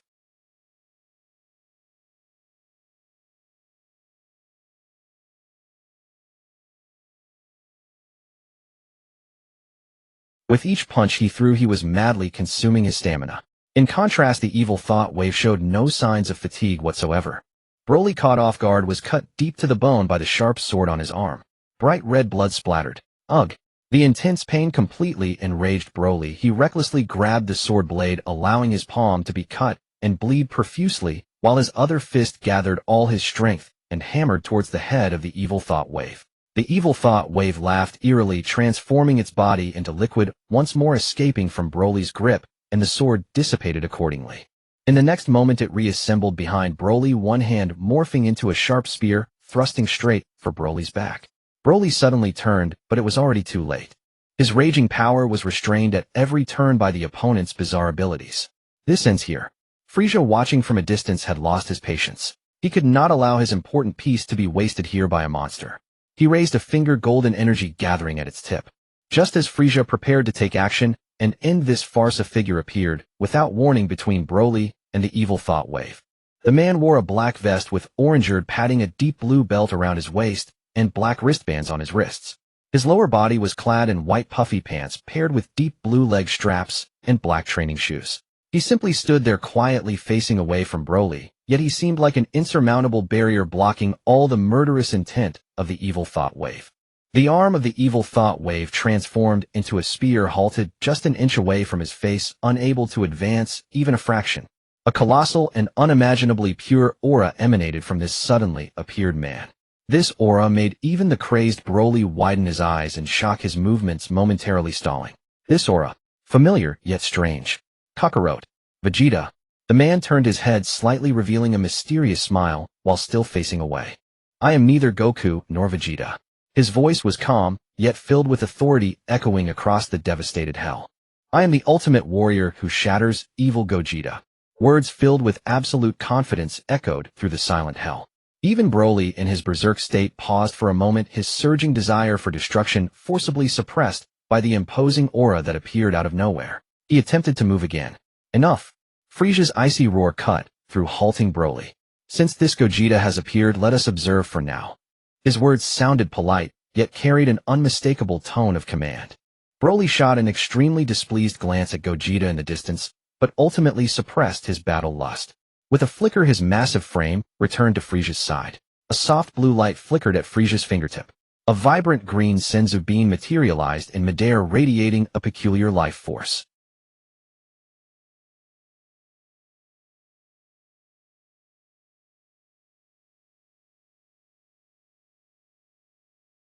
The next second, a warm current surged through his entire body. Wounds on his arm where bone was visible healed at a visible rate, his lacerated blood-drenched palm restored to its original state. Depleted stamina and expended energy were replenished to their peak in an instant. Good stuff. Broly clenched his fist, feeling the surging power within, and couldn't help but exclaim in admiration.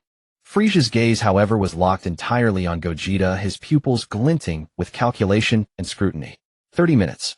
Let's see how big a wave you can stir in these 30 minutes of fusion time.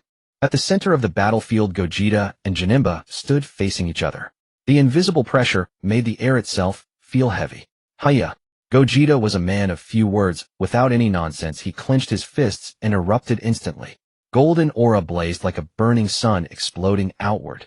Terrifying energy swept across the land, peeling another layer of earth from the ravaged ground. Super Saiyan. Swoosh! The golden figure vanished in an instant. In the next moment, he appeared right before Super Janemba. A punch faster than anything trailed a piercing sonic boom and straight for Janemba's face. Janemba cackled, twisting his body unnaturally backward, turning into a boneless liquid, barely dodging the blow. Gogeta's missed strike flowed seamlessly into a palm strike, a horizontal chop, sweeping out. Janemba's body instantly dissolved into countless colorful particles, the hand chop passing through emptiness once more. Particles converged behind Gogeta. Janemba's form reassembled. It opened its massive mouth and spewed a highly concentrated beam of destruction. Without looking back, Gogeta twisted his body impossibly in midair, his legs coming down like battle axes. Boom! The golden leg axe collided head-on with the destruction beam, erupting into a colossal energy sphere. Using the explosion's force, Gogeta's form flickered again, appearing at Janemba's side, delivering a vicious roundhouse kick to its waist. Bam! This time it landed solidly. Janemba's body shattered like broken colored glass, scattering across the ground. Yet those fragments merely writhed for a moment before converging again, reforming into an unharmed Janemba. Its face still bore that mocking, eerie grin. In the distance, Frieza watched with great amusement. Oh ho ho! Physical attacks are useless, and energy attacks can be disassembled and reassembled. Truly a troublesome monster. Goku and the other are no match for it, Cell analyzed calmly. However, this warrior, named Gogeta, is far above the two of them in power. The battle continued. Gogeta's attacks grew faster and fiercer. Punches and kicks, rapid-fire ki blasts. The entire battlefield became his solo performance. Janemba in turn pushed its bizarre abilities to the limit: spatial jumps, limb deformation, matter reconstruction. For a time, the two were locked in an intense stalemate, neither able to gain the upper hand. I see. Gogeta landed a sharp kick, sending Janemba flying 100 meters. He hovered in midair, his demeanor composed, as if he had seen through everything. That strange Dragon Ball hidden inside you continuously supplies you with evil power combined with the factors of hell, granting you near mortality. However, against me you still have no chance of winning. Gogeta slowly spread his arms, his golden aura beginning to surge once more. Hiya! A fierce battle cry pierced the skies. His golden hair bristled and lengthened. Amidst the golden aura swirling around him, streaks of blinding blue electrical sparks began to crackle and explode wildly. Super Saiyan 2. 100-fold increase in power in an instant made Gogeta's energy vast as an ocean, unfathomably deep. Most crucially, the nature of the energy in Gogeta's hands had transformed. By some method, his energy had become highly effective against evil chi. Swoosh! Gogeta's form vanished. For the first time, Janemba's chaotic consciousness experienced an emotion called fear. Before it could react, Gogeta's fists had become an impenetrable meteor shower, hammering into its chest. Bam bam bam bam bam. The rapid blows blurred into a single sound. Janemba's chest was instantly riddled with countless deep craters. Yaya! Janemba let out a blood-curdling scream, looking down at its chest. For the first time, its grinning face showed disbelief. But the next second, under a strange power, those craters rapidly restored to normal. It cackled, seemingly mocking Gogeta's attacks as futile. Yet Gogeta merely looked at it calmly, slowly raising his right hand. It's over. A crystalline, multicolored energy sphere radiating a rainbow light began to gather in his palm. The sphere was not large, but it held a sacred and pure aura, as if it could cleanse all filth in the world. Swoosh! Gogeta casually tossed it. The rainbow energy sphere turned into a streak of light, flying straight and true, piercing through Janemba's chest. There was no explosion, no roar. The sphere passed through its body, taking everything with it. Janemba's entire body stiffened, then began to dissolve into countless specks of light. The evil grudges that formed its body were completely purified, and swept away by this special energy. Clink! A pitch-black Dragon Ball, its surface cracked, detached from the dissipating light, and fell. A sharp light flashed in Frieza's eyes. His form turned into a streak of light darting toward the falling Dragon Ball. Yet a hand was unexpectedly faster. Gogeta grabbed Frieza's wrist, halting him midair. Frieza whipped his head around, meeting Gogeta's calm, yet oppressive eyes. You seem to want this badly. Gogeta opened his other hand. The black Dragon Ball lay quietly in. What is this evil-infused Dragon Ball? Frieza stared at the ball so close, then at Gogeta's hand, gathering purifying energy. His heart sank. Destroyed here, everything he had done would be for nothing. Give it to me. Frieza roared, gathering a death beam in his other hand, and firing it at Gogeta's head. Gogeta merely tilted his head, dodging easily, but his grip on Frieza's wrist did not loosen. In that moment of standoff, a sinister grin curled at the corner of Frieza's mouth. Instant transmission. Swoosh! Frieza's form vanished from Gogeta's hold, appearing right in front of Gogeta the next second. They faced each other less than half a meter apart. Frieza extended 2 fingers pointing at Gogeta's chest and uttered a strange word. Separate.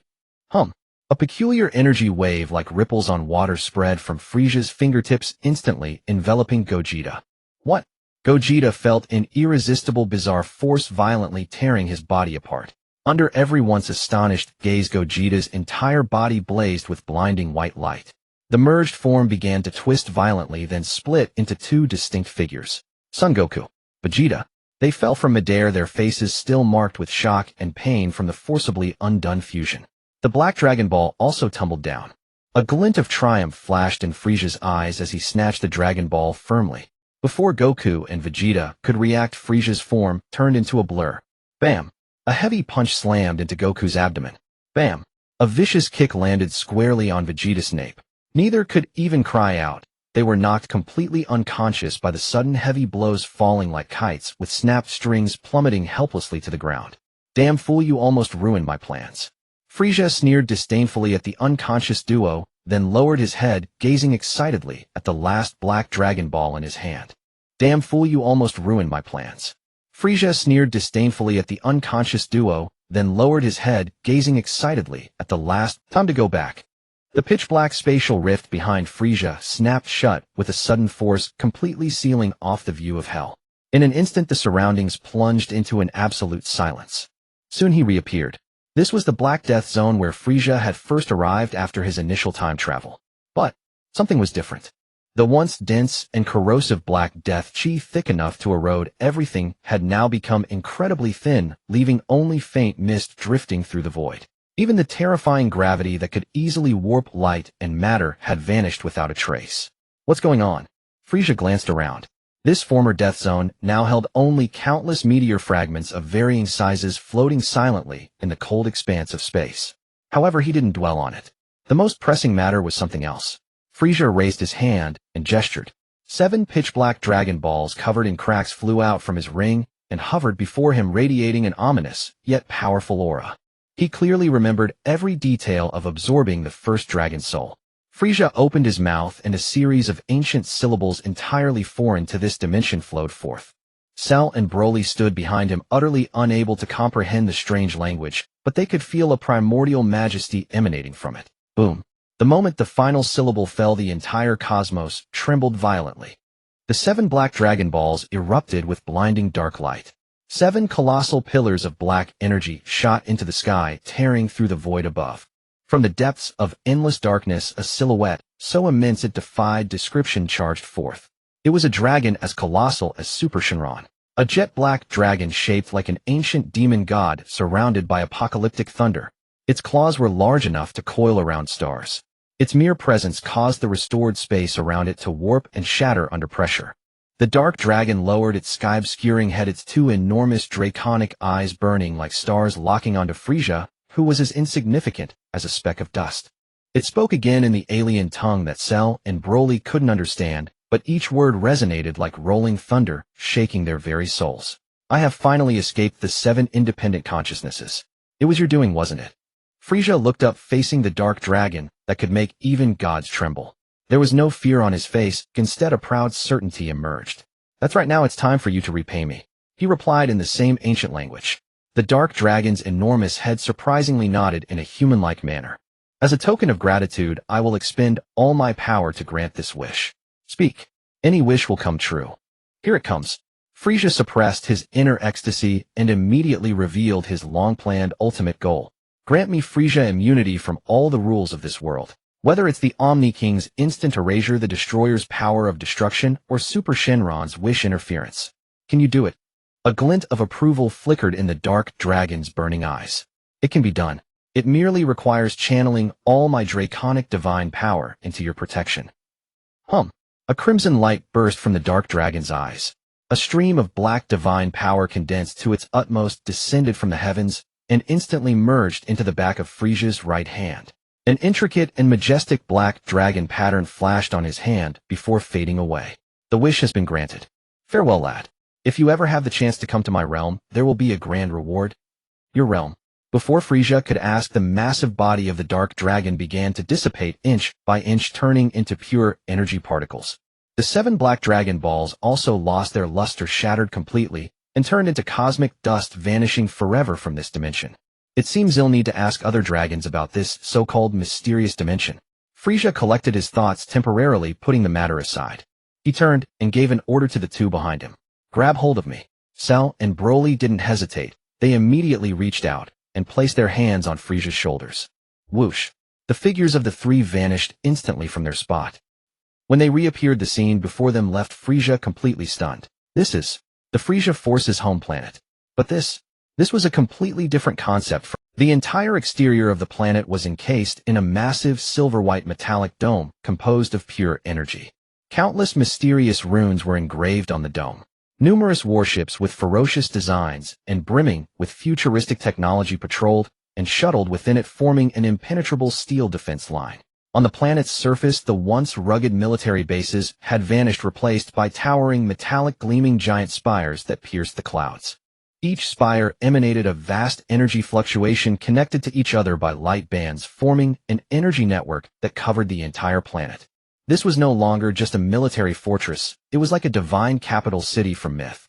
The technological level seemed to have been forcibly elevated by several eras. Is it Lord Frieza? A trembling, excited shout came from below. Frieza looked down and saw Zarbon flying up at top speed from the top platform of a spire. His attire had also changed. No longer the crude battlesuit of the past, he wore a form-fitting black standard combat uniform, with silver armor on the shoulders and chest, its lines sleek and full of power. My lord. Zarbon flew close, completely ignoring Cell and Broly beside Frieza. Without hesitation, he knelt on one knee, lowering his proud head. Then a series of familiar auras appeared one after another. The Saiyan team. Bardock, Kakarot, Vegeta, Tulls, Broly, Raditz. Each of them emanated a powerful aura far surpassing their previous levels. Majin Jinyu and his father King Cold. Some of the core elites were gathered here. Zarbon looked up, his voice filled with barely contained excitement and grievance. You've been gone for 10 years. This statement made Frieza's mind buzz. 10 years. How could it be 10 years? Was it a severe time dislocation caused by the space-time travel? Before he could ponder further, Zarbon began reporting rapidly. My lord, after you left, we followed your final instructions and began full-scale development. In 10 years, the preliminary exploration and territorial division of the 12 universes have long been completed. Now our Legion forces are still stationed at the entrance of the outermost universe. The demon realm has been completely pacified. Piccolo manages it, and is deeply loved by all demon clans. Dr. Arinsu has become the leading biologist of the demon realm. Many elite soldiers in the Legion have undergone her genetic modifications, achieving a leap in power. And the Saiyan unit you valued most has grown strong, one after another, breaking through the shackles of Super Saiyan. All officers, all soldiers have become immensely powerful over these 10 years. Listening to this series of reports, Frieza felt the surging power and absolute loyalty radiating from every subordinate before him. An unprecedented sense of satisfaction and control filled his heart. He revealed a pleased smile. Good work, everyone. Now rest well. Frieza spread his arms and issued his first order after returning. Summon all officers abroad and scattered squads. Begin a celebration at the headquarters. Yes, my lord. Zarbon nodded firmly, his figure flashing as he vanished instantly to deliver the Emperor of the Universe's decree. The Frieza Company, a notorious group, was captured in a photo with 4 members still unaccounted for. Sabo was highly efficient, quickly transmitting the information. The entire headquarters planet was instantly set ablaze with excitement. In the depths of the universe, countless fleets shifted direction like iron filings drawn by a magnet. Those uniquely shaped single-person ships trailed long flames behind them, resembling a swarm of bees returning home. They had only one target, the headquarters planet of the Frieza army. An unprecedented feast was about to commence. In less than half an hour, Piccolo and Dr. Irons had already returned.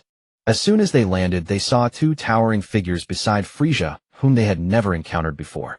Piccolo frowned. The green-skinned demon king appeared somewhat reluctant at that moment. He had originally been deep in the demon realm, engaged in a meeting of crucial importance to the demon race. Dr. Irons wore a professional smile, her keen eyes quickly scanning over Cell and Broly. She sensed the primal power within them, which was entirely different from that of her modified soldiers. Frieza slightly raised his hand, signaling them to come closer.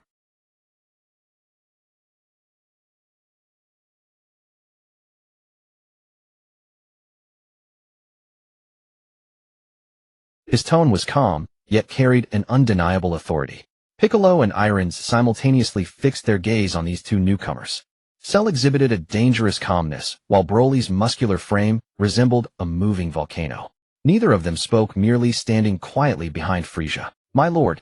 Sabo's figure reappeared, followed by a cheerful short old man. The old Kai was embracing a charming woman as he looked towards Cell and Broly. "Frieza, what is the meaning of this?" The old Kai's voice was sharp, tinged with dissatisfaction. "Why have you brought people who don't belong to this timeline?" He pointed at Cell, then at Broly. "This will stir up significant trouble." The old Kai was anxiously stamping his feet. Frieza merely shot him a glance. "What does it matter?" he replied nonchalantly. They were destined to perish in their original timeline, anyway, disappearing. Frieza's tone was cold. Taking them away won't affect anything.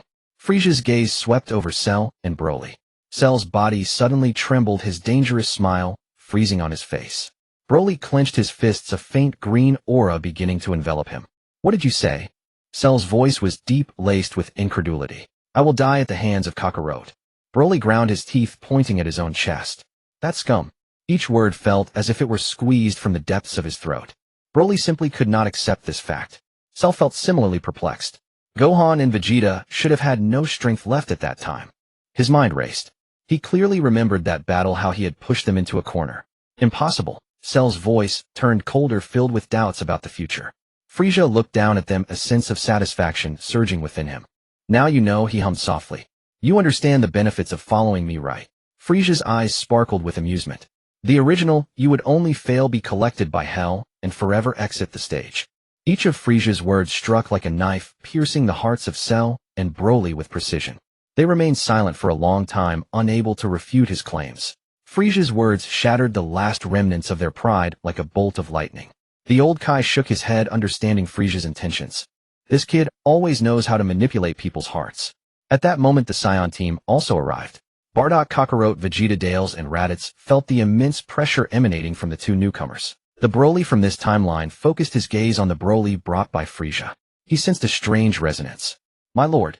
He looked at Frieza, his voice low. "You just said the new subordinates were called." Frieza chuckled lightly. "You both have the same name," he explained. "From today onward, to avoid confusion." Frieza paused. "You shall be called Broccoli." He issued the command directly.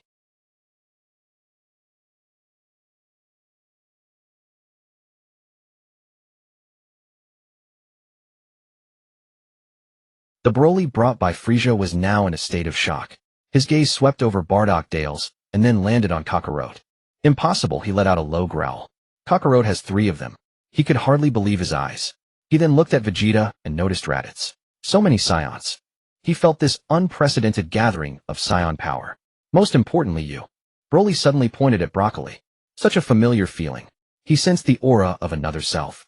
Broccoli nodded in agreement, looking at two warriors sharing the same name, manipulated by fate in different timelines, now met before Frieza. "My lord." Broccoli's voice carried a hint of excitement. "Can I have a battle with him?" he urged eagerly.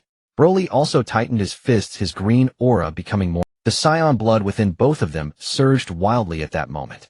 "Calm down, you two." Dales intervened, his voice tinged with seriousness. "Since the Lord has returned," Dales reminded them, "you should obey orders immediately." He emphasized discipline. Kakarot grinned while Vegeta crossed his arms, seemingly weighing something. "Ha ha ha." Frieza laughed aloud. "Rest well." His gaze swept over every Saiyan. "Afterward, we can hold a martial arts competition." Frieza's words struck like thunder out of the blue. And we can rank the subordinates, by the way. His voice carried a hint of temptation. At these words, everyone present trembled. Excitement, especially for the Saiyans who lived for battle ranking meant absolute strength and status. Sabo leaned closer to Frieza.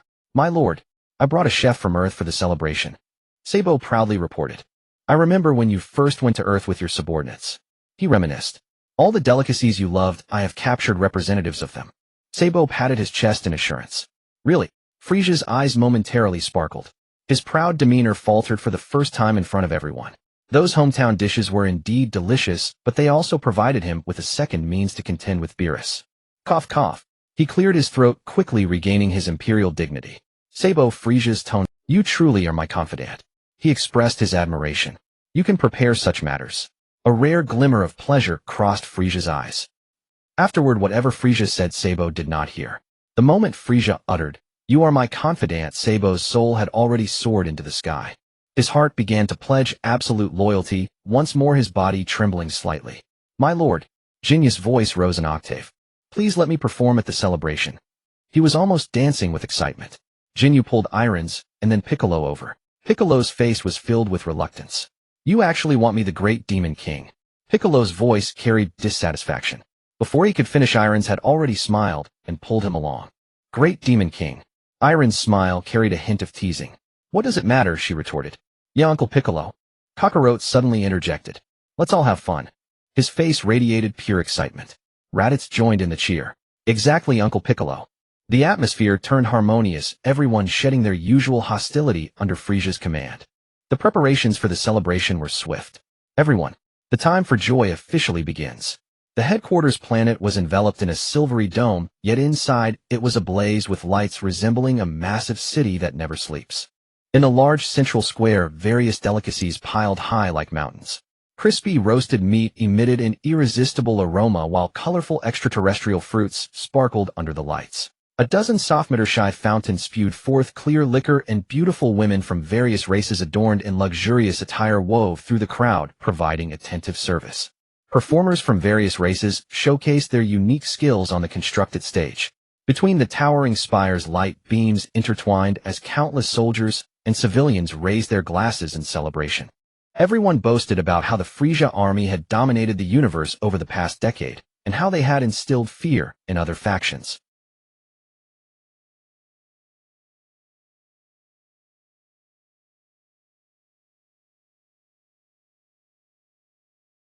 He occasionally looked up to confirm Frieza's satisfaction. Meanwhile, Frieza was raising his wine glass, signaling to Sabo. Long live Lord Frieza. Upon seeing Frieza's gesture, Sabo immediately shouted loudly. The corresponding cheers instantly echoed to the skies. Countless people raised their wine glasses, their faces flushed with excitement and loyalty. Amidst the deafening cheers, two dark figures slowly approached the center. The cheers that had resounded through the heavens abruptly ceased the moment those two pitch-black figures appeared. It was as if an invisible giant hand had clutched their throats, plunging the entire plaza into a dead silence.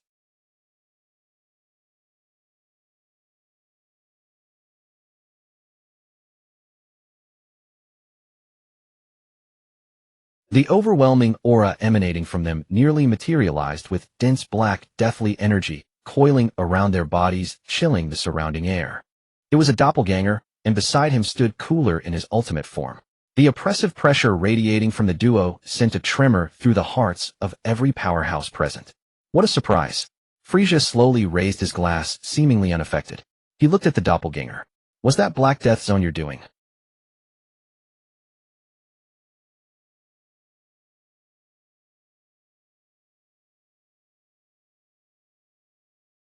He paused before continuing. Though it pales in comparison to the quantity at the Great Demon Realm's rift, it was still a rare delicacy. Frieza smiled faintly. Just as I expected. His consciousness connected with the doppelgangers in an instant. Has the wish upon the Dragon Balls been fulfilled? This was a mental exchange between the original and the clone used when they wished to keep their conversation private. You want to know? A cold ripple of thought came from the original's consciousness. Then merge with me, and you shall have your answer. The doppelganger's consciousness immediately transmitted a powerful signal of refusal. I tried. I attempted to fuse the two powers, but the repulsion was too great. Over these 10 years, I fully developed the black, deathly energy. Just the mere trace of divine light power you left me. When I tried to merge it, the resulting explosive force from the collision directly annihilated an entire star. The information transmitted by the doppelganger even startled Frieza's original self. If I were to remerge here now, I cannot predict what would happen. That immense power would likely pierce through the entire 7th universe, and the barriers of all 12 universes would shatter. All our efforts would be in vain. I see. It seems I need to consult someone like Whis. The thought flickered through Frieza's mind, and the mental communication ceased instantly. The two reverted to normal verbal communication. Both of you take your seats. Frieza raised his hand, and immediately alluring beauties stepped forward to attend to the newcomers who exuded such terrifying auras. His words carried clearly across the entire plaza. One beneath the ruler, above billions. Those words struck like a hammer against the hearts of every battle-hungry warrior.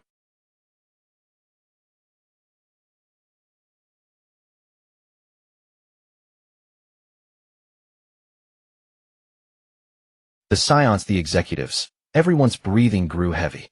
Especially the newcomers Cell and Broly, who considered themselves invincible and were already envisioning themselves seated upon that high throne with Son Goku and Vegeta beneath their feet. The tournament will follow a bracket system with pairs drawn by lot to fight. The battles will take place on the special combat stage to the west. Simple surrender, knockout, or falling off the stage means defeat. Just like the World Martial Arts Tournament. Cell downed his cup of lava wine in one gulp, the scorching liquid sliding down his throat as he casually crushed the alloy glass in his hand. But for now, let's enjoy ourselves. Frieza raised his glass high. Oof. The tense atmosphere ignited once more, and countless voices roared in celebration, the fervor of the festival sweeping through the venue once again. Late at night, the banquet gradually wound down. The dead drunk lay scattered about, snoring loudly where they. Frieza's figure slowly drifted into the void, vanishing into the darkness. Meanwhile, at the other end of the universe, so distant it defied measurement, inside a massive strange tree, a small fish in a glass tank suddenly cried out in alarm. This is it. The creature had a pair of thick lips resembling a blue loach with a tiny antenna atop its head. It was the oracle fish. Whis stood elegantly nearby, and upon hearing its cry, he looked over with keen interest. I sense it. The oracle fish spun frantically in its tank. I sense a group of immensely powerful beings. A group that could threaten gods. Oh ho! Whis covered his mouth with his hand, chuckling softly. It seems Lord Beerus will have quite a bit of amusement when he wakes up. And in the innermost chamber of that colossal tree, the sleeping purple gaunt cat twitched slightly. He was in the midst of a thrilling, intense battle dream. In the dream, he was locked in a fierce battle with a bald-headed figure with a tail. Countless planets were reduced to dust in their clashes, galaxies shattered, and dimensions quaked. That being shifted from gold to pure black. Finally, the aura emanating from him transformed into a terrifying form woven with threads of black and gold. One punch. Another punch. He was forced to spew blood repeatedly. But how exhilarating. It was pure joy. Beerus laughed maniacally in his dream. It had been far too long since he had faced such a powerful opponent. As he dodged attacks that could shatter galaxies, he asked excitedly, "What is your name?" The man in the dream, the black golden bald figure, merely cast a contemptuous glance at him. The man simply called him stupid cat. Suddenly a surge of overwhelming fury ignited within his mind. Boom. The sleeping Beerus erupted with terrifying purple destruction energy, instantly reducing the massive bed beneath him to atoms. The prophecy fish, startled by the sudden explosion, plunged into the depths of the water, too afraid to poke its head out again. Whis turned around slowly, gazing into the depths of the room, where purple destructive energy was spreading. A nightmare. But this time it feels different. As his words faded, a lazy yet oppressive voice echoed from within. Whis, oh my. Whis covered his mouth in surprise, then bowed respectfully. Lord Beerus, you've awakened over 20 years earlier than expected. What exactly happened? Beerus yawned, stretching lazily as the destructive energy around him slowly receded. A dream. Then Beerus explained everything from the dream to Whis. That impossibly powerful opponent, that exhilarating battle, had fully awakened his eons-old thirst for combat, leaving him completely without drowsiness. Whis listened quietly, an enigmatic smile on his face. Soon a long table covered with a pristine white cloth was set, and countless cosmic delicacies, emitting strange aromas, were brought forth one by one. Beerus picked up his utensils and began to enjoy his first breakfast after his slumber. 2. He bit into one thing and immediately spat it out. Terrible. He crossed his legs in irritation. Tell me, how long was I asleep? Whis glanced at the staff in his hand. 13 years and 8 months precisely. Far too short. Beerus picked up another unidentified fried morsel and swallowed it whole, as if trying to drown the awful taste with sheer quantity. By the way, how are the matters I arranged earlier? Whis smiled, a hint of mystery in his expression. Lord Beerus, perhaps you should see for yourself. He raised his staff, and the crystal orb at its tip immediately projected a clear image. The scene showed Frieza from the moment he left the army headquarters heading toward Earth. The images flashed by, rapidly condensing the changes of those 13 years into just a few minutes. On Earth, studying martial arts alongside Zarbin, traveling to planet Namek to learn instant transmission and various secret techniques, returning to the army to decisively crush rebellions, and cultivating the evil tree that could bear the fruit of the spirit tree. Finally, the image froze on Frieza, his aura surging golden light and divine energy intertwining as he vaguely touched the threshold of the divine realm. And then the grand banquet that had just concluded. Clatter. The silver fork in Beerus' hand fell onto the polished plate with a crisp sound. He stared intently at the golden radiant figure in the image. It's him, the one from his dream. Though he couldn't make out the face clearly in the dream, that posture, that aura, that arrogance that looked down on everything. It was definitely him. To think that the little piece of trash he could have crushed with a flick of his finger back then had grown to such a level after defying orders. Whis. His voice carried a barely contained excitement. Prepare immediately. Let's go see him. I want to have a good meeting with this so-called emperor of the universe. Lord Beerus. Whis spoke unhurriedly, drawing out his words. But you still haven't completed the planetary destruction tasks that have been piling up for over a decade. Whis lightly tapped his staff, and the image switched, displaying a long list of planets. That Frieza fellow completely ignored your orders. Not a single planet, including planet Vegeta, has been destroyed. You know what? That bastard. Beerus slammed the table, and the sturdy dining surface instantly cracked. A towering rage ignited once more, this time not from a dream, but because his authority as the god of destruction had been openly defied. Then let's finish the tasks first, he said through gritted teeth. They'll settle the score with him later. Fine. Beerus stood up, licking his lips. Oh, and while we're at it, let's find some delicious food on those planets. Which planets need destruction? Whis elegantly waved his staff, guiding him one by one. Soon a brilliant rainbow pillar of light shot up, piercing through the entire realm of the gods of destruction. As the light faded, Beerus and Whis figures had completely left this long silent planet. On Frieza's headquarters planet, it was the second day after the banquet. Outside the elite combat zone square to the west, a massive crowd had already gathered. Countless enormous projection screens floated in the air, broadcasting every upcoming battle simultaneously to the planet's subjects. Oh dear, I won't be participating. Eren crossed her legs leisurely in her exclusive VIP seat, surrounded by several beautiful female assistants who were diligently massaging her shoulders and back. Piccolo sat nearby, watching her indulgent demeanor, and couldn't help but chuckle. Of course, who would expect that the great Dr.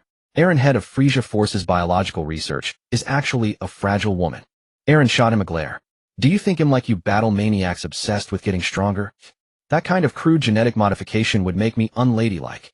No thanks. She waved her hand dismissively, punching rocks into dust. That's something only barbarians would think of. The two were close friends in private, shedding all formality in such settings. By the way, Eren suddenly lowered her voice. What exactly was that matter you asked the Red Dragon of the Demon Realm to handle? She added another sentence. Also, don't be impulsive and use that whole dose of the enhancer I gave you all at once. It has serious side effects. Piccolo's lips curled into a mysterious arc. Don't worry, you'll know everything during this tournament. I won't remain unknown among the elites. Meanwhile, on the other side, Zarbin, why are you so quiet? Jinyu asked, curiously noticing Zarbin's absent-mindedness since morning. Why so serious? I am Lord Frieza's confidant. Zarbin muttered to himself, still lost in yesterday's gloom. Jinyu shivered at his dazed state and walked away speechlessly. In the waiting area of the arena, the atmosphere was tense. Kakarot. Broly's green aura leaked uncontrollably as he glared at the young man with an innocent smile. You're quite cute here. He grinned, showing a mouthful of white teeth. I'll crush you with my own hands in the ring. Better hope you don't face me first. Cell stood with arms crossed, quietly observing every elite present. His gaze lingered on Bardock and Tulsi for a long time. These two. There's no record of them in the supercomputer's database. Yet they look exactly like Son Goku. Could they be brothers? They seem very composed, their energy perfectly restrained. Definitely top-tier warriors, not like that Broly, just a brute with outward force. His gaze then shifted to Ultimate Cooler. This one also has no record, but the fluctuation from his cells is very similar to the Frieza and King Cold cells within me. Seems to be the same race. But that unruly aura is even more aggressive than Frieza's. If I encounter such a guy in the tournament using the rules and my own ability advantages, I can handle him easily. Cell continued to scan every figure present. This Frieza force was truly a paradise for powerful warriors. That Frieza was indeed an unfathomably terrifying existence, able to gather so many monsters. Just then a three-eyed alien referee in ornate attire floated to the center of the special alloy. He cleared his throat, picked up the microphone, and began reading from the script in his hand. In the sky, celebratory cannons boomed and countless high-tech aircraft swirled, scattering multicolored light dust. Ladies and gentlemen, viewers of Planet Frieza, and all warriors who love battle. The referee's voice was amplified countless times, his delivery far more practiced than the script, brimming with the inciting flair of an intergalactic host. Today is a day that will go down in history. Today, we will witness the pinnacle of strength. Today, we will determine the strongest elite among the billions in our great army. Now I declare, the first Frieza Force Elite Ranking Tournament officially begins. Beep, beep, beep.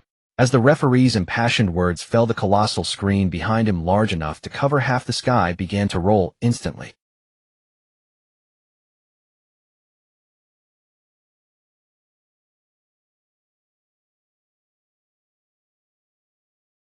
Every officer within the arena, whether a battle-hardened veteran or a budding newcomer, instinctively tensed their nerves. Outside, the spectator stands had already erupted into a seething ocean of frenzy. Countless soldiers leaped to their feet, waving their arms, cheering for the commander they held in highest esteem. Lord Sabo, you're the best. Lord Sabo must be the first to step forward. Show these newcomers your might. Among them, a cheerleading squad composed of beauties from various races stood out strikingly, waving custom glow sticks, their screams nearly lifting the dome off the entire square. Hearing this chorus of encouragement, Sabo's initially tense nerves immediately eased. He composedly adjusted his battle suit and flashed what he believed to be his most perfect smile toward the fan group. Smack! A crisp, resounding noise cut through all the clamor. The three-eyed referee slammed the red button before him with fervor. The rapidly scrolling screen halted abruptly, freezing on two clear portraits. In that moment, everyone's breath seemed to stop. The left portrait was of a creature with a long spotted bone crest, elegant yet eerie. The right portrait was of a Saiyan man with a stern face and dark complexion. Ha ha ha. Cell let out a low laugh, rolling his neck as his joints cracked like a string of popping. The next second, he leaped, stirring up a gust of wind, and landed nimbly at the center of the arena. He gazed at the Saiyan slowly ascending the platform, sizing him up with keen interest. He really did resemble Son Goku. Only his skin was darker and the direction of his hair spiked slightly differently. But that Saiyan aura, that thirst for battle, was exactly the same.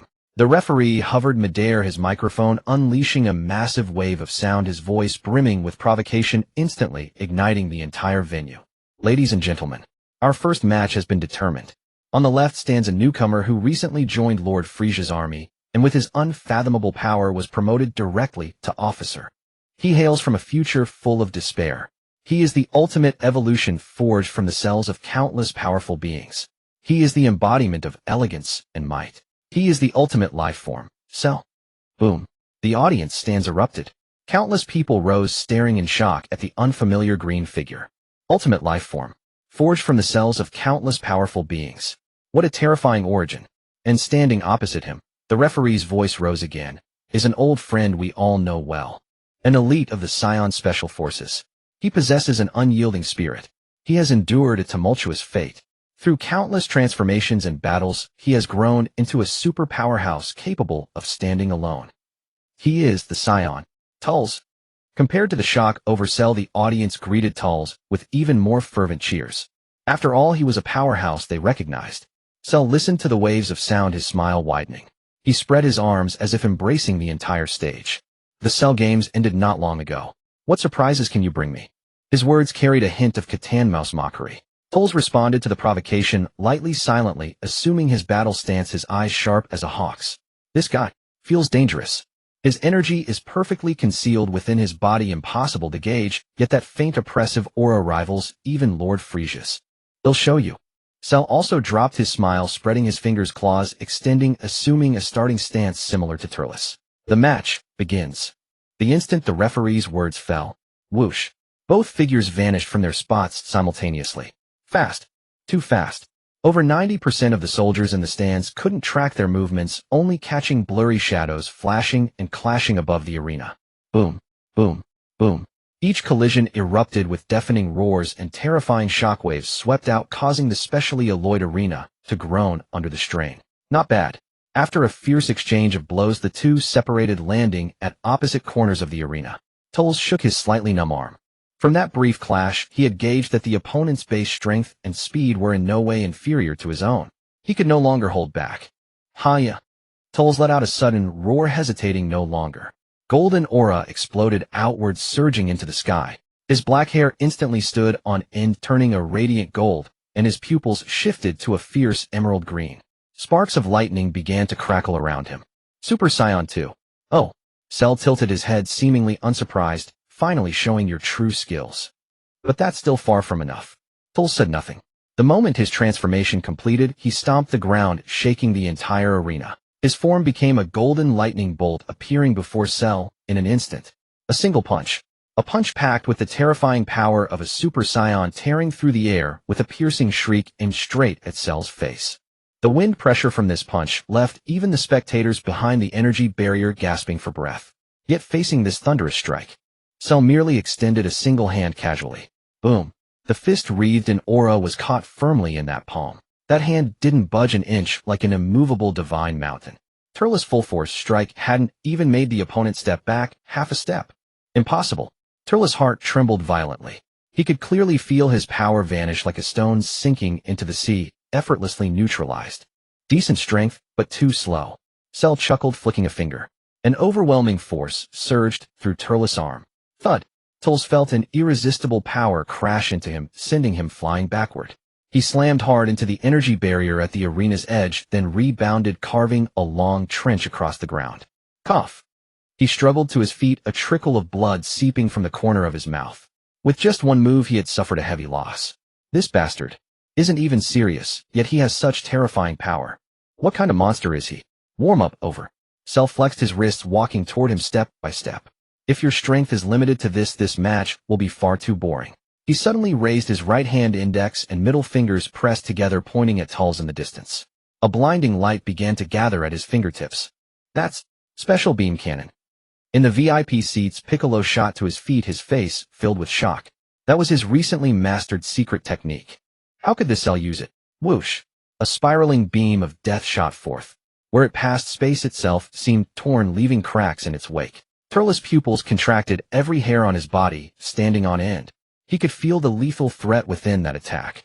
He absolutely couldn't take it. Heat. Instant transmission. At the last possible moment, Tulls vanished from his spot, narrowly evading the boom. The special beam cannon slammed into the mountain range behind the arena, piercing straight through a 1,000-meter peak, leaving a bottomless hole. Seeing this, the entire venue fell into dead silence. Nice dodge. Cell lowered his hand, as if expecting this outcome. Then how about this? He crossed his wrists, palms facing forward. A purple energy sphere began to rapidly form and expand in his hands. Garlic cannon. Seeing that familiar starting stance, Vegeta, waiting in the wings, turned pale with fury. Before he could even show it to Lord Frieza, this green creature had already copied it. Die! Cell roared, and a thick purple energy beam howled toward Tulls, who had just reappeared. It was so fast and wide that he had no chance to use instant transmission again. Damn it! Tulls gritted his teeth, bringing his hands together before his chest, unleashing all his energy. Destruction impact. A similarly thick crimson energy beam erupted from his palms, meeting the purple garlic cannon. Boom! The two colossal energies collided in the center of the arena. The entire planet trembled violently in that moment. Blinding light consumed everything, and a terrifying energy storm swept in all directions. The energy barrier around the stands flickered intensely, as if on the verge of shattering. Are these two monsters? Ellings cried, her face pale, gripping Piccolo's arm tightly. The light faded. On the arena, Tulls knelt on one knee, covered in wounds, panting heavily. The energy clash had nearly drained all his strength. On the other side, Cell still stood in place, not even a speck of dust on him. He looked down at Tulls. If all your power is just this, then the so-called Frieza Force officers are nothing special. Insulting him was one thing, but insulting the Frieza Force, that was unacceptable. You bastard! Tulls roared, charging forward again as a golden flash. He had abandoned long-range attacks, wanting only to smash that loathsome face with the most primal fists. Yet his fury seemed utterly futile against the absolute gap in power. Cell didn't even move his feet, casually swinging his arms to deflect all of Turles' attacks. Bang! Cell struck a precise knife-hand blow to the back of Turles' neck. Turles grunted, his golden aura dissipating, instantly collapsing forward limply. Cell reached out, grabbing him by the neck, lifting him into the air. "It's over," he declared flatly. As Sharuru's voice fell, several medical staff dressed in white robes immediately flew onto the arena, carefully taking the unconscious Dales from Sharuru's hands and swiftly carrying him off the stage. A mystical beam was placed into Dallas' mouth, and in just a few seconds his injuries visibly healed at an astonishing rate. Dale suddenly opened his eyes wide, gasping for breath as he sat up. "Damn it!" Raditz stared wide-eyed, his fists unconsciously tightening. "What kind of joke is this?" That was Dales, who transcended the Super Saiyan. How could he be defeated in a single encounter? "What exactly is this green monster?" Raditz exclaimed, while Vegeta scoffed dismissively. That was merely his lack of skill and technique. "If it were me against that green bug, I would never be so humiliated." Dales ignored Vegeta's mockery, slowly rising to his feet and testing his fully restored body, yet his face bore an unprecedented seriousness. "His strength is far beyond this. That calm demeanor shows he hasn't even exerted himself. He's simply toying with me." As everyone's thoughts diverged, the referee's voice echoed once more from the arena. "Let us congratulate contestant Shiruru for achieving victory in the first match. His strength has left us all in awe. Now let us determine the contenders for the second match." Beep, beep, beep. The huge screen began to scroll rapidly once again. Countless avatars of officials transformed into a dazzling blur, dazzling everyone. Smack! The three-eyed referee pressed down on the red button once more. The scrolling image abruptly, when all eyes focused on the two avatars frozen on the screen, the Saiyans in the waiting area were collectively. On the left was the avatar of a Saiyan prince with a high hairline and a fiery hairstyle, his face radiating arrogance and disdain. On the right was an alien from Namek with green skin, two antennae on his head, and a serious expression. "Piccolo! Uncle!" Kakarot was the first to shout in disbelief. How did he come to participate in the match? "Great! It's finally my turn." Vegeta paused for a moment, then burst into wild laughter. "Just in time to test my latest training results." Vegeta smirked confidently, pushing off with his toes and transforming into a shadow as he shot skyward, landing steadily on the arena. At the other end of the arena, Piccolo had already crossed his arms, patiently waiting. "Vegeta," Piccolo slowly spoke, sizing up the Saiyan prince before him. "It's been years. You've certainly grown into an adult. However, your height seems unchanged from a few years ago." Boom. Vegeta felt as if a string in his head had snapped. His entire being darkened, veins bulging on his forehead. "Height. It's his eternal pain. If you say that, then I really won't hold back, Uncle Piccolo." Vegeta gritted his teeth, each word squeezed out as if through clenched jaws. "Good kid." Piccolo lowered his arms and slowly assumed a fighting stance. "I don't need you to hold back. The two contestants are ready." The referee's passionate voice resonated throughout the arena. "On one side is our Saiyan Prince, the proud combat genius, Vegeta. On the other side, equally unfathomable in strength, we respect the great Demon King, Piccolo." The match starts. As the words fell hard, Vegeta didn't hold back at all, unleashing his full power directly. A golden aura surged upward, dyeing his black hair into a dazzling gold, each strand standing upright. His fierce emerald eyes were filled with ruthless battle intent. A powerful stream of energy radiated outward from him, blue lightning crackling around him. "Super Saiyan 2. Let me show you the true power of a Saiyan." Vegeta's figure suddenly vanished. In the next moment, he appeared in front of Piccolo, delivering a devastating punch infused with terrifying energy aimed directly at Piccolo's face. However, in the face of this earth-shattering blow, Piccolo didn't even change his stance. Just as Vegeta's fist was about to touch him, Virum, a surge of yellow energy as solid and heavy as Vegeta's erupted explosively from Piccolo's body. This energy was not the Saiyan's golden aura, but a deeper, purer earth yellow, heavy like the earth, yet bursting with explosive power. "What is that?" Vegeta's heart skipped a beat, an ominous premonition rising within him. Why has this guy's energy suddenly become so strong? This was Piccolo, who had fully unleashed all his potential thanks to the Red Dragon, reaching a brand new form. Boom. Vegeta's decisive punch was effortlessly caught by Piccolo with one hand. The violent shockwave blew dust skyward, yet Piccolo remained unyielding. "What?" Vegeta was taken aback, feeling as if his fist had struck an immovable steel wall, the recoil sending tingles through his entire arm. Not bad speed. Piccolo grasped Vegeta's fist while his other hand moved like lightning, becoming a blur. Smack! A crisp hand chop struck precisely at Vegeta's abdomen. Pooh! Vegeta's eyes widened as he nearly spewed out, while his whole body arching like a boiled. An unimaginable force surged from his abdomen, penetrating through his body. Boom! He transformed into a projectile, hurtling backward and crashing into a distant pillar with a thunderous roar. The energy shield vibrated violently, rippling with waves. The entire arena fell into a stunned silence. Whether it was the soldiers in the audience or the officials in the waiting area, all were wide-eyed in disbelief at the scene.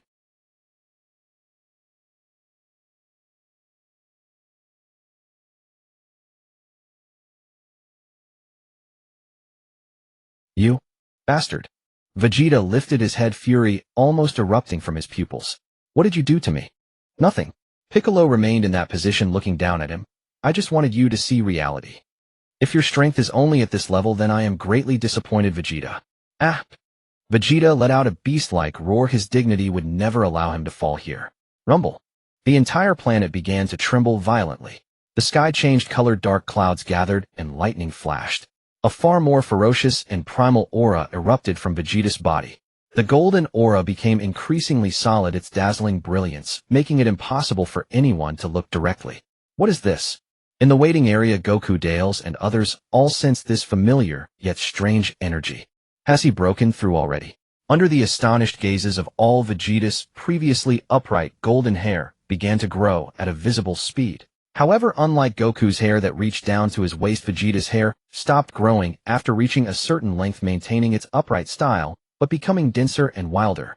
His brow bones jutted out prominently, his eyebrows vanished, and he emanated a raw and fierce aura. The new Super Saiyan 3. Ha ha ha. Vegeta slowly raised his head, bursting into wild laughter. Uncle Piccolo. He grinned, revealing a set of white teeth, his face adorned with unprecedented confidence and brutality. The game is only just beginning. Piccolo looked at the dramatically transformed Vegeta, a faint hint of seriousness finally appearing on his face. He could sense that the opponent's aura had surged to an extremely terrifying degree. Come on. Piccolo dispelled the yellow aura around him, suddenly shaking his arms, causing the heavy cloak and hat on him to explode, revealing his muscular upper body. He was getting serious. Boom. Vegeta's figure vanished once more, this time his speed vastly exceeded that of before. Swish. Shadows intertwined, and a series of dense sonic booms erupted in the air.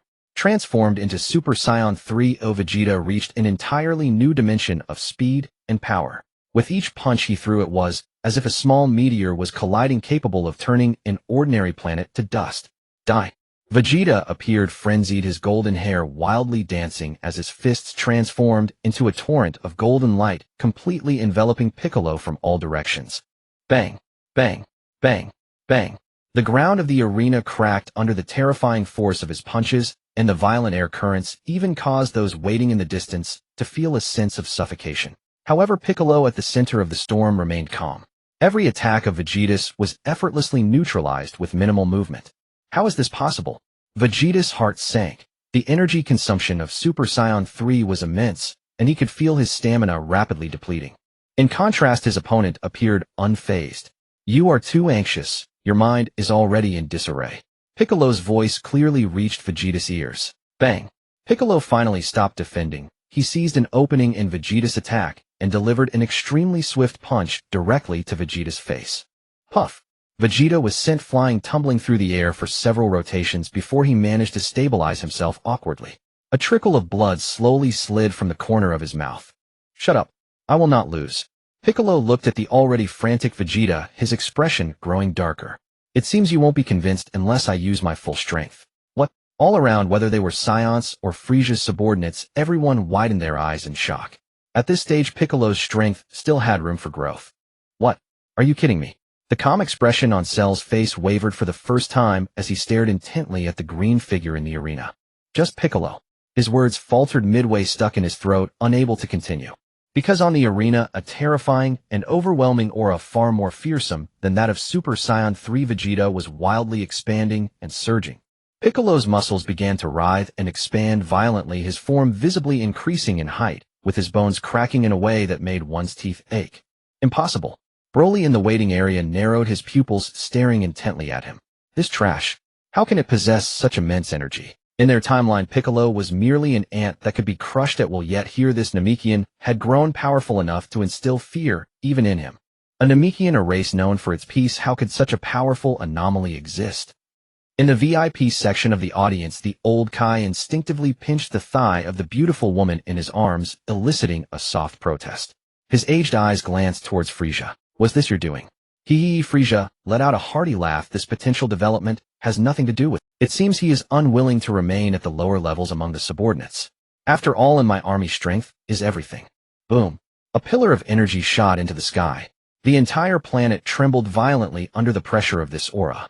On the arena, as the dust settled, a new figure appeared before everyone. Piccolo's skin had completely transformed from a pale green to a vibrant orange. He had grown nearly twice his original size, his muscles tense and brimming with explosive strength. His two antennae curled upward, his brow protruding high, emanating a terrifying aura reminiscent of a primordial beast. Orange Piccolo. What a show. Vegeta sneered forcefully, suppressing the unease in his heart. The pride of a prince made it impossible for him to admit that his opponent was stronger. The strongest Super Saiyan 3 cannot lose.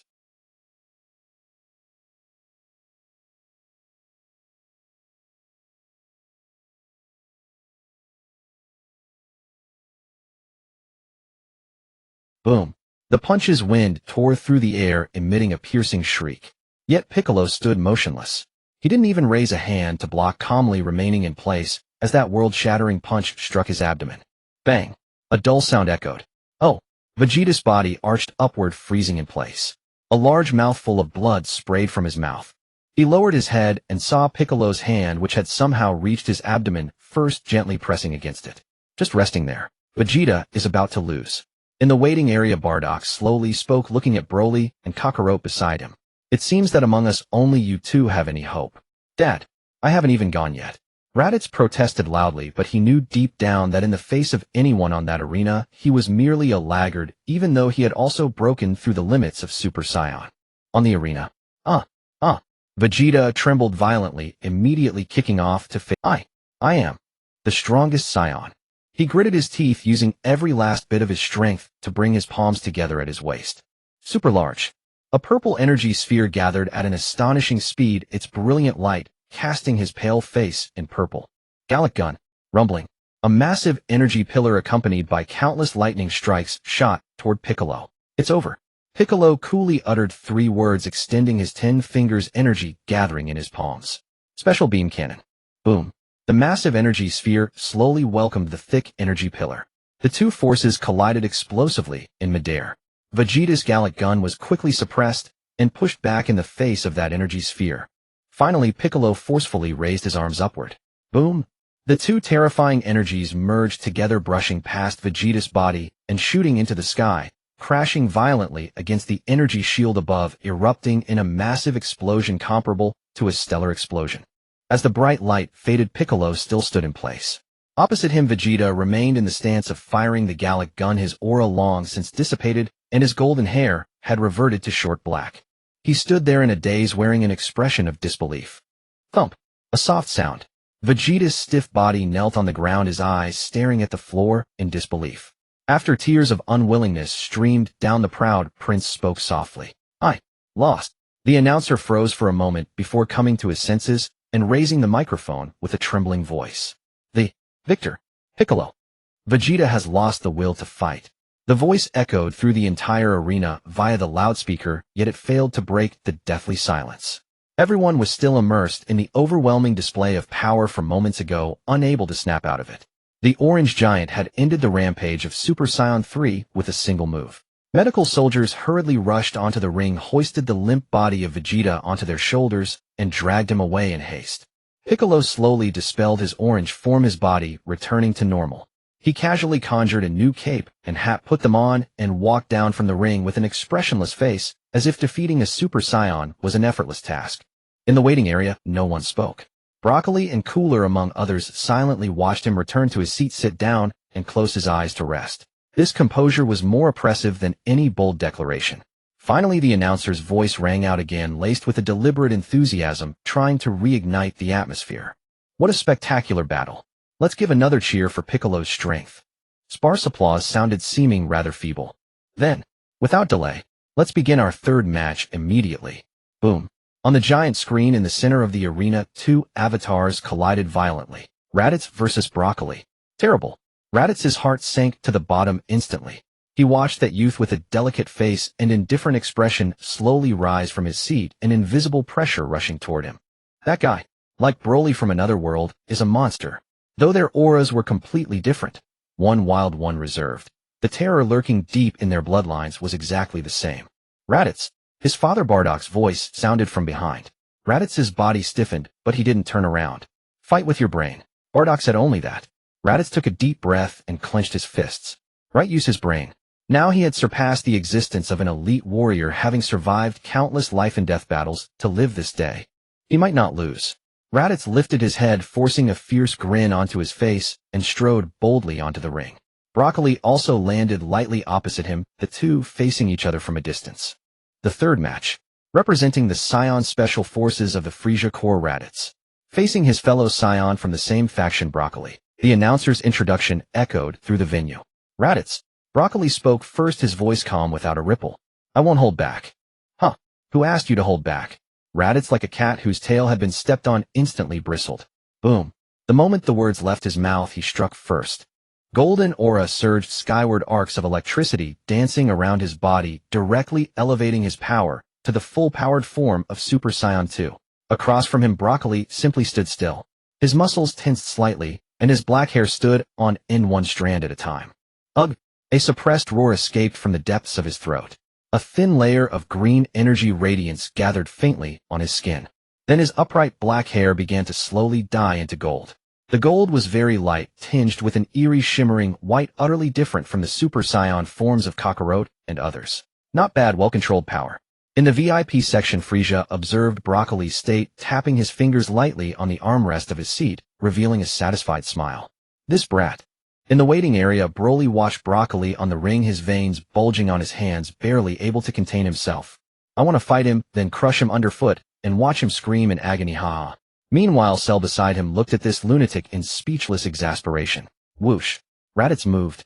His figure left a long afterimage in place, instantly appearing before a powerful roundhouse kick aimed fiercely at Broccoli's neck. Broccoli merely tilted his body slightly and crouched down, casually dodging the heavy blow. In the moment they crossed, he quietly released an energy sphere he had been holding in his palm. The sphere didn't explode upon release. Instead, it silently skimmed the ground, shooting rapidly toward Raditz, who had just landed. Don't underestimate me. Raditz roared, his aura surging once more. Whoosh, whoosh, whoosh. His figure instantly split into dozens of afterimages, scattering across the entire ring. Afterimage fist. The silent energy sphere lost its target and flew straight upward. Boom.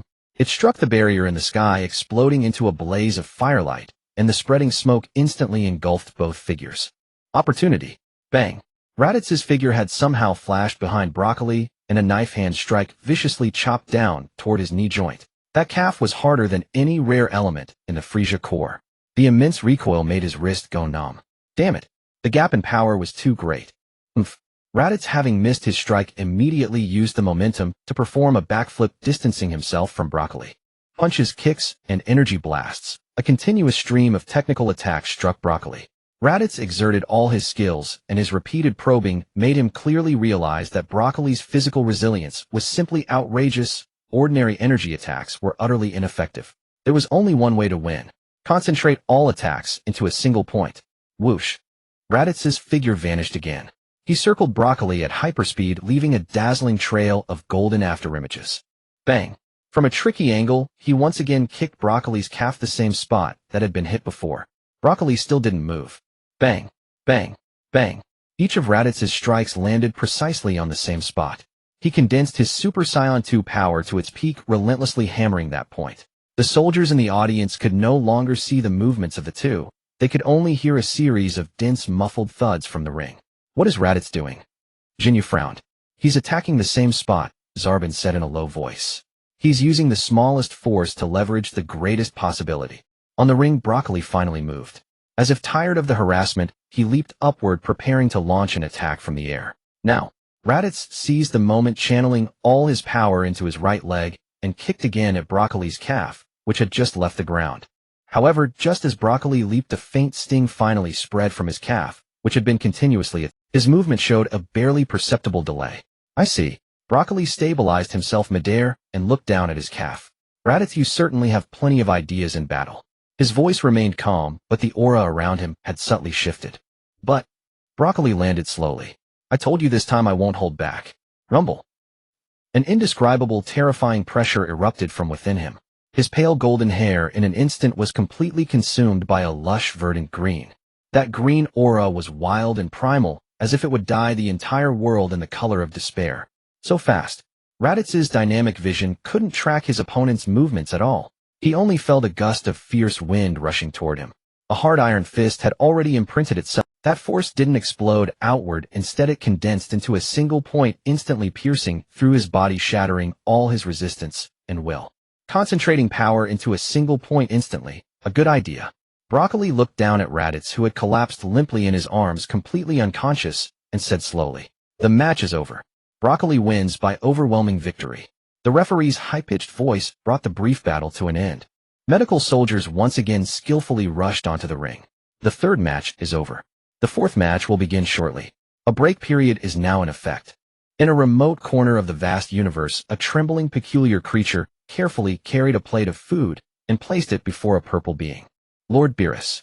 This is the specialty of our planet, slimeworm pudding. On the plate lay a pool of squirming, grotesque, viscous substance adorned with a few twitching tentacles. Gazing at this mess, the god of destruction Beerus skeptically scooped up a bit with his spoon and brought it to his mouth. Bleck. An indescribable nausea instantly filled Beerus' mouth, a mixture of sour decay and fishy stench. You bastard. He slammed the table. Boom. The entire crystal hall collapsed and shattered instantly. Enough. This planet truly has no reason to exist. Purple destructive energy erupted from beneath his feet, and a wild aura swept outward. In mere seconds, the entire planet's surface was covered in cracks, and it completely disintegrated into cosmic dust, vanishing without a trace.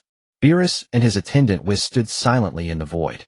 Lord Beerus, with this the accumulated destruction quota is nearly fulfilled. Whis spoke in his calm, unruffled tone. Beerus picked his ear, looking displeased. Out of so many planets, not a single one has anything edible. By the way, what is that Frieza fellow up to now? Whis lightly touched the tip of his staff, and an image materialized out of thin air. In the image, Frieza sat with his legs crossed, leisurely swirling a wine glass, looking utterly indulgent. That guy, he certainly seems at ease. A sly smile crept across Beerus' face. Let's go. Time to make him pay. As he spoke, the two transformed into a beam of iridescent light and sped toward the Frieza Force headquarters. At the Frieza Force headquarters on the arena stage. During the long break, a steady stream of various delicacies and snacks was delivered from the logistics department. Ever since Frieza's return, the entire army had been immersed in this strange atmosphere of leisure and tension. The three-eyed announcer wiped the grease from his lips and glanced at the time. Ladies and gentlemen, after a pleasant break, our passion remains unquenched. Now the fourth match is about to begin. Boom. On the giant screen in the center of the venue, two avatars collided violently. Bardock versus Ginyu the Majin. On one side, the indomitable Saiyan leader, the common father of the Saiyan forces, Bardock. On the other side, the embodiment of destruction bearing the Majin power, the formidable lieutenant under our great Lord Frieza, Lord Ginyu. The announcer's voice was highly provocative, reigniting the atmosphere. Bardock and Ginyu stepped onto the stage one after the other. Ha ha ha. Ginyu twisted his peculiar body, striking an extremely flamboyant pose. Bardock. Long time no see. Come on, let me witness the power of the Saiyan Force captain. Bardock ignored his taunts, calmly sizing up his opponent instead. The Ginyu before him had undergone a qualitative change in his aura compared to 10 years ago. That evil, chaotic, magical power seemed to have perfectly merged with this robust physique. Most notably, the pitch-black Demon King core on his chest pulsed rhythmically like the heart of a living creature. Match start. At the announcer's command, Bardock hesitated no longer. Boom. Golden aura erupted instantly, wild arcs of electricity crackling around him as he transformed directly into Super Saiyan 2. Ginyu, however, remained unhurried, a grin spreading across his face. Hep. He let out a loud shout, and the Demon King core on his chest flashed brightly. A viscous, dark red magical energy surged from within him, rapidly coalescing and elongating in his hand, forming a bizarrely shaped, serrated longsword. A demon sword. Die. Jinya's figure flickered, and the demon's sword in his hand traced a strange arc, slashing horizontally toward Bardock's waist.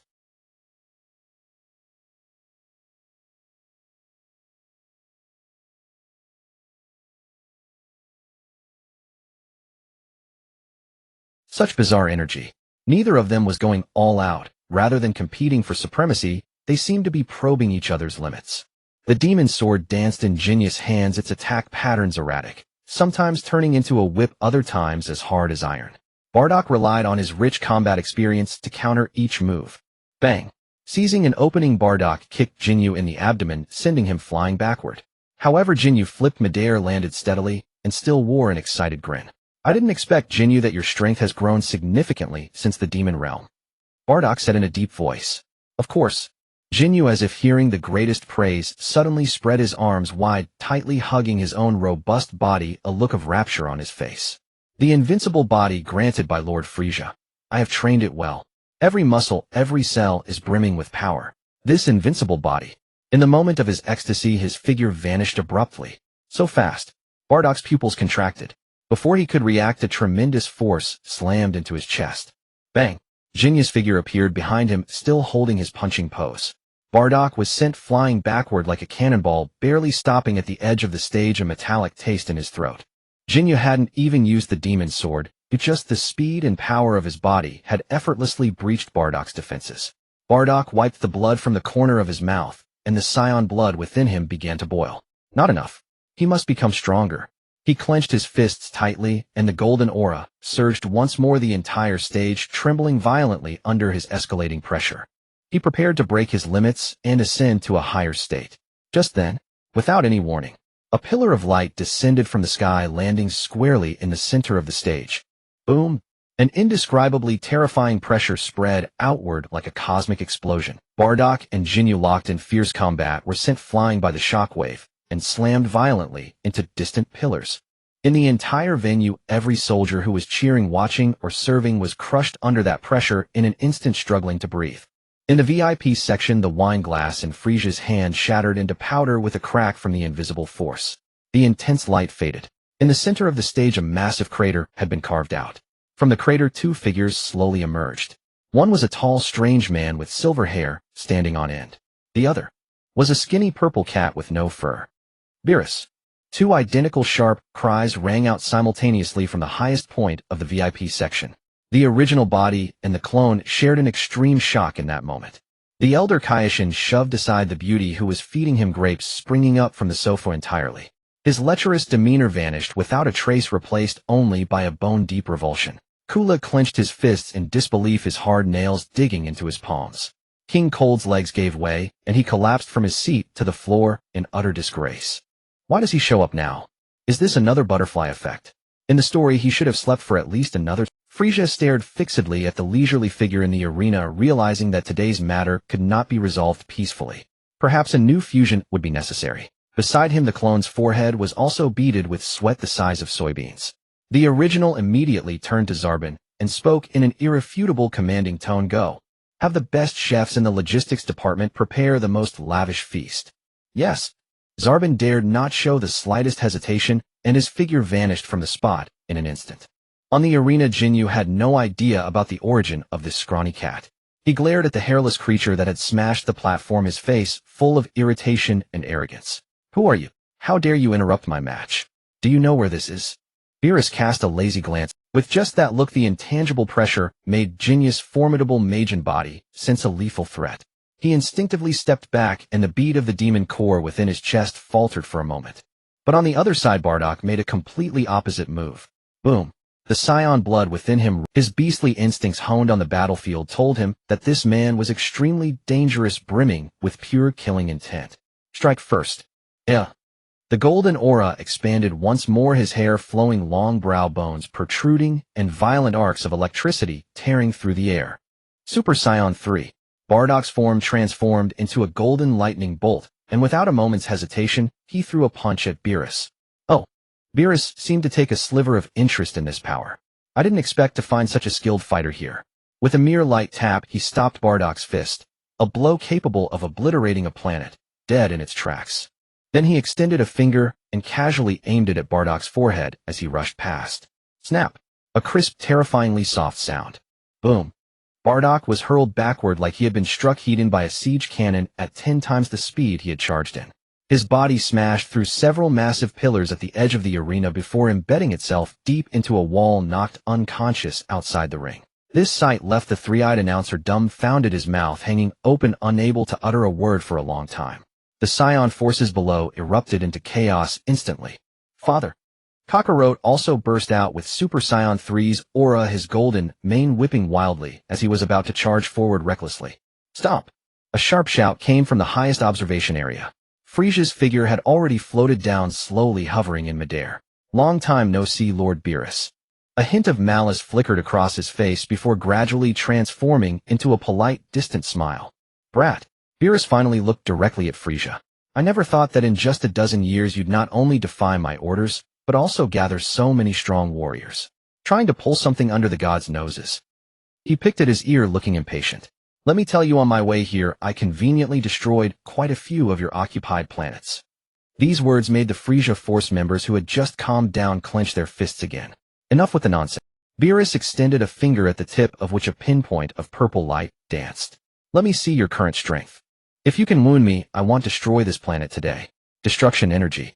An ordinary person would be reduced to ashes by the slightest touch. That was the supreme energy capable of annihilating even an apprentice god in an instant.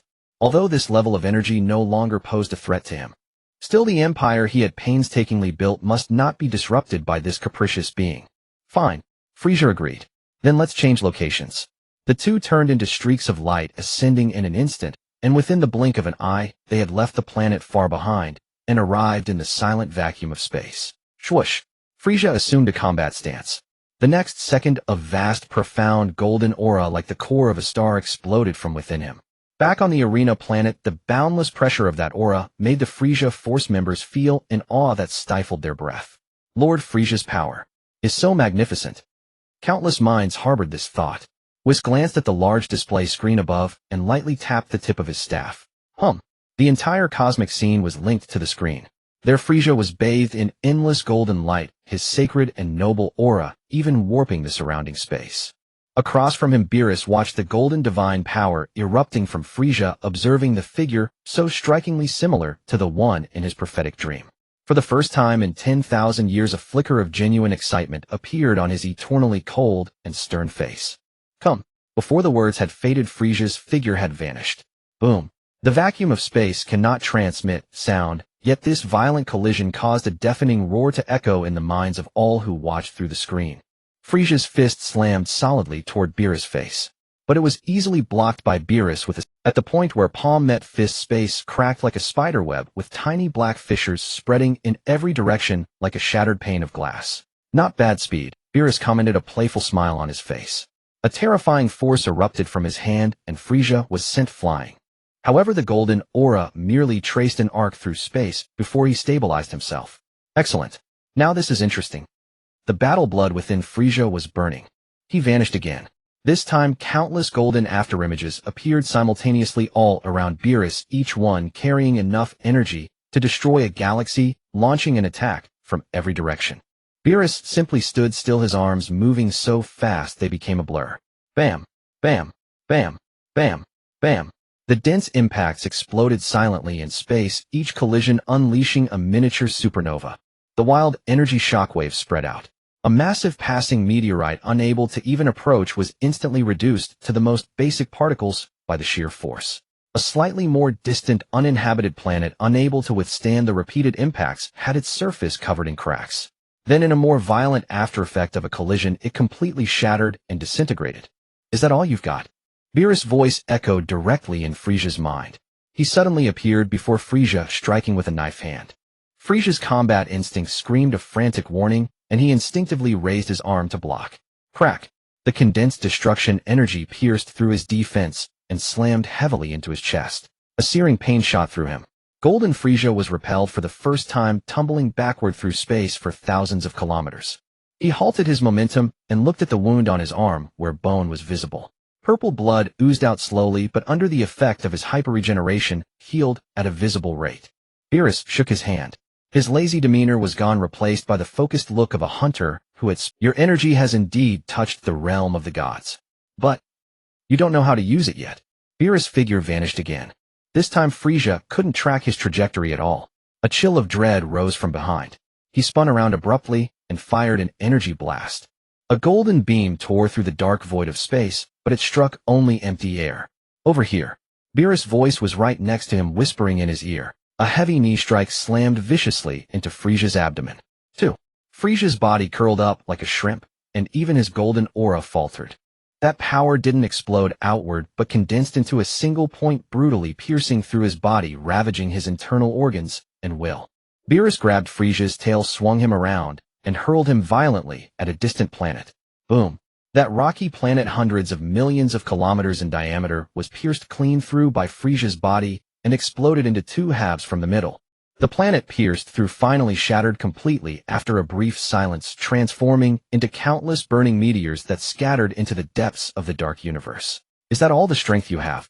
Beerus yawned, appearing utterly bored, his light-hearted question echoing clearly in Frieza's mind. At that moment, a jet-black streak of light moving faster than light itself tore through the silent vacuum, rushing from the direction of planet Frieza. The target of that shadow was none other than Beerus at the center of the battlefield. My. Beerus slowly turned his head, and genuine curiosity finally flickered in his lazy cat-like eyes. This is interesting. The shadow abruptly halted, revealing its form in the universe. It was Frieza's clone. At this moment he was nothing like the one at the banquet. A violent black aura erupted from him, dyeing most of his body an ominous pitch black, leaving only a trace of his original white skin on his chest and cheeks. The malevolent, chaotic aura, filled with a desire for destruction, even caused the surrounding space to ripple. The clone spoke not a single word. Boom. He vanished in a flash, appearing before Beerus and striking with a punch. Beerus remained indifferent, raising a hand to meet the fist enveloped in endless death aura. As their fists met, there was no earth-shattering sound, only a visible circle of distorted ripples that exploded outward. Where the two connected, the space could no longer withstand this force, beginning to violently ripple as fine black cracks intertwined and spread like a shattering mirror. This aura. For the first time, a hint of realization appeared on Beerus' indifferent face. So that's it, he absorbed the power of that demon. He twisted his wrist, and a massive rotational force dissipated much of the clone's punch power. Following that, boom, he unleashed an extremely swift spinning kick, striking hard at the clone's waist. The black figure instantly transformed into a shooting star, sent flying over 100 kilometers by that kick, leaving a long black trail against the endless backdrop of the universe. In the venue, everyone watching through the giant screen was left stunned. Another Lord Frieza? That black power. It's terrifying.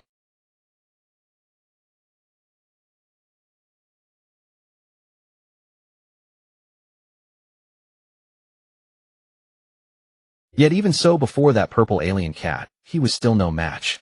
In the cosmic battlefield. Cough.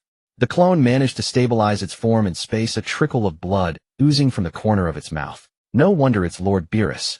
He's on an entirely different level from all the opponents I've faced.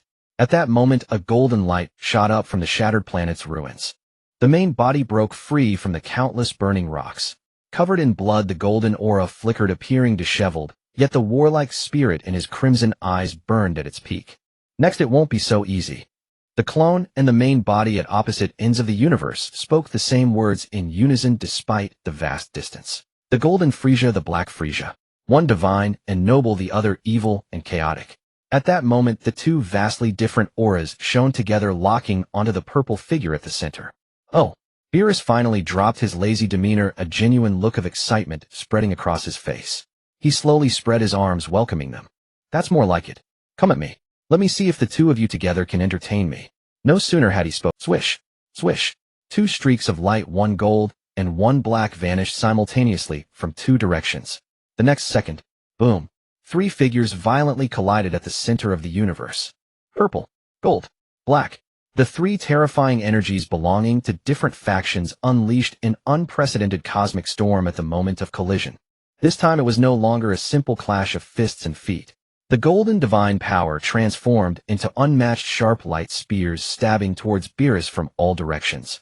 The Black Death aura coalesced into twisted giant claws tearing at the space around Beerus, attempting to confine him. Not bad at coordinating. Beerus laughed heartily, his figure darting through the gaps between the light spears and giant claws at high speed, each evasion executed with perfect precision. Boom.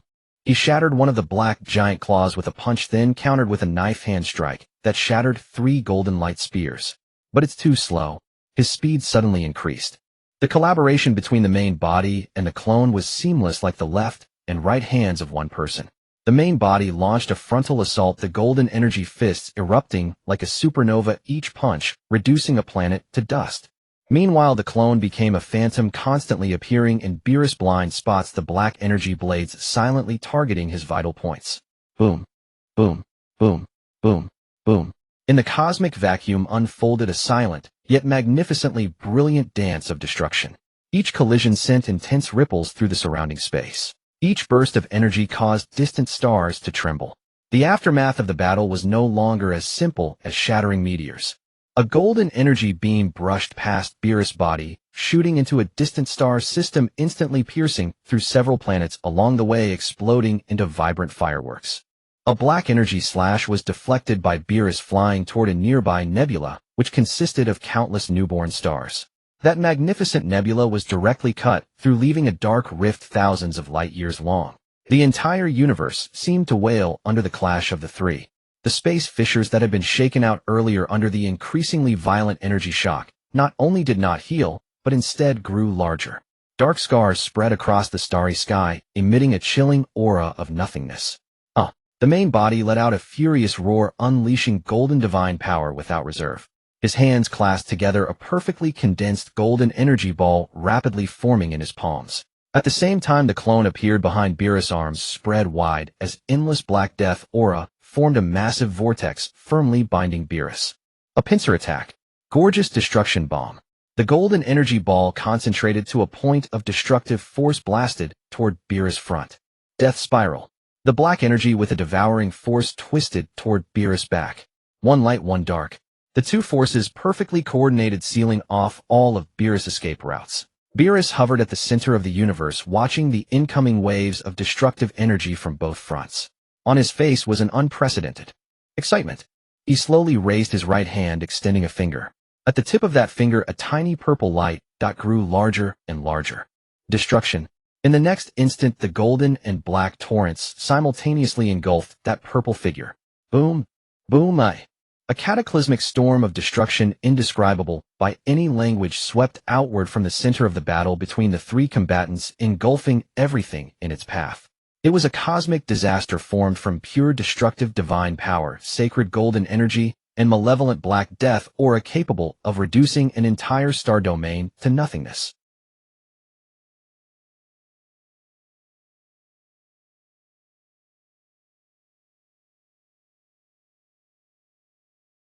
The entire planet began to tremble violently without warning. Alarm! Alarm! Detecting ultra-high energy fluctuations approaching. Intensity. The intensity is beyond estimation. Quick! Deploy the highest level of interstellar shields. The defense minister, pale-faced, shouted with all his might at his subordinates. Buzz! A thick, impenetrable energy shield instantly enveloped the entire planet. Almost at the same moment, the shield formed, the wave of destruction from an unfathomable distance finally arrived.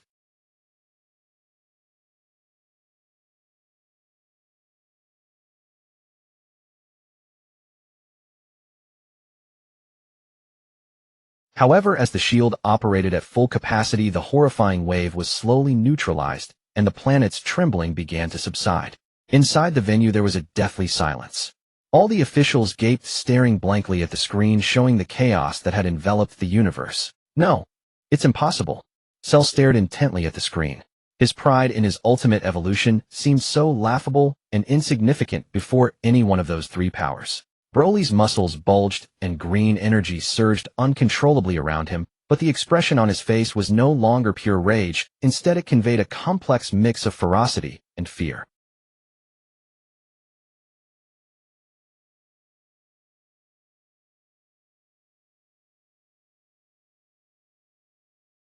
The new strength he had painstakingly acquired over 10 years, which he thought would allow him to catch up to, or even surpass Frieza, now seemed still far from reaching this brother. Endless anger and unwillingness burned fiercely in his chest. On the other side, Raditz door and other Saiyans, along with Piccolo, remained silent, focusing all their attention on the screen, afraid to miss any detail. This battle had utterly overturned their understanding of power. Cosmic battlefield. At the center of the storm of destruction, the chaotic energy gradually dissipated. Beerus' purple destruction energy collided heat-in with the golden and black torrents. A strange scene unfolded. The pitch-black death aura was swiftly disintegrated and annihilated, turning into the purest void the moment it made contact with the purple light. However, the holy and vast golden energy blast emitted from his body, though worn down upon collision with the destruction force, firmly resisted the annihilating power and was not instantly obliterated. My. Beerus' lazy cat-like eyes revealed genuine surprise for the first time. What was happening? The golden Frieza's energy blast, surprisingly, had not been immediately destroyed. This golden energy seemed to possess a fundamental property that countered destruction. Whoosh. To validate his suspicions, Beerus' aura surged violently. Frieza's main body seemed to expect his sudden advance and did not dodge. Beerus raised his right hand, fingers outstretched, pointing directly. Frieza's main body seemed to expect his sudden advance and did not dodge. Beerus raised his right hand, fingers outstretched, pointing directly at Frieza's entire body. Destruction. This time it was not an energy ball condensed at a single point. Instead, it was pure, all-encompassing, destructive divine power. The purple energy instantly enveloped the entire body of golden Frieza. Yeah. Frieza let out a shriek of unimaginable agony as that unmatched power seemed to erase every cell of his existence. Oh no. From a distance, the black doppelganger's expression changed drastically as he was about to activate instant transmission for rescue. The main Boda's scream suddenly shifted in tone. That piercing scream surprisingly transformed into a reckless, arrogant, and joyous laughter. Beerus' expression finally changed. You. Inside that enveloping purple destructive energy, Frieza was not only intact, but still maintained his golden form, the golden flames on his body even burning more fiercely. You actually are immune to my destruction. Beerus roared this statement, one he himself couldn't believe. How did you manage that? Asking that now is too late. Frieza's voice carried a hint of mockery. The next second,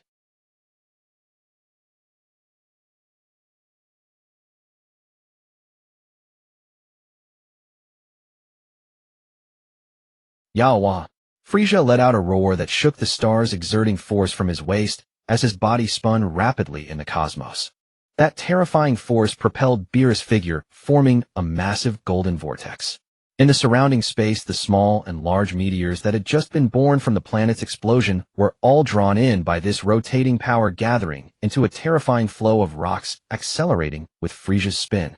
In the footage, a burly Saiyan with flowing black hair bathed in green light weaved through a storm of raging energy. Beerus' figure, enveloped by countless burning meteors, transformed into an unprecedentedly gigantic meteor, streaking a brilliant trail through the universe, crashing fiercely into the depths of a distant galaxy. Bang, bang, bang, bang, bang. A series of impact sounds played out silently in the vacuum, as that figure charged through numerous planets, crashing through dozens, even over 100 of varying sizes. Just as the main body completed this astonishing throw, whoosh, the black doppelganger's figure appeared silently behind the main body. He extended his hands and pressed firmly against the main Boda's back. Fusion, black and gold, darkness and light. Two vastly different yet origin-sharing colossal energies began to miraculously merge at this moment. For a full decade, the countless experiences and insights from the doppelganger's attempts to fuse in various locations of the seventh universe transformed into a massive data stream flooding into the main Boda's consciousness. The two forces were no longer a simple combination. They began a true merging from the most fundamental level. Boom! A wave of creative energy reminiscent of the birth of the universe erupted explosively from Frieza's body. On Frieza planet, Whis maintained his elegant smile, but at this moment he could no longer help but cover his mouth with his hand, his deep-set eyes revealing unabashed admiration. Oh my, this is truly astonishing. Mr. Frieza has actually accomplished something even the gods would not dare to attempt lightly. In the center of the battlefield, a light a billion times brighter than a supernova explosion suddenly erupted at the center of the universe, illuminating several surrounding star systems. At the far end of the galaxy, Beerus, who had just stabilized himself, looked up. He gazed at that burst of light and his lazy demeanor had completely vanished. "Good lad. This is the person I've dreamed of."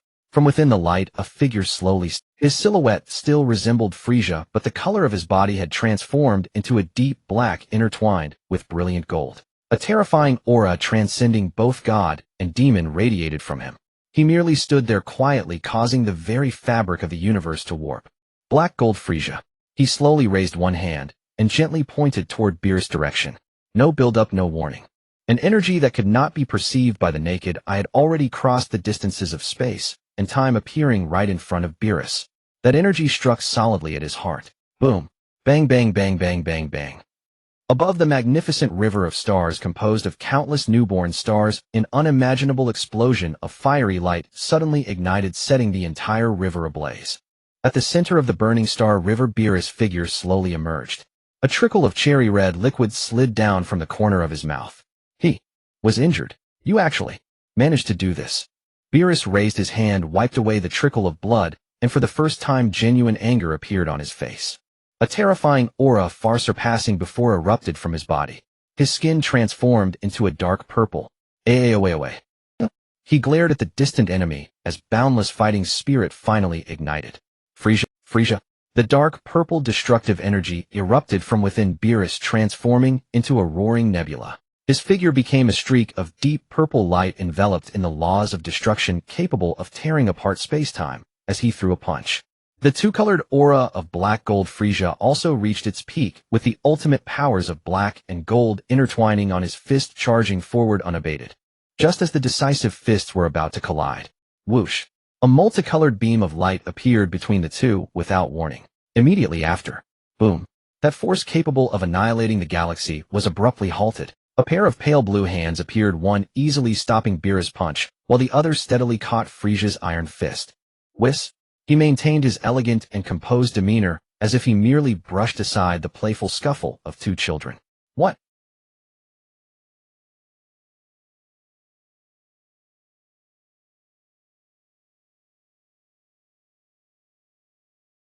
To think he could so easily withstand those two world-destroying attacks. No, it's impossible. Gula suddenly stood up from his throne, trembling slightly from overwhelming shock. Sheru and Broly, along with all the executives, stared wide-eyed. The entire venue fell into a deathly silence. The cosmic battlefield. Beerus' furious face reached its peak of rage upon seeing Whis. "Get away, Whis!" He roared, his arm muscles bulging as he attempted to summon his power again. However, that hand remained completely motionless. Whis gently shook his head and released his grip on Frieza's punch. His other hand transformed into a shining hand blade, moving with a speed that Beerus couldn't react to. Gently. Bang! A crisp strike landed on the back of Beerus' neck. Beerus, who was about to explode again, stumbled suddenly. The deep purple aura capable of shattering space quaked as if a balloon had been popped, and then completely dissipated.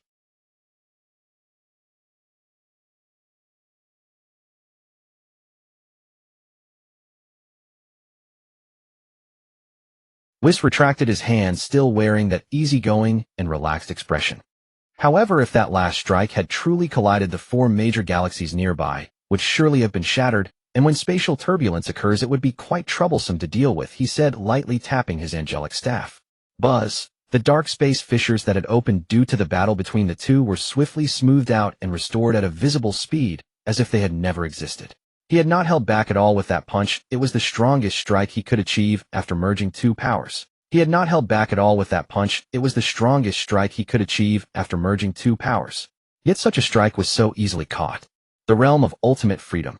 Is this the pinnacle of divine techniques?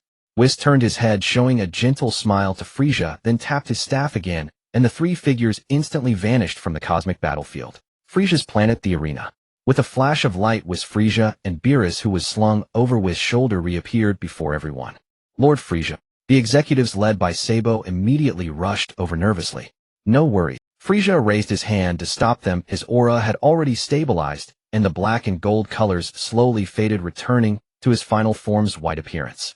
He looked at Sabo and issued an order. Delay the executive battle. Next, treat Lord Beerus and Mr. Whis well. He was about to erupt, but saw Whis looking innocently at the sky, whistling cheerfully. Forget it. Beerus got up from the... He was about to erupt, but saw Whis looking innocently at the sky, whistling cheerfully. Forget it. Beerus got up from the ground, brushing off the dust. He looked at Frieza, his feline eyes no longer filled with anger, but rather an appreciation for a worthy opponent. Frieza, you really are impressive, managing to make me truly angry for an instant. As promised, from now on I won't interfere with you, nor will I destroy your army. Frieza, hearing this, felt a surge of joy inside, but maintained a humble smile on the surface. Just then, hurry up. With Sabo's command, over 100 chefs pushed large dining carts presenting numerous beautifully crafted and aromatic delicacies. The rich aroma instantly filled the entire venue. Sniff, sniff. Beerus' proud demeanor crumbled in an instant, his nose twitching madly, saliva almost dripping from his mouth. Well, what's that smell? Whis, do you smell that irresistible aroma? Whis' eyes also sparkled as he nodded repeatedly. Lord Beerus, it's that. It's the top-tier flavor. Sabo immediately walked up to the two, respectfully bowing. Esteemed God of Destruction, Mr. Whis, this is a variety of delicacies prepared with great care by Lord Frieza. Please take your time to enjoy them. Oh. Before he finished speaking, the two had already turned into shadows, rushing to the dining carts. So delicious. This pudding melts in your mouth. Sweet, but not cloying. This thing called pizza. The cheese can stretch this long. And this ramen. The broth is so delicious. It's been so long since I've eaten something so good. This thought echoed in the minds of all the executives present. Watching the mighty God of Destruction and his angel attendant devouring food like two refugees who hadn't eaten for 800 years, everyone felt their worldview refreshed once again. 1,000 words omitted here describe the scene of Beerus and Whis joyfully savoring Earth's delicacies, their eyes sparkling as Sabo elegantly introduced the dishes, and they nodded while wildly indulging. After the storm had passed, Beerus let out a satisfied burp and curiously asked, Who made these? I've never seen such things in my life, they are incredible. Sabo immediately understood and waved his hand to someone not far away. The master wants to see you. A petite girl with green skin and a thin, somewhat older man walked out nervously. That is, seeing the green-skinned girl, Frieza's planned smile vanished in an instant. I didn't expect her to be in my army. Steady now. That girl was Zilai. Just as expected. Beerus, who was gnawing on a chicken leg, immediately froze.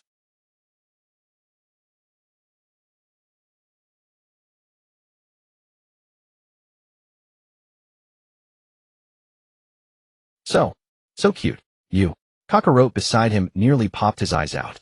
Everyone was stunned by Beerus' sudden remark. So cute. You. Kaka wrote beside him, nearly popped his eyes out. Everyone was stunned by Beerus' sudden remark. He pretended to be completely unaware and kindly inquired. The two, being personally questioned by Frieza, were immediately flustered and bowed deeply. Lord Frieza, my name is Zilai. I am Remo. The older Remo responded nervously. From now on you will be responsible for preparing meals for Lord Beerus and Mr. Whis. What do you think, Lord Beerus?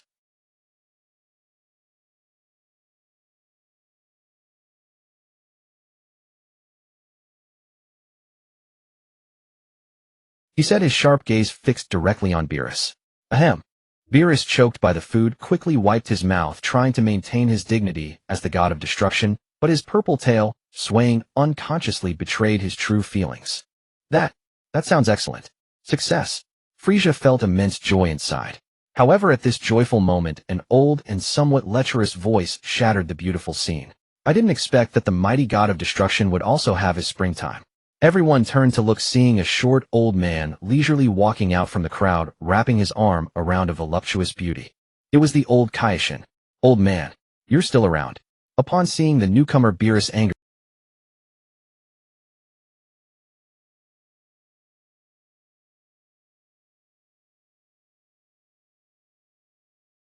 However, the old Kaishin's gaze soon fell on Beerus, then glanced at Zilai not far away, revealing a knowing smirk. From the way you acted earlier, you wouldn't still be a little kitten, would you? The old man's eyes instantly narrowed into slits. And Beerus' whole body with its purple skin began to tremble violently once again. The words of the elder Kaishin struck Beerus' most sensitive nerve with unerring precision. Boom. In an instant, Beerus' purple skin tensed, and the destructive divine power that had just dissipated showed signs of gathering once more. His golden feline pupils fixed unwaveringly upon that reckless old man. Yet the elder Kaishin displayed not a shred of fear. This old man is different. He proudly pulled the voluptuous beauty beside him into an embrace, and she, understanding his intent, shyly planted a kiss on his wrinkled cheek. A crisp sound, soft yet clear, echoed throughout the entire venue.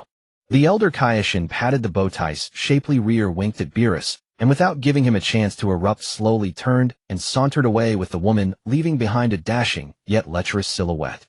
Silence fell over the venue once more, a deathly stillness. The minds of all present struggled to process the scene that had just unfolded. That old man had publicly humiliated the god of destruction, and then simply walked away. This old fossil truly has a death wish. Beerus trembled with rage, his teeth grinding audibly. He yearned to unleash a destruction sphere and erase that old wretch from existence. Yet he could not. The Kaioshin and the god of destruction shared a fated bond. The suffocating frustration of having a fury he could not vent turned his cat-like face a livid shade of purple. Whis' elegant voice rang out at the perfect moment. His perpetually smiling demeanor remained unchanged, as if he had witnessed nothing. Lord Beerus, you were indeed in the wrong back then. It's only natural he would complain a little. Oomph. Whis' words were like a bucket of cold water. Though they could not extinguish the flames of rage, they offered Beerus a graceful way out. He let out a heavy snort, turned his head away, and refused to look in the direction the elder Kaioshin had departed. I can't be bothered to argue with a decrepit old man on the brink of death. Just then the sound of light footsteps reached his ears. Beerus cast a lazy glance and saw the small, emerald-skinned figure who had given him goosebumps. Seelai approached, holding with both hands an enormous multicolored frozen dessert in a transparent crystal cup. She walked toward him, each step filled with nervous caution. With every step she took, the layers of cream and jam within the cup seemed to quiver gently. Lord Beerus. Her voice was as faint as a mosquito's buzz. Summoning all her courage, she raised the giant ice cream before him. This is made from a recipe Lord Sorbet brought from a planet called Earth. I wonder if it will suit your taste. A cool, sweet fragrance mingled with the aromas of milk and fruit instantly filled Beerus' nostrils.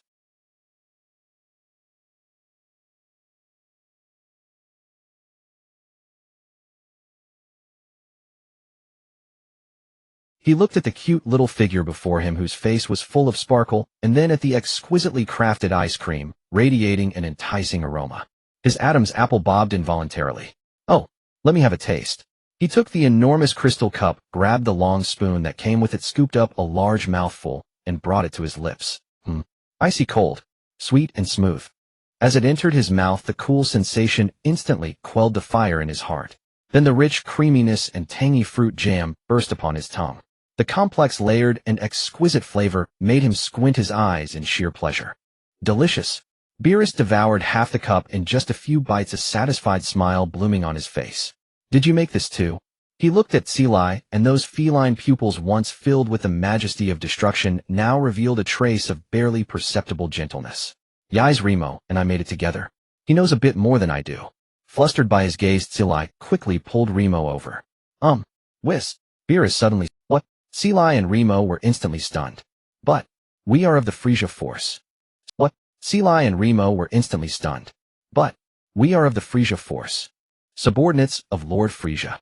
Remo stammered. Prepared to return. He paused, his gaze sweeping Frieza. Frieza had somehow already appeared before them, his face bearing an expression on the verge of tears, a performance that would put even the most professional actors in the universe to shame.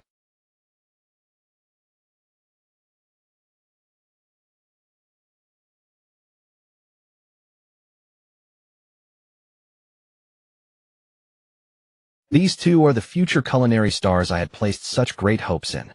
Beerus watched Frieza's act, a bead of sweat the size of a bean rolling down his forehead. You. He pointed a finger at Frieza, momentarily at a loss for words.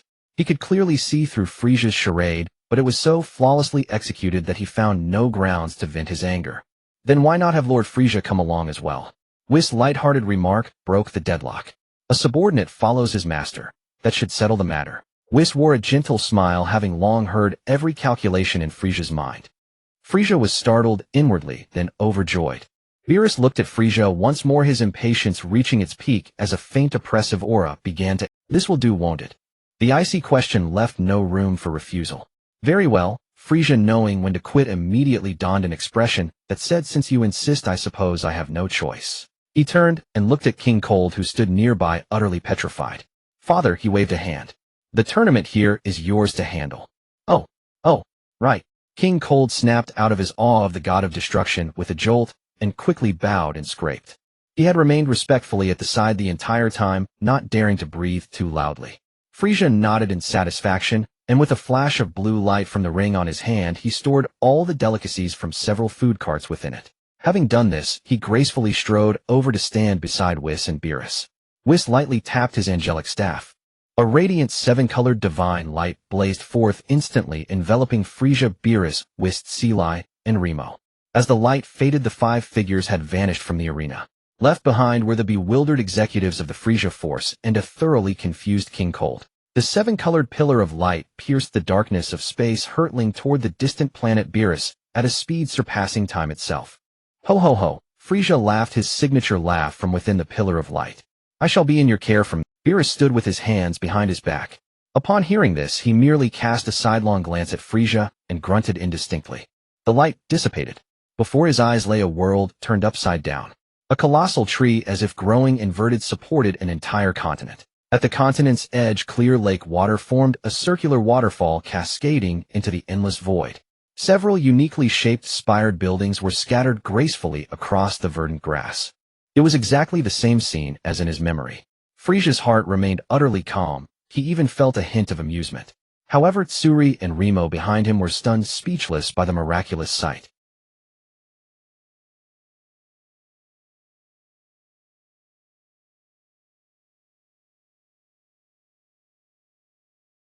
The two instinctively clutched their clothes, following Frieza's step by step, their breathing becoming cautious.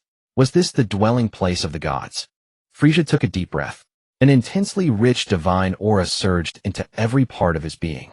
The golden divine power within him also boiled with joy. What a steal! Just breathing here feels like it could make one stronger.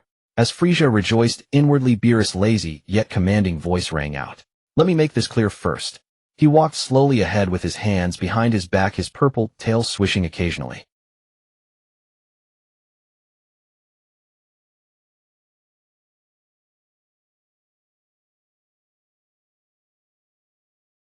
Otherwise, don't blame me for being rude. Beerus stopped mid-step, turned around, and swept his feline eyes over the group. When his gaze fell upon the visibly tensed Tsuri, the coldness melted away instantly. He raised a claw and pointed from afar.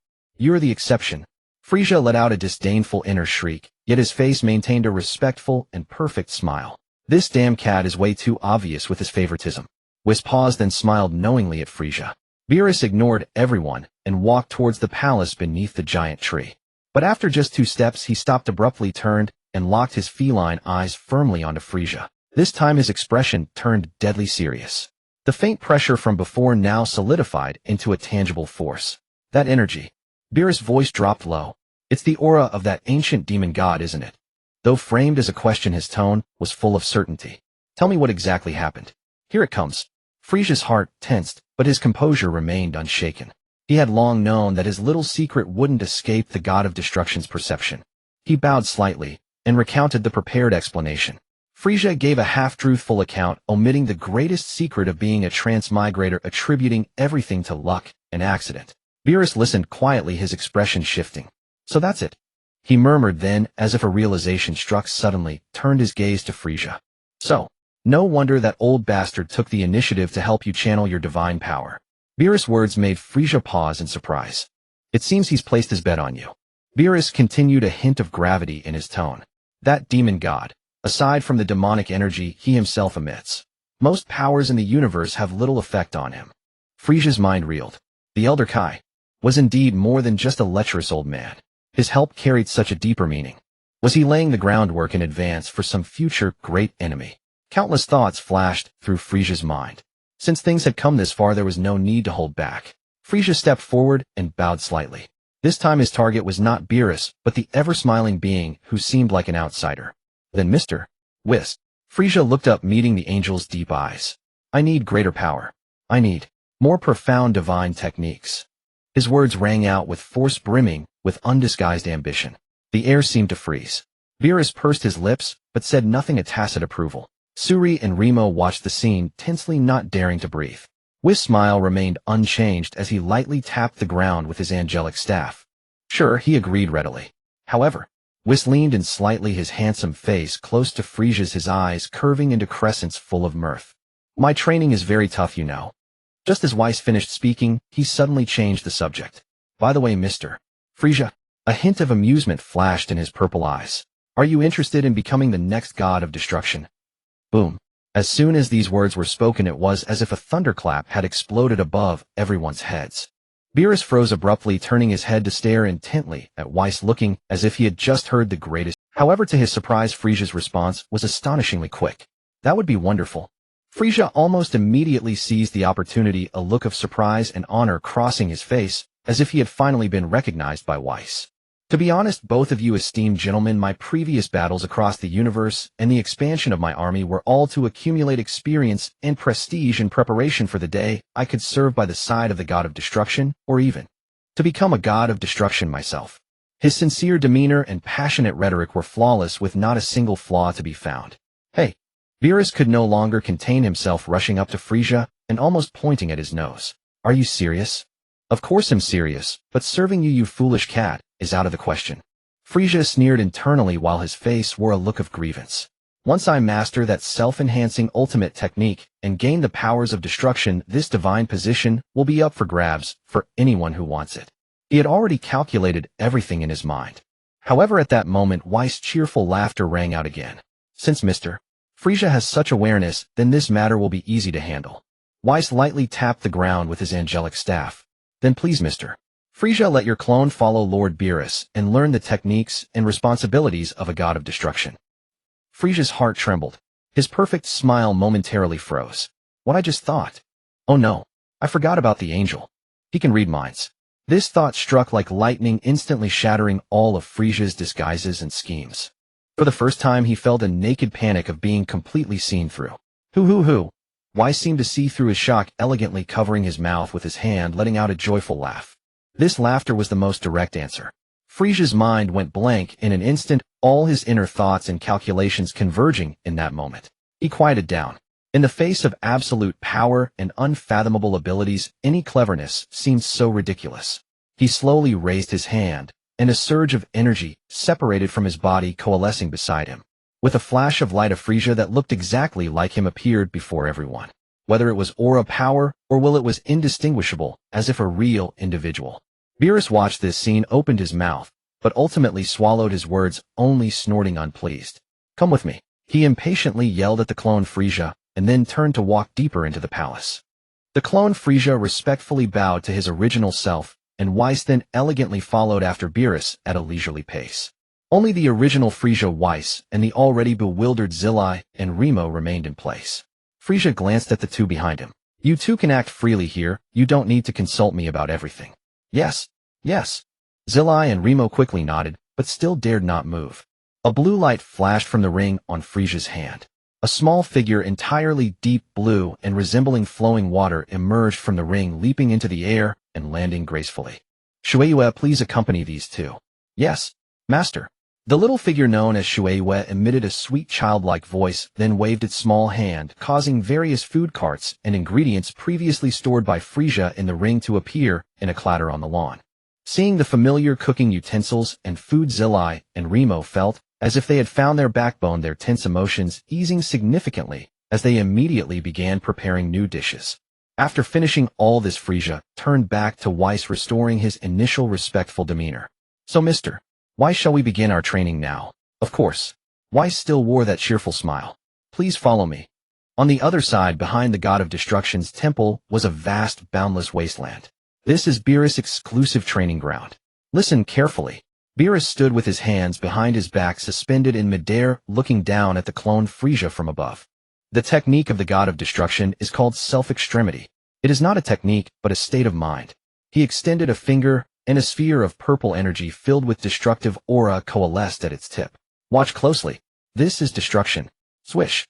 The energy sphere flew out and landed on a small mountain in the distance. There was no earth-shattering explosion, no deafening noise. The small mountain silently began to transform into pure particles from the bottom up, completely disappearing from this world. Destruction is not merely about annihilation.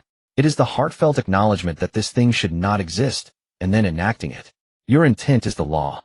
Beerus' voice was filled with authority. Now you try. Destroy that rock for me.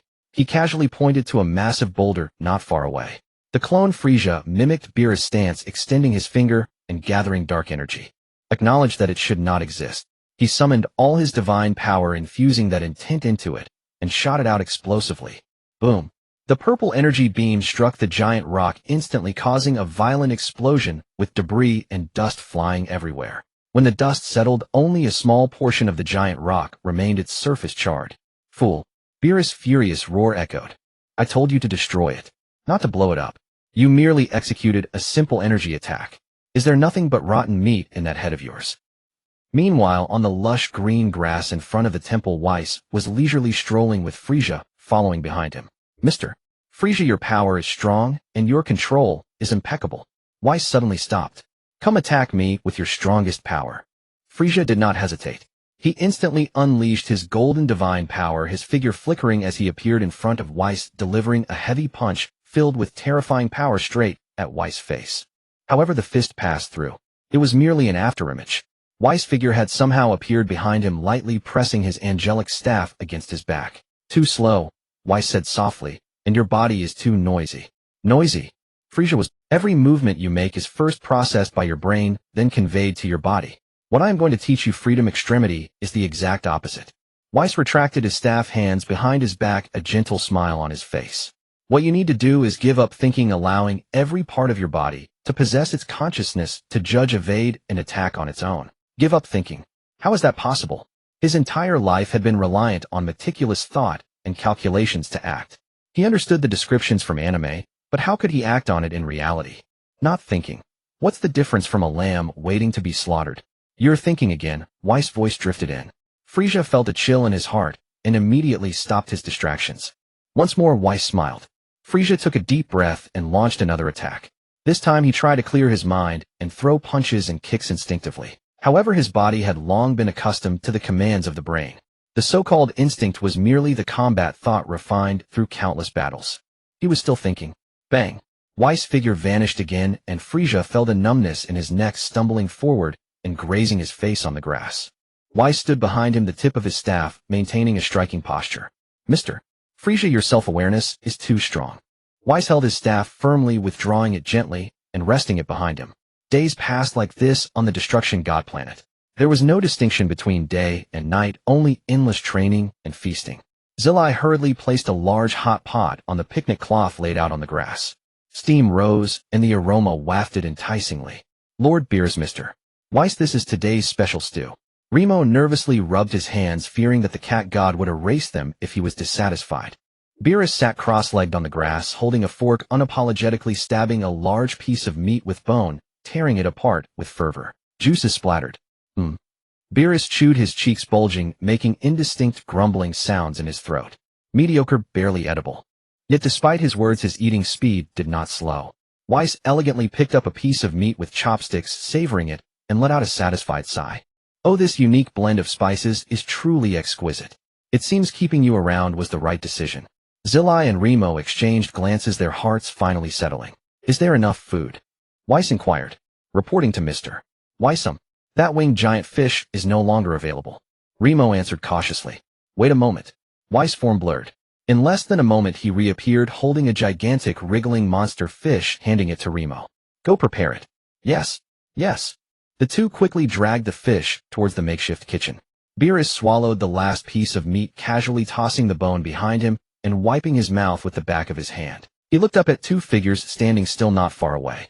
Hey, are you full yet? Frieza's main body and his clones simultaneously opened their eyes. No longer mere crimson, their gazes contained a peculiar brilliance. Thank you for the hospitality, Frieza slightly bowed. My brain is stuffed with theoretical knowledge, and my body is a bit rusty. Then go practice in the universe. Beerus laid back down, his hands behind his head, crossing his legs. Don't destroy my planet, or you'll be held accountable. That is only natural. The two figures shot up into the sky simultaneously, instantly turning into two black dots piercing through the atmosphere, arriving at the outer space of the Destruction God planet.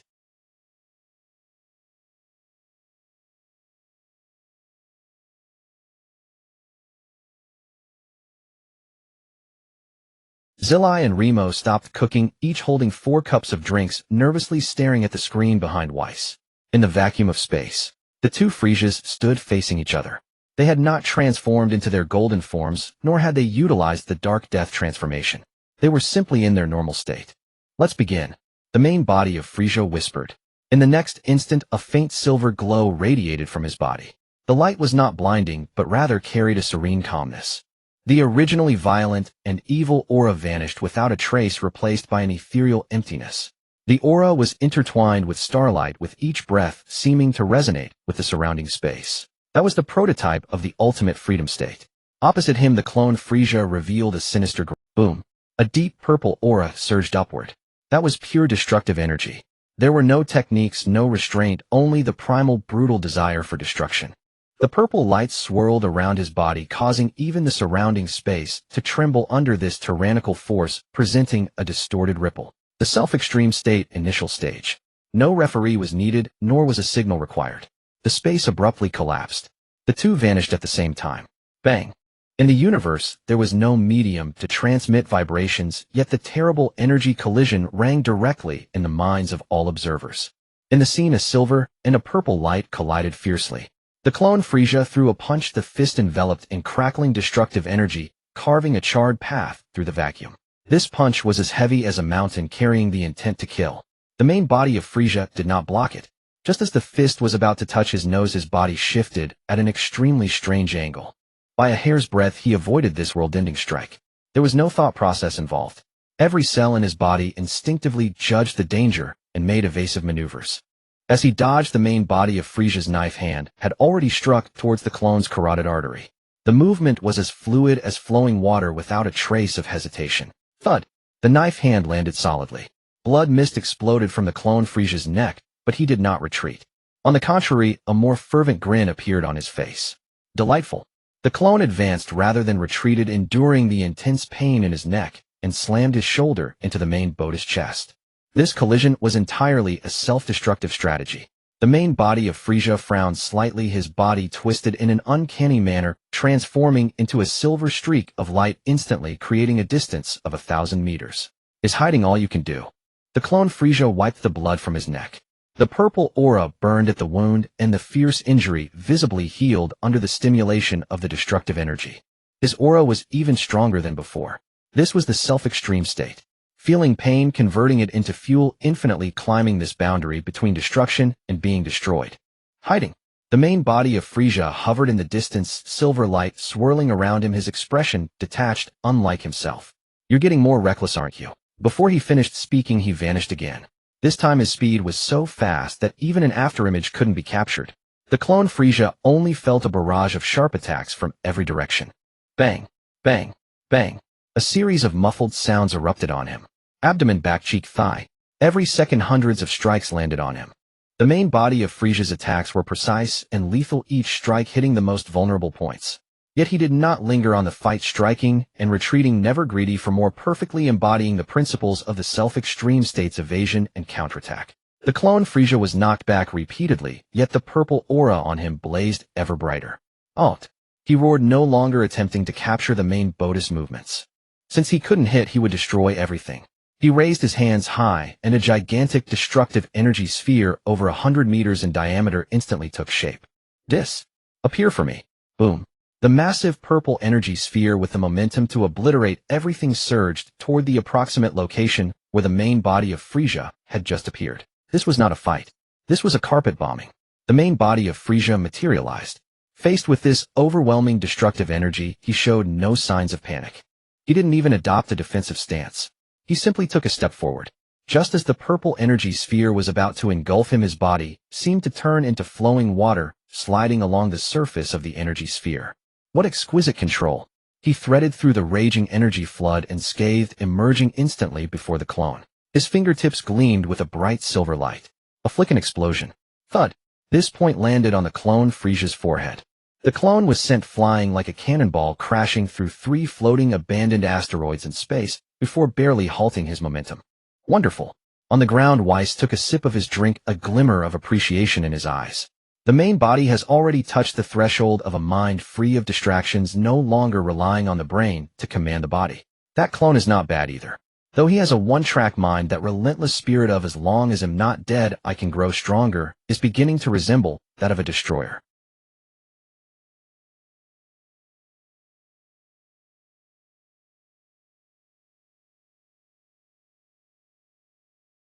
However, He glanced at the screen at the blood-soaked clone, still laughing maniacally. He relies too much on taking hits to build up anger. It will eventually lead to a fatal blow. In the universe, the battle continued and escalated. The clone Frieza had transformed into a figure engulfed in purple flames. His body was covered in countless wounds, yet his aura swelled to a terrifying degree. Each time he was knocked down, he would rise faster and his power would surge accordingly. Bring it on! Bring it on! The clone roared, his arms wrapped in a rich, almost black, destructive energy lunging forward. This time his speed surprisingly increased, faintly keeping pace with the main body. The main body of Frieza remained expressionless, instinctively sliding to the left. However, at the moment he slid, the clone Frieza suddenly halted his momentum, even breaking his own leg bone in defiance of the recoil. This completely illogical, self-harming maneuver exceeded the main body's predictions of body instinct. A hand enveloped in destructive purple flames tightly grasped the main body's wrist. Gotcha! The clone Frieza bloodied wore a grin as sinister as a demon. The main body of Frieza's pupils constricted. Thought returned to his mind in that instant. Oh no! Just as this stray thought emerged, the exquisite silver light momentarily stuttered. The ultimate freedom state was disrupted. Get down!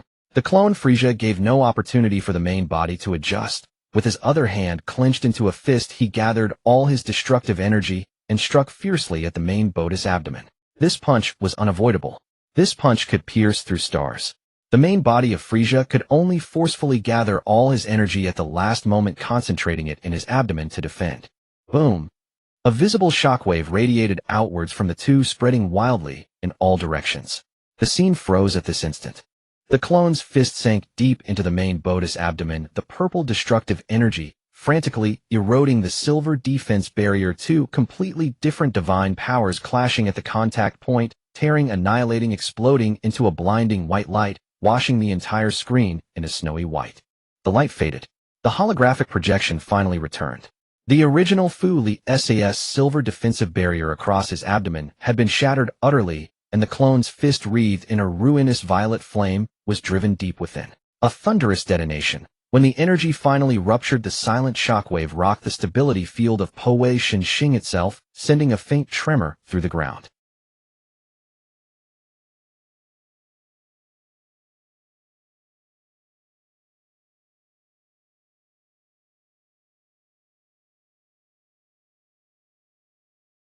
A mouthful of blood erupted from the original's lips and froze into tiny ice crystals in the vacuum.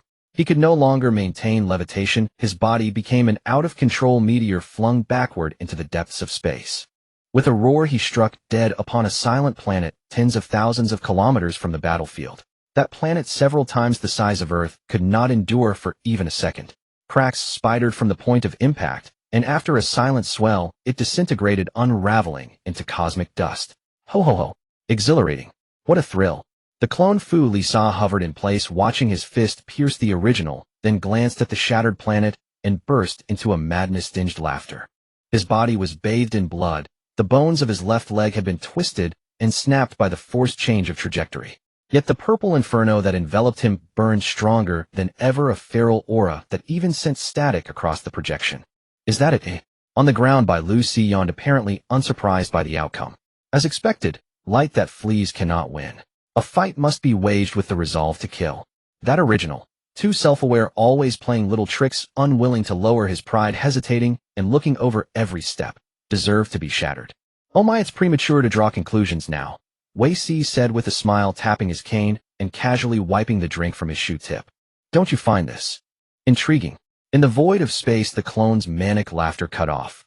He snapped his head around, his blood-red gaze fixed on the shattered planet's debris. Of course I didn't faint from that blow, he sneered. His broken leg bones knit together under a brutal regenerative force. He became a streak of violet lightning that tore through space toward the field of rubble. Come out. I can feel you. He spread his arms wide, and boundless destructive energy became a dense barrage blanketing that vast stretch of the cosmos. Rocks detonated. Countless meteor fragments were erased within the rain of violet energy. At the heart of that indiscriminate bombardment, behind an unassuming slab of colossal rock, the original Fu Li cradled the bloody hole in his abdomen, half kneeling in the void and gasping for breath. At the wound, purple destructive energy gnawed like maggots attached to bone, relentlessly corroding his divine form and greatly impeding the healing of the injury. The silver radiance of Zazai Ji had already faded from him. A miscalculation. I have been driven to this extent by a clone I myself created. As his mind returned to thought, a maelstrom of reflection and fury rose within him. That reckless self-destructive assault. My Bodis instincts detected danger and tried to evade it, but they could not anticipate him forcibly altering his trajectory in that way. Because the Bodis instincts are founded on reason. But that clone, there was no room for reason in his life. Only destruction. Only victory. Even if it meant mutual annihilation. Abandon thinking and let the body decide. Wei Sis words echoed in his head. Nonsense. From an ordinary man to an emperor by means of experience and planning. Abandon thought, and what distinguishes you from a barbarian who only knows brute force? Even instincts, I will master them. I will be their conqueror. An unprecedented will surged from the depths of his being. Zuoji. Feel the pain, turn the pain into fuel. The Foolish Cat by Lu Sis words surfaced as well. Admit that this thing should not exist, and then enact it. Thought became law. A flash of clarity cleaved through all confusion. Zazai Ji Zuo. One abandons the self, the other fortifies the self. Why must one choose? Why not have both? Let the body have its own awareness to dodge. At the same time, let the will of I reign above all. The body is merely the perfect instrument to execute the will of I. The will of I is destiny. If I declare you unworthy of existence, then you shall have no right to exist. My fate is mine, not heaven's. With a deafening eruption, a presence far more terrifying than any before burst from him. It was neither violet destruction nor the tangled silver light. It was a purity so absolute, as if it were the first ray of light born with the universe. Utter crystalline silver. The blasted meteor field stilled in an instant. The clone's movements froze. He felt a presence that made his soul tremble to the core. He turned slowly. At the center of the shattered debris, the original Fu Lisa had risen to it. His wounds, including the gaping hole through his abdomen, healed visibly under that silver radiance, closing with a speed that could be seen with the naked eye. His breath was steady, untroubled. Yet the impression he gave was wholly altered. If Zazai Ji's previous aspect had been ethereality and void, then now it was absolute mastery, a godly indifference peering down at the mundane. It was no longer merely crimson eyes. In those silver pupils the entire starfield was reflected, deep, cold, suffused with unquestionable authority. What have you done? For the first time the clone Fu Lisa felt fear. The original did not answer. He simply raised his hand and curled a finger, beckoning the clone with a slight gesture. Continue. Second round. The dismissive motion enraged the clone completely, though every shred of fear was consumed by fury. Death, impact, he roared, channeling all his destructive godly energy into a single point, transforming himself into a violet comet of annihilation and hurtling forward. And yet at the very moment he was about to strike the original's form vanished. Not merely vanished, but became intangible like water, through which the clone's attack slid, grazing his edge. It was not a high-speed evasion. The body had become invisible current, the assault passed through it. In the next instant, an irresistible force struck from behind. A solid chop from the original Fu Lisa cut precisely into the same spot at the back of his neck. The clone pitched forward, but immediately forced himself steady and swung a fist backward. His punch again found only air. Bam! Another strike hit his side. Bam! Bam! Bam! Bam! Blows rained from every direction with suffocating density. The clone fought back frantically, every strike unleashed with suicidal force and the aim to obliterate. Yet every attack landed on emptiness. By contrast, each of the original's counters found joints and vital points with surgical precision, small in force, but enough to interrupt his power and unravel his offense. He felt like a child toyed with by a grown hand. No matter how he struggled, he could not touch the one who toyed with him. The clone descended into madness.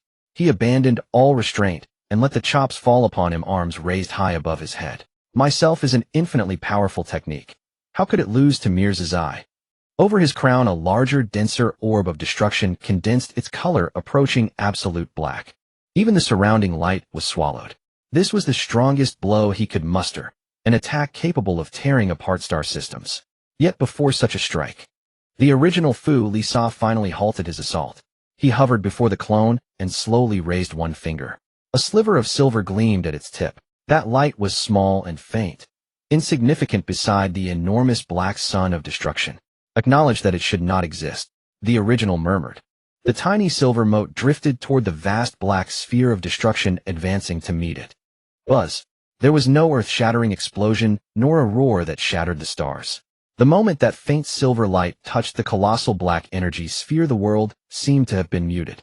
The enormous black energy orb dissolved silently, like snow beneath the sun. No, it was purified. It was a law from a higher dimension tyrannically denying the very existence of this energy mass. I told you it should not exist. The original Frieza gently pressed his finger against the clone's brow. The clone Frieza's body stiffened, the aura of world-destroying might collapsing in an instant. His bloodshot eyes were filled with disbelief, then rapidly glazed over as his body slumped limply to the ground. The victor was decided. The original Frieza caught the unconscious clone with one hand, the silver radiance on his body, slowly receding, returning to normal. Yet deep within his eyes a trace of lingering cold divinity seemed to remain. Shwa. His form flickered. The next second he returned to the grass of the god of destruction's planet, carrying the clone on his back. Lord Frieza.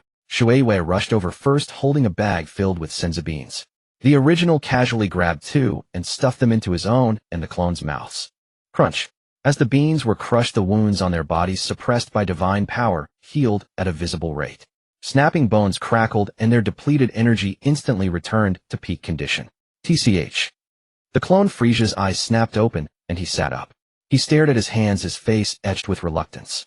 Our strength and speed were almost the same and my destruction energy was even purer. Why couldn't I move at all in that final moment? He gritted his teeth and slammed his fist into the grass, kicking up a cloud of dust. That feeling of powerlessness was like a low-dimensional being facing an attack from a higher dimension. They were simply not on the same level. Foolish. Beerus' languid voice drifted over. The god of destruction still lay on his lounger, his tail swishing lazily, not even lifting his eyelids. Yourself is nothing but impurities. Apart from rampaging like a mad dog, you haven't understood what true destruction is. The clone Frieza jerked his head up, ready to retort, but was silenced by Beerus' next words. Destruction is not mere annihilation. It is the authority to clear the weeds beyond order, to maintain the balance of the universe.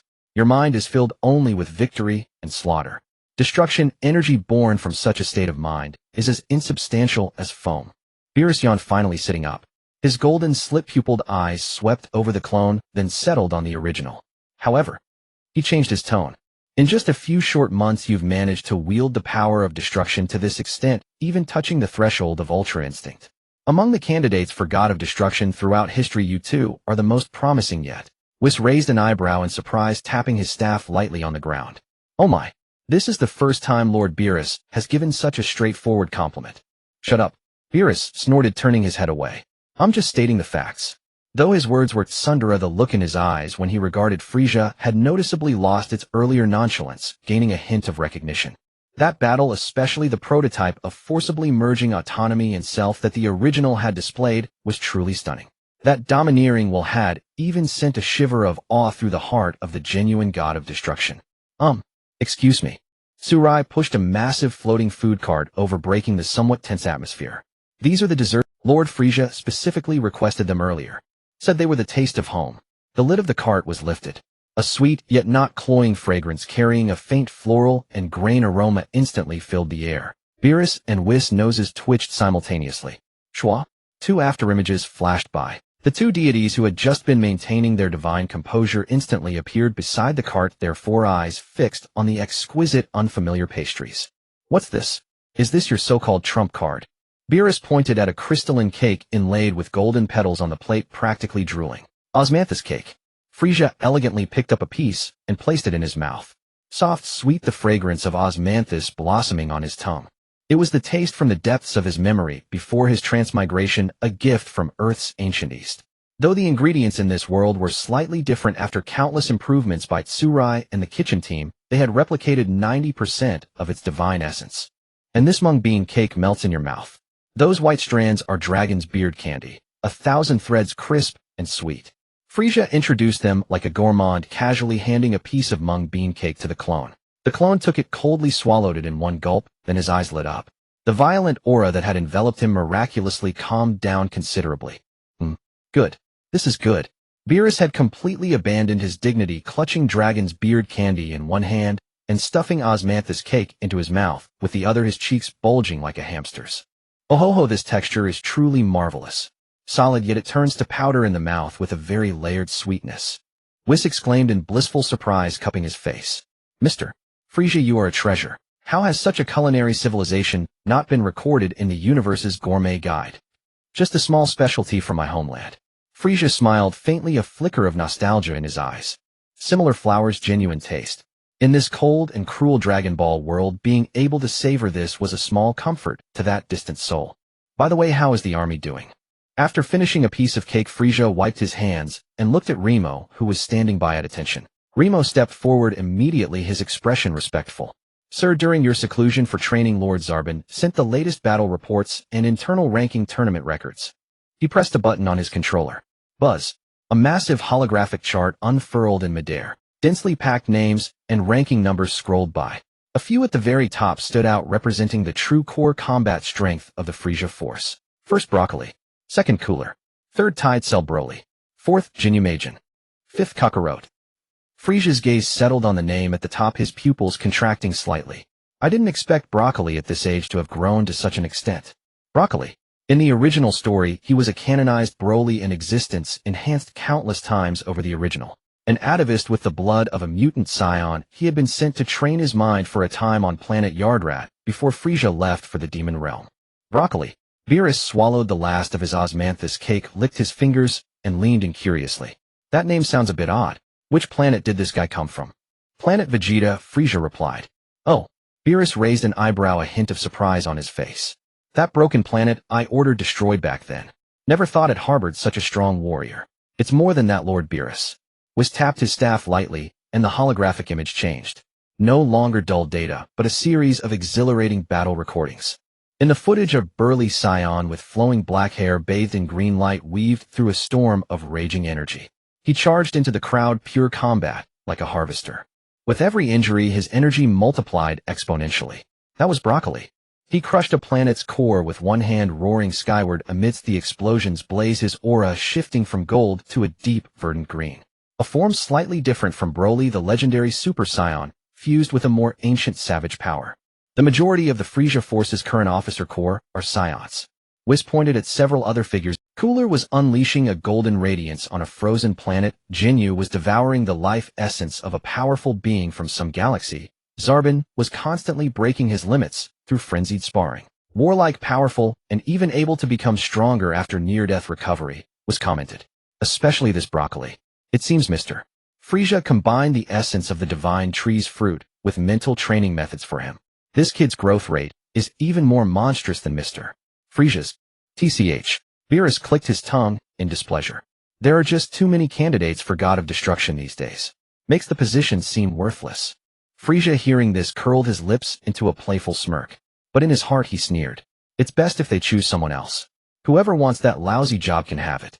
All I want is power. The fusion of self and autonomy, the absolute dominion that transcends all rules. Working as a lackey for the Omni King. Not interested.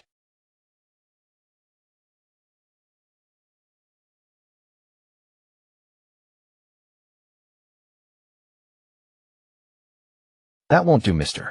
Frieza isn't just talented, this ambition and capacity are also key for a candidate. Frieza's expression remained unchanged. Mind reading. I'm not afraid of you. Just stay on the sidelines as an observer. Hey, what were you just thinking? Beerus eyed Frieza suspiciously, his ears twitching. You'd better not have any funny ideas. He guessed right. How could I, Lord Beerus? Frieza plastered a sincere smile on his face, casually cut the largest slice of cream cake from the cart, and handed it over with both hands. I am truly and sincerely hoping to share your burden. Come try this. It's made with the finest fresh milk in the entire universe. If you wouldn't dare. Distracted by the cake, Beerus snorted, took the plate, and began to devour it. Just then, boom. A vast solemn wave carrying a hint of divine pressure descended. Whis staff suddenly erupted with an unprecedented blinding light. This was no communication request. It was the highest level of summons.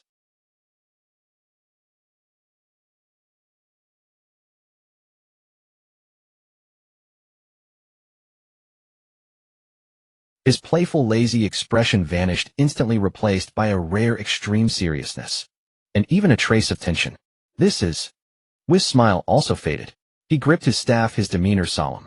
The crystal ball at the staff's tip projected a massive beam of light. In the light screen there was no background, only a pure void. A short figure in a priest's robe with light blue skin stood there silently. The Grand Priest. The ceiling of combat power in the universe, the butler of the Omni King. Lord Grand Priest. Beerus and Whis bowed immediately, without hesitation, their postures utterly humble. Frieza and the clone exchanged a glance, and quickly lowered their heads as well. Before this being, even they in their current state were as insignificant as ants. As for Tsurai Remo and Shuiwa, they had already prostrated themselves on the ground instinctively the moment the pressure descended, trembling, not daring to breathe loudly. In the image, the Grand Priest stood with his hands behind his back, wearing his eternal gentle smile, but there was no mirth in his violet eyes. Beerus of the Seventh Universe and Angel Whis. The Grand Priest's voice was soft, yet it resonated clearly in the depths of everyone's soul. Lord Omni King summons all gods of destruction from every universe. Proceed to the Omni King's palace immediately. There is a major announcement to be made. With that, the light screen flickered and vanished. The air was deathly silent. Major announcement. Summoning all gods of destruction. Combine these words in the context of the Dragon Ball world usually meant only one thing: a purge or a restructuring. Could it be? An extremely ominous premonition rose in Frieza's heart. In the original story, this was the prelude to the Tournament of Power. But how could a universe-wide tournament be convened for no apparent reason now? And this oppressive atmosphere was even heavier than before the Tournament of Power. Lord Frieza, what should we do? Tsurai asked, her voice trembling. Though she didn't know what was happening, her instincts told her the sky was falling. Beerus said nothing, just gave Frieza a long, hard look. Let's go, Whis. Yes. A pillar of rainbow light descended from the heavens, enveloping them both in an instant. Without any further instructions, not even a glance at the unfinished cake, two figures shot into the sky and vanished into the depths of the vast universe. Watching their departure, the respect on Frieza's face slowly faded, replaced by unprecedented gravity. He turned to look at the clone. The clone was looking back at him, the madness in his eyes completely gone, leaving only the same coldness and resolve. No words were needed. They were one, and both could guess what was coming. In returning to headquarters, Frieza spoke, his voice low, carrying a pressure like a storm about to break. Unforeseeable battles may lie ahead. Prepare every trump card. If the gods cannot be trusted, then we must rely only on ourselves. As his words fell, his form blurred and vanished from the grass of the god of destruction's planet in an instant. Only the slice of cream cake from which a piece had been cut remained alone on the table.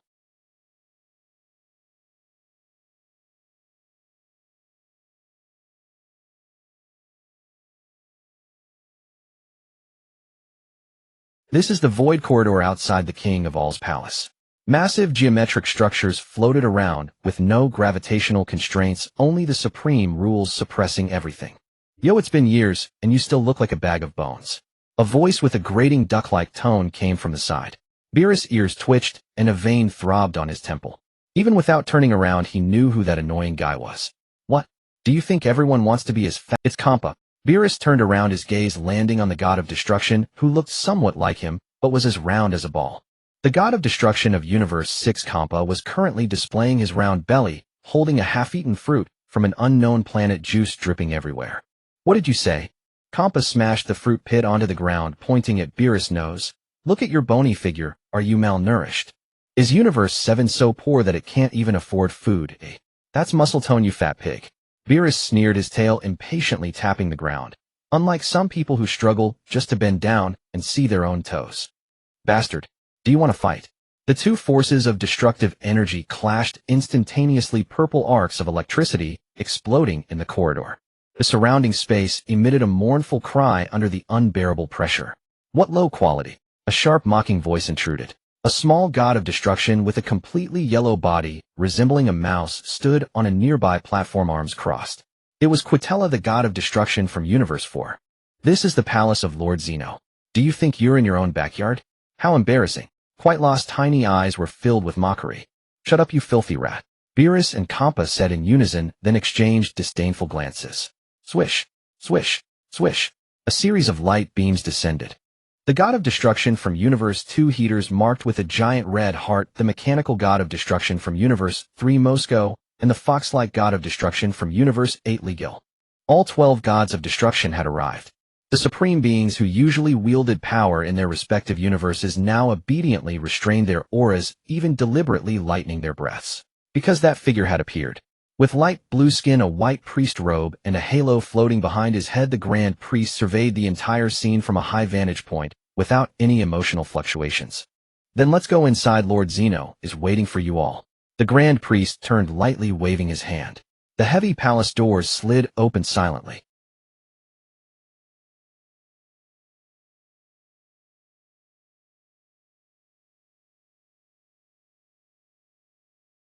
The internal space was vast to the point of being surreal, with enormous white pillars piercing the clouds, and the floor gleaming like a mirror reflecting the anxious faces of the gods. At the end of the elevated throne sat a small figure dressed in a red and yellow outfit with an oval-shaped head and an innocent smile, his short legs swinging in midair. At the pinnacle of the universe, the king of all.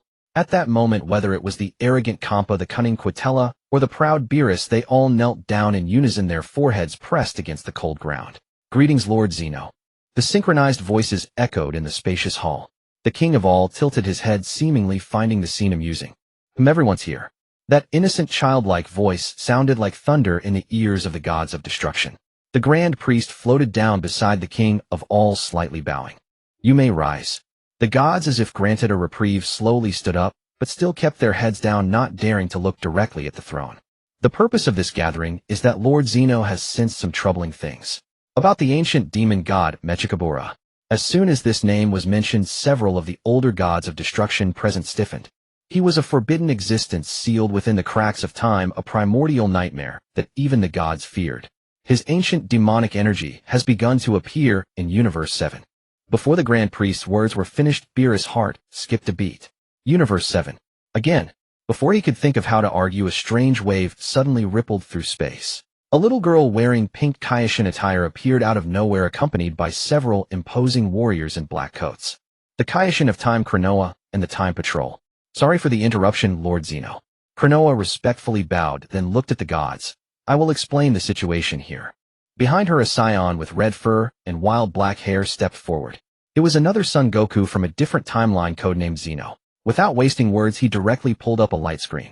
While monitoring the timeline, we discovered frequent reactions of demonic energy from the records in parallel universes of Universe 7.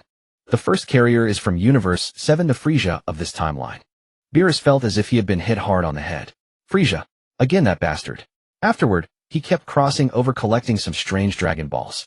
Zeno's son Goku continued, his expression serious. When we returned to investigate, we found that those Dragon Balls were extremely dangerous, tainted with the ancient demonic energy of countless eras.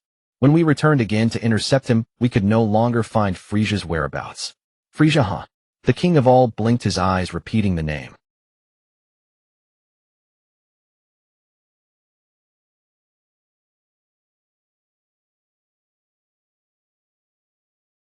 Isn't that your universe's person? Beerus' legs went weak, nearly kneeling again. Cold sweat instantly soaked his back. Damn it! Damn it! Damn it! What the hell has that bastard been doing behind my back? Yais. Lord Zeno. Beerus' voice trembled, and he had already started to think of his last words. Interesting. The king of all suddenly jumped down from his throne, hands on his hips. I want to meet him. There was no anger. No signs of destruction. Rather, it was a kind of excitement, as if he had found a new toy. Beerus was taken aback. This script was not right. Wait a moment, Lord Zeno. The Kaioshin of Time Cronoa quickly stepped forward. From the observations of the Time Palace, different universes have been appearing with demonic energy, tainting the demon eyes. This is not just a problem for Universe 7, all universes face the threat of an ancient demon's revival. Therefore, I suggest that all universes send out search teams to gather these things. Demon eyes. The king of all tilted his head, pondering. That sounds like it could be fun. All right. The king of all nodded, raising both hands. However, if we want to form a team, it must be with strong individuals. Let's have these 12 guys gather the strongest from their respective universes and hold a cosmic team recruitment competition. Hey, Grand Priest, what do you think? The Grand Priest smiled slightly, clearly accustomed to the king of all's whims. An excellent idea, Lord Zeno. The king of all rubbed his small hands together, excitement overflowing.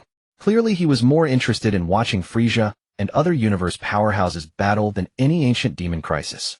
The Grand Priest turned to face the gods, announcing the final decision. The rules are as follows. Each universe selects its 10 strongest members to compete on the arena of the void. The final 20 victors will gain the qualification to enter the cosmic search team responsible for handling this demon crisis. As for the universe that performs the worst, the Grand Priest paused, his smile still gentle. Perhaps there will be no need for their existence. Silence. Absolute silence. The faces of all the gods of destruction instantly turned pale. Do you understand? Yes. Universe 7, the realm of the gods of destruction. Two beams of light descended. Beerus nearly collapsed on the grass, gasping for breath as if he had just run back and forth from the gates of hell. Where is that bastard? Where is that bastard? Beerus suddenly jumped up, grabbing Ramo's collar and shaking him violently. Where did that bastard Frieza go? Frieza has returned to headquarters. Whis calmly adjusted his collar. Lord Beerus, rather than getting angry, you should quickly convey Lord Xena's commands. This is a matter that concerns the survival of the universe. Let's go. Right now. Beerus gritted his teeth. I want to turn that lizard into sashimi. Frieza's headquarters central control room. In front of a giant floor-to-ceiling window, Frieza stood one-handed, watching the busy starport outside. In his other hand, he held a crystal-like fruit of fresh fruit from the Tree of Might, containing a trace of divine power within its fresh life energy. Sir. Zarbon walked in quickly. As per your orders, all external expansion tasks have been completely halted. The frontline troops are orderly retreating. Very good. Frieza turned around, cold light flickering in his red pupils. What about Bick? The entrance to the demon realm has been closed, Zarbon replied. But Bick said there seems to be some unusual turbulence over there. As expected, bring him back. He'll head to the demon realm immediately. Frieza sneered. The ancient demon god Mechikabura. That old thing really can't hold back. At that moment, a terrifying divine aura descended upon the headquarters. The alarm of the entire planet blared. No need to panic.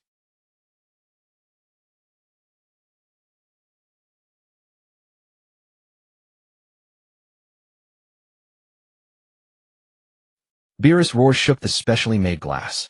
He rushed up to grab Frieza by the neck, but was gently blocked by Whis' staff. Lord Beerus, we have more important matters to attend to. Beerus took a deep breath, forcibly suppressing the urge to blast the person before him into dust. Lord Zeno has issued an order. He fixed his gaze on Frieza. Each universe must send 10 people to compete. If they lose, the entire universe will vanish. This is all your fault. Oh. Frieza raised an eyebrow, not showing any panic, but rather flashing a meaningful smile. Is that so? This development was remarkably similar to the Tournament of Power in the original story, yet it became more complex due to the demon factor.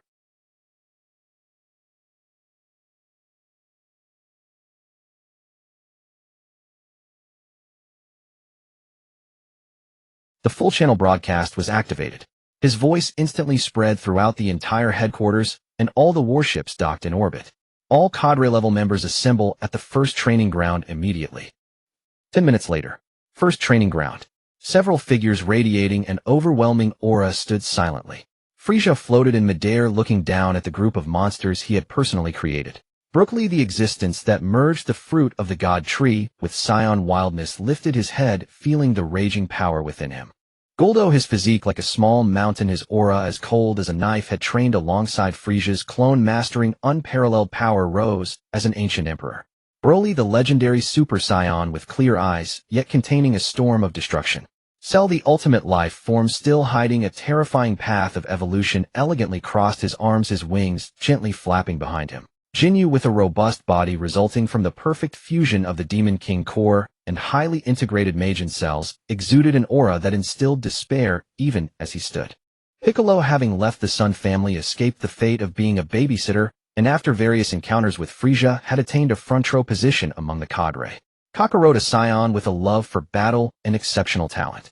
Vegeta, the proud prince of the Saiyans, yearning for power, yet this world was loyal to him, as Dor, an originally unimpressive and outdated lower-level boss, had undergone a complete transformation under Frieza's intervention. Plus Frieza himself. Exactly 10 people. This mission is very simple.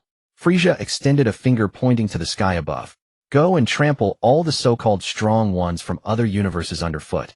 What we want is not qualification. It's absolute dominance. Boom. 9 unparalleled auras erupted into the sky, stirring the winds and clouds, even making Beerus squint his eyes. The Kaioshin appeared with Jebbet, intending to say something, but was forced back several steps by this overwhelming aura. It seems there's no need for me to say much. The old Kaioshin wiped the sweat from his brow, looking at this group of individuals who were more akin to demons than warriors. It seems the final battle is not far off, though I haven't been idle for nothing all this time. The old Kaioshin bent over and walked out, having been involved with Frieza, mingled with beautiful women, and helped several cadre-level warriors increase their power. 3 days. Merely 3 days. The once empty realm of nothingness had transformed entirely. Huge banners bearing the letter F in black on a crimson background fluttered everywhere. He turned his head, looking at Beerus, a proud arc forming at the corner of his lips. Let's go, Lord of Destruction. Let's put on a show for Lord Zeno that he will never forget. If you lose, you disappear. Cell's dark green spotted carapace glinted coldly under the sunlight. He folded his arms, his fingers rhythmically tapping against his biceps. So if I win, I can hunt down any of those so-called universal powerhouses at will. He turned his head, glancing at the towering figure beside him. Broly stood shirtless, his haphazardly tied red waist sash swaying in the wind. At the mention of battle, a low growl rumbled from the throat of this beast-like scion. Excitement was building within his terrifying physique. Interesting. Frieza hovered in midair, looking down at this group of madmen who had become exhilarated by the mere word hunt. Fear. That word had long been eradicated from his army. Just in case. The Supreme Kai Shin tremblingly approached, his palm open to reveal a pair of yellow Patera earrings. These are Patera earrings. If you encounter an unbeatable opponent, as long as two people wear them on opposite ears, you can instantly fuse and your power will multiply. Fuse, eh? Cooler gently flicked his tail, hooking the pair of earrings. A cold touch. An ancient rule-like force flowed within them. What a convenient cheat device. Cooler toyed with the earrings. But a true powerhouse doesn't need such things. Still, they make a fine collectible. He then looked at the others, his gaze meeting Vegeta's. Are you kidding me? I'm not fusing with anyone. He immediately turned his head away.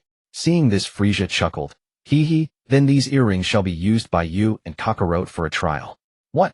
Lord Frieza, Vegeta was on pins and needles, torn between his pride and his revered lord. What's the big deal? Lord Frieza himself has spoken. Are you going to disobey an order? Kakarot immediately chimed in. Shut up. Sweat dripped down Vegeta's face as he looked back at the Supreme Kai. How long does the fusion last? It won't be permanent, will it? The Supreme Kai smiled. No, it won't. For non-deities, it automatically dissolves after 30 minutes. Vegeta breathed a sigh of relief and gave a reluctant nod of agreement. However, my lord, if the match goes smoothly and it's not needed, I absolutely refuse to use it. That's perfectly fine, of course. Frieza gave his assurance. Then a faint blue light flickered at his fingertip. Time and space rippled. The earrings vanished from his hand, in an instant stored away in his own independent pocket dimension. Wait a moment. The clone stepped forward. I have another method, the Metamoran fusion dance. He then explained the technique and demonstrated the steps.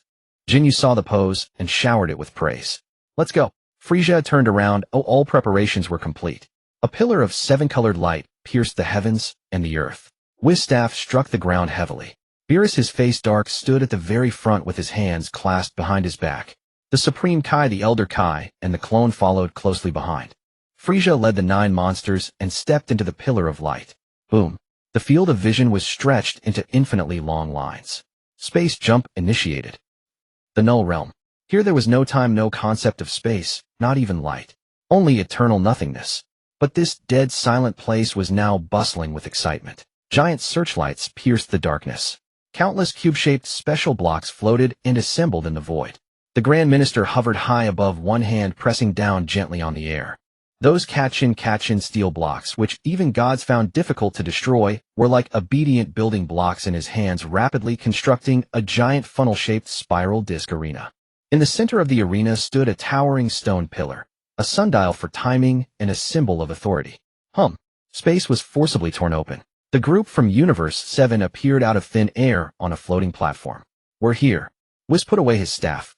Almost at the same time, a small blue and purple figure jumped up on the highest, most prestigious viewing platform in the distance. Oh, they're here. They're here. Zeno leaned over the railing, his little short legs kicking excitedly. Behind him, his 2 slender, expressionless guards instantly tensed up. Whoosh. Without anyone seeing their movement, Zeno had already floated right in front of Beerus. Lord Zeno. Beerus' knees went weak. With a thud, he knelt on the ground, his forehead pressed tightly against the cold floor. The Supreme Kai was so terrified, he was trembling all over, prostrating himself completely. Hey, you. Beerus turned his head, hissing through clenched teeth. Kneel. Cell frowned slightly. Vegeta looked utterly displeased. Broly had no idea what was happening. Frieza let out a soft laugh. He descended gracefully, touched one knee to the ground, placed his right hand over his heart, and performed a standard noble salute. Greetings, Lord Zeno. Seeing their leader do this, Barusu, Kuri, Jinyu, and the others followed suit, dropping to one knee in unison. Though not as servile as Beerus, they still showed sufficient respect. Hey Beerus. Zeno completely ignored Beerus' fear, his dot-like eyes scanning the crowd. Which one is Frieza? It's him. Beerus pointed a finger at the white figure. This is Frieza of Universe 7. A blue light flashed from the ring on Frieza's hand. A small figure entirely deep blue and resembling flowing water emerged from the ring. He reached out his little hand, which looked like it was wearing a mitten, and directly took hold of Frieza's finger. Beerus' heart nearly stopped. Whis raised an eyebrow. The Grand Minister told me so much about you. Zeno pulled Frieza along, floating up into the air. From your birth to your journey, and how you subdued those enemies. It was very interesting. Frieza let himself be led. A strange sensation came from his palm. There was no fluctuation of ki whatsoever. But his intuition told him that if this little being wished it, he would be reduced to nothingness in an instant. This feeling of being on a razor's edge, it had been a long time. Frieza let out his signature laugh. Thank you for your kind regard, Lord Zeno. To repay your expectations, my subordinates and I have prepared a magnificent performance especially for you. A performance? Zeno tilted his head. Will it be fun? Absolutely spectacular. Great. Zeno clapped his hands happily. Then you have to let me watch until I'm satisfied. Just then. Click. Click. The last few enormous blocks of Kachin steel locked perfectly into place. The Grand Minister descended slowly from the sky, hands clasped behind his back, wearing his eternally unchanging gentle smile. Lord Zeno, the arena is complete. Zeno let go of Frieza's hand and pointed at the giant spinning top-like arena below. Frieza can go test if it's solid. Frieza can. The corner of the officers' mouths twitched uncontrollably. This was probably the only being in the entire universe who dared to call him that. As you wish. Swoosh. A flash of purple light. Frieza's figure instantly appeared in the center of the arena.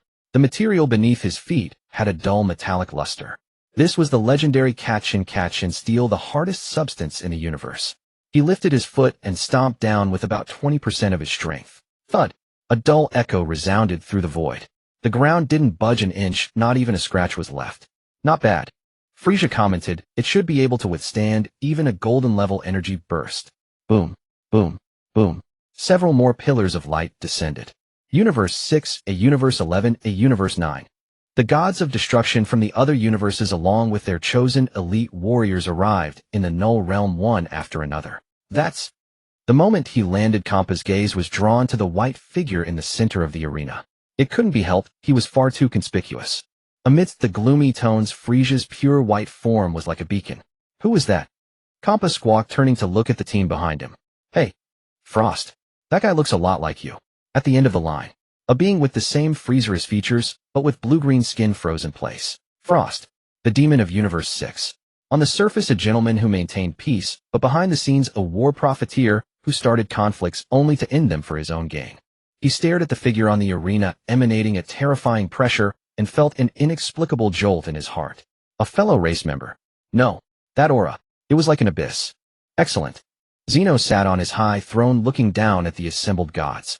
Since everyone is here who would like to try out the arena with Frieza, dead silence fell over the entire venue. The newly arrived gods had no idea what was going on. No one. Zena's tone became dejected. Then he'll just pick a universe at random.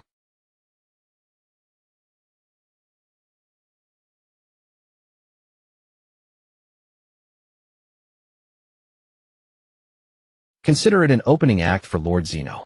Kampa was overjoyed. Good. Go. Give that skinny skeleton from Universe 7 a good beating. Frost lightly touched his toe to the ground and landed gracefully on the arena. The two faced each other. On one side a hypocritical gentleman. On the other a pure aristocrat. A pleasure to meet you. Frost gave a slight bow, his manners impeccable. I am Frost of Universe 6. I never expected to meet a fellow race member in another universe, it's truly. Shut up. Frieza didn't even spare him a glance, not even taking his hands from behind his back. Put away that nauseating fake smile. Frost's smile froze on his face. What did you say? I said. Frieza turned his red pupils reflecting the other's ludicrous appearance. Use your full power. Otherwise I'm afraid I might accidentally kill you. Utter arrogance. He completely didn't see the other as a being on the same level. Frieza stared at him as if looking at a corpse. I know exactly what kind of person you are. You possess every single trait I despise the most. From the stands, Cell let out a snicker. What a boring act. That kind of trash isn't even worthy of warming me up. Don't be careless. Piccolo said this, but his gaze had already drifted towards Universe 11. Those two bald ones over there are the real threats. On the arena, Frost was enraged. The humiliation of being treated like a weed instantly shattered his mask of pretense. You bastard. Don't get too cocky. Boom. An explosion of air. Frost stopped hiding. His body began to rapidly swell, muscles bulging, exoskeleton stretching. In a mere instant, he transformed into his final form. But this aura enough to dominate Universe 6 was like a single candle in a hurricane before Frieza. Yeah. Frost charged forward with a roar. His fists rained down like a storm. But this barrage capable of pulverizing mountains couldn't even touch a single inch of Frieza.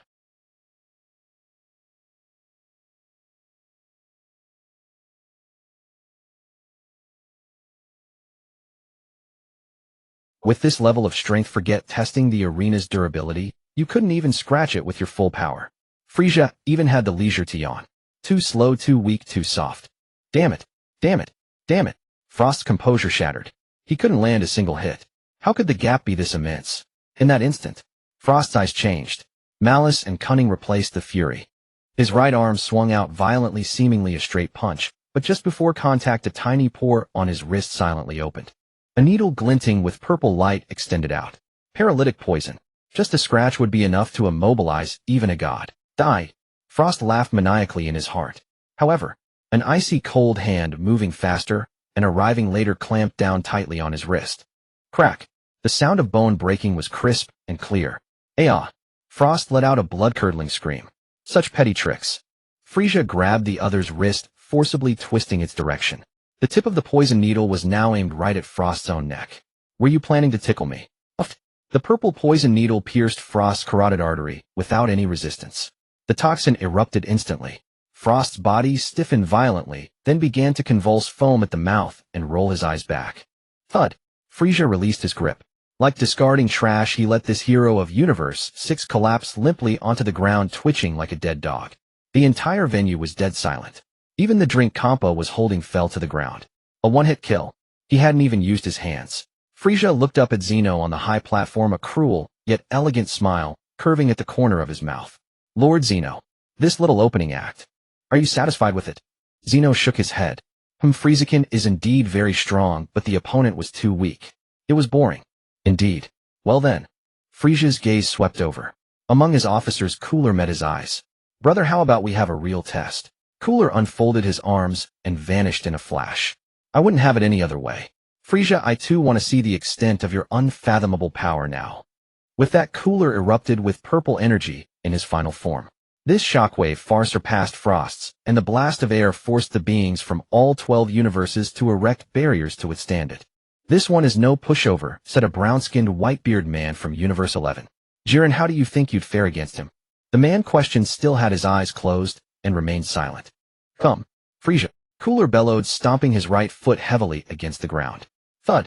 The indestructible poly steel let out a muffled groan. His violet figure vanished in an instant, the air brutally compressed, trailing a piercing white shockwave. Fast. It surpassed even the limits of light and shadow. Frieza stood still, hands still clasped behind his back. Only when the devastating heavy fist hurtled toward his face did he leisurely extend his right hand. Crunch. As the beings were crushed, the wounds on their bodies, suppressed by divine power, healed at a visible rate. Snapping bones crackled, and the terrifying wind pressure instantly swept across the entire void realm. Whoa! On the viewing platform, the weaker Kaishin had to raise an arm to shield against the gale. The Pride Troopers of Universe 11 had their robes rustling fiercely to trigger tremors of this magnitude. Toppo crossed his arms, his massive mustache trembling wildly.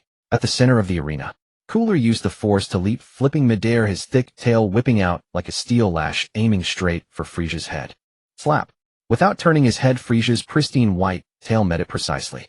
The two tails locked in a deadly grapple midair. Huh. Leveraging the tail's pull, Cooler plummeted like a meteor, knees together, crashing down onto Frieza's shoulder. Frieza crossed his arms and raised them. Thud. The heavy impact sent a ripple across the metal floor beneath Frieza's feet, but he didn't budge an inch. Not bad. Frieza's arms suddenly tensed and pushed outward. The immense recoil sent Cooler flying hundreds of meters away.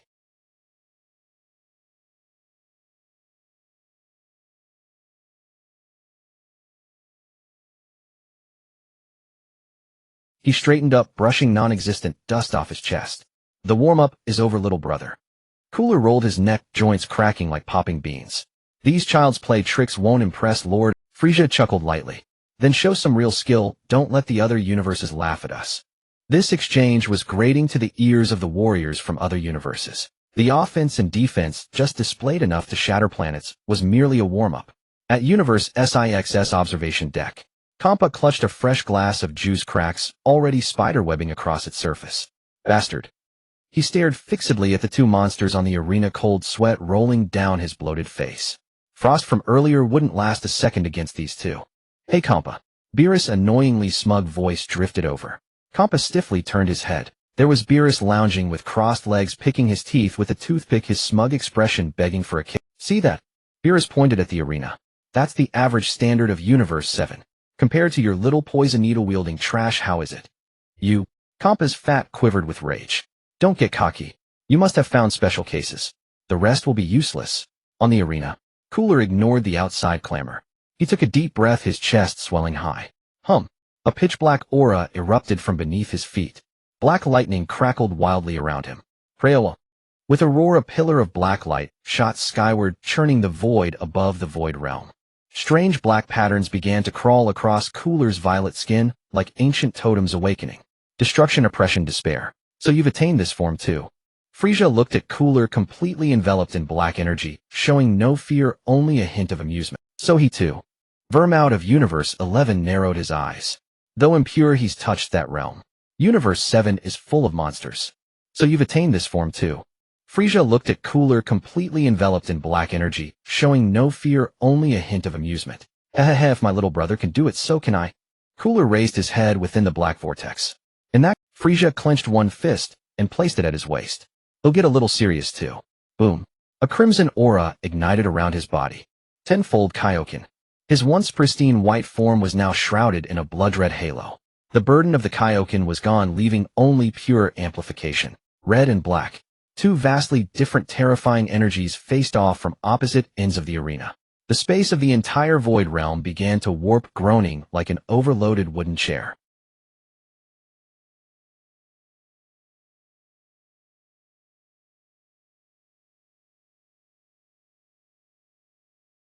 The Grand Priest stood by, maintaining a polite smile.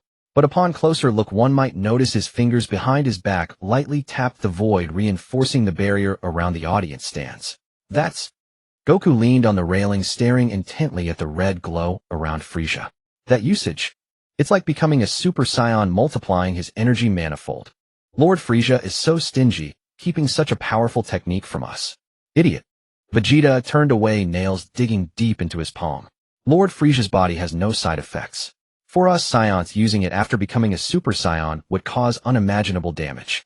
Broly had fewer thoughts. He only felt his blood boil. That wild energy was calling to him. In Universe 11, Jiren, who had been meditating with eyes closed, finally opened them. His gray pupils reflected the two energy sources on the arena, expanding wildly. Jiren. Toppo's face was grim. These two. Evil, extreme evil. Their power is filled with the desire to destroy. The momentum peaked. Come, take this. Boom. Both figures vanished simultaneously. This time, not even a blur remained.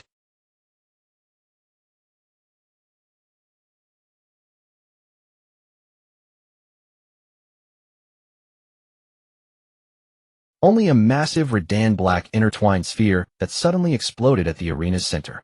The deafening roar reached them a full second later. Then came a rapid succession of impacts like raindrops. Bang, bang, bang, bang, bang, bang. Each collision sent visible ripples spreading through the void. Cooler's fists were cloaked in black, corrosive energy, each strike attempting to erode Frieza's defenses. Frieza, empowered by the Kaioken's explosive force, met force with force. Fast. Too fast. Most contestants could only see sparks erupting in the air, completely unable to follow their movements. Cooler brought down a knife hand, strike, a black energy blade slicing through the air. Frieza sidestepped and retaliated with a heavy elbow to Cooler's abdomen. Thud. Cooler's body arched from the blow, spitting out a mouthful of saliva. But his movements didn't stop. His thick tail instantly coiled around Frieza's neck and yanked him backward. Frieza was slammed hard towards the ground. But just before impact, he caught himself with one hand spinning like atop his legs, scissoring around Cooler's neck. The two tumbled for hundreds of meters, shattering several raised metal plates along the way. Boom. The final clash. Both were sent flying backward, landing at opposite edges of the arena. Dust filled the air. Dead silence fell over the venue. Everyone held their breath, waiting for the dust to settle. Drip. A drop of violet blood fell onto the metal floor. The dust cleared. Cooler was on one knee, panting heavily. The black patterns on his body were slowly fading. Clearly he had been at a disadvantage in the fight against Frieza. Across from him, Frieza slowly straightened up. The red aura receded like a tide, revealing his pristine, white form once more. Aside from a faint bruise on his chest, he was unscathed. The difference was clear. Frieza stepped forward gracefully towards Cooler. A splendid performance, brother. He extended a hand. Cooler looked up at the hand, pausing for a second. Then he grinned and grasped it. Humph. Next time I'll tear you apart. Frieza pulled the massive figure to its feet with a single heave. The two stood side by side, one large and one small, then turned to face Omni King on his high throne and bowed deeply. Lord Omni King, Frieza announced loudly. As you can see, this arena is sturdy enough to withstand battles of a much higher level. Oh, Omni King looked absolutely delighted. So amazing. Friezakin is amazing. And that Kulakan is amazing too. Everyone is amazing. Since the exhibition is over, the Grand Priest's figure slowly descended to the center of the arena. He looked around, his invisible pressure silencing everyone. Now I shall announce the specific rules for the search team selection tournament. The Grand Priest raised one finger.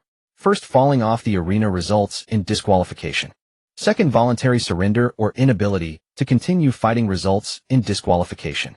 Third, to ensure the tournament's entertainment and Lord Omni King's viewing pleasure, the use of weapons and recovery items is prohibited.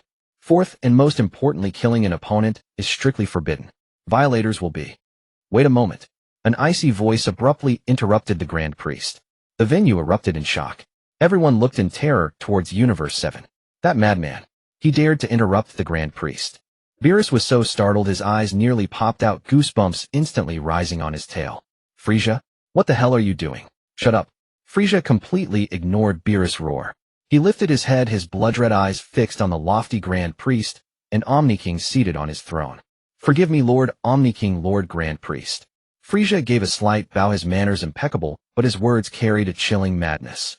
Since we are selecting an elite team to search for the demon eyes across the universes, the enemies we face will undoubtedly be heinous villains, perhaps even monsters beyond comprehension.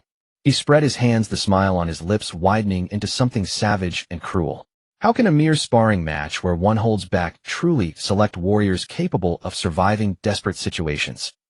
A tournament with such restrictions is far too boring. Frieza's voice echoed in the silent. Therefore I propose. His gaze swept across all the pale-faced contestants, finally settling on the Grand Priest. In this tournament, no methods are off limits, and life or death does not matter. Only those who survive are worthy of serving Lord Omni King. The moment these words were spoken, the entire venue seemed to plunge into an ice cellar.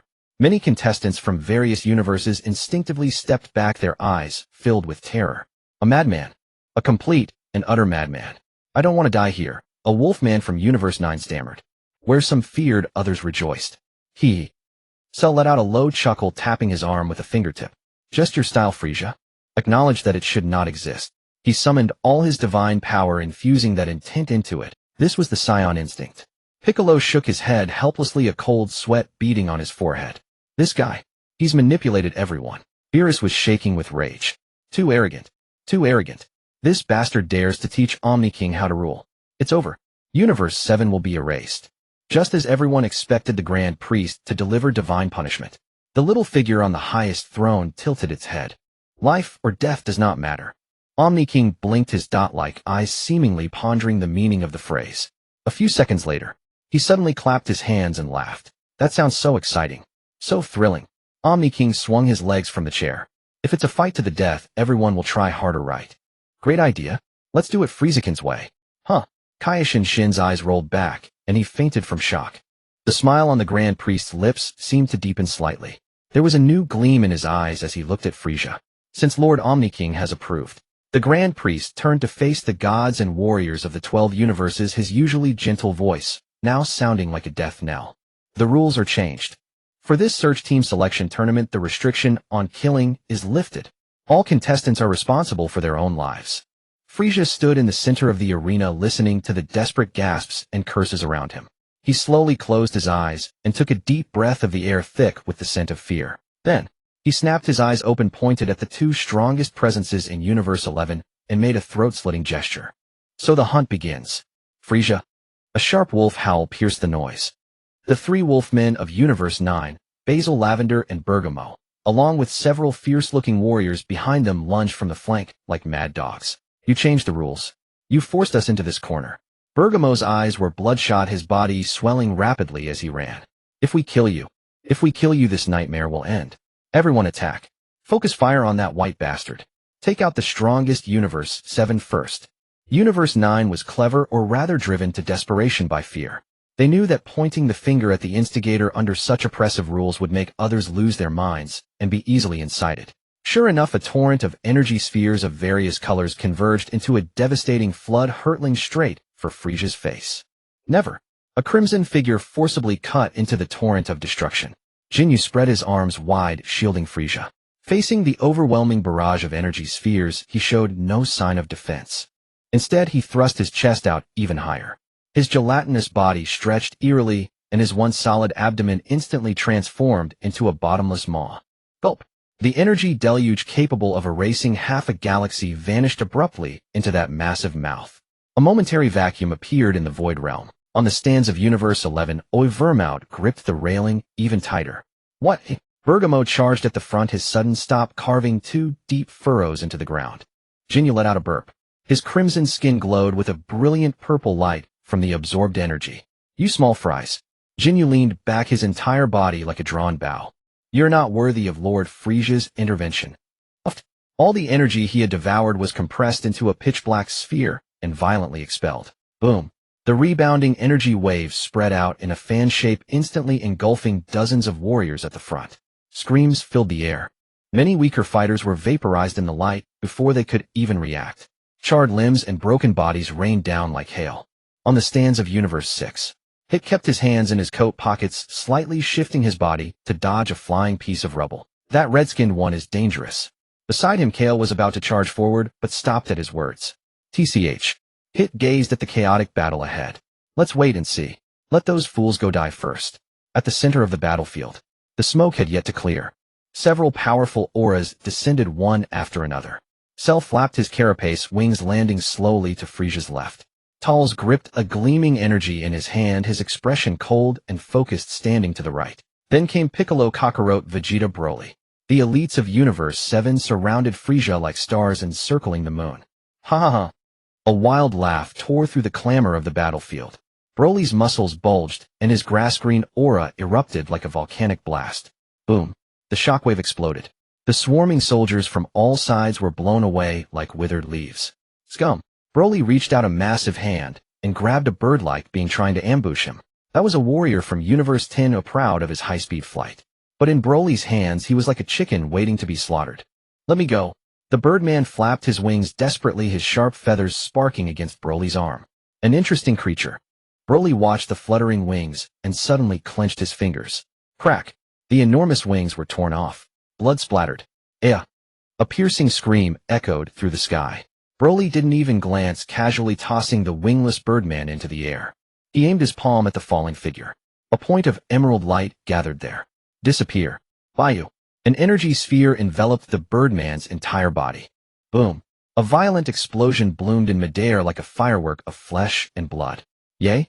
Yay. The Omni King kicked his legs happily on his throne. That big green guy is so brutal. So entertaining. The Grand Minister smiled and nodded, unmoved by the gruesome scene.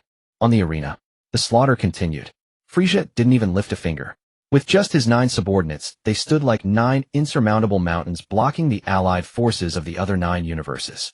A sharp glint flashed in Turles' eyes. His power surged, and he punched a Rockman's head to pieces with one blow.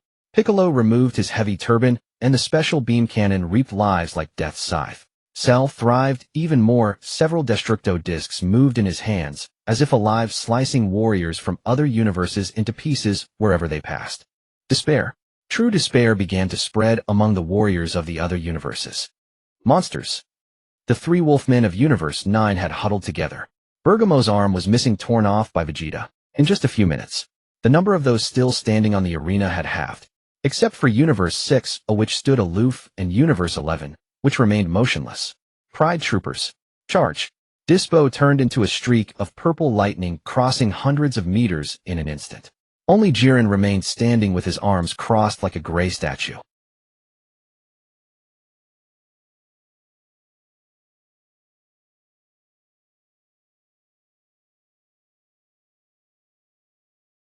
Facing this new pressure, Frieza's side seemed completely at ease. Broly turned his head, his gaze locking onto distant Universe 6. There he sensed the auras of several Saiyans. Saiyans. He muttered the instinctive disgust, making his aura even more ferocious. Kakarot flexed his wrists, his knuckles cracking.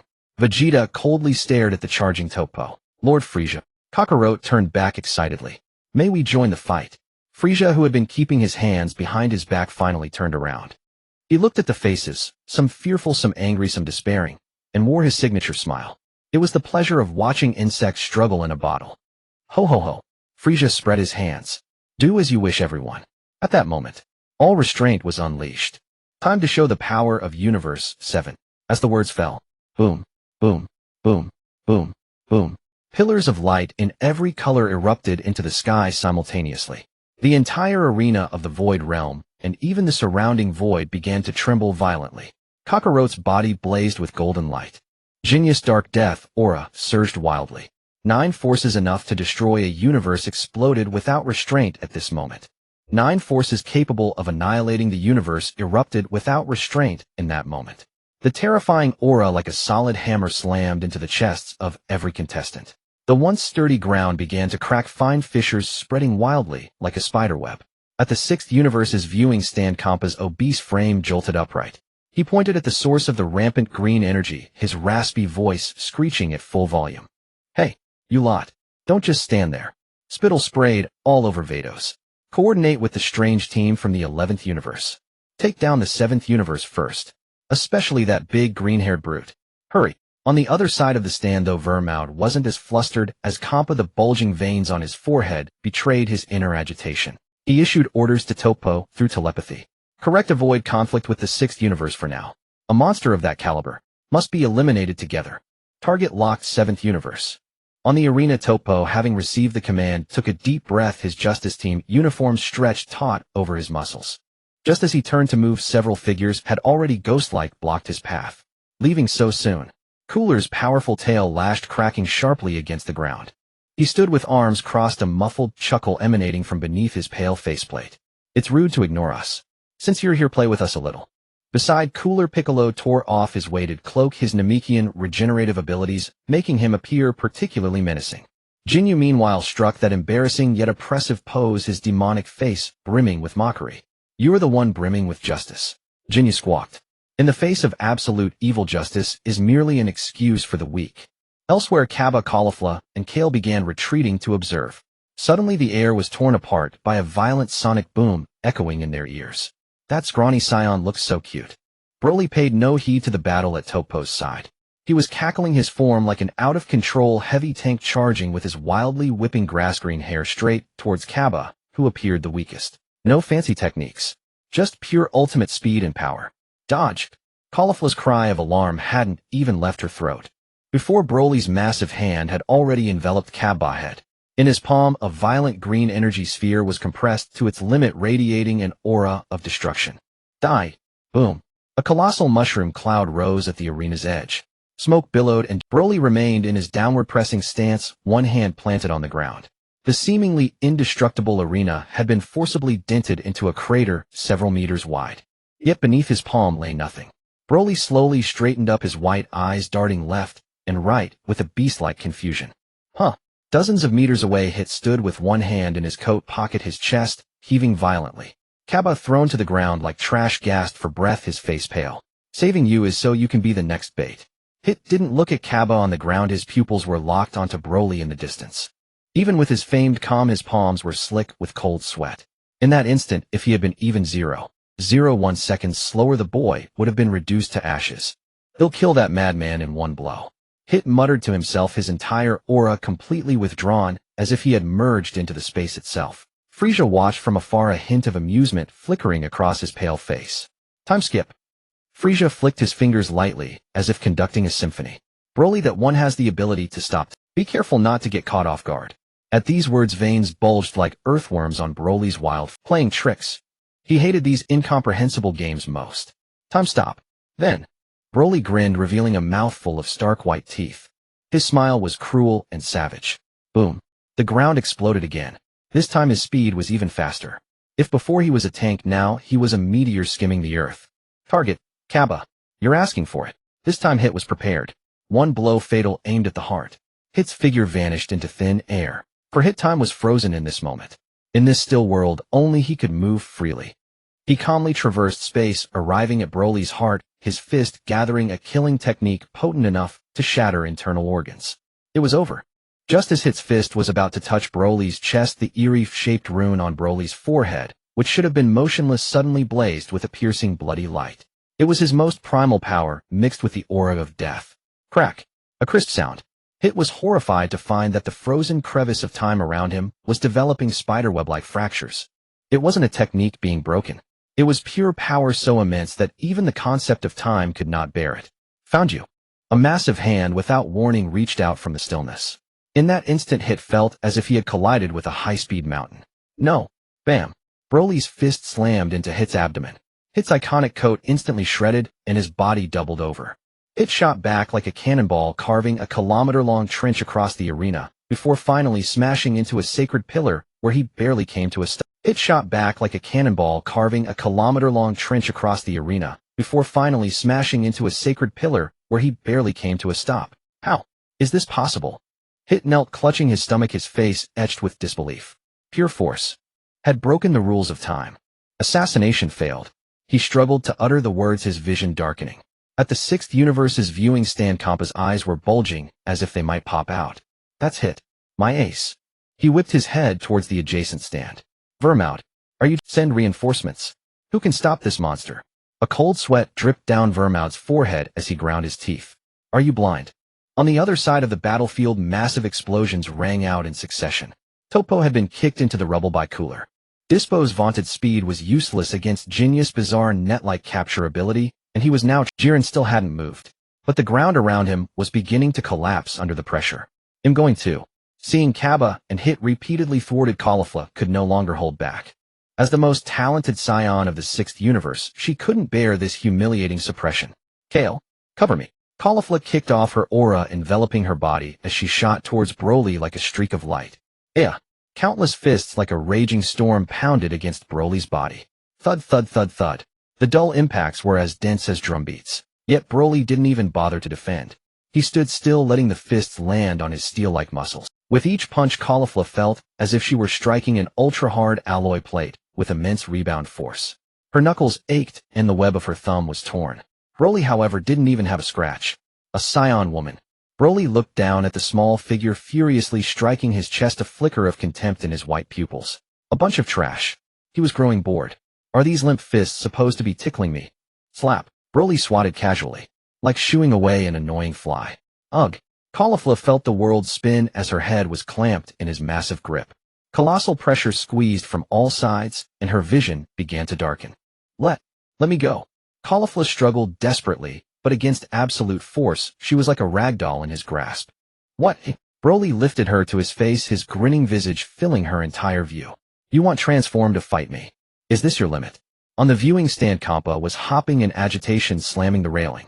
Transform. Into that golden form. That Super Saiyan thing. Why aren't you like them? Hearing Kampa's roar, Kale, who had been hiding behind, trembled, tears welling in her timid eyes. We don't know how. She said, her voice choked with sobs. Watching her sister, whose face was turning purple, she suddenly charged forward like a madwoman. Sister, let my sister go. Kale's weak fists rained down on Broly's arm. But for Broly, it wasn't even a tickle. Kampa collapsed into his chair, utterly defeated. It's over. All over. They're both scions. Why is the gap so huge? Beerus, meanwhile, was lounging with his legs crossed, smugly swishing his tail.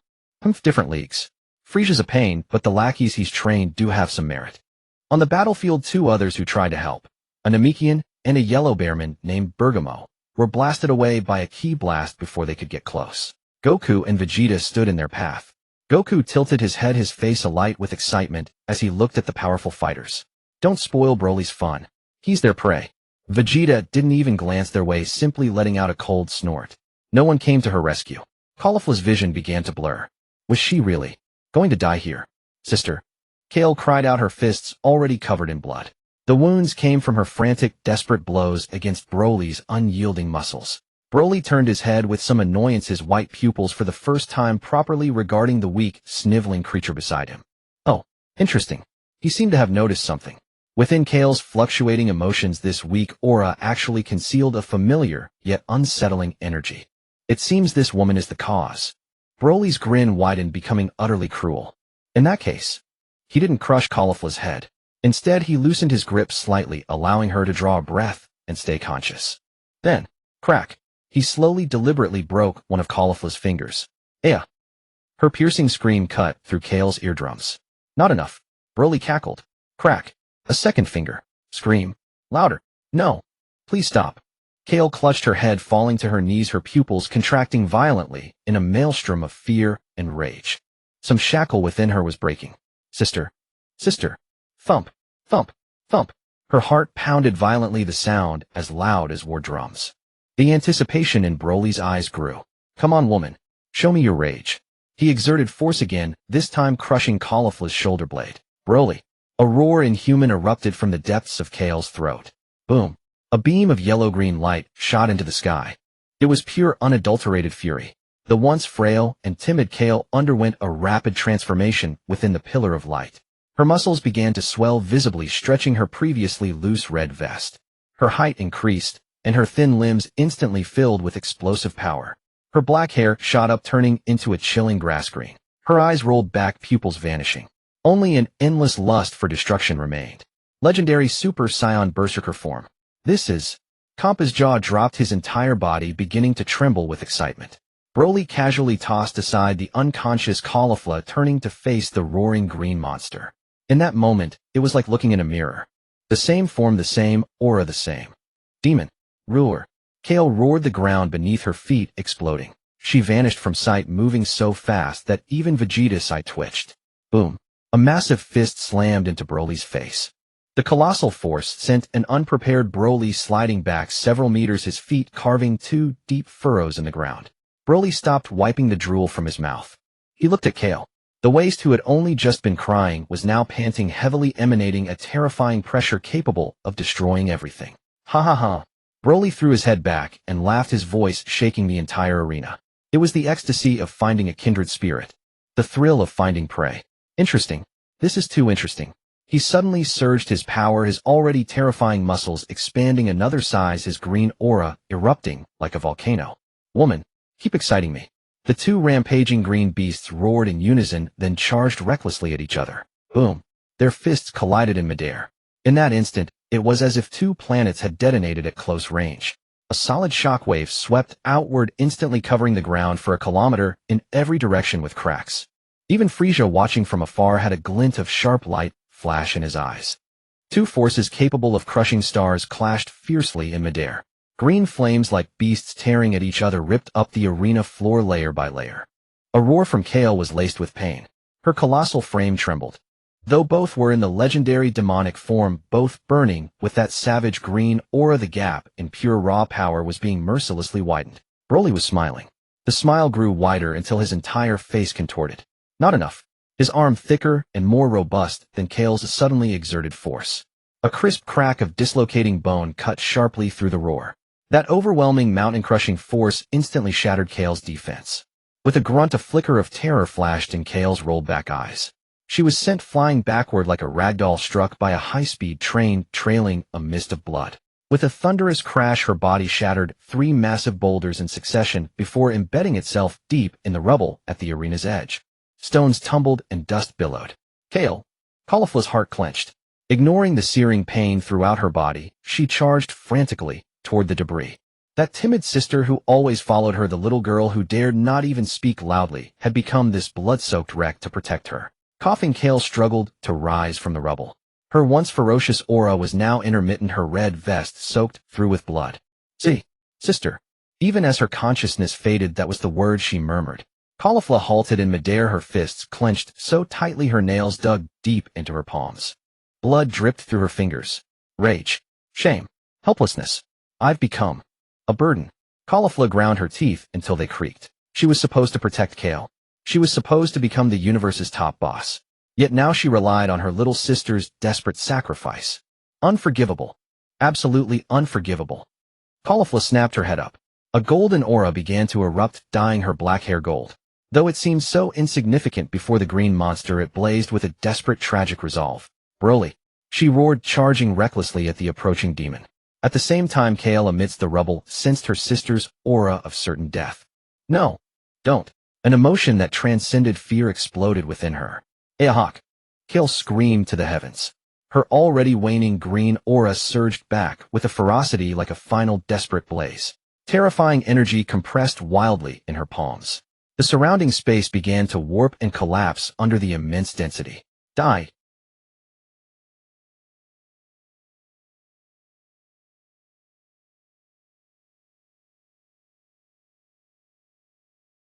A green beam over 10 meters in diameter shot toward Broly with the will to annihilate everything. Broly stopped. He watched the incoming beam of destruction. He didn't dodge or defend. Instead, he spread his arms wide as if to embrace the power. Ha! Come on. A colossal explosion instantly swallowed Broly. The blinding light plunged the entire void into a moment of stark daylight.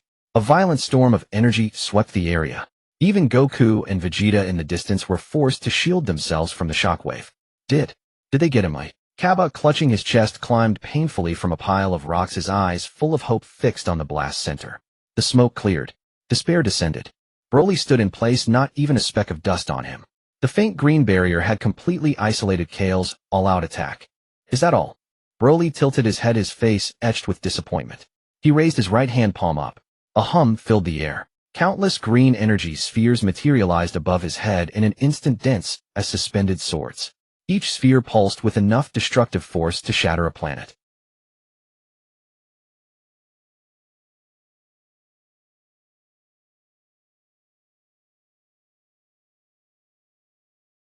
A rain of energy poured down. Target Kale. Dodge.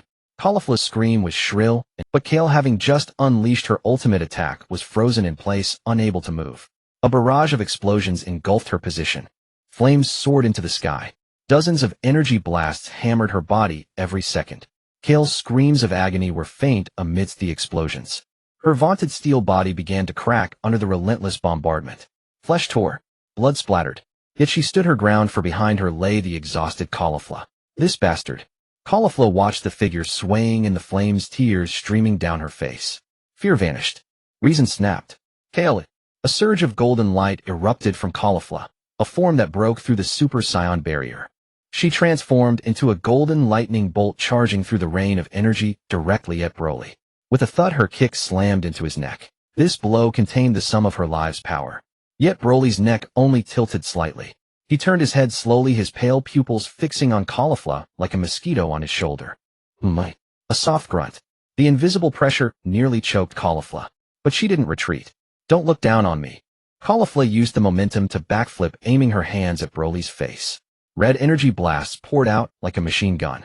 Boom, boom, boom. Smoke exploded across Broly's face. Incoming too. Kaba, gritting through his pain, charged and firing purple energy at Broly's side. At that moment, Kale's vision blurred within the blast center. Blood covered her eyes. But through the crimson haze, she saw her sister fighting the invincible monster for her sake. In that instant, a sliver of clarity pierced the destructive madness in her mind. No longer destruction for destruction's sake. No longer rage for release. Kale swayed upright, letting the energy blasts detonate on. I want to protect my sister. A deeper, heavier power erupted from within her. It was more than just an expansion of ki. It was a transformation of the heart. Her wild, flowing green hair took on a golden sheen. With a roar, Kale broke through the energy rain, teleporting behind Broly. Hiya! The three surrounded Broly in a pincer formation. Caulifla's Crusher Cannon. Kaba Destruction Cannon. Kale's Omega Blaster. Three torrents of energy, each a different color, converged into a single point and slammed into Broly. The force of this attack even caused the entire arena to sink slightly. At this critical moment, a mocking voice cut in abruptly. Oh my, looks like you're in trouble. Cell, arms crossed, hovered nearby. His spotted carapace glinted coldly in the energy's glow. At the energy's core, the savage aura faltered. Then help. Broly's voice was terrifying. At the energy's core, the savage aura faltered. Then help. Broly's voice was terrifyingly low as if from the depths of hell. Say that again, and it'll tear you apart. A bizarre black-green aura erupted from the blast center, a terrifying mixture laced with the power of Black Death. Cell shrugged as if expecting this answer. What a temper. He turned his gaze to another part of the battle. Their Kakarot was locked in a fierce battle with two Namekians. Looks like besides Piccolo there's one who's undergone multiple fusions. That life force is quite a toy. Cell licked his lips, his wings vibrating. He'll leave you to your fun. With that he vanished into a blur, charging straight into the Namekians' fight. Here the Black Death aura on Broly began to writhe wildly like countless greedy vipers. The combined energy torrent of the three was being slowly devoured and consumed by the black mist. How can this be? Cold sweat beaded on Kaba's forehead. He felt his ki being forcibly drained. Is that all you've got? Broly's voice thundered in their ears. The next second, he crushed the three seemingly formidable energy beams with one hand. Bang! Shockwaves rolled. Broly burst from the smoke, his expression no longer the frenzy of battle, but pure cruelty. Too weak. So weak it makes me sick. In a flash he appeared before Caulifla and Kaba. His hands moved like blades too fast for even an afterimage. Two dull thuds. Caulifla and Kaba bodies went rigid. Broly's hands like swords had pierced straight through their abdomens. Blood dripped down his arm, pattering onto the arena floor. Caulifla's eyes flew wide, a torrent of blood pouring from her mouth. The searing pain nearly made her faint, but more agonizing was the icy killing intent emanating from that massive hand. No! Kale let out a heart-wrenching cry. The thread of her sanity snapped once more. Let them go. Kale's body expanded again. The power she had barely controlled went completely berserk. She floated in the air, her pores indiscriminately firing high-density energy blasts.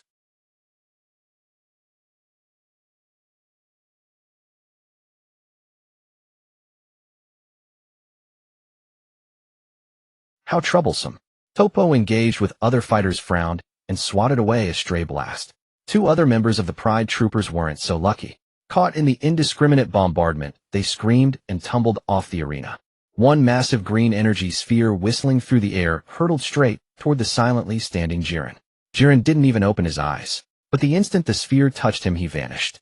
He reappeared directly below the rampaging Kale and Jiren looked up, his gray eyes calm as a still lake. It's over.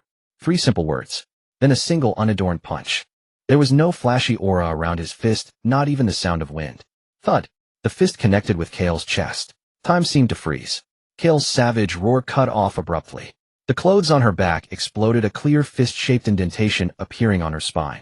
It was the force penetrating through her body. Kale's rolled back eyes returned to normal. Her berserk green muscles deflated like a punctured balloon. That universe-destroying aura was forcibly dispersed by that single punch. In a flash, Kale reverted to her small, frail form, completely unconscious, falling like a broken kite into the void beyond the arena. Kale! Kampa screamed in despair from the edge of the stands. It was over. Completely over. Meanwhile, on the arena, Goku and Vegeta had already dealt with the other 2 Universe 6 fighters who tried to intervene. On the other side, a piercing scream rang out. It was the Namekian Saiyan. Cell had one foot on his face, his sharp fingertips slowly piercing into it. Scream all you want, no one's coming to save you. Cell looked enraptured. Goodbye, trash. With a casual kick, he sent the half-dead Saiyan and Purina flying into the sky like soccer balls. 2 explosions boomed.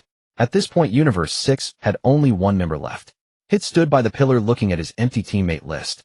For the first time, a hint of bleakness appeared on his perpetually calm face. Gotcha. He moved. Not to flee. To attack. His target, Cell, who had just let his guard down. This was the last chance. If he could take this guy down, even if it meant mutual destruction. Hit slipped through the cracks of time, appearing behind Cell. His purple fist shimmered with killing intent. He wasn't aiming for the heart. For a monster like this, the heart might not be a weakness. He aimed for the node where ki flowed within Cell, the vital point of all living beings. The punch landed solidly on Cell's back. The force penetrated, shattering the carapace over half of Cell's body. Got him. A final spark of hope ignited in Kampa's eyes. But the next second, Cell's supposedly crippled body twisted grotesquely 180 degrees. There was no pain on his face, only mockery.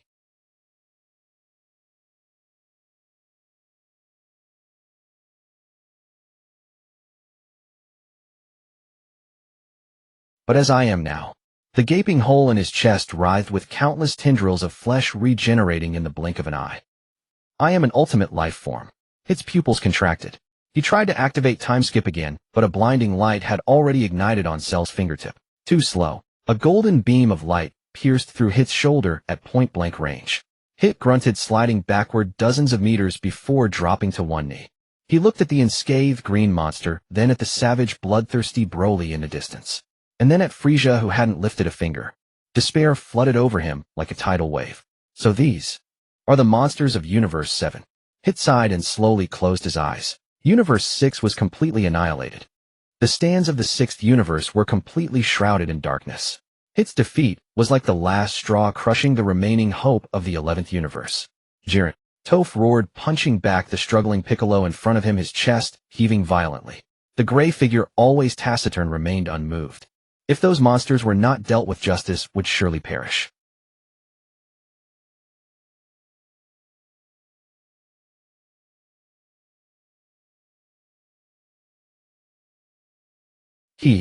Sharu brushed off non-existent dust from his body, his graceful demeanor suggesting that he had just killed not a top assassin, but a mere insignificant bug. He is my prey. Broly emerged from the ruins. The savage aura surrounding him had not weakened after the earlier battle. Instead, it grew more frenzied, fueled by the scent of blood. His pale eyes locked onto Jiren, emitting a beastly growl from his throat. There was no tactical communication. The two figures erupted simultaneously. Boom. Two destructive energy blasts, one green and one yellow, tore through the space, en route propelled by a lethal intent towards the immovable gray figure. Die! Jiren's tightly shut eyes suddenly snapped open. Buzz! The air froze. An invisible barrier appeared 3 feet in front of him. The two energy torrents capable of shattering galaxies crashed against this barrier, as if it were an insurmountable chasm, instantly rebounding. Explosions erupted in the void on either side, dazzling yet deadly. What? Sharu's elegant smile froze on his face. Broly's forward momentum also halted. In the next moment, Jiren's figure vanished into thin air. It wasn't an afterimage left by high-speed movement, but a true instant teleportation, so fast that not even an afterimage was left. When he reappeared, he stood directly between Sharu and Broly. No flashy beginning. Bang, bang, bang. The dull sounds of impact merged into one fast enough to cause pain in the eardrums. Sharu's proud ultimate evolution armor instantly caved in, and Broly's impervious muscles were deformed by the tremendous force. The two figures flew back, like cannonballs crashing into the rocky ground thousands of meters away. Dust and smoke billowed into the sky. Impossible! Vegeta exclaimed from a distance, his pupils contracting sharply. That was Broly and Sharu. Two monsters that even he had to be wary of had been knocked away in a single encounter. Is this the strongest fighting force of the 11th universe? On the other side of the battlefield, chaos had yet to cease. Your speed belongs to me. A strange crimson figure suddenly descended from the sky. Jinyu spread his arms wide, a giant net made of countless crimson flesh chunks instantly enveloping the Tispo, who was preparing to break through and assist Jiren. Let me go. Tispo, confident in his light-speed movement, found himself unable to escape in this thick flesh net, only able to emit terrified screams. Struggling is futile. Jinyu's face revealed a greedy expression. The flesh net writhed, and the energy within Tispo was rapidly flowing away, surging into Jinyu's body. As Tispo stopped struggling, Jinyu's previously slender body suddenly expanded, surrounded by purple arcs of electricity. Is this the power of super light speed? Jinyu, intoxicated, clenched his fist. With a flash of his feet swish, he instantly appeared behind Jiren, so fast that even the sound of air breaking had not caught up. What uses the power of an ant? Jiren did not even turn his head. Jinyu's punch, carrying super speed kinetic energy, narrowly missed Jiren's ear. Immediately after, Jiren turned around and swung his fist. The movement was simple and unadorned, yet it precisely struck Jinyu's face. Bang! Jinyu's entire face caved in, energy crashing into him as he staggered back 2 steps. Before he could regain his footing, whoosh! Jiren drew a circle with one hand, his arms spinning at high speed. A terrifying whirlwind formed in his palm, not only lifting the debris from the ground, but also stirring the heat in the air, creating a fiery storm that shot skyward. Jinyu was helplessly pulled into the center of the storm and hurled into the sky. Jiren raised his palm, aiming at the black dot in the air. A red energy sphere gathered in his palm. This is the end. Boom! A crimson energy blast pierced through the heavens and earth. Jinyu in the air did not even have the chance to scream before being completely consumed by this devastating energy.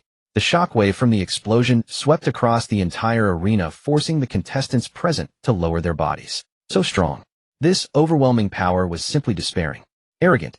Toph roared, crossing his arms to block the combined assault of Dallas and Gula. Yet the members of his proud team behind him were all injured. Piccolo's heavy fists fell like raindrops, each strike carrying immense force. The Wheel of Fortune turns. Dallas wiped the blood from his mouth, unleashing a barrage of energy blasts, a smug smile on his face. The once high and mighty agent of justice was now forced to a dead end. This is an extraordinary time. Toph lowered his arms, his previously righteous aura undergoing a transformation. Justice can no longer eliminate your evil. This is an extraordinary time. Toph lowered his arms, his previously righteous aura undergoing a transformation. Justice can no longer eliminate your evil. Then, abandon justice and become the destroyer. Buzz. A terrifying deep purple aura erupted from Toph's body. It was pure destructive energy carrying a deathly silence that withered all things. His skin turned deep purple and mysterious runes symbolizing the god of destruction appeared on his chest. I will bury you. Toph raised his head, his eyes filled with cold, murderous intent. Not good. Piccolo's keen senses immediately detected the danger. This energy is completely different from before. Quickly raise your energy. This guy is very dangerous. Piccolo no longer held back. Roar. Gula also refused to be outdone. Dark energy, surging around him, black patterns crawling up his exoskeleton armor, soon covering his entire body with black and purple glimmers swirling. Orange. Piccolo joining the fight. TCH, are you going all out? Dallas spat, his body surrounded by dancing golden lightning propelling his Super Saiyan 2 form to its peak.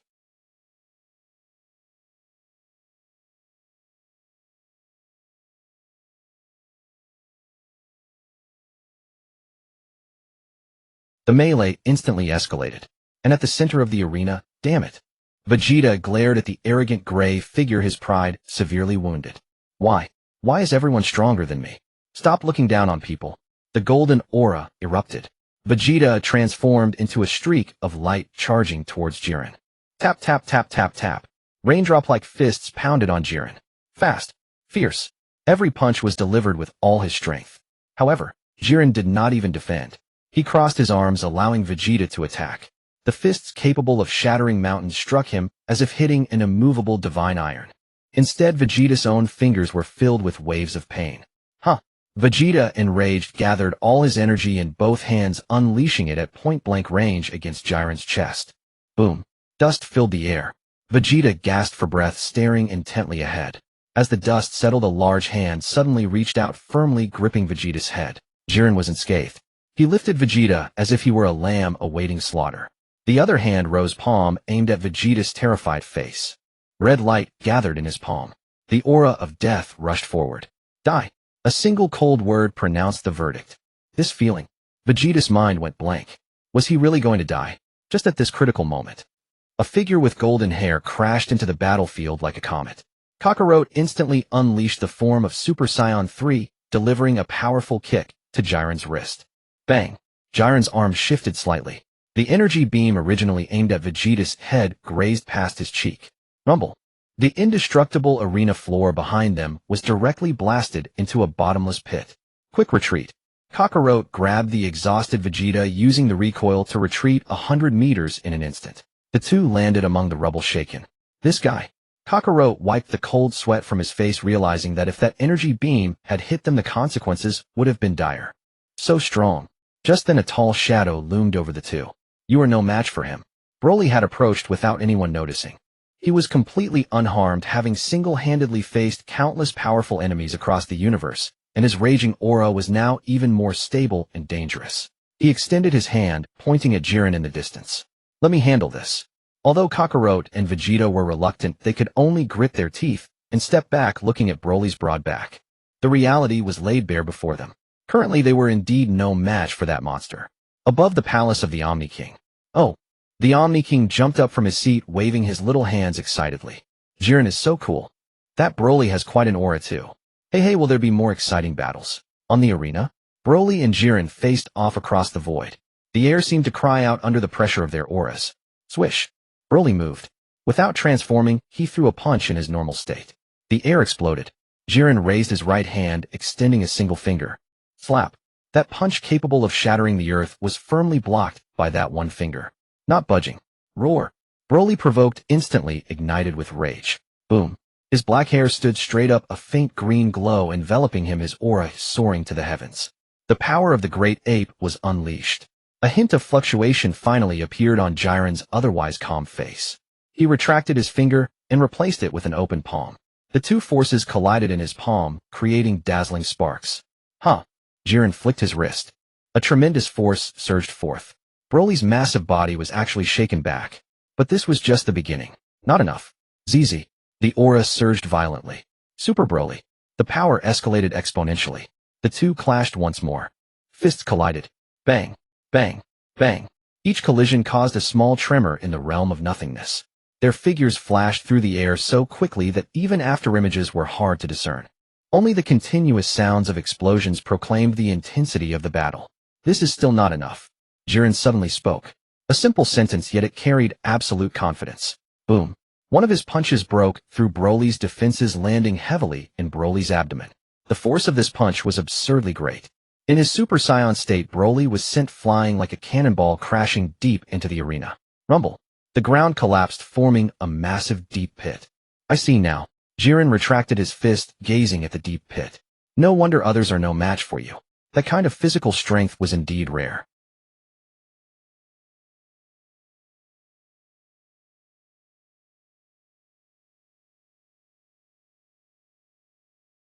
Thud, thud, thud. It was the sound of a heartbeat. Each beat struck like a war drum against everyone's hearts. However, that was all there was to it. Just when everyone thought Broly had been severely injured, a series of jarring tremors suddenly emanated from the deep pit. Instead, an even older, more brutal power was awakening. Boom. A green beam of light with a diameter of 100 meters shot up from the deep pit, piercing the clouds. Accompanied by a roar that shattered the heavens, Broly's figure slowly ascended. The power of the great ape and Super Saiyan at full power were perfectly combined. The wildly dancing green hair, those eyes rolling back, yet containing a hint of reason, a pure desire for destruction, intertwined perfectly with the consciousness of control. His upper clothing completely exploded, revealing muscles cast in steel, each muscle reflecting a chilling cold light. That kind of oppressive feeling even caused the surrounding space to develop fine cracks. Swish! He vanished. Broly's massive form had seemingly disappeared into thin air. Fast. Exceedingly fast. Jiren's pupils constricted. Before he could react, a gigantic fist had already struck his face. This guy. Jiren stood up, wiping the corner of his mouth. A bright red streak stained his fingertip. He was injured. Since the start of the patrol team selection, this was the first time he had bled.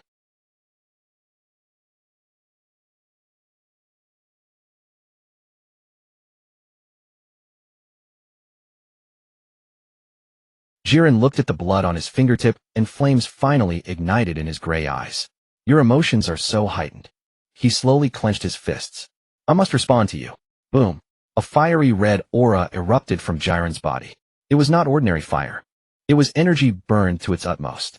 The terrifying auras of red and green confronted each other at either end of the arena, dyeing the entire sky of the realm of nothingness in two colors. All the spectators held their breath. The true peak battle was about to unfold at this moment. Red, green. Two colossal energy walls collided fiercely at the center of the arena. A piercing sizzle threatened to rupture eardrums. This was no mere duel. It was as if twin supernovas had detonated right before their eyes. So hot. So hot. The Omni King covered his tiny face with both hands, peering through the gaps, with eyes wide as saucers. Incredible. That Broly has actually withstood Jiren's energy. The Grand Priest narrowed his eyes, the two world-shattering forces reflected in his amethyst pupils. Not just withstanding, he's even pushing back. On the arena, Broly's grin widened until it twisted into a ferocious manic laugh. That's the spirit. This is it. The green aura enveloping his body surged higher like flames doused in gasoline. The savage primal power of the great ape crashed into Jiren. Jiren's brow furrowed slightly, still raising his power. Even he felt a heavy pressure bearing down on him. Was this Universe 7's hidden trump card, that wild yet lucid gaze, a formidable opponent? In that case, Jiren's gray eyes snapped wide open. A thunderous roar. Without warning, the Redan black uniform on Jiren's upper body exploded into a shower of shredded fabric. His bare torso was exposed to the air. The muscles were not those of an ordinary man, They seemed forged from steel plates, every fiber exuding a suffocating sense of power. Absolute strength. Jiren is getting serious. On Universe 11's observation deck, Vermout shot to his feet, cold sweat beading on his clown-like face. To force Jiren to tear off his clothes, just what kind of freak is that Saiyan? Beerus dug his claws into his own flesh, his eyes locked on the battlefield. Go Brooklyn. Give that Bijid guy a good beating. At the center of the arena, both fighters' auras, no words were exchanged. They moved. The arena floor beneath them didn't even have time to crack before it was pulverized into dust.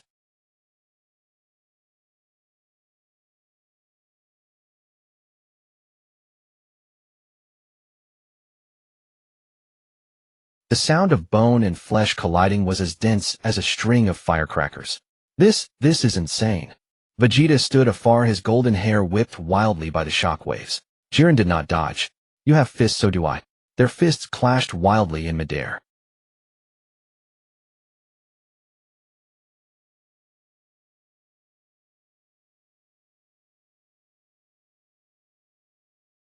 This fighting style, it's completely bestial.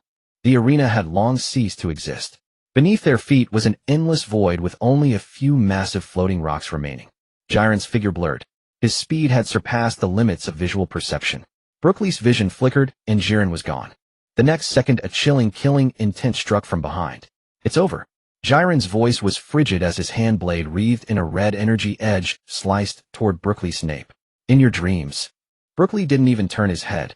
The Scion's primal instinct within his body moved before his mind could react. He spun. He swung his arm. It was a brutal strike, like a gorilla swinging a tree trunk. His hand blade precisely chopped into Jiren's wrist.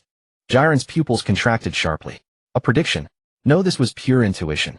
Leveraging the recoil, Brookly pressed forward. There were no flashy moves. He lowered his head and rammed into Jiren. A headbutt. The blow connected solidly with Jiren's nose. Even someone as strong as Jiren had his head snapped back, 2 streams of blood spurting from his nostrils. Bastard. Jiren was furious. He grabbed Brookly's shoulder and returned the favor with a headbutt of his own. Their skulls collided with a metallic clang, like 2 lumps of iron striking each other. Blood streamed down their foreheads, blurring their vision. But neither retreated. Their eyes, mere centimeters apart, glared at each other with unyielding ferocity. There was only madness. Only the will to fight. This is exhilarating. Brookly's face was covered in blood, yet his laughter grew more unhinged. He could feel his blood boiling, every cell cheering. This was the battle he craved. A madman. Jiren snorted coldly, his knee shooting up to slam into Brookly's abdomen. The air was knocked from Brookly's lungs, his stomach churning. But he gritted his teeth, tightening his grip on Jiren's arm instead of letting go. You're coming down with me. He swung Jiren like a sack of grain, hurling him into a massive floating rock below. The boulder, dozens of meters wide, instantly shattered. Jiren's form crashed into the rubble, dust billowing everywhere. Is this the power of that monster? Topo, still locked in a fierce battle with the other fighters, paused in shock at the apocalyptic scene. Was this truly a realm mortals could achieve? Suddenly, a blinding red light flared from within the debris. The heat was so intense it seared the skin from thousands of meters away. Heat nova. A crimson energy sphere over 50 meters in diameter rose slowly. Jiren held this miniature sun aloft with one hand, his aura condensed to its peak. The heat compressed within that sphere was enough to vaporize a planet in an instant. Take this. Jiren's expression was impassive as he flipped his wrist.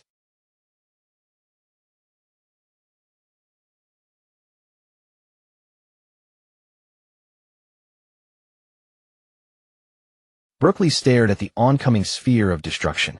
Dodge. That word wasn't in a Scion's vocabulary. Ruer. He opened his mouth wide, and a brilliant green light gathered deep in his throat. It was the embodiment of the great ape's power. Mouth beam.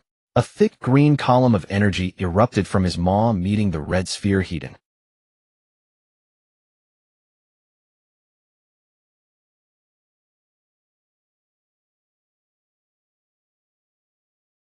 The point of impact shone brighter than the sun, forcing everyone to shut their eyes.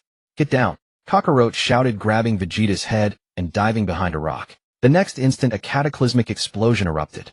Sound itself vanished, replaced by a pure shockwave that swept across the entire Null realm. The weaker members of the Pride troopers, who had been barely surviving in corners, were sent flying like leaves in a gale. Help! A few unlucky ones were blown off the arena, entirely teleported back to the stands.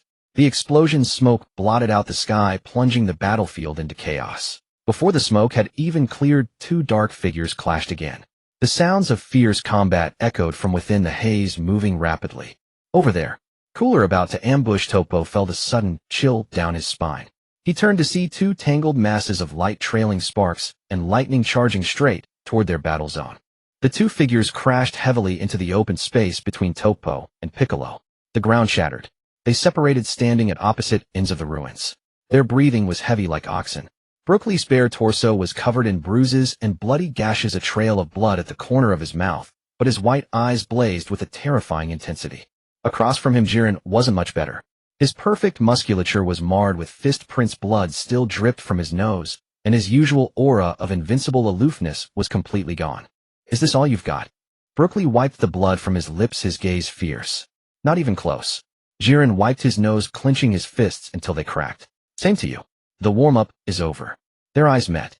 The killing intent surged once more. And Topo, Piccolo, Cooler, and the others caught between them were frozen in place. The deep purple radiance dyed the surroundings in a deathly stillness. Topo's muscles swelled like inflated tires, the symbol of the god of destruction on his chest blazing with blinding intensity. Destruction fist. He growled, his fist wrapped in a layer of purple light that stung the eyes just by looking at it, and he punched straight ahead. No flashy moves. Just pure power, pure annihilation energy. Dales had no time to dodge. The energy wave he hadn't even finished forming touched Topo's fist and dissipated like snowflakes meeting a red-hot iron, vanishing with a faint hiss. No sound was heard. Then the giant purple fist slammed into Dallas' chest. Crack. The sound of breaking ribs was crisp and sickening. Dallas' eyes bulged, his mouth wide open as he spat a jet of blood mixed with internal organs. He was sent flying like a discarded sandbag, crashing into a pillar hundreds of meters away, then sliding down motionless. His fate was unknown. Damn it! Piccolo's gruff voice thundered in the air. The orange giant lunged forward, his arms stretching wildly like rubber bands, tightly coiling around Topo's waist and neck. Sizzle. The destruction energy on Topo was corroding Piccolo's arms, emitting white smoke, and the stench of burnt flesh instantly filled the air. Piccolo grimaced in pain, veins bulging on his face like writhing earthworms, but he refused to let go. Quick! Cooler! Attack him! Piccolo's voice was hoarse from shouting. I don't take orders from you. All the dark death energy around him surged wildly, gathering in his palm. The black-purple light compressed and compressed in his hand. The ominous aura was so intense it corroded the surrounding space, creating fine cracks. Die! Cooler thrust both hands forward. A pitch-black beam of light filled with a malevolence that seemed to devour everything blasted toward Topo's unguarded back. A hit. A flicker of joy crossed Cooler's eyes. The next second, that joy froze on his face. Topo didn't even turn his head. The purple destruction energy acted as if it had a will of its own, automatically forming a translucent wall behind him. The dark death beam struck it. Boom. The dust cleared, and Topo still stood in place. How is that possible? Cooler's face was filled with disbelief. Topo slowly turned his head, his eyes devoid of any former sense of justice, replaced by a cold, murderous intent. This is the gap between a god and a mortal. He didn't even bother to remove Piccolo from his body. He simply flexed his entire frame. Boom. A purple shockwave exploded. Piccolo screamed in agony as both his arms were snapped off. He was sent flying like a rubber ball, crashing heavily to the ground and rolling several times. Topo raised his hands. Two massive orbs of destruction energy rapidly grew in his palms, their oppressive force making it hard for Cooler to breathe. Since justice cannot sway you. Topo's voice was low and hoarse like the final line of a verdict. Then I shall destroy everything. Destruction, obliteration, sphere. The two purple energy spheres were merging into a colossal sun of annihilation, just as Topo was about to hurl it. In the distant sky, two incredibly bright lights suddenly flared. One red, one green. Then a fierce wind compressed to its limit burst forth. It was pure air pressure. No buildup, it swept across the entire battlefield. Rumble. The ground beneath Topo's feet was instantly torn up, sending countless rocks flying like bullets. The massive attack he had just charged was jolted by the sudden shockwave, nearly making him drop it on his own foot. You again. Topo was forced to cancel his technique, crossing his arms in front of him to withstand the blast. Piccolo and Cooler fared worse, just getting up before being sent tumbling into a corner of the ruins.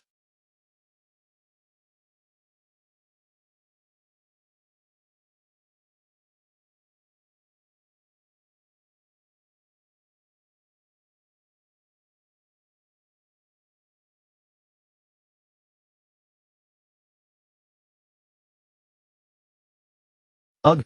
Brooklyn, his face covered in blood, laughed maniacally as he stomped down. As luck would have it,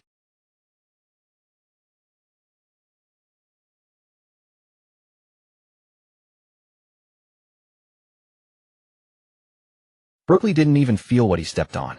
Using the recoil, he accelerated again, charging at Jiren. Poor Piccolo didn't even get a scream out. His face was stomped straight into the rock layer, his body embedded in the ground, like a starfish twitching twice before going still.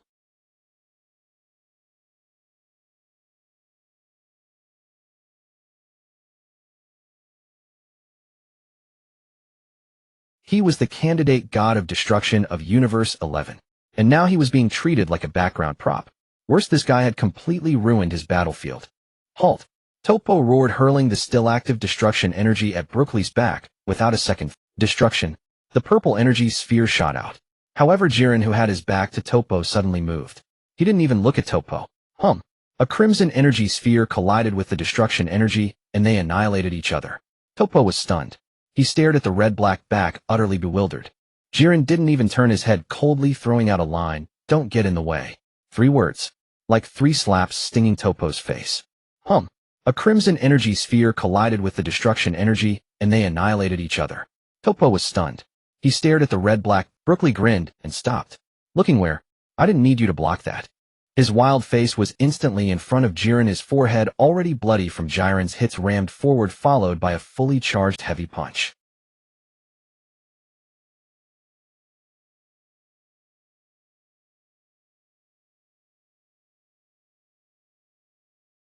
The terrifying monstrous force sent him flying. Swoosh! Like a golf ball, Jiren shot through layers of smoke, shattering one rocky peak after another. Finally, with a thunderous crash, he slammed into the flat center of the arena. Rocks flew, and a large crater was carved into the ground. The dust slowly cleared. Jiren stood up from the cheek, was slightly swollen. But he paid it no mind. His gray eyes remained fixed on the distant Brooklyn, his fighting spirit. Blood trickled from the corner of his mouth, and his left cheek was slightly swollen. But he paid it no mind. His gray eyes remained fixed on the distant Brooklyn, his fighting spirit burning even brighter. "Omae!" A voice, elegant yet laced with mockery, suddenly sounded before him. Jiren paused. He only then noticed that someone was standing right where he had landed. Frieza, the most relaxed being on the field, stood with his arms crossed, his long tail gently tapping the ground, wearing an expression of pure entertainment. The cataclysmic battle happening around him seemed to have nothing to do with him. Even as Jiren crashed less than 10 meters from his feet, the tyrant hadn't moved an inch.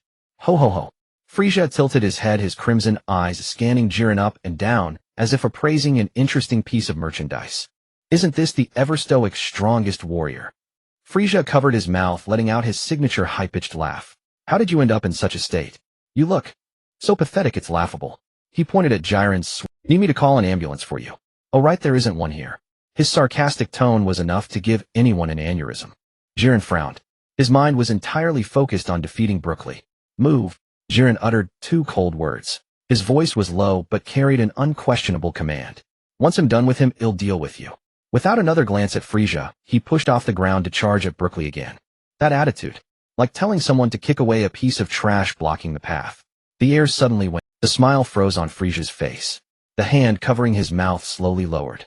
But in that instant, the surrounding temperature plummeted to freezing. In the distance, Brooklyn was already charging with a roar, his green aura blotting out the sky. Jiren was about to move when he felt a bone-chilling dread from behind. That feeling was more dangerous than facing Brooklyn, it seems. Frieza's voice came from behind him, low and eerie. No longer the high-pitched mocking tone. It was a profoundly deep, oppressive voice, as if crawling out from the abyss of hell.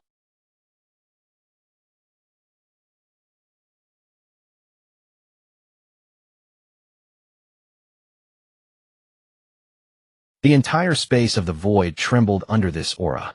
Jiren spun around. Frieza slowly raised his head, his crimson pupils shifting to silver. "Who gave you permission?" He extended a finger, its tip aimed at Jiren's forehead. "To speak to me in that tone." Buzz. This sound was very soft, like a fingernail lightly tapping on a glass cup. Yet at that moment, the entire void realm, including the air in the audience seats, trembled 3 times. Frieza's aura changed. No longer was it the kind of evil that sent chills down one's spine, nor the frenzied golden glow. Instead, it was a thin silver-white halo that flowed against his skin. It was very quiet, as silent as a dead pond. Yet the gravel beneath his feet silently disintegrated into atoms amidst this tranquility.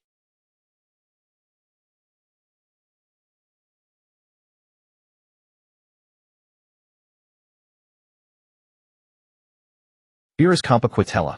All the gods of destruction from various universes sprang up as if they had springs under their seats. Their eyes were wide, larger than copper bells, staring intently at the small figure in the center of the arena. Their hands trembled. They couldn't stop shaking. Hey, Beerus. Compa's throat was dry, his voice like sandpaper. Is that the one I think it is? Beerus did not speak. Compa's yellow-slit pupils were rapidly contracting. Sweat slid down his feline face, dripping onto the floor. The free and unfettered. Extreme intent. These 4 words slipped out from between his teeth light as a mosquito's buzz yet thundered in the hearts of all the gods. A mere mortal, or an utterly evil person, mastering techniques that even gods find hard to reach. What a joke. How could such a guy comprehend the divine technique? Cheating. This is cheating. The god of destruction from Universe 4 screamed.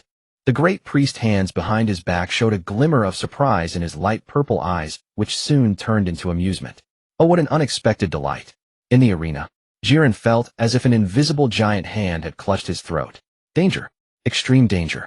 This feeling was 100 times more intense than facing that frenzied Saiyan moments ago. Every hair on his body stood on end. It was a primal instinct he hadn't felt since his master died. Fear. Jiren just wanted to step back to create distance. In his field of vision, that silver-white figure swayed slightly. He couldn't see clearly. He hadn't seen how he moved at all. Frieza's face, bearing a cold smirk, was already right in front of his nose. Less than a few centimeters. Those silver pupils were as indifferent as if they were looking at a stone. This is impossible. Alarms blared in Jiren's mind. His body moved before his mind did. His right fist, containing all his strength, slammed towards that detestable face. This punch could shatter planets.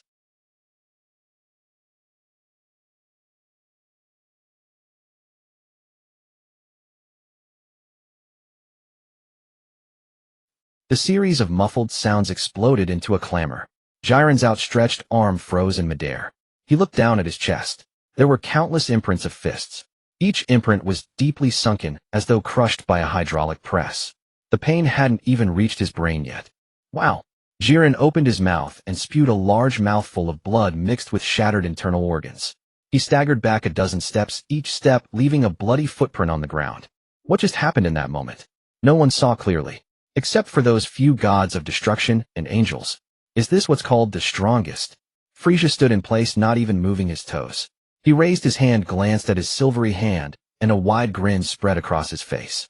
It seems that rumors always love to exaggerate. Lord Frieza. A robust figure silently appeared behind Frieza. Ruthlessly. This monster that just moments ago was like a rabid dog now bowed his head, hands pressed against his pants, respectful, like an obedient student. The tyrannical aura around him had completely retracted. He didn't even dare to breathe loudly. Do you need me to deal with this disrespectful fool, eh? Ruthlessly glanced at Jiren, his eyes filled with disdain, as one would look at trash. Jiren clutched his chest, his pupils violently trembling. That Saiyan. That monster who could go toe-to-toe with him. Actually called this guy Lord. This reverence was not feigned, it stemmed from deep-rooted fear and submission. What kind of monsters are in Universe 7? And such a powerful being has yet to make a move. Frieza casually waved his hand, not even turning his head. It's rare to encounter a durable punching bag. He's mine. Yes. Ruthlessly hesitated not at all, immediately retreating and clearing the battlefield. Humiliation. An unprecedented sense of shame burned through Jiren's entire being. I am Jiren. I am the strongest warrior of Universe 11. I am the embodiment of absolute power. How could I be treated as a toy by this guy here? Don't get too arrogant. Jiren roared, the veins on his neck bulging like tree roots. Boom. The red aura erupted once more, fiercer than ever. Countless red lightning bolts crackled around him, a display of energy overflowing to its limits. All potential unleashed. Power is everything. I won't allow myself to fail again. The ground beneath Jiren instantly shattered. Whoosh. He vanished. His speed so fast that not even an afterimage remained. Oh. Frieza raised an eyebrow. Are you in a hurry? The next second, both of them disappeared from the sight of the crowd. Only the continuous sounds of explosions could be heard in the air. Boom, boom, boom. The sky exploded with bursts of fire. Jiren's fists moved as fast as meteor showers, each strike filled with lethal determination. But it was useless. Completely useless. Frieza was like a feather dancing in a storm. No matter how fierce Jiren's attacks were, he always managed to dodge by a hair's breadth. He even had the leisure to place his hands behind his back. That nonchalance, that mockery was more heart-wrenching than killing.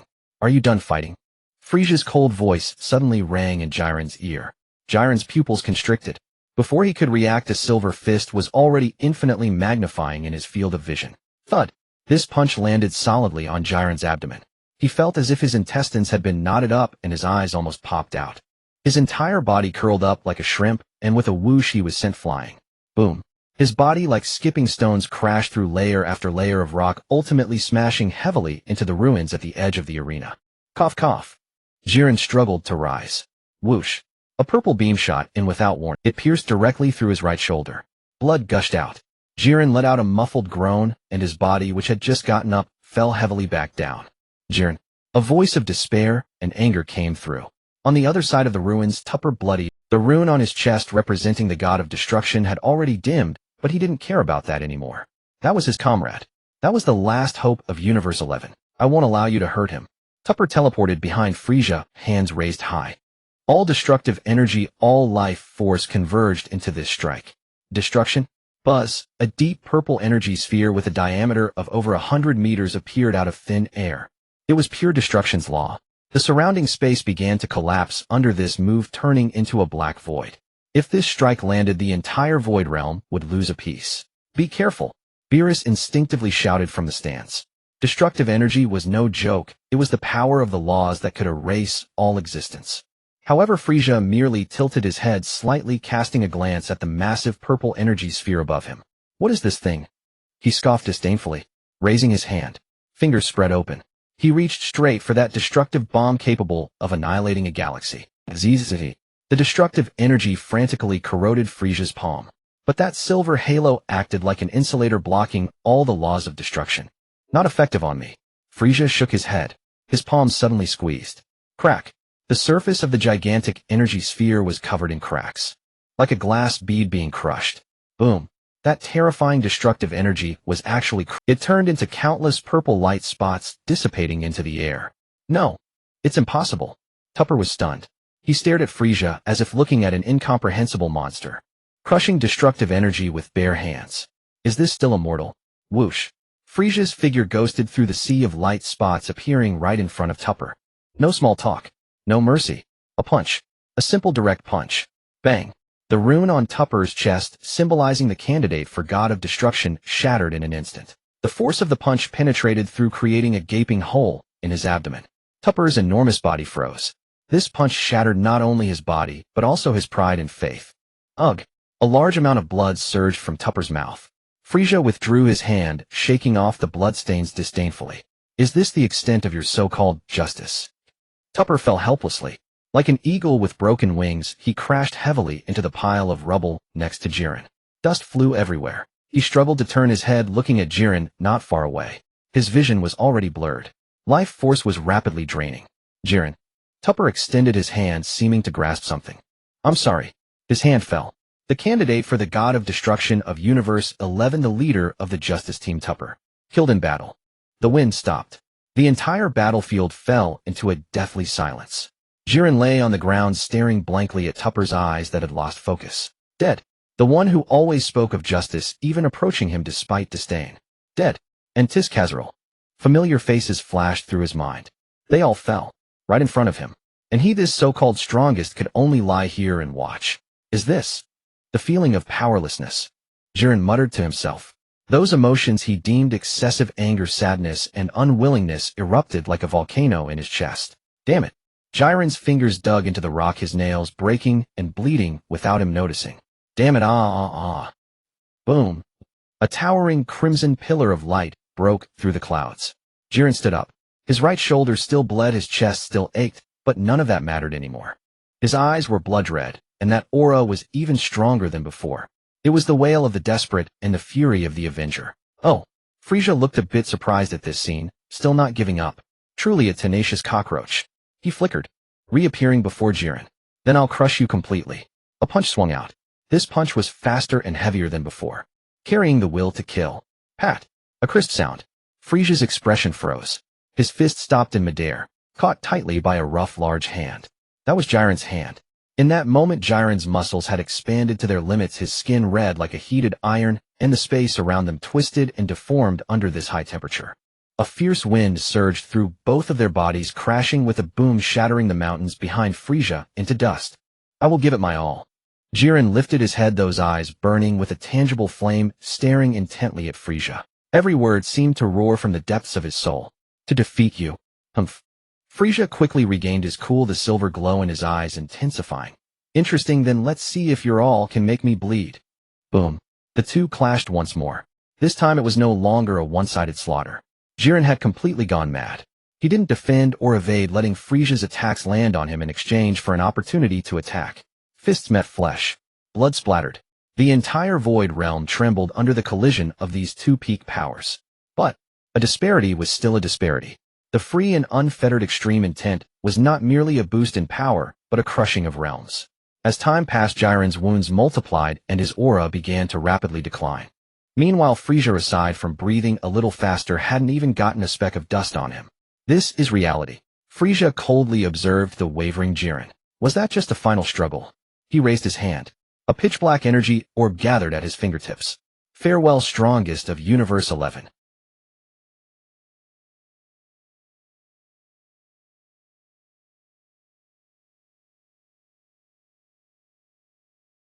The flames on the stands of Universe 11 extinguished. Frieza withdrew his hand, the silver halo slowly fading, returning to his original appearance. He elegantly clapped his hands, turned around, and looked at the great priest floating in the air. A victorious smile adorned his face. The outcome has been determined. The great priest's voice echoed throughout the arena. All members of Universe 11 are eliminated. The victor, Universe 7. The entire arena fell silent. Only Frieza's iconic laughter echoed in the empty Void Realm. Huh, he won. And it was a complete victory. Wow. The Omni King's short legs flailed in the air as he flew directly down from his lofty throne. With a whoosh, his short, powerful hands grabbed hold of Frieza's finger. Amazing. Amazing. The Omni King tilted his olive-shaped head, stars shining in his eyes. That silver light just now went whoosh, and then bam. So cool. This little tyrant had completely lost the majesty of one who could erase universes with a flick of his finger, instead resembling a child seeing an Ultraman costume at an amusement park. Beerus. The elder Kaioshin stammered beside him, his bony frame trembling. Is Lord Omni King. Alright. Beerus' cat face had turned completely green, his eyes wide as bells, his heart nearly leaping from his throat. That was the Omni King. The Omni King who could casually reduce 12 universes to dust. And now he was holding on to that scheming, ambitious fellow, as if throwing a tantrum. That Frieza. Beerus' teeth chattered. If he says the wrong thing, we're all finished. At the center of Frieza looked down at the little one who didn't even reach his knee. In the old days he would have swatted him away with, but now, Frieza bent down, a fake smile plastered on his face. That iconic grin that sent chills down one's spine. Lord Omni King's enjoyment is the greatest praise for me. He even extended the hand that had just crushed destructive energy and gently patted the Omni King's little head. Dead silence fell over the arena. All the gods of destruction and angels gasped. Was that a head pat? That was a death wish. But the Omni King wasn't angry. He was even happier. He floated up, his feet swinging in the air. Friezakin is the best.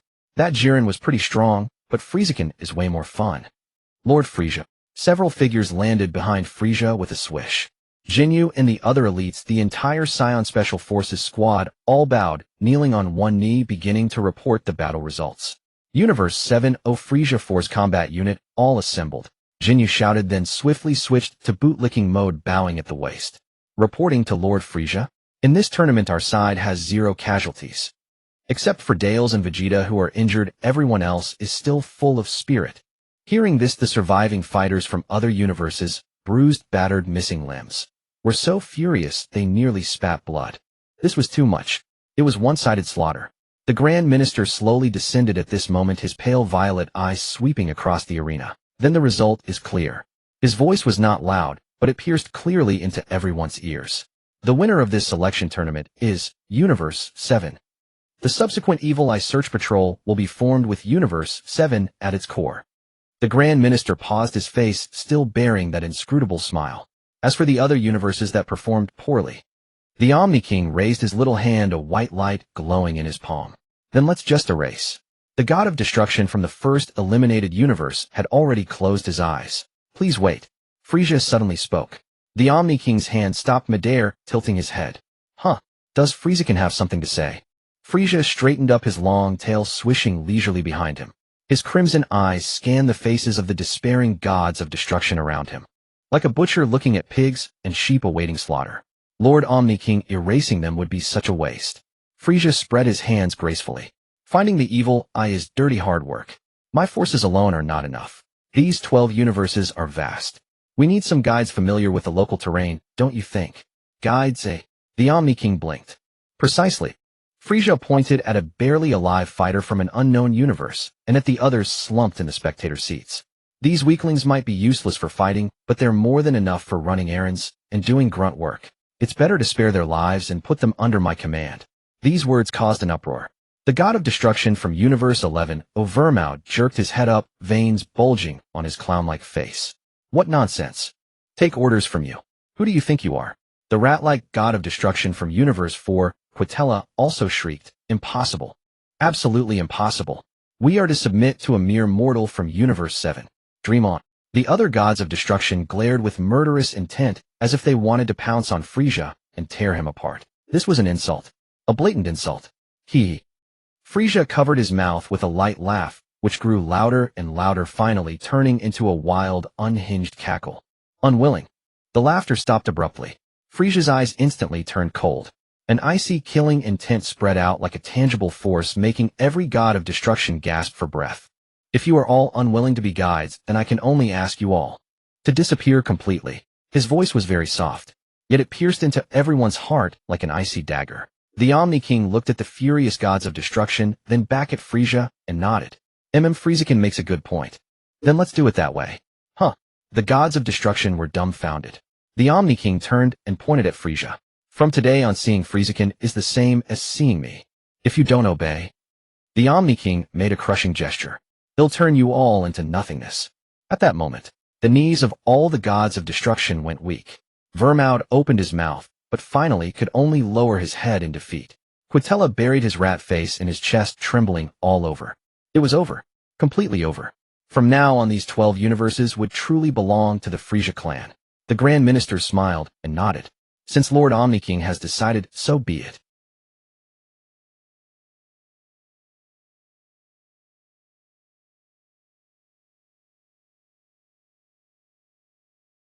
Sidra, the treacherous god of destruction from Universe 9, suddenly stepped forward. A fawning smile hung on his face, but a hint of venom lurked in his eyes. Mr. Frieza. Sidra rubbed his hands together. Since we are all to serve you, the more hands the... He glanced at Frieza and continued. Many of the fallen fighters had good potential. Why not use this wish to revive all the contestants? That would show your magnanimity, instantly expand your fighting force, and I'm sure Lord Omni King would be pleased. Sidra was scheming in his heart. If everyone was revived, the top combatants from each universe would return. Then united they could satisfy Lord Omni King during the Evil Eye Search mission. Frieza looked at these scheming gods of destruction, a mocking sneer curling at the corner of his mouth. These little tricks were like the games of infants. Yes, yes. The other gods of destruction caught on and chimed in. Revive everyone. To better complete the mission.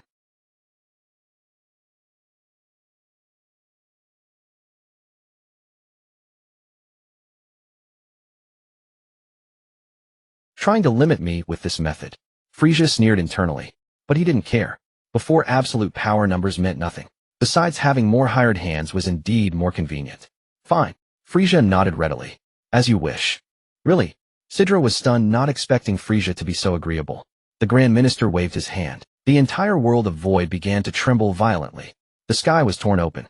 7 orange dragon balls, each as massive as a planet, slowly rose, red stars twinkling within each one. Their sheer scale induced a sense of megalophobia just by looking at them. The Grand Minister spread his arms and chanted a string of obscure divine language. Arise, dragon of the gods. Grant my wish. Golden light. An endless sea of golden light instantly swallowed the entire world of void. Even with eyes closed, the light pierced the eyeballs with a searing pain. Then, a figure too immense to describe slowly poked its head out from the golden light. Thighs. Is the Super Saiyan. Beerus craned his neck until it nearly broke, yet still couldn't see the full form of this behemoth. Its golden wings when spread seemed capable of shrouding an entire galaxy. Compared to this, the earlier giant dark death dragon was nothing but an earthworm. Thighs. Is the Super Saiyan. Beerus craned his neck until it nearly broke, yet still couldn't see the full form of this behemoth. The golden giant dragon opened its mouth, its voice like thunder rolling in from the depths of the cosmos. The Grand Minister once again acted as translator, conveying the wish. Revive all the fallen warriors here. The dragon's eyes glowed red. Boom. On the arena, countless points of light suddenly emerged in the empty spaces. The points of light coalesced into forms. Topo, who had been blasted through the chest by Frieza, had his body instantly restored. The Namekian, who was stomped into the ground by Broly, crawled out completely unharmed. Even Dispo, who had been absorbed by Jinyu, was separated from Jinyu's body, standing on the ground with a bewildered expression. In the deepest crater, Jiren's eyes snapped open. He instinctively assumed a defensive posture, every muscle in his body taut. Still alive. Jiren looked at his own palms, then touched his chest. The fatal wound was gone. His strength had returned. Awake. A deep voice sounded above. Jiren looked up. The green-haired scion Broly was standing over him, arms crossed, looking down. Behind Broly stood the Frieza, who made him feel despair. This is Lord Frieza's grace. Broly grinned, flashing a row of white teeth. Be grateful you got a second chance at life. Jiren gritted his teeth and looked around. Topo and Dispo were there. Everyone was fine. From today onward. Broly pointed at Frieza's back. You and us, everyone is Lord Frieza's subordinate. Got it. Jiren clenched his fists. He was unwilling. Truly unwilling. But he glanced at the short figure who had his back to them, laughing and chatting with the Omni King. That suffocating power, that realm beyond even the gods. And the words conveyed by the Grand Minister at the moment of resurrection. The Omni King's decree, seeing him is seeing me. Jiren unclenched his fists. He was a pure warrior, but also a realist. His life was given by another. His strength was inferior. His status was worlds apart. Understood. Jiren lowered his head. That proud head bowed to another for the first time. The revived fighters around, who had been whispering among themselves, saw even Jiren yield. They fell silent instantly and lowered their heads in unison. Very good. Frieza turned around, looking at the kneeling crowd of powerful beings. This was the taste of power. This was the thrill of strength. Everyone get some rest. Frieza's voice carried across the arena. Assemble here in 3 days. If anyone has any ideas. He narrowed his eyes, looking at Frost of Universe 6. They'll show them a place more terrifying than hell. Yes, sir. A thunderous reply echoed through the world of void. At the Kaioshin realm of time. Before a massive light screen, 2 figures sat cross-legged on the ground. Looks like we don't need to run any entrance tests. Kranoa, the supreme Kai of time, leaned on the round table, staring at Frieza in disbelief. This guy. With this level of power, he's very promising. Beside her son, Goku, Time Patroller version in his black and red GI, had his arms crossed, tilting his head with a look of awe. Yeah, this timeline's Frieza. Is a real monster. Goku looked at the cocky Frieza on the screen, his expression complex. He's even mastered that legendary divine technique, a new transformation. Ultra Instinct, huh? This Evil Eye search mission will definitely be fine with them leading. But Goku's smile faded, his expression turning serious. We still need Trunks and the others to keep a close watch on that demonic energy. Frieza might be strong, but if he gets corrupted and loses control to that demonic energy, it will be a real catastrophe. Kranoa nodded, patting the new device on her hand. Don't worry, I've already made arrangements. As soon as the Evil Eye appears, our detectors will go off. She sighed, looking out at the twisted temporal rift beyond the window. I hope this time we can finally take care of that old coot. Meanwhile, in the demon realm, the temporal crevice, there was no light here.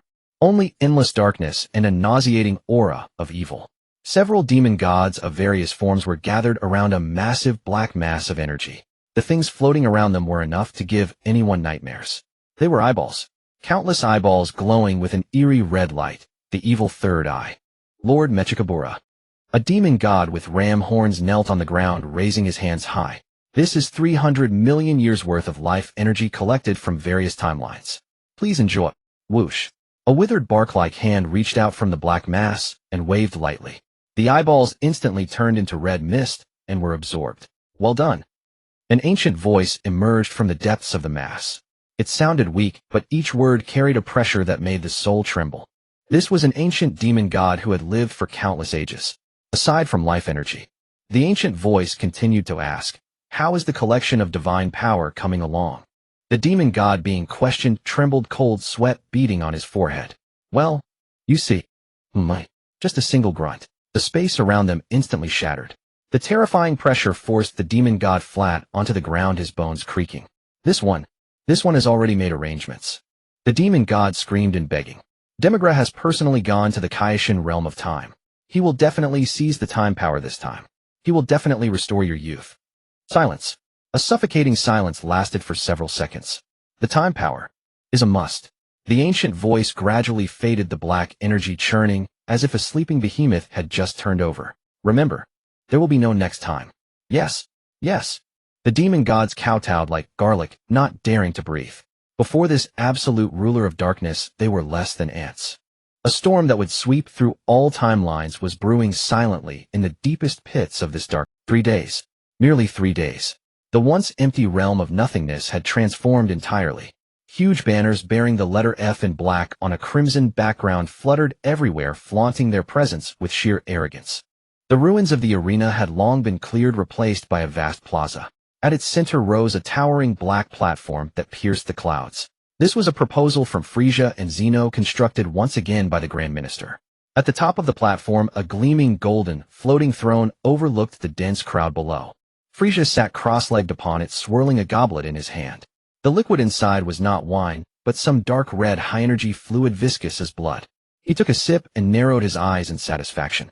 Below, the survivors from 12 universes, the revived fighters, and even the gods of destruction, those usually so haughty, all stood obediently. Especially the gods of destruction.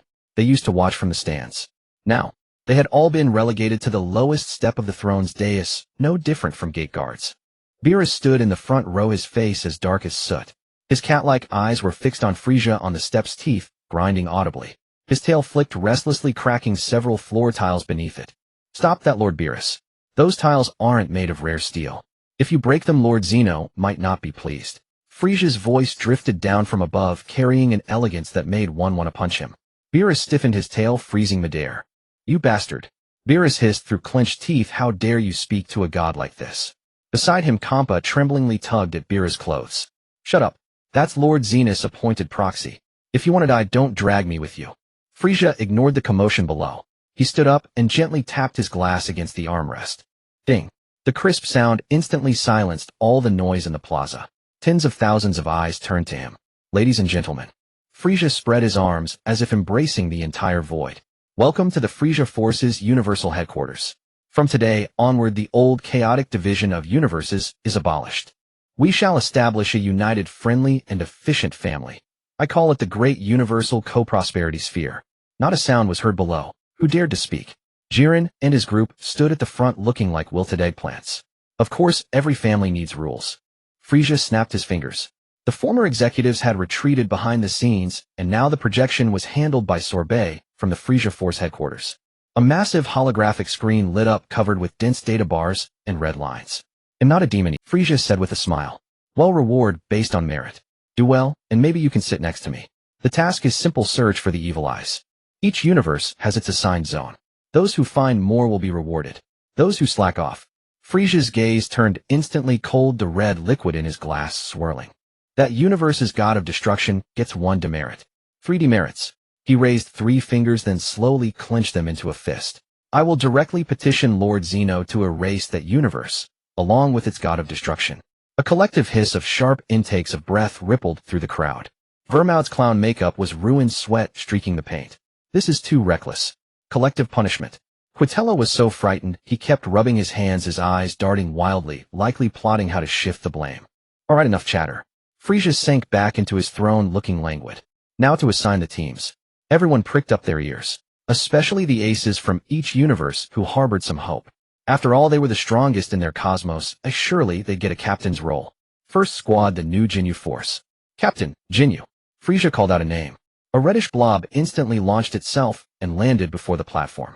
Now Jinyu was an Imagine body, soft and squishy, with antennae on his head trembling with excitement. Reporting. Lord Frieza. Jinyu bellowed, striking a crane pose, his big red belly jiggling. The entire venue fell into dead silence. He appointed his own man as captain. Members. Frieza glanced at the list in his hand, a cruel smirk curling on his lips. Jiren Topo Dispo. What? Dispo's large ears nearly snapped off. We have to serve under this red-faced thing. Jiren's brow was deeply furrowed. Though his stoic face showed no expression, his fists had turned white. What? Any objections? Frieza's gaze swept over them. A hint of that terrifying silver-white aura leaked out. Jiren instantly released his fists. No defiance. Absolutely none. The three walked onto the platform with dark faces. Excellent. Jinyu was ecstatic. These were the strongest fighters from Universe 11. Listen up. As my team member's strength is secondary. The most important thing is the entrance pose. Jinyu roared. Come. Follow me. Lift your left leg. Stick out your butt. Open your palms to the sky. We must show the special forces spirit. Dispo's face turned green. Kill me now, right this instant. Jiren stood there like a wooden post, refusing to move. But Topo, this big bearded candidate god of destruction, stared at Jinyu's movements for a long time, then suddenly rubbed his chin. This angle is wrong.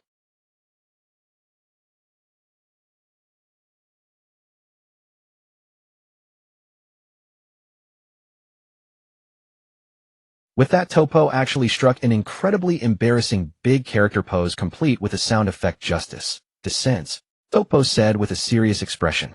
A righteous posture should be more upright. The arms must be as straight as the sword of judgment. Like this. Beerus below covered his face. It's over. It's all over. The dignity of the strong is shattered.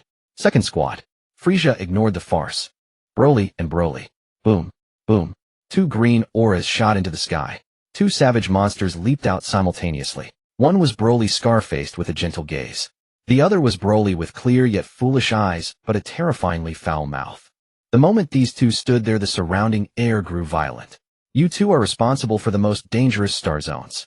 Frieza pointed at a patch of black, so deep it was nearly red on the star chart. If you see anything suspicious, just blow it up. Hee hee. Broly cracked his knuckles, a cruel grin on his face. Third squad. Bardock as captain, Vegeta as vice captain. In the crowd, Vegeta crossed his arms and snorted coldly, but his feet obediently carried him to stand behind Bardock. That was the Saiyan legend and Goku's father. Though not his biological father, in previous battles the pure Saiyan savagery Bardock displayed had earned the respect of even the proud Prince Vegeta. Let me see how much you've grown over the years, Vegeta. Bardock's scarred face bore a wild grin. If I won't bring you shame.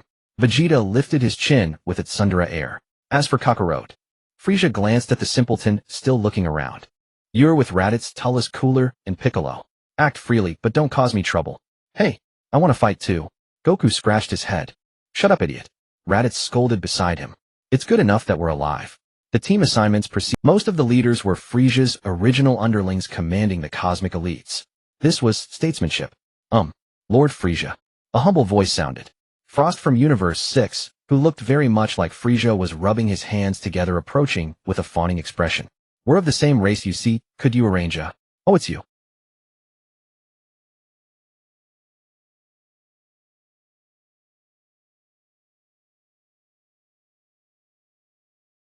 Cell. Perfect Cell was standing with his arms crossed, staring coldly in their direction. You report to Cell. He's leading the Vanguard Suicide Squad. Suicide Squad. Frost's legs gave way. Yes, specializing in physical minesweeping. Frieza's smile vanished. If you don't find the evil, I don't bother coming back. Cell licked his lips, looking at Frost, as if he were a delicious meal. Come here, little one.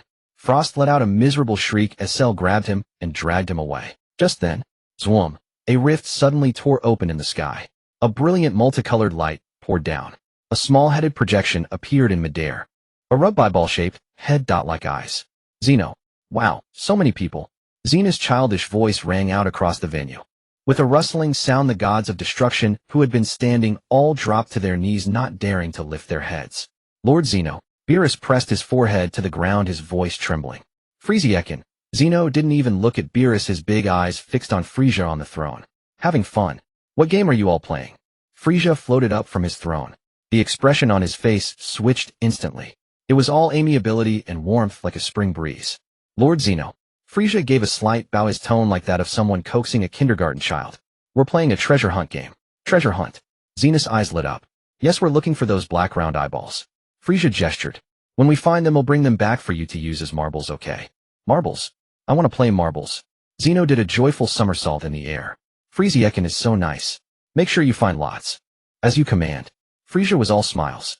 The hearts of the gods of destruction below nearly stopped. Evil eyes. as marbles. That thing was a calamity that could devour universes. What was this guy's nerve made of? After Xena's projection vanished, Frieza's smile instantly disappeared, replaced by an icy majesty. You all heard that. Lord Zeno wants marbles. If we disappoint him. Frieza didn't finish. But everyone understood. Move out. At the command, countless spaceships lifted off, the fastest vehicles provided by each universe. Everyone was handed a small device similar to a dragon radar, which flickered with ominous red dots. These were Black Death energy radars, hastily built by the genius scientists of each universe. The Grand Army dispersed in a mighty wave, charging into the vast cosmos. Zarbon. Frieza suddenly called to the green-skinned, long-haired beauty. Lord Frieza. Zarbon stepped forward respectfully. Frieza's ring flashed, and he casually tossed him a small pouch. Go to a planet with lush vegetation. Frieza lowered his voice. Plant these. Zarbon opened the pouch and looked inside. A few tree of might seeds. These were the products of the latest research, no longer requiring the dragging of an entire giant tree. My lord, these seeds require immense life energy, and the planting cycle on a planet is too long. Zarbonson. Frieza pointed at the red dots on the radar. Aren't those evil eyes the perfect fertilizer? Zarbon shuddered all over. Using evil eyes to nourish the tree of might. What kind of monstrous fruit was he trying to create? I understand. Zarbon said with fervor, tucking the pouch into his robe before turning and diving into his ship. Frieza settled back onto his throne, gazing at the now empty plaza and the distant, brilliant stars. Justice. Evil. He chuckled softly and drained the red liquid in his glass in one gulp. Only power is eternal. On the edge of Universe 7. A barren dead star. There was no atmosphere here, only exposed rock and bottomless craters. Suddenly the ground began to tremble. Not an earthquake. The entire planet was shaking as if in terror. On the planet's far side, where there should have been rock, a massive fissure suddenly split open. Squelch. A horrifying wet sound echoed. The fissure snapped wide open. It wasn't a canyon. It was an islet. An eyeball incomparably larger than any ordinary evil eye rolled out from deep within the planet's crust. Its diameter was thousands of kilometers, covering a third of the planet's surface. A black scara, a blood-red pupil. It rotated, staring fixedly at the distant star. Zzzzt. The space around it began to shatter like glass. Black mist seeped from the eyeball, reaching out like tendrils into the void. This planet was alive. Or rather, it had become the vessel for the evil eye. Deep within the pupil, it seemed as if an ancient voice was whispering. Such rich life energy. As the colossal voice faded, countless dark specks poured out from the fissures beside it, scattering in all directions across the cosmos. Crack. Crack. A cluster of evil eyes fused into a giant evil eye, which then embedded itself into the massive living planet. It began ceaselessly absorbing vast amounts of primordial life. In the vast star sea, silence reigns supreme. At the edge of the seventh universe lies a meteor belt known as the Silent Corridor. Here there is no light from stars, only a faint dim purple glow filtering through from distant nebulae. In the absolute zero vacuum, any carbon-based life form would instantly turn into an ice sculpture. Yet at this moment it is quite lively. Whoosh! Several beams of light dart through the meteors at high speed, creating energy ripples that reduce the asteroids along their path to dust. Hey! Several beams of light dart through the meteors at high speed, creating energy ripples that reduce the asteroids along their path to dust. Hey! Conduction communicator. His appearance at this moment is far from imposing. His face is covered by a transparent half mask, and around his neck hangs a bright blue metallic collar, which is buzzing and generating a thin layer of vitality field. This is the latest single soldier life support device, F-01, developed by the Frieza Force. Although lightweight for the proud Scion Prince, it feels like wearing a dog collar.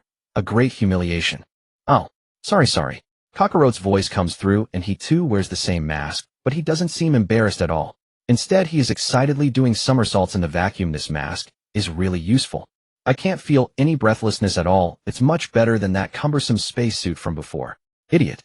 Raditz follows behind, fiddling with the radar, looking disdainful. Don't shout on the public channel. Floor beings are just troublesome. A cold, superior voice cuts into the channel.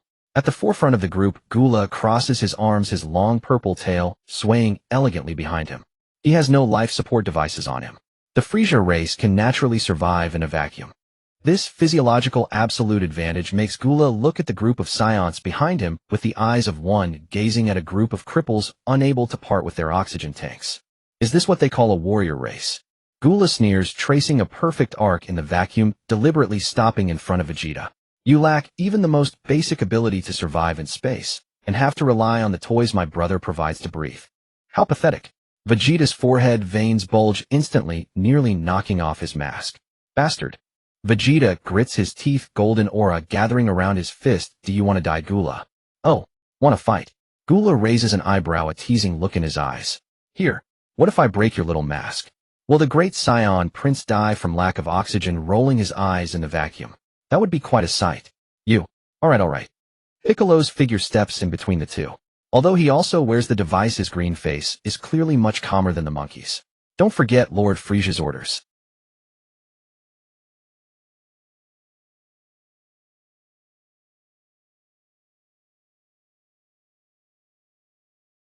The radar in Dallas' hand suddenly emitted a piercing alarm. They're coming. Dallas shouted at 3 o'clock. Such a strong energy response. The group immediately ceased their quarrel and turned to the right. There lay a massive meteorite wreck. In the shadow, hundreds of red lights suddenly lit up. They are not lights. Those are eyes. Hundreds of eyeballs 2 to 3 meters in diameter are embedded in a soft-bodied monster resembling black asphalt. These monsters have no fixed shape, moving like blobs of flowing oil in the vacuum, emitting a nauseating evil aura. Indeed, just like what we saw in the demon realm. So many of them. Kakarot's eyes light up, his fists clenching, but they don't look that strong. Compared to Dapper, they're far too weak. In a flash, he instantly teleports into the group of monsters. A simple and direct punch. Boom. Sound cannot travel in a vacuum, but the explosion of energy vibrated the medium of space. The struck black monster instantly exploded, turning into a rain of black particles. Too weak. Kakarot shook his head in disappointment. But the next second his smile froze. The exploded black droplets did not dissipate. Instead, they quickly adhered to the surrounding meteors. ZZZZ. The hard rock is eroded and assimilated at a visible speed, transforming into new black slime. In the blink of an eye, one monster became a dozen. Moreover, each newly formed monster now sported a red eye, staring intently at Kakarot.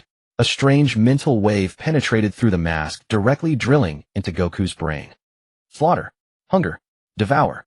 Kakarot shook his head, feeling as if countless flies were buzzing in his mind. Don't scatter them with brute force.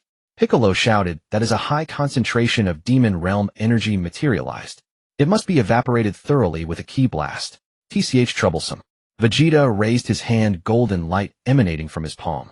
Then let them experience what hellfire truly is. Boom, boom, boom, boom, boom. Countless energy blasts rained down like a torrential storm. At the same time, in the 11th universe sector, a certain abandoned star system. The atmosphere here is much more bizarre than that of the 7th universe. Stop. The crimson demon Jinyu raised his hand, covered in black patterns. Behind him, Jiren, Topo, and Dispo, the pillars of the 11th universe, floated in the air with grim faces. All three of them also wore Frieza Force's special life support masks. Especially Jiren.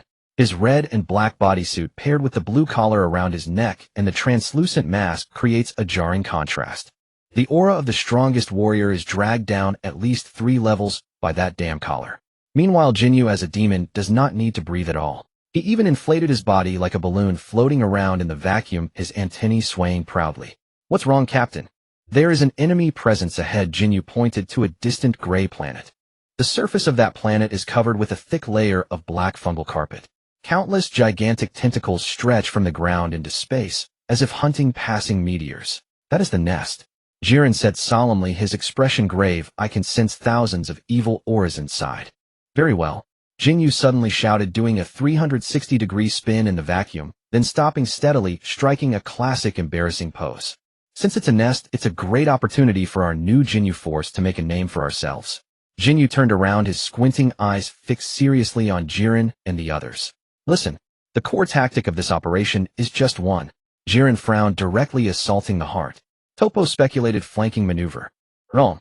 Jinyu shouted in anguish, it's all about the entrance pose. The air, though there isn't any, suddenly froze. Jiren's fists hardened. If he weren't unable to defeat Frieza, he would definitely crush this crimson idiot into a ball and kick him into a star. Captain. Dispo's voice trembled. At a time like this, just don't. Shut up. Jinyu interrupted sternly. Lord Frieza's army values appearance. Without the perfect pose, how can we showcase the deterrent power of our grand cosmic alliance? He pointed at Jiren. Jiren, you are the center. When you charge and later, you must stand on one leg, arms crossed over your chest with an expression that exudes I am strong, but lonely melancholy. Got it, Jiren. Topo, you are on the left. You need to strike a justice execution pose with your butt sticking out. Stick it out higher. Topo understood. Dispo, you are on the right. You need to do a handstand. Support your body with your ears. Dispo, isn't that physically impossible? No more nonsense.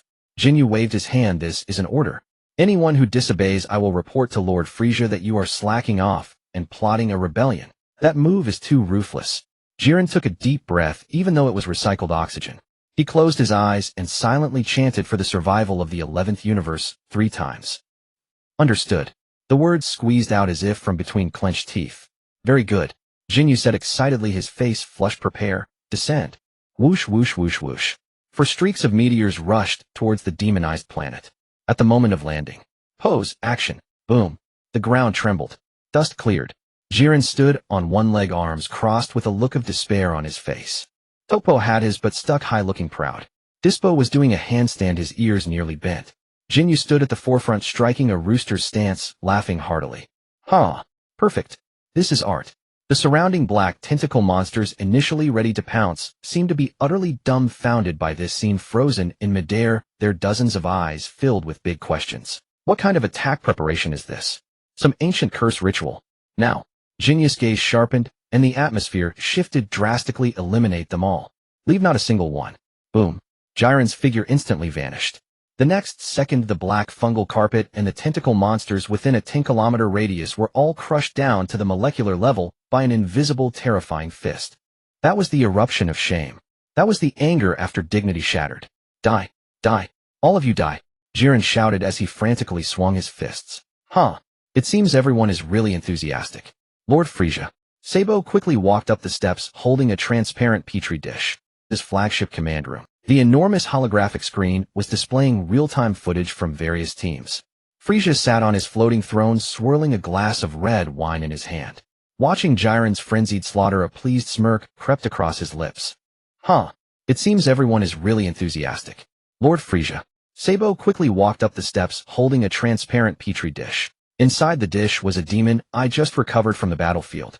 However, this demon eye was currently entangled by countless thin green roots. These are the roots of the spirit tree. The visible black aura within the demon eye was being frantically extracted by the roots, transported through the stem to a tender bud at the top. The originally pitch-black evil aura, after filtering and transforming through the spirit tree, had surprisingly turned into a pure and hauntingly dark golden energy. Sabo's voice revealed an unmistakable fervor. This demon eye is not only the best fertilizer, but the fruit produced after purification by the spirit. The experiment was successful. Sabo's voice revealed an unmistakable fervor. This demon eye is not only the best fertilizer, but the fruit produced after purification by the spirit tree has an energy density 1,000 times that of ordinary spirit tree fruits. 1,000 times. Frieza set down his wine glass. He extended 2 fingers, gently pinching the small fruit. He did not rush to eat it. He lifted the fruit to his eyes, peering through the dark golden glow, as if he could see the ancient demon god sitting at the end of time. Mechikabura. Frieza whispered the name, a glint of greedy coldness flickering in his eyes. You wish to devour the universe's lifespan to restore your youth. And I. Frieza exerted a slight force with his fingertip, and the fruit instantly transformed into a stream of pure energy drilling into his body. Buzz. A visible golden energy wave radiated outward from Frieza. The entire flagship creaked under this overwhelming aura. Frieza comfortably squinted his eyes, the tip of his tail delightfully twitching. Power. Pure, untainted divine energy. It's even better than the effects of 4 months of training. And I will turn your dark demon realm into my backyard. Frieza opened his eyes, the stars and seas reflecting in his pupils. Send the order down. There's no need to bring back all the demon eyes. Frieza pointed at the largest red dots on the star map. Plant the seeds of the spirit tree directly onto those big guys. Sabo paused for a moment, then revealed a knowing grin. Using the demon god's kin as flower pots. Truly worthy of Lord Frieza. Go ahead. Frieza lifted his wine glass again.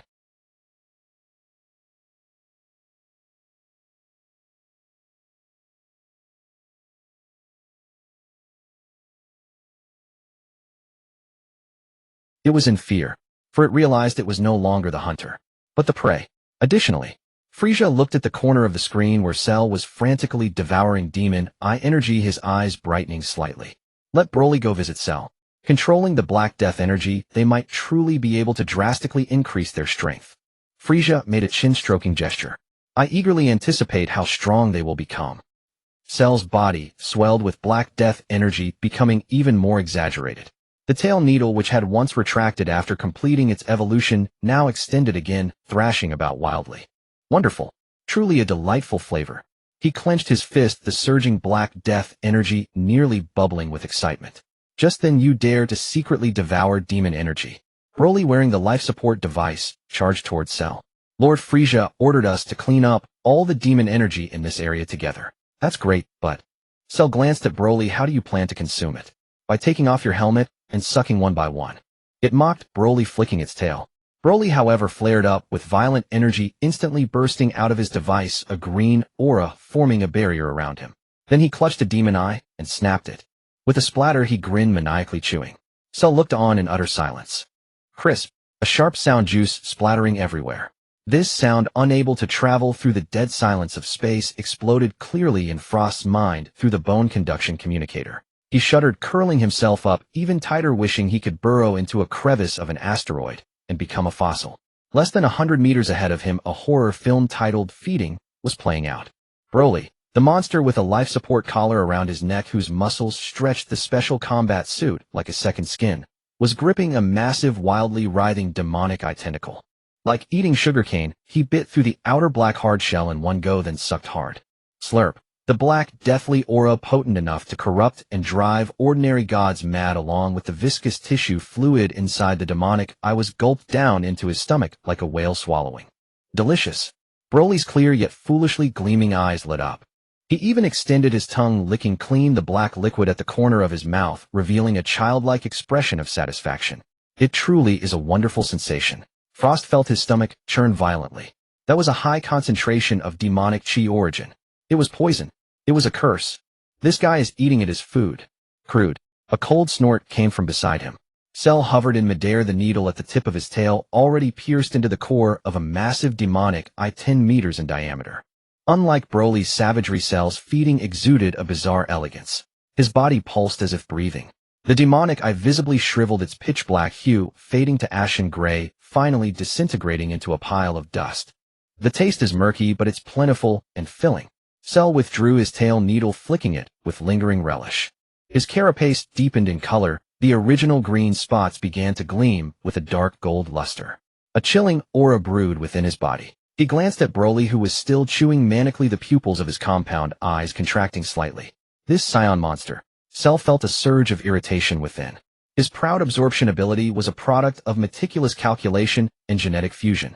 Yet this green-haired lunatic before him relied solely on that unreasonable gut of his to devour everything.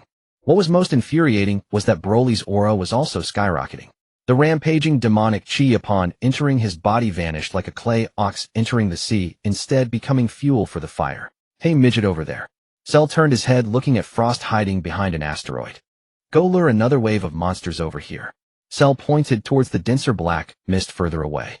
This appetizer isn't enough to fill the gaps between my teeth.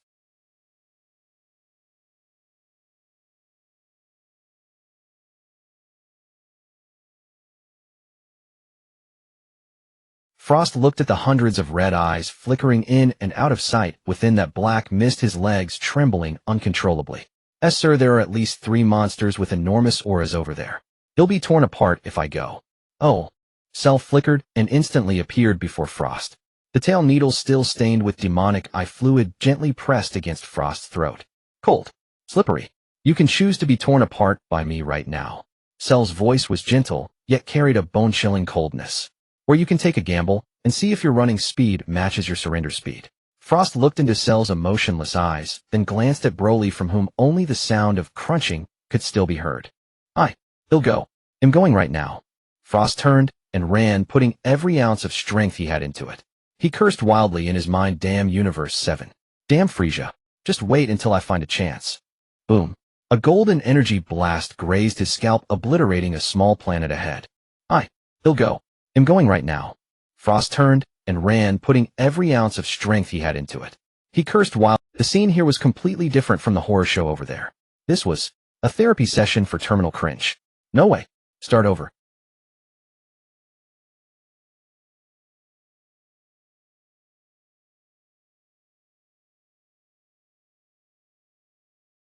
Jinya's furious roar echoed through the communication channel.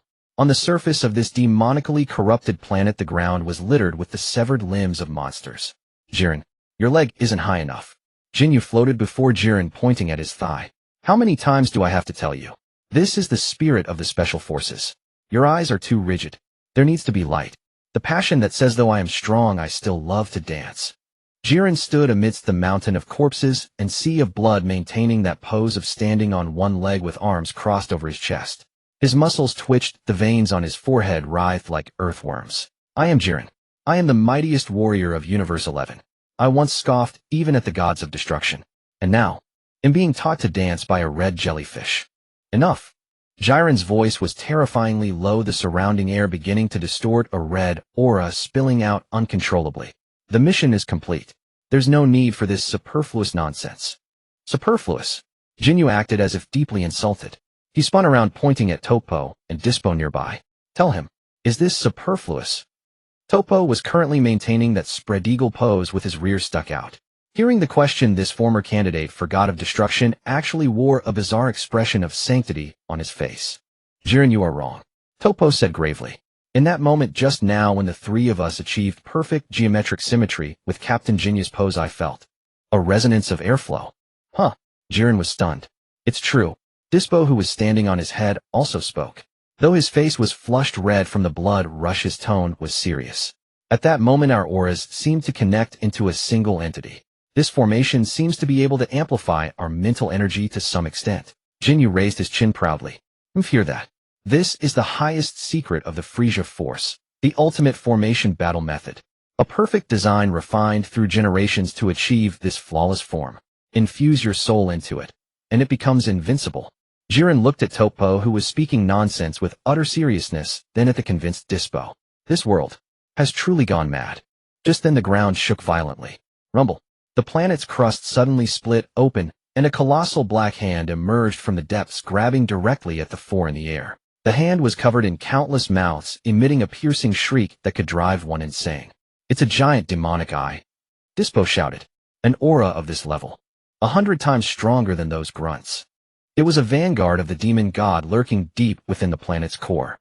It had endured, not emerging, apparently rendered speechless by the shameful display earlier. Now it could no longer bear to tolerate these lunatics. Perfect timing. Jinyu's eyes lit up, and he bellowed. New Jinyu Force. Prepare to engage. Use Plan B. Plan B. Jiren's pupils quaked with an earthquake. The one where you lift someone up. That's right, Jiren. You're the base. Jinyu gave him no chance to retort, his body transforming into a red streak of light, charging towards the giant hand. Toppo, Dispo, prepare the combination technique. Justice. Flash. Toppo roared, spinning as he charged forward. Jiren watched the three charging ahead, then looked at the sky-obscuring giant hand. If he didn't cooperate, they would really get hurt. Damn it all. Jiren let out a furious, anguished roar, not to attack, but to plant his feet in a rock-solid horse stance, raising his hands high in a lifting gesture. Out of sight, out of mind. Jiren shouted with his eyes closed. Boom. The auras of the four fused eerily in that instant. Jinyu, Toppo, and Dispo stepped off the air wall released by Jiren, using it as leverage to launch themselves, their speed instantly increasing tenfold. Beams of red, yellow, and purple light intertwined into a spiral drill, boring straight through the giant demonic hand. Splat! Black blood rained down like a storm. The demon god vanguard let out a miserable shriek, and before it could fully emerge from the ground, it was blasted back into the depths by this combined power. Victory! Jinyu somersaulted to a landing, striking a final pose. This is the power of teamwork. Jiren. Well done. Jiren remained in that lifting posture, standing still, unmoving for a long time. Two streams of clear tears, if there were tear ducts inside his visor, slid from the corners of his eyes. I have grown stronger, but I have also become dirtier. Universe 7, Frieza's flagship. Before the massive window, Frieza was not paying attention to his underlings' farce. He held the second dark golden fruit from the spirit tree in his hand. The first one he ate had caused his divine power to surge significantly. That power was not mere destruction, but a higher dimensional dominion. Truly delicious. Frieza tossed the fruit into his mouth. This time the reaction was even more intense than before. The silver-white halo around him instantly exploded, dyeing the entire command room into a monochrome. The originally purple crystalline flesh blocks began to discolor, shifting towards a deeper, near obsidian dark purple. This was not a transformation. It was another leap in life's hierarchy. The demon realm energy filtered through the spirit tree was not only pure, but also carried a trace of spatial attributes. After all this energy was the lifespan plundered from countless timelines by the demon god Mechikabura. Frieza closed his eyes. His consciousness seemed to detach from his body, traveling upstream along those causal threads. In a pitch-black, timeless void, he saw an ancient palace suspended in the crevice of time. On the throne in the palace, the withered bark-like old demon god slowly opened his murky eyes. A gaze crossing time and space. Mechikabura seemed to sense something, a flicker of confusion passing through his eyes before turning into violent rage. Who is it? An ancient voice crossed countless light years, exploding directly in Frieza's mind. Who dares to steal my offerings? An ordinary person hearing this voice would likely have their soul shattered instantly. But Frieza merely stood on the flagship, a graceful, yet cruel curve lifting the corner of his mouth. He did not retreat. Instead, he sent his own voice back along that mental link. Your delivery tastes quite good. As a token of thanks, I'll personally come to claim your harvest. Frieza opened his eyes. Your delivery tastes quite good. As a token of thanks, I'll personally come to claim your harvest. Frieza opened his eyes. A fierce silver light blazed in his pupils. A black outline had appeared around the original red center. To send you off. Snap. The mental connection broke. Deep in the demon realm, the void before Mechikabura suddenly cracked open, leaving a silver scar that lingered, unable to heal for a long time. And on the flagship, Frieza turned around, looking at the screen, displaying his forces rampaging, feeding, and striking poses across various universes. Zarbit, at your command. Notify all units. Accelerate the pace. Frieza licked his lips. The craving for power made every cell in his body tremble. That old man has discovered us. Before he sends his armies here. Frieza pointed to the brightest red dots on the star chart. Devour all the nutrients from these universes. Leave nothing. Also, Frieza's gaze lingered on one corner of the screen, which displayed Cell's data. At that moment, Cell was emitting agonized yet ecstatic roars within the black mist. His body was splitting open and a new layer of carapace gleaming with a metallic sheen was being generated. Oh my! Frieza revealed an amused smile. It seems that besides me, someone else is going to bring us a surprise. I truly wonder just how far can the ultimate life form evolve. On the screen, Cell suddenly looked up. His eyes had turned completely bloodshot, the runes on his forehead glowing brighter, even cracking open a slit. Like opening a third eye. Crack. The slit in the center of Cell's forehead slowly. No blood flowed. Only a beam of supremely dark light shot out, seeming to bore a tunnel connecting to another dimension in the void. It was an eye. The pupil displayed an eerie double pupil shape. The outer ring was Namekian green, the inner ring cyan gold, and the very core was an unfathomable pitch black, the pure essence of black, deathly aura. Huh. Cell exhaled a turbid breath. With this exhalation, the mottled carapace on his body began to fall off like a snake, shedding its skin, revealing the brand new body beneath. No longer the green spots of biological texture. The reborn Cell exhibited a dark platinum luster similar to obsidian all over. Dark red magma-like veins flowed at his joints. The wings on his back had become sharper and more slender, like two sides of death. Merely hovering there, the space around him began to distort automatically, as if the world's very laws were rejecting the existence of this monster. Is this the end of evolution? Cell raised his hand, looking at his metallic gleaming palm, a grin splitting his face up to his ears. He could feel it. The Earthling cells, Scion cells, Frieza cells, and Namekian cells, once in conflict within him, had achieved a terrifying balance under the adhesion of the black, deathly aura. It was no longer fusion. It was domination. The mere posture of standing in the void was like the descent of a demon god. It was a breathtaking beauty. Sharu floated in the vacuum, the once biological carapace completely vanished, replaced by an obsidian armor seemingly forged from higher dimensional matter. Dark, golden light flowed slowly through the gaps in his joints, as if the magma of stars was surging beneath this perfect shell. Most striking of all was the newly formed vertical eye in the center of his forehead. It was not an ordinary eye, it was a miniature black hole, deep and greedy, constantly exhaling and inhaling a soul-stirring black death aura. Is this the world of gods? Sharu clenched his fist. Crack. With just the motion of clenching his fist, the space in his palm shattered like a fragile cookie, revealing the colorful chaos of the subspace behind it. He did not intentionally release any aura, yet the asteroid belt within tens of thousands of kilometers around him came to a halt. It was as if all things were bowing in reverence to this newly born deity. Ha! Sharu covered his face, laughter spilling through his fingers, gradually transforming into a haughty roar. This is amazing. This is the ultimate. This is perfection. Sun Wukong, Vegeta, they are nothing but ants that I can crush at will.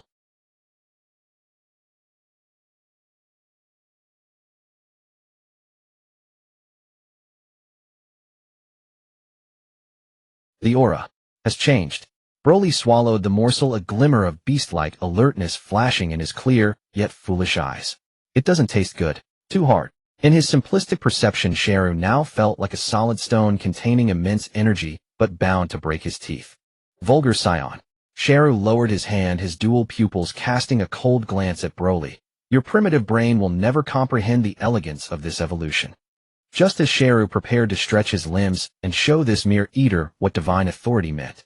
Sizzle. A piercing rip tore through the silence of this star domain.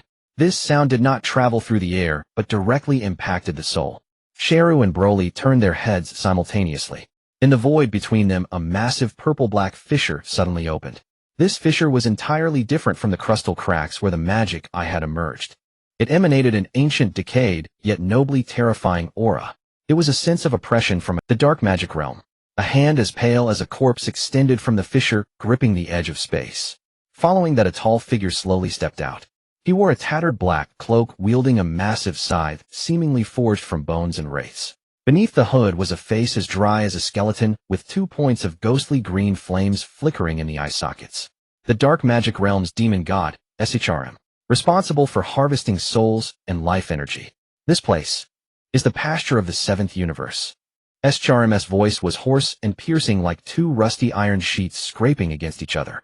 He did not look at Sharu and Broly, but instead gazed down at the massive eyeball planet, now drained of magic energy and turned gray and lifeless. My. The ghost fire in SHRM's eye sockets flickered sharply. Dead. He raised his head and glanced around.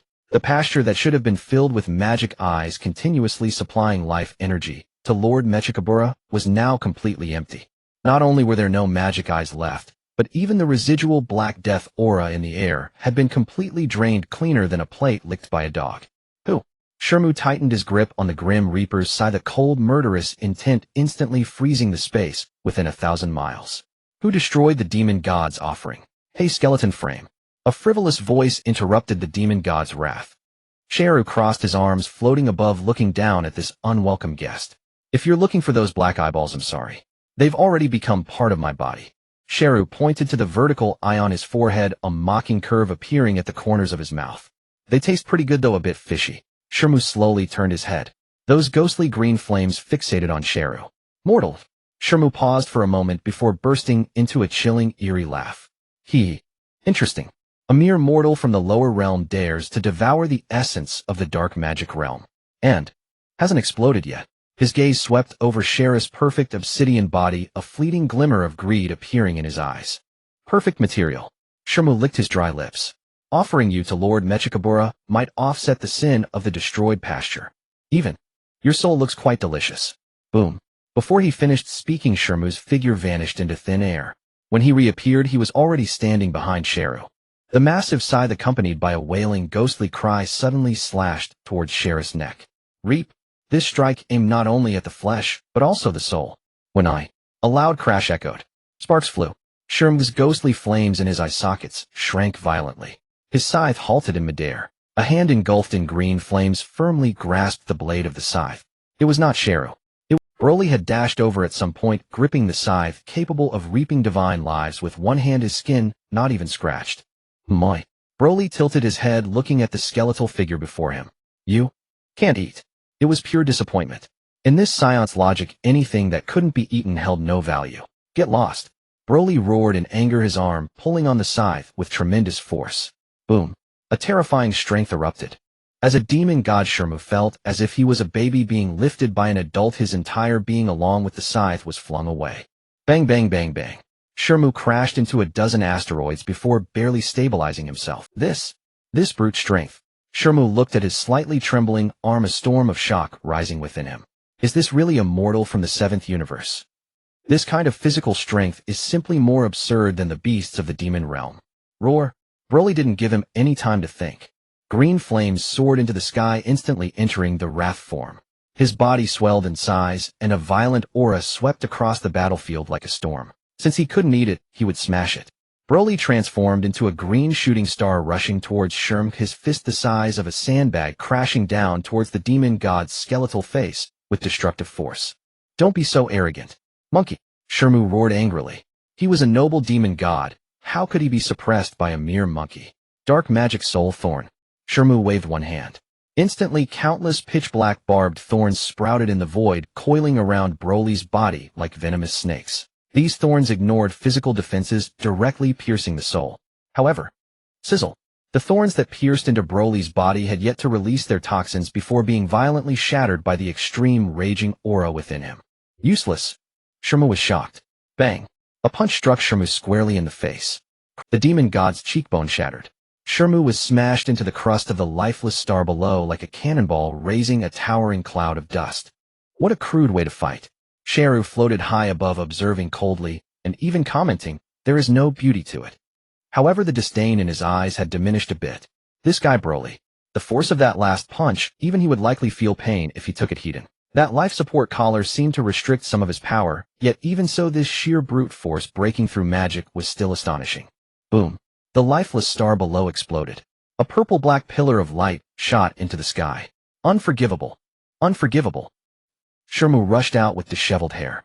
Half of his face was distorted from the blow, and his cloak was in tatters, looking utterly disheveled. As a demon god, when had he ever suffered such a tremendous humiliation?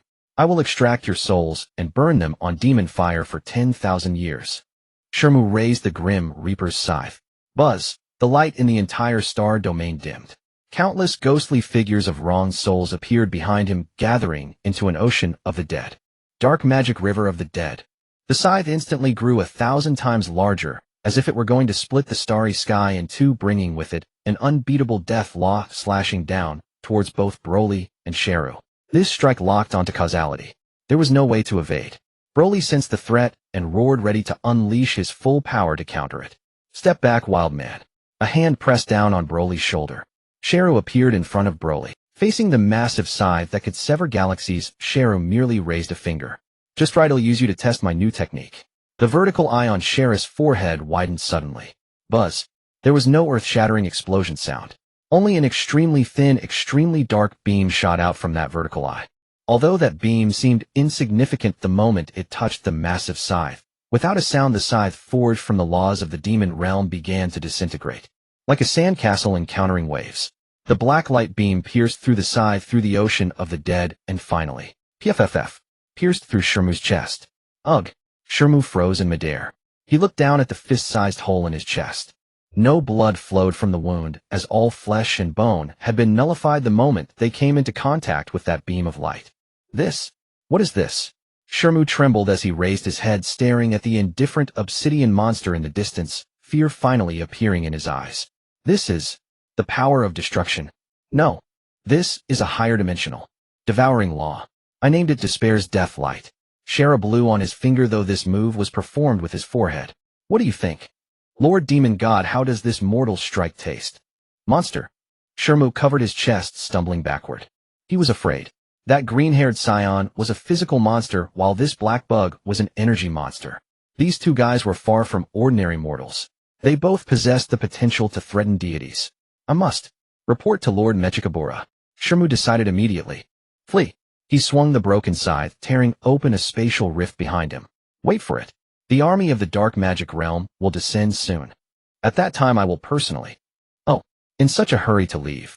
A graceful and composed voice carrying unmatched authority suddenly echoed in this star domain. The voice was not loud, yet it clearly overpowered all energy fluctuations, even surpassing the fear within Shermu, resonating directly in the depths of his consciousness. Shermu's body stiffened. He was terrified to find that the spatial rift he had opened was actually impassable.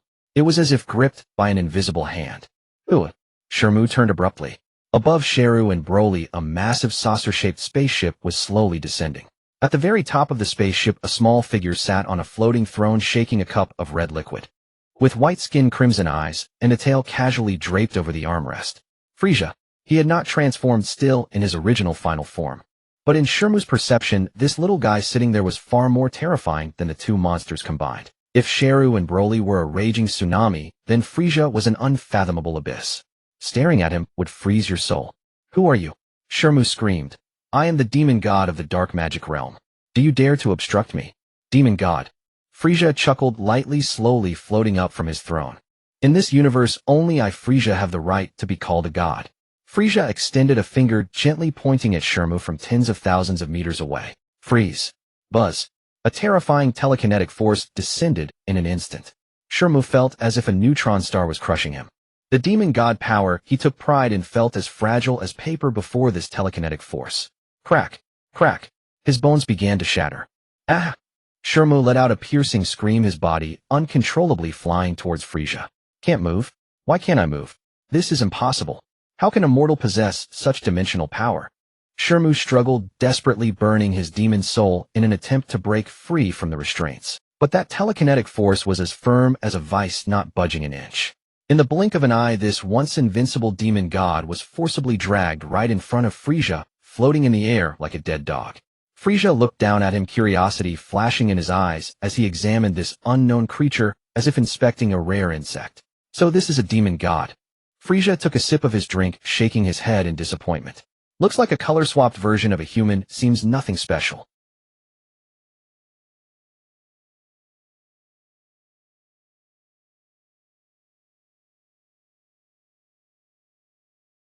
Frieza raised his index finger to his lips.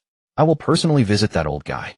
Frieza smiled, slightly a warmth to his smile that sent a bone-chilling fear into Shenmue. But before that I need a guide. Frieza extended his hand, pressing it against the top of Shenmue's head. Don't stop. Shenmue seemed to realize something, screaming in terror. Relax, it won't hurt much. Frieza's eyes flashed, soul-searching. This was not a magic spell, but a technique created by Frieza, combining his powerful mental strength with the methods of past world cultivators. Ah! Shenmue let out a dreadful wail, more tragic than a slaughtered pig. His memories, his geographical knowledge of the dark magic realm, even the source of his demonic power were being mercilessly perused and plundered by Frieza. Moments later, Frieza released his hand. Shenmue had rolled his eyes, foaming at the mouth, completely unconscious, floating in the air like a broken rag doll. I see. Frieza took out a handkerchief, elegantly wiping his hands. It really is no different from the anime. The Dark Dragon Balls are even more terrifying than the Black Death Dragon Balls. The information he obtained was far more than he had imagined. This so-called dark magic realm actually possessed the technology to traverse time and space. What an unexpected gain. Frieza turned around, glancing at Sharu and Broly, who were waiting beside him. Sharu had already reined in his madness, slightly bowing his head in respect. Although he had evolved into the realm of gods, he clearly felt the gap when Frieza acted just now. A gap of absolute difference in realms. Lord Frieza was unfathomable. Sharu, at your service. This guy is yours. Frieza pointed at the unconscious Shenmue. Don't kill him.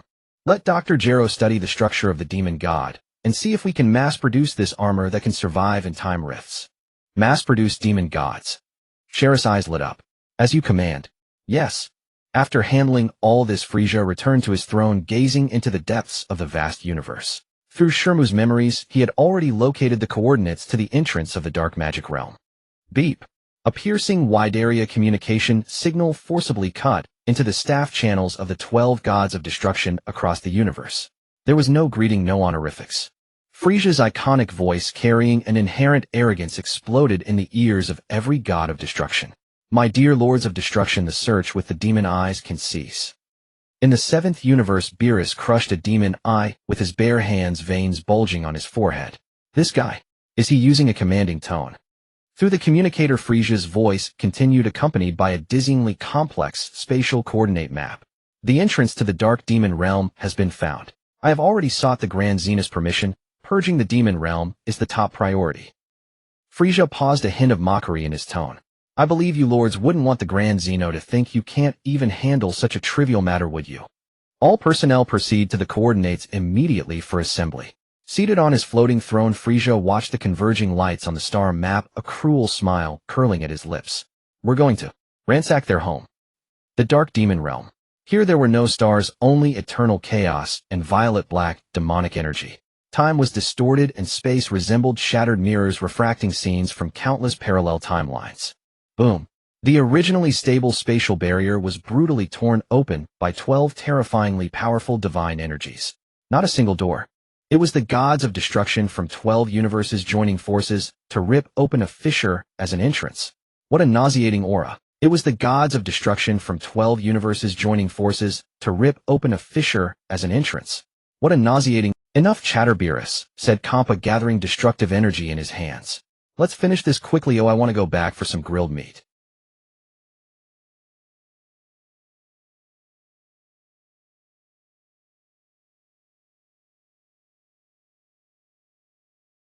Attack. Frieza waved his hand lightly. The next second, meteors fell. Roar. A streak of green light charged into the enemy formation first. Broly. He needed no tactics. Like an out-of-control nuclear bomb, he crashed directly into the densest area of the Demon Realm's army. Boom, boom, boom.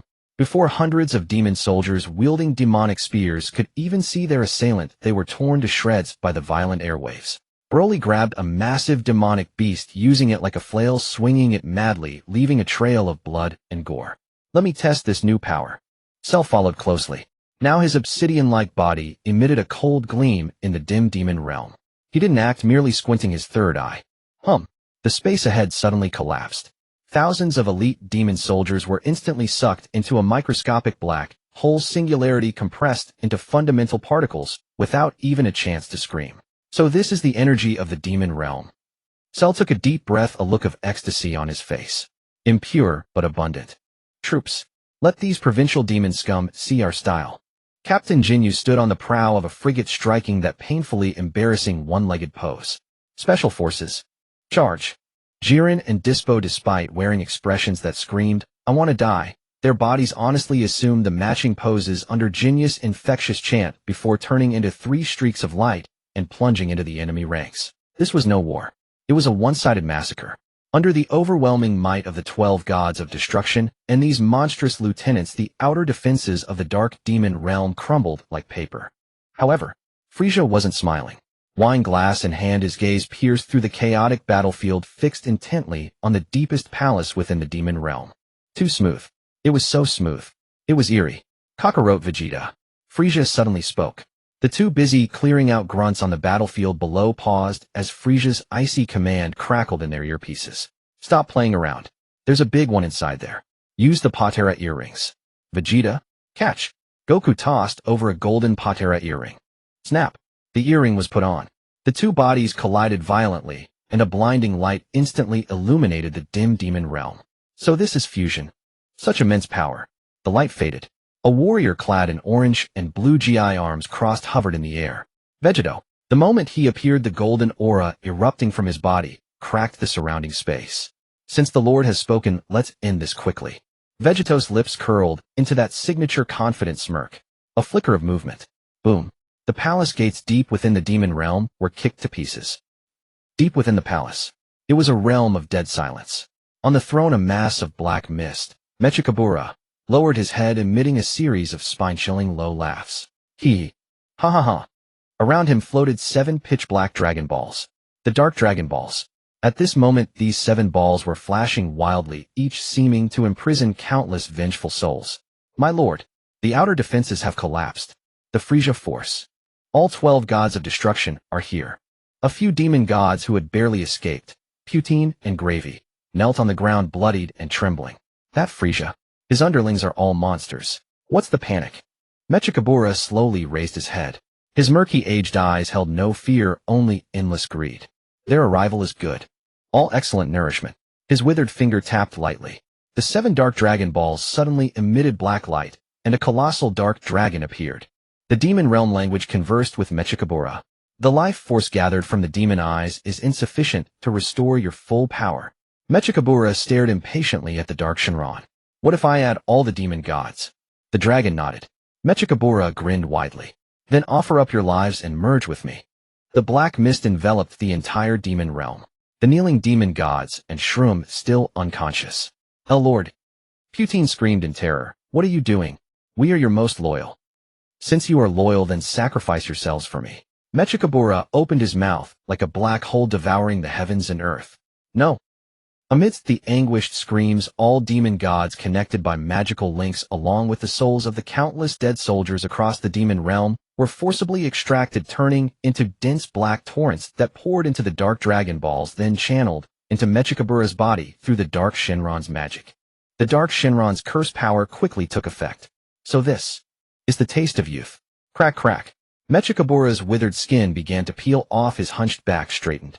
The decaying aura was instantly replaced by a terrifying magical power sufficient to make the entire multiverse tremble. Boom. The palace exploded. A pitch-black pillar of light shot into the sky, blasting Vegeta, who had just charged in back hundreds of meters. All the gods of destruction halted their actions, simultaneously staring in shock and uncertainty at that direction. The pillar of light dissipated. A young handsome man radiating extreme evil stepped forth. He wore a dark red imperial robe, his long hair cascading like a waterfall. With each step space fractured. The demon god king, Mechikabura Prime. Frieza? Mechikabura looked up, his gaze crossing tens of thousands of meters to lock onto Frieza on the flagship. Thank you for delivering so many sacrifices to my doorstep. He raised his hand and gently clenched it at the void. Dark Shenron, the second wish. Ruler. A dragon's roar, but not a divine golden dragon. Instead, a colossal dragon radiating pure evil coiled above the demon realm. I shall devour the time of these 12 universes. Mechikabura let out a mad laugh, his form vanishing instantly. Bang. The next second, Vegeta, who was at the forefront, couldn't even react before his neck was seized by a hand. What a... Vegeta's pupils contracted in shock. Super Saiyan 3 full power. But when this power struck Mechikabura, it vanished like a stone thrown into the sea, instantly neutralized by the black death energy radiating from his body. Too weak. Mechikabura casually flung him aside. Boom. Vegeta was slammed into the ground like a cannonball, cracking the earth into a canyon tens of thousands of kilometers long. Attack! Beerus roared. The 12 gods of destruction struck simultaneously. 12 destruction energy spheres imbued with the laws of annihilation hurtled toward Mechikabura. A cheap trick. Mechikabura didn't dodge or block, he simply spread his arms. Time stopped. Not the brief pause of hit, but a complete freezing and extraction of time in that entire region. The destruction energy spheres hung motionless in the air, then rapidly weathered and dissipated. Time devour. Mechikabura murmured. Uft, uft, uft. The 12 gods of destruction simultaneously spat blood, their bodies flying backward. Their divine power had been weakened by a full 30% in an instant. How is this possible? Kampa stared at his hands in horror. My power is draining. He's devouring our time. Whis' voice, unusually grave, appeared beside Beerus. Each of his strikes plunders the opponent's lifespan and time of existence. The battlefield situation reversed instantly. Cell attempted a sneak attack, but was shattered by a mere glare from Mechikabura, his proud obsidian shell nearly disintegrating. Broly's furious punches against the enemy were met with a massive recoil that broke his arm. This was the Demon God King, a dimension surpassing ordinary gods of destruction. On the flagship, Frieza watched this scene, finally crushing the wine glass in his hand. But there was no anger, no panic in him. What an unreasonable old monster. Frieza stood up, straightening his collar. Orders. Frieza's voice boomed across the entire battlefield through the loudspeaker. All units retreat. Not a fight to the death, not a desperate struggle. It was a retreat. What a... Vegeta crawled out of the ruins, clutching his chest. Fleeing the battlefield. This. Shut up, you fool.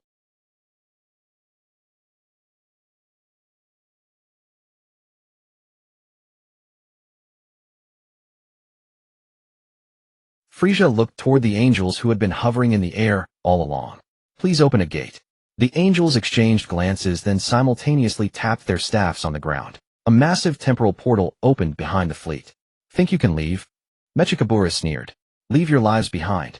He gathered a black sphere of energy capable of destroying a timeline, preparing for a one-shot wipeout. Beerus, if you don't want to die, attack together. Frieza roared, no longer holding back.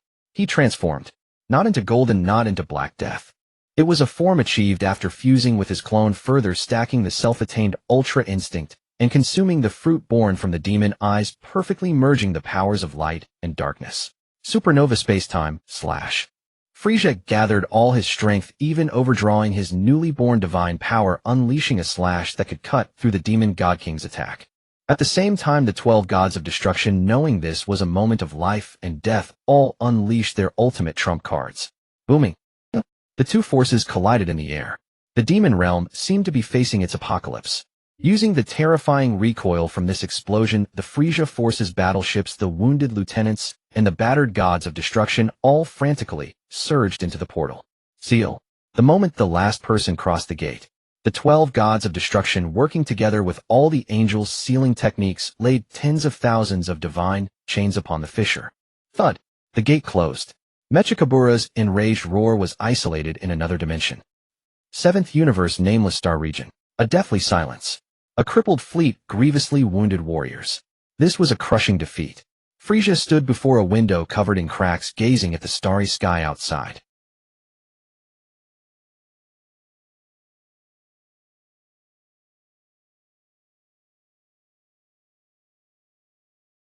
Pink skin, stylish earrings. The supreme Kai of time, Cronoa. Are you here to laugh at me? Frieza asked without turning around. No, I'm here to deliver a cheat code. Cronoa swung her legs, her tone serious. Mechikabura has absorbed all the dark power. He has now touched the threshold of transcending the rules, though only within the demon realm. If he isn't stopped, he will eventually break the seal and devour the history of all universes. By then, no matter how strong you are, you'll be erased directly from the river of history. Frieza turned around, his crimson eyes fixed on Cronoa. Get to the point. Relying solely on divine power, gods of destruction, and key science is no longer enough to win. Cronoa held up 4 fingers. You need to fuse 4 extreme powers. First, the power of light divinity you originally possessed, enough to shake the universe. Second, the power of destruction born from your self-cultivation. Third, the power of black death and dark divinity you plundered from the demon gods. And fourth. Cronoa pointed toward the Temple of Time, then at Frieza's heart. The power. Only by perfectly fusing these 4 distinct powers, light, dark, divinity, and time, can you evolve into a form that surpasses the demon god king. That's impossible. Beerus, his face covered in bandages, walked in without being noticed. These 4 powers are mutually exclusive. Forced fusion will only result in self-destruction. An ordinary person couldn't, of course. Cronoa looked at Frieza, a strange light gleaming in her eye. But for this universe's most greedy, most evil, yet most talented emperor, perhaps a miracle can be created. Frieza listened, then suddenly laughed. It was a pure smile, like discovering a new toy. A quadunion, huh? He extended his hand, gazing at the lines on his palm. Sounds more interesting than ruling the universe. Then let's begin as soon as possible. Frieza looked around the room, full of wounded soldiers, his eyes burning with fervor. To trample that old geezer under my feet. I, Frieza, shall become the true taboo. The nest of time. This is a special dimension independent of all universes, where the sky presents a dreamlike aurora color, and countless massive gears slowly turn in the void, emitting a dull and ancient rumble. Frieza stood before the immense library of time scrolls, and in front of him was a well emanating a silver-blue glow, the convergence of time. Listen carefully, Frieza. The Time King Cronoa floated in midair, her expression more serious than ever. The power of time is not an energy that can be arbitrarily increased, it is a rule. Your body has adapted to the powers of divinity and darkness, but time. It flows and it stands still. Once it is out of control, you will be torn apart by your own past and future, leaving not a single fragment. Enough with the nonsense. Frieza, with a body forged through countless trials and now fused with dual divine powers. His skin shimmered with a cold white light under the glow of the nest of time, and the purple biological crystals were as transparent as gems. Let's begin. Frieza spread his arms wide, as if embracing the entire void. Let me see if time understands how to yield to an emperor. Cronoa took a deep breath and formed a seal with her hands. The moment of time, the convergence of upstream and downstream, opens the door to the forbidden. Boom. The silver-blue light in the well surged violently, transforming into a roaring dragon of light that engulfed Frieza. Even Frieza couldn't help but let out a muffled groan upon contact with this power. Not the pain of flesh being torn, but the agonizing pain of existence being corrected. In the sea of his consciousness, countless images flashed back frantically. Memories from his past life as a human, the passion of watching Dragon Ball for the first time, and the storyline that Frieza was supposed to follow. The humiliation of being cut in half by a Super Saiyan on Namek. The despair of being killed by Trunks in a single strike. The monotony and fury of being deprived of freedom in hell, hanging on a tree for years. All past defeats, deaths, and humiliations seemed to occur simultaneously in that moment. The power of time attempted to dismantle his spirit from within through causality. You want to deny me with the past. In the center of the light, Frieza's face twisted, golden blood flowing from his 7 orifices. Yet his crimson eyes shone frighteningly bright amidst the chaotic storm. All the past events are the very foundation that forged today's mortal into a god. I am Frieza. I am the ruler. Whether it is light, dark, or this damned time, kneel before me. Buzz. The three powers within him began to riot. The golden light of creation represented the authority of creation and devouring. The inky black power of death represented the abyss of extreme evil and corruption. The dark purple power of destruction represented the laws of destruction and balance. The silver blue power of time represented the order of causality and cycles. The three distinct rules fought violently within him, turning every cell into a battlefield. Frieza's body began to fracture, his skin peeling away like shattered porcelain, revealing muscle fibers flowing with chaotic colors beneath. Hold on. Krinoa shouted, sweat pouring down her forehead. This is a critical moment. Use your will to dominate them. Not fusion, but suppression. Frieza clenched his jaw, a beast-like growl emanating from his throat. He did not need fusion. He was an emperor. An emperor does not need to fuse with his subjects. An emperor just needs to let each subject perform their duty. Be quiet for me. A previously unseen domineering will erupted from his shattered shell. It was a self that transcended race, transcended good and evil pure to the extreme. A previously unseen domineering will erupted from his shattered shell. It was a self that transcended race, transcended good and evil pure to the Beerus suddenly opened his eyes, his pupils constricting to needle points. It's here. No sooner had he spoken than the golden seal laid by the 12 gods of destruction and angels shattered like glass struck by a hammer bursting into a myriad of light points. Boom. A torrent so black it could devour light surged forth from the crack. Wherever it passed, the meteor belt instantly turned to sand. The light of stars dimmed rapidly, as if they had instantly aged billions of years, ultimately extinguishing. From this torrent of death, Mechikapura strolled out. He restored his youthful appearance, his dark red robe fluttering in the void, and behind him floated the shadow of the evil dark dragon. Is this the essence of the current universe? Mechikapura took a deep breath, a cruel and intoxicated smile appearing on his face. It is filled with vibrant, delicious time. He raised his hand and made a grasping motion toward a distant life-bearing planet. Whither? No energy wave was emitted. That planet in full view began to turn yellow and wither at a speed visible to the naked eye. The atmosphere dissipated, the oceans dried up, and the green forests turned to ashes. In just 3 seconds, a vibrant planet turned into a dead, desolate star. And the entire planet's billions of years of lifespan transformed into a pure white light flying into Mechikapura's mouth. The taste is a bit bland, but better than nothing. Mechikapura licked his lips, turning his gaze to the prepared United Legion. So who will be the next appetizer? You bastard. Kampa roared. As a god of destruction, witnessing such wanton plundering of the universe's lifespan instinctively disgusted him. All forces, attack! At that moment there were no longer distinctions between universes or factions. The 12 gods of destruction simultaneously unleashed their strongest auras. Purple destructive energy poured down like a torrential rain. Meanwhile, the monsters of Frieza's legion also moved. For the glory of Lord Frieza, Captain Ginya's voice resonated throughout the battlefield. Ultimate formation, galactic cross. In the center of the battlefield, Jinutopia Dipsa and Jiren formed an extremely bizarre geometry. Jinyu was upside down on one leg at the top, Topia was at the bottom in a horse stance, lifting. Dipsa was horizontally floating on the left, while the most pitiful Jiren was forced to make a heart gesture with both hands on the right. Though it was immensely embarrassing, the effect was astonishing. The auras of the four resonated perfectly in that moment, intertwining red, yellow, and purple lights into a massive cross-shaped energy wave imbued with the dual beliefs of justice and special operations, crashing towards Mechikapura. Oh, interesting juggler. Mechikapura's lips curled upwards, and he didn't even raise a hand. He merely narrowed his eyes slightly. Time slows down. The combined energy wave capable of destroying star systems suddenly slowed down to a crawl, even slower than a snail, as it approached him within 100 meters. The internal structure of the energy began to age and collapse, rapidly dissipating into the void before even touching the hem of his clothes. What?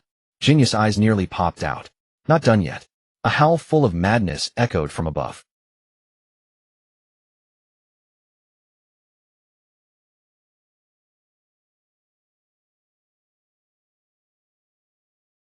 Try this.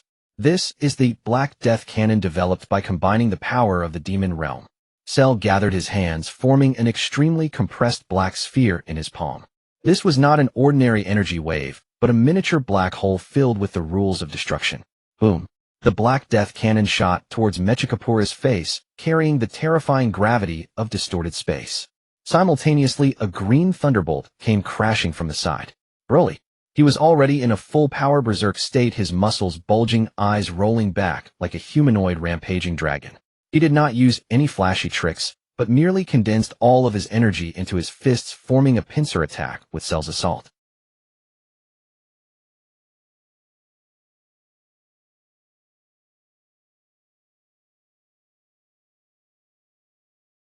His right index finger pressed against Broly's fist. Ding. The entire universe seemed to freeze in that moment. Break. Mechikapura exhaled a single word. Crack. The Black Death cannon which Cell was so proud of burst apart like a popped balloon. The terrifying backlash surged through Cell's arm, and his indestructible obsidian right arm exploded into powder. Cell screamed as he was sent flying. Meanwhile, Broly suffered even heavier damage. A gray stream of energy surged from Mechikapura's fingertips, instantly wrapping around Broly's arm. Wither Beast. ZZZ. Broly's tree trunk-like arm instantly shriveled and aged, the skin becoming wrinkled like old tree bark, muscles atrophying, and bones becoming brittle. The pain of having his life force forcibly extracted made even the berserk Broly let out a mournful howl. Get lost. Mechikapura waved his hand casually. An invisible repulsive force erupted, sending Broly and Cell flying like garbage for tens of thousands of kilometers, smashing countless warships. Monster. Beerus gritted his teeth, cold sweat trickling down his forehead. This guy's dimension is completely different. He is using time as a weapon. No matter if it's time or what, the gods of destruction shall not be insulted. Beerus roared, his purple aura soaring into the sky. Destruction God technique, Twilight of the Gods. The 12 gods of destruction exhibited astonishing synergy at that moment. They gathered all their destructive energy into a massive purple sword of light that spanned several light years, wielding the might to sever causality, aiming it down at Mechikapura. This strike was enough to cut through the universe. Mechikapura finally put away his nonchalant expression. Interesting. Is this the authority of the divine? He slowly raised both hands, and the dark dragon behind him let out a thunderous roar. Darkness of the abyss, labyrinth of time. Countless black chains reached out from the void, each inscribed with ancient runes. These chains did not block the sword of light, but instead pierced directly into the time axis surrounding the sword. A bizarre scene unfolded. The massive sword of light that was descending suddenly began to rewind. Its downward motion transformed into an upward motion. The condensed energy began to dissipate, and it ultimately returned to the state just as the 12 gods of destruction had initiated their attack. Time is reversing. Whis, observing from a distance, frowned tightly. No, it's not reversing. He is resetting the time in that area. In this domain, he is the absolute sovereign. Is this your limit? Mechikapura stood in place, completely unharmed. He looked at the panting gods, his eyes filled with contempt. Then it's my turn. He spread his arms wide, and the dark dragon behind him opened its massive mouth. A pitch-black, still beating massive heart appeared in the dragon's mouth. Dark heart, universal devour. That heart pulsed once. Everyone present, whether it was the gods of destruction or the warriors of Frieza's legion, felt their hearts skip a beat. An irresistible suction enveloped the entire area. It was not mere suction, it was plunder. Life force, divine power, and energy continuously flowed from their bodies into that dark heart. Ugh! The weaker soldiers of Frieza's legion instantly turned into mummified corpses, scattering with the wind. Even the strong Jiren knelt on one knee, showing a pained expression as his skin began to lose its luster. I can't move. My strength is draining. Damn it. Beerus struggled to maintain the destruction god shield, but the shield was corroding at an astonishing rate. At this rate, we will all perish. Despair. True despair enveloped the battlefield. Faced with this demon king capable of manipulating time and plundering lifespan, at will both numbers and brute force lost their significance. Mechikapura watched the beings struggling in pain, emitting a delighted laugh. Where's Frieza? That arrogant little brat has hidden away somewhere. His gaze swept across the field, finally resting on a particularly subtle spatial fluctuation in the void. Oh, hiding in the temple of time. Mechikapura scoffed and extended his hand, a black spear forming in his palm.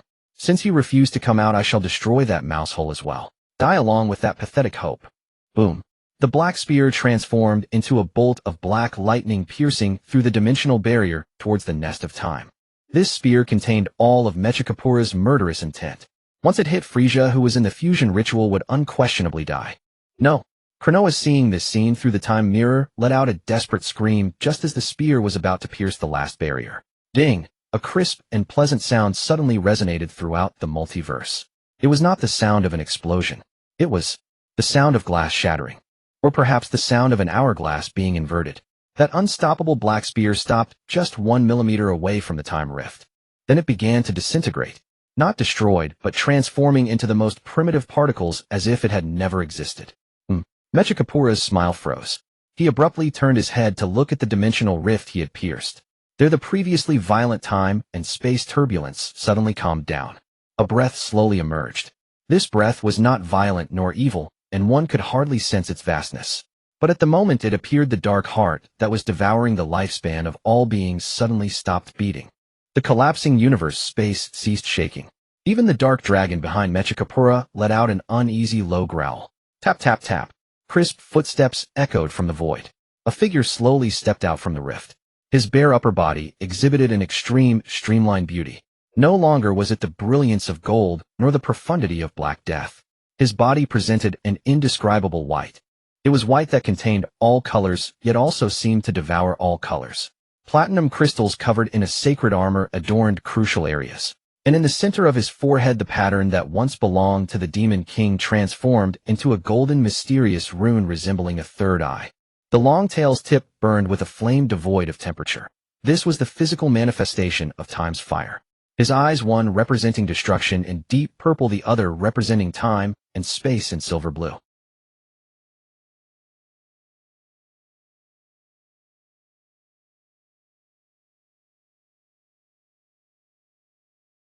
Frieza, or rather transcending the boundaries of God and demon, eternal Frieza. He stood there, the flow of time around him automatically slowed. Meteors floated beside him, light refracted around him. He resembled a living singularity. Apologies for keeping you waiting. Frieza's voice was soft, yet it resonated deeply within the souls of everyone present. He elegantly raised his hand, examining his palm that shimmered with a faint glow, a familiar, yet supremely majestic curve forming at the corner of his mouth. This is the feeling of having mastered everything. Mechikapura stared intently at this transformed opponent before him, a sense of unease wildly warning him. Bluffing. The Demon King roared again and waved his hand. Time deprivation. A gray halo instantly enveloped Frieza. This technique was enough to cause a god to die of old age in an instant. However, when the halo fell upon Frieza, it was like a droplet of water falling into the ocean, causing not a single ripple. If this is the extent of your tricks. Frieza's figure suddenly vanished. No, he did not disappear. He directly cut out the process of moving in between. In the next frame, Frieza was already standing before Mechikapura, their noses almost touching a distance of less than 10 centimeters. Mechikapura's pupils instantly shrank to the size of needle points. Then this performance should come to an end. Frieza said softly. Bang! A platinum fist struck without any embellishment into Mechikapura's abdomen. This punch did not produce an earth-shattering explosion. But Mechikapura's eyes nearly bulged out of their sockets. The space behind him shattered layer upon layer, extending to the ends of the universe. A mouthful of black blood mixed with fragments of internal organs was spewed out violently from the mouth of this once invincible Demon King. How is this possible? Mechikapura clutched his stomach, his body curling up like a shrimp, his face filled with disbelief. His time defense and his Demon King body seemed non-existent against this punch. Does it hurt? Frieza flicked his tail, the flame of time, tracing a beautiful arc in the void. He looked down from above at the Demon King kneeling in the void, his gaze a chilling cold woven with purple and blue. This is just the interest, old man. Next I will let you know what true dominion looks like. The sensation of being trampled underfoot was one Mechikapura had not tasted for billions of years. Dominate me. His voice no longer emanated from his throat, but reverberated from the void on all sides.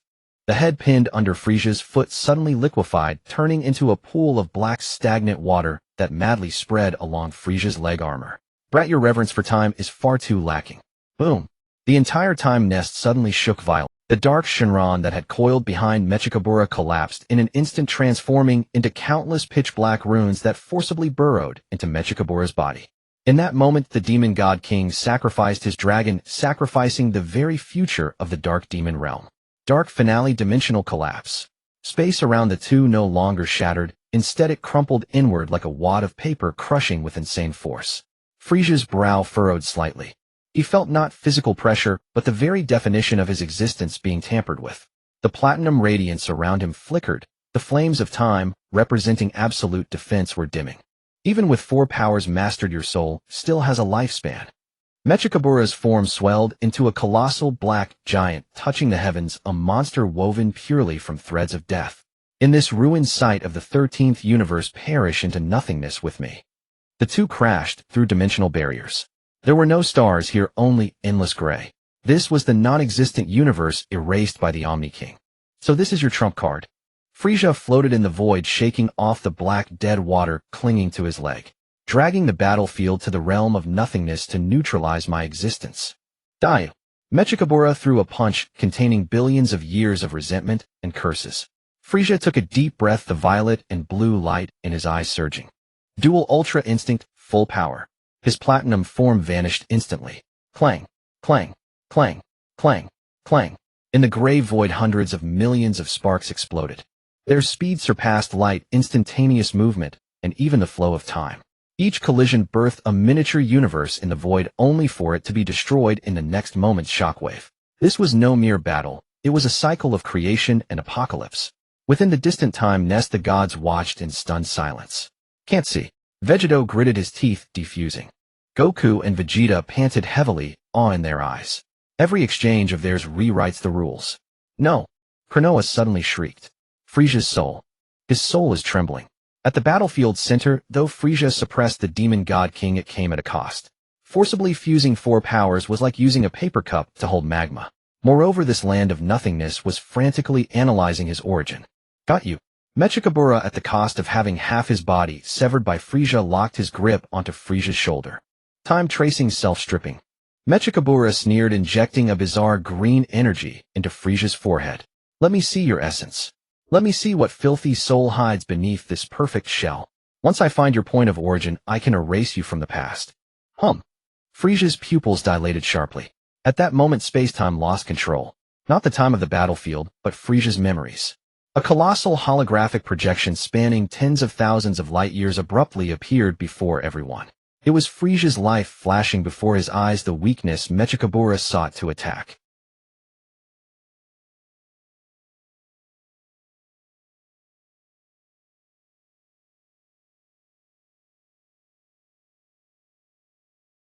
Everyone. Beerus' eyes widened. That's Earth. Who's that guy in the strange clothes? The images fast-forwarded. The young man sat in a cramped, rented room, furiously typing on a computer, muttering, "This Dragon Ball Super power scaling is a mess. If I were Frieza, I'd definitely train for 10 years before making a move." The scene changed again. The young man lay on a hospital bed, clutching a Dragon Ball manga, his EKG flatlined. Silent. The entire battlefield, from the gods of destruction to the officers of the Frieza force, fell into a deathly hush. Mechikabura was stunned. He had expected to see Frieza's deepest, most terrifying weakness, only to witness the inexplicable life of an Earthling. What is this, eh? Mechikabura asked in bewilderment. Your soul is a mortal from another world. From within the Frieza force camp, someone couldn't hold back a snicker. Then Captain Ginyu suddenly burst into tears. So touching. Ginyu struck an extremely contorted crying pose. So Lord Frieza. So deep within Lord Frieza's soul, he bore such a heavy burden of overtime and mortgage. Yet despite that, he became the emperor of the universe. How inspiring. Zarbon nodded vigorously. No wonder Lord Frieza has a special fondness for Earth. No wonder he knows so much about the future. Lord Frieza is truly the chosen one. Vegeta's mouth twitched. So all this time, Lord Frieza was just a wage slave. Goku scratched his head, grinning happily. So Lord Frieza used to be an ordinary guy too. It's amazing he got this strong. What should have been the ultimate identity crisis had, in the eyes of this group with twisted thought processes, become a plus point. At the center of the battlefield, Frieza's face was as black as a pot. Even he hadn't expected this. That was his dark history. His image of being squeezed like a sardine on the subway was broadcast across the entire universe. Mechikabura. Frieza's voice was terrifyingly low, like a demon crawling from the deepest hell. He slowly raised his head. Within his heterochromatic pupils burned the shameful rage of social death. You dared to expose my browsing history. Boom. An unprecedented, terrifying aura erupted from Frieza. It wasn't divine power nor ki. It was pure, overflowing fury. Just die. Frieza threw a punch. No tricks this time. Just pure speed. Pure bang. Half of Mechikabura's head was blown off. Impossible. Your origin is exposed. Your spirit should be shattered. Mechikabura retreated in terror, rapidly regenerating. Why has your power increased instead? Because I don't care. Frieza teleported in pursuit, his tail lashing out like a whip, shattering the demon god king's ribs. Does it matter who I was? Does it matter who I used to be? Frieza kicked Mechikabura into a space-time rift, roaring from on high. No matter where my soul came from, right now, I am Frieza, the emperor of the universe who rules over countless stars and makes even the gods bow their heads. This roar shattered all confusion. Below, soldiers on tens of thousands of ships, after a brief shock, erupted into thunderous cheers.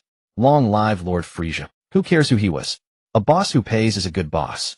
We swear eternal loyalty to the Emperor. Invisible threads of faith turning into golden motes of light drifted from every soldier, every officer, and even from the haughty gods of destruction, converging towards Frieza. Frieza was taken aback. He felt it. This power. Wasn't this the principle of the spirit bomb? Only, humph. A wicked grin curled at the corner of Frieza's mouth, and he raised a single hand towards the void. Since you're all so enthusiastic, this emperor will graciously accept this tax. Everyone, hand over all your energy. Rumble, not just the immediate vicinity. In the 7th universe, the 6th universe. Even on all the planets conquered by the Frieza force, countless beings sensed that domineering voice. There was no resistance. Because under his rule, though strict order prevailed. There were no pirates, no endless civil wars. Countless streams of light pierced dimensional barriers, gathering at Frieza's fingertip. It wasn't a blue spirit bomb. It was an energy sphere of violet gold filled with domineering authority and order, the Emperor's judgment. Mechikabura stared at the sphere above, growing larger and beginning to devour the surrounding void, and finally felt fear. True fear. No. I am immortal. I am the origin of darkness. Origin. Frieza held the sphere, capable of restarting the multiverse, a nuclear smile on his delicate face. Before my rules, there is no origin. Only submission or death. Goodbye, old fossil. Frieza gently flicked his finger downward. Emperor, final annihilation beam. Swoosh. There was no massive explosion. The world turned pure white. The light devoured everything. Mechikabura's scream had barely begun before he was disintegrated into basic atoms, and finally, the very concept of his existence was utterly erased by this power of fusion of collective will and for laws. In the river of history, the page concerning Mechikabura was torn out by a platinum hand. As the land of nothingness returned to calm, Mechikabura was gone, not even a trace left. The dark demon realm with the demon god king's death began to collapse and be purified. Frieza hovered in the air, his platinum armor slowly fading, reverting to his pristine, refined final form. Only on his tail did a silver-blue flame burn unquenchable. He had won, completely and utterly. Phew. Frieza exhaled a breath of turbid air, glancing at his palm. So this is the view from the summit. Not bad. Beerus and Whis flew over. Beerus looked at Frieza, his expression complex. Even as a god of destruction, he felt a chill from the power of that last attack. If Frieza wanted, he could destroy 12 universes in an instant. Not bad, Beerus said, turning his head away with a snort. Though the process was ugly, especially that subway thing. A vein bulged on Frieza's forehead. Lord Beerus, if you wish for early retirement, I can grant your wish. Just then, a sacred radiance suddenly descended. Everyone's expression turned serious as they immediately bowed. The Grand Minister. He still had his hands clasped behind his back, looking nonchalant, but when he looked at Frieza, there was a newfound gravity in his eyes. Congratulations, Lord Frieza, the Grand Minister said with a smile. The Omni King observed your entire battle and found it most entertaining. Frieza? Ahem. The Grand Minister cleared his throat. In recognition of your elimination of the Demon God King who threatened the multiverse's existence, and your repair of the timeline's flaw, the Omni King has decided to grant you a special reward. The Grand Minister waved his staff. 7 Super Dragon Balls, each the size of a planet, materialized in the surrounding void. Wish to repair all the destruction caused by this battle, the Grand Minister stated. Additionally, the Omni King has a proposal. He looked at Frieza, his gaze piercing. The 13th through 18th universes will be restarted soon. The Omni King wishes for you to serve as the chief god of the new universes governing the order of all 6. At this, the entire assembly was in an uproar. Chief god. This was a meteoric rise, a position second only to the Grand Minister. Beerus trembled. This would make Frieza his superior. However, Frieza simply waved a finger. I refuse. The air froze. Kampa's jaw nearly hit the floor. You? Are you insane? That's the position of Chief God. Chief God. Frieza chuckled lightly, ambition gleaming in his eyes. A bureaucrat bound by rules, all day having to report to the Omni King. I have no interest. He turned, looking at the massive fleet behind him, at his subordinates, whose eyes burned with fanatical devotion. I am an emperor. An emperor needs no divine throne for coronation. Frieza turned back, meeting the Grand Minister's gaze without a shred of fear. I have only one request. The Frieza Force will exist as a third-party force independent of the 12-universe system. As long as I do not cross the line of destroying existence, the divine realm must not interfere with my expansion and conquest. What I want is absolute freedom. The Grand Minister was silent for a moment, seemingly communicating mentally with the Omni King. After a long while, the Grand Minister revealed an enigmatic smile. As you wish. But remember, freedom comes at a cost. If you become a second Mechikabura, then I will kill myself again. Frieza interrupted, his tone calm, yet overflowing with dominance. A few days later, outside the Omni King's palace, the boundless form of the Super Saiyan slowly dispersed. The time planets and lives devoured by the demon god king were all restored to their original state. Only the former evil emperor had become an unspeakable taboo. 7th Universe Frieza Force. A grand victory celebration was underway. The Ginyu Force was on stage performing a newly choreographed overtime dance, while Broly was fighting Bracco for a roast suckling pig. Frieza stood alone before a massive window, gazing at the brilliant star river outside. Lord Zarbon approached with elegant steps, handing over a new star map. This was just transmitted by the Grand Minister. The coordinates of the 6 originally erased universes. It is said they contain entirely different powerhouses and rules. Frieza took the star map, a red glint flickering in his eyes. New universes, huh? He thought of his past life squeezed on the subway. Back then the world was so small, just a commute between 2 points. And now, the world is vast. Issue the order. Frieza turned his cape, billowing without wind. Full fleet, prepare for deployment. Since the divine realm won't interfere, let's go see those new universes. Let those ignorant natives know. A trademark wicked grin curled on Frieza's lips, a mix of an earthling soul's humor and an emperor's pride. The leading enterprise in universal real estate development, the Frieza Force, has arrived.